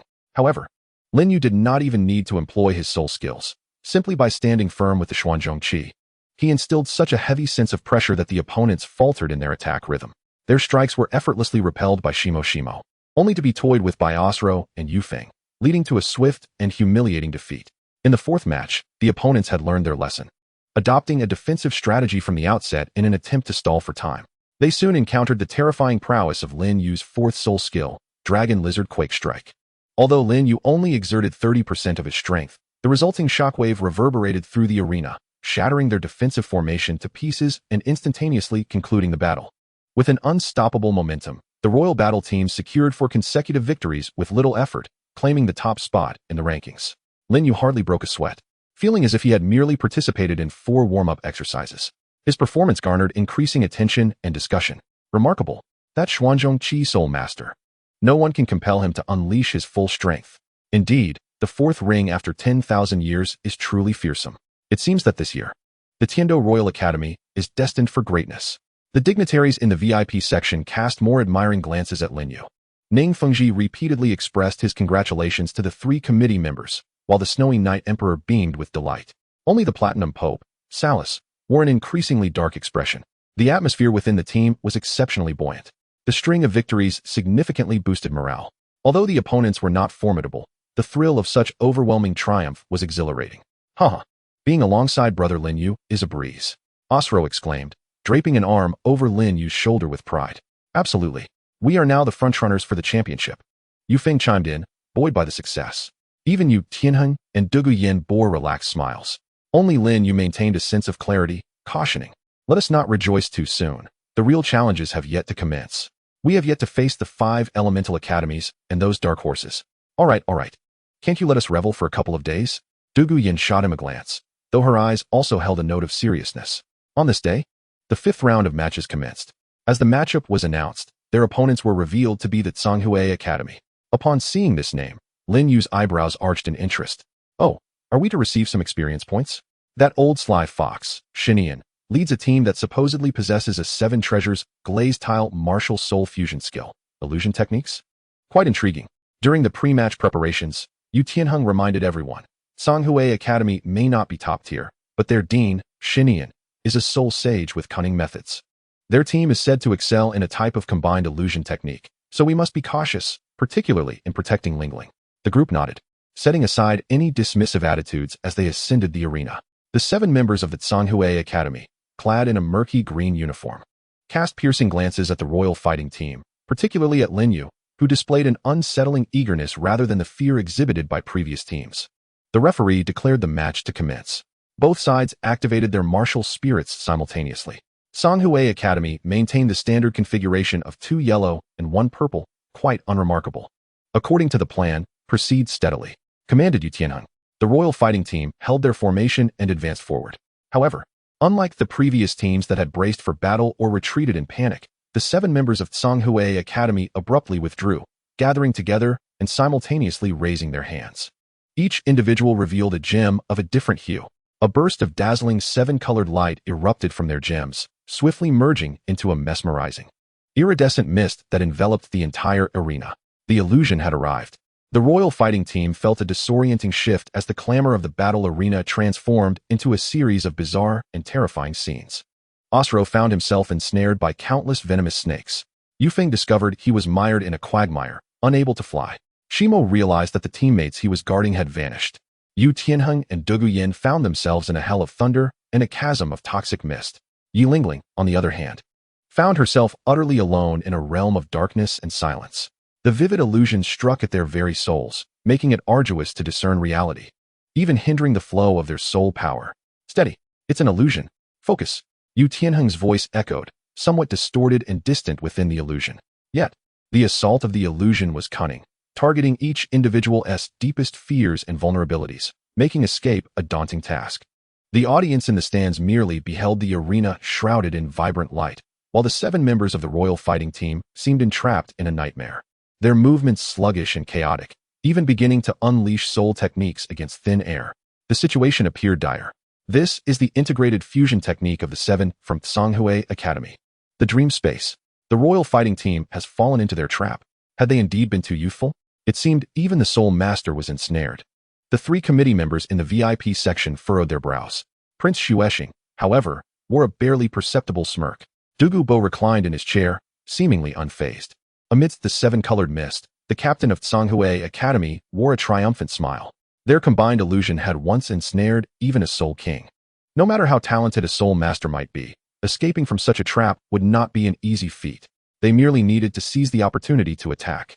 However, just as he was about to issue the command to strike, a calm voice unexpectedly resonated within the vibrant mist, laced with a hint of boredom. TSK, so ostentatious. Suddenly, a section of the dense 7-colored mist began to ripple violently, as if something was stirring within. Then, a heavy, domineering presence erupted, capable of suppressing all illusions. Playing with illusions? One must consider the opponent. Lin Yu's figure gradually emerged with clarity from the mist. He remained unperturbed, unlike others who succumbed to panic. The formidable spirit forged through 2 lifetimes, and his golden body tempered by ice and fire endowed him with remarkable resistance to such high-level illusions. Furthermore, he possessed the burning technique. Without even resorting to soul skills, he merely slammed the Xuanzhong heavily upon the arena. With a resounding thud, it echoed like a heartbeat in the chests of all present. The weighty seemed inherently imbued with the power to dispel magic, unleashing an invisible shockwave accompanied by the unique heavy will of the Xuanzhong. A crackling sound, reminiscent of shattering glass, pierced the air. The vibrant, multicolored mist enveloping the arena began to ripple violently, akin to a stone cast into a tranquil pond, before emitting a mournful wail as it started to fragment and dissipate. Simultaneously, the 7 members of the Songhui Academy coughed up blood, their faces turning as pale as parchment, eyes wide with incredulous horror. Their martial soul fusion technique had been forcibly shattered by such a brazen and unreasonable display. As the illusion shattered, the remaining 6 members of the Huangdo team snapped back to reality, glancing at the now normal arena and their earlier disgrace, filled with dread and fury. Damn it! How dare they deceive us? Osro was the first to erupt in anger. Beat them. Yu Feng was equally enraged. There was no need for Lin Yu to take further action. The other 6 members of the Huangdo team, feeling their pride wounded, pounced upon the Songhui Academy members, who were left defenseless and reeling from the backlash of their own technique. A cacophony of sounds erupted as a one-sided lesson unfolded on the arena. The referee, witnessing the scene, felt a twitch at the corner of his eye. But the rules did not prohibit attacking opponents who had lost their ability to resist, as long as it was not fatal. He could only wait until the Huangdo team had sufficiently vented their frustrations before hastily blowing the whistle to halt the match. The contest concluded. The Tiando Royal Academy emerged victorious. The audience gazed at the Songhui Academy members, battered and sprawled on the ground, then shifted their attention to the visibly displeased Huangdo team and the boy with the who had hardly moved throughout the contest, once more falling into silence. Was this meticulously prepared surprise from Tsanghui Academy reduced to a mere jest? Lin Yu hefted the Xuanzhong and shook his head. Boring. I expected a bit more of a challenge. His gaze swept toward a certain section of the audience, where a chilling gaze seemed to be fixated upon him. Filled with resentment and murderous intent. Lin Yu sensed it, but merely smiled nonchalantly. What year is it? Old Inbi. It would be best not to provoke me, or else. Chapter 94. The pressure continues under the gaze of an old friend. Having effortlessly dismantled Tsanghui Academy's surprise package and reduced them to a state of utter humiliation, the Huangdo team surged ahead with a 5-match winning streak, standing out distinctly in the Tiando qualifying rounds, basking in the limelight. The subsequent matches continued to be a foregone conclusion, with the 6th match seeing the opponent tremble at the sight of Lin Yu, completely forgetting their tactics, as the Huangdo team simply charged forward, shattering their resolve. In the 7th match, the opponents attempted to emulate the tactics of Tsanghui Academy, employing a strategy known as 4 Protect 1, aiming to eliminate a single target. Their choice fell upon Yi Lingling, who was subsequently sent flying by the furious strike of Shimo, who wielded his shield with great force. She was then singed by the lightning unleashed by Yu Tianheng, leaving her charred and tender, before being engulfed in the toxic mist expelled by Douluo Dalu, which brought forth tears. Ultimately, she was dispatched from the arena by Lin Yu's shockwave. The 8th and 9th matches unfolded similarly. The Huangdo team had become an unstoppable force in the preliminary rounds, crushing all in their path. Other academy teams regarded them with the same trepidation as one might regard a plague, quaking in fear before the battle even commenced. Lin Yu had become the nightmare of all adversaries. The sight of his yellow-purple-black soul ring configuration would instantly diminish the morale of opponents by 50%. Consequently, in order to afford his teammates some opportunities for growth, he often showcased his presence at the start of the matches, merely observing with his ruler in hand unless his comrades encountered difficulties or needed to swiftly conclude the combat. Even so, his aura of intimidation remained palpable. On several occasions, opposing team members, while engaged in battle, would catch a glimpse of the imposing figure holding the black ruler, and a shiver of fear would course through them, leading to critical mistakes that the Huangdo team would readily exploit. This is utterly uninspiring, Osro lamented while munching on complimentary snacks in the resting area. This preliminary round is far too lackluster. There isn't a formidable opponent to be found. Yu Feng echoed his sentiments. Indeed, I have nearly forgotten what it feels like to endure a fierce confrontation. Although Yu Tianheng remained silent, his eyes betrayed a yearning for worthy adversaries. Constantly overwhelming weaker opponents was certainly detrimental to maintaining one's competitive edge. Douluo Dalu poked at the fruit on her plate and glanced at Lin Yu, who was resting with his eyes closed. Hey, monster, did you foresee that it would be like this? Lin Yu opened his eyes and yawned. It was anticipated. Strong teams certainly hold back, not revealing their full strength during the preliminaries, making encounters with them rather unlikely. Given our current lineup, we are inflicting a dimensional strike against ordinary academies. He paused, surveying the group. However, do not become overly complacent. The true tests await in the qualifying rounds and the finals. At that time, the Spirit Hall team, the formidable squads from the Star Luo Empire, and elemental academies like Thunder and Divine Wind will not be easy to contend with. His gaze fell upon Yu Tianheng, particularly the Blue Lightning Tyrant Dragon sect's affiliated academy. Thunder Academy. Their captain, Yu Tianxin, is reputed to possess considerable strength. At the mention of this name, Yu Tianheng's expression sharpened, a flicker of battle intent igniting within him.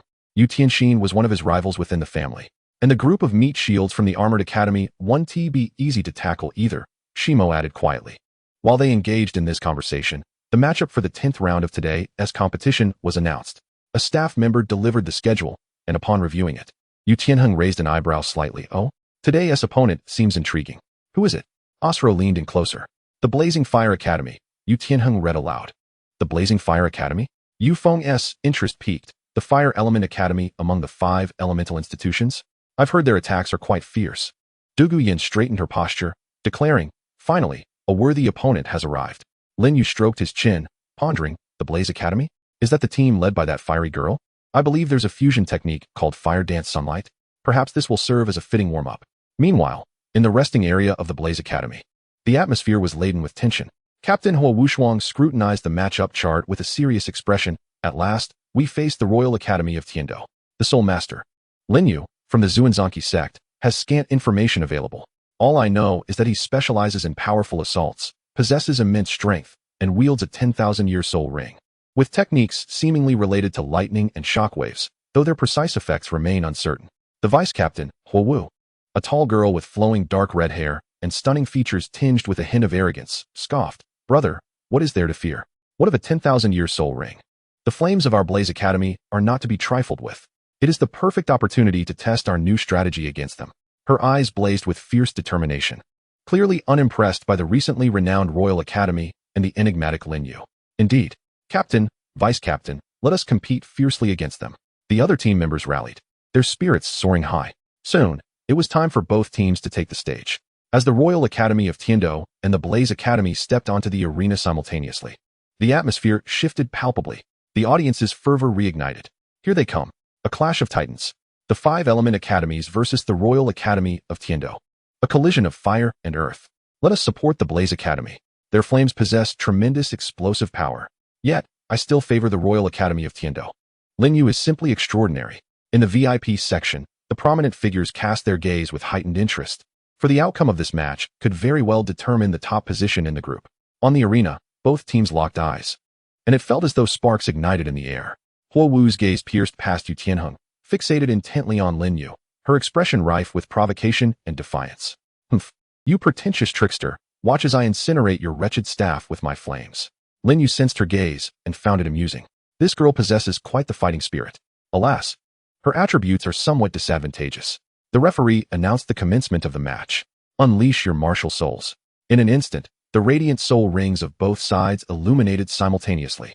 For the Blaze Academy, a harmonious blend of yellow and purple, the searing essence of fire enveloped the arena, and the temperature soared. Huo Wuxuang and Huo Wu stood at the forefront, embodying the kings and queens of flames.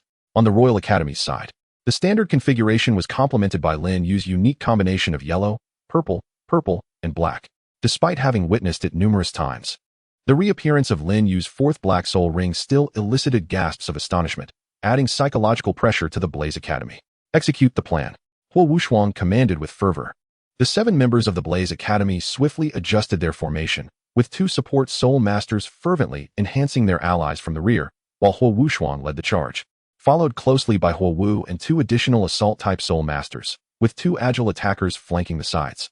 Fire Ray, Meteor Shower. The Academy of Blazing Flames was the first to strike, unleashing a barrage of searing fire rays and a multitude of dense fireballs upon the Imperial fighting team. Graphite Stone Mill, commanded Yu Tianheng. The Graphite Stone Mill brothers immediately stepped forward, their Xuanwu, turtle martial soul manifesting a formidable defensive barrier. Boom, boom, boom. The fiery onslaught collided with the protective barrier, resulting in violent explosions that shook the shield, yet it held steadfast. Oslo, disrupt the flanks. Tianheng, prepare to counterattack. Lin Yu and Yu Tianheng were strategizing when Lin Yu unexpectedly took a step forward and positioned himself behind the Graphite Stone Mill brothers, nonchalantly clicking his tongue at the raging flames. "TSK, quite warm." The others were taken aback. Seeing his nonchalant demeanor, Huo Wu was further incensed, arrogant. "Take this." Third soul skill, Fire Resistance Ring. A massive ring of flames erupted from her center, aiming to push back the front lines of the Imperial fighting team. However, just as the Fire Resistance Ring was about to reach the Graphite Stone Mill's defense, Lin Yu made his move. Without utilizing any soul skills, he simply planted his Xian heavy ruler in front of him. The weighty ruler seemed to possess an innate stabilizing effect, and the tremendous force of the Fire Resistance Ring crashed against it, merely causing Lin Yu to sway slightly, before dissipating like waves breaking against a rocky shore. What? Huo Wu's eyes widened in disbelief. Her Fire Resistance Ring had been blocked so simply and brutally. A prime opportunity. Yu Tianheng's eyes lit up, Thunder Dragon Claw. Seizing the moment of Huo Wu's astonishment, he lunged from the side, dazzling lightning crackling as he aimed for Huo Wuxuang. Dugu Yan's phosphorescent purple poison silently spread to disrupt the opponent's formation. Oslo and Yu Feng entwined themselves around the enemy's agility-focused soul masters like phantoms. The battle escalated to a fever pitch. The Academy of Blazing Flames assault was indeed ferocious. The flames raged with extreme heat, causing significant trouble for the Imperial fighting team. The Graphite Stone Mill's defensive barrier crackled under the intense heat, and Oslo and Yu Feng were cautious not to approach the fiery epicenter. Yet, the overall strength and coordination of the Imperial fighting team were evidently superior. Yu Tianheng's blue electric Tyrannosaurus Rex was overwhelmingly powerful, Dugu Yan's poisonous defense was insurmountable, and Oslo and Yu Feng exhibited remarkable speed, while the Graphite Stone Mill maintained a robust defense. Most crucially, they had a steadfast anchor in Lin Yu. He did not exert his full strength. Occasionally, he would utilize his second soul skill, Thundershock, to disrupt the connections of the Academy of Blazing Flame Soul skills. Or use the Xian Heavy Ruler to shield the Graphite Stone Mill from particularly fierce fire attacks, even taking time to offer remarks. This fire has a decent temperature, but its density could use some work. A more intricate angle would be better. There's a bit of disconnection in the coordination. His leisurely demeanor and sharp critiques nearly drove Huo Wu to the brink of explosion. You bastard. Who do you look down upon? Huo Wu was infuriated. Brother. Use that move. Hearing this, Huo Wuxuang clenched his teeth and nodded resolutely. Everyone, assist me. The remaining 6 members of the Blaze Academy immediately channeled their soul power fervently into Huo Wuxuang and Huo Wu. Flames surged dramatically around them, their auras soaring to unprecedented heights. Fusion. Huo Wu's radiant sun, an extraordinarily brilliant white fireball, imbued with terrifying energy, materialized in Huo Wu's hands, exuding a destructive aura as it hurtled towards the Royal Combat Team. This was their most formidable secret weapon to date. Sensing the overwhelming power of the white fireball, Yu Tianheng and the others' expressions shifted in alarm. This is bad. Quick, defend. At this critical juncture, Lin Yu, who had been merely coasting along, finally adopted a more serious demeanor. He stepped forward, crossing the Graphite Stone Mill, and faced the approaching colossal white fireball without flinching or dodging, simply swinging the Xuanzhong ruler with determination. The first soul ring beneath his feet illuminated. First soul skill, Thunderstrike. The Xuanzhong ruler was instantly enveloped in a tempestuous silver lightning, radiating an unstoppable momentum as it struck down upon the white fireball with ferocity. There was no finesse, only raw power. In the incredulous gaze of the onlookers, that white fireball, laden with horrific energy, was unexpectedly deflected by Lin Yu's unadorned ruler. Akin to a baseball being hit, veering off its course and soaring skyward, ultimately detonating against the arena's protective barrier, transforming into a cascade of fiery rain. Boom! The entire arena quaked violently. Silence enveloped the crowd. The fury and pride on Huo Wu's face instantaneously froze, morphing into a look of daze and confusion. Our strongest fusion technique was swatted away by a ruler. The entire team from Blaze Academy stood petrified. The Royal Combat Team, however, was momentarily stunned before erupting into cheers. Wow, Lin Yu is incredible, Osro exclaimed. Is that even possible? Yu Feng stared in disbelief. Yu Tianheng and Du Guyan exchanged glances, both recognizing the shock and helplessness reflected in each other's eyes. Just how monstrous is this guy? The referee also stood dumbfounded for several seconds before recalling to blow the whistle. Match concluded. The Tiando Royal Academy emerges victorious. 10 consecutive wins. The Royal Combat Team continues its triumphant advance. Lin Yu retrieved the Xuanzhong ruler, glanced at the disheartened Huo Wu, and shook his head. The idea behind the fusion technique is commendable, but the wind-up is too prolonged, and the energy is insufficiently condensed. With that, he turned and descended from the arena. Huo Wu watched his retreating figure, biting her lip, her eyes brimming with resentment, humiliation, and a hint of something unusual even she herself was unaware of. In an inconspicuous corner of the audience, a middle-aged man, dressed plainly and with an unremarkable appearance, fixated intently on Lin Yu's departure, his fingers lightly tapping against the armrest. Xuanzhong ruler, lightning, power, along with that peculiar mental resilience. Indeed, it is you, the middle-aged man murmured softly, a cold smile curling at the corners of his mouth. He had not expected such an unexpected gain beyond Tang San. It seemed the plan required slight adjustments. His figure quietly blended into the departing crowd, disappearing from sight. Lin Yu seemed to sense something and turned to glance in that direction, yet all he could see was the bustling crowd. Was it an illusion? He furrowed his brow, but his thoughts were swiftly drowned out by the cheers of his teammates. Chapter 95, The Thunderous Battle. The competition was long and intense, testing not only strength but also endurance and stability. The Royal Combat Team, armed with Lin Yu as their formidable weapon and their overall robust prowess, surged ahead with a continuous winning streak, having secured 10 victories and amassed a total of 20 points, firmly occupying the top position on the leaderboard as the frontrunner for advancement. However, with the halfway point just passed, the real challenges were only beginning. As the tournament progressed, the likelihood of encountering stronger teams increased, with each squad vying fiercely for one of the coveted top 5 spots. In the 11th round, the Royal Combat Team faced a formidable opponent, Thunder Academy. Upon receiving the news, the atmosphere in the Royal Combat Team's locker room shifted palpably. All eyes instinctively turned towards their captain, Yu Tianheng. Thunder Academy, backed by one of the Triad clans, the Blue Electric Tyrant Dragon clan, possessed undeniable strength and depth. Their captain, Yu Tianxin, stood out as a leading figure among the younger generation of the Blue Electric Tyrant Dragon clan and was a formidable rival to Yu Tianheng within their family. This was not merely a battle for points. It was a clash concerning personal honor and familial influence. Yu Tianheng's expression grew exceedingly grave, his eyes ablaze with fierce determination. Taking a deep breath, he spoke solemnly. Thunder Academy is formidable. Their overall strength may not surpass ours, but their offensive capabilities are extraordinarily aggressive, especially Yu Tianxin, whose prowess is certainly on par with mine. This battle will be the toughest one since the tournament began. He turned to Lin Yu, his tone resolute. Lin Yu, I will handle Yu Tianxin. I need to face him in a fair contest. Lin Yu nodded in understanding. No problem, Captain. We'll take care of the others. Let us enjoy the show. The internal strife of the blue electric tyrant dragon clan will be quite entertaining. It's a perfect opportunity to conserve some energy, as we have plenty of matches ahead, remarked Osro confidently, thumping his chest. Indeed. Let them see who the true sovereign of the skies is. Well, one of them, added Yu Feng. I can hold my ground, declared Shimo. Dugu Yin chimed in. I will use poison to restrain their support and agile attackers. Yi Lingling nodded lightly, indicating she was prepared to provide healing. Before long, the two teams met on the arena. Thunder Academy, clad entirely in deep blue uniforms, exuded an electric aura, their presence formidable. At the forefront stood Captain Yu Tianxin, whose build was similar to that of Yu Tianheng, with a visage that bore some resemblance. Yet his gaze was sharper and more domineering.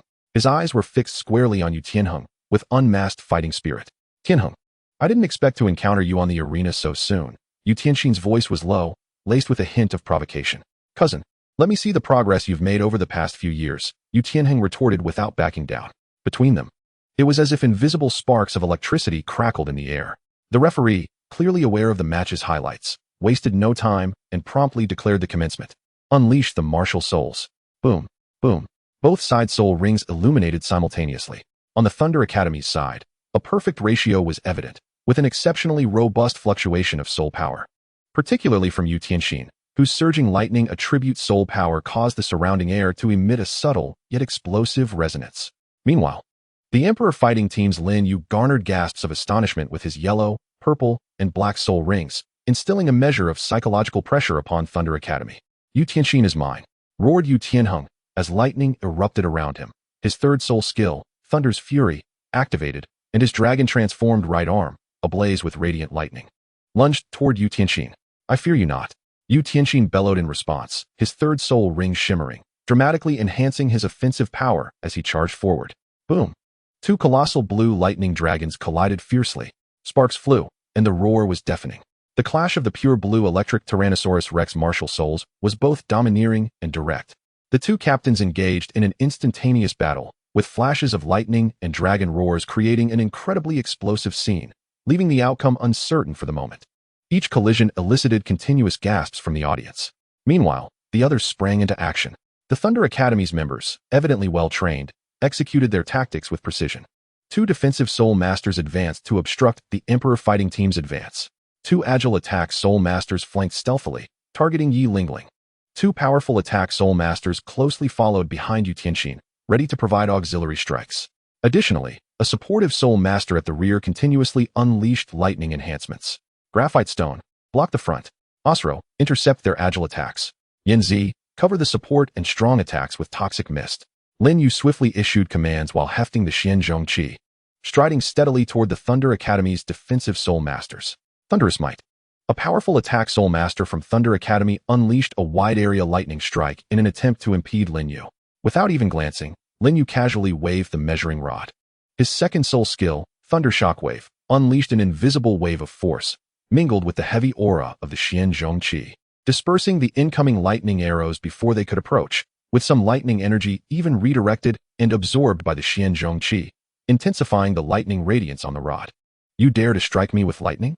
Little do you know, my first soul skill is also lightning attribute, though it may not be as ancient as yours. My martial soul's quality and physical strength are leagues ahead. Lin Yu silently scoffed, his steps unwavering.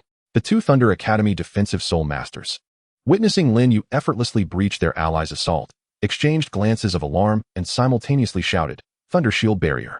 Thick, heavy shields formed from condensed lightning appeared before them, boasting astounding defensive power. As Lin Yu approached the shield, he tilted his head slightly, then raised the Xianzhong Qi without employing a soul skill. Relying solely on raw strength, augmented by the lightning enhancement from his first soul skill, he brought the rod crashing down. Bang! A thunderous explosion reverberated.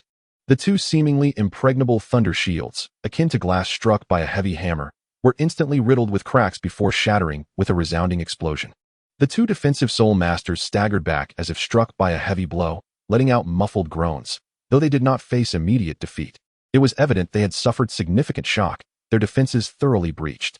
Lin Yu, satisfied, patted his measuring tool and shifted his gaze towards the two agile attack soul masters trying to ambush Yi Lingling, who were firmly entangled by Oslo and Yu Feng. Under Lin Yu's scrutinizing gaze, the pressure on the agile attackers intensified dramatically. Seizing the opportunity, Oslo and Yu Feng launched a fierce counterattack, quickly gaining the upper hand. Meanwhile, Douluo Dalu's phosphorescent purple poison had successfully spread, disrupting the opposing auxiliary soul master and another formidable attack soul master. The latter attempted to resist, but was interrupted by Lin Yu's casual shockwave, subsequently thwarted by the combined efforts of graphite and stone. The tide of battle began to tilt in favor of the royal battle team.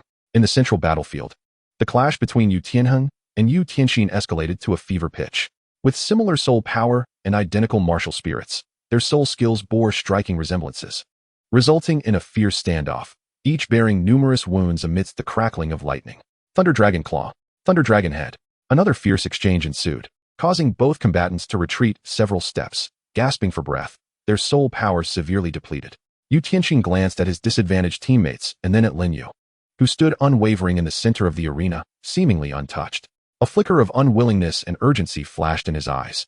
He understood that prolonging the fight would inevitably lead to his defeat. Yu Tianheng, receive my final blow. Yu Tianxin bellowed, channeling his remaining soul power into his dragon claw, transforming himself into a brilliant lightning streak as he executed a self-sacrificial strike. Yu Tianheng, with a fierce glint in his eyes, similarly concentrated all his soul power, charging fearlessly to meet the attack. A tremendous roar erupted, and the lightning engulfed the center of the arena. As the brilliance faded, both combatants were seen half-kneeling on the ground, Yu Tianheng's dragon claw pressed against Yu Tianxin's chest, while Yu Tianxin's south claw hovered perilously close to Yu Tianheng's throat. Blood trickled from the corner of Yu Tianheng's mouth, yet his gaze remained bright. Yu Tianxin, pale and drained of soul power, stared intently at him. You have lost, cousin, Yu Tianheng stated solemnly. Yu Tianxin fixed him with a determined glare, then glanced at Lin Yu, who was observing with an air of nonchalance. Finally, he despondently lowered his arm. If it weren't for him, we wouldn't have lost so swiftly. Yu Tianheng retracted his claw, responding coolly, there are no ifs in a team competition. At that moment, the other members of the royal battle team had completely subdued their respective opponents and gathered around. The referee timely announced, the match is over. The Tiando Royal Academy emerges victorious. 11 consecutive wins. The score reaches 22 points. The royal battle team continues to lead the scoreboard. Yet, this victory left Yu Tianheng with a complex emotional aftermath. He had triumphed over his cousin, but it had not come easily, largely aided by his teammates who swiftly established dominance. Lin Yu approached, patting his shoulder. Well fought, Captain. A commendable victory. Yu Tianheng took a deep breath, casting aside distracting thoughts, and nodded. Indeed, winning is what matters. Well done, my brothers. Cheers erupted from the crowd, triumphing over the formidable Thunder Academy. This hard-fought victory undoubtedly held immense value. However, everyone understood that the journey was only halfway through, with more formidable adversaries awaiting them. The true test was far from over, and every point was crucial. Chapter 96, Shinkei's Academy. Having conquered the tough opponent, Thunder Academy, the Royal Combat Team celebrated an impressive 11 consecutive victories, amassing a remarkable 22 points and firmly establishing themselves at the pinnacle of the Tiando preliminaries. The atmosphere within the team was charged with enthusiasm. The confidence gained from consecutive victories made everyone feel in prime condition. Yet, the road ahead was long, and just as they finished one tough challenge, another was already on the horizon. In the 12th round, their opponent was none other than Shinkei's Academy, also hailing from one of the 5 elemental academies, renowned for their speed and aerial assault capabilities. Gazing at the match schedule, Yu Feng's expression became somewhat complex, akin to a disciple facing off against their master. The members of that team were incredibly swift, with cunning attack angles, making them quite troublesome. Osro also dropped his playful demeanor. Indeed, their wind blade and harassment tactics are quite vexing, especially against our backline. Yu Tianheng's expression grew serious. The captain of Shinkei's Academy, Feng Xiaodian, is reputed to be a battle fanatic who has created a soul skill called Gale Demon Wolf Slash, which possesses considerable power. Moreover, their overall mobility is exceptional, making it easy for our formation to be stretched. Douluo Dalu furrowed her brow. My poison mist will also struggle to keep up with their speed. All eyes once again turned towards Lin Yu, as it seemed that this highly mobile team was particularly adept at countering the Royal Combat team's formation-heavy style. Lin Yu, who was examining a scrap of what appeared to be wind attribute or he had salvaged from the medicinal herb store, looked up with a smile. Being fast is advantageous. But if one crashes into a wall, it can be quite painful. The crowd responded with a puzzled expression. What sort of metaphor is that, esteemed one? Soon, both teams took to the stage. Shinkei's academy donned uniforms of azure and white, their members light on their feet with sharp eyes, as if they could soar with the wind at any moment. Their captain, Feng Xiaodian, had short hair and a piercing gaze, radiating an eagerness for battle. His eyes locking onto Lin Yu, the most prominent figure in the Royal Combat team. I've longed to experience your Xuanzhong staff. Feng Xiaodian did not hide his desire for a challenge. Lin Yu, shouldering his staff, yawned. Sure, just don't fly too fast. I might not be able to keep up. Feng Xiaodian thought to himself. This guy feels even more audacious than I am. The referee announced the commencement of the match. Awaken your martial souls. On Shinkei's academy's side, all members radiated a vibrant yellow and purple energy, their soul power waves light and swift. Meanwhile, the Royal Combat team maintained their standard configuration, complemented by Lin Yu's extraordinary four-ring soul power. Ascend, Feng Xiaodian commanded. Among the 7 members of Shinkei's academy, 4 sprouted wind wings from their backs, soaring directly into the air. The 3 others skillfully wielded their wind attribute soul skills, their figures becoming ethereal as they darted swiftly across the ground. Wind blade array, sky rift wave. In an instant, countless azure wind blades and transparent air cannons rained down from various angles, like a tempestuous storm, upon the Imperial duel team. The density of the assault was formidable, and the diverse heights and directions made it exceedingly difficult to defend against. Graphite Stone Mill. Hold firm, Yu Tianheng commanded. The Graphite Stone Mill brothers promptly erected a protective barrier. The barrage of attacks struck the shield with a sound reminiscent of rain beating against banana leaves, causing the barrier to tremble violently under immense pressure. Osro and Yu Feng attempted to ascend and intercept, but their adversaries maneuvered with remarkable agility in the air, making it challenging for their strikes to connect. Lingling, Yu Tianheng called out. Yi Lingling's 9-heart sea butterfly radiated its light, stabilizing both the defenses and the morale of the group. This cannot continue. We are far too passive, Douluo Dalu exclaimed anxiously, as her poisonous mist failed to catch up with the agile foes. Lin Yu. Yu Tianheng turned his gaze toward Lin Yu, observing the flying figures above. Lin Yu nodded in acknowledgement. Instead of charging out as he had previously, he firmly planted the Xian heavy ruler in the center of the arena. 4th soul skill, Dragon Lizard Quake Strike. This time, he concentrated his soul power into the ruler rather than seeking maximum range. Boom. The ground in the fan-shaped area before the Xian heavy ruler trembled violently, fracturing beneath the force. Although it did not encompass a full range, the intense shockwave and the sudden alteration of the terrain disrupted the rhythm of the 3 members of the Divine Wind Academy, causing them to stumble and impede their movement. Simultaneously, Lin Yu's 1st soul ring lit up, enhancing his thunderous strike. With a powerful swing of the Xian heavy ruler, he aimed at the airborne figures above, unleashing a thunderous shockwave. A wave of heavy, thunder-infused energy expanded outward in a fan shape, rather than a direct line. The 4 members of the Divine Wind team in the air felt an invisible, oppressive force bearing down upon them, as if they had collided with an unseen wall. Their flying speed abruptly faltered, their balance disrupted, and their soul power operations were hindered. The once precise wind blade assaults became erratic in an instant. What an opportunity! Yu Tianheng's eyes sparkled with determination. Thunderous strike. He launched a wide-range attack at the 3 unsteady members of the Divine Wind team below. Osro and Yu Feng seized the moment to launch a fierce counterattack against the 3 grounded opponents. Douluo Dalu's poisonous mist finally found its chance to spread towards that area. In the air, Feng Xiaodian was taken aback, forcing himself to stabilize his form as he bellowed, "Scatter! Quickly disperse!" The Gale Magic Wolf's dual slashes manifested behind him, his body spinning rapidly, armed with unparalleled wind blades, diving towards Lin Yu like a drill, attempting to rescue his teammates in a desperate bid. "Come at me." Lin Yu stood his ground, a flicker of excitement in his eyes. He was eager to test the might of his self-created soul skill. With both hands firmly gripping the heavy ruler of the profound, he exerted force through his feet, unleashing the might of his ice-fire golden body. Propelling himself skyward like a cannonball, he boldly charged towards the descending Feng Xiaodian. Had he lost his mind? Was he truly intent on colliding with Feng Xiaodian? Gasps of astonishment resonated throughout the audience. Feng Xiaodian was momentarily taken aback, yet the arrow was already loosed. He had no choice but to unleash his attack. He summoned the full power of the Gale Demon Wolf's successive slashes to its utmost limits. Just as the two were on the verge of collision, Lin Yu's inner burning technique surged with fervor, concentrating his strength within the ruler. The 8 extremes burst. He refrained from employing his soul technique and instead executed a long unutilized profound-level combat skill. The heavy ruler, imbued with a terrifying dark force, sliced upwards, fiercely meeting Feng Xiaoyan's gale-like slashes. Boom! The clash of ruler and wind blade erupted with a thunderous roar. An overwhelming energy surged forth, as if an energy storm had erupted in the air. To the astonishment of all, Feng Xiaoyan's seemingly invincible gale demon wolf's successive slashes shattered upon contact with the heavy ruler, as if confronted by its nemesis, the wind blades fracturing layer upon layer. His spinning body was abruptly halted by that incomparably tyrannical force and dark energy. Feng Xiaoyan felt an unmatched colossal power coursing through his wind blades. A searing pain radiating through his arm, blood surging. He plummeted to the ground like a kite severed from its string, struck down by Lin Yu's ruler. Thud! Feng Xiaoyan crashed heavily onto the arena, struggling momentarily but failing to rise, his face a mask of shock and disbelief. His self-created soul technique had been shattered so brutally by his opponent. Meanwhile, Lin Yu, utilizing the recoil from the collision, gracefully descended back to the ground.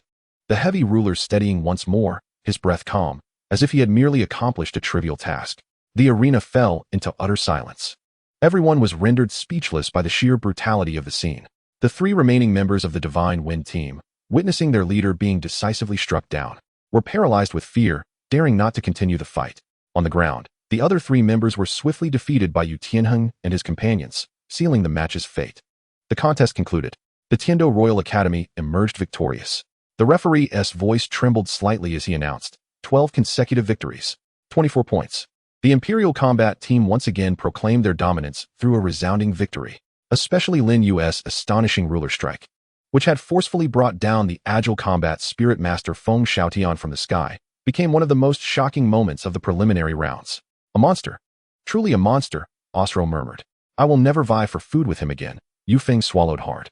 Yu Tianheng and Du Guyan exchanged glances, both recognizing the shock and relief reflected in each other's eyes. Thank goodness he's on our team. Lin Yu approached, extending his hand to the still-dazed Feng Xiaoyan, who had just been assisted to his feet by his teammates. I concede. Your speed is impressive, and your slashes are commendable. Feng Xiaoyan gazed into Lin Yu's sincere eyes, offering a bittersweet smile as he clasped the latter's hand. What is the hurry? In your presence, everything feels like it unfolds in slow motion. Just how heavy is that foot of yours? Lin Yu pondered briefly and replied earnestly, it's not particularly heavy. It's primarily about the unique application of force. Feng Xiaoyan retorted silently, I don't believe you. Having triumphed over the Shenhui Academy, the momentum of the Imperial Combat Team soared to its zenith. In the subsequent rounds, their opponents faltered even before the battle began, allowing the Imperial Combat Team to secure 2 more victories effortlessly, achieving a remarkable 14 consecutive wins, with a staggering score of 28 points, nearly securing their place in the advancement matches. However, as fortune smiled upon them, an unforeseen twist quietly approached. After the day's competition, Lin Yu, as was his custom, prepared to visit the medicinal herb storage in hopes of a stroke of luck. As he strolled down a relatively secluded tree-lined path, a figure clad in the garb of a staff member from the Tiando Royal Academy hurriedly brushed past him, seemingly colliding with him unintentionally. My apologies, the individual murmured, continuing on without breaking stride, swiftly vanishing at the path's end. Lin Yu furrowed his brow, sensing that something had been slipped into his hand during the encounter. He opened his palm to reveal a folded note. Intrigued, he unfolded the paper, which bore a simple yet provocative message. Would you like to uncover the secrets of Tang San's twin martial souls and hidden weapons? Meet tonight at the forest beyond the city at the stroke of midnight. Really? Do I even need to know this? Lin Yu's eyes narrowed slightly, a cold smirk gracing his lips. Nevertheless, the prospect of discovering the identity behind this message piqued his interest. Could it be Xinian? Or had the spirit hall begun to take notice of him? With a flick of his fingers, he reduced the note to ashes. The forest beyond the city? Quite a choice of venue. Yet, he pondered, who would be preparing a grave for whom tonight? Chapter 97, Xinian. Gazing at the ashes of the note in his palm, Lin Yu's expression was cold, though a hint of amusement danced at the corners of his mouth. Midnight. He scoffed internally, his vigilance heightened to its peak. Using Tang San's secrets as bait to lure me? It seemed they had done their homework, aware of my discord with Shrek. Could it be that old silver coin Xinian? Or perhaps the spirit hall had already begun to take notice of my presence. He maintained an outward calm as he continued toward the medicinal herb storage, as though nothing had transpired. Yet, his soul power quietly expanded, meticulously sensing everything around him. Sure enough, in a few inconspicuous corners, he detected several extremely discreet gazes observing him, which vanished as swiftly as he had concealed the note. Indeed, I have drawn attention. Lin Yu chuckled coldly within. Very well, it was time to stretch his limbs. The constant competitions had become somewhat tiresome. He meandered through the medicinal herb storage as usual, purchasing some inconsequential herbs before returning to his villa. Nightfall descended quickly. As midnight approached, Tiando City succumbed to slumber. With only the occasional chirping of insects and the distant sound of the watchman's clapper ringing out, Lin Yu departed the academy silently, merging into the night like a wraith, hastening towards the city's outskirts. He did not rush recklessly but maintained a vigilant demeanor, his soul power scanning the surroundings like a radar. I am quite curious to discover who has prepared this grand surprise for me. When Lin Yu arrived, the witching hour had just struck. The moonlight was obscured by thin clouds, casting an even more eerie atmosphere over the desolate land. He stood boldly at the center of a relatively open graveyard, hefting the heavy scale, and proclaimed, "Hey, summoning someone while hiding yourself is rather impolite, don't you think? If you don't show yourself soon, I might just head back to sleep." His voice echoed through the tranquil forest, resonating with clarity. After a brief silence, a sinister voice, seemingly emanating from all directions, broke the stillness, accompanied by an unsettling echo. "Young one, you possess quite the audacity to venture here alone." As the voice reverberated, the surrounding air appeared to distort slightly, an invisible wave of intense spiritual interference subtly spreading, attempting to invade Lin Yu's mind. Illusion, and far superior to that of the Tsanghui Academy. Lin Yu felt the scene before him blur momentarily, as if countless vengeful spirits were about to pounce, while anguished wails and seductive whispers filled his ears. "Is this all you've got?" He scoffed, his ice-fire golden body trembling slightly. The burning technique activated instinctively, effortlessly dissolving the spiritual interference like melting snow, restoring the true visage of the mass grave. He yawned, expressing impatience. "Shernyan, right? Stop your theatrics. This trick won't work on me. Didn't that group of useless fools from Tsanghui Academy inform you?" The hidden Shernyan was evidently taken aback. His renowned residual dream illusion had utterly failed against this young man, not even managing to ensnare him for a second. Humph. Indeed, there is some substance to this one. Shernyan's figure gradually emerged from behind a grave mound, his expression dark, eyes flickering with uncertainty and intense malice. "No wonder he was able to break the fusion technique of my incompetent disciples. It seems you cannot be left alive." Initially, he merely intended to use illusions to control Lin Yu and extract information or plant mental suggestions, clearing obstacles for Tsanghui Academy. However, upon realizing Lin Yu's mental resilience far exceeded his expectations, he swiftly altered his course of action, deciding to eliminate this potential threat directly. 7th Soul Skill. True Body of the Martial Spirit.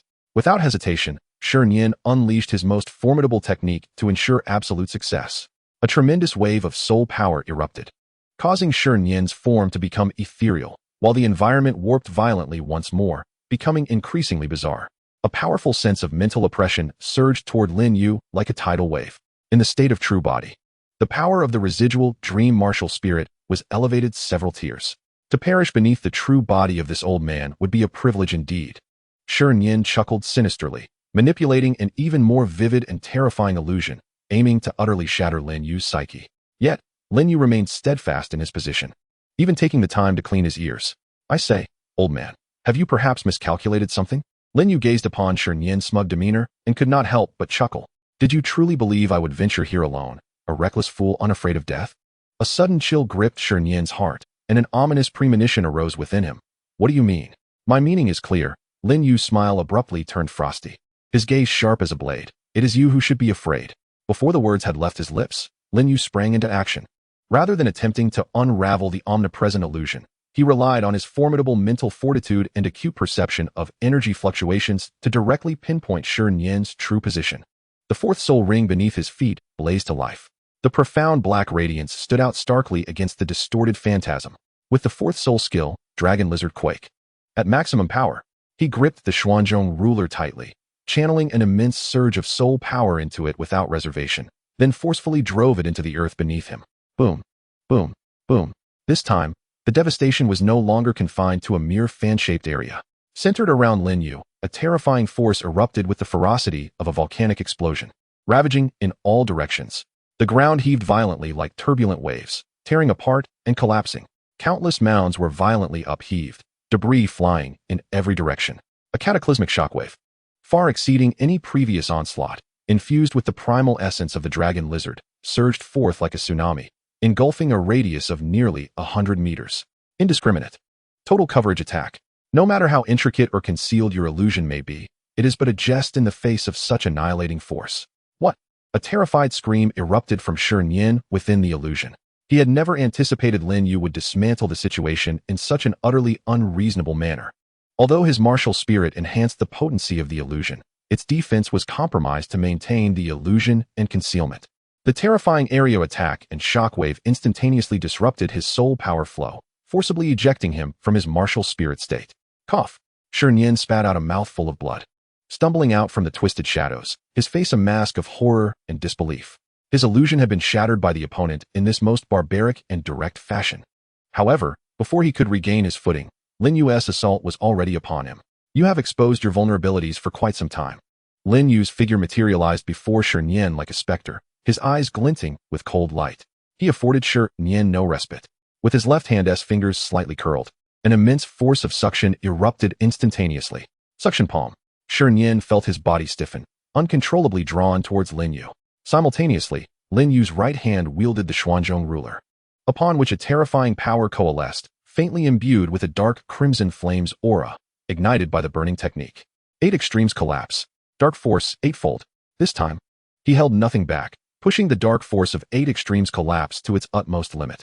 Combining it with the weight of the Xuanzhong ruler and the power bestowed by the burning technique, he struck fiercely towards Shi Yin's chest. Shi Yin's pupils constricted in alarm. In a moment of haste, he could only gather his soul power to shield his front. Yet, in the haste of defense, how could one withstand Lin Yu's meticulously planned full force strike? Crack. The excruciating sound of bones shattering reverberated. The soul power defense, painstakingly amassed over the years, was effortlessly torn apart as if it were mere paper. The Xuanzhong staff struck solidly against his chest. Ack! Shi Yin let out a heart-wrenching scream, his chest visibly caving in, and he was sent flying like a broken sack. Blood gushing forth, his eyes reflecting sheer terror and confusion. He could not fathom how, as a dignified soul saint, he could fall to a mere soul sect youth. And in such a thoroughly crushing manner. Bang!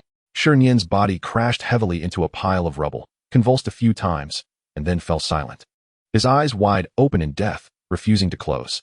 Lin Yu slowly retracted the Xuanzhong staff, breathing heavily. The series of explosive actions had nearly exhausted all his trump cards, depleting a significant amount of soul power. He approached Shi Yin's lifeless form, confirmed his demise, and skillfully began to search the body. If monsters don't drop loot, are they even human?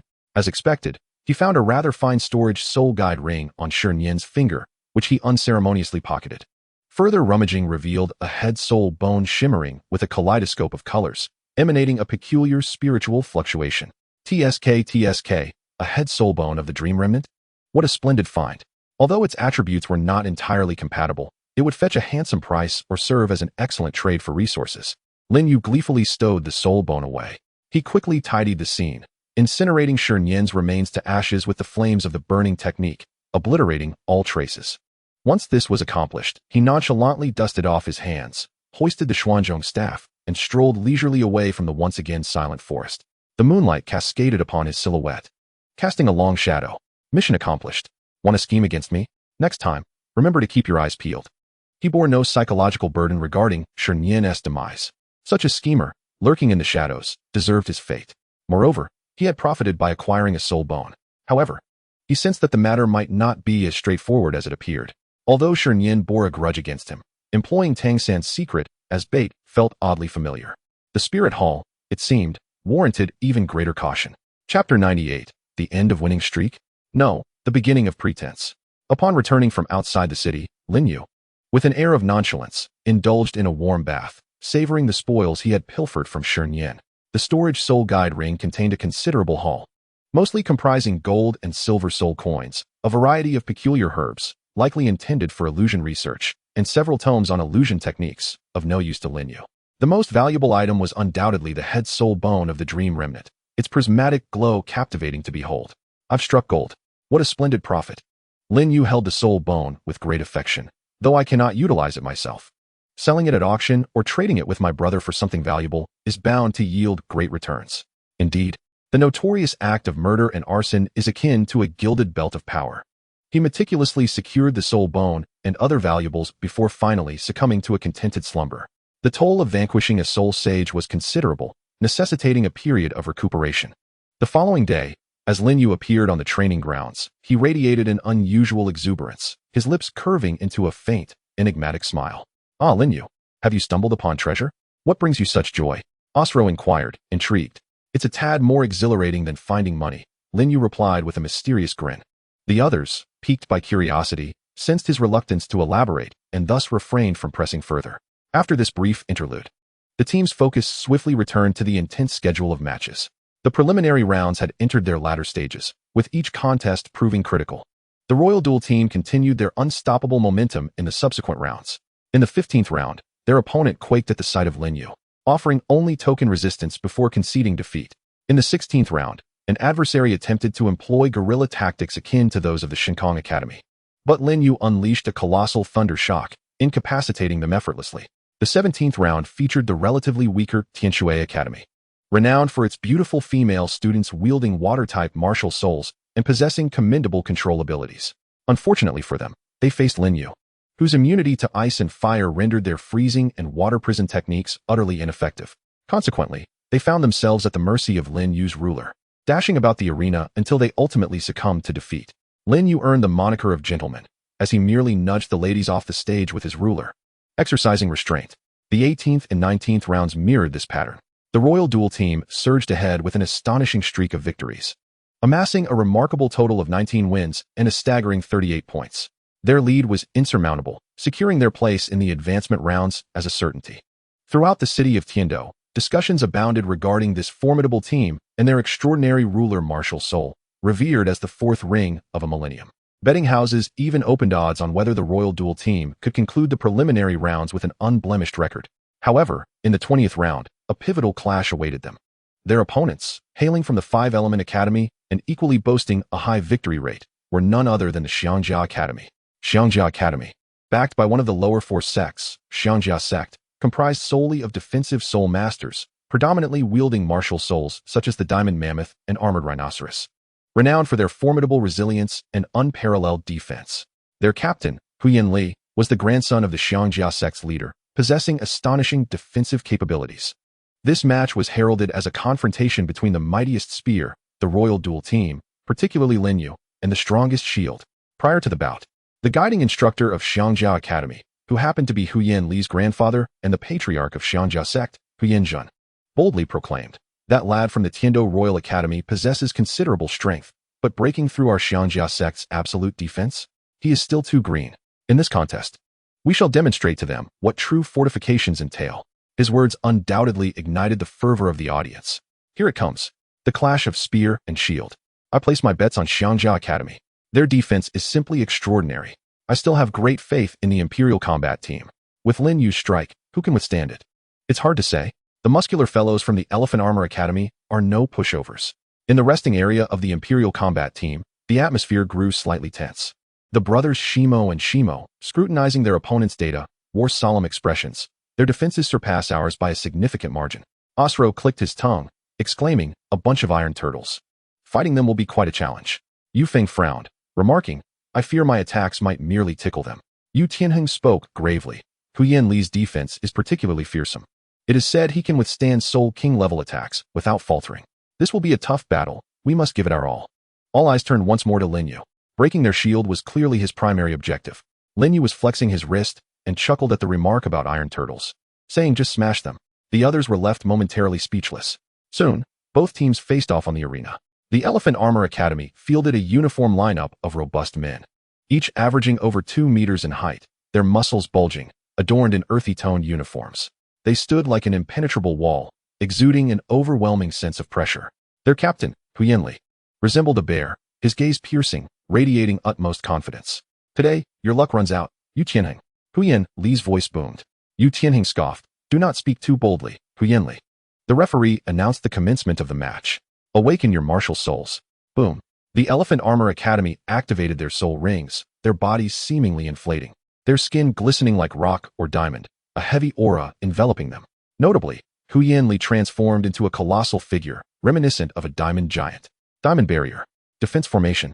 Huyan Li bellowed.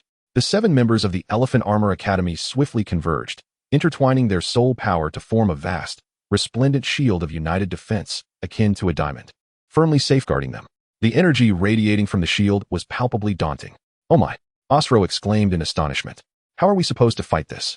Yu Feng was left dumbfounded. Yu Tianheng's expression shifted. "Focus all our attacks on one point." Lin Yu understood. Lin Yu's gaze sharpened as he stepped forward, the Xuanzhong staff firmly in hand. Thunder Dragon Claw, Phosphorescent Purple Poison, Ghost Leopard Ambush, Wind Blade Slash. The other members of the Imperial Combat Team instantly launched their attacks. A barrage of soul techniques raining down upon the diamond shield. Boom, boom, boom. The sound of violent explosions echoed, yet the diamond shield merely rippled slightly, remaining utterly unscathed, not even a crack to be seen. "Ha! Futile effort. Your attacks are far too weak." Hu Yanli laughed triumphantly from behind the shield. "Once your soul power is depleted, it will be our turn to retaliate."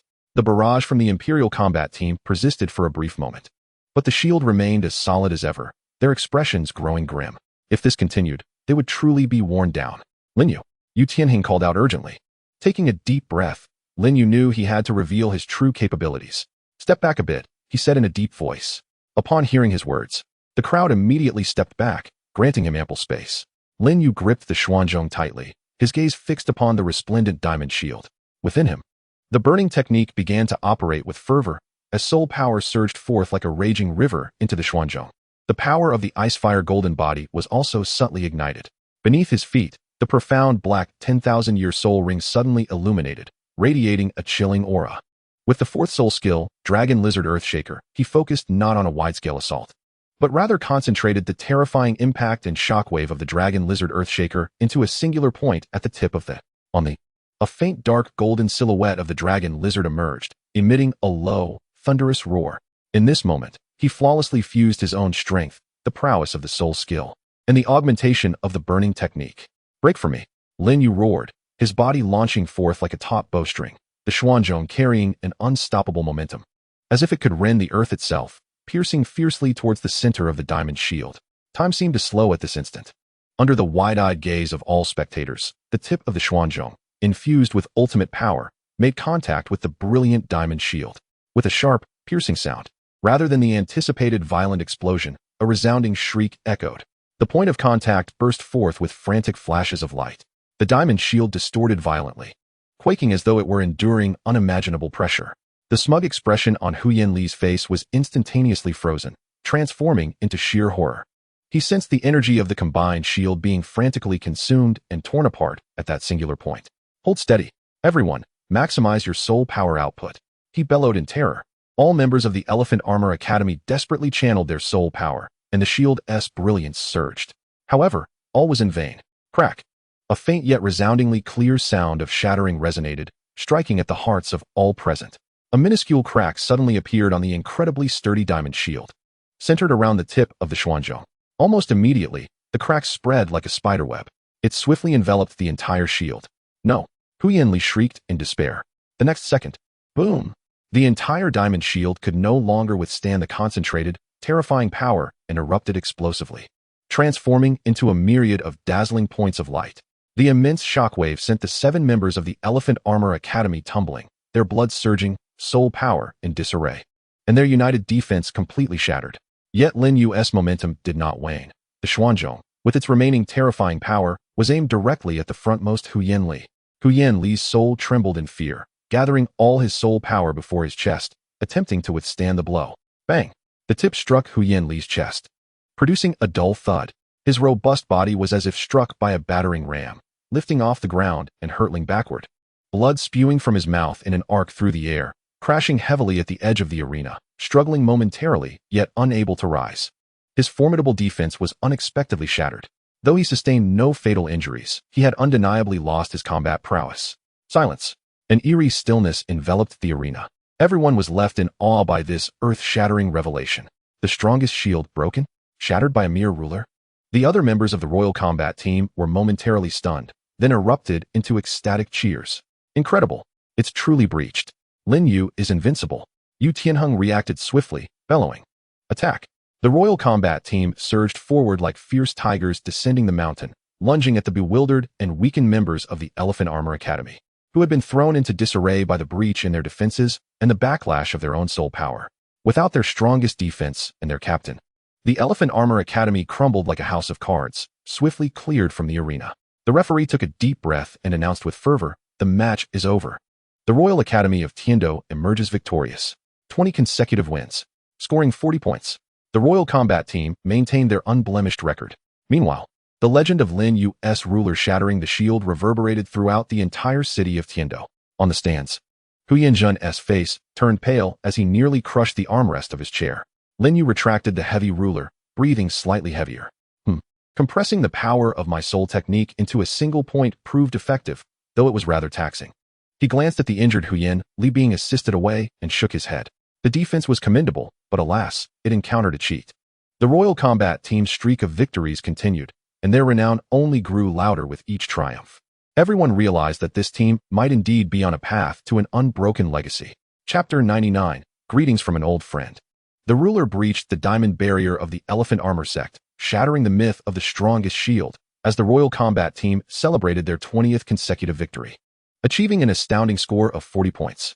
The entire Tiando Grand Soul Arena erupted in excitement over Lin Yu's breathtaking strike. A monster, truly a monster. Even Huyan Li couldn't withstand his ruler? How can one fight against this? The Royal Combat Team is invincible this year. Their undefeated record is secure. Awe and discussion filled the arena as the reputation of the Royal Combat Team reached its zenith, and Lin Yu became the nightmare of all opponents. Now, when other academy teams faced the Royal Combat Team, their strategic objective shifted from winning to merely minimizing losses or seeing if they could compel Lin Yu to use more soul techniques. In the ensuing rounds of matches, it became a showcase for the Royal Combat Team. In the 21st round, the opponents trembled as they took the stage, only to be obliterated by a single charge from the Royal Combat Team. In the 22nd round, the opponents contemplated forfeiting but were coaxed back by the referee, only to symbolically resist for 3 minutes before conceding. The same scenario unfolded in the 23rd and 24th rounds. The Royal Combat Team advanced effortlessly, their consecutive victories soaring to 24, with a score of 48 points. They stood atop the leaderboard, far ahead of the second place. The prospects for advancement looked exceedingly bright, and the atmosphere within the team was light and joyful, even infusing their training sessions with a cheerful spirit. They had already begun discussing potential opponents in the upcoming advancement matches. As the preliminary rounds drew to a close, the much-anticipated matchup of the 25th round was finally announced. The Royal Academy of Tiando would face off against the Shrek Academy. This news struck like a stone cast into a tranquil lake, instantly stirring tumultuous waves. Shrek Academy, formerly known as the Blue Tyrant Academy and coached by the esteemed Master Yu Shaojing, boasted a formidable roster, including the likes of Tang San and a cadre of extraordinary talents. Despite having suffered a few losses in the preliminaries, they consistently demonstrated exceptional strength and resilience, maintaining a stable position within the top 5 and presenting an optimistic outlook for advancement. More intriguingly, the rivalry was intensified by the presence of the defector, Teacher Qin Ming, adding a layer of intrigue and animosity to the contest. The moment had finally arrived. Osro was eager to teach them a lesson, particularly that Tang San, rumored to be quite adept with hidden weapons. Yu Feng chimed in with excitement, mentioning Dai Mubai, the evil-eye white tiger, who was said to be quite formidable. Everyone was eager to see who would emerge as the stronger force between him and their captain. Yu Tianheng's gaze sharpened as he remarked, Shrek Academy must not be underestimated. Master S tactical arrangements are exceedingly brilliant. Tang San's control, along with Xiao Wu's close-range explosive capabilities, Oscar's sausage support, and Ma Hongjuan's malevolent fire, all present formidable challenges. This will be an arduous battle. All eyes then turned to Lin Yu. It was well known that Teacher Qin Ming's departure was somehow linked to Shrek. As Lin Yu polished his heavy measuring rod, he raised his head, a knowing smile gracing his lips. Shrek, indeed, presents a fascinating array of opponents, particularly that Tang San. Pausing for a moment, his tone remained relaxed yet imbued with undeniable confidence. Rest assured, I will attend to them thoroughly in this match. The others sensed a peculiar undertone in his words, though they could not quite articulate it, only feeling that their leader seemed particularly invested in Shrek. When the day of the match arrived, this focal battle drew unprecedented attention. The stands were packed to capacity, with even the aisles filled with eager spectators. In the VIP section, prominent figures such as the Snow Knight Emperor, Lin Feng, and Pope Salus were all present, and even the long-absent Poison Douluo Dalu had stealthily made his way over, settling in a corner with an expression of amusement. Amidst the deafening cheers and roars, both teams ascended the arena. Shrek Academy, donned in their distinctive, somewhat peculiar olive green uniforms, exuded an air of unwavering determination and focused energy.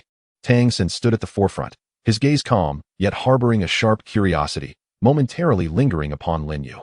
Xiao Wu, Dai Mubai, Zhu Zhuqing, and the others radiated an intense battle spirit. On the opposing side, the Royal Academy dazzled in their resplendent attire, exuding an imposing presence.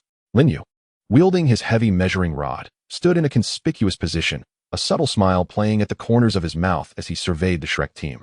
His expression reminiscent of one surveying a flock of unsuspecting lambs. The two teams exchanged formal greetings, the atmosphere thick with tension, as if electric sparks crackled in the air. The match commenced. Unleash your martial souls. Boom, boom. The vibrant soul rings illuminated simultaneously.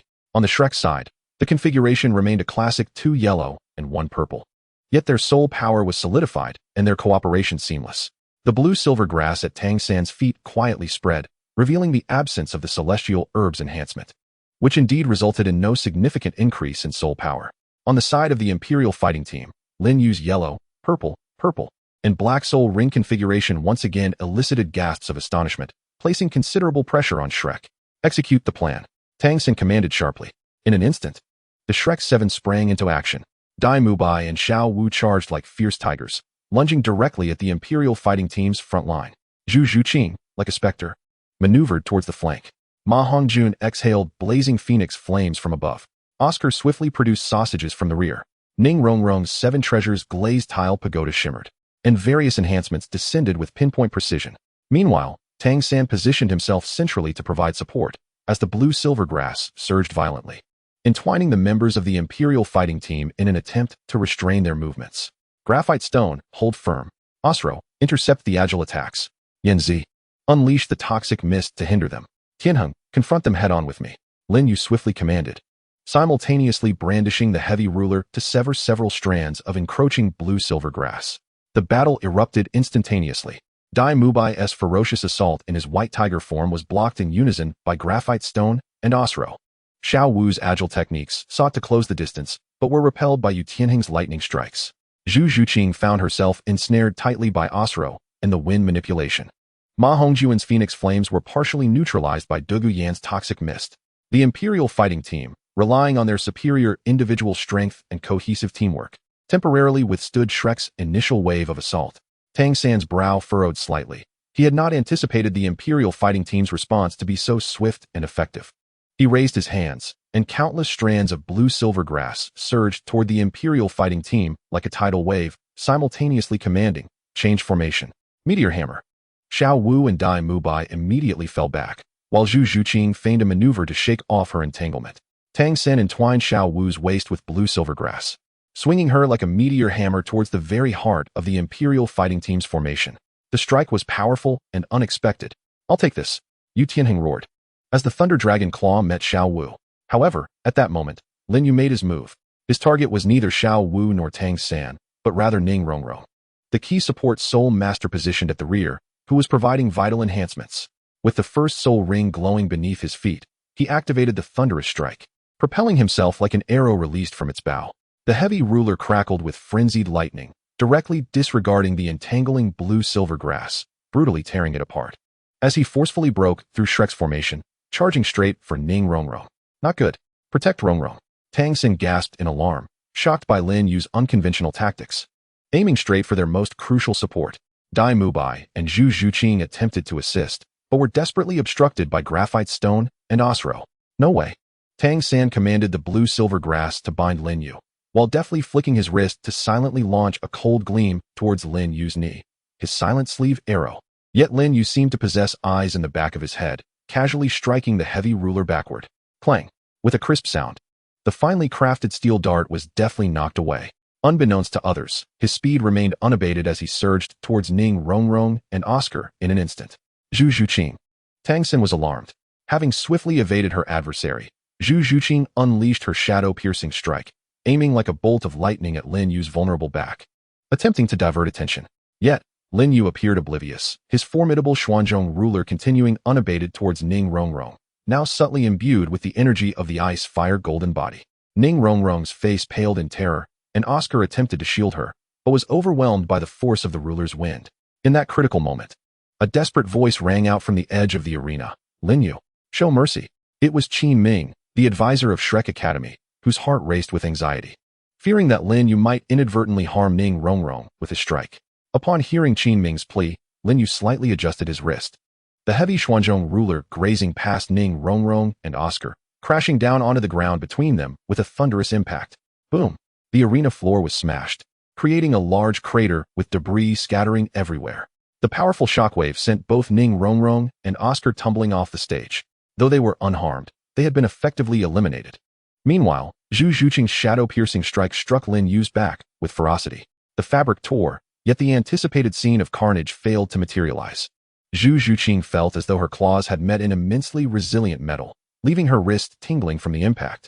Only a faint white mark remained on Lin Yu's back. Zhu Zhuqing's pupils constricted in disbelief. How could his defense be so formidable? Without a glance back, Lin Yu retaliated with a precise elbow strike to Zhu Zhuqing's abdomen, albeit with restrained force. Ugh! Zhu Zhuqing gasped, propelled backward and caught by Dai Mubai, but she was left momentarily incapacitated. In the blink of an eye, Shrek's most vital support and a key attacker had been eliminated. The audience erupted in astonishment. Incredible! Such ruthlessness. An assault on the backline. That strategy. His defense is utterly monstrous. He withstood a blow from the Shadow Spirit Cat without a scratch. The Seven Treasures glazed tower has fallen.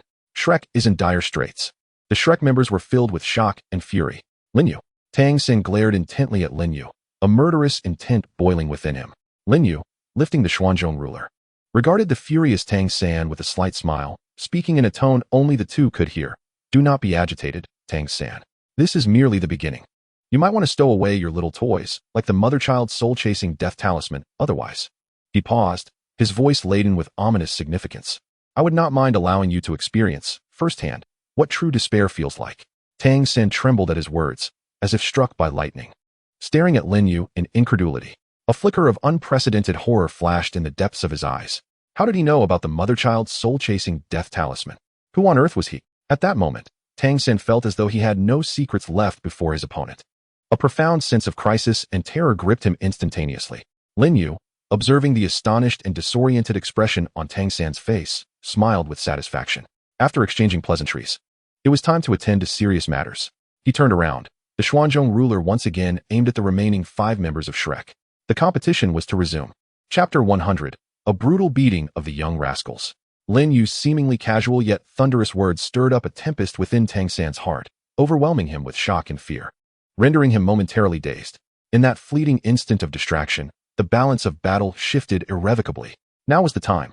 Yu Tianheng seized the opportunity, his Thunder Dragon Claw, accompanied by a resounding crack, lunged fiercely at Dai Mubai, who was thrown into turmoil by Zhu Zhuqing's injury.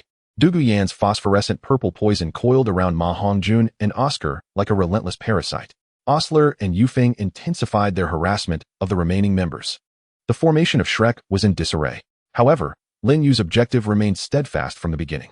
His figure moved like a wraith, targeting the slight defensive gap that appeared around Xiao Wu due to Tang San's momentary lapse. Xiao Wu, be careful. Tang San snapped back to reality, shouting in terror as the blue-silver grass surged wildly toward Xiao Wu in an attempt to shield her. But it was too late. Lin Yu's speed was beyond imagination. With an enigmatic shift of his footwork, a low rumble echoed as if thunder had struck. 3,000 thunder movements. His figure blurred instantaneously, effortlessly bypassing the hastily formed barrier of blue-silver grass, reappearing at Xiao Wu's side. Xiao Wu felt a chilling gust rush toward her, her delicate face turning pale as she attempted to execute her waist bow and teleport away. Yet, Lin Yu's murderous intent, palpable and tangible, locked onto her, causing her movements to falter by a fraction of a second. Release Xiao Wu. Tang San's eyes widened in despair, abandoning all pretense of concealment. His left hand quietly lifted, a flicker of dark light appearing as the illusory form of the Haotian hammer began to materialize. But how could Lin Yu afford him such an opportunity? Absorb. With a slight bend of his left hand, an immense force drew not toward Xiao Wu, but rather toward a shattered stone slab of the arena nearby. The slab shot upward with ferocious speed, striking Tang San's raised left wrist with precision. Taken by surprise, Tang San felt a jolt of pain in his wrist, interrupting the flow of his soul power, causing the fleeting image of the Haotian hammer to vanish abruptly. Meanwhile, Lin Yu's right hand, wielding the Xuanzhong ruler, bore down on Xiao Wu with suffocating pressure, leaving her almost breathless. No! Tang San let out a desperate scream. Xiao Wu gritted her teeth, a flicker of determination flashing in her eyes. She chose not to evade, activating her first spirit ring, her long legs scything towards Lin Yu's neck in an attempt to exchange injury for injury. Gentle techniques? Alas, the disparity in strength was insurmountable. Lin Yu's cold voice resonated. He did not even employ the edge of the ruler, merely swatting sideways with the broad body of the ruler as if swatting a fly. Boom! A dull, thunderous sound erupted. The Xuanzhong struck firmly between Xiao Wu's waist and abdomen. With a spurt of blood, Xiao Wu was sent reeling as her meager strength was utterly insignificant against the overwhelming force of the Xuanzhong. She was propelled like a kite severed from its string, blood cascading through the air, her breath fading to a mere whisper. She crashed heavily to the ground, struggling briefly before succumbing to unconsciousness. The injury was grave. Xiao Wu. Tang San watched in horror as Xiao Wu fell, severely wounded and unconscious, his eyes instantly turning a blood-red hue. An unfathomable rage, pain, and murderous intent flooded his mind, obliterating all remnants of rationality. I will have you dead. Tang San roared like a wounded beast, casting aside all pretense of concealment. Boom. A chilling and violent aura erupted fiercely from his back. Purple-black light surged forth, and 8 grotesque, spear-like spider legs burst from his body. The legs glimmered with a cold light, infused with poison and terror. The external spirit bone, the 8 spider spears. Simultaneously, dark energy coalesced in his left hand, revealing a seemingly unremarkable yet immensely powerful black hammer. The Haotian hammer, the supreme weapon spirit. In that moment, the dual spirit and external spirit bone were cruelly forced out of Lin Yu. The arena erupted in astonishment. What is that? Spider legs? 2 spirit souls.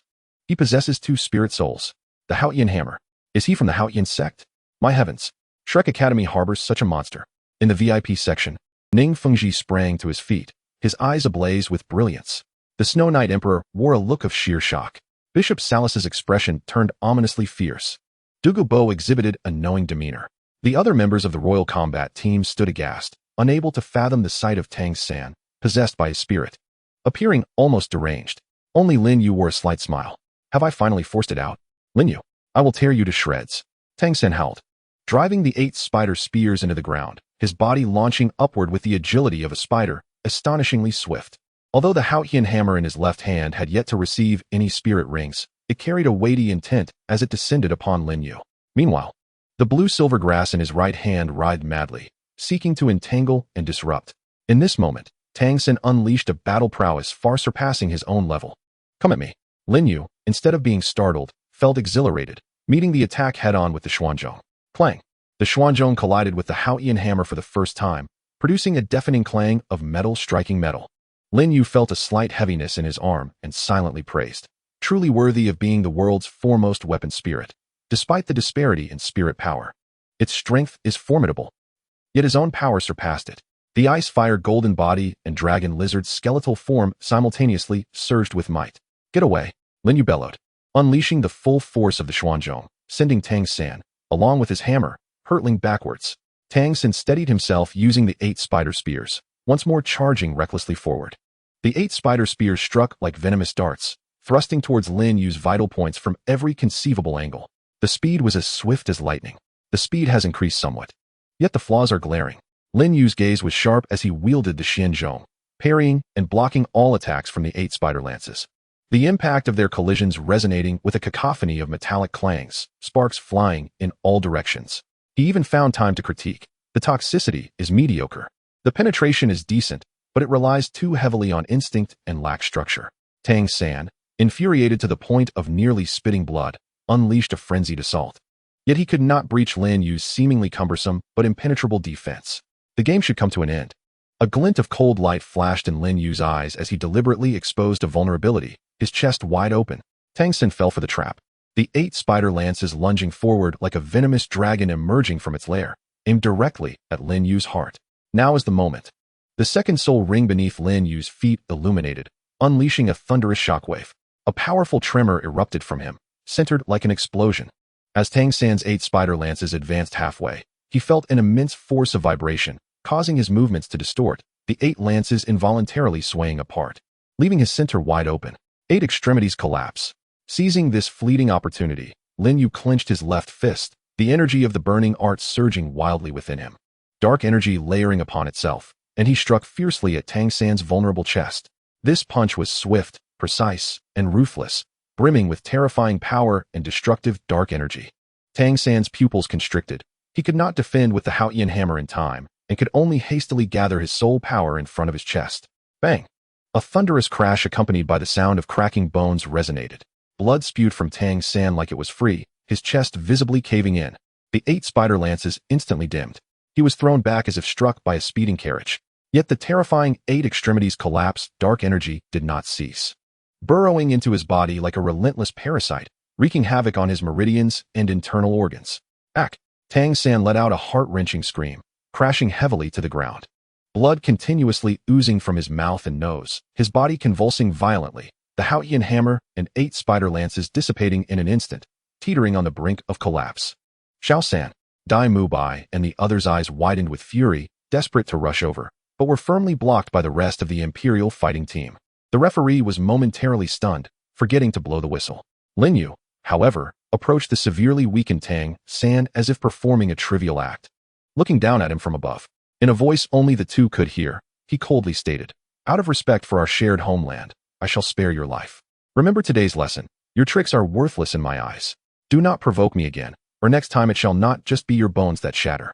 With that, he disregarded Tang San's face, filled with pain, fear, and disbelief, and turned to the referee, saying indifferently, "Can you announce the results now?" The referee, as if awakening from a dream, hurriedly blew the whistle. "The match is over. The Tiando Royal Academy triumphs. 25 consecutive victories. 50 points. The Imperial fighting team concludes the preliminary round with a perfect record. Yet, the entire arena fell into silence. All eyes were fixed upon the severely injured and unconscious Xiao Wu on the arena, alongside the barely breathing Tang San, whose spirit seemed utterly shattered. They then turned to the young man standing resolutely with the imposing Xian Zhongqi, exuding an aura reminiscent of a war god, their hearts filled with an indescribable sense of shock and chill. This Lin Yu was not merely formidable in strength. His methods were ruthlessly decisive. Today, before the gaze of all, he had personally obliterated the pride and hidden cards of another genius. The members of the Imperial battle team regarded Lin Yu's silhouette with newfound respect. With this battle, Lin Yu proclaimed in the most domineering manner who the true sovereign of this arena was. The enmity between him and Tang San, as well as Shrek Academy, was evidently just beginning. As the referee's whistle signaled victory, an eerie silence enveloped the entire Heaven Do Great Soul Arena. The jubilant cheers and murmurs faded into nothingness. All gazes converged upon the center of the stage, where the young man with the dark heavy ruler stood, serene in demeanor. And the bloodied young man in blue lay beneath him, teetering between life and death, alongside the distant, unconscious scorpion braid girl. This victory did not evoke exhilaration, but rather an unsettling shock that penetrated to the very marrow of their bones. It was too cruel. Indeed, it was excessively brutal. They had directly incapacitated 2 core members of Shrek Academy. Especially Tang San, with his dual martial souls and external spirit bone, should have dazzled the audience. Promising a boundless future, yet was utterly destroyed at the pinnacle of his glory, his spirit completely shattered. Little San, Dai Mubai was the first to react. Frantically rushing over to support the gasping Tang San, his eyes instantly reddening. Zhu Zhuqing, Ma Hongjun, and Oscar broke free from their opponents, hurrying to Tang San and Xiao Wu's side. Their faces turned pale as they beheld the dire circumstances, their gazes towards Lin Yu filled with rage and fear. Master Yu Xiaojing and Dean Flender surged onto the stage from the resting area, and upon witnessing their beloved disciple's plight, Yu Xiaojing trembled violently, his face ashen. Pointing at Lin Yu, his lips quivering, yet unable to utter a single word, his eyes burning with a desire to consume him whole. Flender's eyes blazed with fury, his soul sage aura fluctuating uncontrollably. Lin Yu. Yu Tianheng observed the harrowing scene, feeling somewhat at a loss. Though an adversary, the severity of the attack was beyond comprehension. Du Guyan furrowed her brow slightly. Despite her fiery temperament, she had never intended to reduce her opponent to such a state. Oscar and Yu Feng swallowed hard, rendered speechless. The honest faces of the Shimo brothers were etched with unease. Only Lin Yu remained composed, retracting the Xian Zhongqi as if he had merely accomplished a trivial task, and calmly addressed the approaching healing soul masters. "Hurry, take them down for treatment. If you delay any longer, they may truly be lost." His tone was so devoid of emotion, it sent shivers down their spines.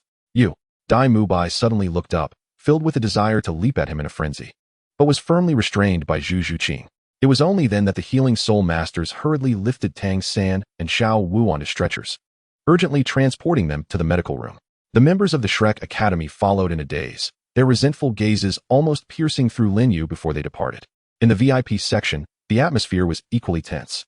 The snowy Night Emperor furrowed his brow, seemingly displeased with Lin Yu's ruthless methods, yet more so shocked and contemplative regarding Tang San's dual martial souls.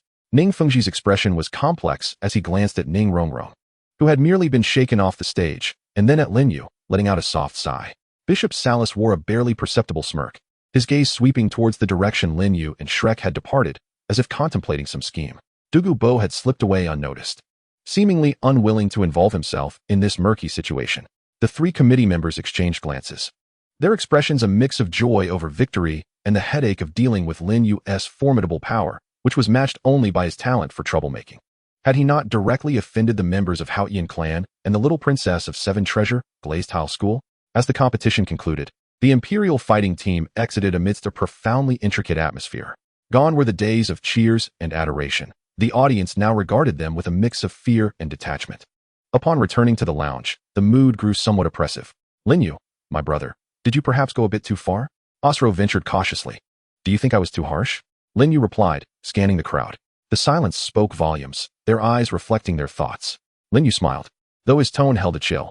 Do you believe that had we been the ones to lose today, Shrek would have shown us any mercy? That Tang San, with his hidden weapons and venomous tactics, would merely have knocked us off the stage?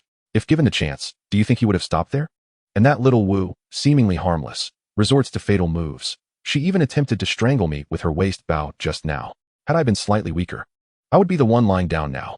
The Soul Master competition is a stage of both fame and peril. To show mercy to an adversary is to be cruel to oneself. Moreover, Lin Yu's gaze swept over Yu Tianheng and Duge Yan. Some individuals and forces have long set their sights on us.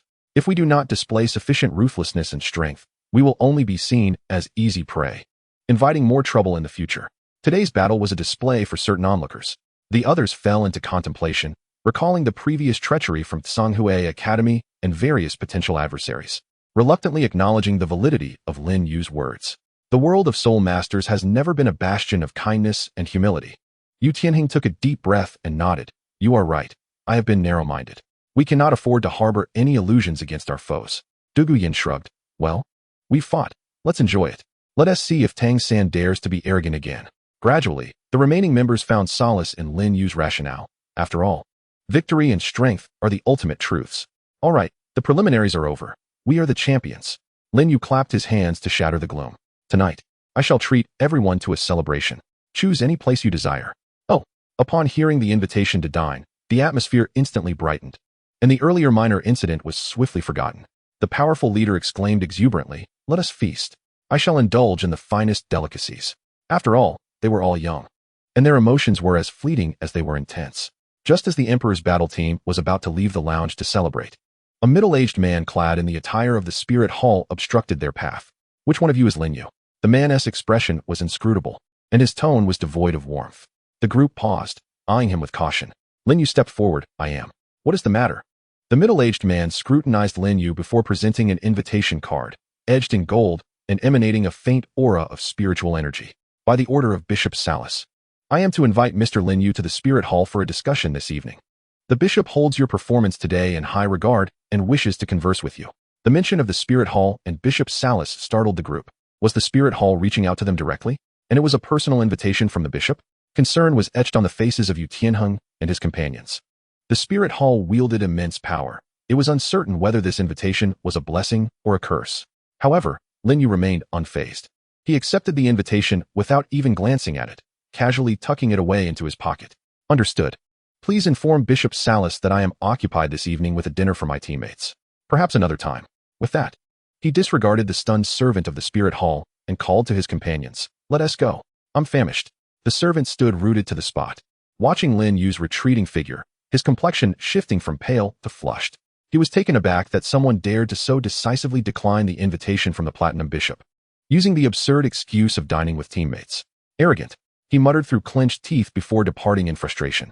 In a distant shadowy corner, a figure observed everything intently, a sly smile gracing their lips before they vanished quietly. Meanwhile, in an opulent chamber, Bishop Salas listened to the report from his subordinate, his expression dark enough to evoke rain. Good, very good, Lin Yu. So busy are we? The wine glass in his hand creaked under pressure as he gripped it tightly, utterly unappreciative of the gravity of his situation. A glint of cold malice flickered in his eyes. Since you cannot be of use to the spirit hall, do not blame me for being ruthless. Achieving full victory? Humph. The qualifying rounds and the finals shall be your tomb. After a moment of contemplation, he leaned towards his trusted aide and whispered, "Send a message to His Holiness the Pope, detailing today's match, particularly regarding Tang San's dual spirit and Lin Yu's threat level, which requires reassessment. Request further instructions." Yes. The aide bowed and quietly withdrew. Bishop Salas moved to the window, gazing out at the vibrant city of Tiando, his eyes dark and foreboding. The storm had not calmed with the conclusion of the preliminaries. It was merely beginning to brew. An invisible net seemed to be slowly unfurling, with Lin Yu becoming the most conspicuous target within its grasp. At that moment, Lin Yu was jovially linking arms with his teammates, discussing which restaurant to patronize for their lavish feast, seemingly oblivious to the invitation from the Spirit Hall and the looming peril it entailed. The Spirit Hall? Salas? Do they seek to recruit me, or to eliminate me? Lin Yu's heart was as clear as a mirror. He felt indifferent. Let the soldiers come. Let the water flow. Perfectly. He had yet to knock on the doors of the Pope's palace. A glimmer of anticipation and an even fiercer battle intent flickered in his eyes. Chapter 102, The Advancement Tournament. The turbulence of the preliminary rounds gradually subsided with the passage of time, yet the notorious reputation of Lin Yu, the one who had vanquished the twin souls, spread like wildfire. Now, within the spirit master circles of Tiando City, mentioning his name compelled one to instinctively touch their chest and knees, fearful of inadvertently provoking this formidable figure. The Royal Combat Team secured their place in the advancement tournament without a doubt, clinching the top position in the Tiando division. The other 4 teams to emerge were Thunder Academy, Divine Wind Academy, Blazing Fire Academy, and by a narrow margin, Shrek Academy. Indeed, Shrek Academy managed to qualify at last. Although Tang San and Xiao Wu were gravely injured, reportedly bedridden for half a month before they could rise, thanks to the relentless efforts of Dai Mubai, Zhu Zhuqing, and others, along with Master Yu Xiaozhang's strategic planning and a touch of luck, they ultimately boarded the last train to the advancement tournament. However, the current Shrek cast glared at the Royal Combat Team with an intensity that suggested they wished to devour them whole, especially when it came to Lin Yu. Lin Yu paid no heed to the lamentations of these vanquished souls. He was too busy relishing his rare vacation. The advancement tournament differed from the preliminary rounds. It was no longer a chaotic team battle, but rather an individual arena competition.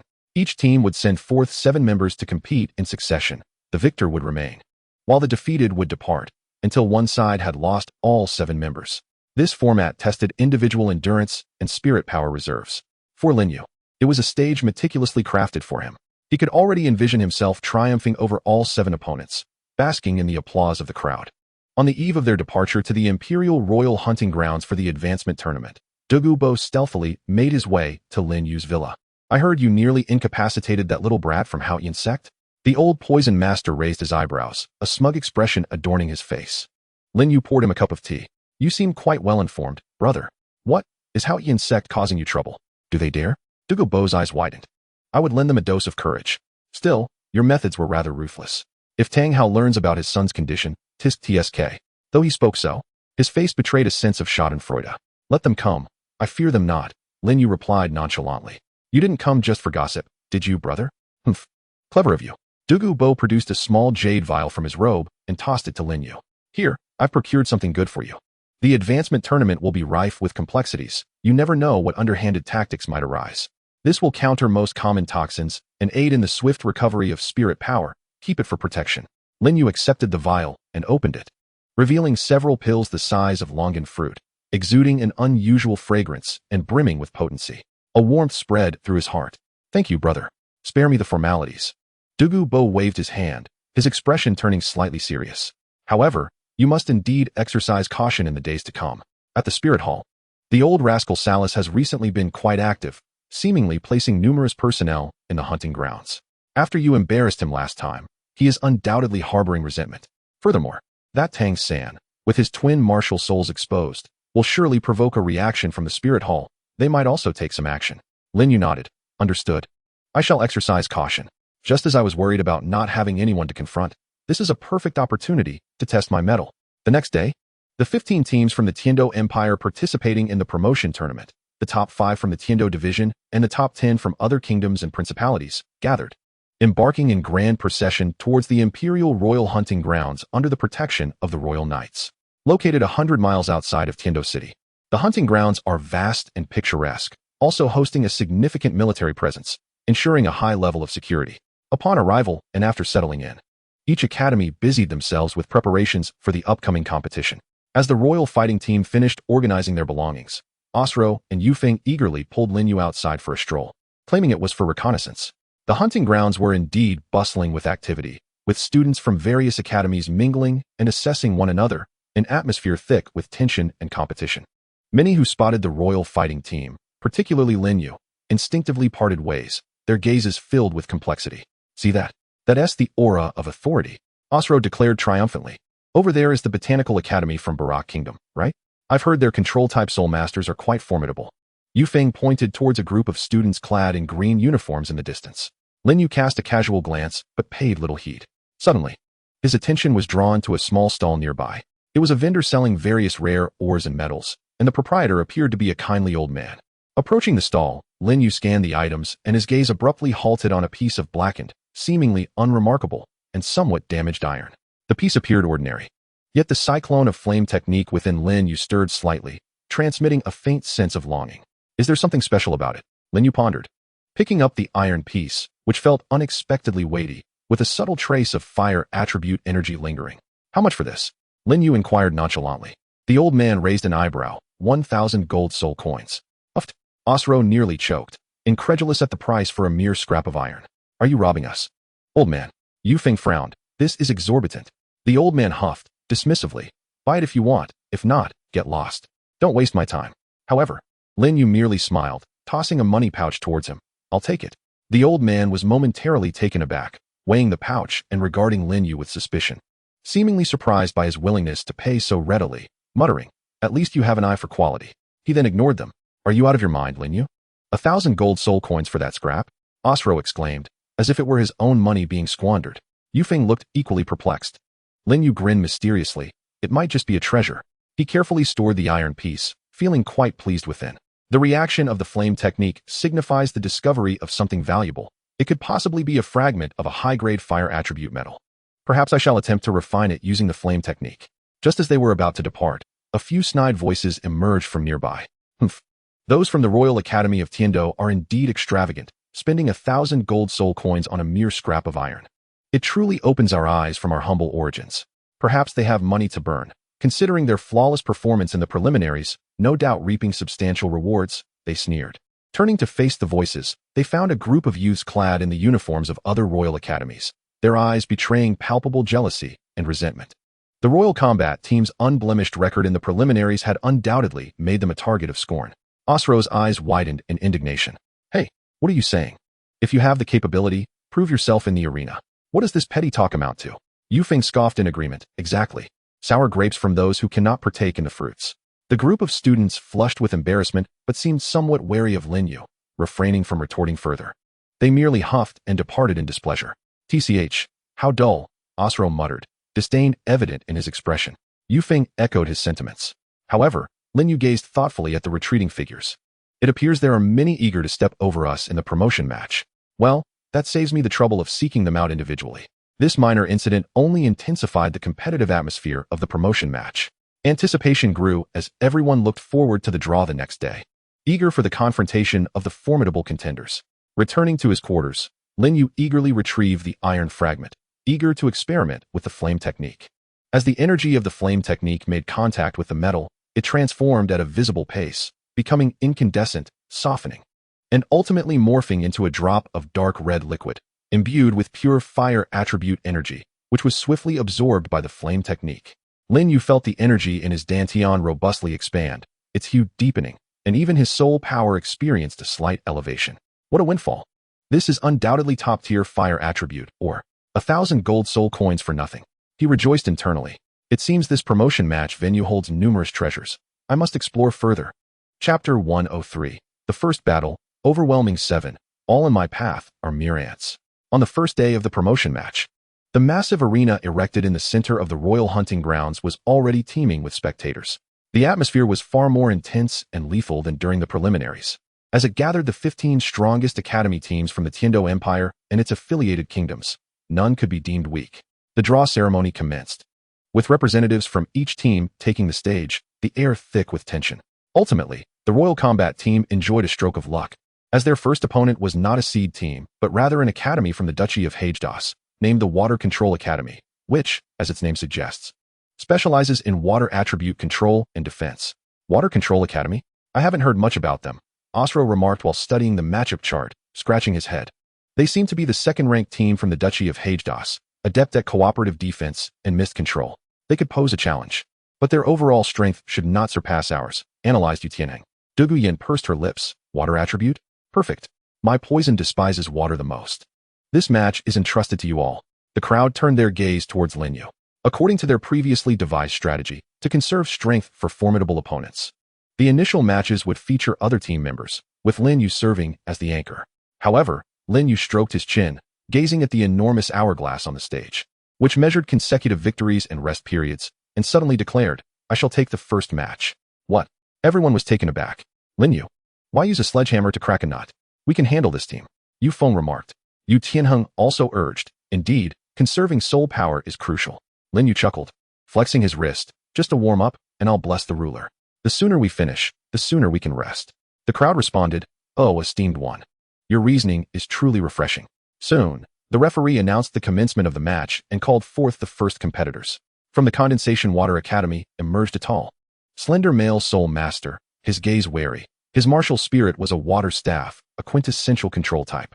Meanwhile, as Lin Yu ambled onto the stage with his signature heavy ruler, a wave of gasps and murmurs rippled through the audience. Lin Yu is taking the first match. Is the royal fighting team so audacious? What are they thinking? A one-man show? This is utterly contemptuous. The faces of the Condensation Water Academy's members and instructors darkened. This was unabashed disdain. The water staff soul master swallowed nervously, feeling as though he were facing a formidable foe. The referee hesitated for a moment, then confirmed, royal fighting team. Is it certain that Lin Yu will compete in the first match? Lin Yu nodded affirmatively, indeed. Very well, the match begins. A mist of water enveloped the arena. The water staff soul master, not daring to delay, immediately activated his soul skill, unleashing a dense fog of vapor to obscure Lin Yu's vision while swiftly retreating to create distance. However, Lin Yu was disinterested in playing any cat-and-mouse games. He did not employ any soul skills. Instead, he simply raised the heavy ruler above his head and, with tremendous force, slammed it down in the direction of the thickest mist. Boom! A tempest born of sheer terrifying power surged forth, as if it were a tangible force. The dense water vapor was instantly dispersed and shattered by this overwhelming strength, revealing the bewildered water staff soul master behind it. What? The soul master had never anticipated that his defensive soul skill could be shattered in such a manner. Before he could react, Lin Yu's figure appeared before him as if he had teleported, the broad surface of the ruler slicing through the air with a howling wind. Bang! With a muffled thud, the water staff soul master felt an irresistible force strike him. His martial spirit was instantly shattered, and darkness enveloped him. He was sent flying off the stage. Clean and decisive.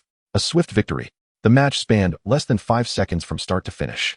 The arena fell silent for a moment before erupting into an even greater uproar. What? Is that it?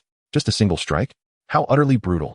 At the Ningxue Academy, the atmosphere turned tense as they swiftly dispatched their second team member, a female soul master specializing in defense, whose martial spirit was a water shield. Water curtain, heavenly splendor, she exclaimed, conjuring a substantial shield of flowing water before her. However, Lin Yu, without even a glance, simply struck down with a 1-foot staff. Boom! The water shield shattered, spraying droplets everywhere. The female soul master followed in the footsteps of her teammate, sent flying off the stage. The third participant, a power-type soul master wielding a water spear, attempted to retaliate but was met with Lin Yu's staff, which sent both him and his spear crashing into the ground, unable to extricate himself. The fourth, a support type, aimed to enhance his teammates but was swiftly swept off the stage before he could even raise his artifact. The fifth, a control type, tried to ensnare Lin Yu with entwining water grasses, but they were obliterated the moment they surfaced. The sixth participant followed suit, as members of the Ningxue Academy fell like dumplings, one after another. Lin Yu scarcely moved, standing at the center of the arena, dispatching each challenger with ease, not even breaking a sweat. His attacks were devoid of embellishment, relying solely on raw strength, speed, and overwhelming soul power suppression. In the face of such absolute might, notions of control, defense, and support became mere farce. The audience transitioned from shock to numbness, ultimately feeling pity for the Ningxue Academy. It was a brutal spectacle. A clear mismatch. Lin Yu of the Huangdo battle team resembled a ferocious beast incarnate. In the VIP section, dignitaries wore varied expressions. The three committee members stroked their beards with smiles of satisfaction, while Bishop Salas wore a grim countenance. Teachers from other academies bore serious expressions, contemplating countermeasures. At Shrek Academy, Master Yu Xiaojiang's face turned ashen as he fixed his gaze on Lin Yu, his fingers turning white from clenching. Tang San sat beside him, pale from his injuries. Yet his eyes burned with deep-seated hatred towards Lin Yu. Finally, the last member of the Ningxue Academy, their captain and a level 38 power-type soul Douluo, stepped onto the stage with trepidation. His martial spirit was the Ice Blade, the only semblance of offensive capability for the academy. Just as he began to muster some bravado, Lin Yu yawned, interrupting him. "Hurry up, I'm pressed for time." The captain nearly choked on his own words, roaring, "Ice Blade slash." A cold gleam emanated from his long blade as it sliced toward Lin Yu. Lin Yu finally took the matter slightly more seriously, his first soul ring flickering momentarily. With his first soul skill, Thunder Strike, a faint spark of lightning glimmered on his heavy staff, and he executed another simple horizontal swipe. Clang! The ice blade collided with the staff, producing a sharp sound, and the captain was sent spiraling away, flying off the stage in a graceful arc, unconscious upon landing. The entire confrontation unfolded in less than 10 minutes. On the Huangdo battle team's side, apart from Lin Yu, the other 6 members hadn't even shifted from their seats. The referee took a deep breath and announced with an almost numb tone, "The match is over." The Huangdo battle team emerges victorious. Lin Yu has accomplished a remarkable feat, defeating 7 opponents single-handedly. The arena erupted with sporadic applause, accompanied by a chorus of astonished murmurs and discussions.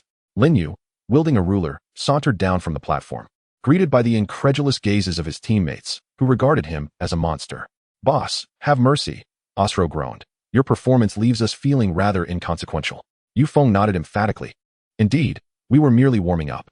Yu Tianheng offered a wry smile. "Your warm-up was rather thorough." Curiously, Du Guyan leaned in. "Hey, monster. How much of your strength did you use just now?" Lin Yu pondered for a moment before replying earnestly, "Perhaps around 10%? I was mainly concerned about exerting too much force and damaging the arena, which would incur costs." The others could only stare in disbelief. With a resounding victory in his debut, one that showcased a crushing 1 versus 7 dominance, the reputation of the Royal Combat Team and Lin Yu reverberated throughout the hunting grounds. Everyone recognized that this individual, equipped with a Millennium Soul Ring, was likely even more formidable in individual matches than in team competitions. In the subsequent days of competition, the Royal Combat Team continued their triumphant march.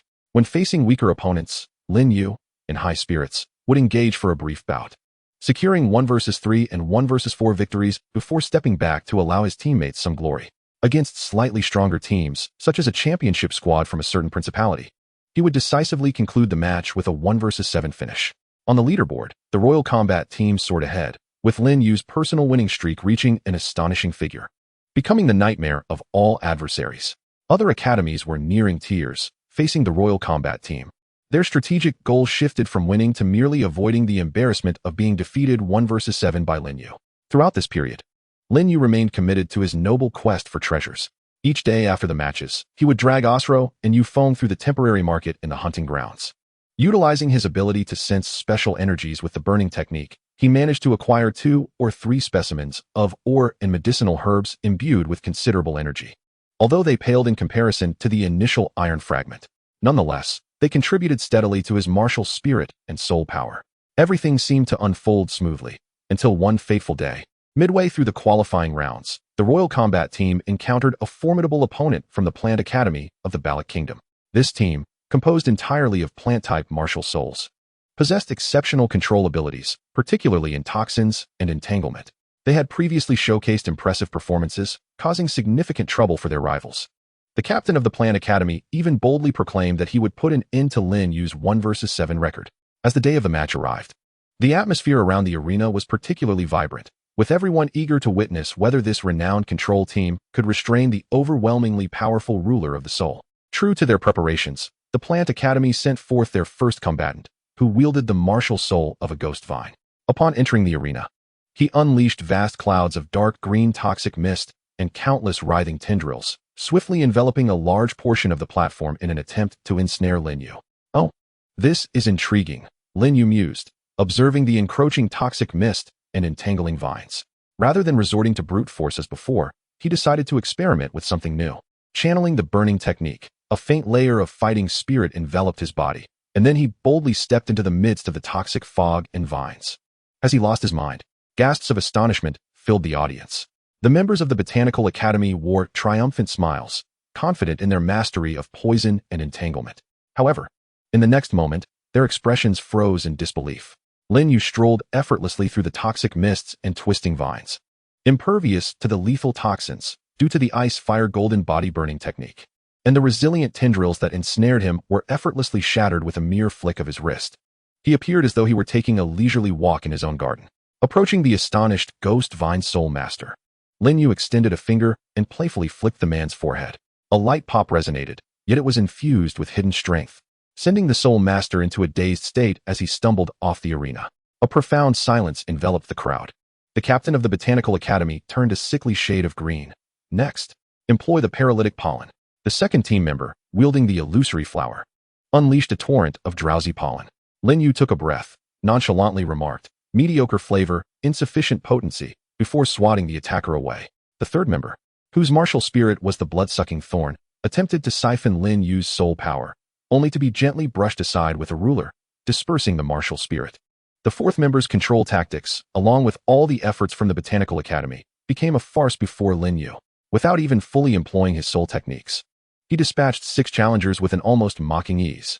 At last, the captain of the Botanical Academy, a level 39 control system soul master with the martial spirit of the demon-eyed magic tree, ascended the arena with a pallor of determination.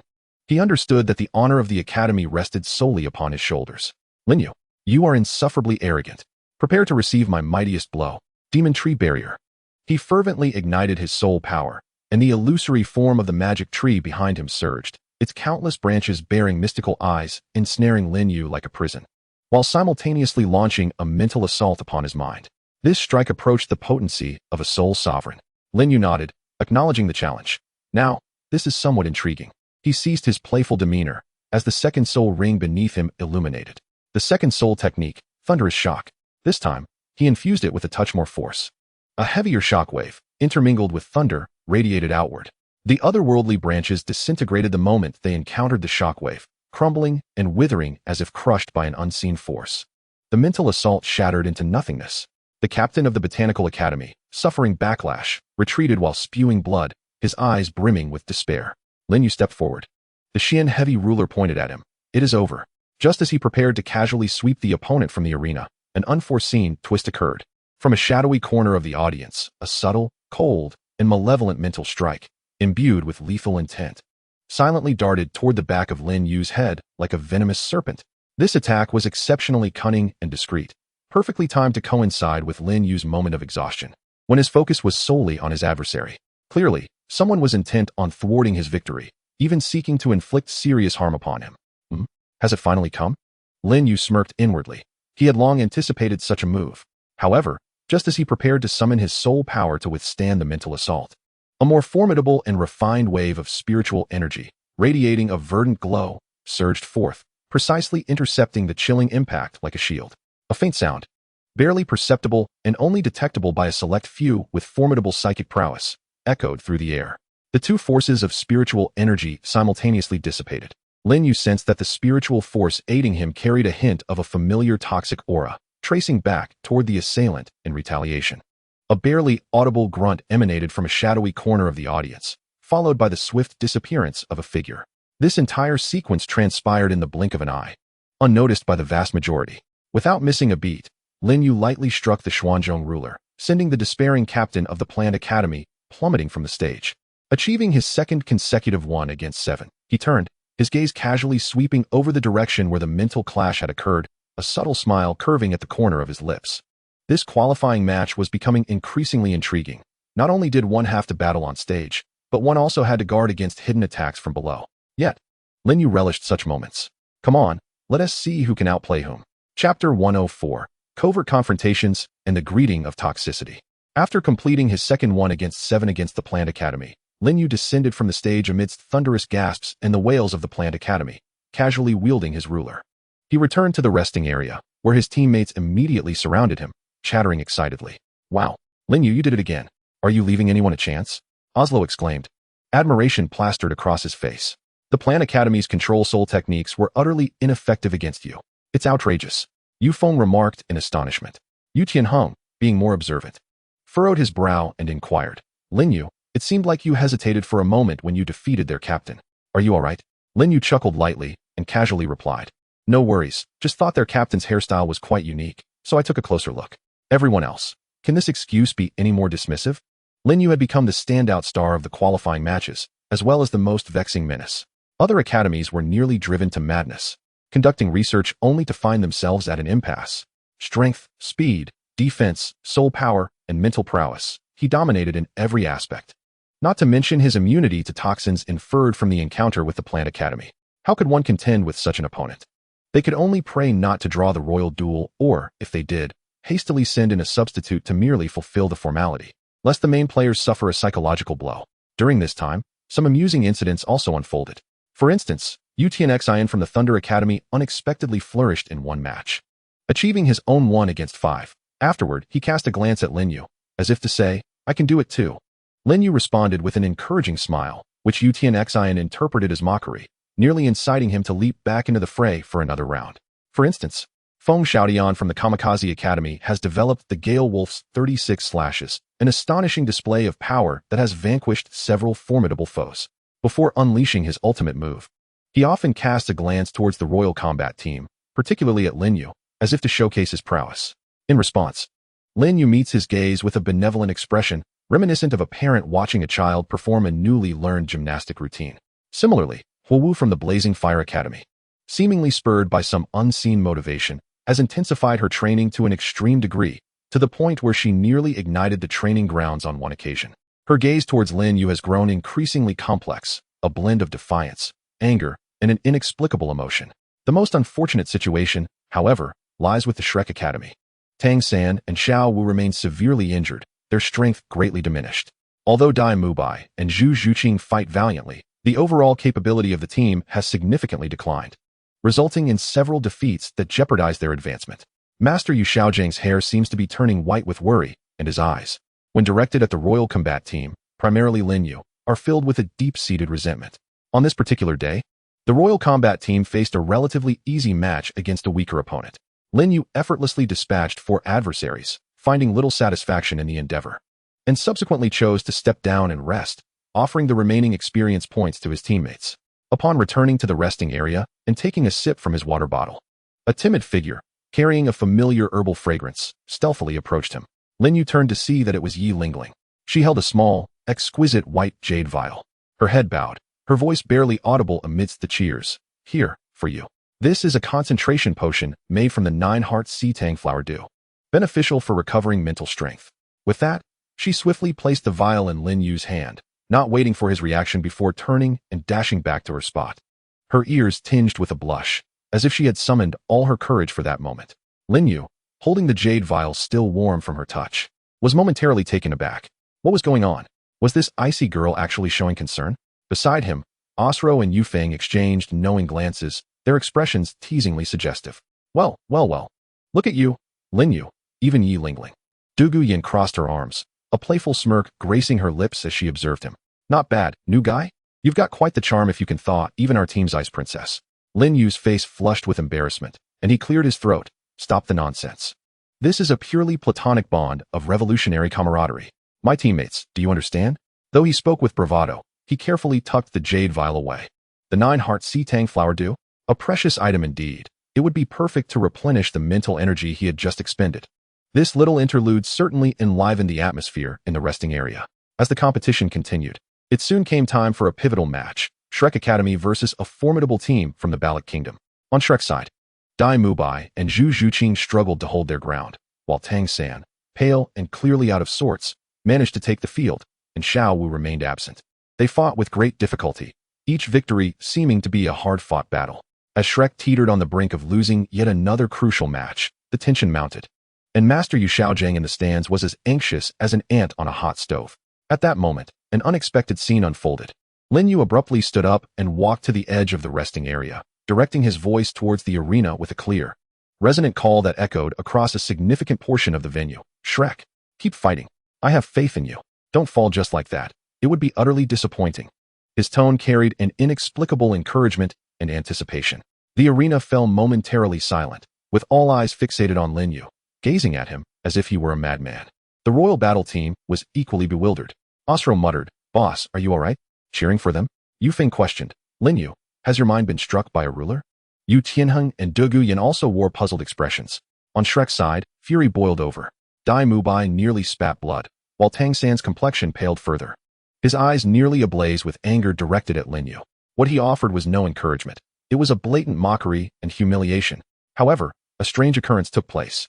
Following Lin Yu's cheer, the opponents from Shrek Academy, the team from the Ballot Kingdom, seemed to be afflicted by a sudden malaise. Their attacks faltered.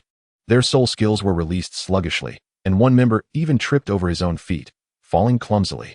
Meanwhile, despite their frustration and anger, Shrek Academy performed beyond expectations, with Dai Mubai executing a white tiger meteor shower that surprisingly dealt critical damage, and Zhu Zhuqing's speed was so swift that she left afterimages in her wake. Ultimately, Shrek Academy achieved a miraculous comeback, narrowly winning this crucial match. The audience was left in stunned silence. The resting area of the royal battle team was enveloped in a profound quiet. Osro murmured, "Is this really possible?" Yu Feng swallowed hard, exclaiming, "Boss, does your mouth possess some supernatural charm?" Yu Tianheng's expression was peculiar, reverse cheering. "Is this even a tactic?" Douluo Dalu regarded Lin Yu with eyes that suggested he was observing a rare species. Even Lin Yu himself was taken aback, stroking his chin and pondering. "I merely intended to irritate Tang San and Shrek. Could it be that I possess the ability to influence outcomes with mere words? Is this the legendary poisonous encouragement?" Although Shrek Academy triumphed, no joy adorned their faces. Only frustration and anger lingered. They would have preferred defeat over enduring such encouragement. Master Yu Xiaojing gazed at Lin Yu, his face ashen, chest heaving violently, nearly succumbing to a heart attack. Henceforth, alongside his notorious reputation as the ruler of demons, Lin Yu acquired the moniker of Poisonous Cheer. In subsequent matches, whenever he voiced support for any team, their opponents would rejoice, while the encouraged team would find themselves in despair. Despite the competitions, Lin Yu remained vigilant. He sensed that the lurking scrutiny had not dissipated. Rather, it had become more subtle and frequent. The members of the Spirit Hall seemed like parasites, evidently still seeking opportunities. That night, Lin Yu was engrossed in examining the Dream Remnant Soul Bone, contemplating how to maximize its potential, whether to sell it or trade it for poison with his brother, when a faint tapping sound interrupted him from the window. Not the boisterous style typical of Douluo. Lin Yu's gaze sharpened as his soul power subtly extended outward. With an air of nonchalance, he inquired, "Who?" A moment of silence lingered outside the window before a deliberately hushed, yet somewhat familiar female voice responded. "Do you wish to know who has orchestrated a deadly trap for you outside the hunting grounds? Do you seek insight into the next move of the Spirit Hall? Meet me at the old place at midnight." Without waiting for Lin Yu's reply, the presence outside swiftly retreated into the night. Approaching the window, Lin Yu beheld the moonlit scene, devoid of any presence. His brow arched. The old place. Another one of these tactics? This time, it was a woman. The voice seemed vaguely familiar. He ran his fingers over the remnants of a dream skull in his hand, a cold smile gracing his lips. How amusing. Do they truly consider me a fool to be lured so easily? Well, I have nothing better to do. I shall see what specters await me this time. He resolved to venture to the burial grounds tonight, but unlike before, he would not be caught off guard. Chapter 105. The Fox's Tale Revealed. At midnight, under a dark and windy sky, the burial grounds remained as eerie as ever, with ghostly winds howling and phosphorescent flames flickering, occasionally punctuated by the unsettling cawing of crows. Lin Yu strolled leisurely, carrying the Xian Zhongqi as if he were merely taking a casual walk in his garden rather than heading to a perilous rendezvous. His soul power had already spread out imperceptibly, scanning his surroundings. There are more ambushers this time, and their auras are stronger. It seems they've invested quite a bit. There's also a formidable presence lurking in the shadows, perhaps a soul Douluo. The Spirit Hall certainly regards me highly. He reached the spot where he had previously vanquished the year's threat and halted, stifling a yawn. "Hey, if you're the one who called me, why aren't you showing up? The mosquitoes here are quite bothersome. If you don't appear soon, I might just head back for a bath." As his words fell, a thick fog ahead twisted abruptly, revealing a graceful figure emerging from within. The moonlight struggled to break through the clouds, casting its glow upon her. She donned a form-fitting outfit for the night, accentuating her mesmerizing curves, her face veiled in black fabric, leaving only a pair of captivating, soulful eyes visible, shimmering with an enchanting allure. Despite the veil, Lin Yu recognized the owner of those eyes instantly. It was Hulaina, a prominent disciple of Bibi Dong from the golden generation of the Spirit Hall. So it was indeed her. A cold laugh echoed in Lin Yu's heart, though his expression feigned surprise as he whistled softly. Oh, a change in tactics? This time, it's the beauty strategy? But my dear, summoning a man to a graveyard at this hour is quite the peculiar penchant you have. A flicker of anger flashed in Hulaina's eyes, quickly replaced by a seductive smile. Her voice was sweet and intoxicating. Oh, Lin Yu, you jest so charmingly. I merely wish to avoid the prying eyes of the day, making it inconvenient to share our heartfelt thoughts. She swayed her waist like a water snake, taking a couple of steps forward with a sultry gaze. Your performance in the advancement tournament has truly captivated me, dear brother. It is regrettable, however, that some individuals cannot bear to see a genius rise. They have secretly laid a web of schemes to eliminate you before the finals. It pains me to witness this. Lin Yu dug at his ear, a look of disdain on his face. Speak plainly. Also, don't stand so close. Your heavy scent of rouge is overwhelming. Hulaina's smile faltered, nearly losing her alluring demeanor. She took a deep breath, suppressing her anger, and spoke with a hint of genuine concern. Lin Yu, dear brother, I sincerely wish you well. Do you not realize that there are more than one group of people who desire your demise? The Jianjia sect, the Windsword sect, and even within our Spirit Hall, there are those who do not wish to see you flourish. She scrutinized Lin Yu's expression and continued. If you agree to join our Spirit Hall, our esteemed teacher will undoubtedly protect you. Those unscrupulous individuals will not dare to lay a finger on you. With your talent, coupled with the resources of the Spirit Hall, it is not impossible for you to become the youngest title Douluo on the continent. Why endure the disdain of the nobility in the Tiando Empire? Lin Yu, stroking his chin, appeared contemplative. The terms sound appealing. Hulaina's heart leaped with joy, believing she had swayed him. However, Lin Yu's tone shifted. But you see, I am accustomed to a life of freedom and do not fancy being anyone's dog, especially not for an old woman who hides in the shadows and dares not reveal her true self. He cast a mocking glance at Hulaina, who now wore an ugly expression. Moreover, your Spirit Hall's method of recruitment is rather peculiar. First, an assassination attempt. And if that fails, an invitation to join? What do you take me for, a 3-year-old child? Hulaina could no longer maintain her facade, her gaze turning icy. Lin Yu, do not refuse a toast, and instead seek punishment. If you choose not to take the path to survival we offer, do not blame us for sending you to your doom. With a wave of her jade hand, shadows surged forth from the darkness, revealing 6 formidable figures, each exuding a powerful aura, all at least Soul Emperor level. The leader, an elderly man in a black cloak, emanated a terrifying pressure of a title Douluo. The 6 surrounded Lin Yu, sealing off all avenues of escape. Ah, so this is where the mask is torn off. How dull, Lin Yu scoffed, seemingly unperturbed. Is this the extent of your forces? Not nearly enough.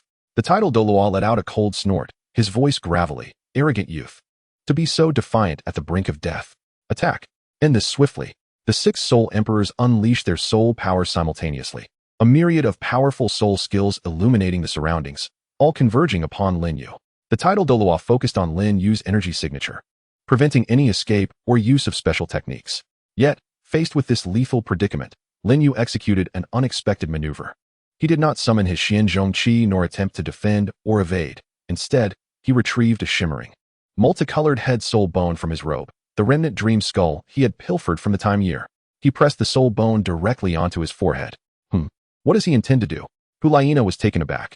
The title Douluo also furrowed his brow, sensing something amiss. As the remnant dream skull made contact with Lin Yu's forehead, it instantly transformed into a cascade of vibrant light, merging into him. Lin Yu's body momentarily paused, a fleeting glimmer of dazed color flashing in his eyes. Fool. To attempt to absorb a soul bone in the midst of battle? And a mental-type soul bone at that. What a path to self-destruction. Upon witnessing the scene, a soul emperor could not restrain a mocking laugh. The absorption of soul bones requires intense concentration, and attempting to absorb one amidst battle is fraught with peril. The other assailants rejoiced, intensifying their onslaught. Yet, just as their attacks were about to land upon him, Lin Yu suddenly lifted his head, his eyes ablaze with a kaleidoscope of colors. A vast and terrifying mental fluctuation, interwoven with an aura of both illusion and reality, erupted like a tempest from his very being. The realm of lingering dreams, activated. This was not merely a soul skill. Rather, it was an expression of his mastery over the art of refinement through the burning technique, forcibly harnessing the primal power of the head soul bone to simulate a simplified domain. In an instant, the surroundings within a radius of several dozen meters around Lin Yu warped and transformed. An array of bizarre illusions sprang forth from thin air. Wailing spirits, alluring beauties. Mountains of blades and seas of fire. Mountains of gold and silver. Various phantasmagorias that struck at the heart's vulnerabilities surged violently against the mental seas of every individual present. The attacks of the six soul emperors devolved into chaos, with some unleashing fury into thin air, others retreating in terror, and some, enraptured, moving towards the mountains of gold, causing their formation to disarray. Even the venerable soul Douluo momentarily faltered, his gaze clouded by confusion, compelled to concentrate his mental energy to resist the insidious onslaught of illusions. He was astounded. How could this young man have mastered the power of this soul bone so swiftly, and to unleash such formidable might? Hulaina's countenance paled. For although her mental prowess was commendable, she trembled under the sudden assault of this mental tempest, nearly losing her seductive powers. Lin, seizing this fleeting opportunity, acted decisively. Now was the moment. His fourth soul ring shimmered to life. Yet his target was not the soul emperors or the soul Douluo, but rather the ground beneath him. Fourth soul skill, Dragon Lizard Quake Strike. Boom. He poured forth every ounce of soul power he could muster into the Xuanzhong staff, driving it forcefully into the earth beneath him. The ensuing tumult was far more terrifying than any prior commotion on the arena. It was as if the wrath of the earth had been unleashed. The entire graveyard trembled violently, tearing apart and collapsing. A vast pit suddenly emerged, centered around Lin. An unimaginable shockwave and tremor surged forth like a tsunami, sweeping wildly in all directions. Countless graves were uprooted, and bones were scattered.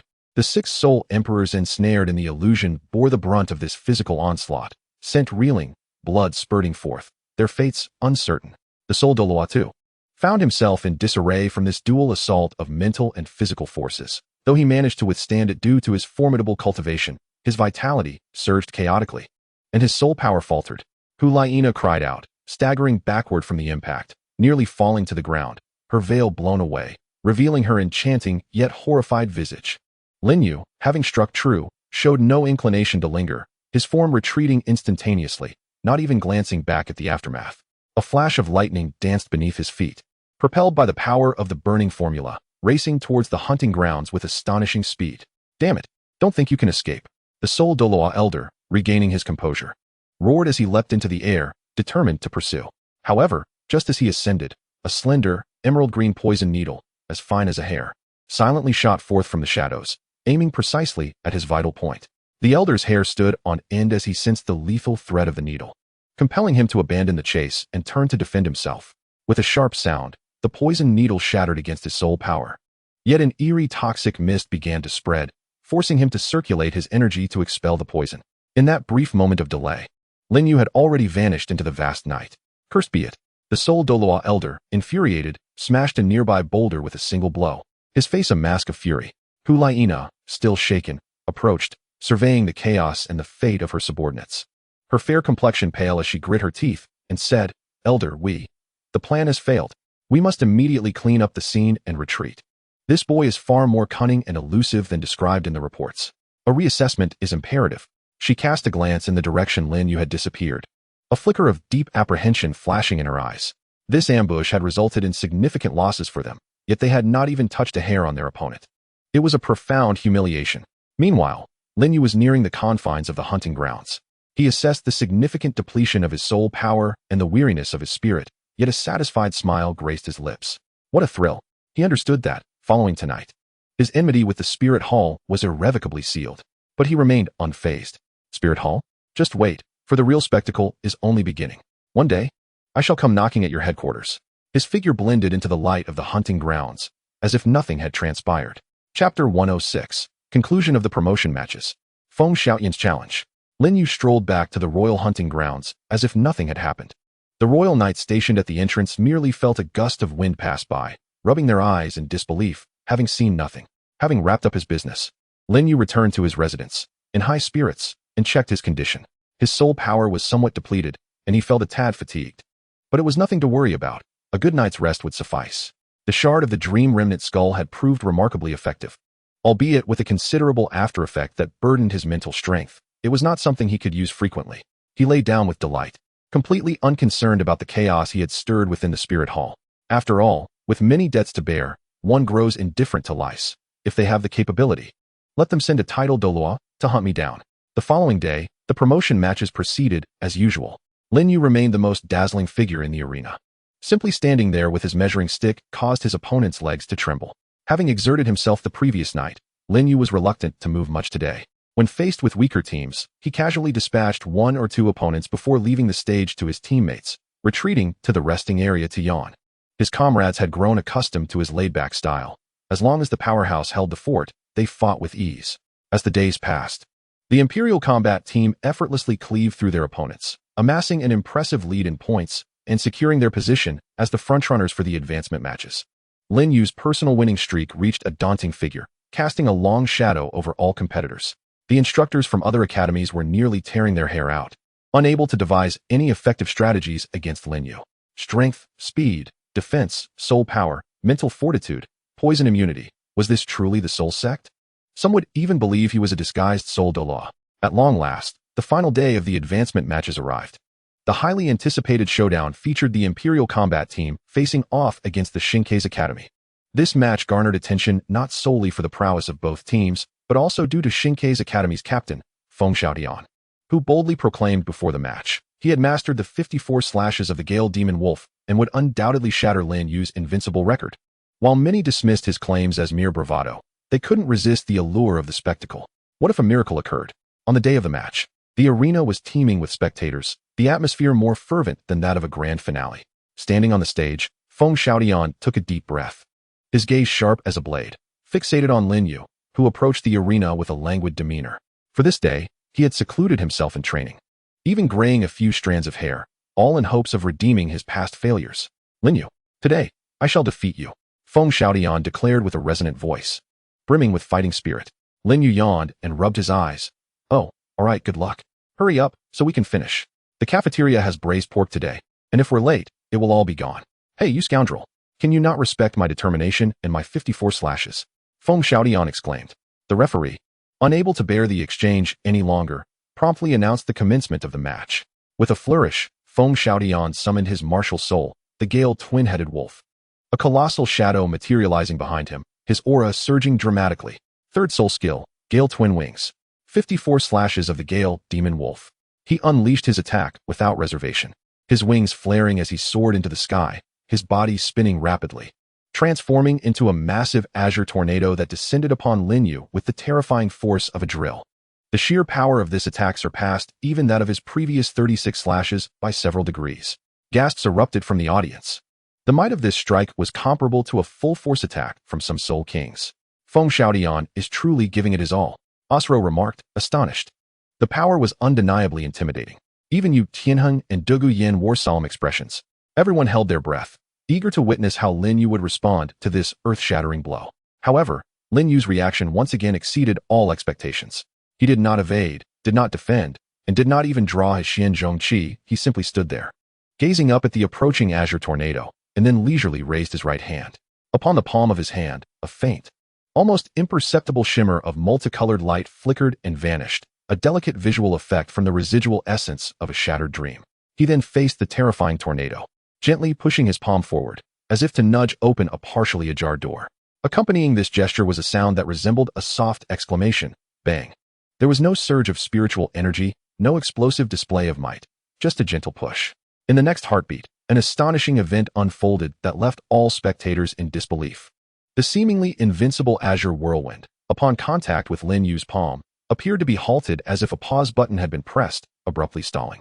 Following this, it seemed as though some mysterious force had instantaneously disrupted its internal structure, emitting a mournful cry of strain before it collapsed in a cacophony of disintegration. The fierce winds scattered, sending the audience reeling in all directions. Feng Xiaotian's spinning form was abruptly interrupted, akin to a kite severed from its string, plummeting to the arena floor with a thud, leaving him dazed and his mind a whirlwind of confusion. What just transpired? What happened to my 54 consecutive strikes? Where did my meticulously gathered power go? A profound silence enveloped the arena. All eyes widened in astonishment, fixated on Lin Yu, who maintained his forward palm position, and the disoriented Feng Xiaotian, who lay questioning his very existence. Was this truly the end? The famed 54 consecutive strikes, said to shatter an invincible defense, dispelled with a mere slap, and in such a farcical manner? Suddenly, an eruption of laughter broke the tension. Someone could no longer contain their mirth. The arena resounded with boisterous laughter. Ha! This is too much. The 54 consecutive strikes evaporated with a single slap. Lin Yu remarked, I barely exerted any effort. And you've already fallen down. Poor Feng Xiaodian. This moment transformed into an unforgettable comedic spectacle of the year. On the side of the Royal Combat Team, Osro and Yu Feng were rolling on the ground in laughter. Yu Tianheng held his forehead, his shoulders shaking with suppressed giggles. Even Dugu Yin and Yi Lingling could not resist a chuckle. In the VIP section, the prominent figures displayed a range of expressions. The 3 committee members appeared bewildered, while Bishop Salas twitched at the corners of his mouth, and the teachers from Shenkei's academy wore expressions as dark as the bottom of a pot. Feng Xiaodian struggled to rise, engulfed by the laughter of the crowd, confronting Lin Yu's innocent gaze with a mix of shame and fury, nearly choking on his own humiliation. He felt like a clown who had performed earnestly for an audience. You cheated. Feng Xiaodian stammered, trembling with rage as he pointed at Lin Yu. Lin Yu retracted his hand, feigning confusion. Cheated? Not at all. I merely noticed you were dizzy from spinning and thought it prudent to help you stop. Isn't it customary for classmates to assist one another? Feng Xiaodian, exasperated, retorted, I'd rather you help me die. He roared, attempting to muster his strength. But the previous interruption of his ultimate move had caused a backlash of spiritual energy, leaving him internally injured. He staggered forward a few steps, nearly falling again. The referee quickly intervened, stepping in front of him. Competitor Feng Xiaodian, please remain calm. Your condition is unsuitable for continuing the match. Ultimately, this much-anticipated climactic battle concluded in an extraordinarily dramatic and humorous fashion. Lin Yu, without even resorting to his martial soul, triumphed effortlessly in the match. The Emperor's battle team, boasting an unblemished record, decisively claimed the championship of the promotion tournament. During the award ceremony, Feng Xiaodian hung his head, wishing fervently to find a crevice to hide in. He had never felt so humiliated in his life. In contrast, Lin Yu waved to the audience below, his radiant smile primarily fueled by the thought of the soon-to-be depleted braised pork in the cafeteria. Below the stage, Shrek Academy managed to scrape into the top 5, securing their ticket to the finals. Tang San, gazing at Lin Yu's glorious figure on stage, clenched his fists until they turned pale, the hatred in his eyes almost palpable. Dai Mubai, Zhu Zhuqing, and others wore somber expressions. Bishop Salas of the Spirit Hall presented the awards with an impassive demeanor, yet his gaze towards Lin Yu was as cold as a serpent's. Everyone understood that the conclusion of the promotion tournament signified the true climax. The finals of the elite competition among the continent's prestigious Soul Master Academies was imminent. A larger stage, more formidable opponents, and deeper conspiracies awaited them in the Spirit City. That evening, the Emperor's battle team held a grand celebration banquet. Everyone indulged in food and drink, reveling in their hard-earned championship. Naturally, Lin Yu became the center of attention, receiving toasts from teammates in succession. Even Yi Lingling, in an unprecedented act, brought over a glass of juice, quietly offering her congratulations before swiftly retreating. During the banquet, Lin Yu excused himself to the restroom, slipping outside to enjoy the night breeze and clear his head. Upon reaching a secluded corridor, a figure silently appeared behind him. Without turning around, Lin Yu chuckled, Brother, come to deliver medicine again? Dugu Bo materialized, shooting him an annoyed glare. Deliver what? You caused quite a stir last night, didn't you? Those rascals from the Spirit Hall were your doing, weren't they? Lin Yu feigned ignorance. Huh? Last night, I was fast asleep. Are you sleepwalking, brother? Dugubo scoffed, too lazy to expose him, as he handed over a small scroll. Here, take this. It contains the schedule and matchups for the finals, obtained internally. The Spirit City is a den of dragons and tigers. You'd better rein it in a bit, or you might truly bring about your own demise. Lin Yu accepted the scroll, opening it to find his expression subtly tightening. The finals promised to be even more complex and intense, with powerful teams aplenty. Thanks, brother. Lin Yu tucked away the scroll, grinning. Don't worry, I'm quite resilient. On the other hand, the Spirit Hall must be seething with embarrassment after this debacle. I imagine. Dugu Bo chuckled with schadenfreude. Seething is an understatement. That old fool Salas received a secret message today and turned green. Rumor has it the Pope is even involved. You've really stirred up a hornet's nest this time. Lin Yu shrugged nonchalantly. Let them stir. After all, if it collapses, there's someone taller to bear the brunt. Brother, you'd better cover for me then. Get lost. I'm not cleaning up your mess. Dugubo laughed, scolding him as he vanished once more. Lin Yu gazed at the night sky, a glimmer of anticipation dancing at the corners of his lips. In the Soul Master City, within the Papal Palace, the Golden Generation, led by Tang San, has arrived. His ambition is palpable, brimming with impatience. Chapter 107. The Ambush of the Title Douluo. Following the revelries of the promotion celebration feast, a brief respite has concluded. 15 teams, hailing from the Heavendo Empire and its affiliated kingdoms and principalities, are poised to embark towards the ultimate stage of the Continental Advanced Soul Master Academy Elite Competition, the Soul Master City.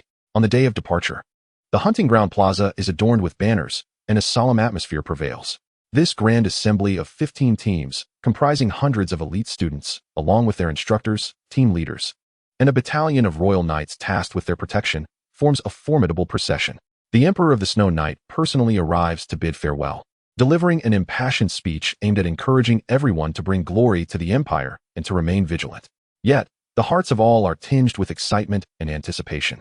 For the finals signify greater honors, stronger adversaries, and direct attention from the Spirit Hall. The Royal Battle Team, having secured the top position in the promotion rounds, naturally occupies the most prominent spot. Lin Yu remains in his characteristic languid demeanor, yawning as he allows the Emperor's words to drift past him, contemplating whether Soul Master City offers any distinctive culinary delights. In contrast, the gazes from other teams toward them are rife with complexity, fear, envy, and suspicion intertwine. Notably, Feng Xiaodian from the Shenkong Academy instinctively turns his face away upon seeing Lin Yu, evidently still grappling with the humiliation of a recent defeat. Meanwhile, the atmosphere around Shrek Academy is suffused with a palpable gloom. Tang San keeps his head down, exuding an aura that warns others to stay away.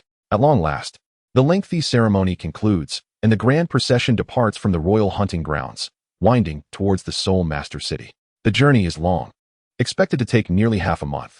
Along the route, various academies set up camp, clearly delineating their territories. Aside from essential communications, they largely maintain their distance, a palpable tension of rivalry hanging in the air.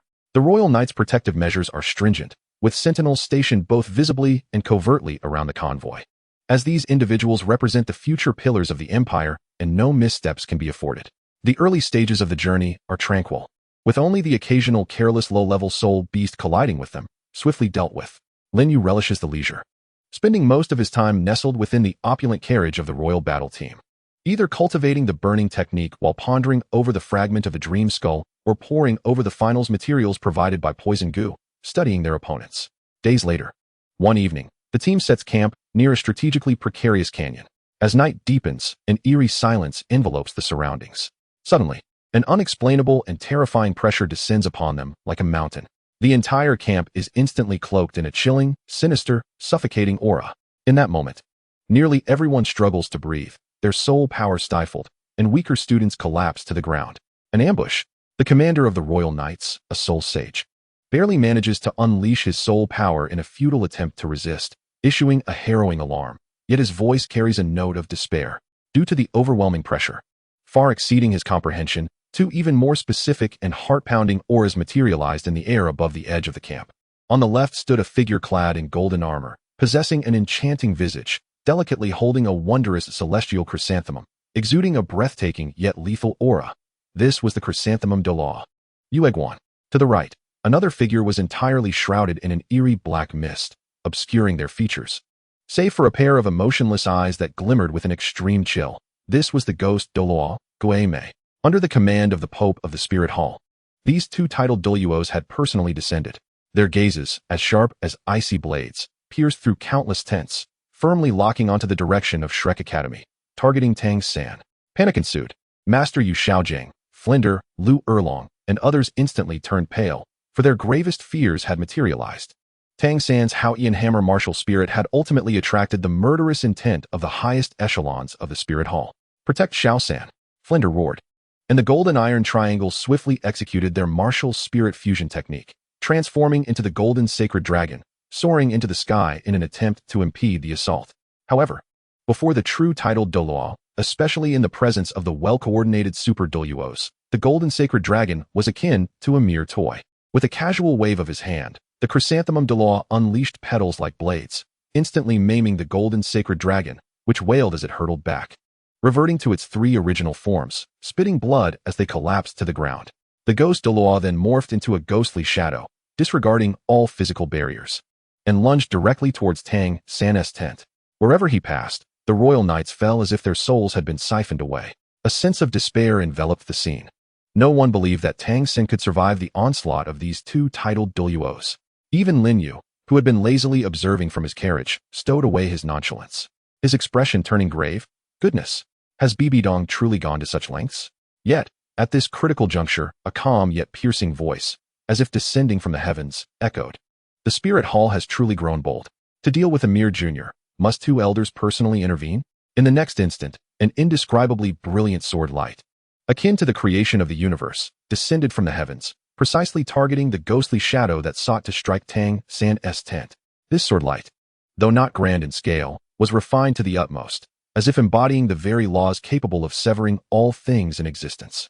The ghostly figure, transformed from the ghost Douluo, emitted a sharp shriek, seemingly encountering its nemesis, and was forced to reveal its form, retreating in disarray as the black mist was considerably dispersed. A figure, as straight as a spear, embedded itself before Shrek Academy's tent, clad in a pristine white robe, with silver hair meticulously arranged, and a countenance imbued with antiquity.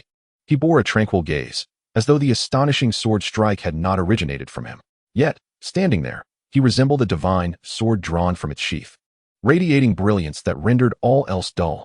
Behind him, the radiance of the seven-treasure glazed tile tower lit up as Ning Fengji appeared, holding the treasure tower with a solemn expression. Sword Dao Dust Heart, Ning Fengji. The expression on Douluo Yueguan's face instantly turned extremely grim. Are you the seven treasures glazed tile school, intent on opposing my spirit hall? The individuals in question were none other than the towering Bai Yuzhu of the seven treasures glazed tile school, the formidable Zhejiang Liang, renowned for his unparalleled attack power, and the sword Douluo Qinshin. Alongside them stood the sect leader, Ning Fengji, with a calm glance at the two Douluos. Qinshin spoke in a tone that was both unyielding and authoritative. This individual is under the protection of the seven treasures glazed tile school. I ask you both to withdraw. Gue Douluo, with a raspy voice, retorted, Qinshin, despite your strength, to think you can single-handedly deter both of us is rather presumptuous. Zhu Douluo echoed coldly, Ning sect leader. This matter concerns the very foundation of the spirit hall, and is not one for your seven treasures glazed tile school to meddle in. Withdraw quickly, lest we harm our relations. Ning Fengji smiled slightly, as the seven treasures glazed tower in his hand radiated brilliance, and several beams of amplification light descended upon Qinshin. The spirit hall acts with tyranny, and I cannot stand idly by, thus I must intervene. Uncle Jian, I rely on you. Empowered by Ning Fengji's full support, Qinshin's sword intent surged dramatically, as if it could pierce the heavens. He slowly raised his hand, revealing a long sword approximately 3 feet in length, clear blue and seemingly sculpted from crystal, the seven-killing sword. You shall know the outcome soon enough. Qinshin's words remained succinct, yet the battle intent within them rendered the expressions of Zhu and Gue Douluo exceedingly grave. 3 titled Douluo-level powerhouses stood in confrontation, their terrifying aura pressing down upon those below, nearly suffocating them. A great battle was on the verge of erupting. Ultimately, Zhu Douluo and Gue Douluo exchanged glances, each recognizing the caution reflected in the other's eyes. With Ning Fengji's assistance, they harbored no certainty of victory, especially with the royal knights and members of other academies below. Should hostilities break out completely, the consequences would be dire. What a formidable seven treasures glazed tile school. This matter shall be remembered by my spirit hall. Zhu Douluo scoffed, leaving a harsh remark. Gue Douluo cast a final, deep glance at the tent behind Qinshin, where Tang San was, before gradually melding into the black mist, disappearing from sight. The two titled Douluo departed as swiftly as they arrived, yet the terrifying pressure and thrilling scene were indelibly etched in the hearts of all present. The members of Shrek, having narrowly escaped disaster, collapsed to the ground, gasping for breath, cold sweat soaking their backs. Tang San emerged from the tent, looking at the sword Douluo and Ning Fengji standing protectively before him, his eyes filled with gratitude and lingering fear. The entire camp fell into a profound silence, all rendered speechless by the sudden and swiftly quelled high-level confrontation. Lin Yu, in the carriage, clicked his tongue. What a pity they did not engage in battle. However, that old sword master is indeed impressive. That strike was magnificent. The support from the seven treasures glazed tile school is of remarkable caliber. It seems this lad Tang San is not destined to perish. Following this tumult, the atmosphere grew even more tense during the subsequent journey. The Royal Knights Guards heightened their vigilance to the utmost, while the members of the Seven Treasures Glazed Tile School discreetly intensified their protection over Shrek. Every academy was on edge, fearing they might be drawn into the conflict between the Spirit Hall and other forces. After several days, the vast convoy finally reached its destination, Spirit City, without further incident. As the magnificent and imposing city, grander than the Heaven Do City, emerged on the horizon, its towering Pope's Palace clearly visible, all the students were struck with awe. feeling an invisible yet palpable sense of oppression. Here lies the eye of the storm. Once settled, each team received detailed regulations and instructions for the finals. The tension of the impending battle was nearly suffocating. After dinner, Lin Yu was discreetly summoned by Douluo to a secluded terrace in the hotel. Did you see that commotion on the way here? The tidal Douluo has descended. Douluo's demeanor was unusually grave. The spirit city is a perilous place. That woman Bibi Dong is profoundly scheming. You need to rein in your behavior and avoid courting disaster. Lin Yu nodded, suppressing his usual playful demeanor. I understand, brother. I will be cautious. Yet, he mused, the tidal Douluo may be intimidating, but they don't seem invincible. Douluo then handed him a small box. Inside are 3 soul-breaking needles. When infused with soul power, they possess the capability to threaten even a soul sage. Consider this your last resort. Do not use them recklessly unless in a life-and-death situation. A warmth spread through Lin Yu as he accepted the box. Thank you, brother. I'm just worried that if you perish, no one will be left to antidote me. Douluo retorted gruffly, waving him off. Go back and rest. Prepare yourself. Tomorrow is the lottery ceremony, and I have high hopes for you. Watching Douluo's retreating figure, Lin Yu tightened his grip on the box and gazed out at the brilliantly illuminated spirit city, which loomed like a slumbering beast. Instead of fear, a fervent battle spirit ignited within him. Having encountered a tidal Douluo, what else was there to fear? Chapter 108. The Lottery Ceremony, Luck Explodes. In Spirit City, after the various academies settled in, they obediently remained in their hotels to adjust their states, with no one daring to wander aimlessly and attract trouble, except for a certain restless individual. Lin Yu, indifferent to the atmosphere, quickly arranged himself and, alongside Osro and Yu Feng, sneaked out of the hotel under the pretext of familiarizing themselves with the venue and scouting the enemy. Spirit City was indeed grand. The streets were wide and immaculate, the architecture imposing, and Spirit Hall soul masters were ubiquitous, each exuding an air of superiority. The shops lining the streets primarily sold items related to soul masters, and the quality appeared to surpass even that of Heavendo City. Truly, Spirit Hall is extravagant, Osro remarked, his eyes fixated on the dazzling array of goods displayed in a soul guide device shop. Look over there. Isn't that Davis from the Royal Academy of the Star Luo Empire? He seems rather full of himself. Yu Feng pointed towards a group of formidable young men in the distance. Following Yu Feng's gaze, Lin Yu spotted Davis and Zhu Zhuyun. Their eyes met, and sparks flew. Davis snorted derisively, making a gesture across his throat. In response, Lin Yu flashed a radiant smile and gestured invitingly, inciting visible ire in Davis. After wandering for a while, Lin Yu halted before a stall selling rare metals.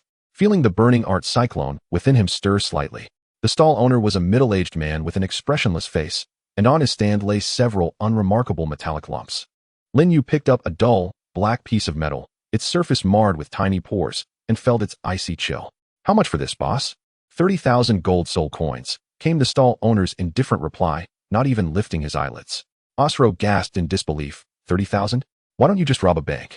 Yu Feng clicked his tongue. Does this piece of scrap really cost 30,000? Yet Lin Yu raised an eyebrow in contemplation. 30,000? Could it possibly be sunken silver? Or perhaps sunken silver infused with cold marrow? This would be remarkably effective for ice attribute soul masters or for refining mental strength. Although it may not serve me greatly, trading it for poison with my brother or doing a favor for that girl, Yi Lingling, might prove advantageous. He feigned hesitation before dramatically reaching for his coins. I'll take it. Alas, my food budget for the month is gone. Osro and Yu Feng regarded him as one might a hapless victim about to be slaughtered. The stall owner accepted the payment, a flicker of surprise crossing his eyes. Seemingly astonished that someone would actually purchase such an item, yet he swiftly wrapped it up. Lin Yu, pleased with his acquisition, began to contemplate how to maximize his benefit. The following day, the draw for the finals took place at the Grand Soul Arena in the heart of Soul Master City. The atmosphere was palpably tense. As all participating teams gathered, the air thick with an invisible tension. Pope Bibidon did not make an appearance. Instead, the ceremony was presided over by the Platinum Bishop, Salus. With a stoic demeanor, he announced the rules, his gaze sweeping over the various academies below, lingering especially on the Imperial Battle Team and Shrek Academy, sending chills down the spines of many participants. The drawing method was straightforward. Each academy sent a representative to the stage to draw a number from a specially designed soul guiding box that shielded against spiritual detection. Teams with matching numbers would face each other in the first round. Boss, you go draw. You have the luck. Osro encouraged. Exactly. Lin Yu, go for an easy opponent. Yu Feng chimed in. Yu Tianheng and Du Guyan also turned their attention to Lin Yu. He shrugged nonchalantly. Sure, it doesn't matter who I draw. I'll fight regardless. He joined the other representatives on stage. As he passed by Tang San, the representative from Shrek Academy, he could distinctly sense the suppressed hatred and murderous intent emanating from him. Lin Yu even offered a friendly smile, which only served to infuriate Tang San further, causing his fingers to turn white from tension. The drawing commenced. One by one, representatives approached to draw their numbers, some elated, others disheartened. When it was Lin Yu's turn, he reached into the soul guiding box and felt a force disrupting his perception. He grimaced slightly, channeling his soul power to break through the interference, and casually rummaged around inside, eventually grasping a ball. Upon inspecting it, he found the number 7. Before long, all numbers had been drawn. Salas began to announce the matchups.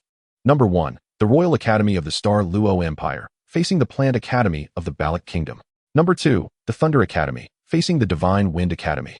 The expressions of Yu Tianxin and Feng Xiaodian fell instantly. Number 3, as the initial matchups were revealed, some celebrated while others lamented. At last, the 7th draw was announced. Salas paused, his gaze sweeping over the Imperial fighting team of the Heaven Do Empire in another direction, the corners of his mouth seemingly curling into a frigid arc. The Heaven Do Imperial fighting team faced off against the Wuhuan Temple Academy team. Silence. An oppressive stillness enveloped the arena. Then, an uproar erupted throughout the crowd. What an astonishing turn of events. The Imperial fighting team was directly pitted against the golden generation of the Wuhuan Temple. Was the first round truly a bombshell?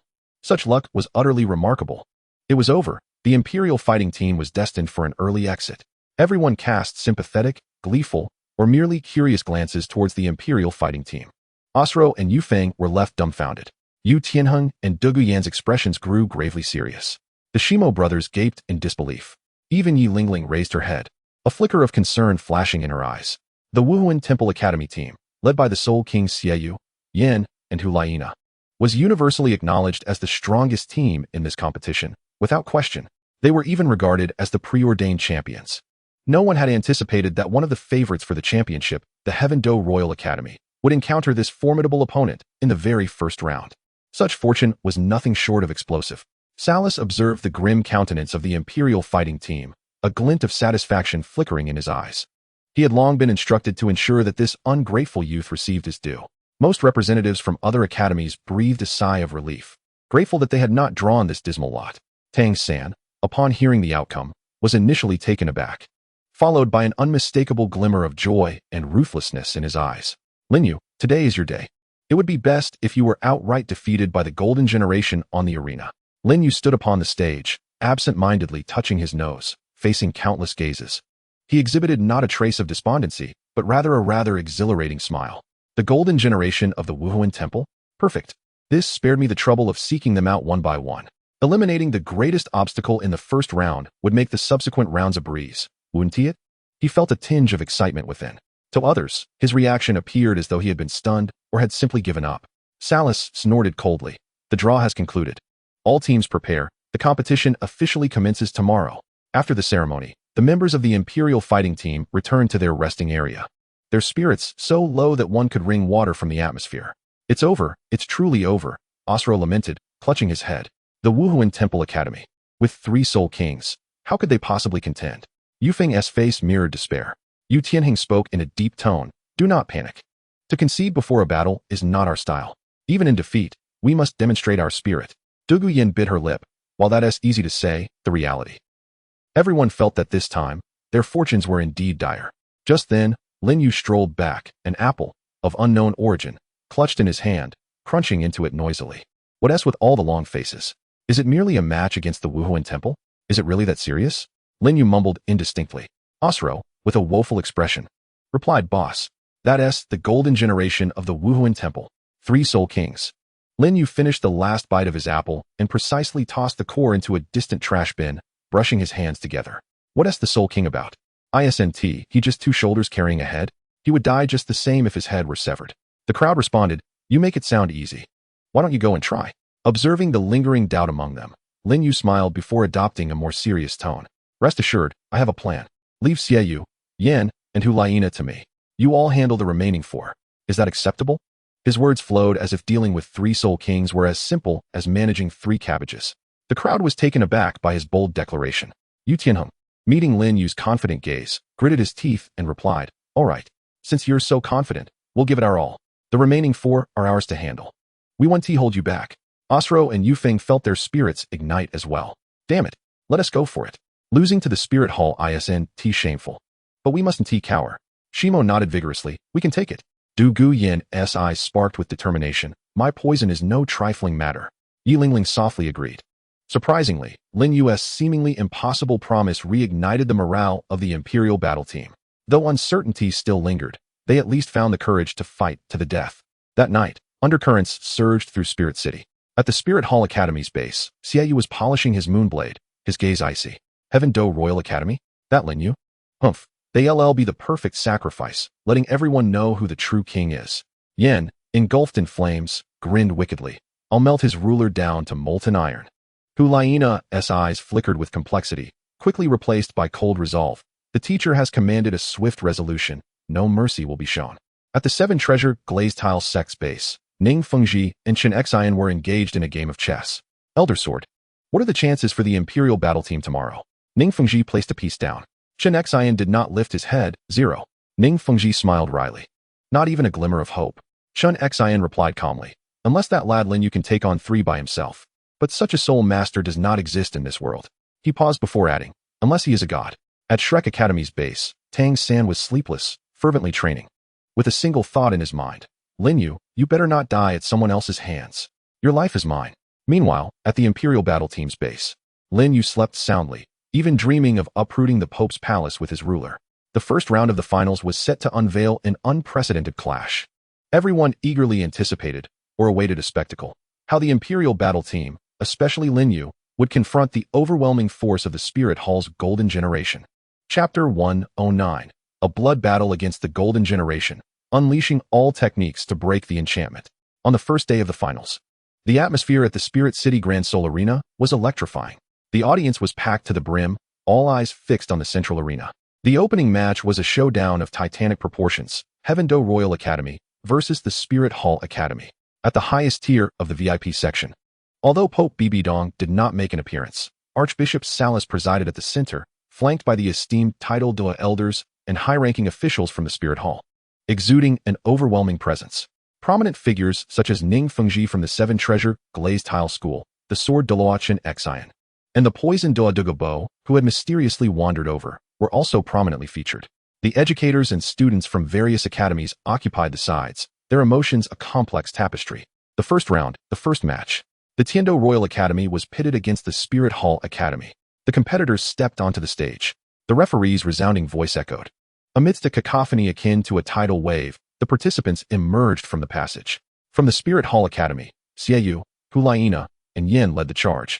Donned in striking black uniforms with golden trim, their formidable aura and disdainful gazes suggesting the championship was already theirs for the taking. Behind them, for additional team members. At the pinnacle of the Soul Sect, formed a breathtakingly opulent lineup. On the side of the Tiando Royal Academy, Lin Yu hefted the Xian heavy ruler. His expression transformed from its usual nonchalance to one of sharp intensity. Yu Tianheng, Dugu Yan, and others followed closely, their countenances grave, as if facing a formidable adversary. As both sides took their positions, their eyes clashed, and the air seemed poised to ignite. Xiaoyu fixed a cold glare upon Lin Yu. You shall pay a grievous price for your arrogance. Yin grinned menacingly, flames dancing upon his fists. I will shatter your bones inch by inch. A flicker of complexity passed through Hulaina's eyes, quickly veiled by an icy demeanor. Lin Yu inhaled deeply, bringing the Xian heavy ruler down to the ground with a resounding thud. Enough talk. Let our strength speak for itself. Sensing the palpable tension, the referee dared not delay. The match begins. Release your martial spirits. Boom, boom. In an instant, both sides activated their martial spirits. The vibrant glow of soul rings illuminated the arena. The 5 soul rings of the 3 soul kings from the Spirit Hall Academy emanated an immense pressure. Simultaneously, the 4 soul sect members unleashed their powers, channeling their soul energy into the front 3. Martial spirit fusion skill, enchantment. The figures of Xiaoyu and Hulaina were swiftly engulfed by a dense red mist, which expanded rapidly, enveloping the royal combat team as if it were a living entity. The overwhelming mental suppression and domain power rendered Yu Tianheng and the others pale, their soul energy becoming exceedingly difficult to manipulate and their movements hindered. Empowered, Yin let out a fierce roar as flames surged around him, transforming him into a towering fire giant nearly 3 meters high, the Flame Lord. With a terrifying heat that threatened to incinerate all, he delivered a thunderous punch toward Lin Yu. The scorching winds of his fist surged forth. Lin Yu Tianheng exclaimed, desperate to assist, but was firmly held back by the red mist. Your opponents are us. The 4 Soul Sect members from the Spirit Hall cackled as they ensnared Yu Tianheng and his companions, preventing them from interfering in the main arena. The situation rapidly turned dire for the Royal Combat Team. Faced with the fiery giant's punch and the encroaching red mist, Lin Yu's eyes sharpened. He could not withstand it head-on. With a surge of lightning beneath his feet, he executed the 3,000 thunder movements. His figure becoming a blur as he narrowly evaded Yan's colossal fist at an extraordinarily precarious angle. The searing winds from the punch grazed his form, singeing the edges of his garments. Boom! Yan's fist collided with the arena floor, leaving behind a charred crater. Having evaded once, can one evade 10 times? Yan roared, his fist descending like a tempest of flames. Meanwhile, the enchanting crimson mist had already enveloped the area, and Lin Yu felt as if he were sinking into a quagmire. His senses dulled, his soul power sluggish, and his speed drastically reduced. A crisis. 8 extremes collapse. Dark energy, triple. Lin Yu exclaimed softly, clenching his left fist. His arms' muscles taut, as the energy from the burning formula surged violently. 3 layers of dark energy instantly converged, and he fearlessly struck back at Yan's approaching fiery fist. The fists collided. Bang! A muffled roar erupted. Flames and dark energy intertwined chaotically. Lin Yu let out a low groan, staggering backward, his arm tingling. A trickle of blood escaping from the corner of his mouth. The power of the Soul King level, especially bolstered by teammates, surpassed his own. Yet Yin too was not unscathed. The dark energy from the 8 extremes collapse slithered into his arm like a venomous serpent, causing his blood to surge, dimming his flames slightly, his eyes flashing with astonishment. Such a peculiar force. Seizing this moment, Lin Yu, struggling against the oppression of the crimson mist, summoned a flash of lightning beneath his feet. Thunderous stride. Boom. A deep sonic explosion rang out as he forcibly broke free from part of the domain's constraints, hurtling toward the core of the crimson mist like a cannonball. He must interrupt the enchantress. Not a chance. Yin bellowed, a colossal fiery hand sweeping down from above. Simultaneously, countless ethereal foxtails and sharp moon blades emerged from the mist, entwining and slicing toward Lin Yu. With formidable enemies ahead and the domain tightening behind, Lin Yu found himself in a dire predicament. Suction grasp. He abruptly aimed his left hand at a shattered stone slab of the arena, unleashing a powerful suction force. The slab hurtling toward Yan's face, obstructing his vision. At the same time, his right hand wielded the heavy measuring rod with fierce resolve. Flame-splitting wave rod. He channeled the energy from the burning formula into the rod, invoking the thunderous might of his first soul skill. Flames of crimson and silver intertwined blazed atop the rod, exuding a violent momentum that cleaved toward the foxtails and moon blades. Sizzle. The collision of light and flame thundered with explosive intensity. The foxtails were seared and severed, the moon blades shattered by the thunder. Yet, an unrelenting tide of attacks surged forth. In an instant, Lin Yu bore several wounds, blood streaming. Yet he pressed on with unwavering determination. Not enough. Still insufficient. Lin Yu gritted his teeth, a wild glimmer in his eyes. The burning formula surged with unprecedented speed. The power of the ice-fire golden body pushed to its zenith. 8 extremes collapse. Dark energy, 6-fold. He relinquished defense, unleashing the accumulated dark energy, striking at Yin, who believed he was about to clash head-on, throwing a full-powered punch in response. However, this time, the moment Lin Yu's fist made contact, it suddenly opened wide. Suction grasp. Reversal. A tremendous thrust erupted. Not an attack, but utilizing the recoil and the impact force of the exploding dark energy, he propelled himself at an even swifter pace, shooting toward the very heart of the crimson mist like a meteor, while absorbing the brunt of Yan's half-punch and several moon blades. Uffed. Lin Yu spat a mouthful of blood, the searing pain in his chest indicating that several ribs might have been fractured. Yet he triumphed.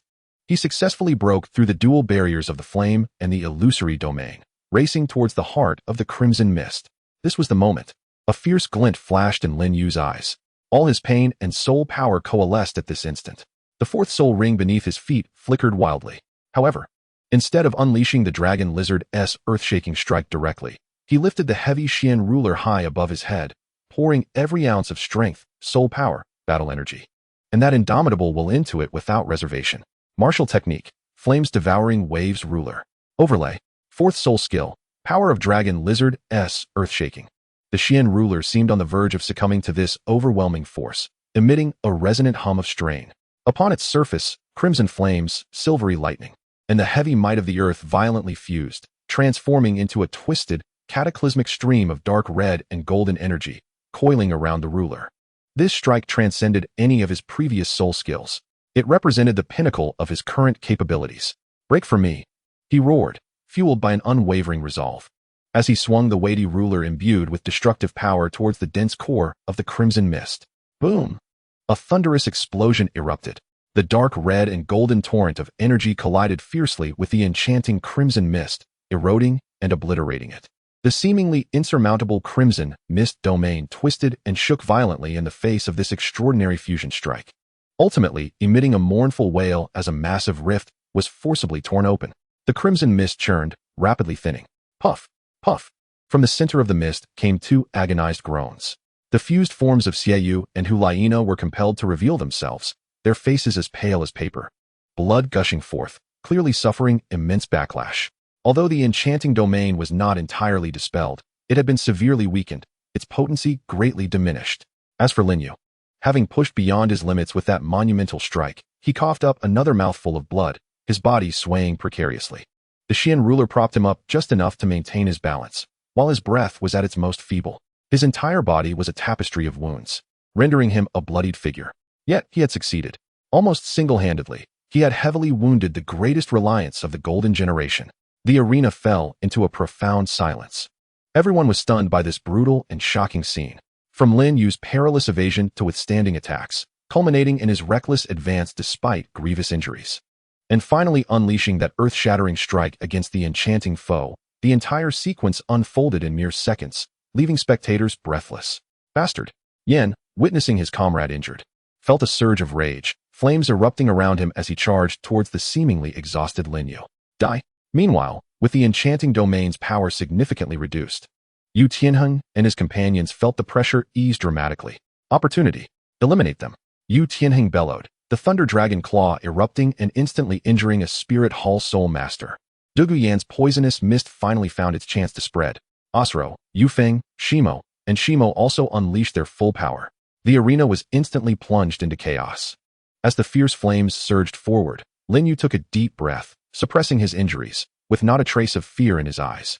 The battle had escalated into its most brutal phase. Both sides were blinded by rage. The Imperial fighting team, leveraging the advantage forged by Lin Yu, engaged in a desperate struggle against the remaining members of the Spirit Hall Academy. Ultimately, through the advantages created by Lin Yu in the early stages and the valiant efforts of the entire Imperial fighting team, they narrowly triumphed over the Spirit Hall Academy, which had lost its enchanting leader and was drained of soul power.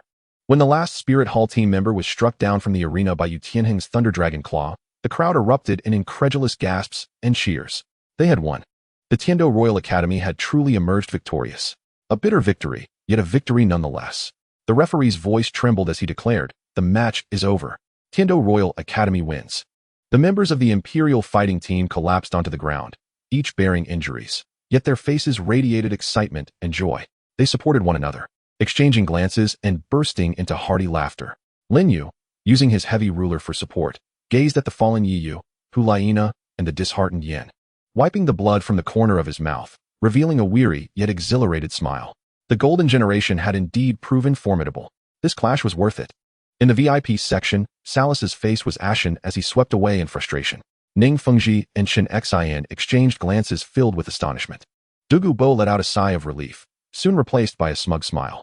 In that moment, Lin Yu and his heavy ruler gained true renown across the continent. Chapter 110, The Pope's Summons. The deafening cheers from the arena resonated as the members of the Imperial fighting team assisted each other, their blood and sweat mingling. Yet their laughter was unrestrained.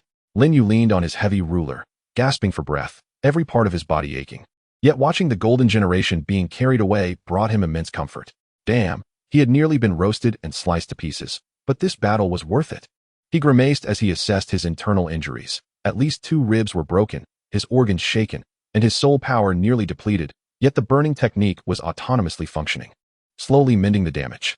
Below the arena, the gazes of students from other academies towards them had completely transformed. What was once sympathy and schadenfreude had morphed into awe, fear, and even a hint of admiration. With the body of a soul sect, they had boldly clashed against a Spirit Hall team led by 3 soul kings and emerged victorious. This achievement was worthy of being recorded in history. At Shrek Academy, Tang San's face was so dark it could drip water, his fists cracking from the pressure. He had initially believed Lin Yu was doomed, but instead, he had inadvertently elevated his opponent's reputation. Dai Mubai and Zhu Zhuqing also wore solemn expressions. The resilience displayed by the Imperial fighting team and Lin Yu's terrifying explosive power filled them with immense pressure. In the VIP section, Salas had long vanished, presumably to seek forgiveness from the Pope while devising a plan to eliminate Lin Yu. Ning Fengji and Chen Xian exchanged glances, both reflecting deep shock and a trace of concern in each other's eyes. The more remarkable Lin Yu became, the more likely he was to meet an untimely end. Douluo Dalu, unaware of when he had sauntered to the edge of the arena, tossed a small jade vial to Lin Yu, his voice gruff as he admonished. "You little rascal, always showing off. Quickly take this and get off to tend to your injuries. You're a sight for sore eyes." Despite his fierce tone, the concern in his eyes was unmistakable. Lin Yu chuckled, not one to be polite, and poured a few fragrant pills into his mouth. The pure essence of the medicine spread through him, providing considerable relief. "Thanks, brother. Next round's on me. Drink what? I fear you might poison me." Douluo Dalu retorted with a curse, turning away with hands clasped behind his back, though the corners of his mouth lifted slightly in amusement. Just as the Royal Combat Team prepared to step down for recovery, an elderly man clad in the attire of a platinum bishop approached. Flanked by a cadre of knight protectors, his expression devoid of emotion. It was the returning Sarath. The arena fell silent instantly, all eyes turning towards him, bewildered as to what this chastened platinum bishop intended. Sarath's frigid gaze swept over the members of the Royal Combat Team, finally settling on Lin Yu. His voice devoid of warmth. "By the decree of His Holiness the Pope, I summon Lin Yu, a member of the Tiando Royal Academy Combat Team, to the Papal Hall for an audience at once." What? A summons from the Pope? The crowd was momentarily stunned. Why summon Lin Yu at this juncture? Was it for commendation, retribution, or perhaps worse, to detain him? Yu Tianheng and the others exchanged apprehensive glances, instinctively positioning themselves in front of Lin Yu. "Bishop Sarath, Lin Yu is gravely injured and requires immediate medical attention. Might we?" Yu Tianheng attempted to negotiate. Sarath coldly interrupted, "The Pope's will is not to be delayed. Or shall I infer that the Tiando Empire wishes to defy the Pope's decree?" He dropped this heavy accusation, the atmosphere growing tense. To neglect the summons from the Papal Hall would be an act of profound disrespect. Yet, who could ascertain if it was a trap? Everyone felt a wave of anxiety for Lin Yu. Having just defeated the Pope's most esteemed disciple, he was now summoned by the Pope. What fortune could await him? Yet, Lin Yu merely patted Yu Tianheng's shoulder, signaling him to step aside. He wiped the blood from his face. Though pale, his gaze remained tranquil, even tinged with a hint of mischief. "The Pope wishes to see me? Perfect. I too am eager to behold the grandeur of the Papal Hall. Lead the way." His reaction momentarily took Sarath aback. Was this youth genuinely fearless, or did he possess some hidden assurance? "Lin Yu," Douluo called out anxiously, grasping his arm. "It's fine," Lin Yu replied with a reassuring smile, murmuring, "Don't worry, under the scrutiny of so many, even Bibi Dong wouldn't dare to harm me. Worst case, I'll just lie down and claim medical expenses." Douluo, flabbergasted, exclaimed, "Even now, you still have the gall to jest?" Lin Yu followed Sarath and the Knight Protectors, departing the Grand Sol Arena under the watchful gazes of countless eyes, making his way toward the towering Papal Hall. Along the path, he appeared relaxed, yet inwardly, his spiritual energy was highly concentrated, the remnants of his soul power and the burning technique subtly circulating within him, ready to respond to any unforeseen circumstances. What trickery does that old hag Bibi Dong intend this time? Navigating through the heavily guarded plaza and ascending the lengthy staircase, they finally arrived at the grand entrance of the Papal Hall. The grand gilded gate exudes an awe-inspiring majesty. As it slowly opens, it reveals a resplendent, yet eerily silent vast hall. Sunlight streams through the stained glass windows, casting dappled shadows upon the floor. At the far end of the hall, a figure shrouded in a hazy aura sits upon the lofty papal throne, obscured from view, yet emanating an overwhelming and terrifying pressure akin to an abyss. It is none other than Pope Bibidon. Saras halts at the entrance, bowing respectfully and stating, "Your Majesty, Lin Yu has arrived." "Come in." A calm, authoritative voice, devoid of any discernible emotion, emanates from the direction of the throne. Lin Yu takes a deep breath and steps into one of the highest halls of power on the continent. His footsteps echo in the vast emptiness of the hall. He approaches the center, halting to perform a respectful bow. "I, Lin Yu, a student of the Tiando Royal Academy, pay my respects to your holiness." The formality is observed. Yet he stands tall and unwavering. The gaze from the throne seems to bear down upon him, the invisible pressure intensifying suddenly, as if to crush him. Lin Yu stifles a grunt, his body instinctively resisting the oppressive force, the cyclone of burning technique whirling furiously as he withstands the pressure. Though his complexion pales slightly, he remains as steadfast as a rock. A show of force? He muses inwardly. After a moment of silence, Bibidon's voice resonates once more. Still serene. Do you know why I have summoned you? Lin Yu raises his head, grinning with blood-stained teeth. I cannot fathom it. Are you perhaps bestowing upon me the award for the best Soul Hall assassin? Or planning to reimburse the Golden Generation's meal expenses? They have quite the appetite and have worn me out. A stifled chuckle escapes from the shadows in the corner of the hall, quickly suppressed. Saras, listening at the door, turns pale with rage, wishing to storm in and strangle Lin Yu. Bibidon on the throne seems momentarily taken aback, perhaps surprised that someone dared to speak to her in such a manner. After a long pause, she finally responds, her tone devoid of inflection. You possess remarkable courage, and your talent is unparalleled in my lifetime. It is no surprise that Xie Yu and his companions fell to you. Lin Yu blinks. Your wisdom is unmatched, your majesty. Bibidon continues, I value talent highly. The Soul Hall possesses the finest resources and platform on the continent. If you are willing to join us, all past grievances can be forgiven. I can personally take you as my disciple and nurture you diligently. The position of future pope may not be out of consideration. Upon hearing this, even the shadows in the corner seem to ripple with astonishment. To be personally accepted as a disciple? The prospect of becoming the future pope? Such terms are unimaginably generous. Saras outside is left in shock. However, Lin Yu merely digs at his ear, a look of discomfort crossing his face. Your Majesty. To speak candidly, I am quite wild by nature and cannot abide by so many rules. I appreciate your kindness. He actually refused. Such an enticing offer. And he turned it down without a second thought. The air within the hall turns frigid in an instant. Saras outside nearly gasps for breath. The oppressive aura from the throne intensifies once more, bearing down on Lin Yu, as if it were a tangible weight. Lin Yu's bones emitted a faint crack, and a trickle of blood escaped from the corner of his mouth. Yet he continued to smile, his gaze unwavering. Do you comprehend the price of defying me? Bibidong's voice remained calm, but anyone could discern the icy malice lurking beneath that tranquility. Indeed, Lin Yu nodded, his tone lighthearted. It's merely about facing some setbacks, being ambushed, and subjected to various forms of targeting. No worries, I have thick skin and can endure a beating. Besides, he shifted the subject, his eyes sharpening. If your Majesty truly wished to eliminate me, you wouldn't waste time conversing here, would you? After all, you must consider the opinions of soul masters across the realm, mustn't you? His words pierced the crux of the matter directly. For Bibidong to act now would be tantamount to tarnishing her own reputation. The hall fell into a profound silence, the oppressive aura receding like a tide. After a lengthy pause, Bibidong's voice echoed once more, this time imbued with an almost imperceptible nuance. You are quite astute. Yet, it is precisely your cleverness that makes you susceptible to an untimely demise. The finals are not yet concluded, be prudent. Thank you for your concern, your Majesty, Lin Yu replied with a grin, bowing lightly. If there is nothing further, I shall take my leave to recuperate. I've lost quite a bit of blood and feel somewhat lightheaded. You may depart, she commanded. Lin Yu turned and strode out of the papal hall, the sunlight casting a long shadow behind him. It was only after walking a considerable distance that he exhaled in relief, his back drenched in cold sweat. Damn. Conversing with that woman is more exhausting than battling the Golden Generation. He understood that Bibidong would not overtly strike at him for the time being, but the hidden menace lurking beneath would likely be even more ferocious. Upon returning to the hotel, the members of the Royal Combat Team immediately surrounded him, bombarding him with questions. Lin Yu, are you all right? Did the Pope do anything to you? What did she say? Lin Yu waved his hand and slumped onto the sofa. I'm fine. We merely discussed life aspirations. She even wanted to adopt me as her godson, but I declined. The others exchanged skeptical looks. I can't believe that. Yet seeing Lin Yu return unscathed, everyone sighed in relief, the tension in their hearts finally dissipating. Excitement and fatigue surged simultaneously.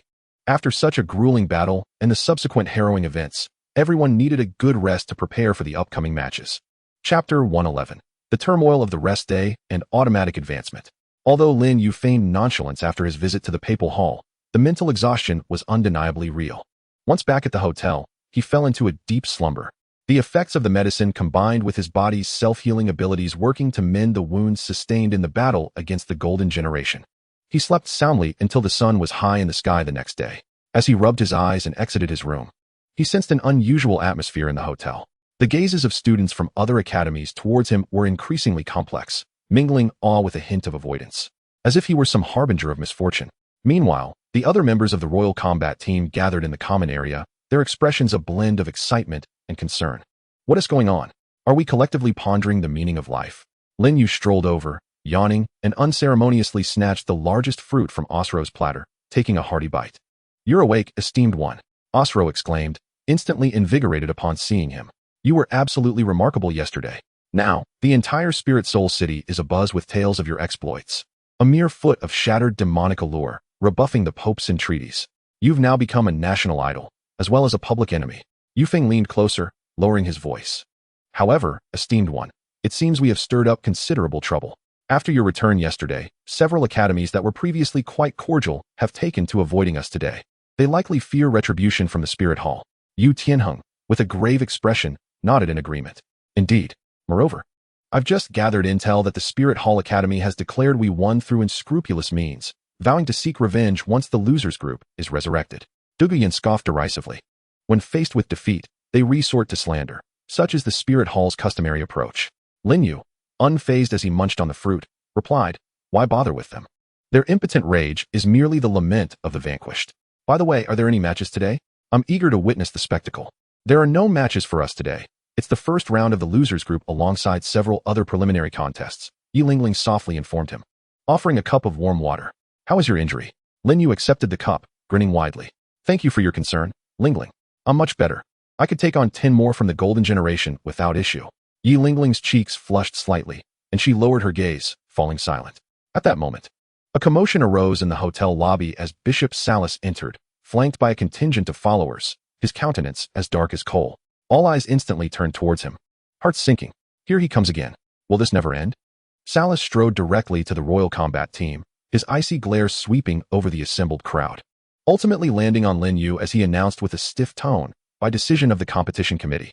And considering the Tianshou Royal Academy team's considerable exertion in the previous match, along with injuries sustained by team members, we hereby grant your team a direct buy into the top 8, ensuring fairness and safety in the competition.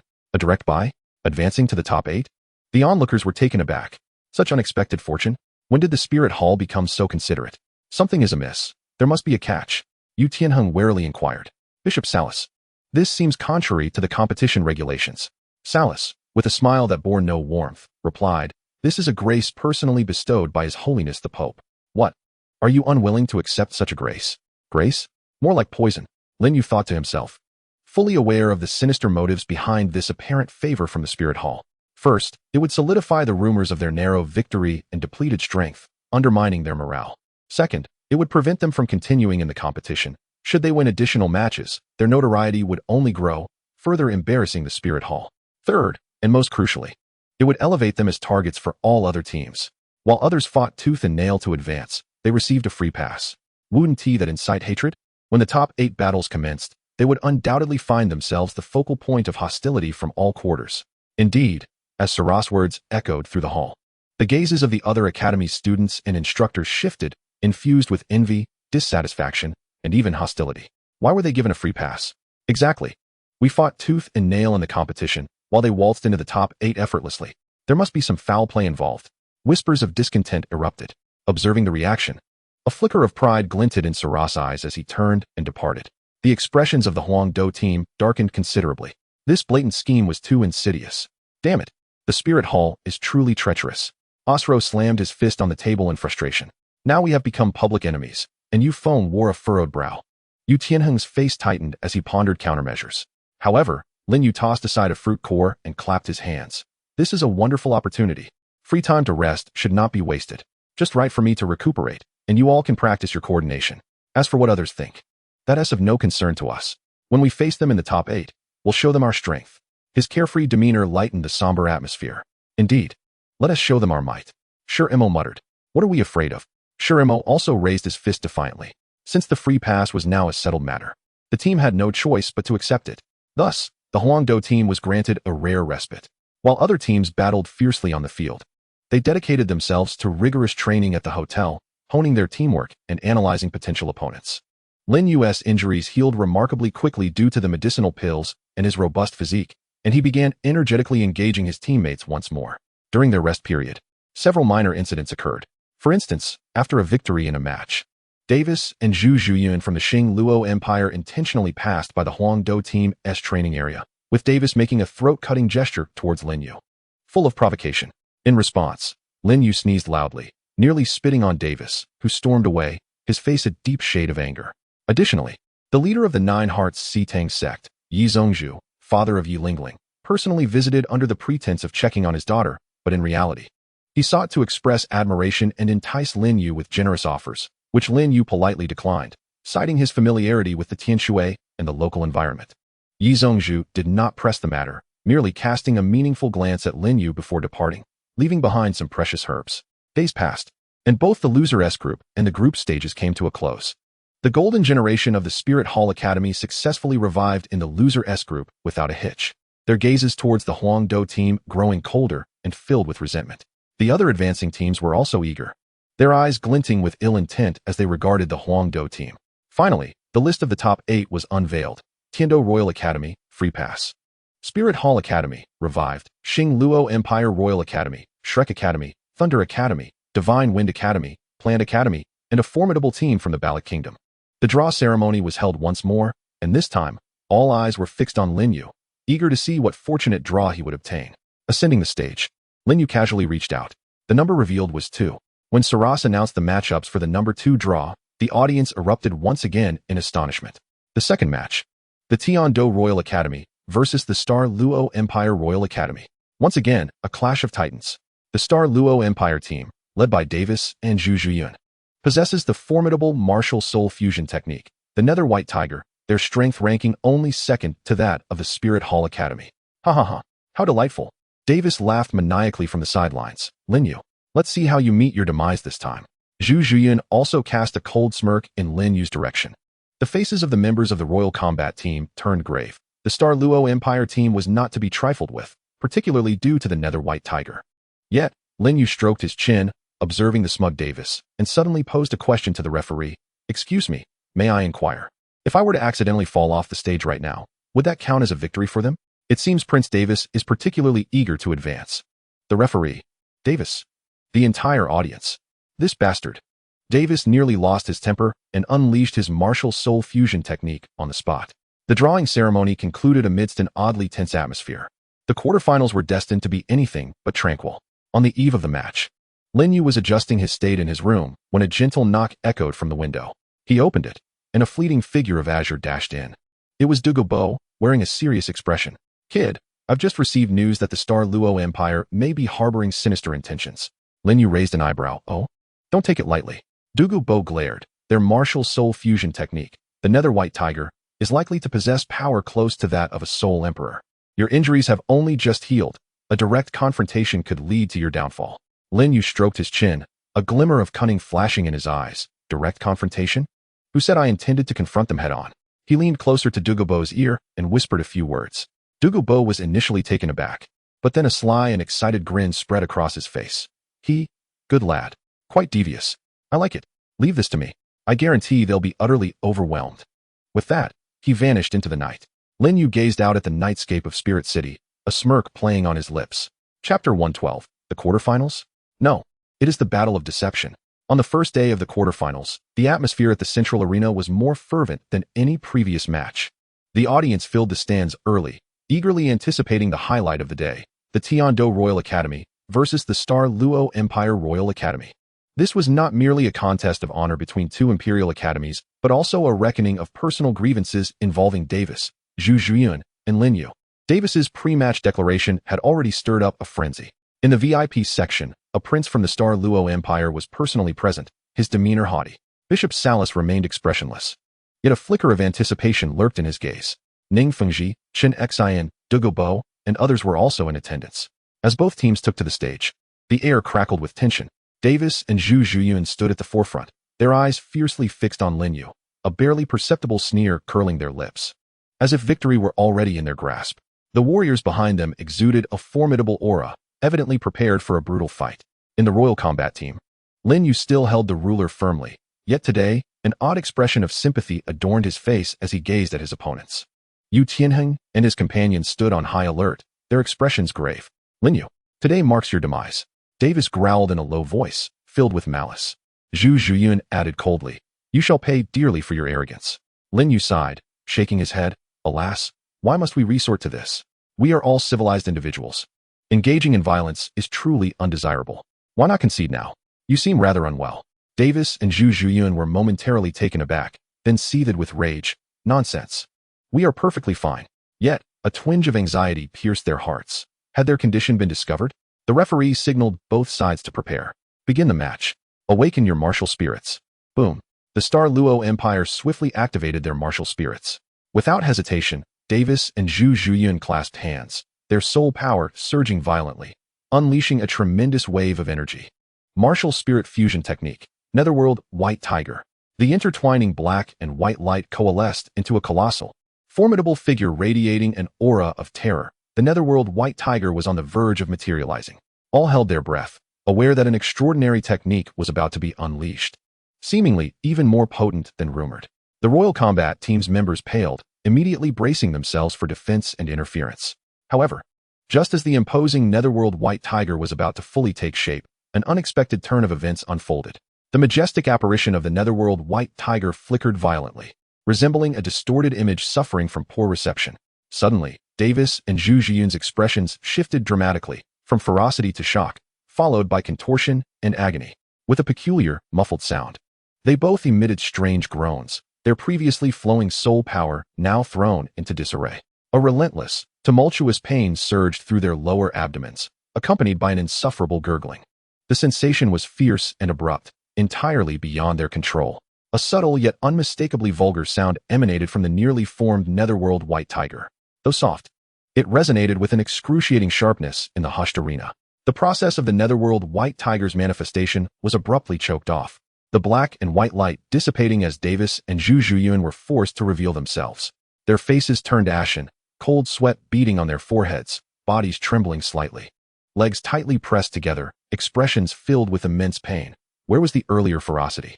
Had the martial spirit fusion technique failed? And in such an excruciatingly awkward and incomprehensible manner? The audience collectively gasped in disbelief. The dignitaries in the VIP section were equally stunned. Even the referee was left dumbfounded, mouth agape, uncertain how to adjudicate the situation. Ha! On the Royal Combat Team side, Osro was the first to crack, bursting into laughter. Yu Feng doubled over, laughing heartily. What is this? The Star Luo Empire's ultimate technique? Netherworld, White Tiger. More like Netherworld Fart Tiger. Ha! Yu Tianheng, Dugu Yan, and others were equally astonished, struggling to suppress their laughter. Yi Lingling's face, hidden beneath her veil, flushed slightly as she turned away. The other members of the Star Luo Empire team were bewildered, gazing helplessly at their tormented captain and vice-captain. Davis and Zhu Zhuyuan were consumed by shame and indignation, wishing they could vanish into the ground. Yet, their minds were too overwhelmed to think of anything else. An overwhelming, surging sensation threatened to breach their limits of endurance. They could only muster all their soul power and will to restrain themselves, their faces shifting from pale to blue. Trembling violently, referee Davis managed to squeeze out through gritted teeth, his voice tinged with desperation, "We request a timeout." The referee, finally realizing the situation, wore an utterly perplexed expression. The Star Luo Empire Academy requests a pause? Is that confirmed? Confirmed. Hurry. Zhu Zhuyan shrieked, her voice cracking. The referee quickly blew the whistle. Match paused. As the whistle echoed, Davis and Zhu Zhuyan launched themselves from the stage like arrows released from a bow, moving with unprecedented speed, albeit in a rather awkward manner, clutching their stomachs and stumbling down, rolling and crawling towards the restroom in the contestants' corridor. Their pace surpassed even that of their most fervent attacks. The audience was left in stunned silence, while the members of the Star Luo Empire team found themselves in disarray. A profound quiet enveloped the arena until, after several seconds, the audience erupted into uproarious laughter and speculation. This is too much. The White Tiger has run to the bathroom. Is this a new battle tactic?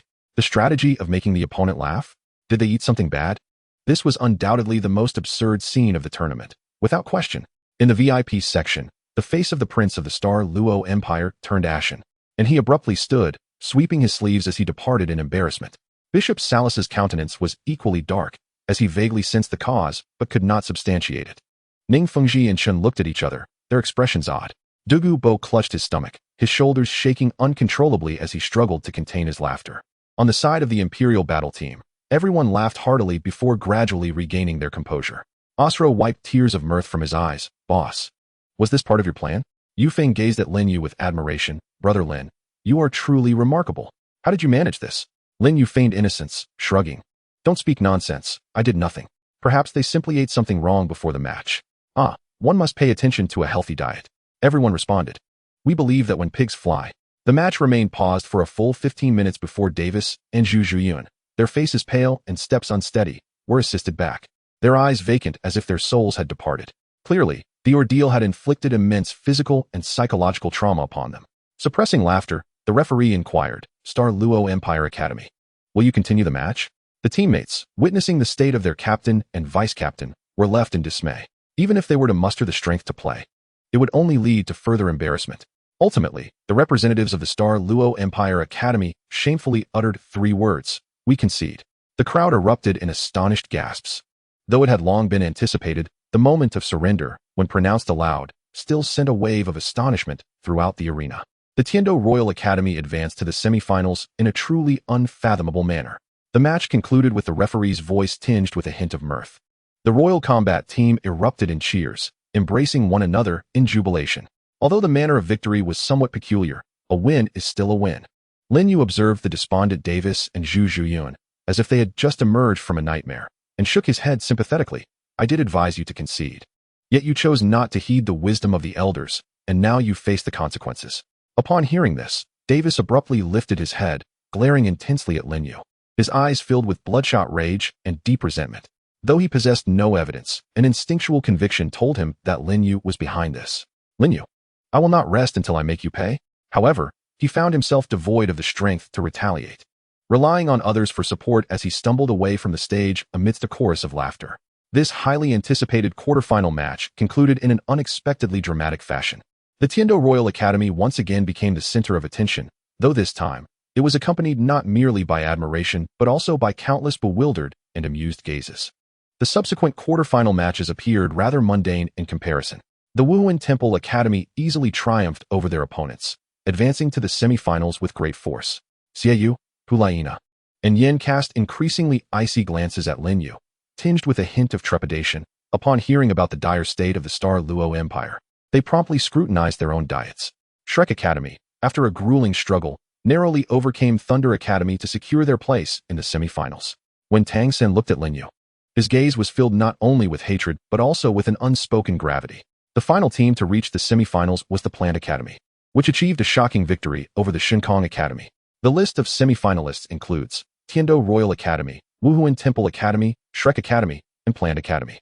The draw for the semifinal matchups soon took place, raising everyone's anticipation to discover who would be fortunate enough to face the enigmatic Royal Combat team. The results were quickly revealed. First match, Wuhuan Temple Academy versus Plant Academy. Second match, Tiando Royal Academy versus Shrek Academy.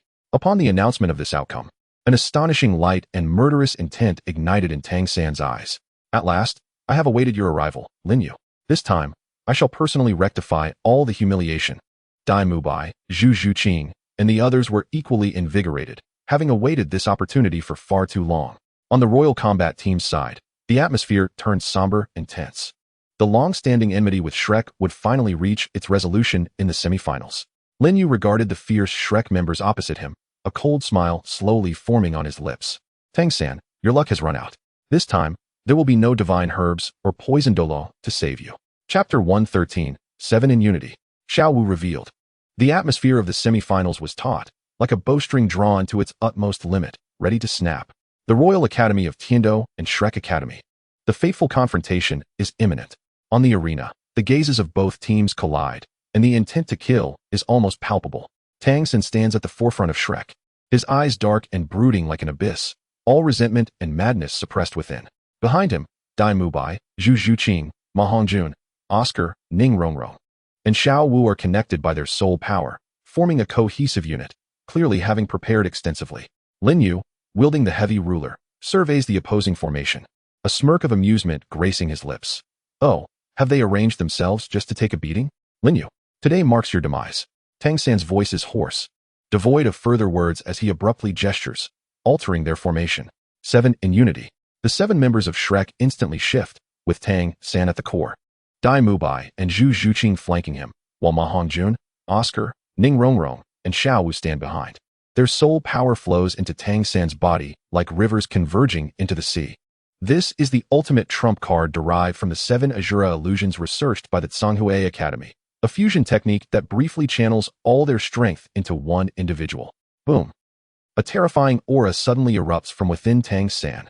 His body slightly expands, his skin flushed abnormally, veins bulging.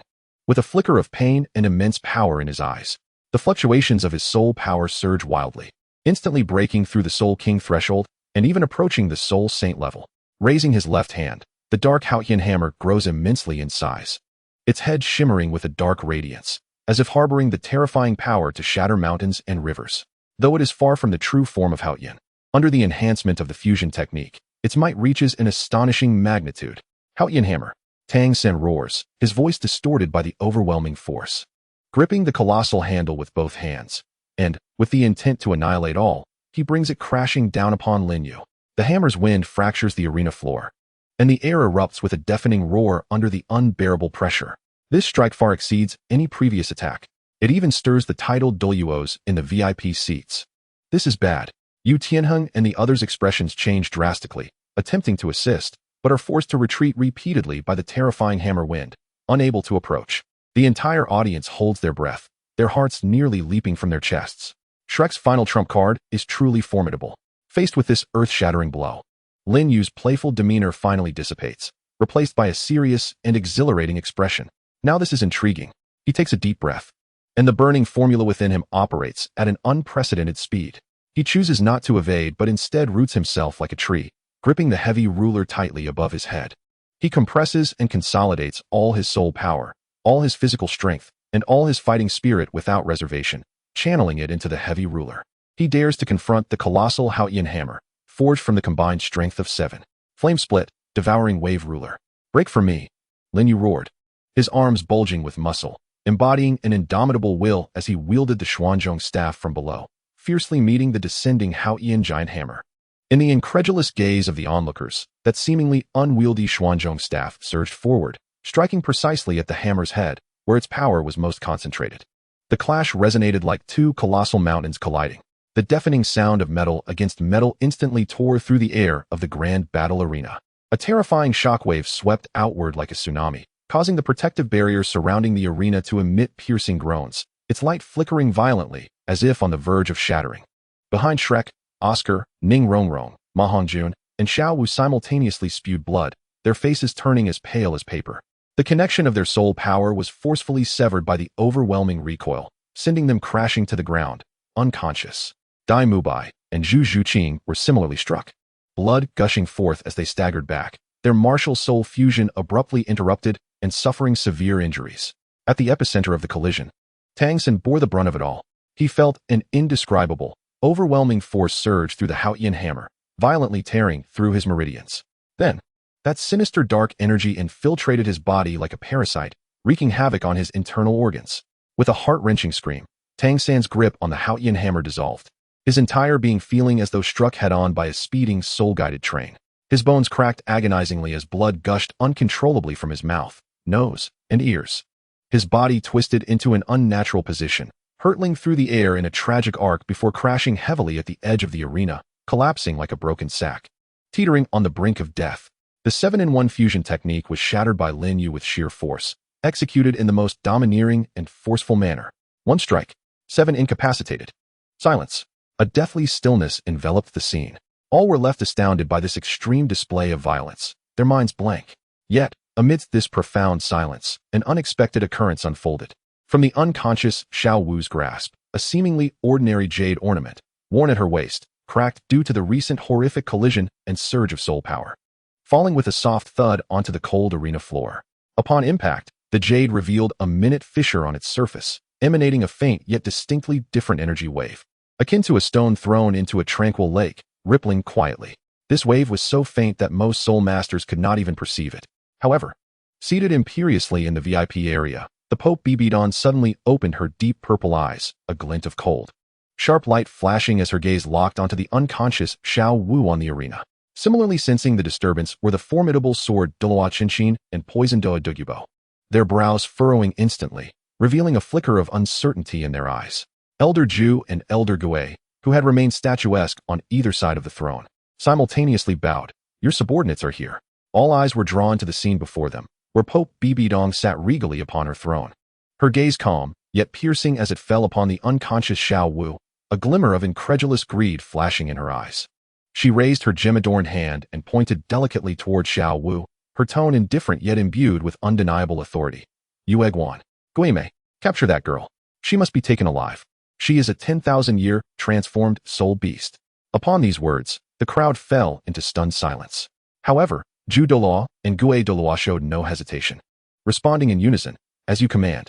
In an instant, their figures vanished from the VIP section, reappearing like phantoms upon the arena, advancing towards the unconscious Xiao Wu from either side. Although the terrifying aura of the titled Douluos was deliberately restrained, the invisible pressure still rendered the members of the royal fighting team breathless, forcing them to retreat repeatedly. What do you intend to do? Master Yu Xiaojing shouted in fury from below the stage, attempting to rush forward but being repelled by the overwhelming soul power. Flender and Lu Erlong's expressions twisted with rage, yet they were firmly obstructed by the Soul Palace guards. Boom! The entire arena erupted into unprecedented chaos and uproar. A 10,000-year soul beast? Transformed? That girl from Shrek Academy. How could this be? Bibidong abruptly stood, the previous calmness vanishing without a trace, her voice icy and resounding throughout the venue. Yue Guan, Guimei, seize her. With clear orders received, the two Douluos no longer hesitated, excitement and ferocity flashing in their eyes as they reached for Xiao Wu. The soul power of titled Douluos descended like a cage. Protect Xiao Wu. Dai Mubai struggled to rise, yet the terrifying soul power pinned him down, rendering him immobile. Zhu Zhuqing also found herself powerless to resist. As Xiao Wu seemed on the verge of capture by the Soul Palace, a thunderous voice erupted. Get away! A chrysanthemum, a little ghost. How dare you harm my son? This roar, echoing as if from the primordial chaos, was filled with boundless fury and violence, crashing down from the celestial heights like a thunderclap. Following this, an indescribable terror descended, as if the very heavens were collapsing. The overwhelming pressure engulfed the entire spirit city, causing all present to tremble in their souls, struggling to breathe. Even the titled Douluo's expressions shifting dramatically. A colossal shadow of the Haotian hammer, entwined with boundless black lightning, descended from above, threatening to shatter the very fabric of existence with its cataclysmic force, crashing down upon Zhu Douluo and Gue Douluo. Boom! Chapter 114, The Storm and Gifts Before the Finals. A thunderous roar, seemingly emanating from the heavens, accompanied by the ominous shadow of the colossal Haotian hammer, sent tremors throughout the entire spirit city. A resounding crash reverberated as the hammer fell violently upon the very spot where the angel Douluo and the ghost Douluo had just stood. The sheer force of the impact created a massive pit in the specially crafted arena, scattering shards of stone mixed with raging thunderous energy in all directions. The entire soul arena shook violently. In the final moment, the angel Douluo and ghost Douluo narrowly evaded disaster, utilizing the unparalleled speed of a tidal Douluo. Yet they were still rocked by the terrifying shockwave, their blood surging, faces pale, and eyes filled with horror. Tang Hao. Bibidong abruptly rose from her throne, her exquisite countenance betraying a rare and intense emotional upheaval, an embodiment of deep-seated hatred intertwined with a subtle hint of apprehension. As the dust gradually settled, a tall, disheveled figure, akin to a towering mountain, appeared on the arena. His wild hair flowed freely, his beard unkempt, clad in a tattered gray robe, yet his eyes, like those of a slumbering lion awakening, radiated boundless fury and dominance. In one hand, he grasped the unconscious Tang San, resembling a lifeless dog, while delicately cradling the similarly unconscious Xiao Wu in the other. The massive Haotian hammer, adorned with blood-red patterns, hovered ominously behind him, emanating a terrifying pressure that could overshadow the very heavens. It was none other than the Haotian Douluo, Tang Hao. You hypocritical scoundrels of the Spirit Hall, dare to harm my son, and even seek to threaten my daughter-in-law? Do you truly believe I, Tang Hao, am dead? Tang Hao's voice thundered like rolling thunder, echoing across the skies of Spirit City, imbued with undeniable dominance and murderous intent. A profound silence enveloped the arena. Everyone was rendered speechless by the sudden turn of events and the overwhelming aura of Tang Hao, a titled Douluo, and an exceedingly powerful one at that. To confront the Spirit Hall for the sake of his son, this was utterly insane. Bibidong's face turned ashen, her gaze fixed intently on Tang Hao. Tang Hao, how dare you invade the Spirit City and assault the elders? Do you wish to become an enemy of the entire Spirit Hall? An enemy? Tang Hao let out a derisive laugh, filled with sorrow and disdain. From the moment you forced Ain to her demise, I, Tang Hao, have been your sworn enemy. Today, I have come solely to retrieve my children. Whoever dares to obstruct me. He forcefully shook the Haotian hammer in his hand, unleashing a blood-red domain of slaughter that enveloped the arena. The chilling intent of murder left countless soul masters feeling as if they had plunged into an icy abyss. Let us see the might of my Haotian hammer. So domineering, inexorably domineering. Faced with the multitude of formidable experts from the Spirit Hall, even the Pope herself, Tang Hao continued to gaze down upon them with indomitable spirit and audacity. The Angel Douluo and Ghost Douluo wore grim expressions, yet dared not advance recklessly. They were acutely aware of Tang Hao's terrifying nature, especially in such a desperate state. Bibidong's chest heaved violently, clearly at her wit's end. Yet she understood that the cost of confronting Tang Hao at this moment was insurmountable, potentially forcing the Haotian Douluo to unleash his full power, which would spell disaster for the entire Spirit Hall. Well, what a formidable Haotian Douluo. Bibidong suppressed her fury, her voice frigid as she declared. The events of today will be recorded by the Spirit Hall. One day, we shall repay this 100-fold. Begone. Ultimately, she chose to endure in silence for the time being. Tang Hao huffed disdainfully, refraining from further words. He cast a deep glance at Bibidong seated in the VIP section, then offered a fleeting look at Lin Yu, who was beside him. Holding a ruler and observing the spectacle, Lin Yu, why are you looking at me? I'm merely an onlooker. Before his figure flickered and transformed into a streak of light, disappearing into the sky above Spirit City with Tang San and Xiao Wu. The overwhelming pressure receded like a tide, leaving behind a scene of devastation and eerie silence. Everyone remained in a state of shock, unable to collect their thoughts. The events of the day had been exceedingly exhilarating. The 7-in-1 fusion technique had been disrupted. The form of the 100,000-year soul beast had been exposed, and the Haotian Douluo had boldly rescued his son. Such a deluge of information was staggering. After a considerable pause, the judge shakily ascended the dilapidated arena, gazing at Lin Yu and the members of the royal battle team still standing on the stage. Swallowing hard, he announced, due to the Shrek Academy's complete loss of combat capability, the victors of the semifinals are the Tiando Royal Academy. They advanced to the finals. This declaration felt painfully hollow, and scarcely anyone paid heed to the result of the match. The members of the royal battle team exchanged glances, hastily vacating the arena, as they felt overwhelmed by the day's shocking revelations. Lin Yu, still grasping the ruler, appeared deep in thought. Tang Riqiao had indeed arrived just in time. On the opposing side for the finals, the three members of the Spirit Hall Academy bore grim expressions. They had not only lost the match, but had also seen the 100,000-year soul beast slip away, an unparalleled disgrace. Xie Hulaina, and Yin glared at Lin Yu, wishing they could devour him whole. As the arena lay in ruins from Tang Hao's devastating blow, the finals were postponed by a day. That evening, the atmosphere in Spirit City was fraught with tension, whispers of unrest echoing through the air. The number of patrolling knights from the Spirit Hall had increased exponentially, creating an oppressive ambience. The hotel where the royal battle team was staying was also under intense scrutiny, countless eyes watching from the shadows. Within their room, the members of the royal battle team gathered, their emotions tumultuous. Goodness, the Haotian Douluo is formidable. One strike nearly destroyed the Spirit Hall. Osro exclaimed, both exhilarated and apprehensive. That Xiao Wu, 100,000-year soul beast? I still find it hard to believe, Yu Tianheng remarked gravely. Now, Shrek Academy and the Haotian sect have forged a deep enmity with the Spirit Hall. I have a feeling the finals will not proceed smoothly, he added. Dugu Yin turned to Lin Yu, who had remained silent, and asked, Hey, monster, what are your thoughts? Lin Yu, munching on an apple, replied nonchalantly. Just watch with your eyes. When soldiers come, we shall meet them. When water arrives, we shall cover it. We'll slip away once the finals are over, letting them tear each other apart. While he appeared at ease, his mind raced with calculations. Having suffered such a significant loss, Bibidong would undoubtedly seek a way to reclaim her honor. Just then, a knock sounded at the window. Dugu Bo stealthily entered, his expression a mix of excitement and cunning. Brother, are you here to mooch off us again? Lin Yu shot him a glance. Nonsense. I'm here to deliver something good to you.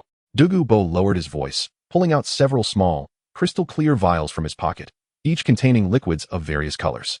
What are these? A new type of beverage? Osro inquired with curiosity. Beverage, my foot. Dugu Bo retorted with irritation. This is a specially enhanced and improved version of the exhilarating powder I concocted based on the antics of those two fools from the Star Luo Empire.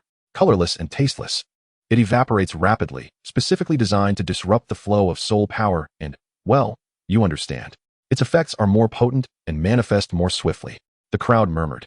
Your dedication to delving into such nefarious practices is truly relentless. Dugu Bo shoved the vials into Lin Yu's hands, winking conspiratorially. Tomorrow's finals. Those three little rascals from the Spirit Hall will undoubtedly have something up their sleeves. If they dare to resort to underhanded tactics, find an opportunity to discreetly crush one of these, and I guarantee they will have an unforgettable experience in the finals. Lin Yu glanced at the deadly vials in his hands, his lips twitching slightly, yet he silently tucked them away. Well, it's not entirely unusable. Just then, Douluo Dalu's expression turned serious again.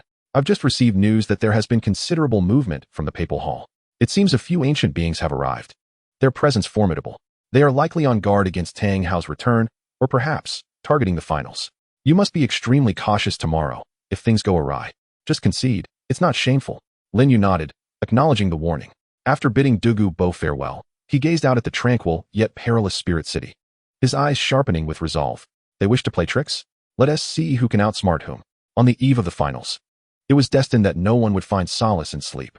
The day of the grand finale had finally arrived. Despite the shocking events of the previous day, the fervor surrounding the finals had only intensified.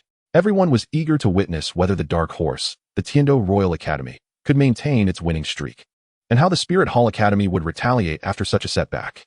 The central arena had been swiftly repaired overnight, reinforced with multiple layers of protective barriers. The audience was already brimming with spectators, the atmosphere charged with excitement. In the VIP section, Bibi Dong sat at the center, her demeanor calm as if nothing had transpired the day before, yet those familiar with her could sense the cold storm brewing beneath her placid exterior. Both Zhu Daluo and Gue Daluo stood behind her, their gazes menacing. Salus, resembling a venomous serpent, fixated intently on the entrance passage. As both teams entered the arena, a thunderous roar erupted.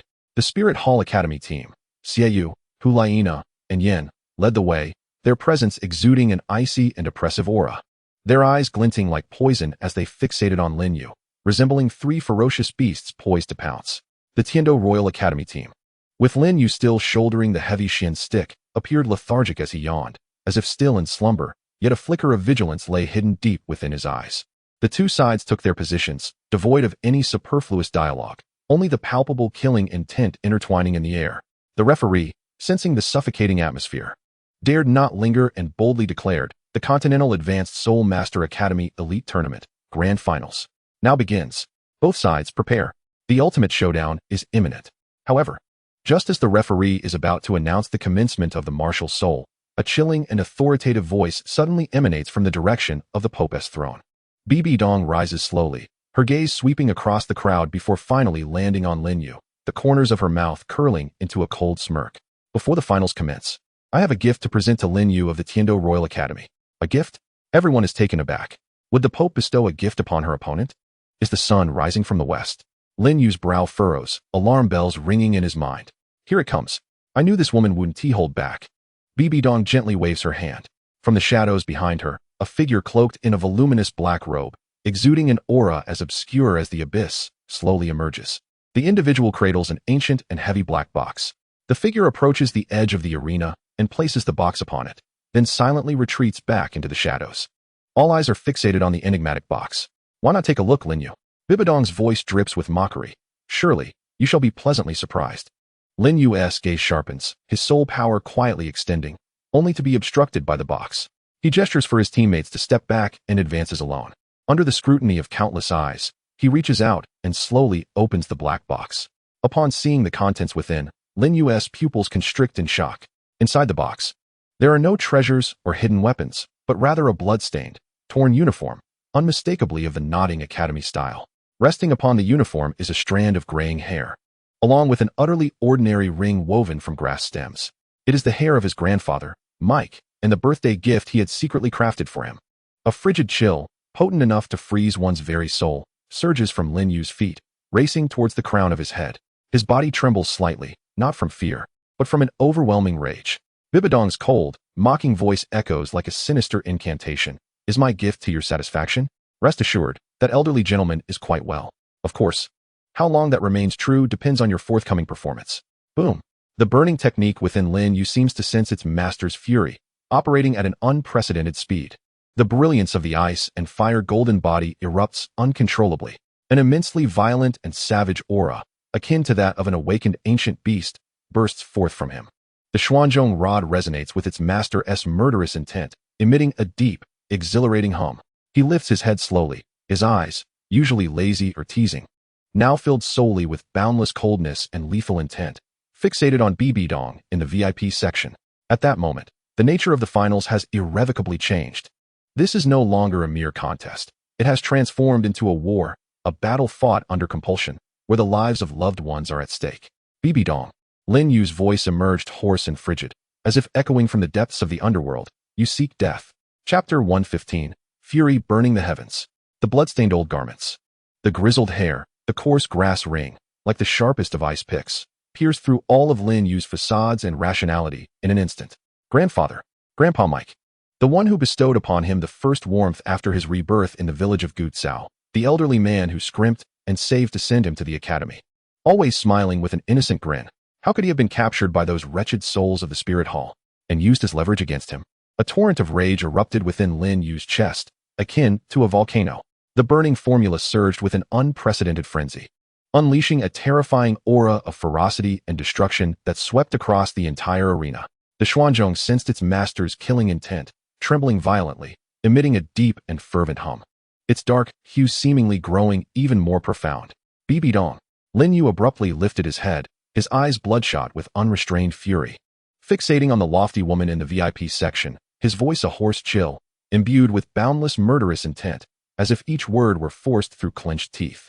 You seek death.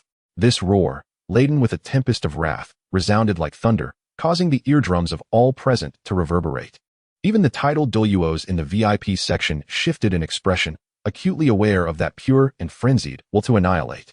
BB Dong gazed down at Lin Yu, who was seething with rage like a trapped beast, the cold, mocking curve at the corner of her mouth becoming all the more pronounced, as if relishing the power she held over the fate of others. The match commenced. The referee, trembling in fear from the overwhelming aura, hastily announced the start before scrambling off the stage.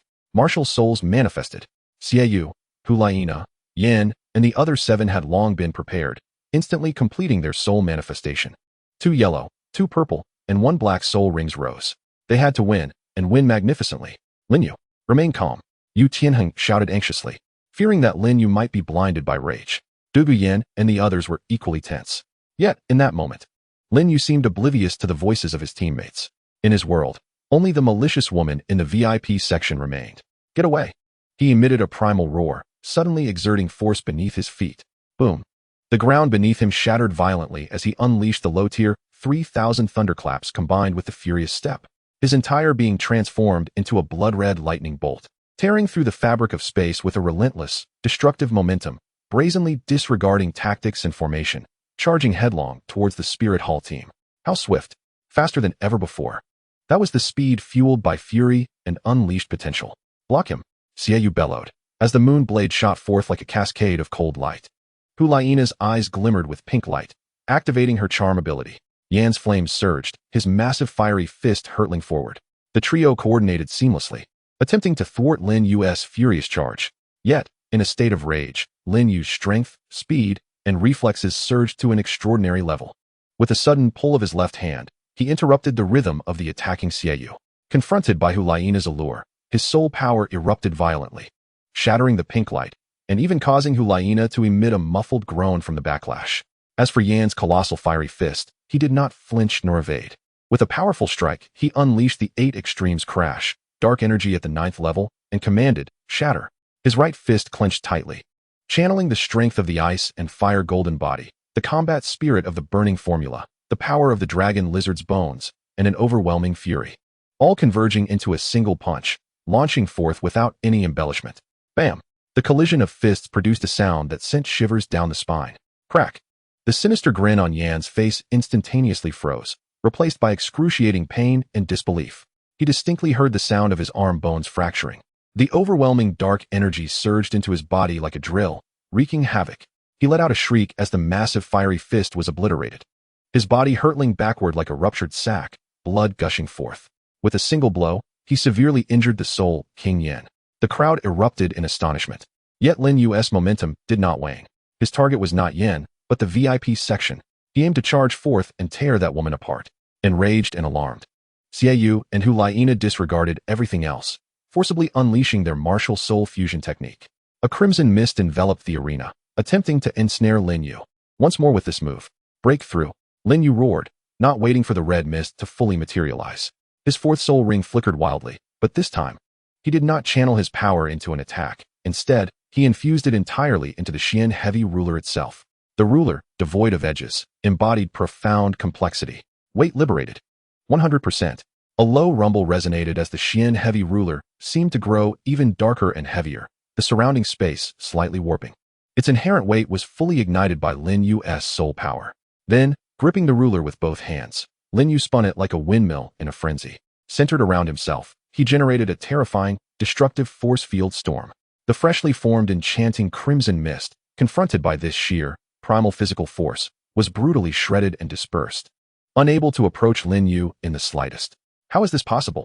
Voices of horror emanated from the mist, as Xie and Hulaina expressed their disbelief. Their martial soul fusion technique had been violently dismantled in such a manner. The force field storm continued unabated, with Lin Yu resembling a moving vortex of destruction.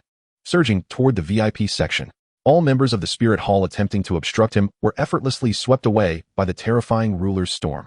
As Lin Yu was on the verge of breaking through the arena's limits to charge at the VIP section, Bibi Dong's gaze turned icy, subtly signaling those behind her. In an instant, within the esteemed VIP seating, alongside the two formidable Douluo, two previously silent figures cloaked in black stepped forward simultaneously, unleashing an overwhelming pressure akin to a mighty mountain upon the arena, fixating their gaze upon Lin Yu. Should he dare to step beyond the confines of the stage, he would undoubtedly face a cataclysmic retribution. Concurrently, a chilling voice echoed through the amplification soul guide. Lin Yu, do you wish for that old wretch to perish immediately?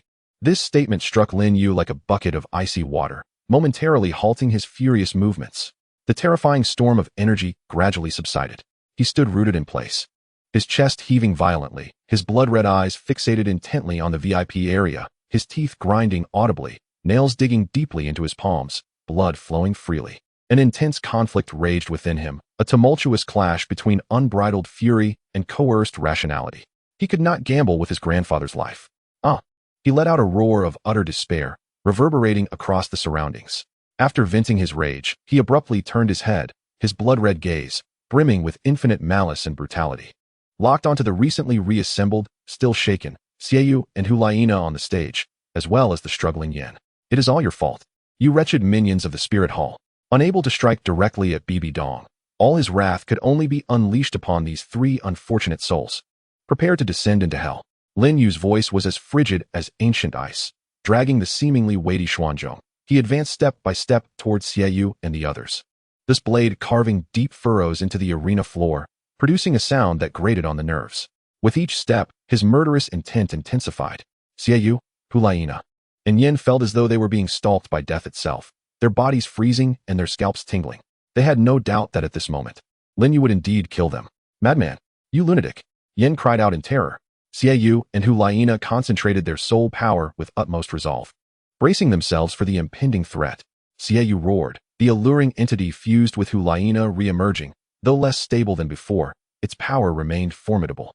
Yin desperately ignited his soul power, the flame lord manifesting once more. They were prepared to make a final stand. Come at me. Lin Yu's eyes sparkled with a frenzied light as he charged forward unflinchingly. Just as the two sides were on the verge of colliding once more, Lin Yu appeared to stumble slightly in his fury, his left hand seemingly brushing against his waist inadvertently, whereupon he crushed a colorless, transparent crystal orb. The liquid within vaporizing instantaneously, spreading out in a colorless and odorless mist. It was the enhanced version of the exhilarating powder bestowed upon him by Douluo. In the next moment, a cataclysmic collision erupted anew. Boom, boom, boom.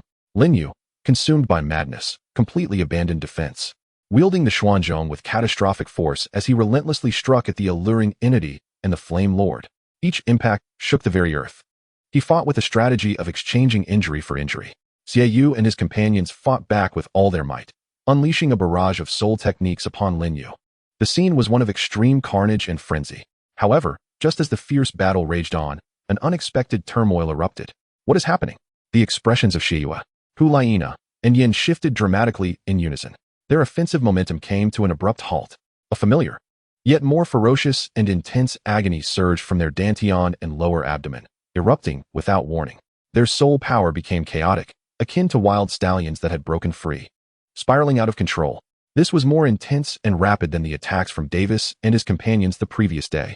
Once again, this technique? Yan's visage turned a sickly green, his legs clamped tightly together, cold sweat cascading down his forehead. He could barely maintain his fiery form, which flickered uncertainly. The alluring crimson mist also fluctuated violently, showing signs of imminent collapse. Inside, Xie and Hulaina were equally tormented. Now is the moment.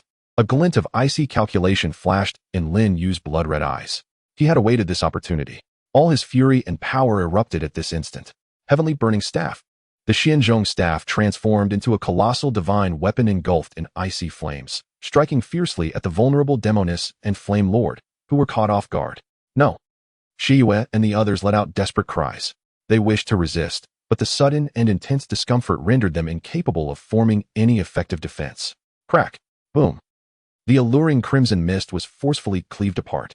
Xie and Hulaina screamed as they were sent flying, spewing blood in the air, their fusion state completely dismantled. The true form of the Flame Lord was shattered by a single strike. Yin plummeted like a fly, charred and crashing into the ruins of the arena, his fate uncertain. One strike, a decisive turning point. Lin Yu leaned on his staff, standing amidst the ruins, gasping for breath, his body marred with wounds.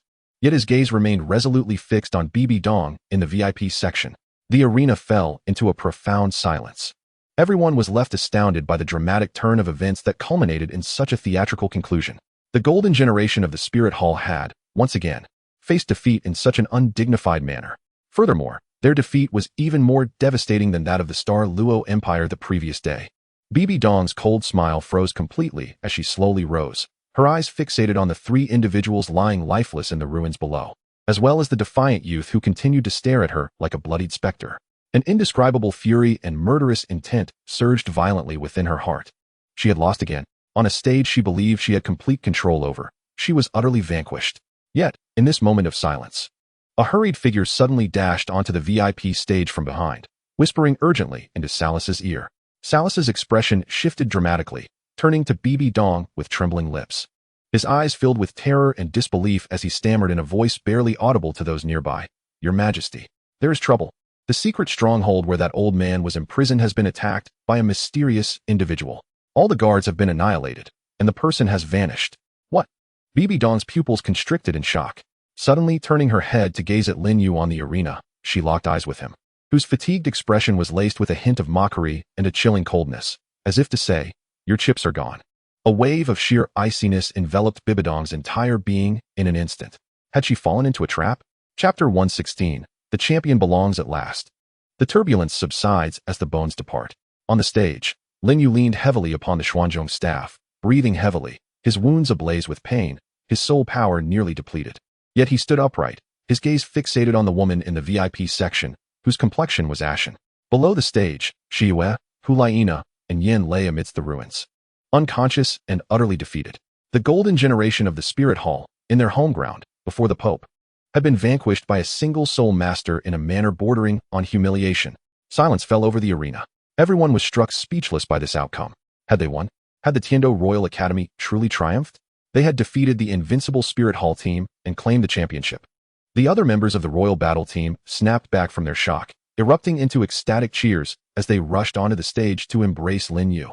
However, in the VIP section, a terrifying killing intent, as frigid as eternal ice, suddenly surged forth, silencing all jubilation. Bibi Dong slowly rose to her feet, her exquisite features contorted by sheer fury, 9 soul rings materializing silently, particularly the blood-red 100,000-year soul ring, emanating a soul-chilling pressure. She fixed her gaze upon Lin Yu, her violet eyes brimming with boundless resentment and murderous intent. Salas scrambled to her side, whispering urgently in a tone only they could hear. Bibi Dong's body trembled violently as disbelief and a more intense rage flickered in her eyes. The person has vanished. How is this possible? She was on the verge of losing control, yearning to personally crush beneath her feet the boy who had repeatedly thwarted her plans and brought her disgrace. Yet, just as she was about to explode, her peripheral vision caught countless pairs of terrified, reverent, and slightly doubtful eyes in the audience. She noticed the vigilant expressions of Ning Fengji, Chen Xian, and Dugu Bo among others. She was the Pope, the ruler of the Spirit Hall. She could not, before the entire continent, act with such a lack of grace against a junior due to a mere competition loss. That would only tarnish the reputation of the Spirit Hall and invite ridicule from the world. A tremendous clash of fury and reason raged within her heart. ultimately forcing the icy mask of the Pope to suppress her out-of-control emotions. Taking a deep breath, she gradually reined in the terrifying soul power that surged like a tide, though her gaze remained cold enough to freeze the soul. The entire audience held their breath, anxiously watching her, uncertain of what this enraged Pope would do next. Bibi Dong slowly raised her hand, her voice devoid of any warmth, resonating throughout the arena. This competition is hereby concluded. The champion is the Tiando Royal Academy. She paused momentarily, her gaze slicing through Lin Yu's face like a frigid blade, before continuing. In accordance with the tradition of the tournament, the champion shall receive prizes provided by the Spirit Hall. With a graceful flick of her hand, 3 resplendent beams of light erupted from the gemstone ring adorning her finger, levitating majestically in the air. These were 3 translucent bones, radiating formidable waves of energy, each varied in hue and form, yet all undeniably harbored an awe-inspiring power. The left arm bone, known as the explosive flame arm bone, dated back approximately 50,000 years. The right leg bone, dubbed the Gale Pursuit leg bone, traced its lineage to around 30,000 years, and the skull bone, embodying the wisdom of spirit concentration, also spanned about 50,000 years. 3 priceless soul bones, each of exceptionally high quality. A collective gasp echoed throughout the arena. Countless envious, covetous, and jealous gazes converged upon the 3 soul bones. These were treasures that countless spirit masters could only dream of. The Spirit Hall had truly presented such invaluable rewards, especially following their recent crushing defeat. This display of generosity left everyone astonished and bewildered. Bibi Dong maintained a stoic expression, as though she were merely offering 3 ordinary stones. This is the reward you deserve. Take it and leave the Spirit City. Her words were as cold and direct as ice, carrying an unmistakable undertone of dismissal. Her gaze seemed to convey a clear message. Take your prize and depart swiftly, or else. The members of the Imperial fighting team felt their breaths quicken as they beheld the 3 soul bones. Even Lin Yu's eyes flickered with a momentary change. He was acutely aware of the value of these soul bones. Yu Qianheng, serving as the captain, inhaled deeply, stepping forward to bow with a demeanor that was neither submissive nor arrogant. Thank you, Your Holiness, for your generous gift. He carefully placed the 3 soul bones into a specially designed jade box. Lin Yu also sheathed the Xian heavy ruler, nodding respectfully towards Bibi Dong, his tone neutral. Thank you, Your Holiness, for your generosity. Since the competition has concluded and the prizes have been awarded, we shall not impose further. Though his words seemed courteous, the underlying chill and mockery in his gaze caused Bibi Dong's fingers to twitch slightly. Young man, let you revel in your triumph for a while longer. Bibi Dong's heart seethed with murderous intent, yet her exterior remained icy. So Ross, escort them out. With that, she turned away without casting another glance at the crowd, her figure radiating a suppressed fury.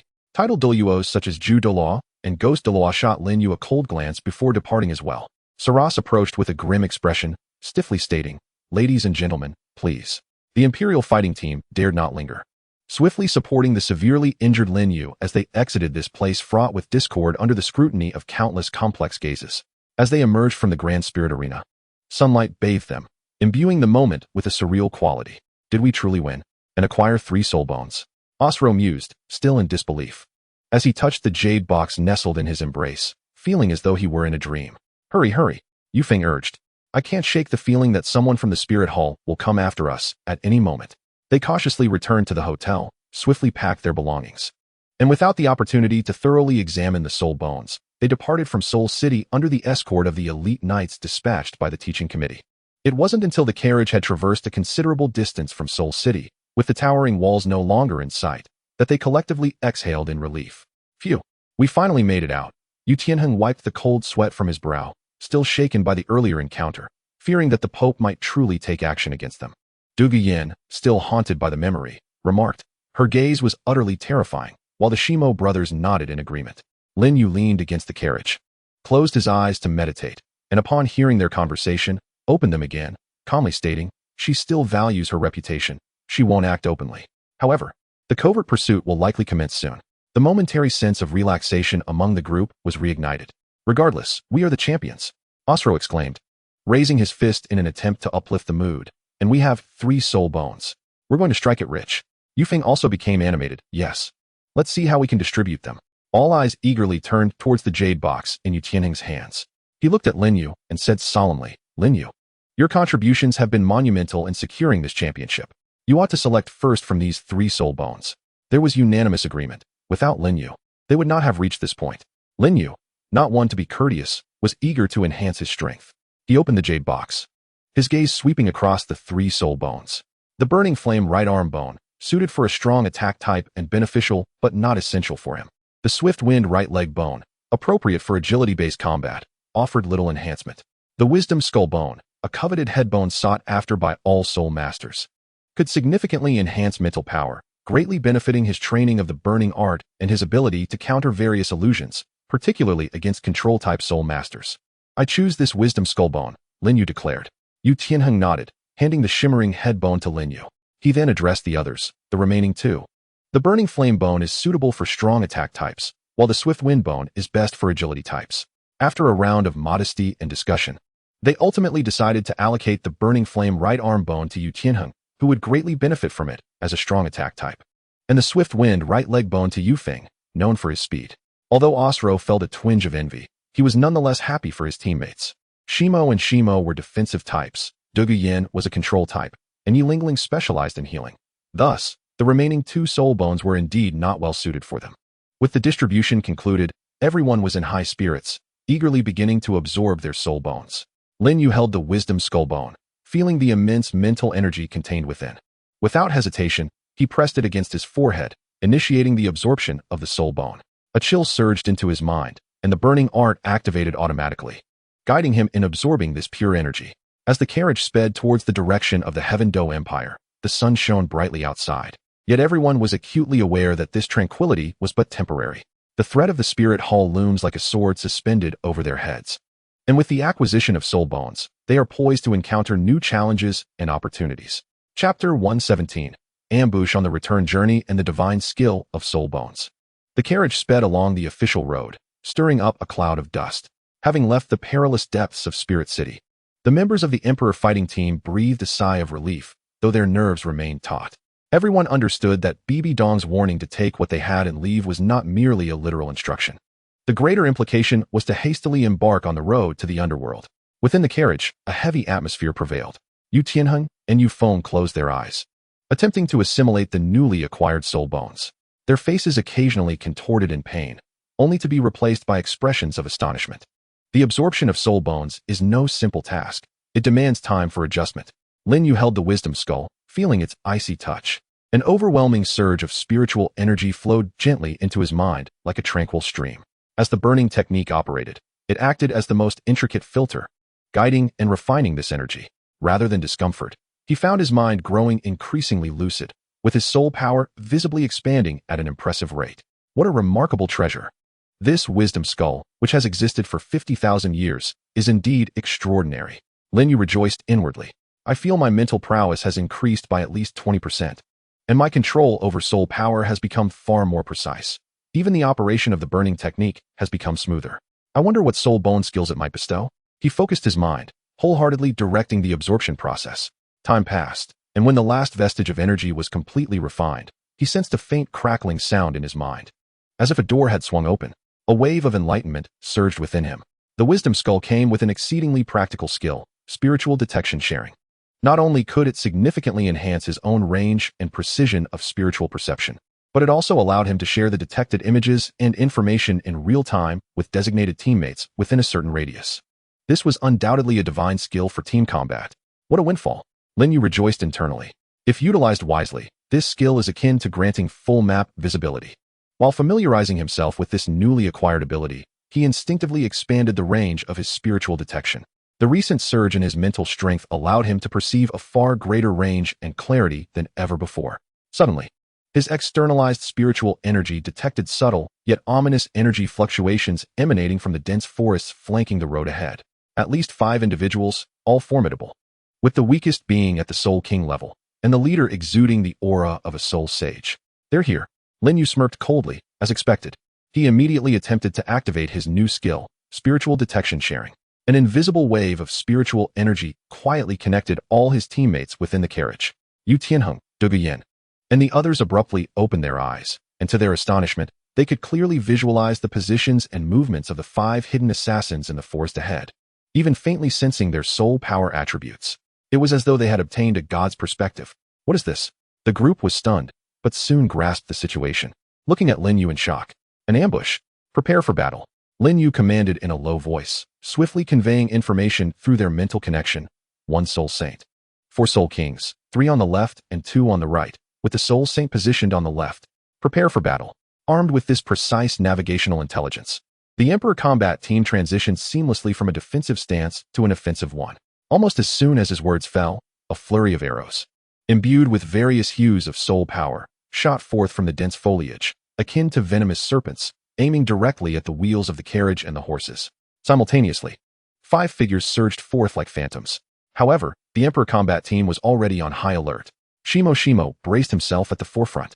Osro and Yu Feng disrupted the 2 Soul Kings on the right flank. Tianheng, focus fire on the 2nd Soul King on the left. Lin Yu's voice resonated clearly and swiftly through the mental connection, delivering commands with precision. Understood. The team responded with remarkable agility. Shimo let out a low growl as his martial soul activated, conjuring a robust defensive barrier that materialized precisely in the path of the oncoming Soul Saint's assault. Osro and Yu Feng darted to the right like wraiths, catching the 2 Soul Kings off guard. Meanwhile, Lin Yu Tianheng, and Douluo Dalu unleashed their attacks as though they had rehearsed the sequence meticulously. The Thunder Dragon Claw, phosphorescent purple poison, and Lin Yu's formidable heavy Xuanzhong ruler converged upon the left side Soul King, who had just emerged from the thicket, bewildered and unaware of the unfolding situation. Caught by surprise, the Soul King never anticipated that his position and intentions had already been laid bare. Faced with this sudden barrage of assaults, he was paralyzed with fear, managing only a terrified scream before being utterly overwhelmed by the ferocious onslaught, meeting his demise on the spot. A swift elimination right from the outset. The remaining 4 assailants were left astonished and enraged, utterly perplexed as to how their adversaries could predict their every move with such uncanny accuracy. How is this possible? The Soul Saint, equally astonished and furious, struck the defensive barrier of Shimo with a ferocious blow, shaking the 2 brothers but failing to breach their defenses. They possess some strange power. Be cautious, one of the Soul Kings exclaimed in alarm. Yet Lin Yu offered them no respite. The shared mental probing relayed every minute movement and fluctuation of soul power back with clarity. The first Soul King on the right would launch a piercing soul technique against Yu Feng in 3 seconds. Yu Feng leaped back 3 meters, while Osro targeted his left flank. The Soul Saint was about to unleash a soul technique, prompting Shimo to step back half a pace and shift to mitigate the impact. The Soul King on the left intended to release a toxic mist. Yanzi countered with her own poison, enveloping the area 5 meters ahead of him. Lin Yu, akin to a masterful battlefield commander, transmitted a series of precise predictions and directives instantaneously to each teammate through their mental connection. The Emperor combat team was in a frenzy. They had never fought so fluidly, so adeptly anticipating their enemy's moves. Often, as their opponents initiated their actions, the team was already poised to respond, even executing exquisitely coordinated maneuvers. The Soul Saint grew increasingly alarmed and frustrated. Despite his lofty rank, he found himself entangled by 2 defensive soul masters, thwarted at every attempt to unleash his power as the opposing team consistently dodged or interrupted his efforts. The other 3 Soul Kings were equally ensnared, struggling to cope amidst the chaos and peril. Damn it, what sorcery are you employing? The Soul Saint bellowed in outrage. Sorcery? No, this is called strength. Lin Yu let out a cold laugh, seizing a moment of opportunity. With a flash of lightning underfoot, the Xuanzhong descended like a mountain, bearing down with a terrifying gale upon a Soul King who was flustered and disoriented by the poisonous mist of Douluo Dalu. The Soul King hastily raised his blade to block. Crack! The blade shattered. The man was sent flying. Another scream pierced the air. In the blink of an eye, 2 of the 5 assassins had already fallen. The remaining 3 were utterly panicked, their morale shattered, only wishing to flee. Want to escape? Too late. Lin Yu's gaze was icy, his mental perception locking onto the last 2 Soul Kings, Tianheng at a 35-degree angle to the left, and Lei Tang intercepting from the upper right. Osro moved in for the kill. Boom. Uft. Under precise command, the final 2 Soul Kings were swiftly dispatched. Only a solitary Soul Sage remained, his eyes wide with disbelief, staring at the crumbling situation before him, filled with terror and incredulity. Retreat. He could no longer concern himself with the mission, feigning a move before turning to vanish into the woods. Not so fast. Lin Yu had anticipated this maneuver. His mental energy coalesced intensely. Mental shock. An invisible mental spike instantly traversed space, piercing deeply into the Soul Sage's sea of consciousness. The Soul Sage's body stiffened violently, his brain searing with pain as his escape became sluggish and distorted. Now is the moment. 8 extremes collapse. Dark force ninefold. Lin Yu launched himself like a cannonball, delivering a powerful punch with all his might to the Soul Sage's back. Bang! The dark energy penetrated. The Soul Sage spewed a mouthful of blood. His eyes filled with unwillingness and horror as he collapsed forward, struggling a few times before falling silent. The battle concluded. The members of the Emperor's combat team gazed at the chaos and the fallen assassins, unable to believe their eyes. They had completely annihilated a squad of 4 Soul Kings led by a Soul Sage without sustaining a single casualty.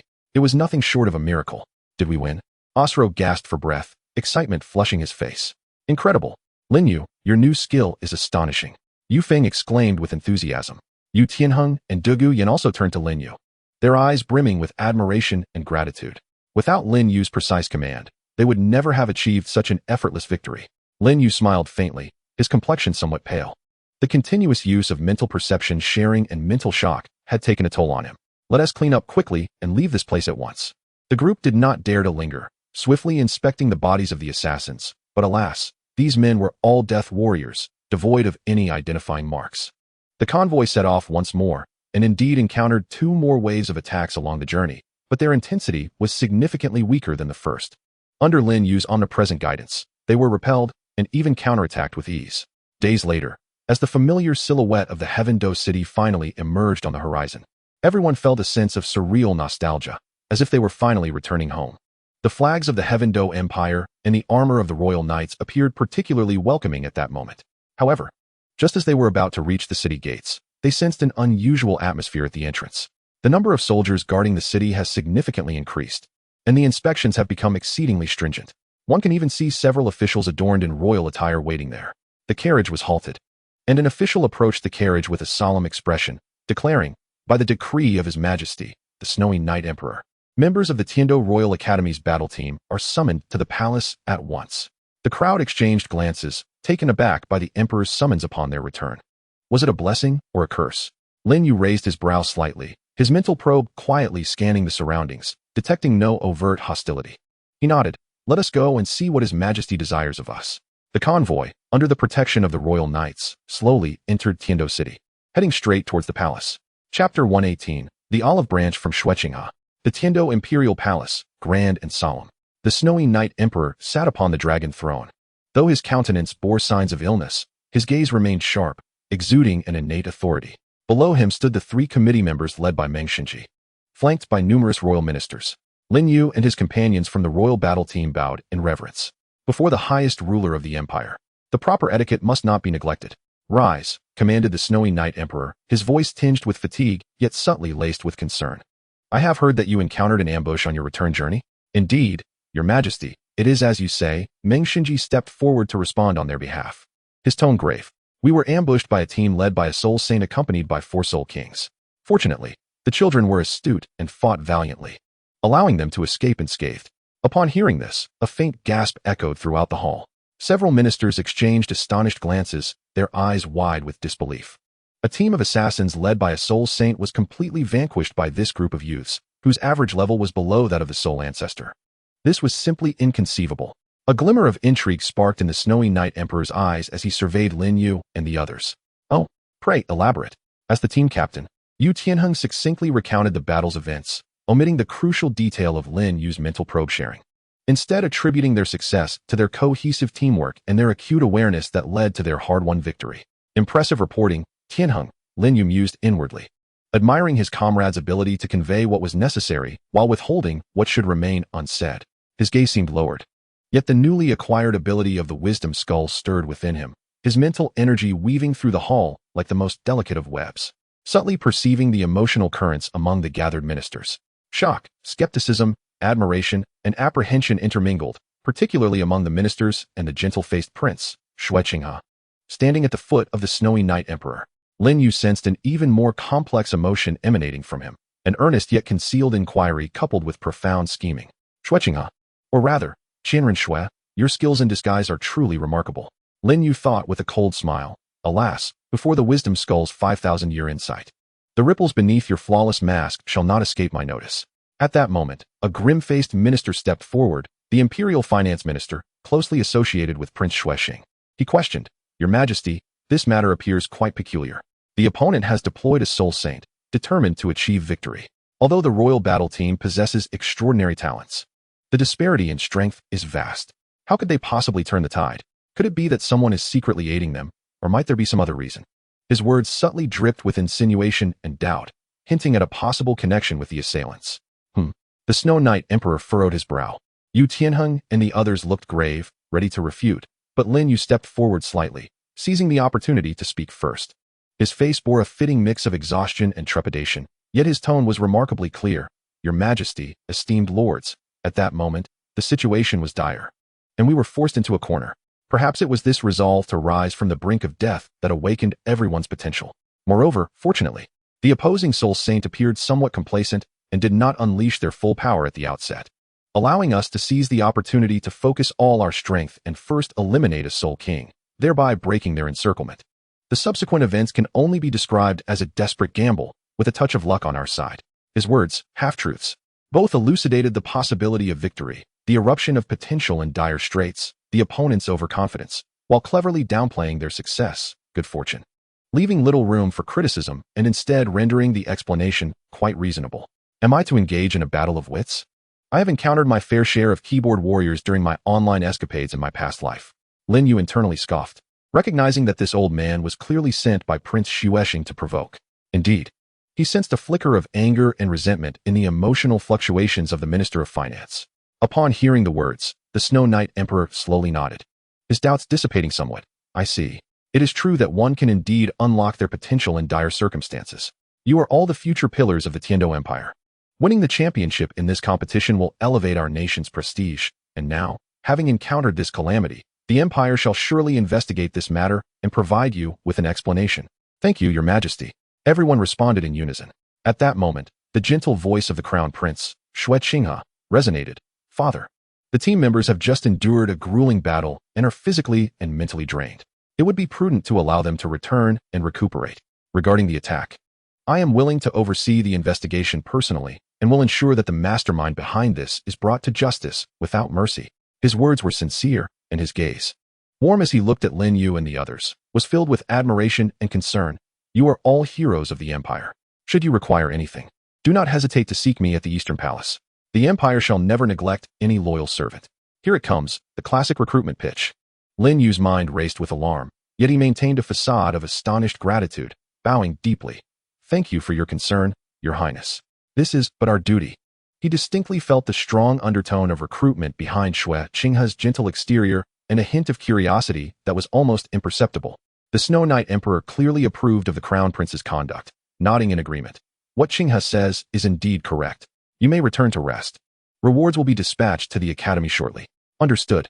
The group bowed once more and exited the Grand Hall. As they stepped outside the palace, the warm sunlight bathed them, and they finally sensed the dissipating weight of invisible pressure. The recent confrontation in the Grand Hall, though seemingly tranquil, was fraught with undercurrents, no less intense than a battle with real weapons. Finally emerging from the tension, Yu Feng let out a sigh of relief, patting his chest. He had been quite anxious, particularly during the speech of the Minister of Finance. Osro, still shaken, echoed this sentiment. Indeed, it felt as though one misstep could lead to disaster. Yu Tianheng turned to Lin Yu, speaking softly. Lin Yu, I owe you my thanks. He recognized that had Lin Yu not intervened with his timely and reasonable arguments, complications would surely have arisen. Lin Yu smiled. Captain, you flatter me. We are a team. Just as everyone prepared to return to the academy, a palace attendant hurried over, blocking Lin Yu's path. Lord Lin Yu, please hold on. His Highness the Crown Prince requests your presence for a private discussion. The group fell silent, all eyes turning to Lin Yu. A private meeting? Lin Yu's thoughts raced, yet he maintained his composure, nodding to his teammates. You all return first. I shall be back shortly. Following the attendant, Lin Yu arrived at a secluded hall in the Eastern Palace. The room was elegantly adorned, with fragrant incense wafting through the air. Xue Qinghe had already changed from his court attire into casual clothing, seated at a tea table preparing tea, exuding a warm and refined demeanor that felt like a gentle spring breeze. Brother Lin Yu, please take a seat. Xue Qinghe gestured with a smile, his tone inviting. There is no need for formality. This is not an official summons, but rather a personal admiration, and I wish to converse with you informally. Your Highness's kindness overwhelms me. Lin Yu replied, taking a seat. Internally, he scoffed, thinking, how ridiculous.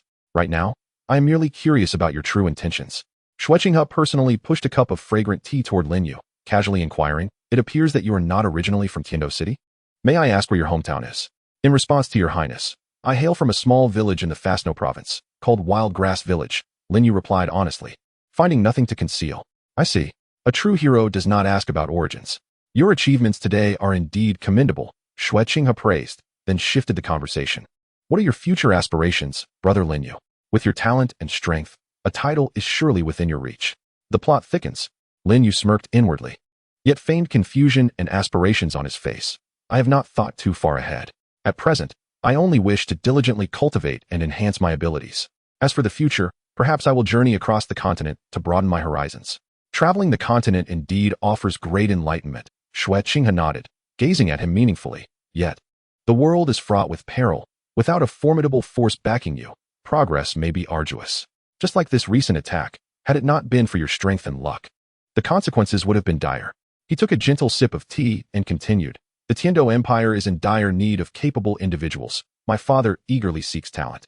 Though I am but a humble servant, I wish to recruit exceptional individuals for the Empire to collectively forge our future.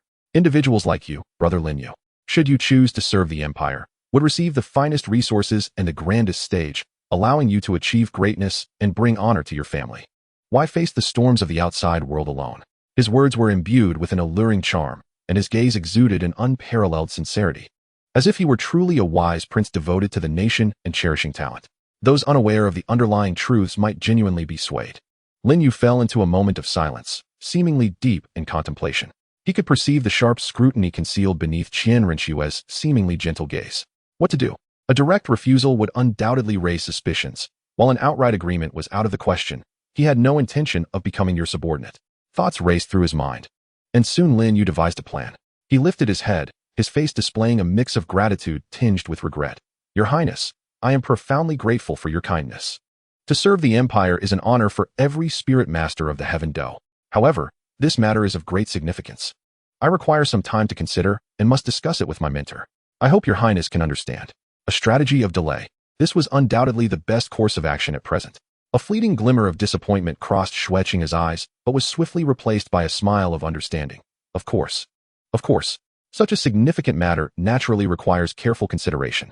Regardless of what decision you make, the gates of the Eastern Palace will always remain open for you. He engaged Lin Yu in light conversation about the customs and culture of the continent, appearing knowledgeable and witty, before personally escorting Lin Yu out of the palace. His manners impeccable. As Lin Yu departed the Eastern Palace, he cast a final glance at the majestic edifice, a cold smile curling upon his lips. Qian Renxue, your performance is truly commendable. Alas, I am a man with a script. Seeking to recruit me? Perhaps one day, when you are ready to speak to me with your true self, we might consider the possibility of collaboration. He stretched his limbs, reveling in the surge of spiritual and soul power within him. Yet, the pressing concern remained to enhance his strength.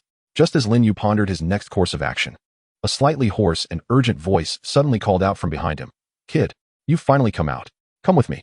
Lin Yu turned to see the poisoned Douluo Dalu, who had appeared at some point not far away. A hint of urgency etched on his face as he waved him over. Old poison, why the haste? Lin Yu's heart quickened with unease. Had something gone awry? He hurried toward Dalu. What is the matter? Dalu seized him by the arm, lowering his voice. Don't ask too many questions, just come with me to the herb garden. Something peculiar has occurred there. Chapter 119, The Ice Fire Anomaly and the Request of an Old Monster. Dalu's urgency was unmistakable, and Lin Yu did not dare to delay. Accompanied by Dalu, they swiftly departed from Heaven Do City, racing toward the direction of the Sunset Forest. Along the way, Dalu briefly explained the situation. It turned out that since Lin Yu had previously assisted him in harmonizing the toxins within his body using a special technique, the burning mantra, and had revealed the true uses of the celestial herbs, Dalu had become increasingly fixated on the treasure that was the ice fire yin yang ice.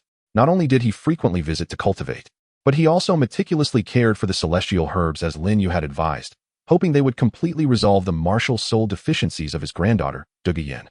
At the outset, everything proceeded smoothly, and the aura within the medicinal garden was even more potent than before.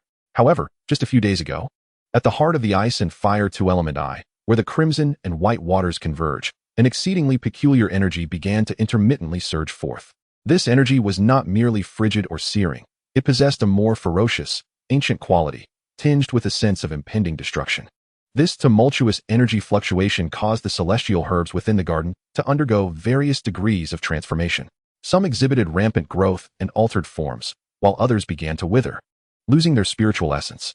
Furthermore, certain herbs became aggressively hostile, attacking even the proximity of Douluo, who was nearly harmed by their invisible force.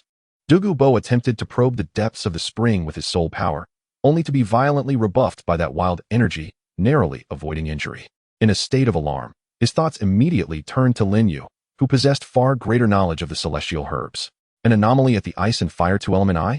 Lin Yu mused, his brow furrowing. As this twist was absent from the original narrative, his mind raced, and he began to suspect that this might not be entirely detrimental. The two moved with remarkable speed, and within less than half an hour, they had penetrated deep into the sunset forest, arriving at the valley shrouded in a toxic formation. Before entering, Lin Yu keenly sensed that the aura enveloping the valley was indeed different from their last visit.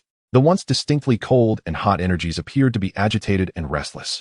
Crossing through the toxic formation, the scene that unfolded before Lin Yu in the valley left him astonished. The spring at the ice and fire two-element eye, resembling a dual pot, was no longer tranquil. Its center bubbled as if boiling, the red and white waters clashing violently, emitting a hissing sound and conjuring a distorted mist. Within that mist, there were faint threads of gray-black energy, exuding an unsettling aura of ferocity and antiquity. Surrounding the spring, the celestial herbs displayed bizarre transformations. A previously gentle golden melon vine had grown robust and menacing, moving autonomously as if it had become tentacle-like. A dark jade divine bamboo had turned pitch black, radiating a metallic sheen and a sharp aura, while some herbs appeared wilted, even exhibiting scorched marks. Look, just like this. Douluo pointed towards the spring, his expression grave. That gray-black aura is exceedingly strange. My soul power cannot penetrate deeply without risking backlash. If this continues, I fear for the future of my medicinal garden. Lin Yu did not respond immediately. He slowly closed his eyes, his mental energy intensely focused. The heightened perception granted by his wisdom skull surged like a tide, delving into the depths of the spring. However, the moment his mental force brushed against the gray-black energy, a brutal, tempestuous intent filled with destructive will surged back at him. Boom! Lin Yu let out a muffled groan, his complexion paling slightly, instinctively retreating a half-step. Are you all right? Douluo exclaimed in surprise, quickly inquiring. He had not anticipated that Lin Yu would dare to investigate directly with his mental energy. Good heavens! Such force! Lin Yu shook his head to dispel the tumult in his mind. This sensation felt distinct from mere elemental energy. It seemed as though something dormant had been roused. Perhaps it was the residual divine power of the Ice Fire Dragon King undergoing an unprecedented transformation. He inhaled deeply, his eyes glimmering with newfound vigor. Risk often accompanies opportunity. Although this energy was volatile, its profound nature suggested that if he could gradually harness it through the burning technique, it might yield unimaginable benefits for his cultivation. Indeed, it could potentially catalyze a transformation in his fighting spirit. Elder, I have a general understanding of the situation, Lin Yu declared, his expression grave. It appears that something unknown has transpired deep within this spring, causing the energy to surge violently. We cannot approach it recklessly. What then? Shall we simply stand by and watch? Douluo said, his anxiety palpable. Not quite, Lin Yu replied, shaking his head as his gaze swept across the mutated celestial herbs. Fortune often lurks within misfortune, and misfortune can give rise to fortune. Though these herbs have undergone mutations, it does not necessarily spell disaster. They have absorbed this anomalous energy, and their medicinal properties may have transformed, potentially giving rise to unprecedented varieties with remarkable effects. He approached the ground dragon golden gourd, cautiously evading its thrashing vines while observing intently. He even utilized his mental energy to sense the flow of energy within. How intriguing! The energy contained within was several times more volatile than before, augmented by a hint of earth attribute. If refined into a potion to strengthen the body, the results could be astonishing. Lin Yu rapidly analyzed the implications in his mind. His attention shifted to the now obsidian-hued Mou divine bamboo, emanating an intense sharpness coupled with a soul-piercing attribute. Douluo, observing Lin Yu's alternating expressions of concern and elation while he scrutinized the frenzied celestial herbs, could not restrain himself from asking, "What have you discerned, young man?" Lin Yu turned, a smile gracing his lips. "Elder, perhaps we need not be overly pessimistic. The mutations of these celestial herbs, while presenting a crisis, may also herald a tremendous opportunity.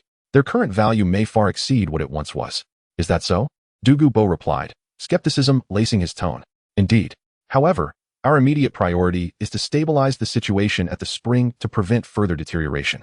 And we must also devise a means to safely utilize this anomalous energy. Lin Yu stroked his chin thoughtfully. I will require some time to conduct research. Perhaps I can set up a formation to guide and mitigate the surging energy, allowing it to release gradually. This would nourish the celestial herbs without destroying them. A formation? Douluo Dalu exclaimed, momentarily taken aback by the unfamiliar term. Now is the ideal time to employ the knowledge of formations from the Duki continent, Lin Yu mused inwardly. While explaining outwardly, it is a method that utilizes energy trajectories and specific materials to create a force field, essentially a secret technique I stumbled upon in an ancient text. Though Douluo Dalu did not fully grasp the concept, Lin Yu's confidence, coupled with his previous remarkable feats, instilled in him a significant degree of faith. He now placed all his hopes in Lin Yu's capabilities. Very well. Whatever materials you require, do not hesitate to inform me. I shall scour the entirety of the Tiando Empire to procure them for you. Douluo Dalu pledged, thumping his chest with determination. The materials are not urgent.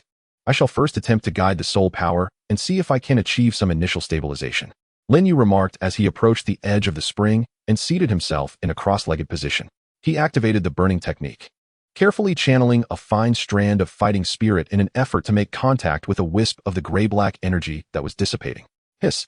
The moment the fighting spirit made contact, it was engulfed and assimilated by the gray-black energy, as if a drop of water had plunged into boiling oil. Even reversing its course and surging back toward Lin Yu's body through the connection. Lin Yu had anticipated this and promptly severed the link, his complexion paling once more. Indeed, it was overwhelmingly ferocious. He was astounded yet exhilarated. It seemed that ordinary methods would not suffice. He needed to employ more advanced fighting techniques to attempt guidance and refinement. Perhaps the thunderous energy of the 3,000 thunder movements or the violent flames of the flame-splitting wave would resonate with this energy. He focused his mind and began to experiment repeatedly with various approaches to engage and analyze the gray-black energy. Douluo Dalu watched anxiously from the side, not daring to utter a word. He had completely regarded Lin Yu as his lifeline. Time passed slowly. Beads of sweat emerged on Lin Yu's forehead as he faced failure after failure, yet persisted in his attempts.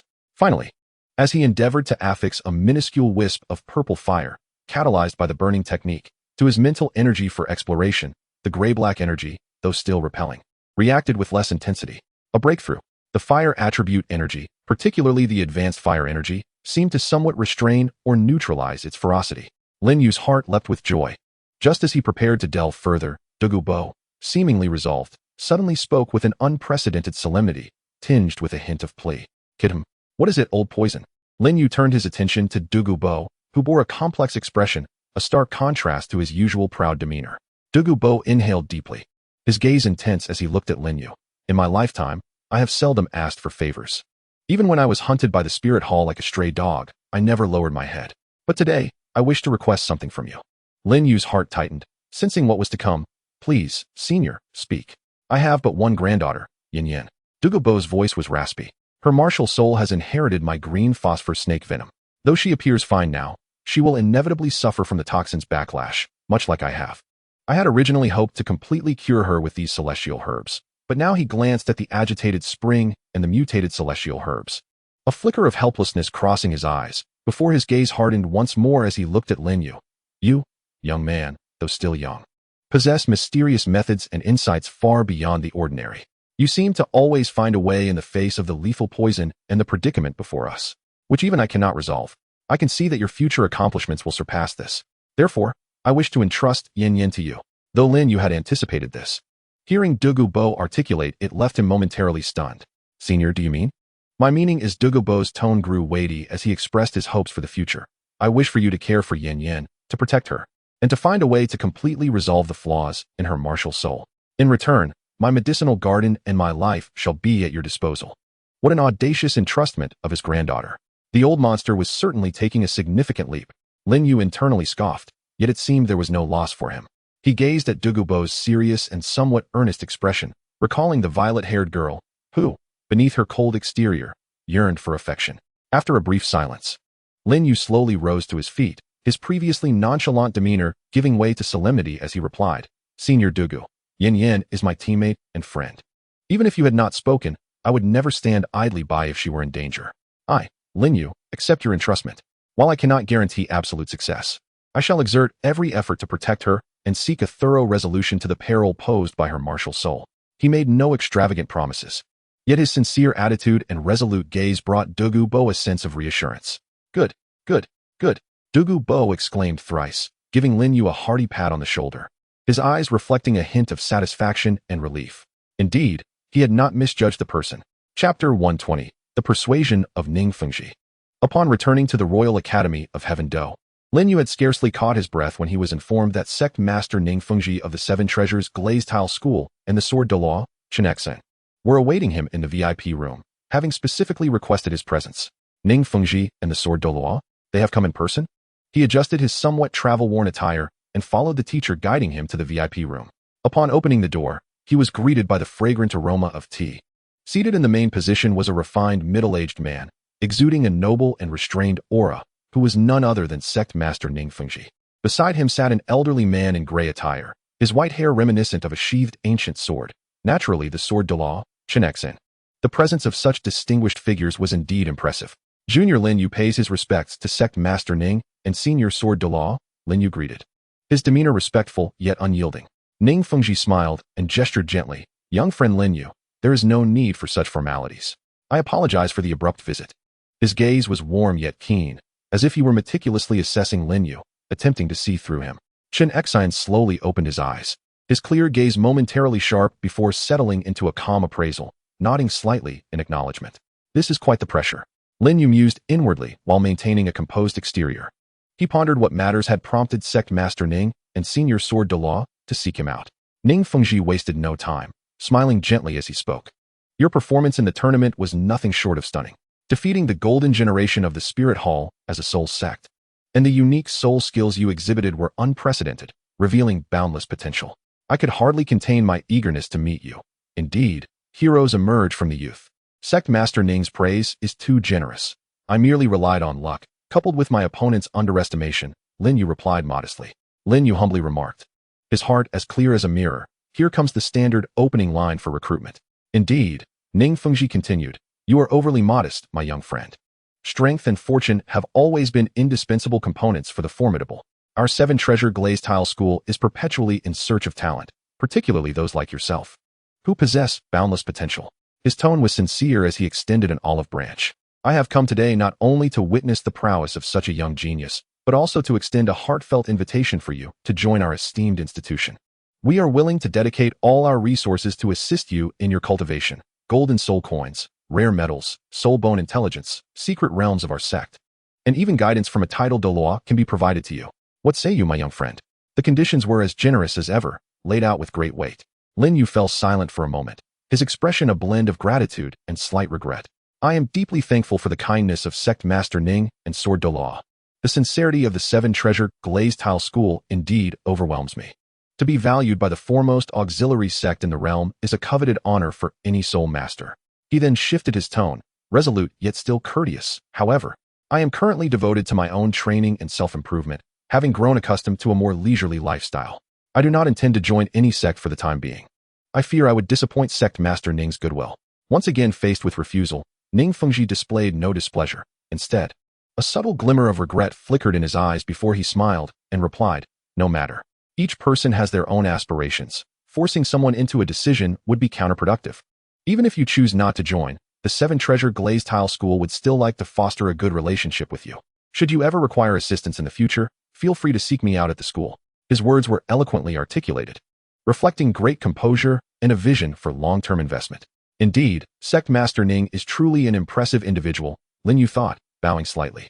Thank you for your understanding. I shall remember this friendship. At that moment, Lin Feng casually added, furthermore, I have heard that you possess considerable knowledge of pharmacology and can even discuss poison arts with the esteemed Douluo Dalu. Our school has a keen interest in such subjects, particularly those related to the evolution of martial spirits. Should you uncover any insights in this area in the future, we would be willing to exchange any price for relevant information or collaborative opportunities. He had finally alluded to a deeper purpose regarding the potential evolution of the Seven Treasure Glazed Tower. Lin Yu understood clearly, responding with impeccable composure. I do indeed have some interest in this field, but my current knowledge is quite rudimentary, and I remain in the exploratory phase. So I dare not make any bold claims. If I do make any significant discoveries in the future, I will certainly not forget Sect Master Ning's kindness today. He made no promises, yet left the door open for future collaboration. Ning Fengji nodded in satisfaction. This was the attitude and hope for the future he sought. He engaged Lin Yu in further casual conversation about the competition and training insights, appearing approachable and fully showcasing his personal charm. A quarter of an hour later, Ning Fengji and Shin Xian rose to take their leave. After bidding farewell to the two distinguished figures, Lin Yu returned to his quarters, feeling a sense of relief. However, before he could even take a seat, footsteps echoed once again from outside his door. Clad in a robe of deep violet, Douluo Dalu stood at the entrance, her countenance betraying a hint of displeasure as she regarded him with a complex gaze. Lin Yu, her voice emerged somewhat muffled. I have heard that the esteemed Master Ning of the Seven Treasures Glazed Tile School and the Sword Douluo sought you out earlier. Are they attempting to recruit you? Clearly, she had caught wind of the matter and had hurried over specifically for this. Upon observing Douluo Dalu's troubled expression, Lin Yu found himself at a loss. What brings you here? Please, come in and sit. He stepped aside to allow her passage. Yet, Douluo Dalu remained stationary, fixated on him, and reiterated her previous inquiry. Her tone tinged with unmistakable emotion. Did the people from the Seven Treasures Glazed Tile School indeed come to recruit you? Did Master Ning himself come? It dawned on Lin Yu that her arrival was indeed motivated by this concern. Amusement mingled with exasperation as he nodded. Yes. Master Ning and the Sword Douluo have just departed. The terms they offered were quite astonishing. Ample resources and guidance from a titled Douluo. As Lin Yu confirmed her suspicions, Douluo Dalu's heart raced, her fingers instinctively twisting the hem of her garment, her voice dropping to a whisper. So, have you accepted? Are you going to the Seven Treasures Glazed Tile School? Hearing her tone, Lin Yu discerned an undercurrent of jealousy. He found her nervous, yet feigned composure amusing, and a strange sense of satisfaction washed over him. Intentionally elongating his response, he stroked his chin in contemplation. Well, the Seven Treasures Glazed Tile School is indeed the wealthiest sect in the world, possessing boundless resources. Training there would undoubtedly yield remarkable results. Douluo Dalu's lips tightened further, and her gaze dimmed. Sensing that prolonging the jest might provoke an outburst or prompt her to turn and leave, Lin Yu decided to pivot, a familiar, languid smile gracing his features. However, I declined their offer. What? Douluo Dalu's head snapped up, surprise swiftly replacing her earlier gloom. You refused? Why? Why indeed? Lin Yu shrugged nonchalantly. I find the current situation quite satisfactory. Primarily because your esteemed grandfather is tethered here. He paused, allowing his gaze to drift over Douluo Dalu's slightly flushed cheeks. His tone grew more earnest. Moreover, I have yet to fulfill my promise to someone else. Leaving abruptly would be rather irresponsible. He referred to his commitment to Douluo Dalu to look after her. Douluo Dalu readily grasped the implication, and her cheeks flushed an even deeper crimson, the remnants of her earlier vexation dissipating, replaced by an indescribable flutter of joy and reassurance. She averted her gaze, mumbling softly. Who asked you to take care of me? Yet, her tone bore the unmistakable cadence of relief mixed with playful reproach. Ah, how swiftly a girl's demeanor can shift. Lin Yu internally chuckled at the thought, finding Douluo Dalu's current charm far more endearing than her usual aloof demeanor. With a smile, he sought to change the subject. Lest she become further embarrassed, by the way, there is something pertinent I wish to discuss with you. I sense that my soul power is nearing level 50, and I am preparing to hunt for my 5th soul ring. The mention of the 5th soul ring captivated Douluo Dalu's attention, and a look of surprise graced her face. So soon? Congratulations. Do you need my assistance? Or should I inform grandfather to accompany you? Of course, I will speak to Elder Douluo. Lin Yu nodded, but he preferred to rely on his own strength for this endeavor. Relying on the protection of a titled Douluo would hinder his practical experience and the exploration of his potential. Douluo Dalu understood. Indeed. Do you have a specific type of soul beast in mind? I have some thoughts, Lin Yu pondered.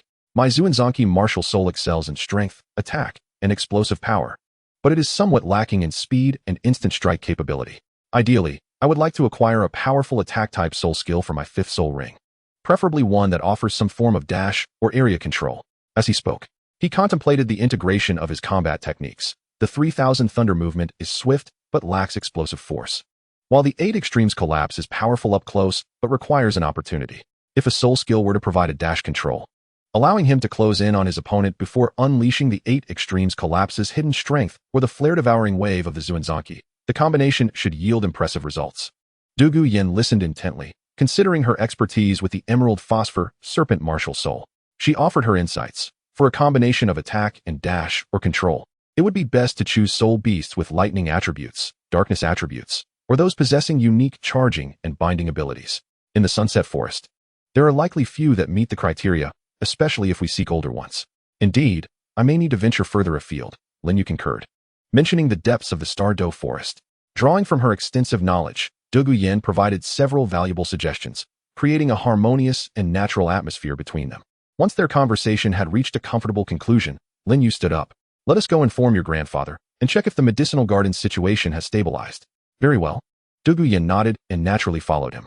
When they found Douluo, he was troubled by the still slightly roiling eye of ice and fire. Upon seeing Lin Yu approach, he immediately appeared as though he had found a savior. Ah, just in time. Come quickly and take a look. This thing seems to be agitated again today. Lin Yu stepped forward to inspect the situation, employing his soul power and the burning formula to carefully sense the energy. He discovered that although the overflow of the gray-black energy had been temporarily suppressed, the energy conflict deep within the spring appeared to be intensifying. The situation was indeed troublesome. Lin Yu's expression turned grave. Mere forceful suppression would not suffice. A method of guidance was required. However, he realized his current strength was insufficient.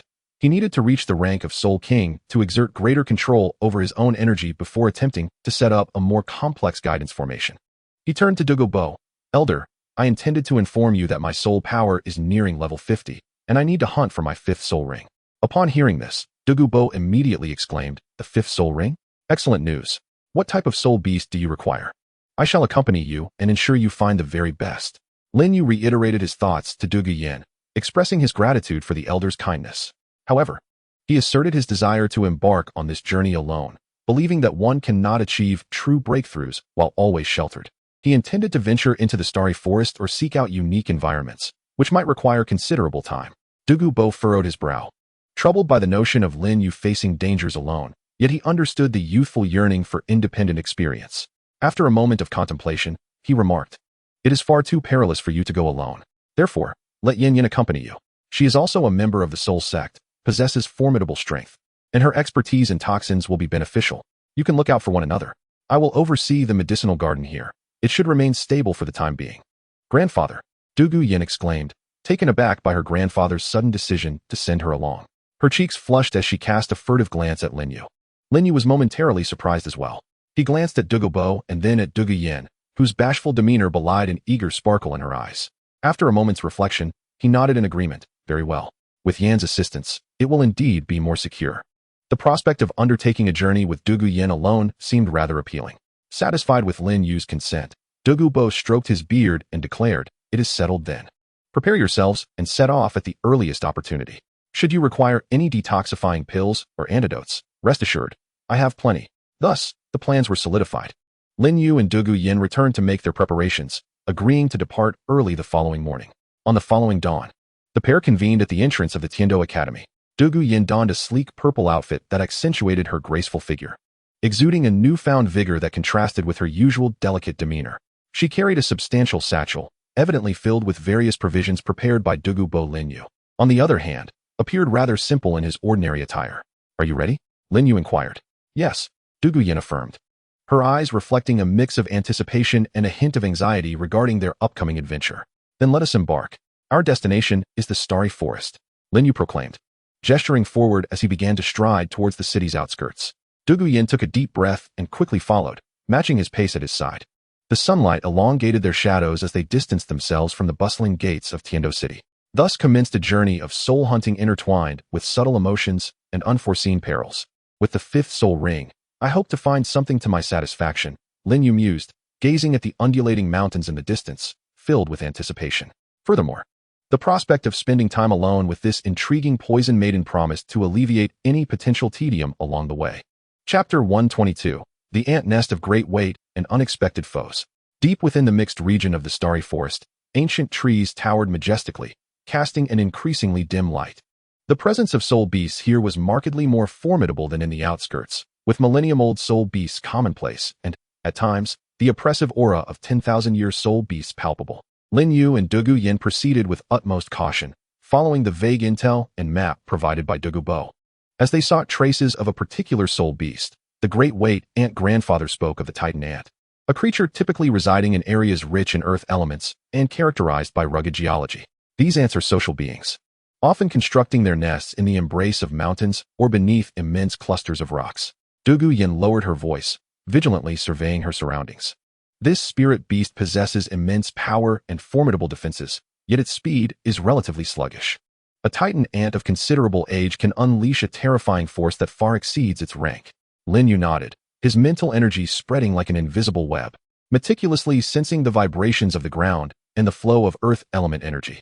With high strength and defense, it is ideally suited to complement the overwhelming assault of the Xuanzhong staff with crowd control and absolute force suppression.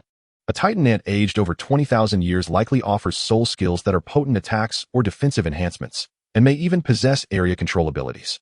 After searching for half a day, the two finally stumbled upon an anomaly near a valley strewn with massive black rocks.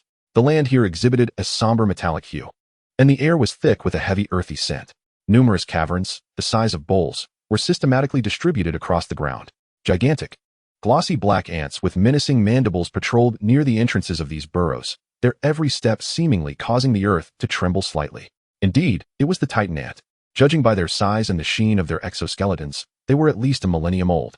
"We've found them," Douluo Dalu exclaimed in an excited yet tense whisper. Lin Yu's gaze sharpened, his mental energy focusing on the investigation. The nest was sizable. The outer area was predominantly composed of millennium-level ants, but deeper within, there was a significant energy fluctuation. This must be the target. It was at least 15,000 years old, possibly nearing 20,000.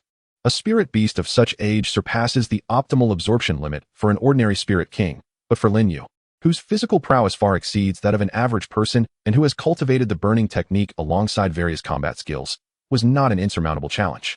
"This is it," Lin Yu resolved. "Yen, the plan has changed," he murmured. "The target lies deep within the nest.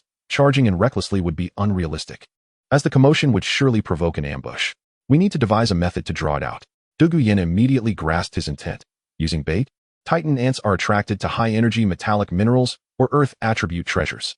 Precisely. Lin Yu rummaged through his storage soul guide and produced a dark yellow mineral imbued with pure earth attribute energy, sourced from near the eye of ice and fire. "Let us use this. You stay here to provide support and set up poison formations to prevent interference from other spirit beasts while I lure it out." "That's too dangerous. I want to go with you," Douluo Dalu swiftly protested. "Rest assured, I know my limits. If I can't defeat it, I can certainly evade." Lin Yu chuckled, lightning flickering at his feet. "Your role in providing support on the perimeter is crucial." Without allowing Douluo Dalu to voice further objections, Lin Yu's figure flickered and, like a specter, he silently maneuvered around the side of the valley. He chose a vantage point, meticulously calculating the distance and wind direction, and placed that chunk of earthy mineral upon a prominent boulder. Then, he concealed himself within the dense canopy of a nearby grand tree, suppressing his presence as he patiently awaited the unfolding events. The rich aura of earthy energy wafted towards the nest of the formidable thousand-gene ants, gradually carried by the breeze. Initially, the millennia-old ants outside the nest exhibited mild agitation, their antennae twitching incessantly. After a short while, an exceptionally large ant, adorned with faint golden lines on its exoskeleton, emerged from the largest burrow. It was as sizable as a calf, with 6 robust appendages resembling finely forged steel, leaving deep imprints in the earth with each step. Its massive mandibles opened and closed with a crunching sound that sent shivers down the spine. It sharply detected the alluring energy in the air, emitting a series of frantic hisses that sent the surrounding ants scattering, before swiftly advancing towards the mineral-S location. "Here it comes." Given its formidable presence, it surely surpassed 18,000 years, perhaps even nearing 22,000. Lin Yu felt a surge of excitement rather than fear. This was it. He held his breath, watching as the colossal ant eagerly approached the mineral, its enormous mandibles effortlessly clamping down on it. "Now's the moment." A glint of determination flashed in Lin Yu's eyes as he acted without hesitation. The suction technique. A powerful force suddenly impacted the ant's massive body, causing it to stagger, nearly dropping the mineral from its grasp. Enraged, the ant's multifaceted eyes glimmered with ferocity, instantly locking onto Lin Yu hidden in the treetop. It let out a piercing screech, relinquished the mineral, and with a surge of strength, charged towards the tree where Lin Yu was concealed like a heavy war chariot, thundering forward at a speed rivaling that of a typical agile soul master. Lin Yu desired precisely for it to leave the confines of its nest. Lightning flickered beneath his feet as he unleashed the 3,000 thunder steps to the utmost, darting from the treetop like a bolt of lightning towards the prearranged ambush point. Distant from the nest, "Yinzi, prepare," Lin Yu called out sharply. Douluo Dalu was already on high alert. Upon seeing Lin Yu leading the massive creature towards her, she immediately shouted, "Green phosphor snake venom. Toxic mist swamp." Her third soul ring illuminated, unleashing a dense purple mist that rapidly enveloped a large area. The ground became muddy and viscous under the corrosive effects of the toxic mist, attempting to slow the advance of the 1,000-gene ant. Yet, the ant's defenses exceeded expectations. Its thick black exoskeleton demonstrated remarkable resistance to the venom. The mist merely caused a faint hissing sound as it corroded the surface, failing to penetrate its body. The muddy ground only slightly diminished its speed. What a resilient shell. Douluo Yan's expression shifted slightly. No matter. Just ensnare it. Lin Yu was hardly surprised. This brief delay was precisely what he sought. He suddenly pivoted. Power and attack surged within him instantaneously. At the same time, his steps transformed, and amidst the flickering lightning, he closed in on the slowing 1,000-gene ant's flank. 8 extremes collapse. Amidst the low growl, Lin Yu summoned all his might and delivered a powerful punch to the relatively vulnerable joint of the Titan Ant Queen. A resounding thud echoed as his internal force penetrated deep. The Titan Ant Queen, in agony, emitted an enraged shriek, her colossal body swaying violently. A limb akin to a steel whip sweeping towards Lin Yu with terrifying force. Anticipating this, Lin Yu deftly evaded, utilizing the 3,000 thunder movements. While the Xuanzhong ruler sliced down with a fierce gust, the flames dividing the wave ruler, though not fully unleashed, was already enveloped in a layer of ferocious fiery energy. The impact sent sparks flying as the ruler struck the Titan Ant's carapace, leaving merely a shallow white mark. The recoil left Lin Yu's arm tingling. Indeed formidable. He marveled inwardly, astonished by its monstrous defense. Enraged beyond measure, the Titan Ant Queen's compound eyes glowed crimson, emanating a layer of earthy radiance as her speed surged. She charged relentlessly at Lin Yu, her momentum seemingly capable of shattering a small mountain. Lin Yu, be cautious, Douluo Dalu exclaimed, hastily summoning more poison mist in an attempt to obstruct the onslaught, though with little effect. Lin Yu's gaze sharpened. Instead of retreating, he advanced. The fire-blowing palm unleashed a powerful gust that struck the Titan Ant Queen's head, slightly altering her charge's trajectory, though it dealt no damage. In an instant, energy erupted beneath Lin Yu's feet. With a violent step, his figure vanished, reappearing at the Titan Ant Queen's flank. The absorbing palm once more disrupted her balance. The 8 extremes collapse unleashed a dark force, layered ninefold. He maximized his strength and comprehension of dark energy, raining blows upon the same joint of the Titan Ant Queen with relentless fury. Thud, thud, thud, thud. The continuous resonances echoed as the Titan Ant Queen's hardened shell could no longer withstand the penetrating strikes and persistent dark energy, emitting a painful crack as the shell shattered, revealing the comparatively fragile tissue beneath. The Titan Ant Queen shrieked in agony, twisting her body fiercely, her massive mandibles slicing towards Lin Yu like a guillotine. The onslaught was fierce, yet Lin Yu glimpsed the dawn of victory, just as he prepared to unleash the purple cloud wings to create distance for a decisive strike. His expression suddenly changed. His mental acuity sensed another formidable soul beast, equally fierce, even more violent, and exuding a destructive aura, rapidly approaching from the opposite side of the forest. This is bad. Another powerful soul beast has been drawn by the commotion. Lin Yu exclaimed urgently, Yanzi, prepare to retreat. We need to finish this quickly. No longer holding back, he unfurled his purple cloud wings, soaring into the air, narrowly evading the Titan Ant Queen's lethal strike. The Xuanzhong ruler was raised high, crimson flames swirling violently around it, distorting the air with their scorching heat. The Titan Ant Queen must be dealt with swiftly, otherwise, being caught between 2 ancient soul beasts would yield dire consequences. A formidable soul beast has emerged, exuding an oppressive pressure that shattered the dense forest's barriers, revealing its menacing form. A colossal python adorned with dark red scales and crowned with a single horn. Its slit-like eyes gleamed with cruelty and avarice, fixated intently on the fierce confrontation between Lin Yu and the Titan Ant. The battle escalated into a perilous melee in an instant. Damn it, it's the horned flame python. Judging by its aura, it must be at least 18,000 years old. Lin Yu felt a sinking dread upon glimpsing the fearsome serpent.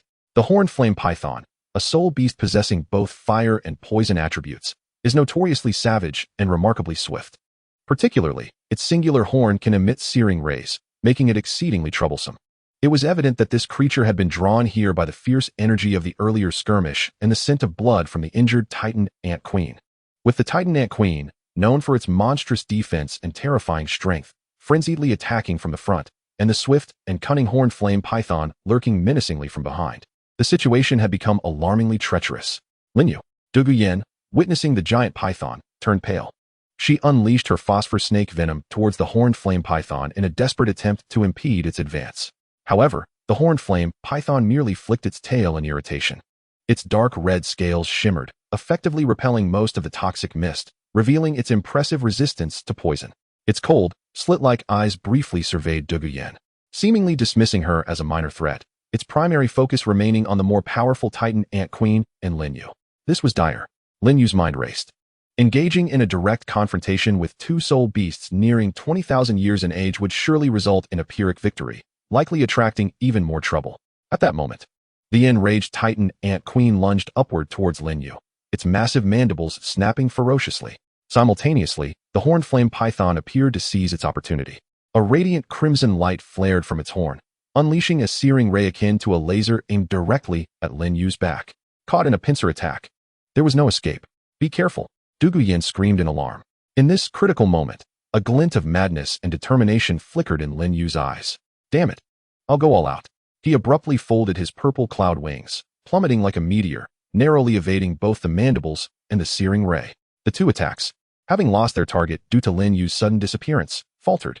Sizzling, the high-temperature ray struck the Titan Ant Queen's recently injured joint, blasted open by Lin Yu's earlier assault. A piercing, heart-rending wail erupted from the Titan Ant Queen, a sound of agony unprecedented. The scorching beam seared its vulnerable wound. The pain unfathomable. Its massive body writhed in a frenzy, its compound eyes turning a vivid crimson as it completely lost its reason. With a furious twist of its head, it unleashed its wrath upon the true culprit of its suffering, the horned flame python. The horned flame python, taken aback by the Titan Ant Queen's sudden and wild retaliation, instinctively believed it was under attack, and without hesitation, it responded with a fierce shriek of its own. Boom! Two colossal creatures collided with tremendous force in an instant. The Titan Ant Queen, leveraging her immense strength, sent the unicorn python staggering, as her massive mandibles ferociously gnawed at the scales of the python, producing an excruciatingly grating sound. Yet, the unicorn python was not to be outdone.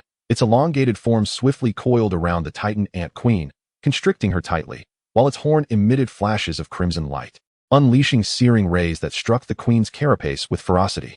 Two ancient soul beasts unexpectedly engaged in a fierce struggle, temporarily leaving the orchestrator, Lin Yu, on the sidelines. As Lin Yu touched down, he was initially taken aback by the sudden spectacle before him, but soon exhilaration surged within him. In this clash of titans, the fisherman would reap the rewards. He swiftly pulled the still-stunned Douluo aside and retreated to a safe distance, whispering, "What an opportunity. Let them fight. We shall wait."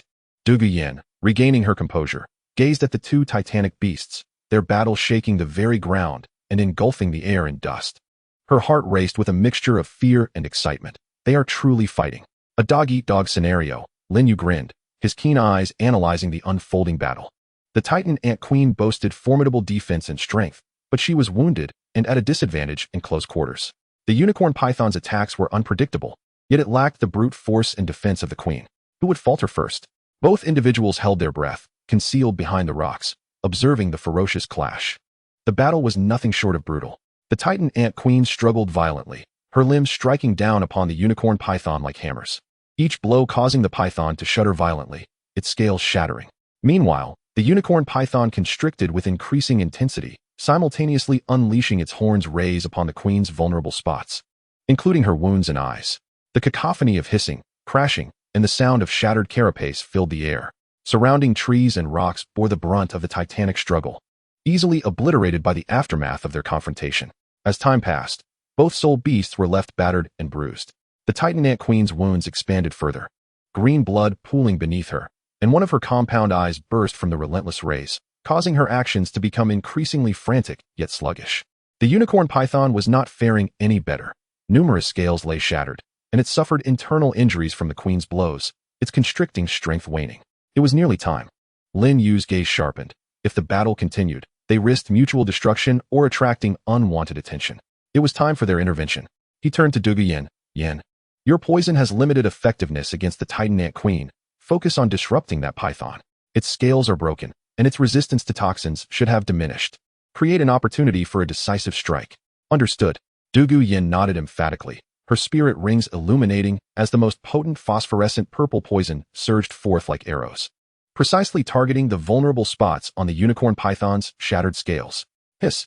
The unicorn python recoiled in pain, its body spasming as its constricting grip slackened once more. Now was the moment. Lin Yu unleashed a cataclysmic surge of lightning beneath his feet, the air crackling with energy as he ascended like a phantom above the fray of the two soul beasts.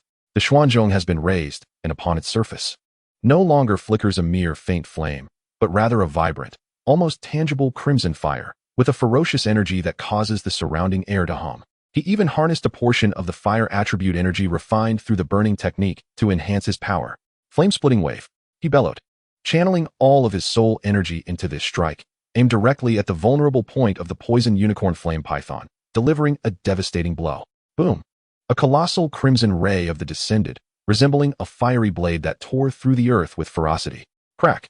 Accompanied by the agonizing sound of shattering bones and the piercing cry of the unicorn flame python as it faced its demise, its head was nearly severed by the massive serpent writhed violently a few times before loosening its grip, collapsing to the ground, dark red blood gushing forth. An instantaneous kill. The queen ant of the Thousand June suddenly found itself unbound, staggering in confusion, its enormous compound eyes gazing vacantly at Lin Yu, who appeared as a deity of fire descending from the heavens, already grievously wounded and on the brink of death, sustained only by sheer will. The sudden demise of its formidable adversary caused its strength to wane. Its colossal body swayed and then crashed to the ground, exhaling heavy breaths, clearly nearing its end. Lin Yu descended from the air, panting heavily, as that last strike had nearly depleted a significant portion of his soul energy. He gazed at the two powerful soul beasts on the verge of collapse, his eyes brimming with exhilaration. Quickly, Yanzi, guard me. I will absorb the soul ring of the queen ant. He made his choice without hesitation. Although the unicorn flame python was impressive, its attributes did not entirely align with his developmental path, whereas the power characteristics of the queen ant were precisely what he required. Approaching the massive head of the queen ant, he plunged the Xuanzhong into its vital point without hesitation, putting an end to its suffering. A dense black light surged forth from the corpse of the queen ant, condensing into a black soul ring. Taking a deep breath, Lin Yu sat cross-legged to adjust his state. Rest assured, I will not allow anything to disturb you, Du Gu Yin resolutely declared, immediately scattering the strongest poison powder around. Her by phosphor serpent martial spirit on high alert, vigilantly watching for any signs of movement. Lin Yu no longer hesitated, channeling his soul energy to guide the terrifyingly powerful black soul ring slowly towards himself. Boom. Energy surged into his body instantaneously. Refine it for me. He gritted his teeth, steeling his resolve, fully operating his technique, while cautiously dispelling the residual violent thoughts of the queen ant within. It was a painful and protracted process. Du Guyan anxiously guarded his side as time ticked by. The sun dipped in the west, and the forest was gradually enveloped in twilight. Suddenly, a powerful wave of energy erupted from Lin Yu, as the pitch-black fifth soul ring finally stabilized, pulsing gently while radiating an overwhelming sense of power. He had successfully absorbed it. Lin Yu abruptly opened his eyes, brilliance shining forth, a presence far more formidable than before emanating from him. Level 51 Soul King. Have I succeeded? Du Guyan exclaimed in astonishment. Lin Yu rose to his full height. Feeling the surging power within him and the new soul skill bestowed by the fifth soul ring, a broad smile of exhilaration gracing his face. I did it. Moreover, this soul skill surpasses my expectations.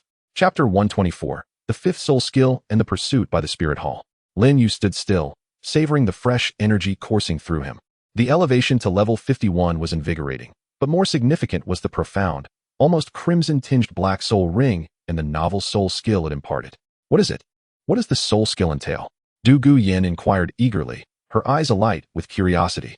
A soul skill derived from a 2,000-year soul ring is certainly extraordinary.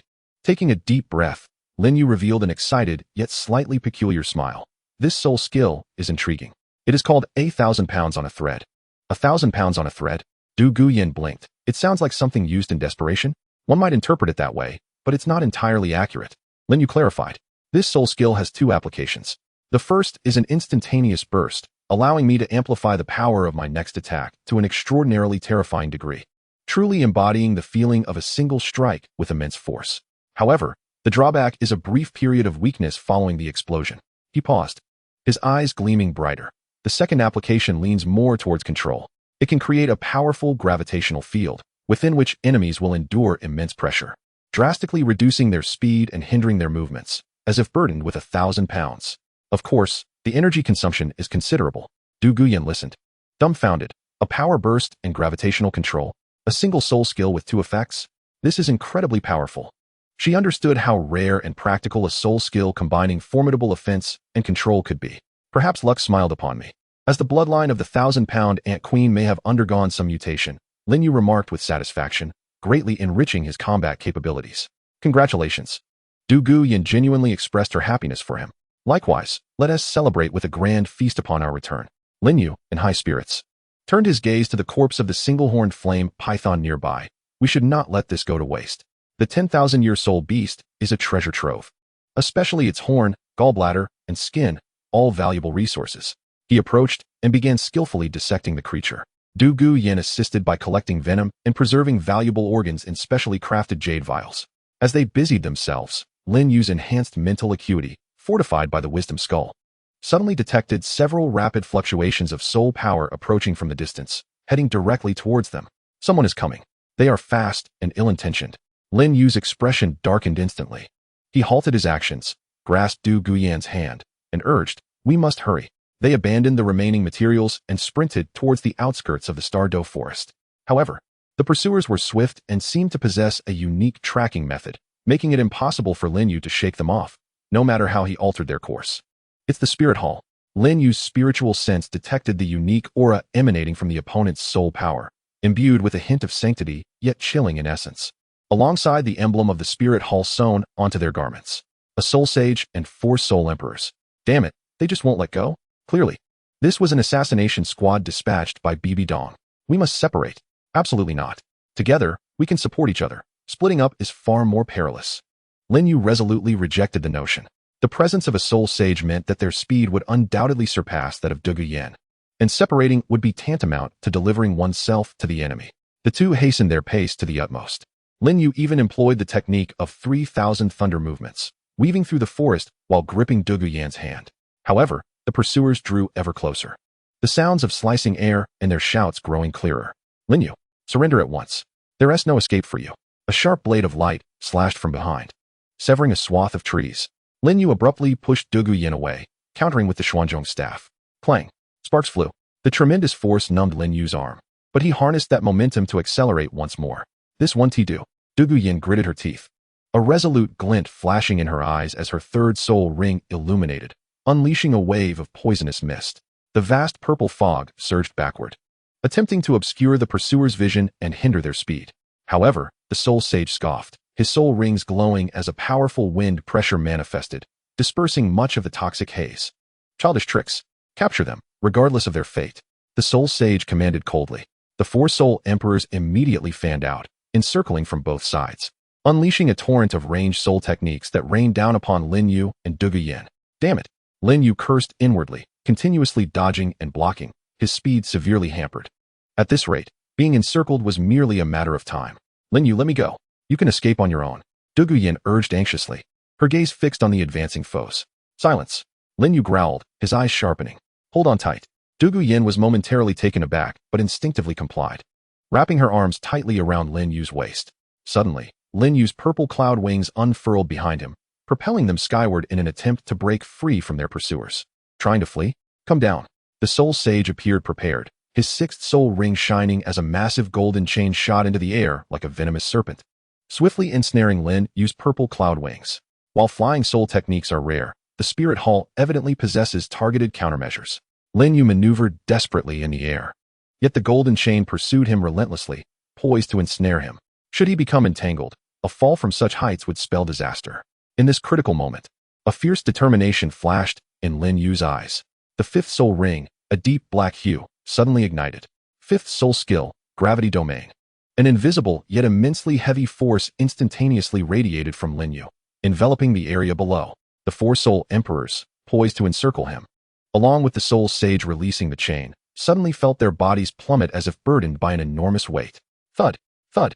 The 4 soul emperors were caught unawares, abruptly overwhelmed by the terrifying gravity that forced them to the ground, their bones groaning under the unbearable weight, even their heads struggling to rise. Their faces were etched with horror and disbelief. Despite the formidable strength of the soul sage, he remained upright, yet his movements became excruciatingly slow. As though he were mired in a quagmire, the golden chains he unleashed lost both aim and velocity, drooping limply downwards. In the air, Lin Yu let out a muffled groan, his complexion paling. Maintaining the purple cloud wings while exerting such an expansive gravitational field drained his soul power significantly. However, he dared not delay. Seizing the precious opportunity while the enemies below were forcibly restrained, he furiously flapped the purple cloud wings, transforming with Dong Guyan into a streak of light, hastily fleeing into the distance. 2 to 3 seconds later, the effects of the gravitational field dissipated. The soul sage straightened abruptly, gazing at Lin Yu and Dong Guyan, who had nearly become a mere black dot on the horizon, his face a stormy shade of iron. Pursue. He nearly spat the word through clenched teeth, feeling deeply humiliated. The 4 soul emperors clumsily rose to their feet, still shaken, casting fearful glances in the direction of Lin Yu's escape. That soul skill was terrifying. It had rendered them all incapacitated in an instant. His soul skill must have demanded an immense toll. He couldn't have gotten far. Split up and pursue. Signal to the perimeter to intercept. The soul sage, regaining his composure, immediately commanded. Several signal flares shot into the sky, bursting above. A more arduous escape was about to commence. After flying a considerable distance with Dong Guyan, Lin Yu found himself drained of soul power and had to descend to the ground, continuing his escape on foot. Yet, it appeared the encircling net of the spirit hall was already unfurled. No matter which direction they fled, they were bound to encounter intercepting foes. Although the soul sage was no longer leading, teams of soul emperors and soul kings emerged incessantly. Fight, flee, fight again, and then flee once more. Utilizing a variety of combat techniques, the newly acquired powerful 5th soul skill, and Dong Guyan's enigmatic poison arts, they repeatedly carved their way through the encirclement. Nevertheless, both sustained considerable injuries, their soul power severely depleted, leaving them utterly exhausted. We won't last until we reach Heavenly Combat City, Dong Guyan gasped, her pallid face marred by a deep, bone-visible wound on her shoulder that, despite rudimentary treatment, continued to bleed profusely. Lin Yu's condition was hardly better, showing numerous injuries. His breath somewhat erratic. He glanced at the pursuing shadows that re-emerged behind them, then at the seemingly endless expanse of forest ahead, his expression grave. Bye-bye, Dong has truly spared no expense to hunt me down, he thought fiercely. Just then, his mental acuity detected a group ahead, moving at a leisurely pace. They appeared to be a team of soul masters hunting in the forest, and one of their auras felt oddly familiar. In the midst of despair, any slight change could present an opportunity. Lin Yu gritted his teeth. Charge forward. There are people ahead. He grasped Dong Guyan's hand, summoning his last reserves of strength, and dashed toward the direction of that group. As they burst forth from the dense forest, the sight of the approaching group startled the onlookers, who were taken aback by the bloodied and disheveled appearance of the 2 unexpected guests. The guards instantly became alert, manifesting their martial spirits to shield the young lady in the opulent gown, flanked by her protectors, as well as the imposing elder beside her. It was none other than Ning Rongrong and the sword Douluo, Chen Xin. Chapter 125. The Might of the Sword Douluo and the Recruitment of Shuiqinghe. Lin Yu and Du Guyan, drenched in blood and in a state of disarray, emerged from the thicket, startling the recuperating team of the 7 Treasure Glazed Tile School. The guards tensed up, their martial spirits activated, encircling Ning Rongrong and sword Douluo Chen Xin for protection. Who goes there?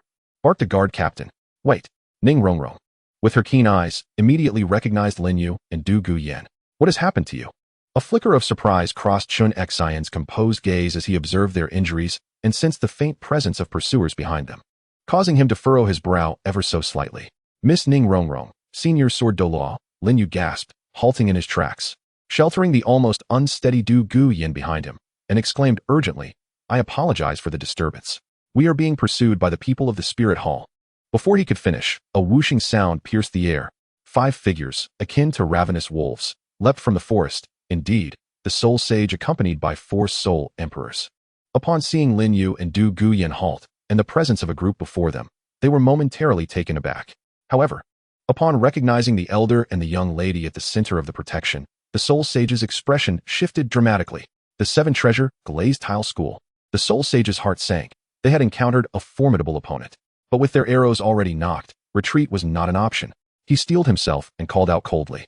Friends of the 7 Treasure Glazed Tile School, this matter does not concern you. We act under the command of the Pope to apprehend the wanted criminal Lin Yu. We beseech your cooperation, and the Spirit Hall shall reward you handsomely in the future. He attempted to leverage the authority of the Spirit Hall to intimidate them. Chen Xin did not respond immediately. He merely cast a calm gaze upon the soul sage and inquired, the Pope's decree? Let me see it. The soul sage faltered. Their mission was a clandestine pursuit. How could they present an official order? He regained his composure and insisted, "This is a confidential order. It cannot be displayed. I ask that the 7 treasure glazed tile school refrain from interfering in the matters of the spirit hall. No official decree?" Chun Xian stepped forward, just one step, and an invisible, razor-sharp sword intent enveloped the area, casting a formidable aura.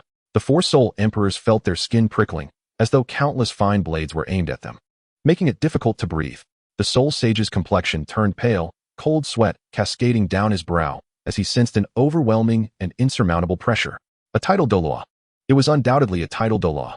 Since there is no decree, Chun Xian's voice remained calm, yet exuded an undeniable authority. Then be gone. Senior Sword Douluo.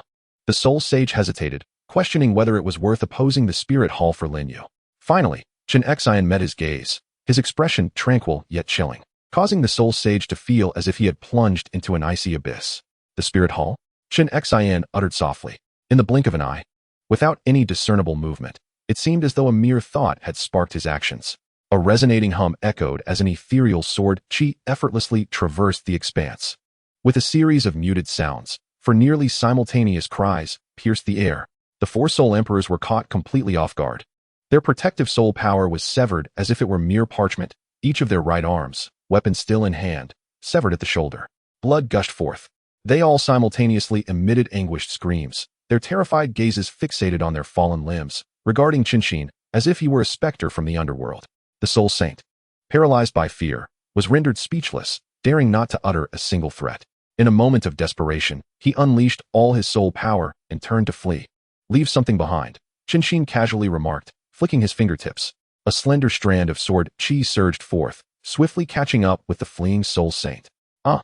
The soul saint let out an even more harrowing scream as his left leg was cleanly severed at the knee. He howled in agony, not daring to glance back. He wrapped the wound with his remaining soul power and dragged his broken form away in a frenzied escape, abandoning his subordinates. The 4 disarmed soul emperors quickly regained their senses, enduring their excruciating pain as they crawled and rolled in a desperate bid to escape, leaving behind a trail of blood and severed limbs. The entire sequence unfolded with breathtaking swiftness, leaving an overwhelming sense of awe in its wake. Qinshin, the Sword of Death, had not even revealed his martial soul, relying solely on his intangible sword chi. He had incapacitated 4 soul emperors and grievously injured a soul saint in the blink of an eye, forcing them into a hasty retreat. Such is the might of a pinnacle Douluo. Terrifying indeed. Lin Yu and Dugu Yin were left in a state of profound shock. Although Lin Yu had long known of the formidable prowess of a tidal Douluo, witnessing it firsthand, the effortless dominance and overwhelming strength left him deeply moved. Incredible. This is what a true master looks like, he fervently thought, internally cheering for the sword Douluo. Ning Rongrong, on the other hand, proudly lifted her chin, as if the achievements were her own. With the crisis averted, Lin Yu felt a wave of relief wash over him, and he could no longer maintain his composure. Swaying slightly as if on the verge of collapse, Dugu Yin beside him succumbed entirely, collapsing to the ground. Unbeknownst to them, Qinshin had already appeared at Lin Yu's side, steadying him with one hand while a gentle, pure soul power enveloped him, aiding in stabilizing his injuries and turbulent breath. With his other hand, he extended an invisible force to support the nearly fallen Dugu Yin. "Thank you, Senior Sword Douluo, for your life-saving grace," Lin Yu managed to express with difficulty. "There is no need for such formality," Qinshin replied, retracting his hand and assessing their injuries, which were indeed severe and required prompt attention. He instructed the guards to procure high-quality healing ointments and clean water to tend to their wounds and provided them with some restorative pills. After consuming the pills and taking a moment to recuperate, Lin Yu and Dugu Yin's complexion improved slightly. "How did you come to be pursued by the Spirit Hall? They even dispatched a soul saint to lead the charge?" Ning Rongrong inquired with curiosity. With a wry smile, Lin Yu recounted the grievances from the previous tournament and the relentless chase they endured after leaving Spirit City. "It is truly excessive. That woman, Bibi Dong, is so petty." Ning Rongrong's face flushed with indignation, resorting to assassination when unable to contend. Such disgrace. After listening, Chun Xian's eyes flickered with understanding as he remarked calmly, "A tree that stands out in the forest is bound to be felled by the wind. Your displayed potential and opposition to the Spirit Hall have made her perceive you as a threat."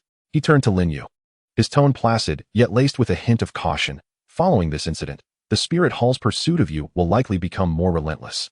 Take heed of your actions." "I understand, Senior," Lin Yu replied earnestly, nodding. He would remember this kindness. At that moment, A guard from the Seven Treasure Glazed Tile School approached swiftly and whispered to Chun Exine, Elder Jian. His Highness Prince Xue Qinghe of the Tiando Empire has learned of our predicament here and has sent someone to inquire, offering assistance if needed. Lin Yu's heart stirred. Xue Qinghe? Qianren Xue is indeed swift in her actions. Chun Exine nodded slightly and addressed Lin Yu. This place is not suitable for prolonged stay. You are still injured. It would be prudent to return to Tiando City with us for better protection. Just as Lin Yu was about to agree, the distant sound of hoofbeats and footsteps approached.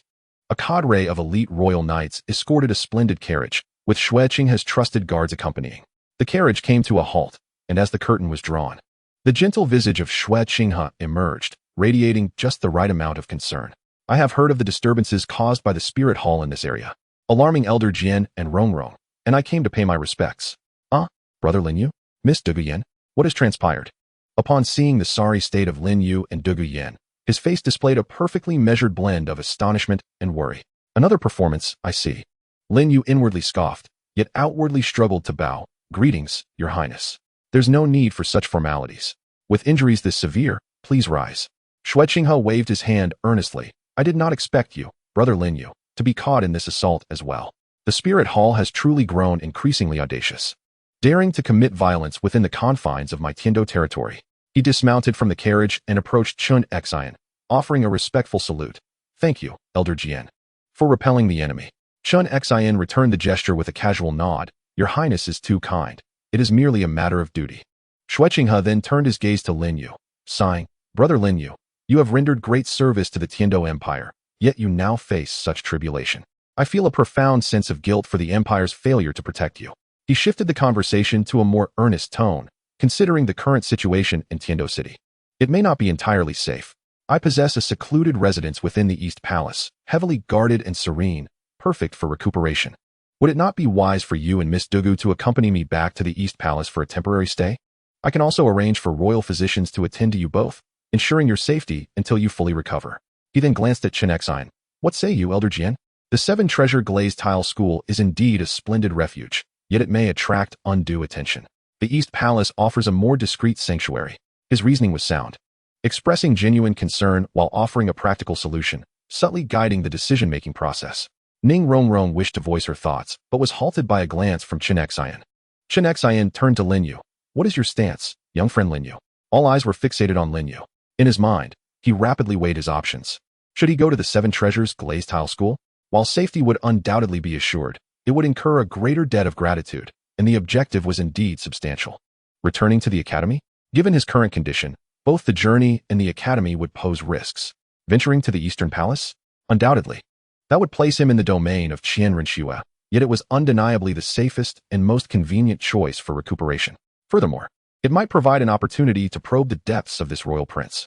He glanced at the heavily injured Duguyen, who required peace and quiet for healing, and quickly made his decision. Bowing slightly to Xue Qinghe, he expressed his gratitude. Thank you, Your Highness. I shall impose upon you. Chapter 126. Recuperation in the Eastern Palace and the Prince's Probe.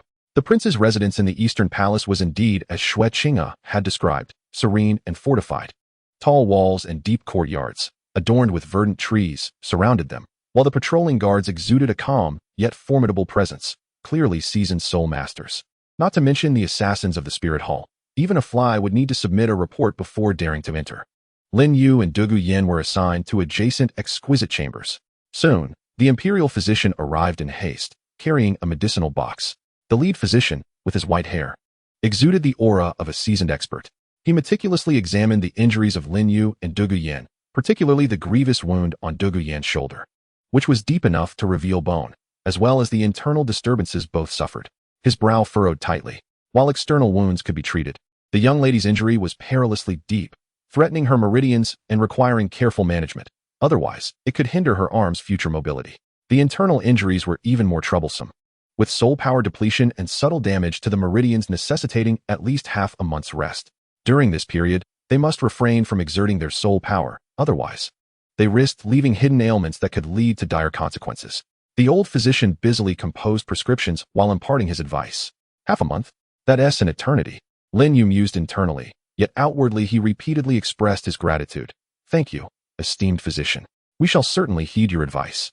After the physician departed, a maid soon brought nourishing soup.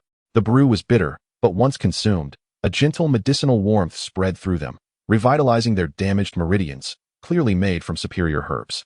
Dugu Yin sipped the medicine, her pallid face resting against the bed, and softly remarked, "Once again, I owe you my life. If it weren't for your protection, I might have perished long ago in the Star Doe forest or under the pursuit of the Spirit Hall. Why mention such things? We are comrades," Lin Yu smiled. "You must rest well and focus on healing." In the days that followed, the two found solace in their recovery within the residence. Each day, they were provided with nourishing soups and exquisite meals, attended to with utmost care by the maids. Aside from the restriction of not being able to leave the courtyard, their needs were almost invariably met. Xue Qinghe even visited personally on 2 occasions, each time offering gentle words of concern, inquiring about their recovery, and presenting them with restorative herbs, exhibiting poise and warmth, devoid of any royal arrogance. Qian Rinxue truly played her part to perfection. Lin Yu often appeared to be overwhelmed with gratitude, while internally he was filled with scathing remarks. This gentle and considerate persona, if not for his knowledge of her true nature, might have truly deceived him. While he cooperated with his recovery, he secretly practiced the burning technique. This powerful method indeed proved to be remarkably effective for healing. Coupled with medicinal assistance, his internal injuries healed at a pace that far exceeded the physician's expectations. The pale and feeble exterior was largely a facade to mislead others. A few days later, on a tranquil afternoon, Lin Yu was leisurely stretching his muscles in the courtyard, familiarizing himself with the nuances of his recently attained Spirit King realm and the 5th spirit ability when Xue Qinghe arrived.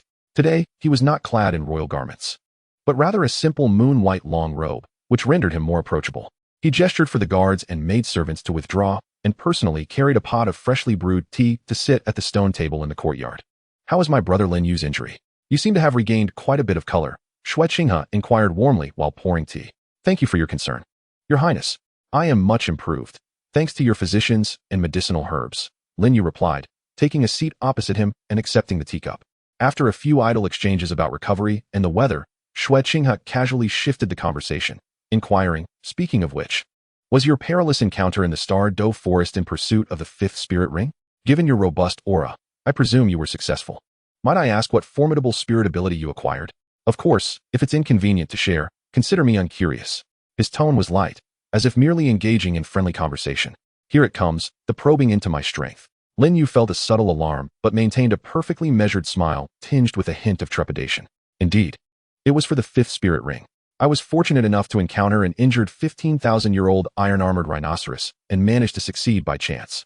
As for the spirit ability, it is merely an ordinary one that enhances strength, a source of amusement, I assure you." He deliberately concealed the true nature of the spirit beast and the ability. "Oh, 15,000 years. My brother Lin Yu truly possesses remarkable courage," Xue Qinghe remarked, a fleeting glimmer of surprise dancing in his eyes, quickly followed by admiration. "With your talents, absorbing a 15,000-year spirit ring is indeed well within your capabilities. A strength-oriented ability aligns perfectly with your martial spirit." Taking a sip of tea, he seemingly nonchalantly continued, "I have heard that you and that Tang San seem to have some past grievances. You have even defeated him directly in this competition. I have some understanding of that Tang San. He appears upright, but is, in truth, quite cunning and vengeful. You must exercise caution regarding him in the future. Is he attempting to sow discord, trying to draw me into opposition against Tang San while testing my sentiments towards him?" Lin Yu chuckled inwardly, feigning a semblance of resignation and indignation on his face. "I appreciate your warning, Your Highness. There are indeed some ideological discrepancies between Tang San and myself. This individual does exhibit a certain duplicity. My actions during the competition were, regrettably, unavoidable." He acknowledged the conflict while portraying himself as a passive participant, refraining from excessive criticism to avoid appearing narrow-minded. Xue Qinghe nodded with satisfaction. He desired nothing more than Lin Yu's disdain for Tang San. He sighed, his tone growing somewhat grave. "The current state of the continent may seem tranquil, yet beneath the surface, turbulent currents are swirling. The Spirit Hall is formidable and ambitious. Although the two great empires appear to be united on the surface, each harbors its own intentions. A genius like you, brother Lin Yu, if unable to find a powerful force for protection, may find the path ahead fraught with difficulties." He gazed at Lin Yu with sincerity. "Though I am unworthy, as the crown prince of the Heaven Do Empire, I have always taken it upon myself to protect the empire and recruit talented individuals. I genuinely admire your talent and character. Should you wish, I can recommend you to my father, granting you a high position and generous rewards, with future titles and lands not being an insurmountable task." Under the protection of the Heaven Do Empire, the Spirit Hall would not dare to act against you lightly. What say you, brother? The invitation was direct and more enticing than our previous encounter in the palace. Lin Yu held his teacup, pausing in silence, his face reflecting a struggle and contemplation. High positions and generous rewards? Titles and lands? Such sweet promises. Alas, I have no desire to be your subordinate, nor to be shackled to the Spirit Hall's chariot. He raised his head, a complex expression of gratitude and regret crossing his features. Your Highness's kindness is deeply appreciated. Every word you speak is indeed reasonable. To serve the Heaven Do Empire would be a tremendous honor. Yet, he shifted his tone, sincerity mingling with reluctance. However, I hail from humble beginnings and have grown accustomed to a life of freedom. I fear I would find it difficult to adapt to the court's regulations. Moreover, I am acutely aware of my own limitations, and at present, I wish to devote myself to training, enhancing my abilities, so that in the future I may truly make a difference, worthy of your Highness's esteem today. To hold a high position now would likely be unconvincing to others, and it is not my desire. I ask for your Highness's understanding. He declined once more, yet his reasons were ample, his demeanor exceedingly earnest, leaving no room for criticism. Rather, it painted him as grounded and ambitious. A glimmer of disappointment flashed in Xueqing's eyes, soon replaced by understanding and admiration. He sighed. Each has their own aspirations. I understand. It is I who am impatient. Since your intent lies in cultivation, I shall not press further. Nevertheless, my earlier promise remains forever valid. The doors of the Eastern Palace shall always be open to you. Should you require anything, you may come to me at any time. Thank you for your consideration. Your Highness. Lin Yu quickly rose, bowing solemnly, appearing genuinely touched by the prince's understanding. After exchanging a few more pleasantries, Xueqing rose to take his leave, still embodying the perfect image of a gentle and respectful crown prince. After seeing Xueqing off, Lin Yu returned to his room, the look of gratitude vanishing in an instant as he pursed his lips. Ugh, conversing with this crown prince is truly exhausting, more taxing than a battle. At that moment, the neighboring Douluo quietly pushed the door open, having evidently been eavesdropping. Hey, the crown prince personally extended an invitation with such generous terms. Are you truly unmoved? She regarded Lin Yu with curiosity, her gaze somewhat complex. Were it anyone else, they would have likely expressed their gratitude and accepted eagerly. Lin Yu glanced at her, lazily reclining in his chair, a smirk of subtle derision playing at the corners of his mouth. Moved? Who knows if those high positions and generous rewards are honey or a trap beneath their allure? Moreover, he paused, his words laden with meaning. This crown prince is far too cunning, engaging in his tasks. I fear that one day I may be sold while assisting him in counting his riches. Indeed, a life of freedom is far more desirable. Douluo, seemingly both understanding and perplexed, nodded in agreement. She found Lin Yu's reasoning compelling, yet she also perceived the crown prince's demeanor to be genuinely sincere. Just be careful, she murmured, glancing at Lin Yu's expression. Is your injury healing well? You seemed quite adept at pretending just now. Almost recovered, Lin Yu replied with a smile. The matter concerning the burning decision could not be elaborated upon. If we manage to maintain this charade for a couple more days, we shall be free to depart. Remaining in someone else's domain is rather discomforting. His gaze shifted to the stern guards outside the window. His expression momentarily hardened. Qianrenxue, I have accepted your invitation and shall remember your kindness. However, if you wish for me to serve as your weapon, it will not be so simple. We shall take our time. Chapter 127, The City of Slaughter. After several days of careful recuperation in the Eastern Palace's annex, Lin Yu estimated that it was time to conclude the pretense. Although this locale was pleasant, it was ultimately a den of danger. Qianrenxue's intentions ran deeper than the ocean, and prolonged stay rendered him uneasy. With his injuries healed, Lin Yu bid farewell to Xueqing, accompanied by Douluo. Another display of award-winning theatrics ensued, where both parties exchanged gratitude, reluctance, admonitions, and promises within a harmonious atmosphere. Xueqing presented a generous gift, a substantial investment. The thrill of taking the benefits and departing was exhilarating. Lin Yu felt no burden in his heart, even finding the situation somewhat amusing. Upon returning to the Tiando Royal Academy, he simply reported his safety and navigated through the concerns of his superiors. He then pulled Douluo aside. Yanzi, now that your injury has healed, focus on solidifying your cultivation within the academy. Refrain from wandering for the time being, Lin Yu advised. Douluo nodded but quickly inquired, what about you? Where are you headed? She understood Lin Yu too well. He was certainly not one to remain content within the confines of the academy. Lin Yu did not conceal his intentions from her. I plan to embark on an experience that will enhance my strength as swiftly as possible. Where to? The City of Slaughter. The City of Slaughter. Douluo's complexion paled instantly as she grasped his arm, her voice trembling. Are you out of your mind? Grandfather said it is a hellish place. Those who enter rarely return alive.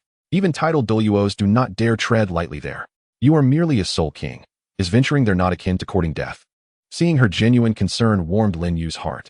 He gently patted her hand, his tone imbued with a reassuring confidence. Do not worry, I will not perish. For others, it may be a harrowing experience, but for me, it is merely a challenging quest. Du Guyan did not comprehend the term. Yet witnessing Lin Yu's self-assured demeanor calmed her anxiousness to some extent. You are aware of the circumstances there? To some degree. Lin Yu responded with a slight smile, his gaze profound. One cannot utilize soul skills or soul power. One must rely solely on primal combat instincts, physical strength, and weaponry. Correct? Du Guyan's eyes widened in astonishment. How do you know this? This is highly confidential information. I have only heard my grandfather mention it in grave tones. I know far more than you can imagine. Lin Yu spoke in a calm tone, yet it exuded a sense of mastery over everything. It was precisely because soul techniques could not be utilized there that it suited me even better. Let us not forget, my self-created soul techniques, fighting skills, are unrestrained. He paused momentarily, continuing to divulge more detailed information, as if narrating a well-rehearsed gaming strategy. The City of Slaughter is, in essence, a colossal gladiatorial arena. To earn the qualification for departure, one must achieve 100 victories in the hellish arena and ultimately traverse the Hell Road to acquire an ability known as the domain of the God of Slaughter. This is my true objective. Du Guyan listened, utterly astonished. The information Lin Yu shared was entirely foreign to her. What was this hellish arena, 100 victories? The Hell Road, and the domain of the God of Slaughter? How could he be so well informed? It was as if he had been there himself. Lin Yu paid no heed to her astonishment and continued. Although chaotic, it possesses its own rules. One must be wary of the fallen soul masters who have long lingered there and formed small factions.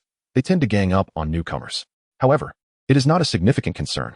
The ease and certainty in his tone utterly quelled Du Guyan's apprehensions. She suddenly felt that the place which instilled dread in countless soul masters seemed, through Lin Yu's words, to be merely a somewhat challenging training journey. Yet, it remained perilous, and her tone softened, leaving only concern. Where danger and opportunity coexist, Lin Yu gazed at her, declaring, I must grow stronger swiftly. The Spirit Hall. Tang San, future troubles will only multiply. Without strength, all is mere talk. In the City of Slaughter, I can hone my combat will, practical skills, and acquire formidable domain abilities at the fastest pace. This is the quickest shortcut. He produced several jade vials and handed them to Du Guyan, saying, keep these pills for self-defense. Remain at the academy and await my return. Du Guyan accepted the pills, nodding earnestly. I will wait for your return. Please be cautious. Indeed. Lin Yu smiled. By the time I return, I might even be able to spar with your grandfather. With everything settled, Lin Yu began his final preparations. He did not bother to search for any information. Instead, he directly relied on his memories from a past life. Making his way to the black market of Heavendo City, where he accurately procured a substantial quantity of high-quality concealed weapons, though not as exquisite as Tang San's. They made up for it in quantity. Various efficient detoxifying pills, particularly aimed at the potential toxins from Bloody Mary. Concentrated clean water and food, as resources in the City of Slaughter are exceedingly scarce and filthy, along with several sets of durable and stain-resistant black attire. All set.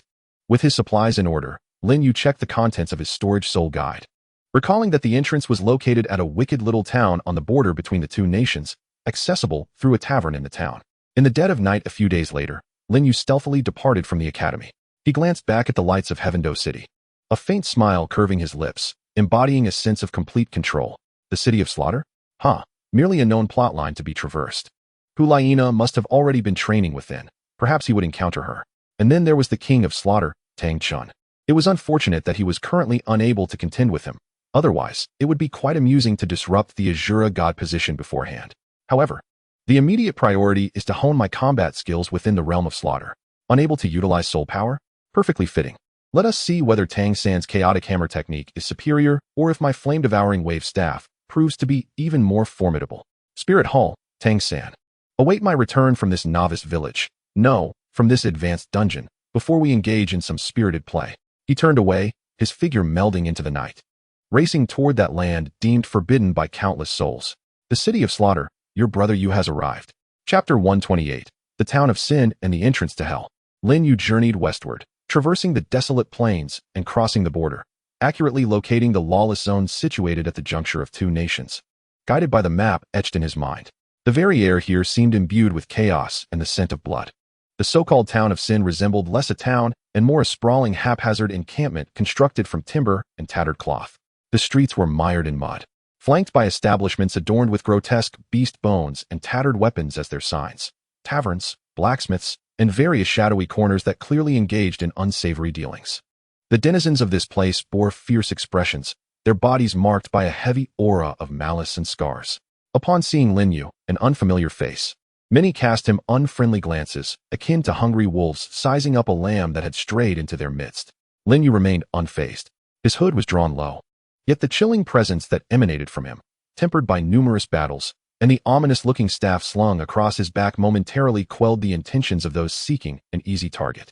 With a clear purpose, he strode directly towards the town's largest and most dilapidated tavern. Upon pushing open the creaking wooden door, a wave of murky heat, mingling the scents of cheap ale, sweat, and blood, rushed forth to greet him. The tavern was dimly lit, filled with raucous voices. Patrons of ill repute shouted loudly, gambling, boasting, and some even brawling in the corners, while the surrounding crowd merely laughed, offering no intervention. Lin Yu's entrance momentarily hushed the ruckus. Countless eyes turned his way, assessing, curious, and greedy. Behind the bar, a portly proprietor, his face marred by scars, lazily polished a glass, not bothering to lift his gaze. Lin Yu approached the bar, tapping the surface lightly. Only then did the proprietor raise his eyelids, his murky eyes sizing him up before croaking, "What will you drink?" "I do not drink alcohol," Lin Yu replied, his tone steady and unwavering. "I will have a Bloody Mary." At this declaration, the air within the tavern seemed to freeze momentarily. Many faces contorted into strange smiles, their gazes toward Lin Yu transforming into pity, mockery, or a thrill of anticipation. The proprietor paused in his glass polishing, scrutinizing Lin Yu once more, particularly his youthful visage, before scoffing, "Youngster, have you come of age? Do you know what a Bloody Mary is? That is not something for you. Hurry along and drink your milk." Laughter erupted around him. Lin Yu remained unperturbed, merely producing a gold soul coin from his pouch and flicking it with a finger.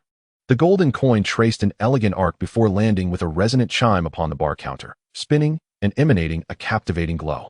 "A Bloody Mary," Lin Yu repeated, his tone remaining unperturbed yet imbued with an undeniable authority. The bartender cast a glance at the coin, then at Lin Yu's eerily calm eyes, shrouded by the shadows of his hood, causing the smirk on his face to gradually dissipate. After a moment of silence, he turned and scooped a small portion of viscous, dark red liquid from a filthy wooden barrel behind him, placing it heavily before Lin Yu. The liquid exuded a potent scent of blood, laced with an indescribable sweetness and a hint of decay that was utterly nauseating. "Ah, the hallucinogenic toxin mixed with human blood. I anticipated nothing less." Lin Yu scoffed inwardly, recalling the vivid descriptions from his past life. Under the watchful eyes of the spectators eager for entertainment, Lin Yu lifted the glass and downed the Bloody Mary in one swift motion. The thick, metallic tang and a peculiar burning sensation filled his mouth instantaneously, as a violent urge for slaughter and hallucinogenic energy surged toward his mind. "Burning technique, refine," Lin Yu silently chanted, activating the burning technique as the noxious toxins and chaotic energies were swiftly purified by a unique flame within him, leaving only the most refined essence to be absorbed. As for the human blood, merely a protein supplement. He placed the empty glass back on the bar with a composed demeanor, as if he had merely consumed a glass of water. The surrounding atmosphere fell into an abrupt silence. The faces of those who had anticipated his disgrace morphed from mockery to astonishment and a hint of trepidation. A person who could drink a Bloody Mary with such tranquility and without reaction was certainly no ordinary individual. The bartender's pupils narrowed slightly as he regarded Lin Yu with a profound gaze, his voice low and grave. "You have guts. Follow me."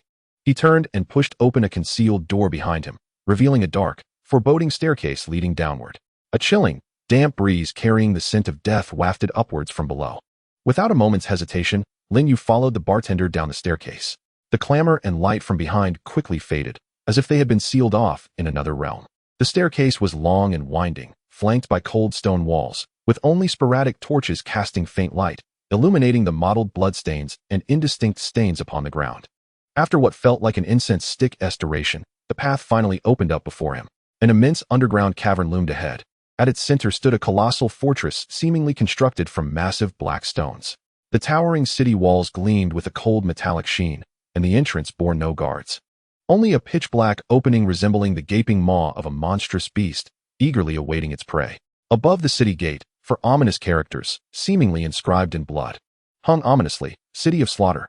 A dense, suffocating aroma of blood and the palpable aura of violence emanated from within the city, 100-fold more intense than that of the town. The very air seemed to thicken and weigh heavily around them. Even Lin Yu, who had been well prepared, felt his breath catch at the palpable aura of murderous intent that enveloped him, rendering the flow of his soul power exceedingly obscure, as if thoroughly suppressed by an invisible force of law. Indeed, the reputation was well-deserved. This bloodlust was akin to being submerged in a pool of blood. A shiver ran down Lin Yu's spine, yet he felt a surge of exhilaration. The bar owner halted his steps here, gesturing towards the pitch-black city gate, rasping, "Step inside.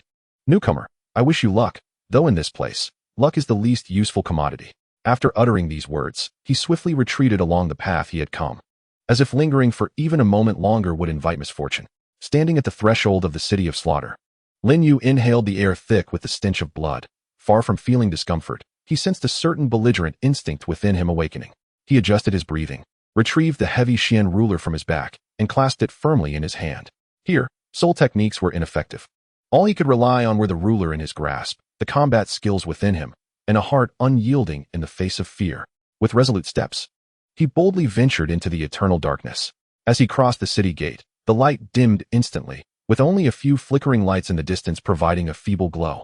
The streets were wide yet deserted, and the architectural style was grotesque and sinister, seemingly constructed from bones and metal. Cold, silent, oppressive. Suddenly, from the shadows ahead, a staggered sound of footsteps accompanied by the dragging of chains broke the stillness. A few figures, with blood-red eyes and tattered clothing, reeking of filth and madness, stumbled forth, wielding rusted blades or bone clubs. Like the living dead, their eyes ignited with greed and a thirst for slaughter upon spotting Lin Yu, the newcomer. Newcomer, fresh blood. Kill him, seize his identity token. Hungry, so hungry, they rasped, their voices akin to hyenas spotting prey, slowly encircling him. Oh, a welcoming ceremony right upon entry? How very warm. Lin Yu's lips curled into a cold smile as he raised the heavy Xian ruler slightly. The first battle in the city of slaughter had commenced. Chapter 129, Hell's Arena of Carnage and the initial battle for reputation. Having dealt with the few unwitting welcoming committee members, Lin Yu flicked away the non-existent blood from the heavy Xian ruler, his gaze icy as it swept over the shadows of the street, where several figures hesitated, momentarily intimidated by his ruthless demeanor. Upon meeting his gaze, those figures recoiled as if ensnared by a venomous serpent, vanishing into the darkness. The weak fear the strong, as it is everywhere. Lin Yu scoffed inwardly, choosing to disregard these insignificant foes. He bent down and rummaged through a corpse, retrieving a cold black token inscribed with the number 9527. This was the so-called identity token, serving as proof of survival in the city of slaughter. Weighing the token in his hand, he recalled the information from his memory and made his way toward the city center, drawn to the most conspicuous and blood-soaked edifice, the Hell's Arena of Carnage. As he drew closer to the center, the number of people he encountered began to increase. The gazes of these individuals were infused with a menacing ferocity, their malevolence almost palpable, yet they maintained an eerie restraint and vigilance amongst themselves, rarely engaging in open conflict. It was well understood by all that the true arena for slaughter and the resolution of grudges lay within the confines of the killing grounds. To act recklessly outside could easily provoke a collective assault or attract the attention of the enforcement teams. Before long, an enormous, circular edifice loomed into view. Its exterior appeared as though fashioned from dark crimson boulders and the bones of some colossal beast, exuding an overwhelming stench of blood and despair. The entrance bore no guards. Only a swirling, vortex-like opening of darkness that seemed capable of consuming all life. Countless individuals ventured inside, yet few emerged. Instead of jubilant cheers, the interior resonated with frenzied screams, animalistic roars, and the sickening sound of bones shattering. Lin Yu, his expression impassive, stepped into the dark threshold. The scene before him unfolded into clarity, accompanied by a cacophony of maddening noise and an almost suffocating odor of blood. He found himself in a vast circular coliseum, surrounded by tiered seating filled with a motley crowd, each person's gaze wild, their voices hoarse from shouting, arms flailing like deranged gamblers. At the center of the arena lay a sunken stone platform, stained dark red and littered with dismembered limbs, the slaughter stage. At that moment, a chaotic brawl unfolded upon it. 10 individuals fought like cornered beasts, blades flashing and flesh flying. Occasionally, someone would be torn apart or felled, eliciting even more fervent cheers from the frenzied audience. It was a primal and savage revelry. Lin Yu furrowed his brow, feeling a visceral discomfort at the scene, yet maintaining an unsettling calm within. He approached a corner designated for registrations, where sat a stoic figure in a black robe, seemingly indifferent to the surrounding madness. "I wish to register," Lin stated, extending his identity token. The black-robed individual took the token, recorded it on an odd apparatus without lifting his gaze, and rasped, "Do you understand the rules? Gather 10 participants to commence. Life and death hold no significance here. Achieve 10 consecutive victories to earn residency rights in the inner city. 100 victories grant you the key to leave. Registration now allows you to participate in the next match." "Very well," Lin replied coolly. The black-robed figure tossed him a token marked with the number 10 and returned to his indifference. Lin, clutching the token, found a relatively secluded corner to sit and closed his eyes, seeking tranquility as he awaited his turn. His calm demeanor starkly contrasted with the surrounding frenzy, drawing the attention of several onlookers. However, sensing the chilling aura that radiated from him, none dared to intrude. Soon, the bloody clash of the previous match concluded, leaving only a blood-soaked, seemingly deranged brute laughing maniacally. "Next match. Participants numbered 1 to 10, prepare." A cold voice echoed through the arena via an amplification system. Lin opened his eyes, rose to his feet, grasped his weapon, and steadily approached the entrance of the slaughter stage. 9 individuals emerged from various directions, each exhibiting distinct traits. Some were ferocious, others cunning, and some indifferent. Yet, without exception, their gazes towards one another brimmed with unmasked intent to kill. Upon encountering Lin, a relatively slender and youthful newcomer, nearly all deemed him the first target to eliminate, a soft target, so to speak. The 9, either intentionally or inadvertently, encircled Lin. A fervent uproar erupted from the stands. "Tear apart that pretty boy. Attack. Eliminate the newcomer first. Bet that one with the ruler won't survive a minute." Lin remained oblivious to the hostility surrounding him and the clamor from the stands. Instead, he gently caressed the cold surface of the Xianzhong ruler. His gaze fell upon a taciturn man across from him, wielding twin blades. The man's eyes were as sharp as a hawk's, and unlike the others. He did not rush to attack, but calmly observed the unfolding chaos. With a thunderous crash, the gates of the slaughter platform swung open. Kill. Almost instantaneously. As the gates opened, 8 individuals lunged at Lin like famished wolves, launching an assault with knives, swords, axes, and hammers. Various weapons whistled through the air. Accompanied by the surge of their soul power, albeit suppressed, their physical strength still formidable. Unmoved, Lin stood firm, yet his eyes suddenly gleamed with intensity. Absorb. A bizarre force of attraction surged towards the burly man wielding the massive axe on the left, causing his body to falter, abruptly disrupting his charge. Stumbling, he collided with the slender swordsman beside him, their 2 forces clashing and creating a myriad of openings. In that very moment, Lin advanced, not retreating, but moving forward. A flicker of lightning danced beneath his feet, 3,000 bolts of thunder. His figure, akin to a specter, darted through the gaps between the weapons of 2 adversaries on his right. The Xianzhong ruler, appearing sluggish, was in truth as swift as lightning, sweeping forth with astonishing speed. 8 extremes burst. He did not utilize the sharp edge of the ruler. Instead, he struck with the broad body, infused with hidden strength, landing a powerful blow upon the chests of the 2 foes. Bang! Bang! 2 resounding thuds echoed. Their eyes bulged as their chests visibly caved in, blood gushing forth as they were sent hurtling back, crashing violently against the edge of the slaughter platform, seemingly on the brink of death. In a mere exchange, he had vanquished 2 opponents and simultaneously disrupted the assault of 2 others to his left. A profound silence enveloped the arena. The frenzied shouts from the stands seemed to be choked, diminishing significantly. The remaining 6 assailants' expressions shifted dramatically, their offensive momentum faltering involuntarily. Yet Lin offered them no chance to react. Firepalm. A tremendous gust of wind surged towards the 3 on his right, though lacking in lethality. It sent them reeling, obstructing their vision. Lin moved like a tiger among sheep, the Xianzhong ruler striking, smashing, and sweeping. With each maneuver, he precisely exploited the openings that arose from their panic. His movements were enigmatic and unpredictable. Within the confined space, he evaded their attacks effortlessly, not a single blow even grazing the hem of his garment. Bang! Crack! Ah! Once again, 3 anguished cries pierced the air as 3 individuals met their demise, either having their skulls shattered or their spines crushed, succumbing instantly to death. In the blink of an eye, of the 8 assailants, only the initially disturbed giant axe wielder and the lanky figure remained. The 2, witnessing Lin's godlike ferocity, were paralyzed with terror, their fighting spirit extinguished, and they turned to flee. Lin's gaze was frigid as he released the Xuanzhong, which soared forth with deadly precision. The heavy struck with a thunderous roar, arriving ahead of its intended target, akin to swatting flies, mercilessly reducing both adversaries to mere pulp. Thus, within a span of less than 2 minutes, all 8 assailants lay defeated. On the slaughtering platform, only Lin Yu and the dual-blade warrior remained. The audience was enveloped in a profound silence, stunned by the overwhelming carnage. This newcomer was extraordinary. His terrifying power and ghostly speed were unparalleled. The dual-blade warrior's expression was grave as he slowly assumed a combat stance, fully aware that he faced an immensely formidable opponent. Lin Yu beckoned, recalling the Xuanzhong, its tip aimed at the dual-blade warrior, curling his finger invitingly. Come forth. You are the last. Allow me a moment to warm up. Chapter 130. The Journey of 100 Battles. The dual-blade warrior fell, swift and decisive. His pride in his rapid dual strikes was rendered futile before Lin Yu's seemingly cumbersome, yet potent Xuanzhong, which harbored the swiftness of 3,000 thunders and the hidden force of the 8 extremes. In merely 3 moves, his blades were sent flying, and a blow from the struck his chest, the concealed force shattering his internal organs in an instant. Lin Yu stood at the center of the slaughtering platform, surrounded by 10 gradually cooling corpses. Dark crimson blood soaked the ground, exuding a rich metallic scent.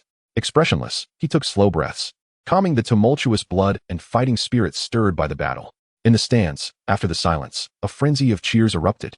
The audience, as if invigorated, roared. Lin Yu's unfamiliar visage, though partially obscured by a mask, his youthful contours were evident, and the fearsome giant. Killer! Killer! Killer! It was unclear who first shouted, but this title, laden with awe and fear, quickly garnered unanimous recognition, resonating throughout the hellish arena. Killer! The killer with the... Through a clean and overwhelming 10-man slaughter, Lin Yu earned his moniker in the city of slaughter, Killer. The black-robed referee ascended the platform, expressionless, collecting 10 identity tokens and the essence of blood, before presenting Lin Yu with a black plaque, a testament to his achievements. Lin Yu accepted the plaque, not sparing a glance for the frenzied crowd, and descended from the slaughtering platform, fading into the shadows of the passageway. From that day forth, the title of Killer spread through the city of slaughter like wildfire. In the days that followed, Lin Yu adopted an exceedingly disciplined routine, training, registering, entering the arena, and executing his foes. The hellish arena became his finest whetstone. No longer merely pursuing the swiftest kills, he began to consciously refine each combat encounter, honing his various martial skills. Time has lost its significance in the city of slaughter. Only the victories accumulated within the hellish arena bear witness to the passage of bloodshed. In the blink of an eye, a year and a half has elapsed. For Lin Yu, these 500 days and nights have been a relentless forging on the brink of life and death. His visage has shed the last vestiges of youthful innocence, becoming sharply defined, with eyes as tranquil as a deep pool, occasionally flashing a piercing brilliance that could instill dread even in the most ferocious of fallen souls. The life of incessant killing has enveloped him in an unshakable aura of chilling malevolence. Merely standing there, he resembles a volcano poised to erupt. His moniker, the God of Death, has transformed into a title that inspires even greater fear. When he ascends the stage of slaughter, adversaries often falter before the clash, while the audience erupts in a cacophony of awe and terror, chanting his name, God of Death, God of Death, God of Death. This appellation has been forged through a series of overwhelming victories, constructed from the countless corpses of the fallen. His heavy weapon, the Xinzhong Qi, has long been stained a dark crimson with blood, each swing exuding an oppressive aura of death. His combat style has become increasingly refined and adept, blending martial prowess with sheer physical strength to reach new heights. The 3,000 thunder movements render him ghost-like, while his mastery of the palm of absorption and the fire-blowing palm is exquisite, and the internal force of the 8 extremes collapse flows from his heart. With these skills alone, he can vanquish the majority of opponents. However, the path to 100 victories has not been devoid of challenges. As he progressed, his adversaries grew stronger and more cunning. He has encountered traps, been poisoned, and even besieged by several formidable opponents with high win rates. In one particularly perilous encounter, he faced 3 opponents, each with over 80 victories, working in perfect unison, nearly cornering him into despair. At a critical moment, Lin Yu narrowly turned the tide, but not without sustaining grave injuries in the process. He spent a full month recuperating in bed after that battle. Yet, all these trials have only served to strengthen him. Today marks a period of respite following his 98th victory. Lin Yu recuperates within a relatively luxurious stone dwelling in the inner city, attuning himself to the increasingly solidified will to kill and the imminent culmination of his 100 victories. He opens the window, gazing out at the eternally dim sky and the hurried, grim-faced throngs below. Occasionally, he catches a glimpse of a familiar figure, Hulaina. A year and a half has passed. Her moniker is now the Messenger of Hell, boasting a record of 30 victories, carving out her own reputation in this infernal realm. She has grown even more striking and ruthless, akin to a black rose with thorns. When their paths cross, their gazes briefly intertwine, laden with caution and a complex camaraderie as fellow prodigies of the outside world, yet they have never exchanged words. At that moment, a commotion arises at the end of the street. An aura of madness and resentment materializes, capturing the attention of the crowd. Lin Yu instinctively turns to observe. A figure slowly approaches from the far end of the street. The man donned a tattered black robe, his disheveled hair obscuring portions of his visage. Yet the exposed contours of his chin and lips exuded an unmistakable air of familiar obsession. Despite the palpable aura of malevolence surrounding him, it appeared somewhat chaotic and unstable, tinged with a hint of hysteria. Most strikingly, his gait was subtly uncoordinated, with one hand instinctively curling slightly. When this figure seemed to sense Lin Yu's gaze, he abruptly lifted his head, peering through the strands of hair. Their eyes met. Lin Yu's pupils constricted in shock. Tang San. Although his countenance had significantly deteriorated and his eyes were filled with boundless resentment and madness, Lin Yu could not be mistaken. Though his appearance had drastically changed, it was indeed Tang San. He had unexpectedly arrived in the city of slaughter. Moreover, it seemed he had been there for some time, for the murderous aura he exuded could not have formed in a short span. Tang San had evidently recognized Lin Yu as well. Despite Lin Yu's altered demeanor and the sinister aura that clung to him, the silhouette and those eyes, which he despised to the core, were indelibly etched in his memory. In that fleeting moment, the madness in Tang San's eyes nearly overflowed. He clenched his fists tightly, his body trembling slightly from the intensity of his hatred. The devastating defeat in the martial soul competition, particularly the image of Xiao Wu being gravely injured by Lin Yu, haunted him day and night like a relentless nightmare. He had come to this city of slaughter to gain power, to seek vengeance against Lin Yu. He never anticipated that his nemesis would be right before him. Lin Yu. The voice that emerged from Tang San's throat was raspy, akin to sandpaper scraping, imbued with profound animosity. He instinctively yearned to charge forward.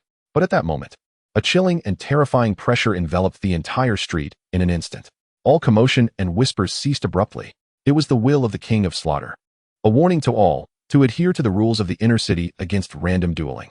Tang San's body stiffened abruptly, reason barely triumphing over madness. He fixated on Lin Yu, his gaze seemingly capable of inflicting 1,000 wounds upon him. Lin Yu gradually recovered from his initial astonishment. Observing Tang San's venomous and deranged demeanor, particularly noting his seemingly impaired hand, a cold smile involuntarily gracing his lips. Is this not our pure and noble young master Tang San? How did he end up in such a state? It seems the hospitality of the city of slaughter is quite warm. That hand, could it have been rendered useless by someone? Truly, a cause for celebration? His heart remained unperturbed, even tinged with amusement. He harbored no fondness for this king of double standards, only disdain. The two stood silently, separated by the street, locked in a tense standoff. The air was thick with the scent of gunpowder. Ultimately, Tang San formed a threatening gesture with his lips towards Lin Yu, indicating wait for it, before abruptly turning away, consumed by rage and murderous intent, vanishing around the street corner. Powerless fury. Lin Yu scoffed disdainfully, shutting the window. Tang San's appearance was merely a minor interlude for him, a stepping stone destined to be trampled underfoot. His current objectives remained steadfast, Baixing, the road to hell, and the realm of the god of slaughter. After a period of recuperation, Lin Yu once again stepped into the hellish arena of slaughter. The 99th match. The 100th match. There was no suspense. As Lin Yu's heavy weapon crushed the last foe attempting to ambush him into a pulp, he achieved an unprecedented 100 victories. The god of slaughter. A century of triumphs. A new deity of death was born. The entire arena erupted in fervor. The king of slaughter descended, enveloped in an aura of enigmatic complexity. The black-robed referee presented the 100 victories token, announcing the decision to open the path to hell 3 days hence. Clutching the token, Lin Yu felt the chilling, pure essence of his murderous intent solidifying within him, laying the foundational stones of the domain of the god of slaughter. He cast his gaze towards the entrance of the hellish path, his fighting spirit ignited. Just one final step remained. In a shadowy corner hidden from view, Tang San lurked. Observing the radiant Lin Yu on the stage, his nails digging deeply into his palm, drawing forth dark crimson blood. Chapter 131. The opening of the hell path and the 10 fiery sun serpents. The 3-day period of rest concluded. As Lin Yu followed the black-robed referee back into the hellish arena of slaughter, he found the scene today starkly different from the past. The stands were filled with spectators. Yet their gazes were not the usual frenzied and bloodthirsty. Instead, they radiated a bizarre fervor, a pilgrim's anticipation. It seemed they were blissfully unaware of the impending horrors they would face. In the center of the arena, the massive slaughter platform had vanished, replaced by an intricately inscribed dark red array, etched with bizarre runes. At the heart of the array lay a bottomless, pitch-black abyss, from which a chilling aura of slaughter and a searing heat seeped forth. Upon the elevated platform, the terrifying figure long obscured by darkness, the King of Slaughter, was now vividly manifest. He sat upon a throne constructed from piled bones, shrouded in dense, blood-colored mist, obscuring his true visage, emanating an unfathomable terror and a frigid breath of death. The entire venue was enveloped in a solemn, yet sinister atmosphere. The black-robed referee led Lin Yu to the edge of the array before respectfully stepping aside, bowing his head in silence. The gaze of the King of Slaughter bore down upon Lin Yu like a tangible weight, his cold, hoarse voice echoing throughout the arena. Victor of 100 battles. God of Slaughter Lin Yu. Today, the path to hell is opened. Challenge the path to hell and gain the domain of the God of Slaughter, returning to the outside world. Should you fail, you shall eternally descend into the abyss, becoming sustenance. His voice bore no hint of emotion, as if recounting a matter entirely detached from himself. Lin Yu's expression remained calm as he nodded slightly in acknowledgement. He sensed that the fervent crowd in the stands was intricately connected to the array beneath his feet in a strange manner, as if they had become part of the array, or rather, part of the sacrificial offering. Indeed, Lin Yu understood. The life force and souls of the masses were being used as a sacrifice to forcibly open the passage. The King of Slaughter spoke no further, slowly raising a hand enveloped in the sanguine mist. A hum resonated through the air. The entire arena trembled violently. The colossal magical array on the ground ignited with a blinding crimson light. Countless runes writhed as if animated, voraciously siphoning energy. The source of this energy was none other than the fervent audience in the stands. Amidst the deafening cacophony of anguished screams, a horrifying scene unfolded. The bodies of all the spectators shriveled at a visible pace. Their soul power, vitality, and even their very souls were mercilessly extracted by the array, transforming into torrents of sanguine energy that surged towards the center of the array, pouring into that obsidian void. Their bodies shattered like weathered sand sculptures, disintegrating without even a second scream escaping their lips. In mere moments, the stands lay desolate, devoid of life. Thousands of fallen souls had become the sacrificial nourishment to unlock the path to hell. The radiance of the entire array surged to its zenith, and the central void abruptly expanded, stabilizing into a swirling portal exuding an insatiable pull and a palpable aura of slaughter. The path to hell had been opened, at the cost of innumerable lives. The presence of the King of Slaughter seemed to fluctuate slightly, clearly indicating that presiding over such a ceremony consumed considerable energy. He withdrew his hand, his frigid gaze once again fixated on Lin Yu. Step through this portal, and the challenge shall commence. Lin Yu inhaled deeply, absorbing the air thick with the stench of blood and remnants of souls, his resolve unwavering. The fallen deserved their fate. His heart remained unperturbed. He cast one final glance at the King of Slaughter atop the platform, then resolutely turned, stepping into the swirling darkness of the portal. His body was enveloped by an immense force, tugged and twisted, before he found himself once more on solid ground. The scenery around him shifted, and he stood within that familiar, eerie, and terrifying passage. The dark red, undulating walls, the seething magma below, the air saturated with the mingling scents of sulfur and blood, and the omnipresent, oppressive aura of violent slaughter surrounded him. This was the path to hell, a route leading to both survival and the death that bore greater strength. The environment is indeed harsh. Lin Yu's mental acuity was heightened as he vigilantly surveyed his surroundings. The aura of slaughter here was more ferocious, with an even greater suppression of soul power, yet it had minimal effect on his combat techniques. He drew a deep breath and began to advance along the narrow corridor. The passage twisted and turned, with numerous forks resembling a labyrinth. However, guided by his formidable spiritual perception and the faint recollections of the original text, he consistently found the correct path. Not far along, a sudden flurry of wing beats erupted from the darkness ahead. Countless bat-like creatures, each the size of a fist, with crimson eyes and exposed fangs, surged forth like a tide from the depths of the corridor. They were the dark gold bloodbats, individually weak yet terrifying in number. They were reckless in their ferocity, capable of draining soul power and blood, proving to be exceedingly troublesome. Lin Yu's gaze sharpened, and instead of retreating, he charged forward. He fought his way through, oblivious to the countless bloodbats he had slain, his body coated in their viscous, foul blood, yet his pace never faltered. At last, after fending off yet another wave of bloodbats, the passage ahead widened, yet an aura of extreme danger surged forth. A deep, menacing hiss echoed, laden with formidable mental pressure. Lin Yu lifted his gaze to behold a colossal creature lurking at the end of the corridor, the 10-headed fiery sun serpent.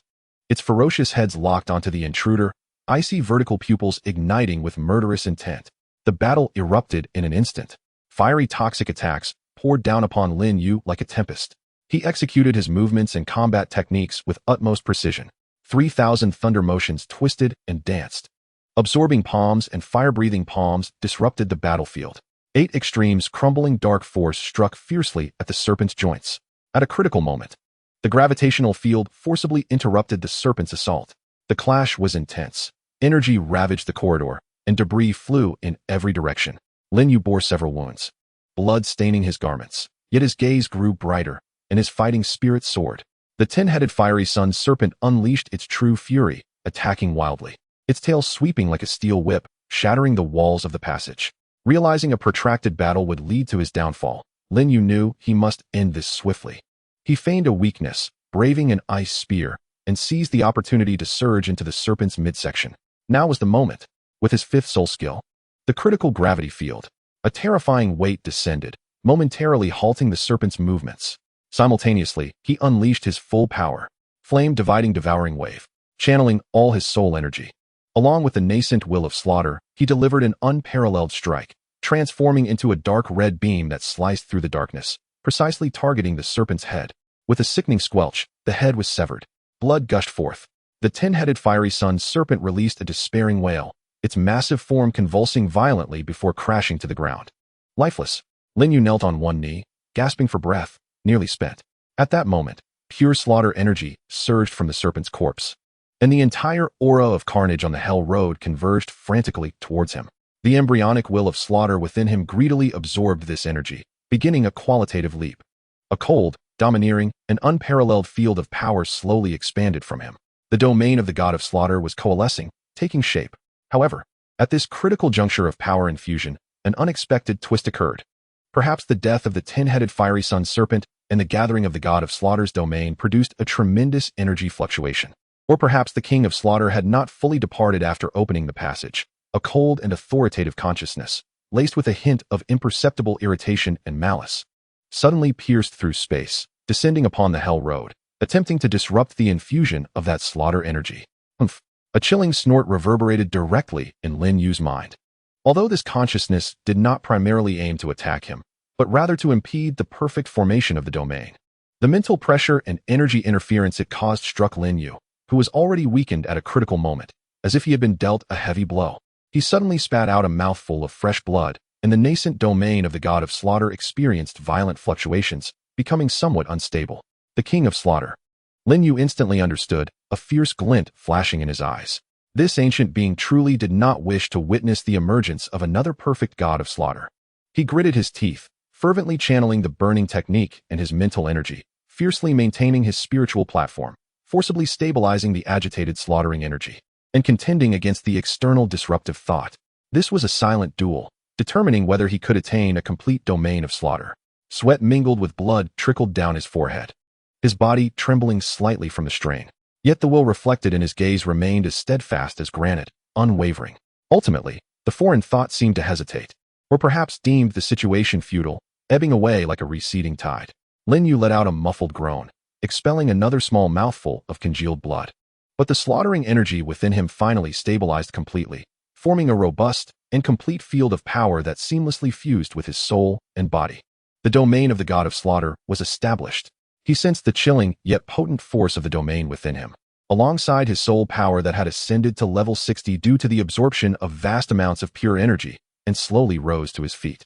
He stowed away the inner core of the 10-headed fiery sun serpent, such a valuable treasure. His gaze then shifted toward the path ahead in the road of hell, where the light of the exit was already in sight. Dragging his weary yet resolute body, he stepped forward, moving toward that beacon of freedom and rebirth. Behind him lay the enormous corpse of the 10-headed fiery sun serpent and the still-churning magma. Chapter 132. The Sixth Soul Ring and the Underflow of Tiando. As he stepped through the distorted light barrier, he returned to the Douluo continent. The fresh air surged into his lungs, and Lin Yu greedily inhaled, thoroughly dispelling the bloodiness and heat of the road of hell. He found himself in a desolate valley, under a sparse moonlit sky, feeling the surging soul power within him. the formidable domain of the god of slaughter, and his soul power reaching level 60, Lin Yu did not immediately return to Tiando City. Level 60. Just right. Seizing the moment, he resolved to acquire the 6th soul ring first. His gaze flickered, and a decisive thought formed in his mind. Based on the memories of his past life and his own needs, he had already set his sights on the 6th soul ring, a soul beast renowned for its adeptness in stealth, control, and mental attacks, the Abyssal Spider Queen. This soul beast typically dwelled in the dark depths of subterranean caves or deep within forests. A 5,000-year-old Abyssal Spider Queen would likely bestow upon him a powerful control or stealth-based skill. He discerned the direction and set off toward the nearest Stardow forest, where he was more likely to find traces of the Abyssal Spider Queen. With his greatly enhanced strength, his speed surpassed his previous capabilities, and he arrived at the Stardow forest within a day. Lin Yu unleashed his formidable mental energy, combining it with the keen perception of the god of slaughter domain, meticulously searching for the unique chill and mental fluctuations characteristic of the Abyssal Spider Queen. The search was not easy, as this soul beast excelled in concealment. After nearly a day's effort, deep within a secluded cavern, shrouded in vines, Lin Yu finally detected a subtle, yet potent wave of chilling mental energy. Found it. He cautiously infiltrated the underground cavern, navigating through a labyrinth of twists and turns until the scene before him suddenly expanded. In the vast subterranean chamber, an enormous, shimmering spider web stretched across the space, adorned with the desiccated remains of large spirit beasts. At the center of the cavern, a colossal spider, comparable in size to a small elephant, with an obsidian body marked by bizarre purple patterns and 8 multifaceted eyes, lifted its head warily. This was the Cave Spider King, a creature over 50,000 years old. Sensing the threat of the intruder, it emitted a hissing warning, and a formidable wave of mental pressure surged toward Lin Yu like a tidal force. In the past, Lin Yu might have found this situation daunting, but now, armed with the domain of the god of death and having undergone the refinement of his mental strength through the wisdom skull and the road to hell, he had become extraordinarily focused. Humph! With a cold snort, Lin Yu activated the god of death domain. The frigid field of power spread rapidly, significantly diminishing the mental pressure exerted by the Cave Spider King and greatly hampering its renowned speed. The Cave Spider King let out a furious hiss, evidently unprepared for the counterattack. It unleashed a torrent of viscous, corrosive silk imbued with potent paralyzing effects in an attempt to ensnare Lin Yu. While its massive form darted forward, its 8 legs thrusting like spears, a mere parlor trick, with a flash of lightning beneath his feet, Lin Yu effortlessly evaded the web's grasp. The Xuanzhong ruler, imbued with a fierce wind, struck out decisively, flame-devouring wave ruler. Although he did not exert his full strength, the force of the strike was relentless, and the flames ravaged through the web, incinerating swathes of it instantly. The Cave Spider King's speed was suppressed by the domain, rendering it incapable of dodging Lin Yu's relentless pursuit. Absorb. Disrupt its balance. 8 extremes collapse. The dark energy surged through, striking at its relatively vulnerable joints. The battle unfolded overwhelmingly in Lin Yu's favor. The god of death domain exerted an insurmountable advantage over the Cave Spider King, and with Lin Yu's myriad of unpredictable combat techniques, this 50,000-year-old spirit beast, despite its formidable abilities, found it nearly impossible to retaliate. Ultimately, seizing a fleeting opportunity, Lin Yu concentrated all his strength into the Xuanzhong ruler, severing several of the Cave Spider King's legs with a single strike. Before precisely targeting the vital area of its head, the immense body of the Cave Spider King twitched a few times before falling still. A black spirit ring, glimmering with dark purple light, slowly coalesced. The 50,000-year-old Cave Spider King. Lin Yu nodded in satisfaction, settling into a meditative position to adjust his state and begin absorbing the spirit ring. The process was surprisingly smooth. The residual mental impact of the Cave Spider King was rendered ineffective before the might of the god of death domain and the burning technique, while the vast energy was successfully channeled to absorb the spirit ring. After an undetermined amount of time, Lin Yu abruptly opened his eyes, radiating brilliance. The 6th spirit ring had been successfully absorbed. His spirit power surged directly to level 63. Even more thrilling was the effect of his 6th spirit skill, mental binding. This formidable single-target control skill released an invisible thread of mental energy. Once it struck an opponent, it could severely restrict their movements, continuously disrupt their mental and spirit power flow, and even partially obscure their senses. The manipulation of time and intensity is contingent upon the amount of soul power injected. This is a supreme control soul technique. Lin Yu was elated. When combined with my god of death domain and offensive martial arts, it forms an impeccable synergy. Assassination, swift escape, nothing is beyond reach. His strength surged once more, filling Lin Yu with confidence. He promptly departed from the cavern, hastening towards Heavendo City. However, the closer he drew to the city, the more his brow furrowed. The city's defenses were stringent, the atmosphere tense, and the scrutiny was relentless.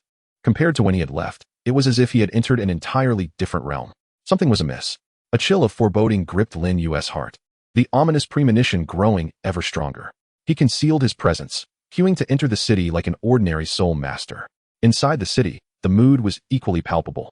Pedestrians hurried along, their whispers filled with words like His Majesty, seriously ill, the Crown Prince, and Regency. He hastened back to the Heavendo Royal Academy, where he found the anxious Douluo. Upon seeing Lin Yu return safely, his aura now deeper and more inscrutable, Douluo was initially overjoyed, but her expression quickly soured. Her tone urgent and grave. "Lin Yu, you are finally back. The sky is falling." She rapidly recounted the dire situation.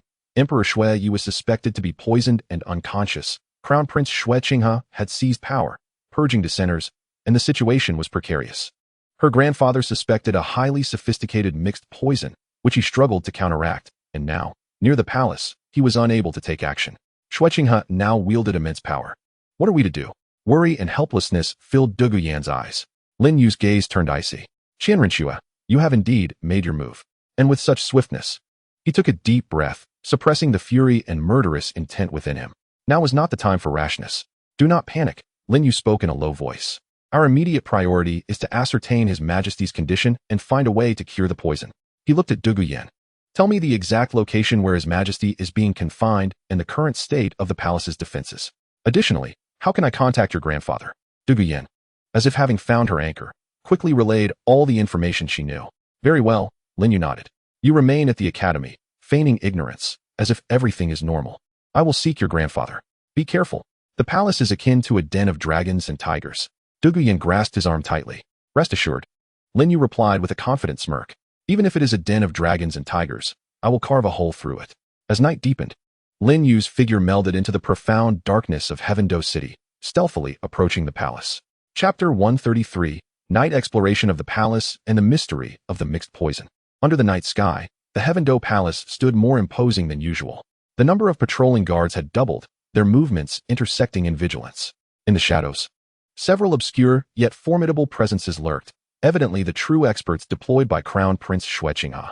However, for Lin Yu, who had just acquired the God of Death domain and his sixth soul skill, these obstacles were not insurmountable. He glided like a specter absorbed in shadows, silently making his way to the periphery of the palace. The God of Death domain activated slightly, amplifying his remarkable spiritual perception to its zenith. Within a radius of several dozen meters, every breath of air, every subtle sound, and even the heartbeat of the concealed sentinels resonated vividly in his mind. To the left, around the corner, two guards breathed steadily, turning after 10 seconds. In the shadows of the palace wall to the right, a hidden sentinel of the Soul King level lurked, with faint fluctuations of soul power emanating from above the eaves. His brain processed the information at lightning speed, meticulously planning the optimal path forward. His feet executed the technique of 3,000 thunder movements to perfection, remaining utterly silent, leaving behind only a faint trace of lightning as he effortlessly traversed multiple layers of vigilance. Whenever he encountered an unavoidable patrol, he would employ his sixth soul skill, Spider Emperor's Shadowbind. Invisible strands of mental spider silk silently spread forth, precisely ensnaring the target. The guards experienced a brief moment of disorientation, as if their minds had momentarily blanked for a fraction of a second. In that fleeting instant, Lin Yu's figure had already glided past like a gentle breeze, vanishing without a trace. This technique of Spider Emperor's Shadowbind was indeed a remarkable skill for stealth and interference, and Lin Yu silently praised it, leaving almost no evidence of his passage. Following the coordinates provided by Douluo, Lin Yu focused his search on a relatively secluded cluster of palaces in the northwest corner of the Imperial Palace, near the Imperial Garden, where a few abandoned stargazing towers stood. He moved like an intangible wind, weaving through the shadows atop the palace rooftops. At last, on the highest point of one abandoned stargazing tower, he sensed an extremely subtle, yet familiar aura laced with a chilling poison, Douluo. Lin Yu's heart surged with joy as he silently landed atop the tower. There, he spotted Douluo crouched like a stone statue in the shadows of the eaves, his emerald eyes fixed intently on the brightly lit Emperor's sleeping quarters, his brow furrowed and his expression grave. "Senior," Lin Yu whispered. Douluo's body jolted, startled. As he turned to see Lin Yu, the shock in his eyes transformed into astonishment and disbelief. "You." How did you sneak up on me? I had no idea. He was a titled Douluo, renowned for his mastery of poison, yet his perceptive abilities were nothing to scoff at. That Lin Yu could approach him undetected was nothing short of astonishing. Just a small trick, Lin Yu downplayed, swiftly getting to the point. What is the situation? Is the Snow Knight Emperor really? Douluo's expression darkened immediately. It's highly likely he has fallen victim to a treachery. It is a kind of mixed poison I have never encountered before. On the surface, it appears to be a result of overexertion leading to coma due to soul power depletion. But in truth, the toxin has already infiltrated the heart and brain, continuously devouring his vitality. Mixed poison? Lin Yu's gaze sharpened. Even you cannot neutralize it? It seems it truly is the work of Qianren Shuigan. Difficult. Douluo shook his head, a glimmer of helplessness in his eyes. This mixed poison is not a single toxin, but a lethal amalgamation of various poisons, each with distinct properties yet complementary to one another. One misstep could affect the entire body. Recklessly administering an antidote could very well accelerate the toxicity. The skill of the poisoner and the malevolence of their intentions far exceed our imagination. Moreover, he paused momentarily, his voice lowered and laced with trepidation, surrounding His Majesty's palace. Both overtly and covertly, there are at least 4 soul Douluo, and no fewer than 10 soul saints on guard. All are loyal to the crown prince.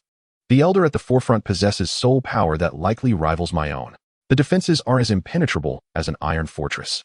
There is simply no way to approach for a thorough investigation, let alone to neutralize the poison. That little rascal, Xue Qinghe, is resolutely intent on taking His Majesty's life. Lin Yu's heart sank. The situation was even more dire than he had imagined.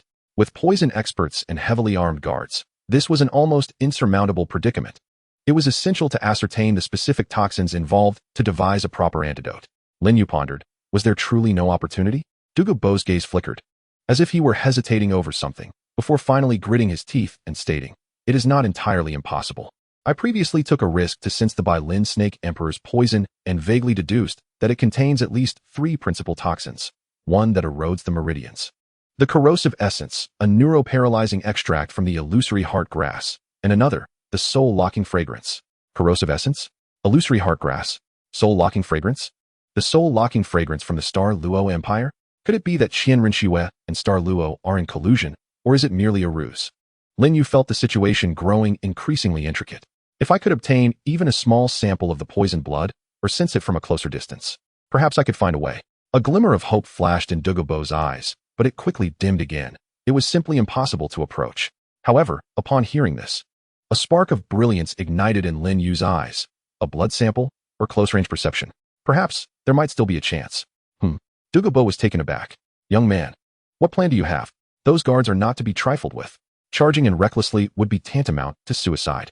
Lin Yu did not reply directly, but instead inquired, Senior, do you have a layout of His Majesty's palace? Furthermore, how well do you understand the precise timing and patterns of the guard shifts? Although puzzled, Douluo relied on his memory and sketched a rough outline of the palace's layout using his soul power, indicating the patterns he had observed for the guard shifts and several potential blind spots. Lin Yu scrutinized the details intently, his mind racing as he integrated his earlier observations from his infiltration. An exceedingly audacious plan began to take shape in his mind. Senior, I need your assistance in creating a bit of chaos. Lin Yu raised his head, his gaze sharp. It need not be a grand commotion. Merely divert the attention of the 2 soul Douluo guards on the eastern side, just for 3 breaths of time. 3 breaths? Douluo furrowed his brow. And then, leave the rest to me. Lin Yu replied calmly, yet with formidable confidence. I have a method to infiltrate the palace's inner sanctum, to perceive closely, and even to retrieve a sample of the poisoned blood. What? Douluo nearly exclaimed, staring intently at Lin Yu. Young man, this is no jest. If you are discovered, you will not be discovered. Lin Yu interrupted him, his tone resolute. Douluo regarded Lin Yu for a moment before finally conceding. Very well. I shall trust you this once. When shall we act? Now.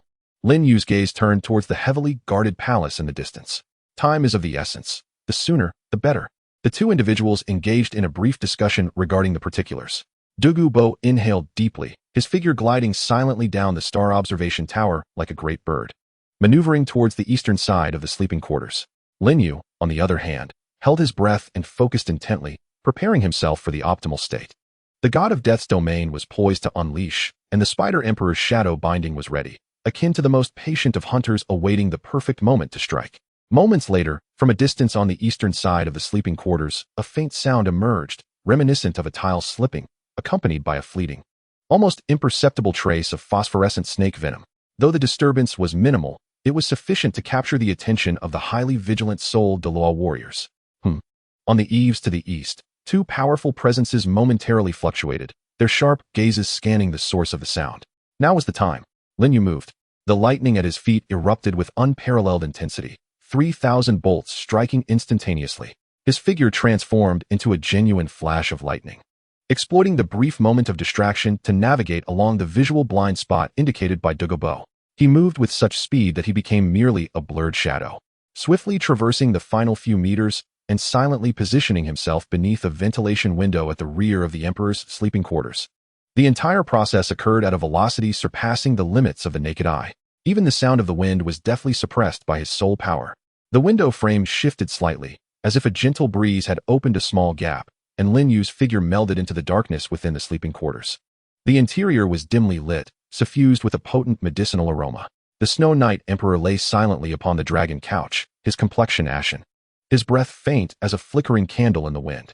Lin Yu scarcely had time to observe further before he darted to the side of the dragon couch. One hand gently rested on the icy wrist of the Snow Knight Emperor, while the other produced a slender jade needle, swiftly pricking the Emperor's fingertip to extract a drop of dark crimson poison. All of this transpired within mere tenths of a second.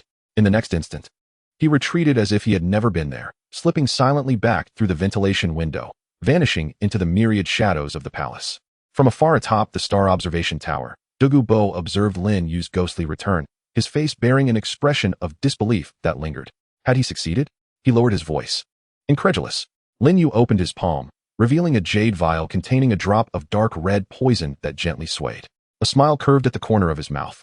Chapter 134, Poison Blood and Schemes Within Schemes. After departing from the palace, Lin Yu and Douluo stealthily arrived at an inconspicuous little courtyard belonging to Douluo within the city. The place was cluttered with various medicinal herbs. Quick, let me see.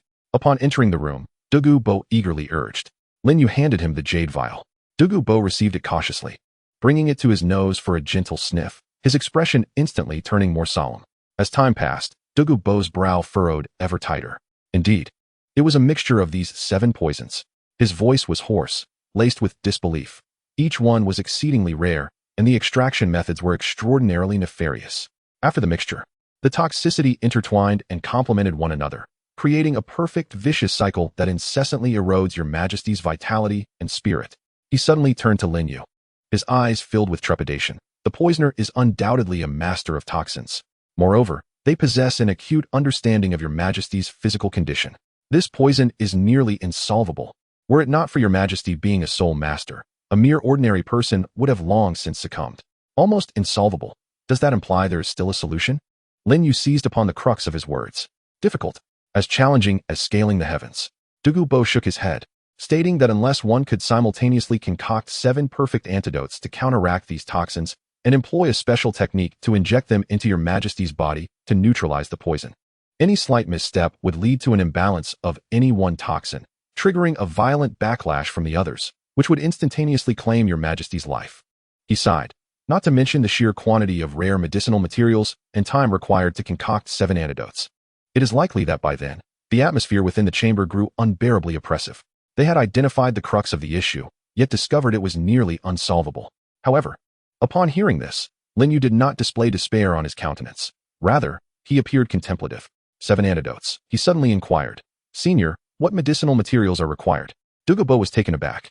Yet, the materials needed for those 7 antidotes are exceedingly precious and rare, many of which may only exist in legends. Where could we possibly gather them in such a short time? The issue of medicinal materials, I shall find a way. A glimmer of brilliance flashed in Lin Yu's eyes. Senior, please compile a detailed list of all the medicinal materials required for concocting these 7 antidotes, no matter how rare they may be. The more detailed, the better. Although Douluo was puzzled as to where Lin Yu could procure such extraordinary materials, he swiftly took up his pen and drafted a lengthy list filled with names of materials, many of which Lin Yu had never heard of. Gazing at the list, Lin Yu's lips curled into a mysterious smile. He received the list, glanced over it, and felt a wave of reassurance wash over him. Indeed, the Eye of Ice and Fire possesses all that is needed. The vast majority of the primary and secondary medicinal materials listed were known to flourish near the Eye of Ice and Fire. Moreover, due to their mutations, their efficacy could be even greater. Only a scant few would require additional searching, but it was not without direction. Most of the materials I have a way to obtain. Lin Yu tucked the list away, making a startling declaration. What? You truly have a way? Douluo was once again astonished. How many secrets does this young man still harbor? Grant me a day's time. Lin Yu refrained from elaborating. Senior, please remain here and prepare everything necessary for the concoction of the antidotes. Once the materials are in hand, commence the preparation immediately. Our time is limited. Very well. Douluo nodded vigorously, as if he could see the dawn of hope. Just then, Lin Yu suddenly recalled something, his gaze turning profound. Senior, there is one more matter. Given that your majesty is deeply poisoned, even if we succeed in detoxifying him, will he be able to regain consciousness in the short term? Will he possess the capacity to regain control of the situation? Douluo pondered. After the antidote is administered, your majesty's health will be exceedingly frail, and his soul force will be significantly diminished. Without meticulous care over the course of 1 to 2 months, a full recovery will be arduous. However, once consciousness returns, there should be no substantial issues. As long as His Majesty awakens and utters a word, the Crown Prince's regency will be rendered unjustifiable. Many neutral factions and loyalists to the royal family will waver. Awaken and speak. Lin Yu echoed these phrases, his eyes shimmering with a calculating gleam. That would suffice. A bolder scheme began to coalesce in his mind. Perhaps, Lin Yu spoke slowly, we need not hasten to completely neutralize the poison. What do you mean? Douluo inquired, perplexed. Xueqinghe, or rather, those behind him, have inflicted this lethal poison with the intent to either completely control or eliminate His Majesty, thereby facilitating their usurpation. Lin Yu analyzed. If we were to suddenly administer the antidote, and His Majesty were to recover, they would undoubtedly resort to desperate measures, possibly even instigating a coup or a violent purge. He shifted his tone. However, if we merely alleviate His Majesty's symptoms, allowing him to intermittently regain consciousness and perhaps murmur a few indistinct words, yet remain incapable of governing and still require rest. What do you think the Crown Prince's response would be? Douluo first appeared bewildered, but his eyes soon brightened with understanding as he grasped Lin Yu's intent. Brilliant. Young man, you are truly cunning. No, you are exceedingly astute. He enthusiastically replied. If His Majesty remains perpetually in a coma, the Crown Prince can confidently seize power, gradually encroaching upon authority. But if His Majesty were to suddenly recover, the Crown Prince would act recklessly. Yet, if His Majesty exists in a state of semi-consciousness, alternating between clarity and confusion, the Crown Prince would find himself constrained. He would not dare to overtly harm His Majesty, for the suspicion would be too great. Nor could he fully seize power, as His Majesty would occasionally awaken, and he would be plagued by paranoia, questioning whether His Majesty is truly recovering or whether he has left behind some contingency. This would inevitably sow discord and uncertainty within his own faction. Precisely. Lin Yu smirked. This is the outcome we desire. To ensnare him in doubt, causing him to falter and misstep. This shall grant us more time to amass strength, forge alliances, and seek a decisive opportunity. Furthermore, Lin Yu added, we can regulate the progress and effect of the antidote, even deliberately leaving behind trivial after-effects that would confound the Crown Prince's physicians, leading them to believe that His Majesty is genuinely experiencing a fleeting revival or that the poison has impaired his faculties. Excellent. Let it be so. Douluo clapped his hands in laughter, his gaze towards Lin Yu infused with admiration and a hint of trepidation. This young man, not only has his prowess escalated alarmingly, but his ability to manipulate others has also grown increasingly formidable. Time is of the essence. I shall immediately prepare the medicinal herbs. Senior, you here. Lin Yu's words were abruptly interrupted as his expression shifted. The domain of the god of death sensed several uninvited guests approaching the courtyard, their auras not weak. Drawing nearer. Douluo also sensed this instantaneously, his expression darkening. Are they from the Crown Prince? How could they have located this place? It seems your secrecy is not entirely intact. Lin Yu's gaze turned cold, perfectly poised to stage a performance for them. He swiftly whispered a few words to Douluo, who initially appeared taken aback but soon revealed a knowing smirk and nodded in agreement. Before long, the door of the small courtyard was violently knocked upon. Open the door. We are here to search for traitors. Here they come. This is a death knell. Which fool dares to disturb my peace? Douluo instantly shifted into character, donning an expression of feigned annoyance. Under the orders of His Highness the Crown Prince, the city is to be searched for suspicious elements to ensure the Emperor's tranquility during his convalescence. It is merely a routine matter, so I ask for your forgiveness. As he spoke, he stepped inside, followed by several team members who began to scrutinize the surroundings without courtesy. Douluo stepped aside in a manner that suggested he was furiously puffing his cheeks, raising his voice deliberately. In this decrepit courtyard of mine, aside from poisons, There are only medicinal herbs. What else could possibly be hidden here? Does His Highness suspect that I am a traitor? Your Highness speaks too harshly. The captain of the guard maintained a smile that didn't reach his eyes, yet his gaze swept over the piled herbs like a hawk. Given the current tense situation, the prince is merely acting in the interest of the empire's safety. It has come to my attention that you have been reclusive of late, diligently studying the art of medicine. Might there be any progress? Is there anything the prince can assist you with? Concealed in the shadows of the room, Lin Yu observed calmly through a crack. Douluo's performance was underway. Douluo's anger slightly abated, revealing a mixture of pride and mild irritation. He scoffed, lowering his voice just enough for his audience to hear. Progress? Humph. I have managed to glean some insights. But the poison afflicting His Majesty is exceedingly peculiar and cannot be remedied by ordinary means. It requires something of utmost cold and tranquility to stabilize the spirit, supplemented by, I doubt you would comprehend. The primary ingredient, the ice soul orchid, is exceptionally rare, and my stock has run dry, which is quite vexing.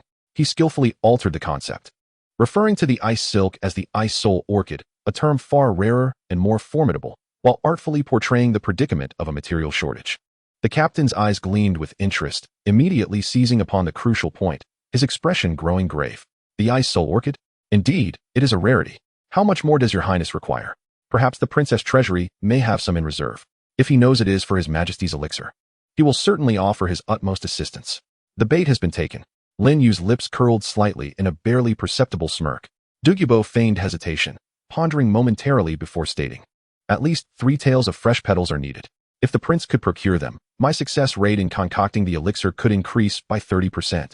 However, this ingredient is delicate. It withers as soon as it is uprooted and must be kept in a warm jade box to be used within 12 hours.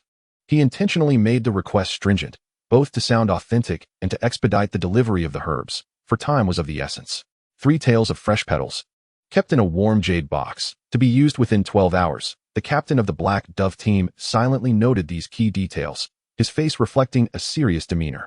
Your Highness, rest assured, this matter concerns His Majesty's health, and we shall inform the prince with the utmost speed. Surely, your Highness would never remain idle. He pretended to have his subordinates search the courtyard, of course to no avail, and then, with vital intelligence in hand, he departed with a satisfied demeanor, his steps noticeably lighter than upon arrival. As the courtyard gate closed once more, severing the connection between the inside and the outside, the fury and agitation on Douluo's face vanished instantaneously, replaced by a cunning smile akin to that of a wily fox. He returned indoors and remarked to Lin Yu, young lad, what do you think? Did I perform well in this play? I dare say I am worthy of the title of a leading actor. Lin Yu, uncharacteristically generous with his praise, soon regained his composure. For now, they awaited the timely delivery of the ice soul orchid, or rather, the true herbs they required, to be presented in a more favorable manner. He was certain that Qian Renxue would not genuinely seek out this fictitious item upon learning of Douluo's need for the ice soul orchid. Instead, she would likely attempt a substitution with what she believed to be harmless or even beneficial to her schemes, or she might tamper with the herbs provided, allowing her to monitor Douluo's movements while controlling the effects of the antidote. This, indeed, was the second phase of the scheme devised by Lin Yu and Douluo. My esteemed predecessor, your efforts will be crucial in the coming times, Lin Yu stated earnestly. Whatever they deliver, you must feign delight as if it were a priceless treasure, promptly commencing the alchemical process to create sufficient commotion and medicinal vapors to bewilder them. Meanwhile, I shall hasten to procure the herbs we truly require. Rest assured, young lad. Douluo patted his chest. Having spent a lifetime dealing with poisons and medications, this charade would be child's play. I shall ensure the place is filled with smoke and medicinal fumes, leading those spies to believe I am concocting some earth-shattering elixir within. With the plan settled, Lin Yu wasted no time. He needed to utilize the cover of night and his agile movements to visit several locations where he suspected the necessary herbs might be found. Not only the Ice-Fire Dual Eyes, but also several exceedingly secretive black market trading points within the Heavenly Dual City. And perhaps he could explore options regarding the 7 treasures, Glazed Tile School. The goodwill previously extended by Ning Fengji might serve as an opportunity for further probing. In a flash, Lin Yu vanished into the shadows of the secret chamber like melting snow, without alarming any potential watchers outside. Douluo then took a deep breath, his face displaying the fervor of an impassioned researcher, deliberately creating a considerable ruckus among his vials and jars, muttering incantations as if he were immersed in the noble pursuit of alchemy. Indeed, within a mere 2 hours, as dawn approached, a figure from the prince's residence returned, this time accompanied by a steward, exhibiting even greater respect, presenting a delicately crafted box made of warm jade. Under the auspices of the poisoned Douluo, His Highness the Prince has learned of your urgent need for the Ice Soul Orchid and has commissioned me to procure this specimen from the secret vault overnight. Hoping it will assist you in swiftly concocting the elixir for His Majesty, the steward said with a beaming smile. Douluo suppressed a cold chuckle as he accepted the jade box and opened it. Inside lay an exquisite orchid-like plant, translucent and exuding a subtle chill, seemingly extraordinary in nature. Yet, with his seasoned insight, he discerned at a glance that this was certainly not the Ice Soul Orchid, but rather a plant of similar properties.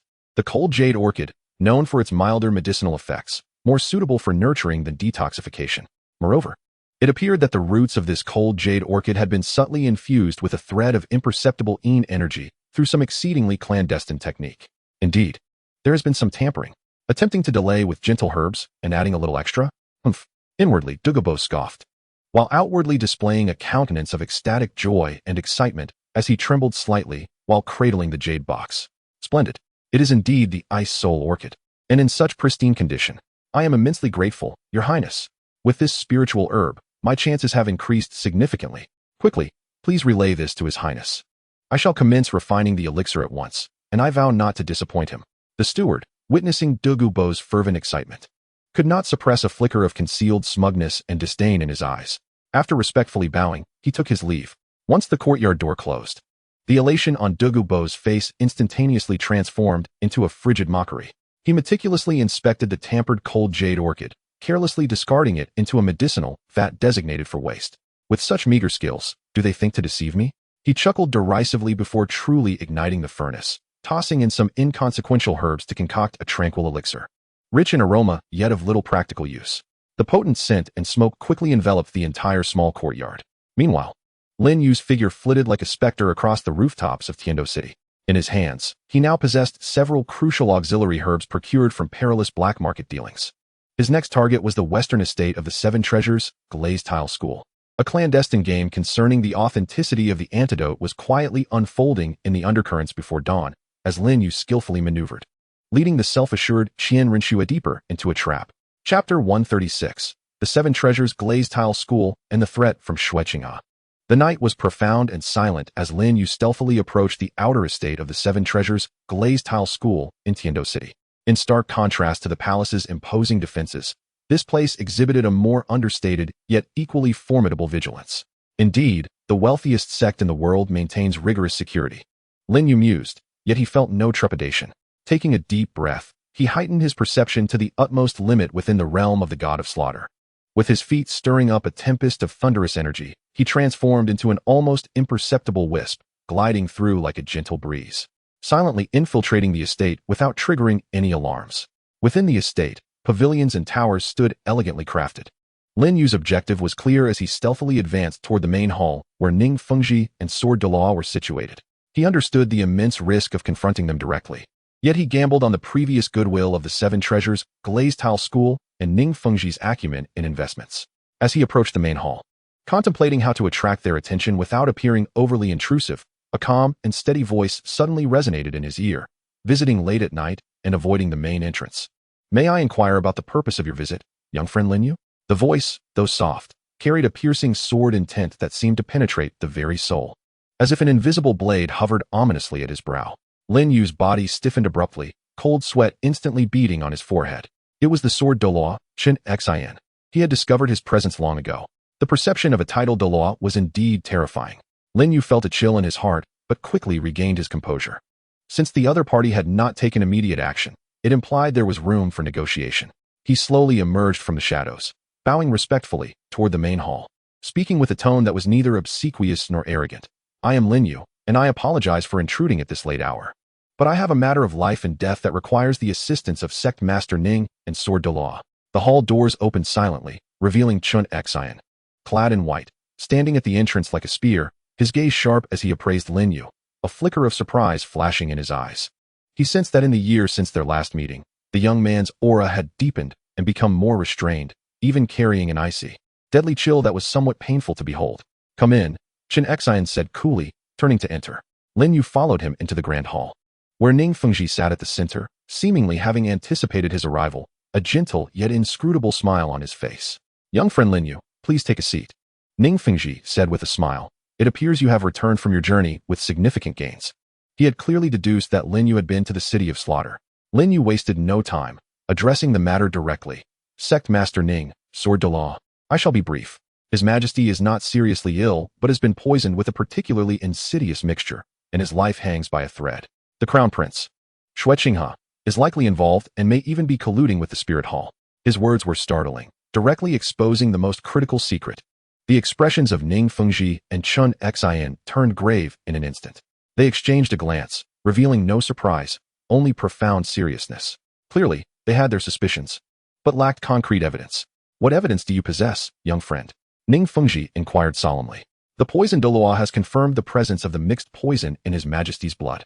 This poison is no mere coincidence, but rather a deliberate act, Lin Yu replied calmly. Currently, His Majesty is under tight surveillance, and the Crown Prince controls the court. We wish to concoct an antidote to save him, yet we lack several crucial medicinal ingredients. One of them is ice silkworm silk, which I have heard may be in your sect's possession. I am willing to exchange a substantial sum or other forms of compensation, seeking only to save His Majesty's life and avert catastrophe. His earnest words laid bare his intentions and predicament. Ning Fengji pondered in silence, lightly tapping his fingers on the table. The Seven Treasure Glazed Tile sect had always maintained neutrality, rarely involving themselves in royal conflicts. However, the current situation was different. If Xue Yi were indeed poisoned, Xue Qinghe's ascension would bring unpredictable consequences, given his displayed ruthlessness. Assisting Lin Yu would be a gamble. If they won, with Xue Yi's restoration, the Seven Treasure Glazed Tile sect would gain unprecedented royal friendship and rewards. If they lost, they might provoke the Crown Prince and the forces behind him into a furious retaliation. Standing beside them, Chun Xian fixed a sharp gaze upon Lin Yu and suddenly spoke. How can you guarantee success? The opponent has been scheming for a long time. With a deeply entrenched power, Lin Yu met his gaze, his eyes resolutely unwavering. I cannot guarantee absolute success, but I assure you, I shall exert every effort, even at the cost of my own life. Some matters, though known to be futile, must still be undertaken. Otherwise, shall we merely watch as the empire falls into the hands of conspirators, with the common people engulfed in flames of war? In such a scenario, how could the Seven Treasures Glazed sect remain unscathed? His words conveyed both determination and the gravity of the situation. Ning Fengji's eyes flickered with a hint of admiration. He appreciated the courage and responsibility of the young man. After a moment, he spoke slowly. Fengji trusts in your character, young friend, and is willing to contribute to the Heaven Do Empire. He continued, indeed, we have a stock of ice silkworm silk within the sect, which we can graciously offer you. Lin Yu was overjoyed. Thank you, Sect Master Ning. This kindness. However, Ning Fengji raised his hand to interrupt him, his tone turning serious. But you must understand, young friend, the risks are immense. Our sect can provide some medicinal materials in secret, but publicly, we shall not acknowledge any connection to this matter. All actions must be borne by you alone. This is something you must comprehend. Lin Yu nodded earnestly. I understand. Your generosity in providing the medicine is akin to a timely assistance in a snowstorm. I am profoundly grateful and would never dare to implicate your esteemed sect. Ning Fengji nodded in satisfaction, gesturing to Qinshin.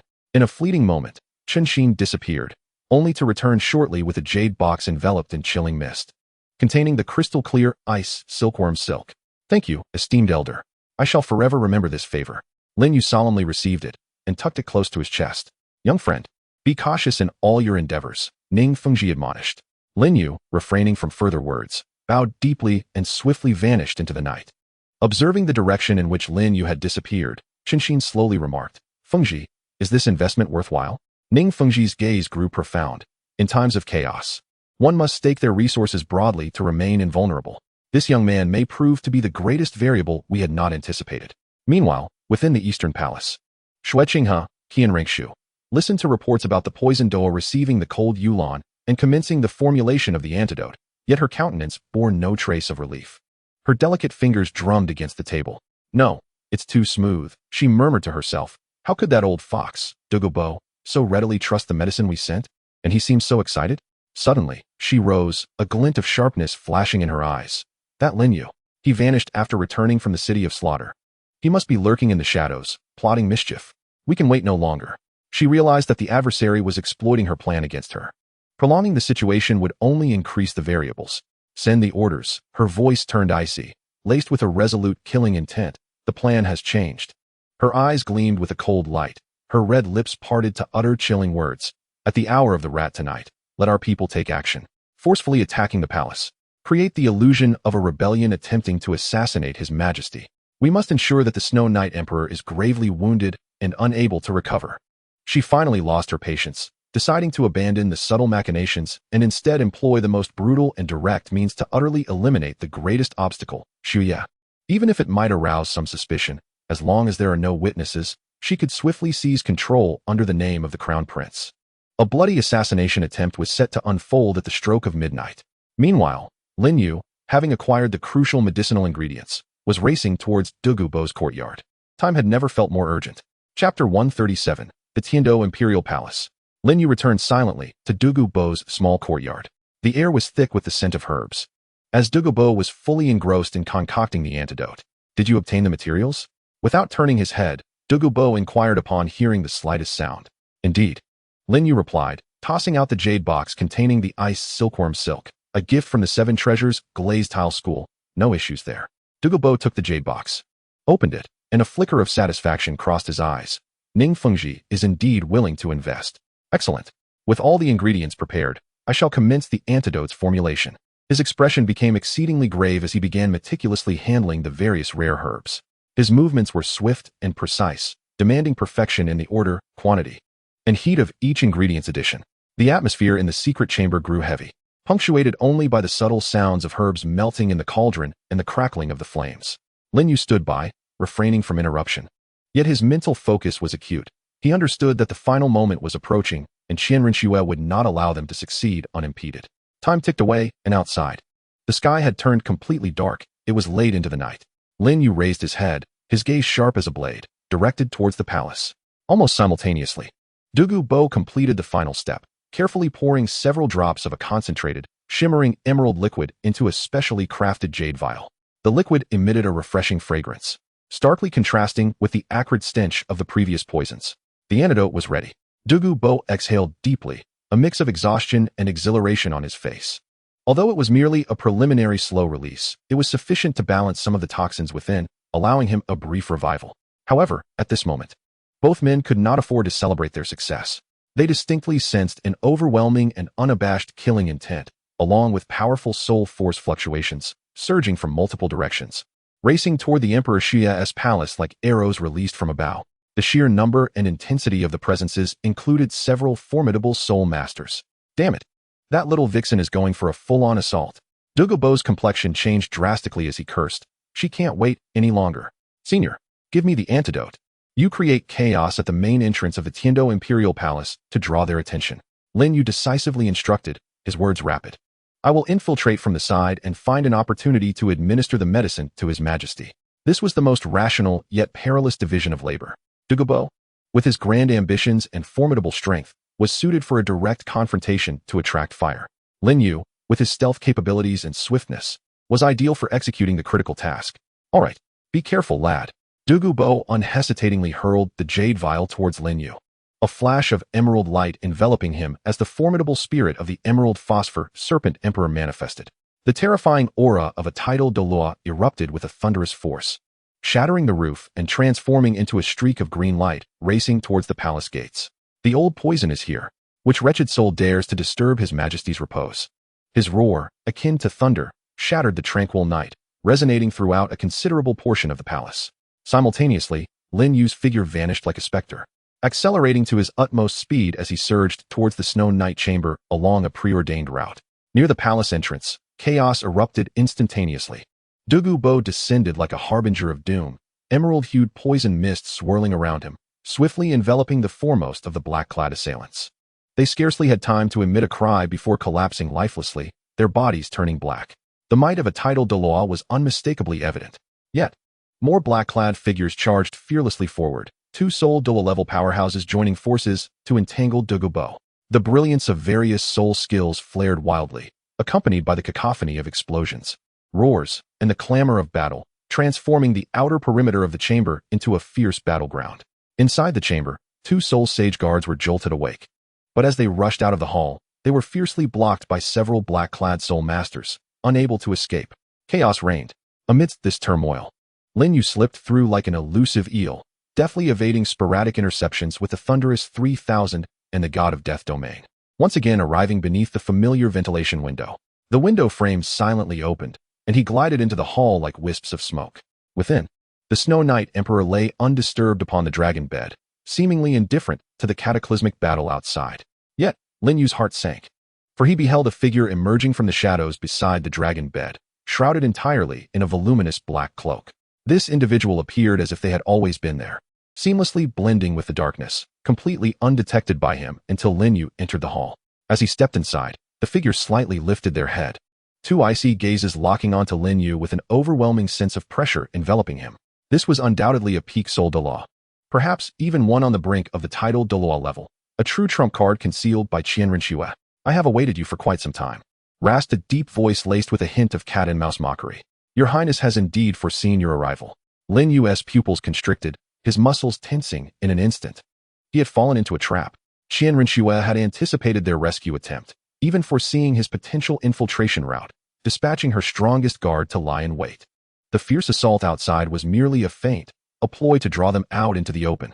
The real threat lay within the hall, this formidable foe lying in wait for him. Hand over the item, and I may allow you to retain your life. The figure in the black cloak advanced slowly, their immense soul power pressing down upon Lin Yu like a mountain. There was no time for hesitation.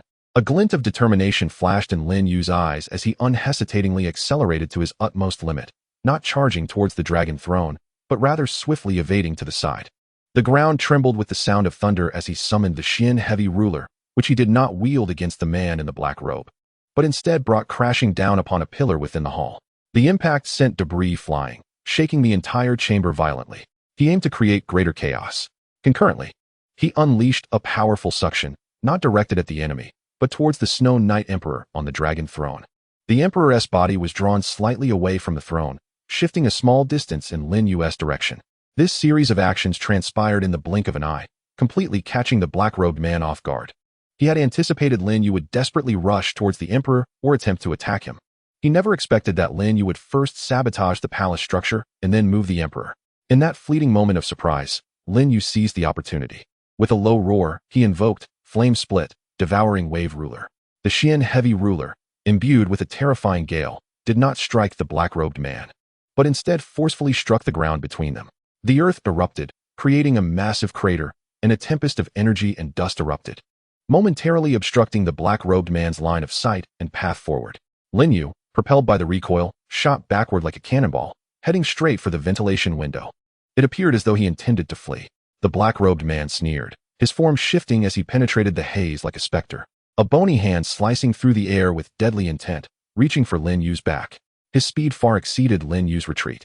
Just as that hand was about to make contact, a glimmer of cunning flickered in Lin Yu's eyes. He had no intention of escape.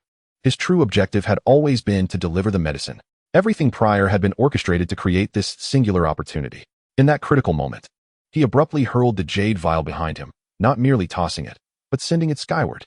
Simultaneously, he forcefully twisted his body, the Xian heavy ruler arcing at a precarious angle to strike the opponent's wrist, compelling a defensive reaction. The black-robed man was indeed momentarily distracted by this feint and counterstrike, his hand hesitating as it reached for Lin Yu's back, instinctively aiming to swat away the seemingly inconsequential jade vial. However, in that instant of distraction, Lin Yu inhaled sharply and exhaled forcefully. Fire-blowing palm, a minuscule yet remarkably precise stream of air, akin to invisible fingers, swiftly caught the falling vial and deftly adjusted its trajectory, positioning the opening downward. Then, this stream accelerated fiercely, propelling the vial like an arrow, perfectly aimed at the slightly parted lips of the Snow Knight Emperor, who had just been drawn to the edge of the throne. The stopper of the jade vial was dislodged by the force of the air current, and a few drops of emerald liquid fell, unerringly landing in the mouth of the Snow Knight Emperor just as everyone was caught off guard. The entire sequence was executed with remarkable speed, precision, and ferocity, a culmination of meticulous scheming. In a moment of realization, the cloaked figure comprehended that he had been deceived, his rage boiling over as he delivered a violent strike against Lin Yu's hurriedly raised Xian Zhongqi. The impact was thunderous. The sheer force coursed through Lin Yu, causing a metallic taste to flood his throat, and he spat out blood as his body was sent flying like a broken kite, crashing through the wall behind him and tumbling into the courtyard beyond, teetering on the brink of life and death. The cloaked figure, indifferent to Lin Yu's plight, swiftly appeared by the dragon couch to assess the Snow Knight Emperor's condition. He observed a slight convulsion in the Emperor's body, accompanied by an almost imperceptible sound of swallowing emanating from his throat, and the pallor of his face seemed to have lessened ever so slightly. The antidote had been administered. The expression beneath the mask of the cloaked figure darkened considerably. He abruptly lifted his gaze towards the direction Lin Yu had been thrown, an unmistakable glint of murderous intent flashing in his eyes. Meanwhile, the battle outside had reached a fever pitch. Upon witnessing Lin Yu being hurled out, Douluo Dalu's eyes widened with fury, his desire to rush forward palpable, yet he was ensnared by two-souled Douluo, who held him fast. A swarm of dark-clad figures surged toward the spot where Lin Yu had fallen, intent on ensnaring him. Chapter 138, 1,000 Blades of Snow. Lin Yu crashed heavily onto the icy stone slabs of the courtyard, his bones feeling as though they were splintering with excruciating pain, the metallic taste of blood rising incessantly in his throat. Despite the Xianzhong Qi having absorbed much of the blow from the cloaked figure's strike, Lin Yu still suffered significant internal injuries. He could not afford to dwell on his own wounds, gritting his teeth against the agony. His gaze remained fixated on the inner palace. The domain of the god of death sensed that the few drops of antidote had indeed taken effect, disrupting the lifeless poison within the Snow Knight Emperor's body, and a faint glimmer of life began to struggle for resurgence. However, the crisis was far from over. Countless guards rushed from all directions, completely encircling him, while the cloaked figure emerged from the palace. His cold gaze locking onto Lin Yu as if he were merely a corpse. Douluo roared in rage from a distance. The venom of the Bailin snake king surging uncontrollably in an attempt to break free from the two-souled Douluo who held him back. Yet he found himself utterly restrained, unable to provide assistance. A perilous predicament. A true deadlock. Just at this critical juncture, a voice, warm yet undeniably authoritative, suddenly resonated from the entrance of the courtyard. Halt. The voice was not loud, yet it cut through the cacophony of battle cries and energy explosions with clarity. All actions momentarily froze as everyone instinctively turned to look. There stood Prince Xueqinghe, having appeared there unbeknownst to anyone, clad in a bright yellow princely robe. His expression calm as if the bloodshed unfolding before him were of no concern. Behind him, two elderly figures stood, one on each side, exuding a tranquil yet formidable presence. The elder on the left wielded a uniquely shaped serpent spear, his gaze sharp and predatory, radiating an unmatched, piercing aura. On the right side stood a figure cloaked in a blood-red mantle, revealing only a pair of eyes glimmering with a cruel light, while the air was permeated with a faint scent of blood. It was the serpent spear Douluo, the blood-stabbing Douluo, elders of the Spirit Hall, powerful titled Douluos. Upon sighting these two, Douluo's heart plunged to the depths of despair. Facing one-souled Douluo was already a daunting challenge. With the addition of two titled Douluos from the Spirit Hall, it seemed he would truly meet his end here today. As the prince made his entrance, everyone immediately ceased their actions, respectfully stepping aside to widen the encirclement, yet they remained resolutely fixated on Lin Yu. Xueqinghe slowly entered the courtyard, his gaze first sweeping towards the direction of the sleeping quarters, his brow slightly furrowing, as if sensing a subtle change in the aura of the Night Emperor. He then turned his attention to Lin Yu, who was struggling to rise, a seemingly gentle expression of regret gracing his face. "Brother Lin Yu, why must you go to such lengths?" He sighed, his tone laced with genuine bewilderment. "I have always admired your talent and regarded you as a national hero. If you would only pledge your loyalty to me and assist in stabilizing the court, I could promise you a future filled with riches, titles, and even higher realms. Why must you commit such acts of treason and seek your own demise?" He attempted one final persuasion, or perhaps sought to occupy the moral high ground before taking action. Leaning on the Xianzhong ruler, Lin Yu wiped the blood from the corner of his mouth, gazing at Xueqinghe's hypocritical visage, and could not help but let out a scoff, his laughter tinged with mockery. Loyalty? Loyalty to a beast who murdered his father, usurped the throne, and colluded with foreign enemies to poison his own father? Xueqinghe, or perhaps I should refer to you as Miss Qianrenxue. The last four words echoed with a thunderous emphasis in the courtyard. In an instant, the entire courtyard fell into a deathly silence. All who heard this statement, be they guards present, Douluo, or even the serpent spear and blood-stabbing Douluos, displayed expressions of extreme shock and disbelief. The prince is a woman? Qianrenxue. Xueqinghe's gentle smile froze instantly, his pupils dilating in shock. Though he endeavored to maintain his composure, the fleeting panic and murderous intent could not be entirely concealed. Impudent. Nonsense. Seize him, she commanded sharply, her voice slightly distorted by an imperceptible edge. A glint of cold light flashed in the eyes of the serpent spear Douluo as he raised his spear, locking onto Lin Yu. What? Have I struck a nerve? Are you enraged? Lin Yu, unafraid, stepped forward, his voice resonant and piercing, Your clumsy disguise has long been seen through. The young master of the Spirit Hall, lurking in the Heaven Dough for over a decade. What a deep scheme you have woven. Alas, you have revealed your impatience. Seeking death, Qian Rinxue, Xue Qinghe, could no longer maintain her facade of the gentle prince. Her face was now etched with icy murderous intent and a hint of humiliation from having her true identity exposed. Suddenly, her soul power erupted, transcending her previously displayed Soul Emperor level, reaching the realm of Soul Saint. Coupled with the divine attributes of her angel martial soul, her aura surged dramatically. She had personally chosen to take action. A fleeting shadow darted towards Lin Yu like a bolt of lightning, a radiant golden holy light coalescing in her palm. Imbued with the dual essence of purification and destruction, aimed directly at Lin Yu's face. She yearned to personally eliminate the one who had repeatedly thwarted her endeavors and exposed her gravest secret. In the face of this furious strike, Lin Yu's gaze sharpened. Rather than retreating, he boldly advanced. With the fifth soul skill, Gravity Domain, the formidable weight of gravity instantaneously descended, causing the rushing Qian Rinxue to falter, her speed drastically diminishing. What? A flicker of astonishment crossed Qian Rinxue's eyes, clearly unprepared for Lin Yu's peculiar control over his soul skill. It was in this fleeting moment of delay that Lin Yu unleashed the 3,000 thunder movements, a brilliant flash of lightning erupting beneath his feet.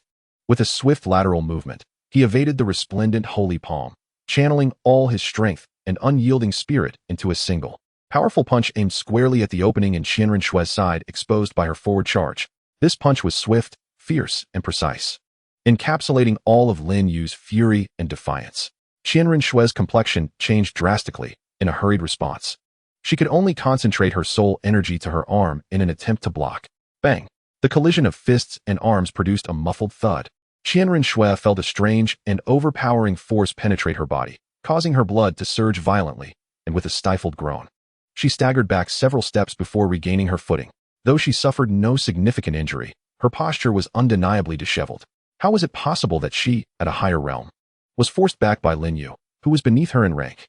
Such a profound humiliation. Qian Rinxue abruptly lifted her head. The handsome visage that belonged to Xue Qinghe twisted in rage, her eyes ablaze with swirling golden holy light. Unable to suppress her innate feminine voice, she emitted a sharp, piercing shout, "You shall die?" Accompanying this fierce exclamation, her golden aura surged spectacularly. Overwhelming waves of soul power began to distort the air around her. The intricate illusionary soul skill grew unstable under the intense emotional upheaval and energy shock, hinting at the true form concealed beneath. Seeing this, the Serpent Spear and Blood Spear Douluo exchanged glances, their expressions shifting, ready to intervene. But just then, a gentle yet powerful laughter resonated from afar. Oh, what a lively scene. Following this, a cascade of seven-colored light and an extraordinarily sharp sword light streaked across the night sky like a meteor, landing instantaneously in the courtyard. As the brilliance faded, the figures of Ning Fengji and Sword Douluo Chen Xian emerged. Ning Fengji, holding the resplendent seven-treasure glazed tile pagoda, wore his customary gentle smile, as if merely passing by. In contrast, Sword Douluo Chen Xian stood stoically beside him, his expression impassive. Yet the unsheathed seven-killing sword emanated an invisible sword intent that seemed to freeze the very air of the courtyard. Ning Zongzhu, Sword Douluo, Qian Rinxue, Xue Qinghe, forcibly suppressed the tumultuous blood and volatile soul power within her, barely maintaining the prince's demeanor. Yet her voice bore an unmistakable chill and suspicion. "What brings you both to the palace at such a late hour?" Ning Fengji offered a faint smile as his gaze swept across the disheveled courtyard, settling on the injured Lin Yu and the two titled Douluo from the Spirit Hall, who appeared as if facing a formidable adversary, before finally resting upon Xue Qinghe. With an air of composure, he remarked, "I have heard rumors of treachery within the palace, disturbing His Majesty's tranquility. Concerned for the safety of the Crown Prince, I have come to assess the situation. It seems our arrival was indeed timely." His words were meticulously crafted, deftly attributing his intervention to the protection of the Crown Prince and his concern for his well-being. Qian Rinxue's teeth ground in frustration, yet she found herself unable to counter his assertion. Chen Xian's gaze, however, bypassed her entirely, landing squarely upon the Snake Spear and Blood Spear Douluo. He spoke with a calm demeanor, yet his tone bore an invisible weight. The Spirit Hall's reach has extended far too far. When did matters of the Tiando royal family become the concern of outsiders? His unruffled voice carried an implicit pressure that rendered the faces of the Snake Spear and Blood Spear Douluo ashen, their bodies instinctively summoning their soul power in response to the perceived threat. In an instant, the tide of the situation shifted dramatically. Chapter 139, The Angel Descends. The appearance of Ning Fengji and the sword Douluo Chen stabilized the precarious situation. Qian Rinxue, Shueqinghe, wore a grim expression, her voice tinged with an icy restraint. Master Ning, sword Douluo, there is no need for your concern regarding the internal affairs of the palace. I shall handle it myself. Ning Fengji maintained his smile, yet his words concealed sharpness. Your Highness's safety is paramount to the nation's foundation. How could I stand idly by?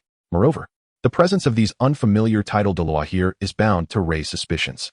For the sake of your reputation, it would be prudent for them to withdraw temporarily. His words struck a nerve with Qian Rinxue. The very thought of her identity being exposed terrified her, just as she racked her brain for a defense. A weak yet distinct cough echoed from within the palace. The Emperor Shui Yi had awakened. With great difficulty, he opened his eyes, his murky gaze sweeping over the courtyard, landing on Shueqinghe, the snake spear, the blood spear, and the chaotic scene outside.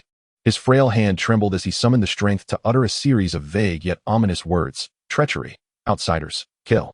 Boom. These words struck Qian Rinxue's mind like a thunderclap, shattering years of scheming, a decade of concealment, and countless machinations in an instant. Ning Fengji immediately stepped forward, calling out, Your Majesty, I am here, while discreetly signaling for the imperial physician to be summoned. Chen Xian, maintaining a faade of calm, stepped forward to intercept Qian Rinxue's attempt to rush into the palace, his tone steady yet firm. Your Highness, it is not advisable to disturb His Majesty so soon after his awakening. It was over. All was lost. Qian Rinxue felt a surge of heat rush to her head, as all reason, pretense, and restraint were consumed by a whirlwind of madness and despair.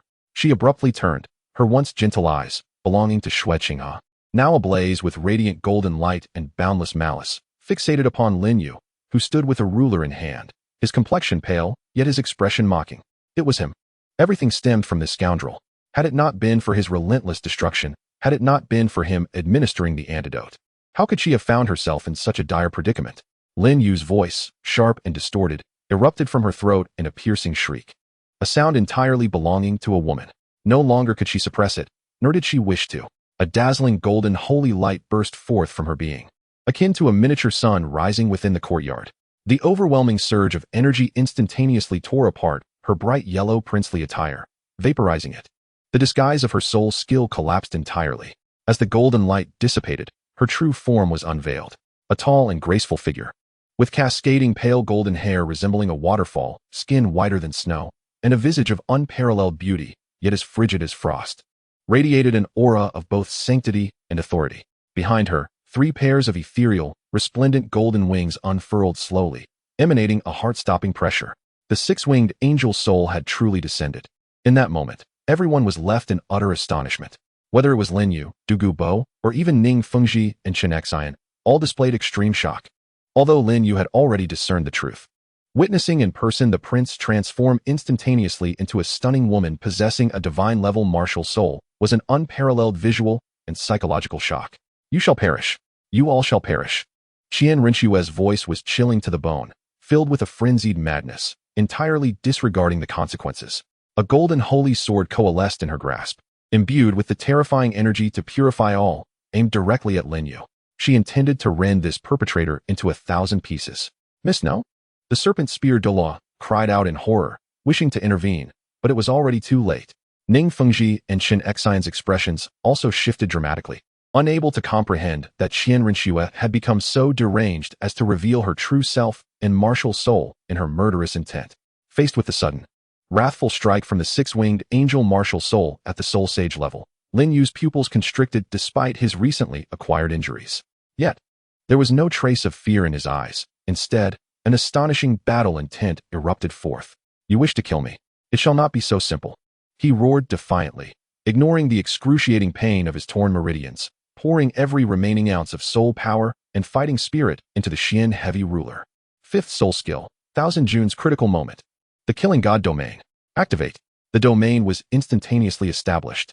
A terrifyingly cold will of slaughter enveloped the swiftly approaching Qian Rinxue, as if it were a tangible entity. Qian Rinxue's forward momentum abruptly faltered. As if ensnared in a quagmire, her speed drastically diminished. Even the wings behind her dimmed somewhat. A flicker of astonishment crossed her face, for she had not anticipated Lin Yu possessing such formidable domain capabilities. With the thunderous light of 3,000 bolts, Lin Yu's feet sparkled with lightning. narrowly evading the holy sword's fierce descent. However, he could not evade entirely. The searing holy light grazed his shoulder, leaving behind a horrific wound that penetrated to the bone. Charred and deep, as the intense pain coursed through him, Lin Yu gritted his teeth, leveraging the force of the impact to twist his body fiercely. 8 extremes collapse. Dark energy ninefold. He did not retreat. Instead, like a moth drawn to a flame, he concentrated all his strength, all his resolve, and all his indomitable spirit into this singular punch, striking fiercely at the exposed weakness of Qian Ringshu's abdomen. A consequence of her forward charge and the influence of the domain, a life-for-a-life blow. Qian Ringshu was utterly taken aback that Lin Yu dared to retaliate with such ferocity despite his grievous injuries. In her haste, her attempt to block with her sword was already too late. She could only desperately summon her angelic soul power to shield her abdomen. Bang! A punch infused with Lin Yu's entire might and unyielding willpower struck solidly against Qian Ringshu's midsection. The hidden force penetrated deep within. Coughing violently, Qian Ringshu spewed forth a mouthful of blood, her exquisite visage turning as pale as parchment in an instant. Her eyes brimmed with disbelief and excruciating pain. Her body curling like a shrimp, propelled backward by the terrifying force contained within that punch. She felt her soul power nearly shatter from the impact, her dantian in agony. Her meridians damaged. A soul emperor, gravely injured, had actually wounded a soul sage who had unleashed her martial soul's true form. Furthermore, it was a soul sage of a divine martial soul. This scene once again left the onlookers in shock. Miss, the snake spear Douluo and the blood spear Douluo, filled with fury and concern, could no longer care for anything else. Their figures vanished in an instant, reappearing simultaneously behind the flung Qian Ringshu. One caught her, while the other, without hesitation, unleashed a torrent of crimson soul power, transforming it into a massive blood-red palm, ruthlessly aimed at the exhausted Lin Yu lying on the ground. Should that palm land, Lin Yu would undoubtedly perish. Preposterous. Chun Xian coldly snorted. The 7-killing sword remained sheathed, his fingers merely pointed like a sword, piercing the air with a single thrust. An invisible yet unparalleled sword energy surged forth, instantly shredding the enormous blood palm into fragments. The blood spear Douluo grunted, retreating a half-step, his eyes flickering with astonishment. Meanwhile, the snake spear Douluo seized the opportunity to cradle the gravely injured and unconscious Qian Ringshu. Exchanging a glance with the blood spear Douluo, both, without hesitation, erupted with a brilliant display of soul power. From the spirit hall, retreat. The snake spear Douluo roared, seizing the moment while Chun Xian was slightly hindered by the blood spear Douluo amidst the chaos. Clutching Qian Ringshu, the two transformed into streaks of light, breaking through the obstacles above the palace with astonishing speed, vanishing into the horizon. They had forsaken all their subordinates, escaping with the gravely wounded Qian Ringshu. As the dust slowly settled, a profound silence enveloped the courtyard. All present exchanged glances, leaderless and at a loss. Ning Fengji gazed at the direction where Qian Ringshu had disappeared, his brow furrowed, ultimately transforming into a sigh. Chun Xian retracted his finger, his gaze falling upon the exhausted and bloodied Lin Yu. A glimmer of intricate admiration flashing in his eyes. Finally, Douluo rushed over, hastily examining Lin Yu's injuries, his expression exceptionally grim. Within the inner palace, the Snow Knight Emperor seemed to have exhausted all his strength, slipping once more into unconsciousness, though his breathing was significantly steadier than before. A gripping upheaval has momentarily concluded, with Qian Ringshu grievously injured and retreating. Yet, it is universally acknowledged that the retribution from the Spirit Hall will soon descend like a tempest. The landscape of the Tiando Empire, and indeed the entire continent, is on the brink of monumental change due to the events of this night. Chapter 140. Aftermath and underlying currents. The chaos within the Imperial Palace gradually subsided. The remnants of the Spirit Hall, now leaderless, surrendered their weapons under the encirclement of the elite from the 7 Treasure, Glazed Tile School, and the Royal Knights, loyal to the crown. Douluo cautiously laid the unconscious Lin Yu on the ground, channeling emerald-hued soul power into him, stabilizing his pulse and mending his grievous wounds, particularly the charred injury on his shoulder inflicted by the angelic holy light, which proved particularly troublesome to treat. The old poison master's face was etched with concern and dread as he muttered, "This reckless boy always plays with danger. He must not come to harm." Ning Fengji hastened to the entrance of the royal chambers, confirming that the Night Emperor was merely exhausted and unconscious, his breath now more even than before, which eased his heart. He methodically issued a series of commands. Immediately seal off all exits of the palace. No one enters or leaves. Strictly contain the news. All imperial physicians are to come at once to attend to His Majesty. No mistakes are to be tolerated. The royal knights will take full control of palace security. All former guards are to be temporarily isolated for examination. Notify the cabinet ministers and military leaders to convene at the palace without delay. His orders were clear and resolute, swiftly regaining control of the situation and averting greater panic and turmoil. Chen Exine stood by his side like a stabilizing anchor, his silent but formidable presence enough to intimidate any would-be miscreants. Before long, the esteemed officials, having received word, hurried to the palace under the cover of night. Upon witnessing the disarray of the courtyard, the unconscious emperor, the detained prince, whom they believed to be the true prince, and the commanding presence of Lin Feng and Jian Douluo, they were all struck with astonishment and began to murmur among themselves. Lin Feng refrained from disclosing Qian Rinxue's true identity or the appearance of the elder from the spirit hall, instead solemnly announcing, "There are unidentified traitors colluding within the palace, attempting to assassinate His Majesty." Fortunately, Douluo, in the fortunate presence of Lin Yu, fought valiantly to protect him. Though His Majesty was disturbed, he remains unharmed. The prince, startled amidst the chaos, has temporarily returned to the East Palace for recuperation. This statement, a blend of truth and falsehood, not only clarified the turmoil at hand and preserved the royal family's dignity by not directly exposing the prince's falsehood, but also credited Lin Yu and Du Gubo, thereby securing political capital for their future endeavors while rationalizing the prince's temporary confinement. Although the ministers were skeptical, the evidence present and the demeanor of Lin Feng and Chen Exine compelled them to refrain from further inquiry. They could only comply with the directives to help stabilize the situation and manage the aftermath.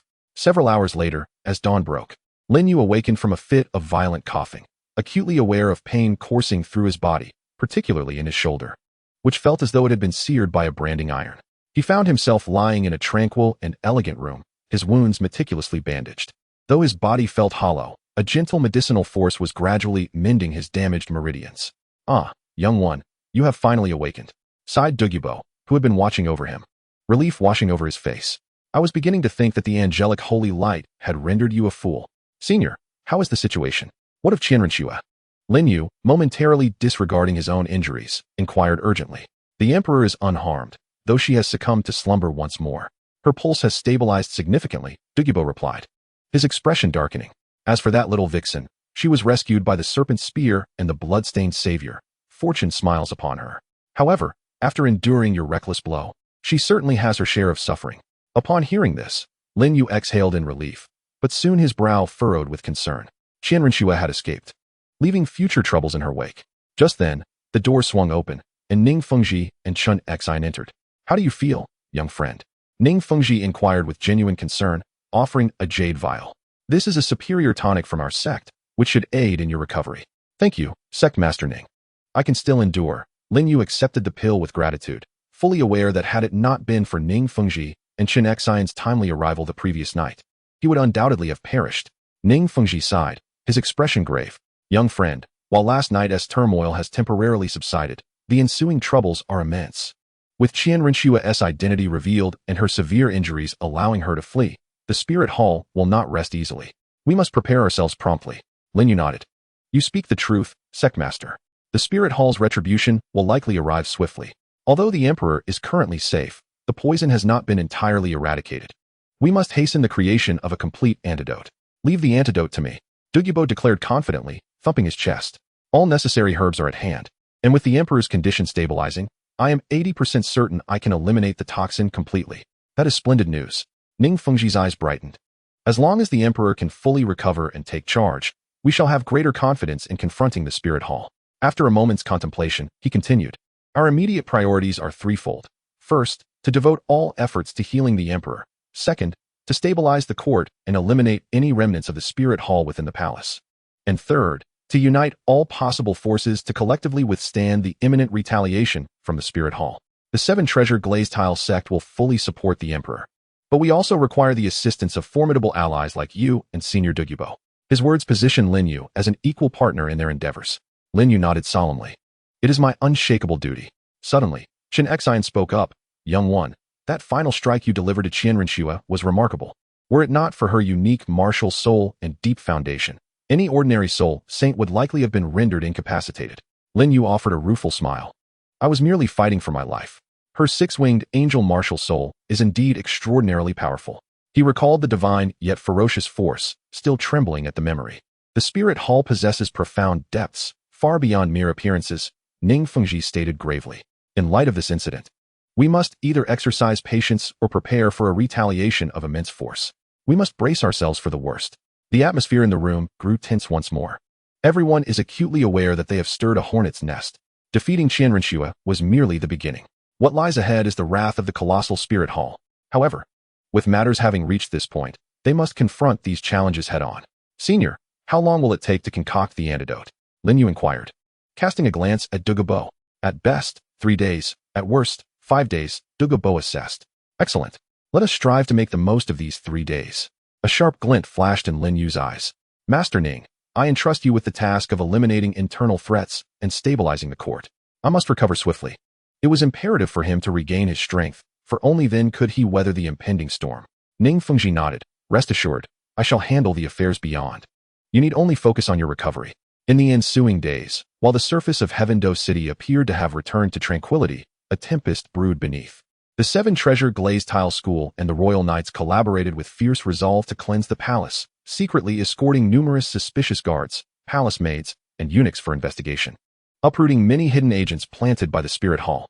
Under the vigilant care of Douluo, Lin Yu devoted himself to the cultivation of the burning technique and absorbing the medicinal essence to mend his injuries, fortifying the soul power that had slightly increased due to the life and death battle. A greater storm was brewing far away in the spirit hall. Chapter 141, Journey to Sea God Island.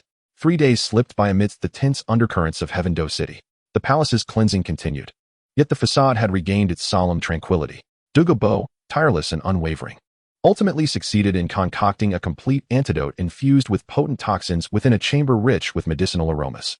Upon administering the strange, life-imbuing liquid to the still unconscious emperor of the snowy night, everyone distinctly felt the long-ensconced aura of death within his majesty rapidly dissipating. Vibrant life rekindling as his complexion visibly reddened. Though the prolonged poisoning had taken its toll, and the emperor did not awaken immediately, all present understood that it was merely a matter of time. The greatest internal strife had been temporarily alleviated. During these 3 days, Lin Yu, leveraging the formidable restorative powers of the burning technique and the elixirs provided by Douluo, had nearly fully healed. Not only restoring his state, but also experiencing an unexpected surge in soul power, subtly nearing the 60-second level. Yet, he felt no sense of relief. Standing in a secluded ancient reading room of the royal library, Lin Yu's fingers brushed over an ancient scroll made from an unknown beast's hide, his brow furrowed in concentration. The bright sunlight streamed through the stained glass window, illuminating the dust-laden shelves, yet it could not dispel the gloom clouding his heart. Qianrenxue's retreat left the threat of retaliation from the spirit hall looming like a sword suspended over Heaven-Do City, ready to strike at any moment. Although calm now prevailed, he was acutely aware that, given Bibi Dong's temperament and the might of the spirit hall, the next onslaught would undoubtedly come with a thunderous force.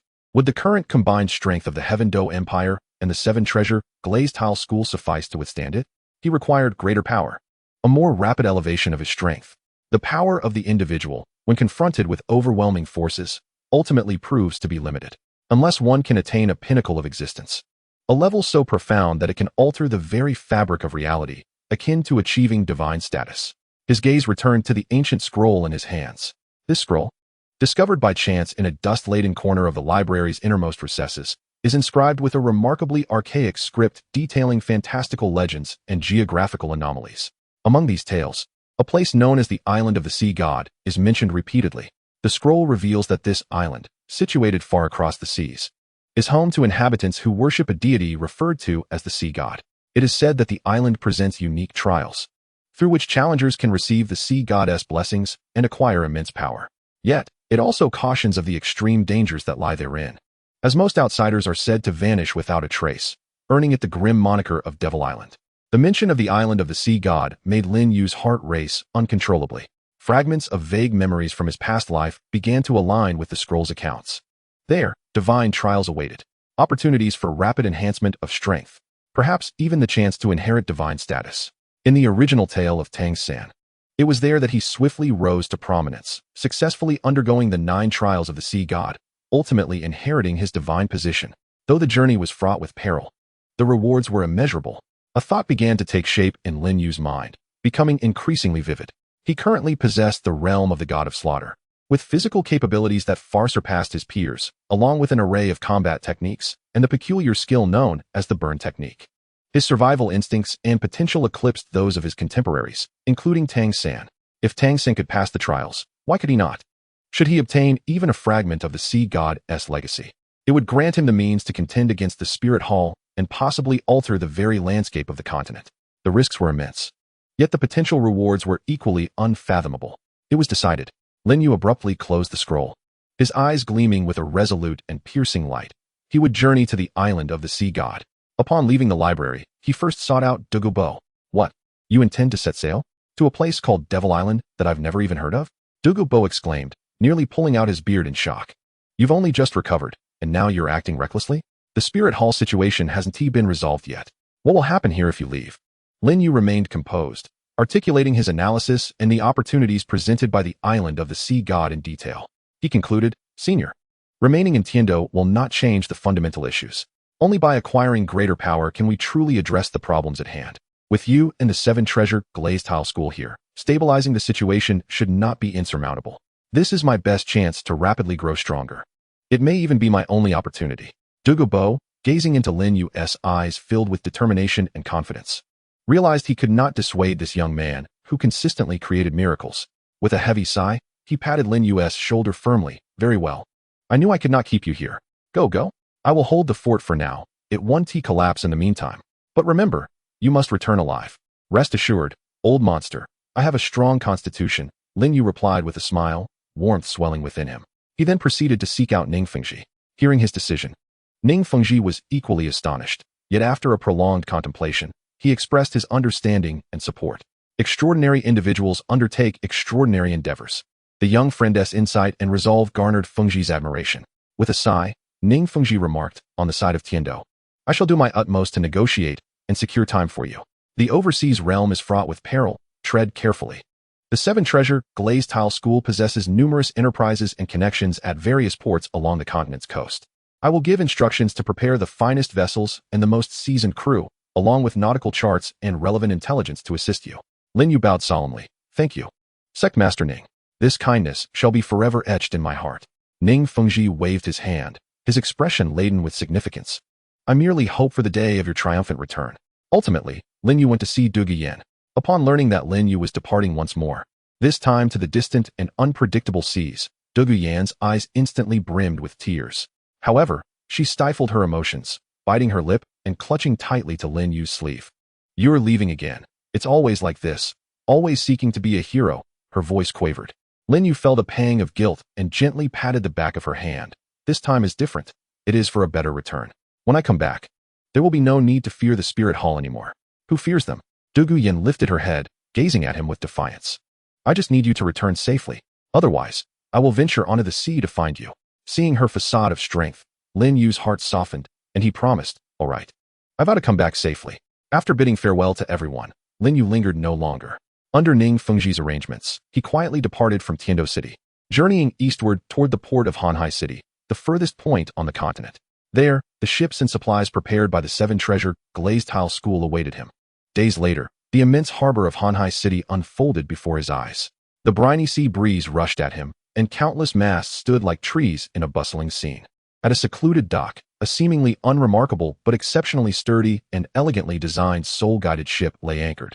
The crew aboard were meticulously selected experts from the 7 treasure glazed tile school, experienced and tight-lipped.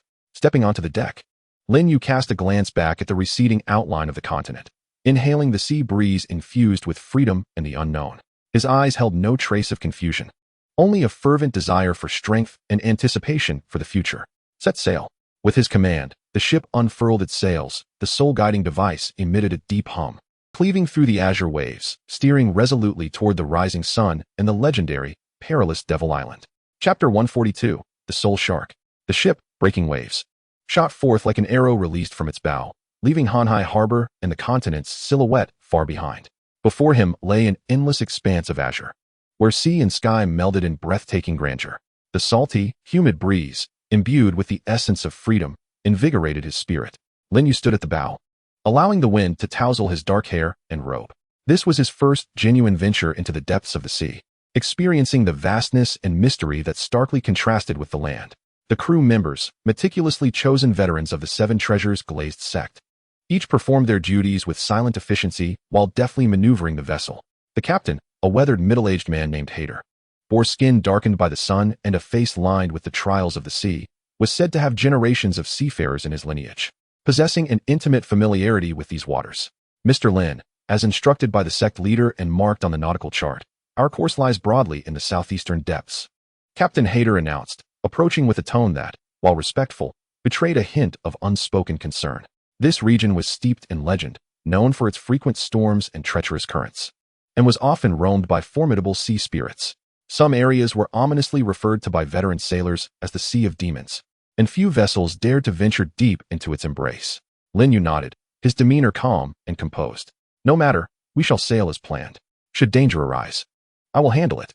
His voice carried an air of formidable confidence that somewhat reassured Captain Hader.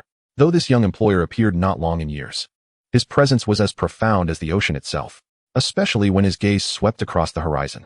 The chilling aura emanating from him sent a shiver through even the seasoned sailor. The initial days of navigation were marked by tranquil waters, the azure waves stretching endlessly, occasionally interrupted by playful dolphins frolicking alongside the ship, a sight that was utterly enchanting. Lin Yu spent most of his time meditating in the cabin, solidifying his cultivation and acclimating to the vessel's tumultuous sway, emerging only occasionally to breathe in the salty air. Yet, the sea's gentleness was but a fade. On the afternoon of the 5th day, the sky darkened abruptly. Dense clouds, seemingly summoned from nowhere, rapidly enveloped the previously clear expanse, and a ferocious wind began to howl, churning the waves into towering giants. Massive swells crashed against the hull with thunderous roars, the heavily laden vessel, the breaking wave, now tossed about like a mere leaf in a tempest. The storm has arrived. Everyone to your stations. Secure the cargo. Lower the sails. Captain Hader bellowed. His voice strained as he clutched the helm, grappling with the fury of nature. The crew, taut as drawn bows, struggled to navigate the slick, rocking deck, their faces etched with grave seriousness. A storm of this magnitude could lead to utter destruction at a moment's misstep. Lin Yu emerged from the cabin, drenched by the downpour. Yet he stood resolutely at the bow amidst the violent swaying, his gaze sharp as he surveyed the surroundings.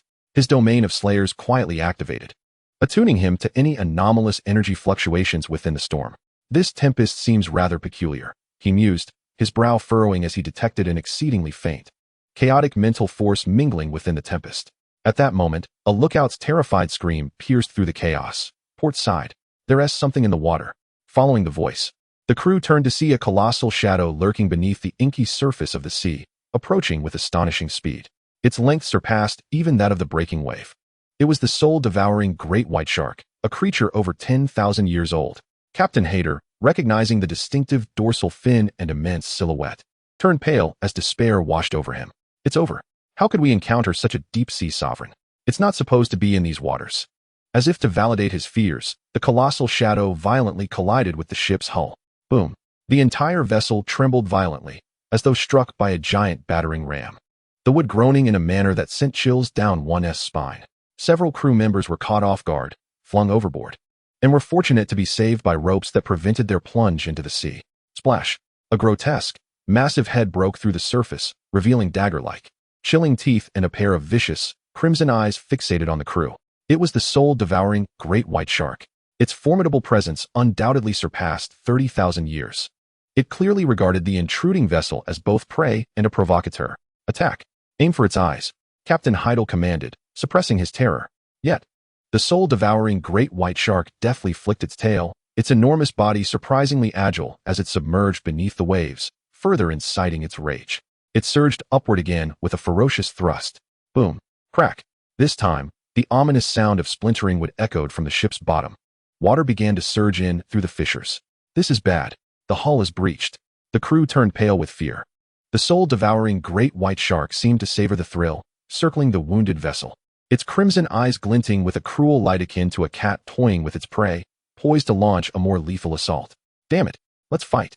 Some courageous crew members brandished their weapons, ready to leap into the sea for a desperate struggle.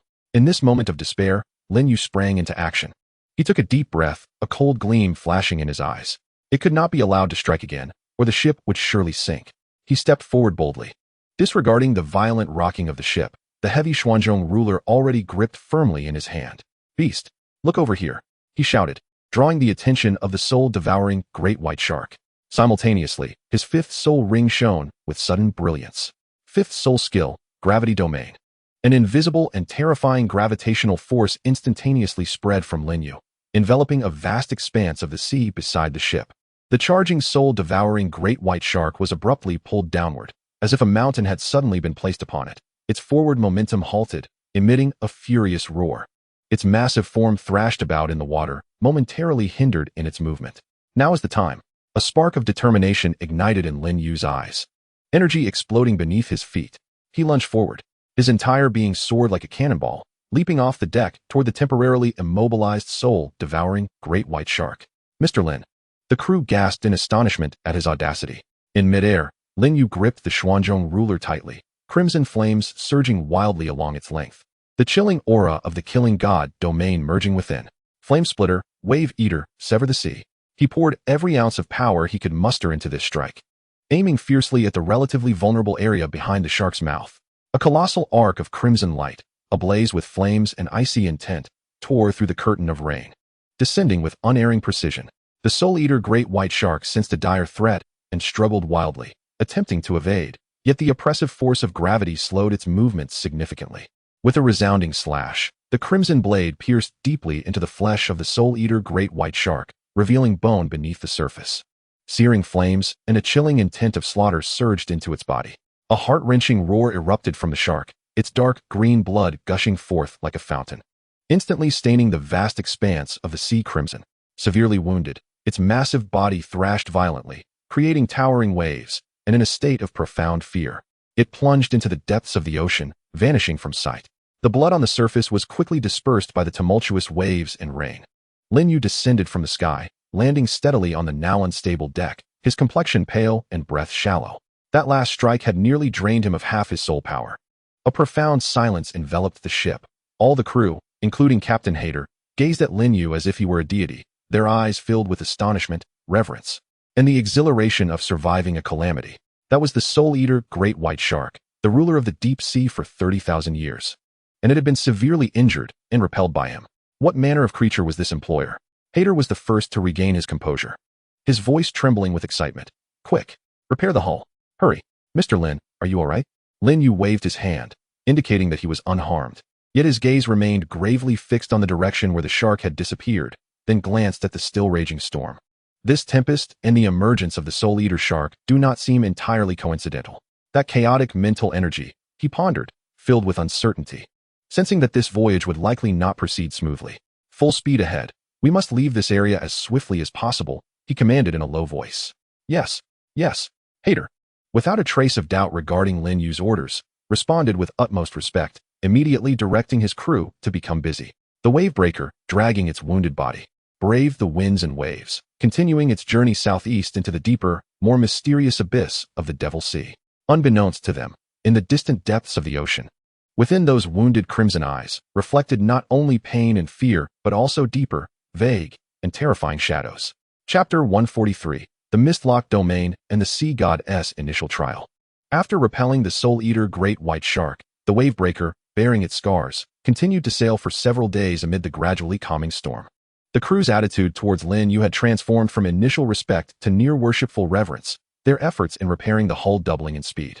Captain Hayter, drawing on his extensive experience, skillfully navigated the ship away from treacherous currents, yet the worry etched on his face never diminished. He privately approached Lin Yu, his tone grave. Mr. Lin, according to the charts and our speed, we are likely nearing the fabled Devil Sea region. Old sailors say this area is shrouded in eternal mist, where compasses fail and stars hide. Once entered, it is all too easy to lose one's way completely and never emerge again. Lin Yu stood at the bow of the ship, gazing into the distance. Indeed, at the horizon where the sea met the sky, a vague, grayish-white band appeared, seemingly connecting the two realms. This was not a layer of clouds, but rather a dense fog that enveloped the ocean. As the vessel drew closer, an invisible pressure began to pervade the atmosphere, rendering the air thick and oppressive. It seems we are nearing, rather than fear. A flicker of anticipation ignited within Lin Yu. The more peculiar and perilous the surroundings, the more it suggested that the fabled sea god island lay ahead. Without hesitation, he commanded, "Let us proceed into the mist." Captain Heidel gritted his teeth, ordered the sails adjusted, and, with unwavering resolve, steered the ship, the breaking wave. into the seemingly all-consuming fog. Upon entering the mist, visibility plummeted to less than 50 meters. Surrounding them was a white void, and all that could be heard was the sound of the hull slicing through the water and the anxious breaths of the crew. The compass needle began to spin wildly, rendered utterly useless. Even Lin Yu's formidable perception within the realm of death was significantly constricted by the strange fog, barely managing to cover the area around the ship. Time appeared to lose its significance. Within this chaotic mist, it was impossible to discern how long they had been sailing. Was it a day? Or perhaps 3? The oppressive atmosphere and the fear of the unknown began to seep into the hearts of some crew members. Just as the tension escalated, shadowy figures suddenly emerged from the depths of the fog ahead. "Rocks ahead. Be cautious," the lookout cried hoarsely. Captain Heidel swiftly turned the helm, but it was already too late. Bang! Crack! The ship jolted violently, accompanied by the jarring sound of wood scraping against a hard object. Fortunately, it was merely a glancing blow, causing no severe damage. However, this seemed to serve as a signal. Almost immediately, more dark shapes materialized from all directions, revealing a vast area of jagged reefs. The thick fog severely hampered visibility, leaving the vessel akin to a blind rider on a blind horse, perilously navigating through danger. "Hard to port. Avoid that large one. There's one on the right too. Caution. Reduce power. Slow down." Captain Heidel's forehead glistened with cold sweat, his voice hoarse from shouting. The crew was equally terrified, fearing that the next moment could see the ship breached by the rocks. With a furrowed brow, Lin Yu realized that this could not continue. They would eventually collide. Taking a deep breath, he heightened the perception of his death realm to its utmost limit, while his formidable mental energy spread out like a spider's web. No, the fog suppresses perception too greatly. Wait, the seawater. I can sense the rocks through the vibrations transmitted by the seawater.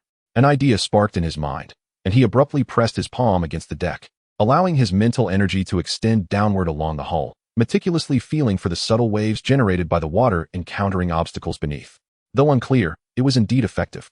"Captain, follow my lead," Lin Yu shouted. 15 degrees to port. There's a massive rock ahead. Turn 30 degrees to avoid it. Though Captain Heidel was perplexed, his trust in Lin Yu was unwavering, and he immediately complied with the command. The vessel navigated perilously close to a colossal reef resembling a small mountain. At a 60-degree angle to the right, a dense cluster of rocks loomed, requiring a 20-degree turn to the left, followed by a straight course of 50 meters before an immediate right turn back to the original heading. A hidden reef approached from the port side, urging them to accelerate. Under Lin Yu's almost sonar-like, uncanny commands, the ship, named Breaking Waves, moved with the agility of a large fish, weaving through the treacherous reefs. Though there were some narrow scrapes, they remarkably avoided any catastrophic collisions. The crew watched in awe, becoming somewhat numb to Lin Yu's extraordinary tactics. After an indeterminate period, the mist ahead seemed to lift slightly, revealing the faint outline of a vast island in the distance. Above the island, a delicate golden aura enveloped it, exuding a sense of sanctity and grandeur. "Sea God Island. We have arrived," cried an excited crew member. However, just as the ship was about to exit the reef zone and approach the island, an unexpected turn of events occurred. The surrounding waters suddenly roiled as if boiling. Instantly, 7 or 8 formidable sea spirit beasts leaped from beneath the waves, positioning themselves between the vessel and the island. These creatures included monstrous fish covered in bone spines, giant crabs wielding massive claws, and sea serpents exhaling icy breath. Each was as formidable, if not more so, than the previously encountered soul-devouring great white shark. Their crimson eyes fixated menacingly on breaking waves, issuing threatening roars and hisses, clearly indicating they were the guardians of Sea God Island. It was over, such ancient sea spirit beasts. And Captain Heidel along with the crew turned ashen. The hope that had just blossomed was swiftly replaced by despair. This was a force beyond human resistance. Lin Yu's expression grew exceedingly grave. While he might not fear a one-on-one confrontation, facing so many powerful sea spirit beasts simultaneously while safeguarding the ship and crew posed an insurmountable challenge. At that critical juncture, a calm yet supremely authoritative voice resonated as if emanating from all directions, clearly reaching every ear. "Outsiders, halt." The voice, though not loud, carried an irresistible power, causing the agitated sea spirit beasts to quiet and lower their bodies. The mist completely dissipated, revealing a figure on the water's surface that had appeared unnoticed. It was an elder clad in a pale purple robe. Title Douluo. Lin Yu's heart raced, instantly recognizing that the individual's strength surpassed that of Douluo Dalu Sr. Lin Yu stepped forward, bowing respectfully. "I am Lin Yu, a junior from Douluo continent. Having braved many dangers, I have come to Sea God Island in pursuit of trials and experiences. The elder's gaze settled on Lin Yu, as if perceiving his very essence. And a fleeting hint of surprise flickered in his eyes, seemingly recognizing the unique power system and the killing god domain within him. Sea God Island does not welcome outsiders. The elder stated in a flat tone, considering it is no small feat for you to traverse the mist and reefs to arrive here. Leave your vessel and return the way you came to ensure your safety. Lin Yu took a deep breath, his eyes resolute. Since I have come, I have never contemplated turning back. Having long heard of the trials on Sea God Island that can awaken latent potential and temper one's will, the younger generation expresses a willingness to accept any challenge, undeterred by the specter of life and death. The elder falls silent for a moment, while the surrounding sea spirit beasts emit a low, mournful wail. Thus, the elder slowly raises his hand, gesturing toward the island's direction. To set foot on the island, one must first traverse the circular sea region. Within this domain, your soul abilities will be suppressed, and you shall rely solely on your physical prowess, willpower, and the most fundamental manipulation of soul energy to reach the opposite shore amidst the interception of the sea spirit beasts. At no point may you harm the guardians of the sea, otherwise you shall fail the trial. Do you dare to attempt it? Following his staff's indication, Lin Yu observes a distinctly darker area of water, pulsating with unusual energy, forming a circular barrier between the island and the vessel. This will be the final obstacle to landing. No use of soul abilities, only relying on physical strength and basic soul energy, and all this while avoiding harm to the sea spirit beasts? This trial is indeed formidable. Yet, a fierce battle spirit ignites within Lin Yu's eyes. No soul abilities? Perfect. His combat skills remain unrestrained. This challenge is tailor-made for him. What is there to fear? Lin Yu responds boldly, without a hint of hesitation. He turns to Captain Hyder and the crew, instructing them to wait here, regardless of what may transpire. With that, and amidst their worried and awed gazes, Lin Yu leaps from the ship, landing firmly upon the surface of the enigmatic circular sea region. The instant his toes touch the water, he feels an invisible force enveloping him, as if shackles have been placed upon his soul rings, rendering them obscure and burdensome, utterly unresponsive. Indeed, his soul abilities are suppressed. Simultaneously, within the circular sea region, 7 or 8 formidable 10,000-year sea spirit beasts glare with fierce intent, slowly encircling him. The first trial of Sea God Island, the blockade of the circular sea region, officially commences. Lin Yu clenches his fists, sensing the surging soul energy within him and the unrestricted combat techniques at his disposal, a confident smile gracing his lips. No soul abilities? Then allow me to demonstrate what it means for a fighter to face challenges head-on. Chapter 144, the first trial of the yellow level. Crossing the circular sea region, Lin Yu steps onto the golden sands of Sea God Island. Before he can fully appreciate the rich elemental energy of this land, a calm voice resonates ahead. Outsider, follow me. Looking up, Lin Yu sees the purple-robed elder standing nearby, who, after speaking, turns and walks into the depths of the island. Lin Yu, not daring to lag behind, immediately employs his agility to keep pace. Along the way, he observes lush trees and an array of exotic flora, occasionally catching sight of islanders clad in light yellow garments, who greet the purple-robed elder and Lin Yu with respectful bows, their eyes filled with curiosity and scrutiny. Soon, the scenery opens up before him, revealing a vast circular plaza, its ground paved with pristine white jade, smooth as a mirror. Most striking of all are the 7 colossal stone pillars standing majestically in the center of the plaza. Each of these stone pillars requires the embrace of several individuals, soaring into the heavens, exhibiting a myriad of colors and textures. Their surfaces are adorned with intricate and ancient carvings, emanating vast and diverse waves of energy. Arranged according to some esoteric orientation, they subtly form a cohesive whole, guarding this square. Lin Yu's gaze was instantly captivated by one particular towering pillar, resplendent in deep blue, intricately carved with the image of a galloping seahorse. He sensed that the essence of the elder in the purple robe who had led him here resonated in harmony with this very pillar, a perfect match. The elder approached the seahorse pillar directly, turning to face Lin Yu. At that moment, his countenance, illuminated by the blue light radiating from the pillar, appeared even more ancient and majestic. I am one of the 7 sacred pillar guardians of Sea God Island, Seahorse Douluo Dalu. The elder spoke slowly, formally declaring his identity. This place is the sacred pillar square of Sea God Island. Outsider, you have passed the preliminary selection of the circular sea area and are qualified to accept the trial of the sea god. Seahorse Douluo, the guardian of the 7 sacred pillars. Lin Yu's heart understood. He respectfully bowed. Junior Lin Yu pays his respects to Senior Seahorse. The Seahorse Douluo nodded slightly, his gaze deep as the abyss of the ocean, sweeping over Lin Yu. Your power system is rather unique. You are not a pure soul master. Yet you possess formidable physical strength and combat skills. The sea god embraces all, focusing solely on potential and temperament. Now, relax your mind and accept the detection of the sacred pillar. With that, he ceased further words and gently struck the ground with his black staff. Simultaneously, the colossal seahorse pillar behind him seemed to be activated, the seahorse carvings on its surface suddenly glowing with a brilliant blue radiance. A profound, gentle yet irresistible will descended from the heavens, enveloping the entire sacred pillar square, ultimately coalescing into a thick golden beam of light that shot forth from the top of the seahorse pillar, completely shrouding Lin Yu, who stood at the center of the square. Lin Yu felt a warm and overwhelming energy sweep across every inch of his skin, every meridian, even penetrating deep into his soul. He did not resist, but rather accepted this probing with equanimity. The golden light persisted for approximately a quarter of an hour before gradually retracting. Before Lin Yu, the side of the seahorse pillar facing him shimmered, gradually revealing a line of clear text, while a yellow halo flickered upon the surface of the pillar. Seahorse Douluo Dalu gazed at the information displayed on the pillar, a flicker of astonishment surfacing on his otherwise calm face as he softly read aloud. Bone age, 18. Soul power, 61. Physical quality, exceeds the same rank. Comparable to a high-level soul sage. Comprehensive potential assessment, extremely high. He paused, casting a look of complexity towards Lin Yu. Before continuing to announce the assessment results, you are permitted to participate in the Sea God trial. The level of the trial granted is Yellow Level 1. With his words, the yellow halo detached from the sacred pillar, coalescing in the air into a palm-sized token, entirely resplendent in yellow. With the characters for Sea God engraved on the front and a single character on the back, gently descending into Lin Yu's hand.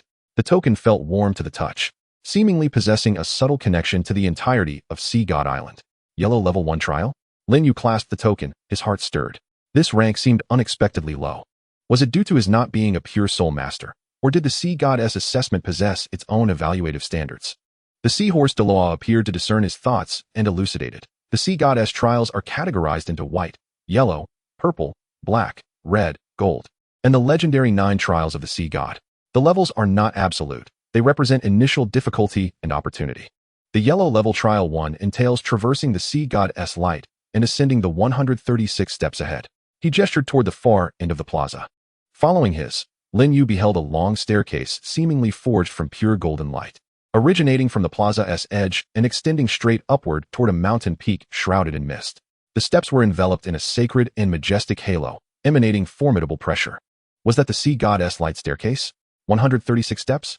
It seemed a modest number, yet Lin Yu could distinctly sense that even from a distance. The energy pressure radiating from those steps was enough to instill trepidation. The pressure on the steps would be magnified, testing not only soul power, but also the physical body, will, and mastery over energy. Without the aid of external forces, one must rely solely on oneself. The seahorse Douluo added that reaching the summit would signify passing the first trial, with a time limit of 1 year.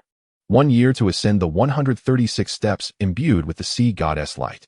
In Lin Yu's eyes, there was not a hint of fear. Instead, a fervent battle spirit ignited within him. Pressure? It was the very thing he feared least.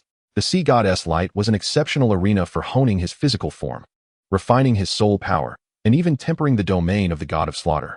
Thank you for the information, esteemed senior. I understand now. Lin Yu bowed solemnly to the seahorse Douluo. Observing the vibrant fighting spirit in Lin Yu's eyes, the seahorse Douluo nodded slightly. Go forth. There is a resting area beneath the steps. I hope to see you succeed at the summit a year from now. Lin Yu refrained from further words, turning with resolute determination toward the golden staircase leading to the peak. Yellow Level Trial 1. Then let him tread upon it with utmost speed. He stepped forward, moving step by step toward the edge of the sacred pillar plaza, toward the first challenge awaiting his conquest, the Sea God's light. 136 steps. Chapter 145, The Sea God's Light. Standing at the base of the Sea God's light staircase, Lin Yu took a deep breath, the dense, almost palpable essence of heaven and earth flooding into his lungs, invigorating his spirit. He gazed upward, the 136 golden steps wound upward, disappearing into the clouds. They appeared close, yet the intangible air of authority and pressure enveloped each step like a tangible shroud. He did not immediately ascend, but instead sat cross-legged before the first step, closing his eyes to refine his state to its utmost. The domain of the god of slaughter subtly activated, not for confrontation, but to keenly perceive the slightest fluctuations in surrounding energy. After half an hour, Lin Yu opened his eyes, his brilliance contained. He stood and firmly placed his right foot upon the first golden step. Buzz. At the moment his foot made contact with the step, an overwhelming pressure suddenly surged from all directions. The pressure exerted is not merely physical. It envelopes one in an all-encompassing field of suppression, impacting the soul power, the corporeal form, and even the psyche.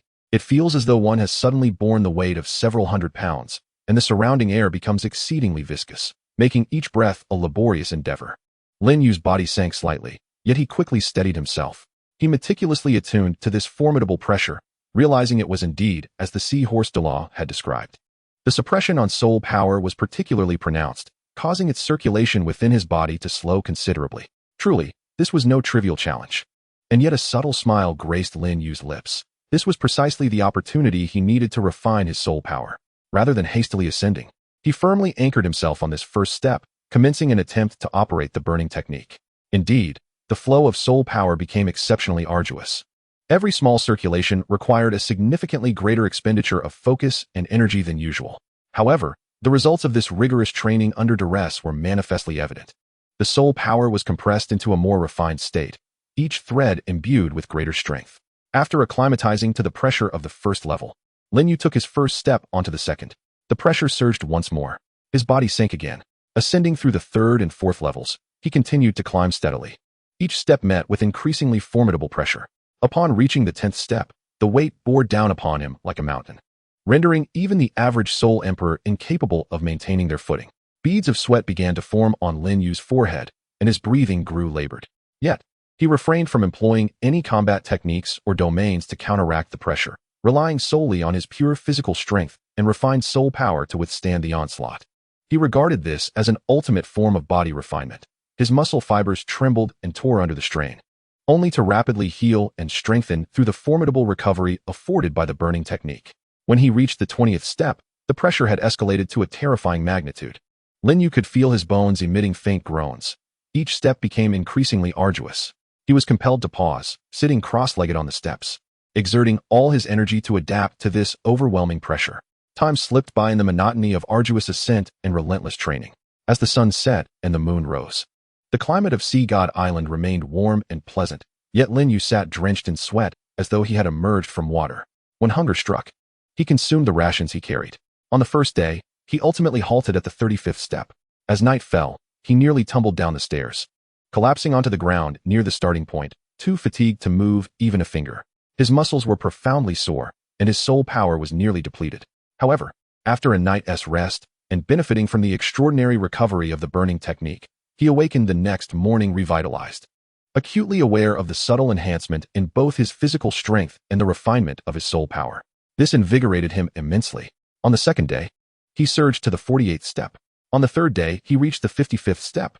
The pace of his ascent gradually slowed, as each subsequent step demanded a pressure increase far surpassing that of the previous levels. Often, one must labor on a single step for half a day to barely acclimate before daring to advance further. During this time, other spirit masters clad in yellow from the Sea God Island arrived at the sacred pillar square. They cast curious or admiring glances at Lin Yu, who was resolutely persevering on the steps. They recognized the formidable nature of this sea goddess light. For an outsider to endure to such a degree was no small feat. Some attempted to ascend, yet most regrettably gave up around the second or third dozen steps. Lin Yu, undistracted, was completely absorbed in the exhilarating challenge of pushing his limits and the constant elevation of his abilities. He regarded pressure as a whetstone, honing every facet of himself. 20 days later, he stood upon the 80th step. The pressure here felt as if he were submerged in a fathomless abyss, utterly terrifying. The golden halo was so dense it seemed almost solid, distorting his vision. Lin Yu felt as though his very organs were being compressed, and his soul power was ensnared in a quagmire, nearly stagnant. Veins bulged across his body, and the immense pressure even forced tiny droplets of blood to surface on his skin. Yet, he gritted his teeth and persisted, channeling his energy and guiding the delicate strands of soul power through his nearly solidified meridians. Under this extreme pressure, the domain of the god of slaughter appeared to be stimulated, subtly pulsating on its own. The cold will to kill clashed and fused with the sacred sea god's light in a bizarre interplay, enhancing his mastery over this realm unbeknownst to him. Another 10 days slipped by. Lin Yu finally managed to adapt to the pressure of the 80th step. His gaze sharpened, and his aura deepened and became more contained. He lifted his eyes to the remaining 56 steps, the golden light above nearly blinding, and the pressure was undoubtedly immense. Yet he felt no inclination to retreat. 56 steps remained, and a month's time was ample. Taking a deep breath, he moved forward again, his legs feeling as though they were laden with lead. The 90th step, the 100th step. As Lin Yu set foot on the 100th step, an unexpected transformation occurred. The surrounding pressure abruptly shifted, no longer a mere all-encompassing squeeze, but morphing into countless invisible needles, viciously piercing towards his body from all directions, even assaulting his mental sea directly. Lin Yu let out a muffled groan, caught off guard. His mind momentarily dazed, nearly forced to retreat by the sudden mental onslaught. He swiftly fortified his spirit platform, the domain of the god of slaughter operating at full capacity, its icy will to kill forming an intangible barrier against the mental stabs. Simultaneously, the burning technique activated wildly, repairing his physical form injured by the piercing pressure. It turned out that beginning from the 100th step, mental attacks were also included. A trickle of blood escaped from the corner of Lin Yu's mouth. Yet his eyes blazed with an even more fervent fighting spirit. This was fortuitous. It was precisely the opportunity to temper his mental strength. The subsequent steps became increasingly arduous. With each ascent, he had to endure the dual torment of both body and soul. The 110th step. The 120th step. As Lin Yu ascended the 130th step, he was nearly transformed into a figure of blood, his skin cracked and worn. Yet his gaze shone with a terrifying brilliance. Under the extreme strain, his soul force became increasingly pure and robust, subtly brushing against the threshold of the 62nd level. His mental fortitude, bolstered by the domain of the god of slaughter and subjected to repeated assaults, grew ever more refined and resilient. Finally, the 6th level. He gazed at the steps ahead, tantalizingly close, yet seemingly distant, as if they were set in the heavens, gritting his teeth in determination. Rest, recalibrate, elevate his state to its pinnacle. Then he stepped forth. The 131st level. Pressure and mental assaults intensified. The 132nd level. His bones groaned under the unbearable burden. The 133rd level. Blood began to seep from his 7 orifices. The 134th level. His consciousness began to blur, sustained solely by sheer will. The 135th level. The domain of the god of slaughter erupted autonomously, clashing fiercely with the light of the sea god. At last, trembling, he poured the last vestige of his strength into his legs. Stepping onto the 136th step, buzz. The instant his feet found stability, the terrifying pressure and assaults vanished without a trace. An incredibly pure, warm, and vast energy surged into him like a divine revelation, fervently nourishing his injured body and utterly depleted soul and mental forces. Comfort. An indescribable sensation of euphoria spread throughout him. A series of light crackles emanated from within, his injuries visibly healing at an astonishing rate, his ocean of soul force surging. Not only replenished, but shattering through barriers. 62 levels. Achievement. Simultaneously, the yellow assessment token in his hand radiated brilliantly, the numbers on its reverse slowly fading away, replaced by a soft purple halo and an entirely new number, 2. Yellow level 1 assessment passed. Assessment rank elevated to purple level 2. Standing atop the summit of the steps, Lin Yu looked down upon the now diminutive Sacred Pillar Plaza. Feeling the tumultuous power within him and the transformation of the token in his grasp, a surge of ambition swelling within his heart. 1 month. He had accomplished this first assessment in merely a month. Chapter 146, Purple Level 2 Assessment and Tidal Body Refinement. At the pinnacle of the 136th step, the overwhelming energy flooding through him imparted a sense of rebirth. Not only had his soul force ascended to the 62nd level, but the fatigue and hidden injuries accumulated from days of climbing had been completely swept away, leaving him in an unprecedented state of vitality. He glanced at the assessment token in his hand. The faint purple halo and the clear numeral 2 signifying that his trials on Sea God Island had officially entered the purple level phase. As for what bizarre challenges awaited him in the purple level 2 assessment, Lin Yu murmured to himself, yet his heart brimmed with anticipation. The enhancements from the first assessment were tangible. Indeed, Sea God Island was a treasure trove. He did not linger atop the steps for long. After savoring the breathtaking view from such heights, he began his measured descent. The descent proved far less arduous than the ascent, although the pressure still loomed. For one who had already acclimated to the pinnacle of stress, it felt akin to a leisurely stroll. As he once again set foot on the pristine white marble of the sacred column square, the figure of the seahorse Douluo Dalu awaited him. This guardian beheld Lin Yu, whose aura had evidently become more refined and profound, and a flicker of barely concealed astonishment crossed his otherwise impassive visage. 1 month. You have completed the yellow rank examination in merely a month, the seahorse Dalu remarked, his voice imbued with a complex undertone. Even in the annals of Sea God Island, such speed is truly exceptional. It seems our assessment of your potential was rather conservative. Lin Yu offered a slight smile, maintaining a demeanor of humility. Senior, you flatter me. I merely relied on fortunate circumstances. Might I inquire about the content of the purple rank examination? The seahorse Douluo nodded and gestured with his black scepter towards another direction of the sacred column square, where the path did not lead to a mountain peak, but rather to a rugged coastline beset by tumultuous waves. The purple rank examination, tidal body refinement, he elucidated. Do you see those submerged silver columns? Following his gaze, Lin Yu observed the shallow waters near the coast, where dozens of imposing columns, gleaming with a metallic sheen, stood tall. Their material was peculiar, resembling neither gold nor silver. Most of these columns were submerged, with only their tops protruding above the surface. At that moment, the tide was rising, and colossal waves crashed against the columns, producing a cacophony of thunderous roars and sending sprays of water into the air. The sheer force of the waves left Lin Yu inwardly astonished. Their might was comparable to the full force strike of a 10,000-year-soul beast. Your challenge lies in enduring the tidal impact upon one of those submerged silver columns. You must withstand it for 6 full hours each day, without employing any offensive soul skills, only relying on your physical strength, soul power for protection, and your willpower to endure. If you can persist for 30 days, you shall be deemed successful, the seahorse Douluo explained. The power of the tides is both subtle and relentless, and it is the most effective means to forge a soul master's resilience, endurance, and delicate control over their soul power. Should you endure, the benefits will be immeasurable. 6 hours a day, resisting tidal impacts akin to those of a 10,000-year soul beast for 30 continuous days. Lin Yu's lips twitched slightly at the thought. The trials of Sea God Island were indeed increasingly extreme. It felt as though they were pushing one to the brink of exhaustion. No wonder the islanders regarded him with sympathetic glances. Yet, despite his complaints, a spark of determination ignited within Lin Yu's eyes.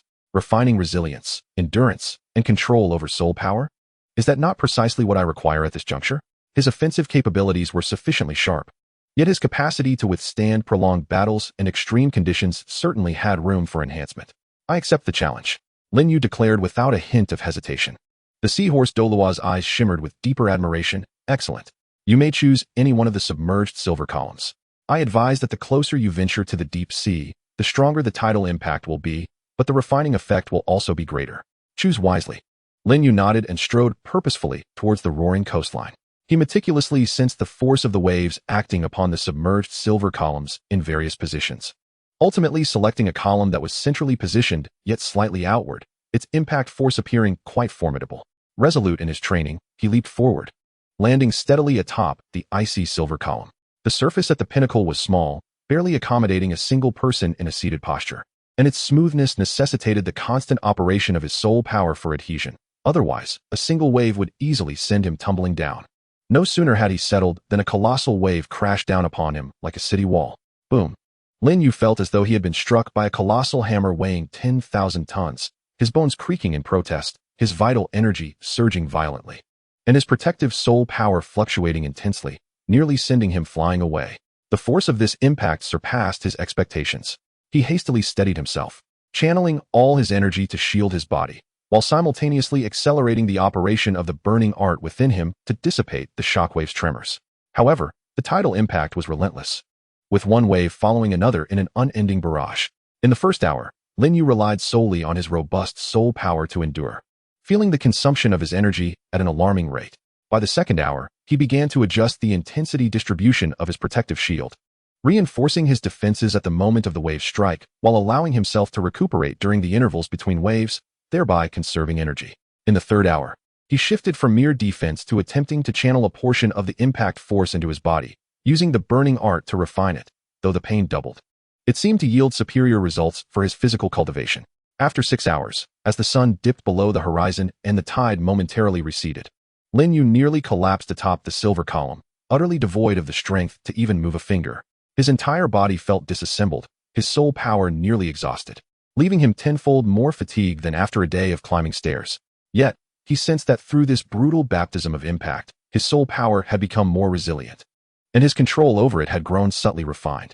With great effort, he crawled back to the shore, immediately assuming a cross-legged position to commence his recovery. The abundant primordial energy of the Sea God Island, combined with the potency of the burning art, facilitated his rapid recuperation. The following day, he once again ascended the silver column. This time, he managed to endure with slightly greater ease and began to attempt the division of his focus amidst the tidal assaults. Seeking to comprehend the inherent momentum within the waves, an endless force that, while appearing gentle, could shatter rocks. This insight seemed to inspire his understanding of the artistic conception behind the flame-splitting wave cutter.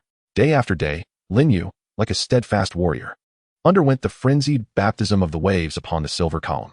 His skin became pale from the soaking of seawater, then tanned under the fierce sun, and his body bore numerous scars from the small shells and debris embedded within the waves, yet the brilliance in his gaze only intensified. His mastery over soul power reached an astonishing level of precision. His protective shield could instantaneously adjust its thickness, allowing him to withstand the greatest impacts with minimal expenditure. Furthermore, his physical resilience saw a remarkable enhancement, with both his internal organs and bones receiving significant fortification.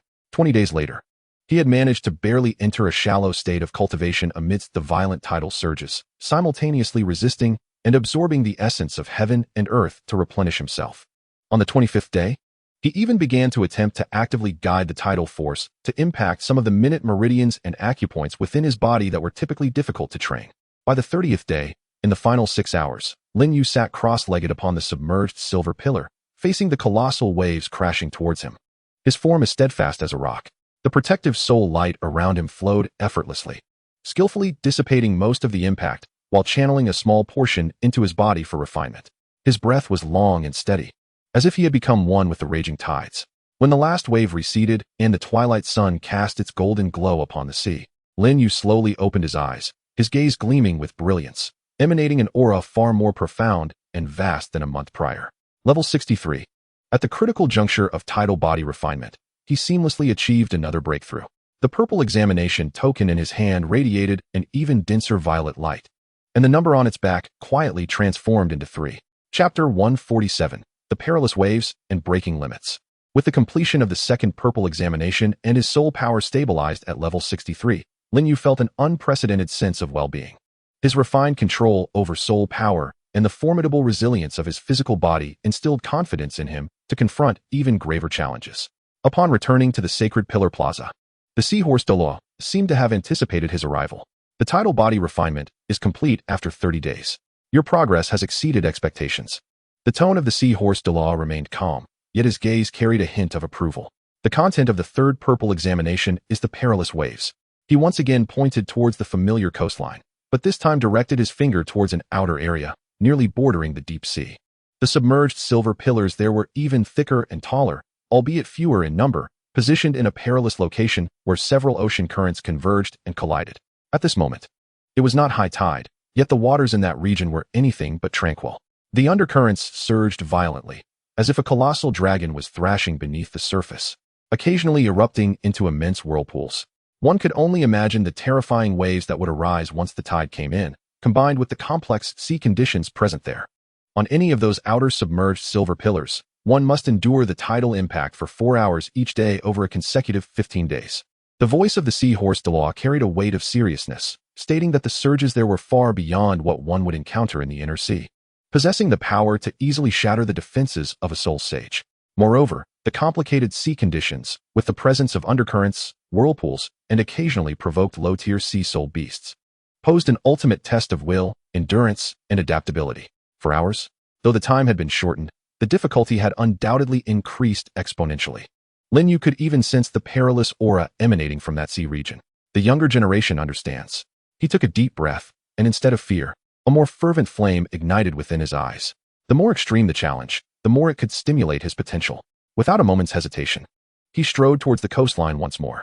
This time, he directly chose the outermost and seemingly most perilous submerged silver pillar. The solitary pillar stood defiantly amidst the most tumultuous waves, its base submerged in the deep, inky waters that seemed to plunge into the abyss. Upon reaching the pinnacle of the column, even as the winds and waves momentarily calmed, Lin Yu could feel the violent tremors and the relentless pull of the undercurrents beneath his feet, compelling him to channel all his soul energy to maintain his balance. The wait was brief. In the distance, a white line emerged on the horizon, accompanied by a rumbling akin to distant thunder, swiftly advancing. The tide was rising. And not just any tide, but a ferocious surge intertwined with complex ocean currents. The first wave was not merely a wall of water, but a moving mountain, towering over 10 meters high, cascading down with the force of destruction. Come, Lin Yu bellowed, unleashing his soul energy shield to its utmost capacity. No longer evenly distributed, it transformed into a slanted, spiraling conical shield, shaped and strengthened by the form and power of the oncoming wave. This was a technique he had mastered during his tidal body refinement, designed to deflect and dissipate force. With a thunderous crash reminiscent of a meteor impact, Lin Yu, despite his preparations, was momentarily blinded by the overwhelming force, a buzzing echoing in his ears. His shield instantly fractured, and he, along with the submerged silver pillar beneath him, trembled violently as if on the verge of being uprooted. This force was several times stronger than that of the inner sea's tides. Before he could catch his breath, the second and third waves followed in swift succession, each more ferocious than the last. Even more terrifying was the chaotic undercurrent intertwined with the waves, akin to an invisible hand desperately clawing at his stability, attempting to drag him into the depths. Occasionally, sharp ice shards or hard corals, lofted by the colossal waves, shot towards him like concealed weapons. For hours, each minute felt like an eternity.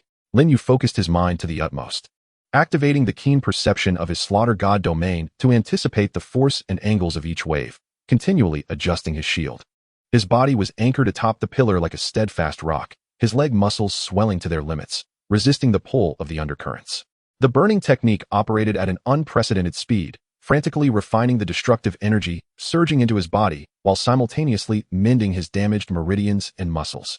As the first hour passed, Lin Yu felt as though a year had elapsed, his soul energy diminished by nearly 30%.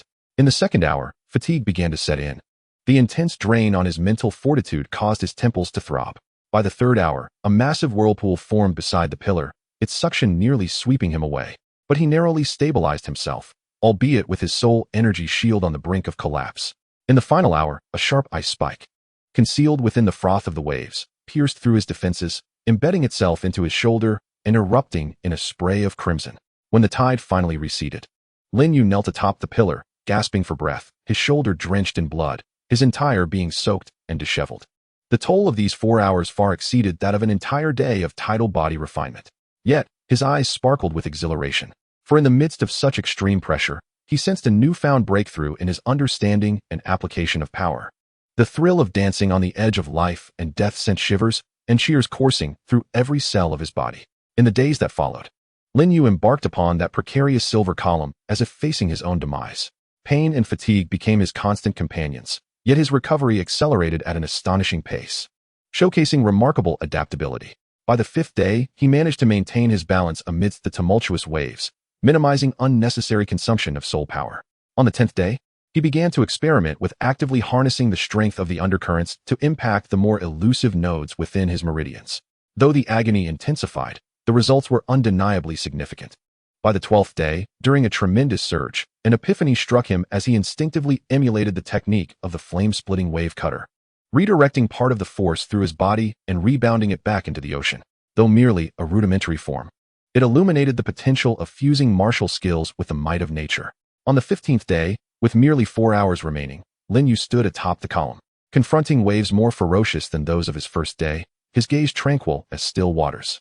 His soul power shield was thin yet resilient, akin to the most supple leather, naturally morphing to dissipate the force of the surges. His feet seemed to meld with the silver column, unwavering against the relentless tug of the undercurrents. As the final tide receded, painting the sea in hues of gold and crimson under the setting sun, Lin Yu gradually concluded his meditation, though still bearing a few scars. His aura resonated harmoniously, subtly echoing the rhythm of the surrounding waves. He had passed the purple level 3 examination, overcoming the perilous tumult of the raging waves. While he had not yet ascended, he felt the solidity of his 63rd level soul power, forged to an extraordinary degree, merely a step away from the 64th level, with a foundation far more robust than others of the same rank. More critically, his will had been tempered through these grueling 45 days, becoming as resilient as steel. His mastery over power had reached an entirely new realm. The assessment token in his hand shimmered with purple light, transforming into a deep violet hue, with the number on the reverse boldly changing to 4. The figure of the seahorse Douluo reappeared, observing Lin Yu, whose presence was now contained yet profound as the ocean. After a moment of silence, he spoke solemnly. Purple level for examination. Content. Traverse the sea goddess light. Lin Yu was momentarily taken aback. The sea goddess light again? Yet, As he followed the direction indicated by the seahorse Douluo, he noticed that it was no longer the previous 136 steps, but rather at the summit of a towering peak, shrouded in mist, where a more resplendent and formidable golden light region could be seen. The steps there were of unknown levels, yet the pressure was certainly far greater than before. This time, he was required to ascend 333 steps. The voice of the seahorse Douluo carried a weighty solemnity, signifying the true core area of the sea goddess light, where the pressures could not be compared to those previously encountered. The time limit was 3 months. 333 steps, more than double the previous count. Lin Yu licked his slightly parched lips, yet his eyes ignited with an unprecedented fervor for battle. Excellent. Without further ado, he turned and strode towards the familiar yet extended golden staircase. Greater pressure? A superior sharpening stone? Perfectly aligned with my intentions. His steps were resolute, his silhouette elongated by the setting sun. The trials of Sea God Island grow increasingly arduous, yet with each step forward, Lin Yu's resolve becomes more steadfast and powerful. The path to the summit is fraught with challenges, and he is destined to tread upon thorns to reach the pinnacle. Chapter 148, the 330th and the Transformation of Realms. Once more, he stands at the threshold of the sea god's radiant steps, but his mindset has undergone a profound transformation. The first encounter was a venture into the unknown, marked by caution and hesitation. This time, however, his gaze is singularly fixated on the insatiable desire for conquest. Looking up, the 330 steps resemble a golden ladder stretching toward the heavens. The initial segment is familiar, bathed in golden light, but beyond the peak of the previous 136 steps, the hue deepens to a near-verdant gold, exuding a pressure that is palpable even at the starting point, sending shivers down the spine. The 330th step awaits. 3 months have passed. Lin Yu inhales deeply, without a trace of hesitation, and steps onto the first level. The familiar pressure descends upon him instantly. Yet compared to his first attempt, it is nearly negligible. He ascends with unwavering determination, as if taking a leisurely stroll. 10 steps, 20 steps, 50 steps. He moves with astonishing speed, almost running as he swiftly traverses the first 100 steps. The pressure here, though stronger than before, poses no obstacle to one who has weathered the trials of turbulent waves. Upon reaching the 101st step, the pressure intensifies significantly. Lin Yu slows slightly, yet maintains his steadiness. At the 136th step, he finds himself once again at a former terminus. From this vantage point, he gazes back. The sacred pillar plaza lies beneath him. Ahead looms a steeper, more radiant staircase, where true challenges begin. Here, Lin Yu senses the air ahead thickening, each ray of golden light imbued with formidable power. He steadies his breath and takes a new step forward. The 137th step. Boom. It feels as if he has stepped into another realm. The pressure surges exponentially. Not only does it bear down upon his physical body and soul power, but the golden radiance seems to sear his skin with its intense heat, accompanied by an overwhelming mental pressure, akin to a hammer striking the ocean of his consciousness. Lin Yu's body sinks heavily, his knees slightly bending, veins bulging on his forehead. Enough strength. He bellows, his eyes igniting with fervor. The burning technique operates at full capacity, igniting the god of slaughter domain autonomously. A faint white ripple manifesting on his surface, counteracting the pervasive golden light and mental assault. He steadies himself, beginning to adapt to this entirely new environment of pressure. Each step becomes extraordinarily challenging, demanding the mobilization of his entire being to withstand it. At the 150th step, he is drenched in sweat, his skin reddened from the scorching golden light and pressure. At the 170th step, the mental pressure becomes tangible, subtle illusions dance before his eyes, and sacred chants intermingle with seductive whispers echoing in his ears, seeking to undermine his will. At the 190th step, he was compelled to halt, settling into a cross-legged position, channeling all his energy into his cultivation method, steadfastly guarding his spiritual platform against the increasingly potent mental encroachment. This ascent proved far more perilous than the first, presenting a triple trial of physical, spiritual, and mental extremities. As time passed, Lin Yu's figure transformed into a diminutive black on the interminable golden staircase, moving upward with a slow yet resolute determination. Upon reaching the 200th level, he sensed his soul power compressed to its absolute limit, becoming more refined and pure. The quantitative shift catalyzed a qualitative transformation, leading him to effortlessly breach the 64th level. However, the strength gained from this breakthrough was swiftly countered by an even greater pressure. At the 250th level, the golden light had thickened to a liquid-like density, each ascent feeling like a struggle through viscous amber. The mental pressure was terrifying, conjuring phantoms. At times, he glimpsed the menacing visage of Qian Renxue, the tearful eyes of Duge Yan, and the cold gaze of Tang San, each a manifestation of his inner obsessions and vulnerabilities, magnified infinitely by the light of the sea god. Begone! Lin Yu bellowed, the chilling intent of the god of slaughter radiating like a blade, shattering the myriad illusions. His will, battered repeatedly, became as pure and unyielding as diamond. By the 280th level, the pressure had escalated to an unfathomable degree. Blood began to seep from his 7 orifices, and fine cracks appeared upon his skin. Yet he refrained from resorting to any underhanded tactics, relying solely on his foundational strength to endure. He regarded this ordeal as a form of rebirth, a destruction paving the way for renewal. Throughout this process, the domain of the god of slaughter within him collided and frictiously interacted with the magnificent, sacred light of the sea god. Initially clear-cut in their opposition, a subtle equilibrium began to emerge under the overwhelming pressure. The frigid will to kill and the divine light, two starkly contrasting energies, commenced a gradual and deliberate infiltration and melding. The domain of the god of slaughter no longer radiated merely a cold white. Faint glimmers of golden light began to surface at its edges. Meanwhile, as the light of the sea god clashed against his domain, it seemed to shed a fragment of its restlessness, gaining in refinement. This transformation was so subtle that even Lin Yu himself did not immediately perceive it, yet it undeniably signified a benign and nascent evolution towards a higher echelon. After 2 months and 20 days, Lin Yu stood at the 332nd step, just 1 level shy of his goal. At this moment, he resembled a crimson statue, his body cloaked in desiccated blood crusts and golden motes of light, his breath faint to the point of extinction. Yet, his gaze shone with the brilliance of 2 golden lanterns, brimming with indomitable spirit and yearning. The final step before him was no longer golden but a translucent, glass-like hue, its embedded energy fluctuations warping the surrounding air. He rested for an entire day, striving to elevate his state to its utmost pinnacle. With every ounce of strength devoted and a resolute determination propelling him forward, he ascended the final step, the 333rd stair. In that fleeting moment as his foot descended, all pressure, heat, and mental strain receded like a receding tide. A surge of unprecedented, exquisitely pure golden energy, akin to the Milky Way cascading from the heavens, surged powerfully into his being. This energy was both vast and gentle, fervently mending his severely damaged corporeal form, nourishing his nearly desiccated soul force, and soothing his weary spirit. A series of crisp, resonant sounds echoed within him, the auditory manifestation of rebirth and transformation. His soul power ascended with the velocity of a rocket. Level 65. Level 66. At last, it stabilized at the pinnacle of level 66. His physical strength reached an extraordinary threshold, his skin radiating a lustrous sheen reminiscent of jade. His mental acuity surged dramatically, expanding his sensory range several-fold, becoming more refined and keen. The most profound transformation, however, stemmed from the realm of the god of killing. After the ultimate tempering within the core area of the sea goddess light, the thin golden aura fully merged with the frigid white, giving rise to a novel grayish-white domain imbued with a hint of divine majesty. The suppressive and controlling power of this domain had escalated beyond measure. The 4th purple level examination was passed. The assessment token in his hand erupted with dazzling brilliance, the purple fading into a profound black. The number on its reverse transformed into 5. Black level 5th examination.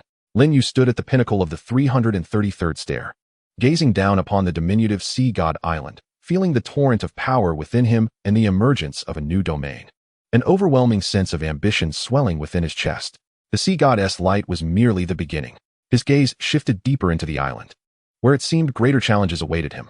The trials of Sea God Island were becoming increasingly intriguing.